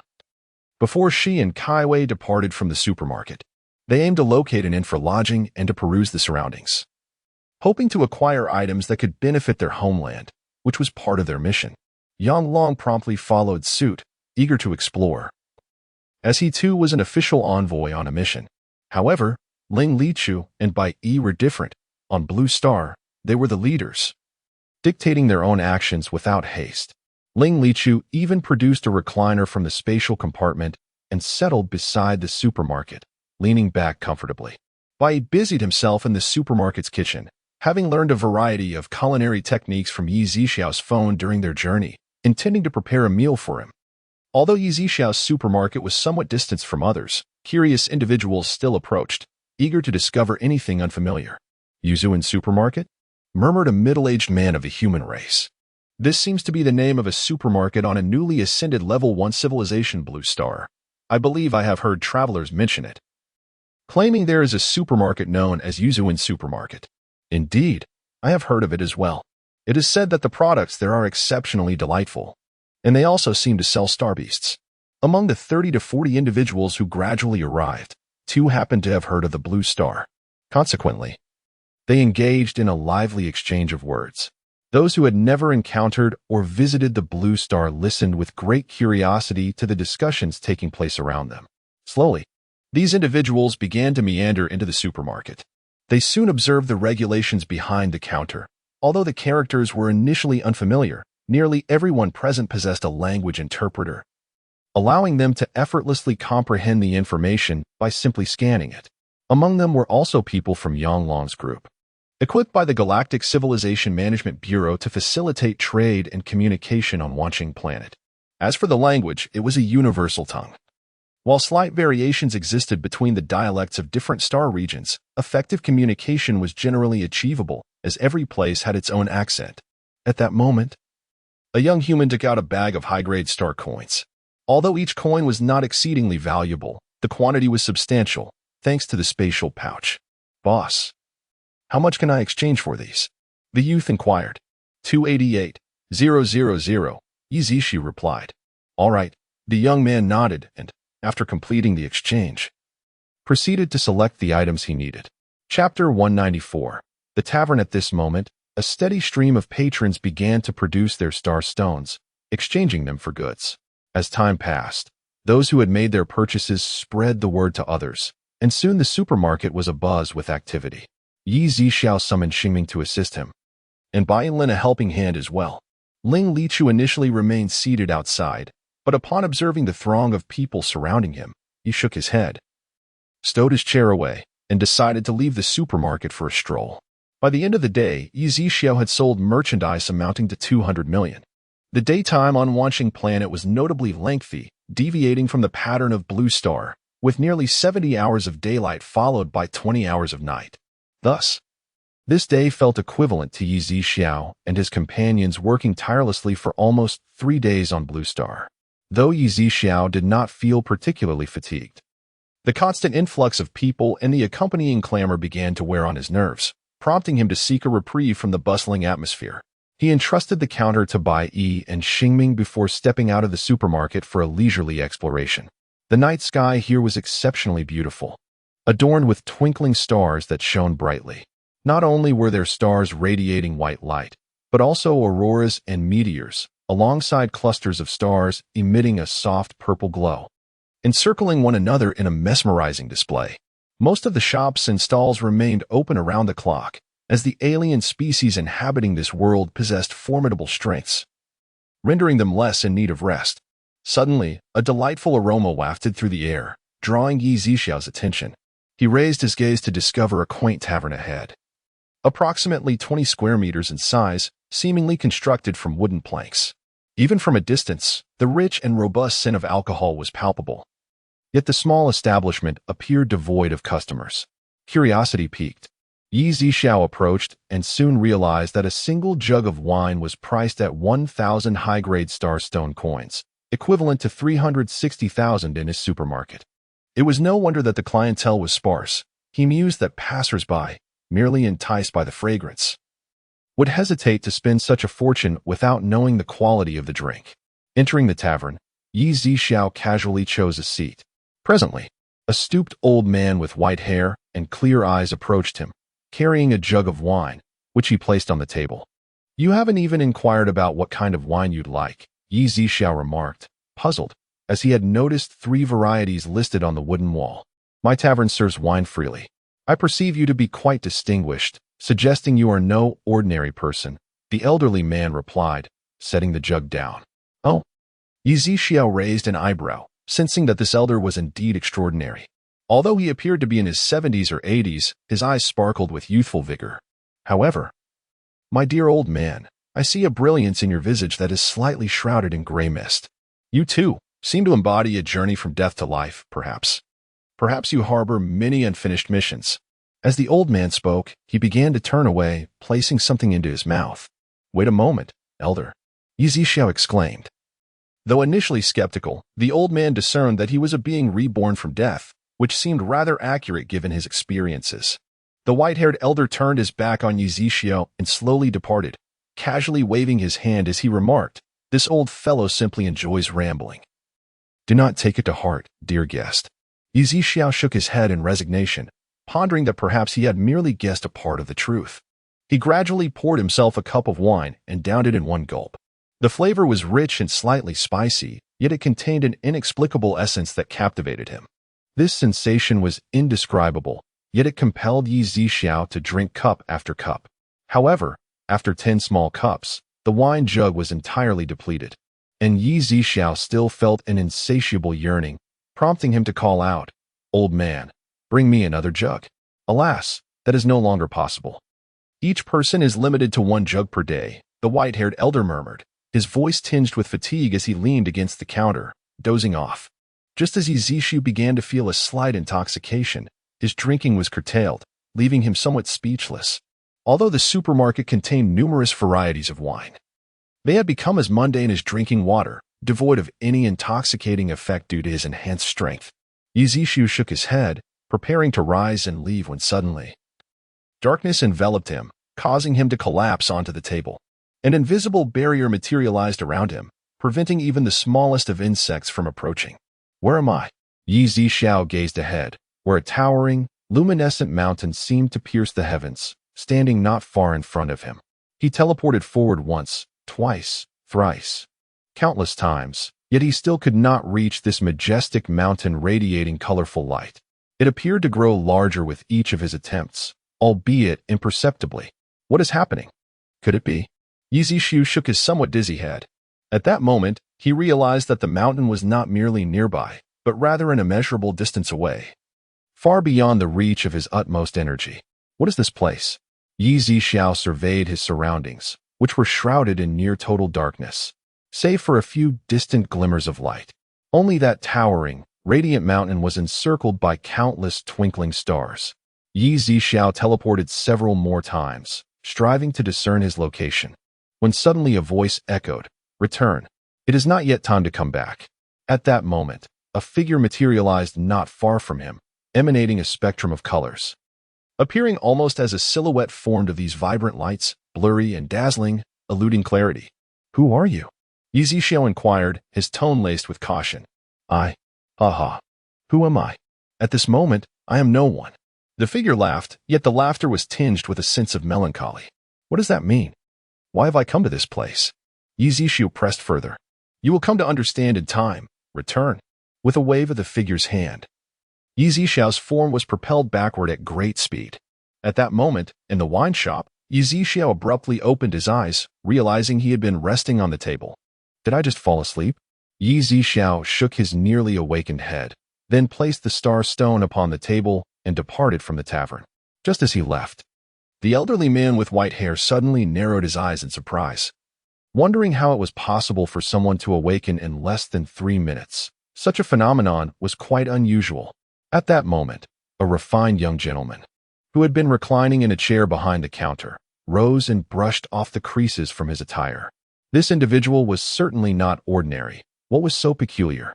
Did he perhaps think that Yi Zixiao, like others, would succumb to intoxication for at least 3 days and nights, or remain trapped in a state of consciousness, unwilling to awaken forever? Chapter 195.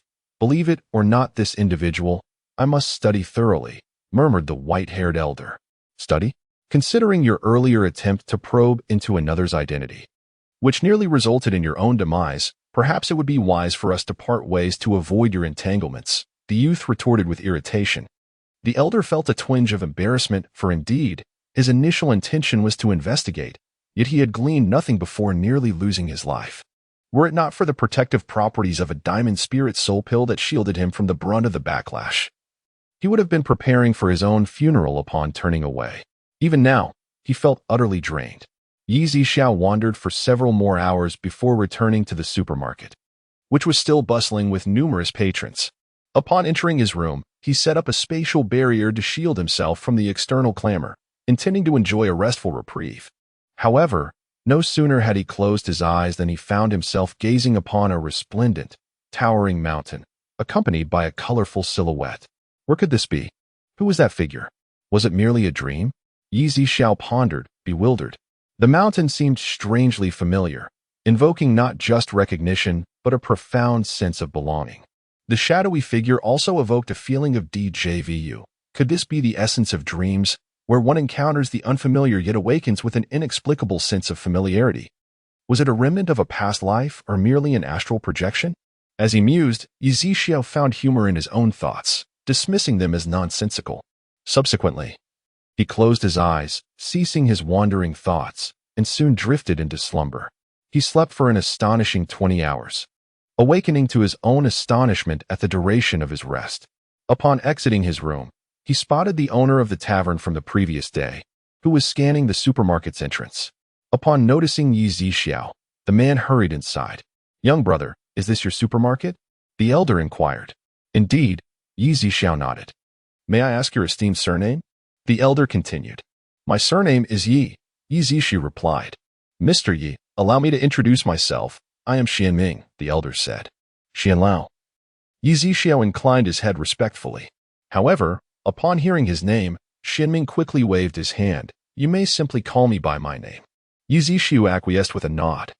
"This supermarket appears rather extraordinary," Xianming mused, as he ambled further inside, eventually standing at the counter. He then produced a gold ingot the size of a brick from his spatial storage, placing it upon the counter. Yizixiao was taken aback. It was his first encounter with such a substantial piece of gold. 5.88 million, Yizixiao remarked. "Very well, I shall peruse the supermarket for a while," Xianming stated. Beginning to explore the first floor, Yizixiao paid him no further mind and instead checked his system balance, which had increased by over 2 billion after deducting the inventory costs. "Dabai, you've worked hard these past few days. Why not take some time to enjoy the outside?" Yizixiao suggested, recognizing that Dabai had not yet ventured beyond the supermarket, having assisted him throughout. "Boss, I do not find it burdensome," Dabai replied. Dabai shook his head repeatedly, then began to busily assist Xianming at the counter. Yizixiao nodded, accepting Dabai's desire to remain in the supermarket. Before long, Xianming had arrived on the 4th floor. He had not paid much attention to the 1st and 2nd floors, and he lingered only briefly on the 3rd. However, upon reaching the 4th floor, his eyes flickered with intrigue. He was aware that Yizixiao hailed from the advanced civilization of Blue Star, and the robots on this floor were clearly beyond the manufacturing capabilities of 1st or 2nd-tier civilizations, let alone 3rd-tier ones. After observing for a moment, Xianming proceeded to the 5th floor. Upon seeing the elixirs, Xianming's eyes brightened. "These are indeed remarkable items," he murmured to himself, eagerly selecting several unfamiliar elixirs. He held a keen interest in these concoctions, many of which he lacked the means to create himself, nor did he possess their formulas.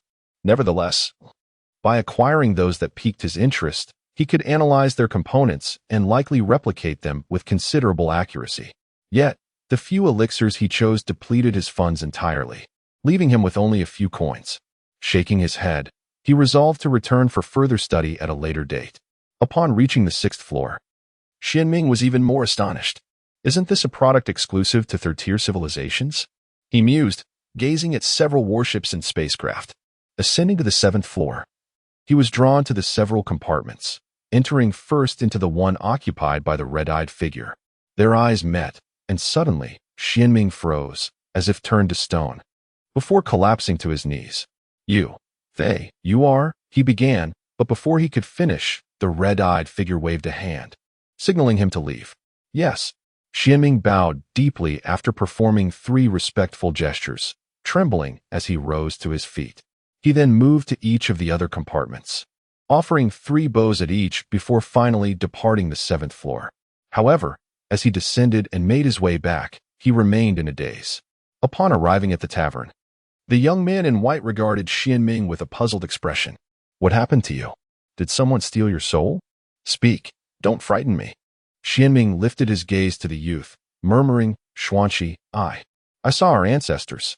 Are you out of your mind? Is this a side effect from yesterday?" Xuanqi raised a hand as if to check Xuanming's forehead. "It's true," Xianming affirmed once more, brushing off Xuanqi's hand. "Impossible. Our ancestors reached intermediate civilization 30 billion years ago, and over 20 billion years ago, they ascended to a higher civilization.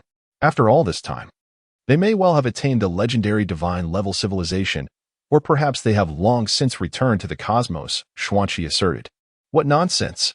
You're the one who is out of touch with reality," Xianming retorted. "Though we have seen images of our ancestors, we have never encountered them in person. How can you be certain that they were indeed our ancestors? What if it was a deception? Xuanqi remained skeptical. Only a handful, fewer than 8, have seen the likeness of our ancestors and are still alive. Who could imitate them so accurately?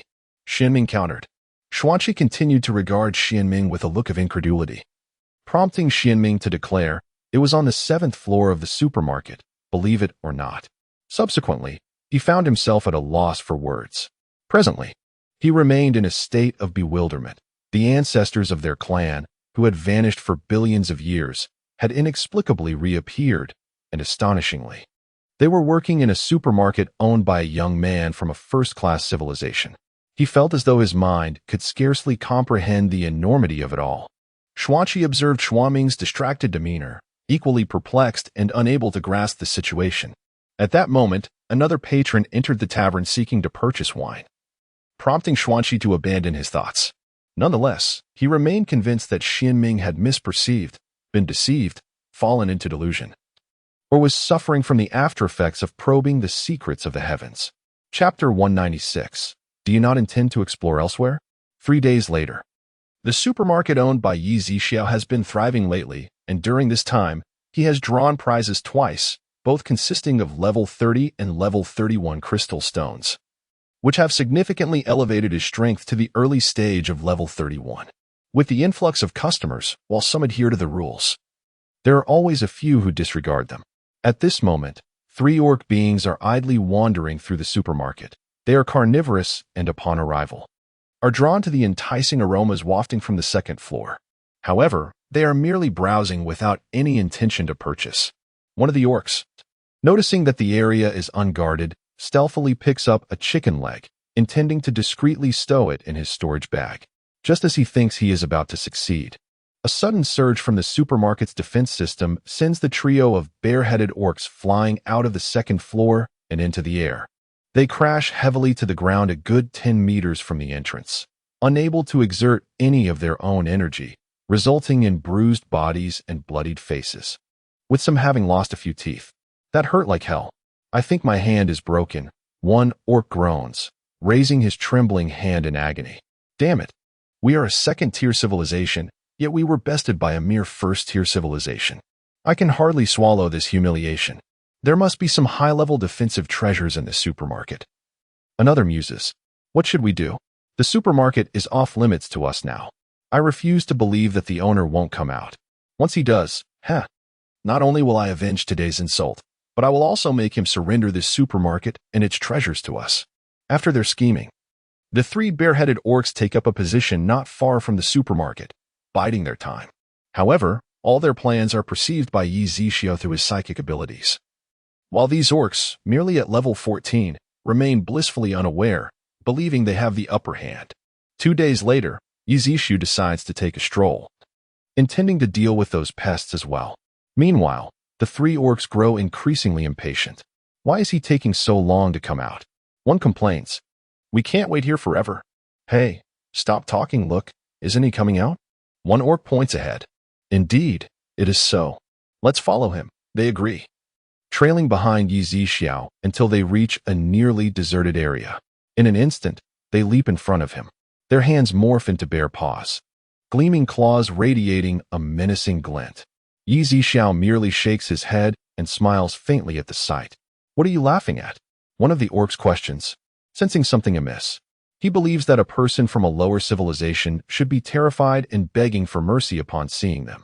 "I laugh at your foolishness," Yi Zixiao replies calmly.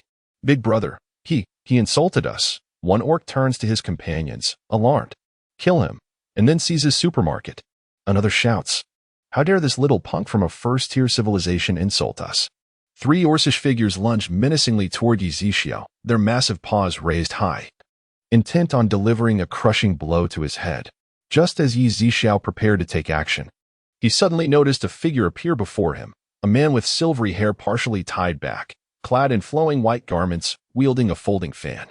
With a graceful flick of his fan, the 3 orcs were instantly sent flying, crashing heavily to the ground. "Ouch!" the orcs cried out in agony, feeling as though their bodies were about to disintegrate. Who are you?" "We bear no ill toward you," one of the orcs inquired warily. "Who I am is of little consequence. but by provoking him, you have also summoned my ire, the man replied, once more waving his fan. A powerful gust of wind erupted, igniting sparks in the very air it passed through. Run. Yet, hardly had the orc uttered the word when he was reduced to dust beneath the force of the wind. The other two orcs, unable to escape in time, met the same fate, leaving no trace behind. Who are you? Yizishu finally asked. Haha. The man turned with a smile, his fox-like eyes and prominent nose, paired with his cool, thin lips, giving him the air of a noble prince. Does boss you not recognize me? He raised an eyebrow.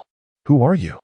Yizishu admitted he did not recognize him, yet felt a strange familiarity in his presence. Allow me to introduce myself. My name is Xianming. What? You are that Xianlao? Yizishu exclaimed in surprise. Am I so old? Xianming chuckled, spreading his hands in a gesture of feigned innocence. I recall you merely needing to call me by my name. Then what about before? Yizishu inquired, puzzled. I had a slight issue with my health. But I am well now, Xianming responded.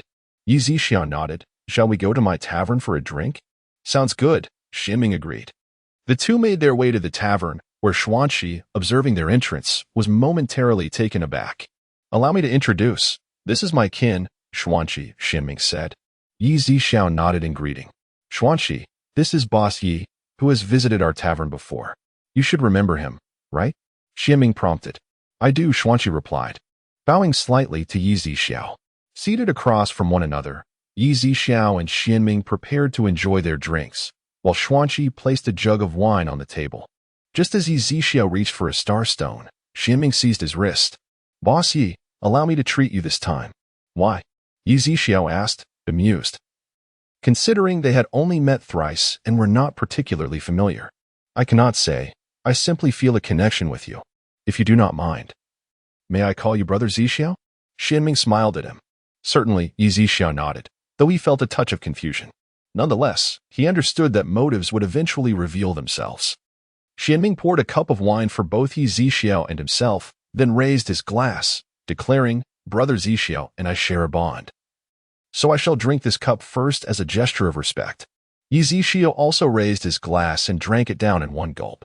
After several rounds of drinks, Yizishu did not experience the same mystical sensation as before. Although the aroma of the wine remained rich and intoxicating, his mind retained a degree of clarity. Brother Zishu, after concluding the trade on Wanqing Planet, where do you intend to go? Xianming inquired suddenly. Back to Blue Star, Yizishu replied. Do you not plan to explore other places? Xianming gazed at Yizishu, seeking clarification. I merely wish to extend an invitation for you to visit my Tianshan star.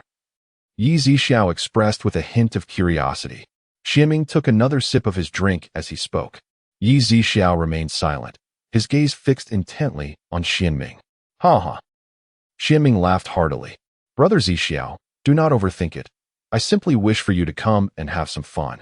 Moreover, in 6 months, Tianshan star will open a spatial anomaly, which may harbor numerous rare treasures. With a stroke of luck, it is certainly possible to unearth a few crystal or veins. Chapter 197, The 9-Star Maidenham? Yizishu was taken aback, contemplating the potential benefits of acquiring a crystal energy mine, as it would significantly enhance his strength due to its substantial quantity. Previously, he had heard from the system that crystal energy mines could transcend levels over time or through other forms of energy nourishment. Although the system had stated that Yizishu could not elevate his power by seizing items or exchanging them within the supermarket system, he could still independently acquire crystals to bolster his strength outside of the supermarket framework.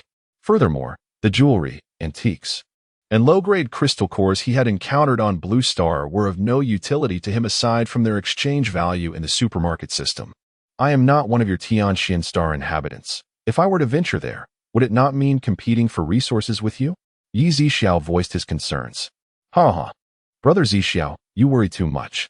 This alternate space is vast, easily surpassing the size of this Wanqing planet, potentially being tens of thousands of times larger. Moreover, those who enter will be teleported to different locations. If one's strength is insufficient, they may not be able to explore far within, and it is possible they may not encounter anyone before exiting. However, we shall not permit you entry for free, regardless of the treasures or crystal veins you acquire inside. You will be required to relinquish 40% to us, Xianming explained.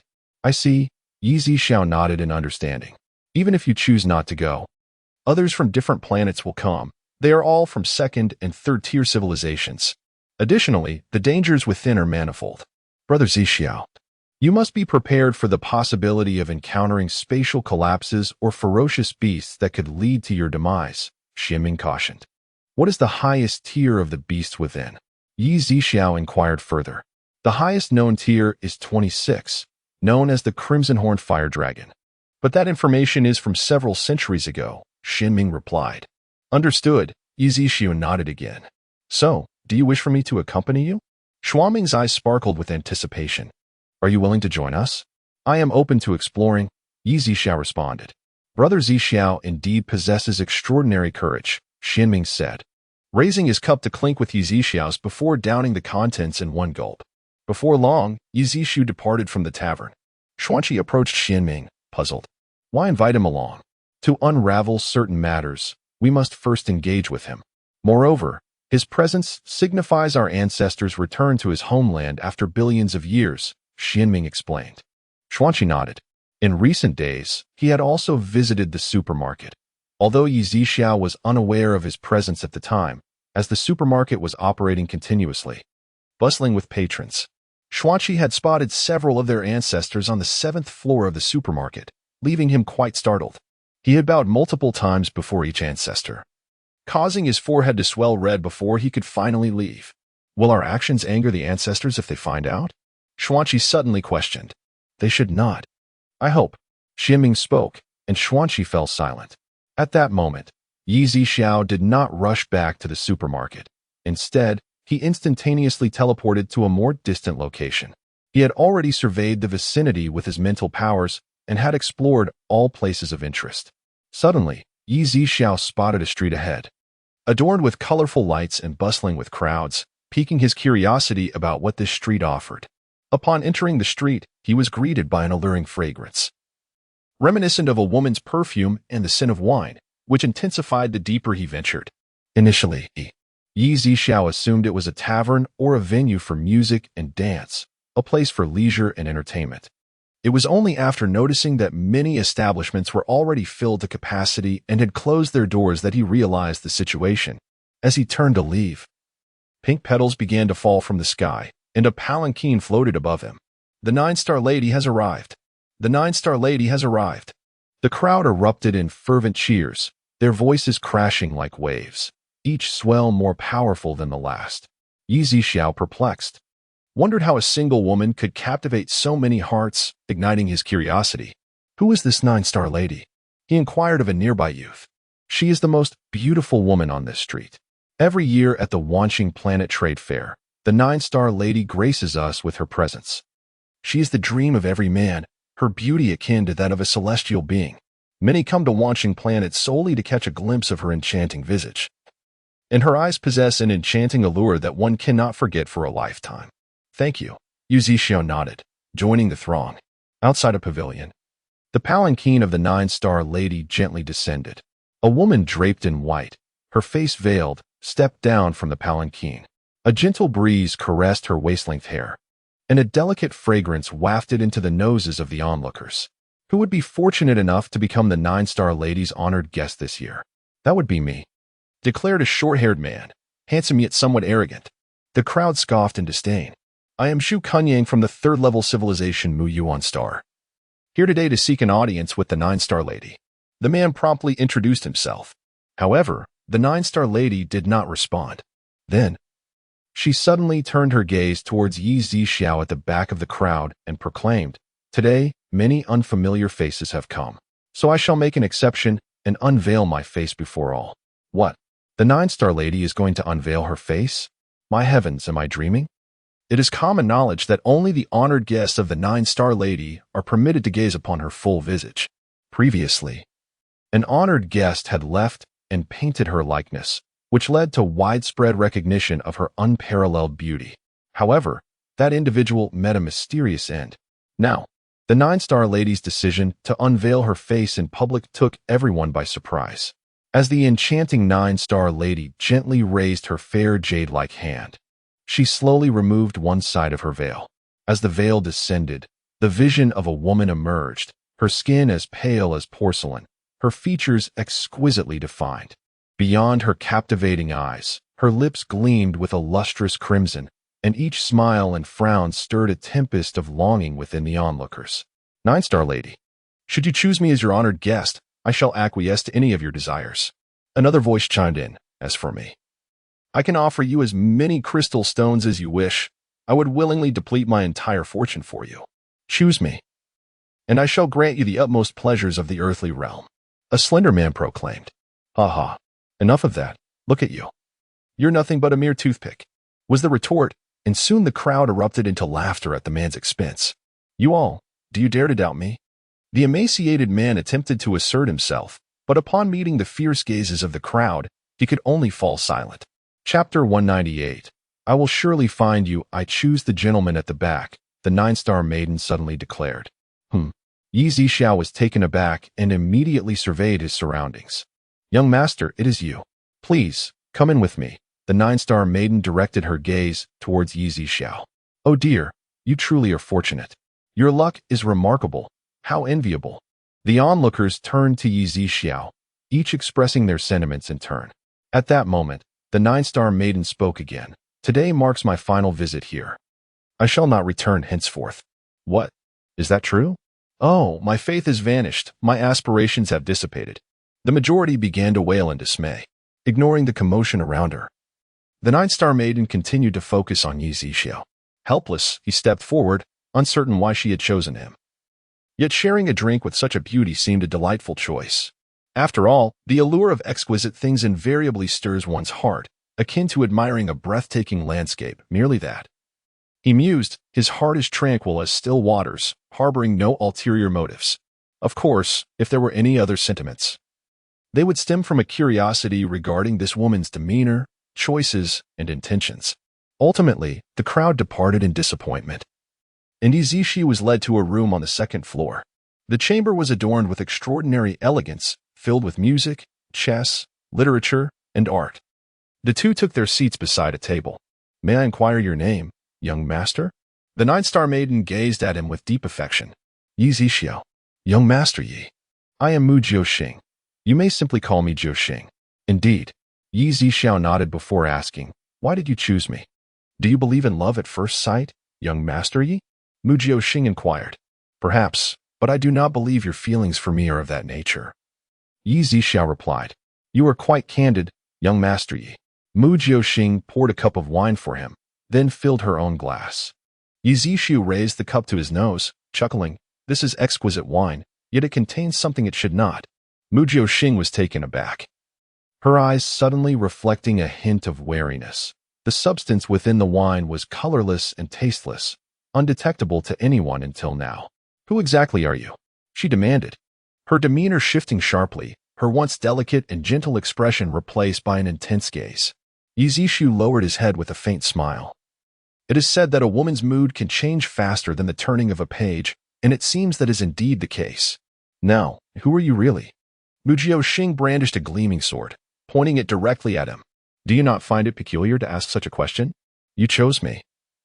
I merely sought to indulge my curiosity and partake in the revelry. Mu Jiuxing squinted, her skepticism palpable. I presume the others before me were rendered unconscious by you using this? And if so, what of it? Do you wish to expose this to the world? Even then, they may not believe you, Mu Jiuxing retorted. Exposing it to the public is unnecessary. I merely wish to understand what is in this wine and why you chose me, Yi Zhixiao stated. Yi Zhixiao gazed at Mu Jiuxing, exuding an air of nonchalance, patiently awaiting her words. No comment, is it? I am not here to negotiate with you. As Yi Zhixiao spoke, though his demeanor remained placid, Mu Jiuxing's sword swiftly twisted and morphed into a lump of iron, clattering to the ground with a sharp sound. Had Mu Jiuxing not hastily discarded the blade, her hand gripping the hilt would have been reduced to a heap of shattered bones. Staring at the sword upon the ground, Mu Jiuxing was struck with terror, utterly unprepared for the formidable presence before her. Speak. Yi Zhixiao maintained his impassive expression, uncertain if this woman bore any connection to him. After all, he had long sought to unravel the mystery of his own identity, and any hint of a clue was worth exploring. Very well. Mujioshing seated herself and began to murmur her reasons for seeking a man to be her guest for several centuries without engaging with him intimately. You claim to drink the blood of individuals with different elemental attributes every few hundred years? Yizishio inquired. Comprehending that the attributes Mu Jioxing mentioned referred to the various supernatural abilities they spoke of. Indeed, it will not cause significant harm. Consuming this wine merely allows them to indulge in pleasant dreams while in my presence. However, the following day, due to excessive blood loss, they will feel overwhelmingly fatigued. Though they will attribute it to merely being with me, Mu Jioxing's words trailed off as her cheeks flushed crimson. Yizishio nodded. You have yet to explain why you wish to drink the blood of these individuals and why you chose me. You should not be able to discern my elemental attribute and strength. I have cultivated a toxin, one nearly impossible to remedy, only manageable in moderation. If I do not consume, I would truly need to gather men with all elemental attributes to remain by my side, an arrangement I find unpalatable. Should I avoid both options? I risk losing my sanity, becoming a vessel for all. As she spoke, a sense of melancholy washed over Mu Jioxing. After a brief pause, she continued. As for why I selected you, it is because you possess an extraordinary aura that sets you apart from the rest. You appear to be an ordinary person. Yet everything about you suggests otherwise. I wish to discern if you are the one I have been searching for. The one for what? Yizishio inquired. A man possessing either the full spectrum of elemental attributes or the primal energy of this star domain. Only such individuals can save me. Otherwise, once I have consumed the blood of all known attributes, I shall completely lose my reason. Mu Jioxing turned her gaze towards Yizishio once more, stating, This year marks the final opportunity. I must find such a man within this time frame. Yizishio was momentarily taken aback. While he lacked the primal energy of the star domain, he indeed possessed attributes across the spectrum. Young master? Mu Jioxing called out. Nothing. Please continue, Yizishio replied, shaking his head, having initially thought Mu Jioxing had chosen him for reasons beyond this revelation. At that moment, Mu Jioxing added, If I can find a man who embodies at least one of these two qualities and make him my true husband, in 3 months my poison will be lifted. Yizishio nodded. Then could it be you? Mu Jioxing asked, her eyes gleaming with hope. Yizishio responded, I have matters to attend to. I must take my leave. Yizishio finished speaking and, before Mu Jioxing could utter a word, he vanished from the spot in an instant. Mu Jioxing, momentarily taken aback by the sudden disappearance of Yizishio, stood rooted in place. After a brief pause, she suddenly smiled and declared, I will surely find you. You must be the man I seek. Although such conjecture might appear somewhat ludicrous, Mu Jioxing, relying on her feminine intuition, was nearly certain that Yizishio was indeed the person she was searching for. At that moment, Yizishio was approaching the entrance of the supermarket, but outside. A few uninvited guests had arrived, members of the three-headed clan. Are you certain this is the supermarket from Blue Star? One of the clan members inquired. Indeed. And I am certain that the proprietor of this supermarket knows something about the death of our kin.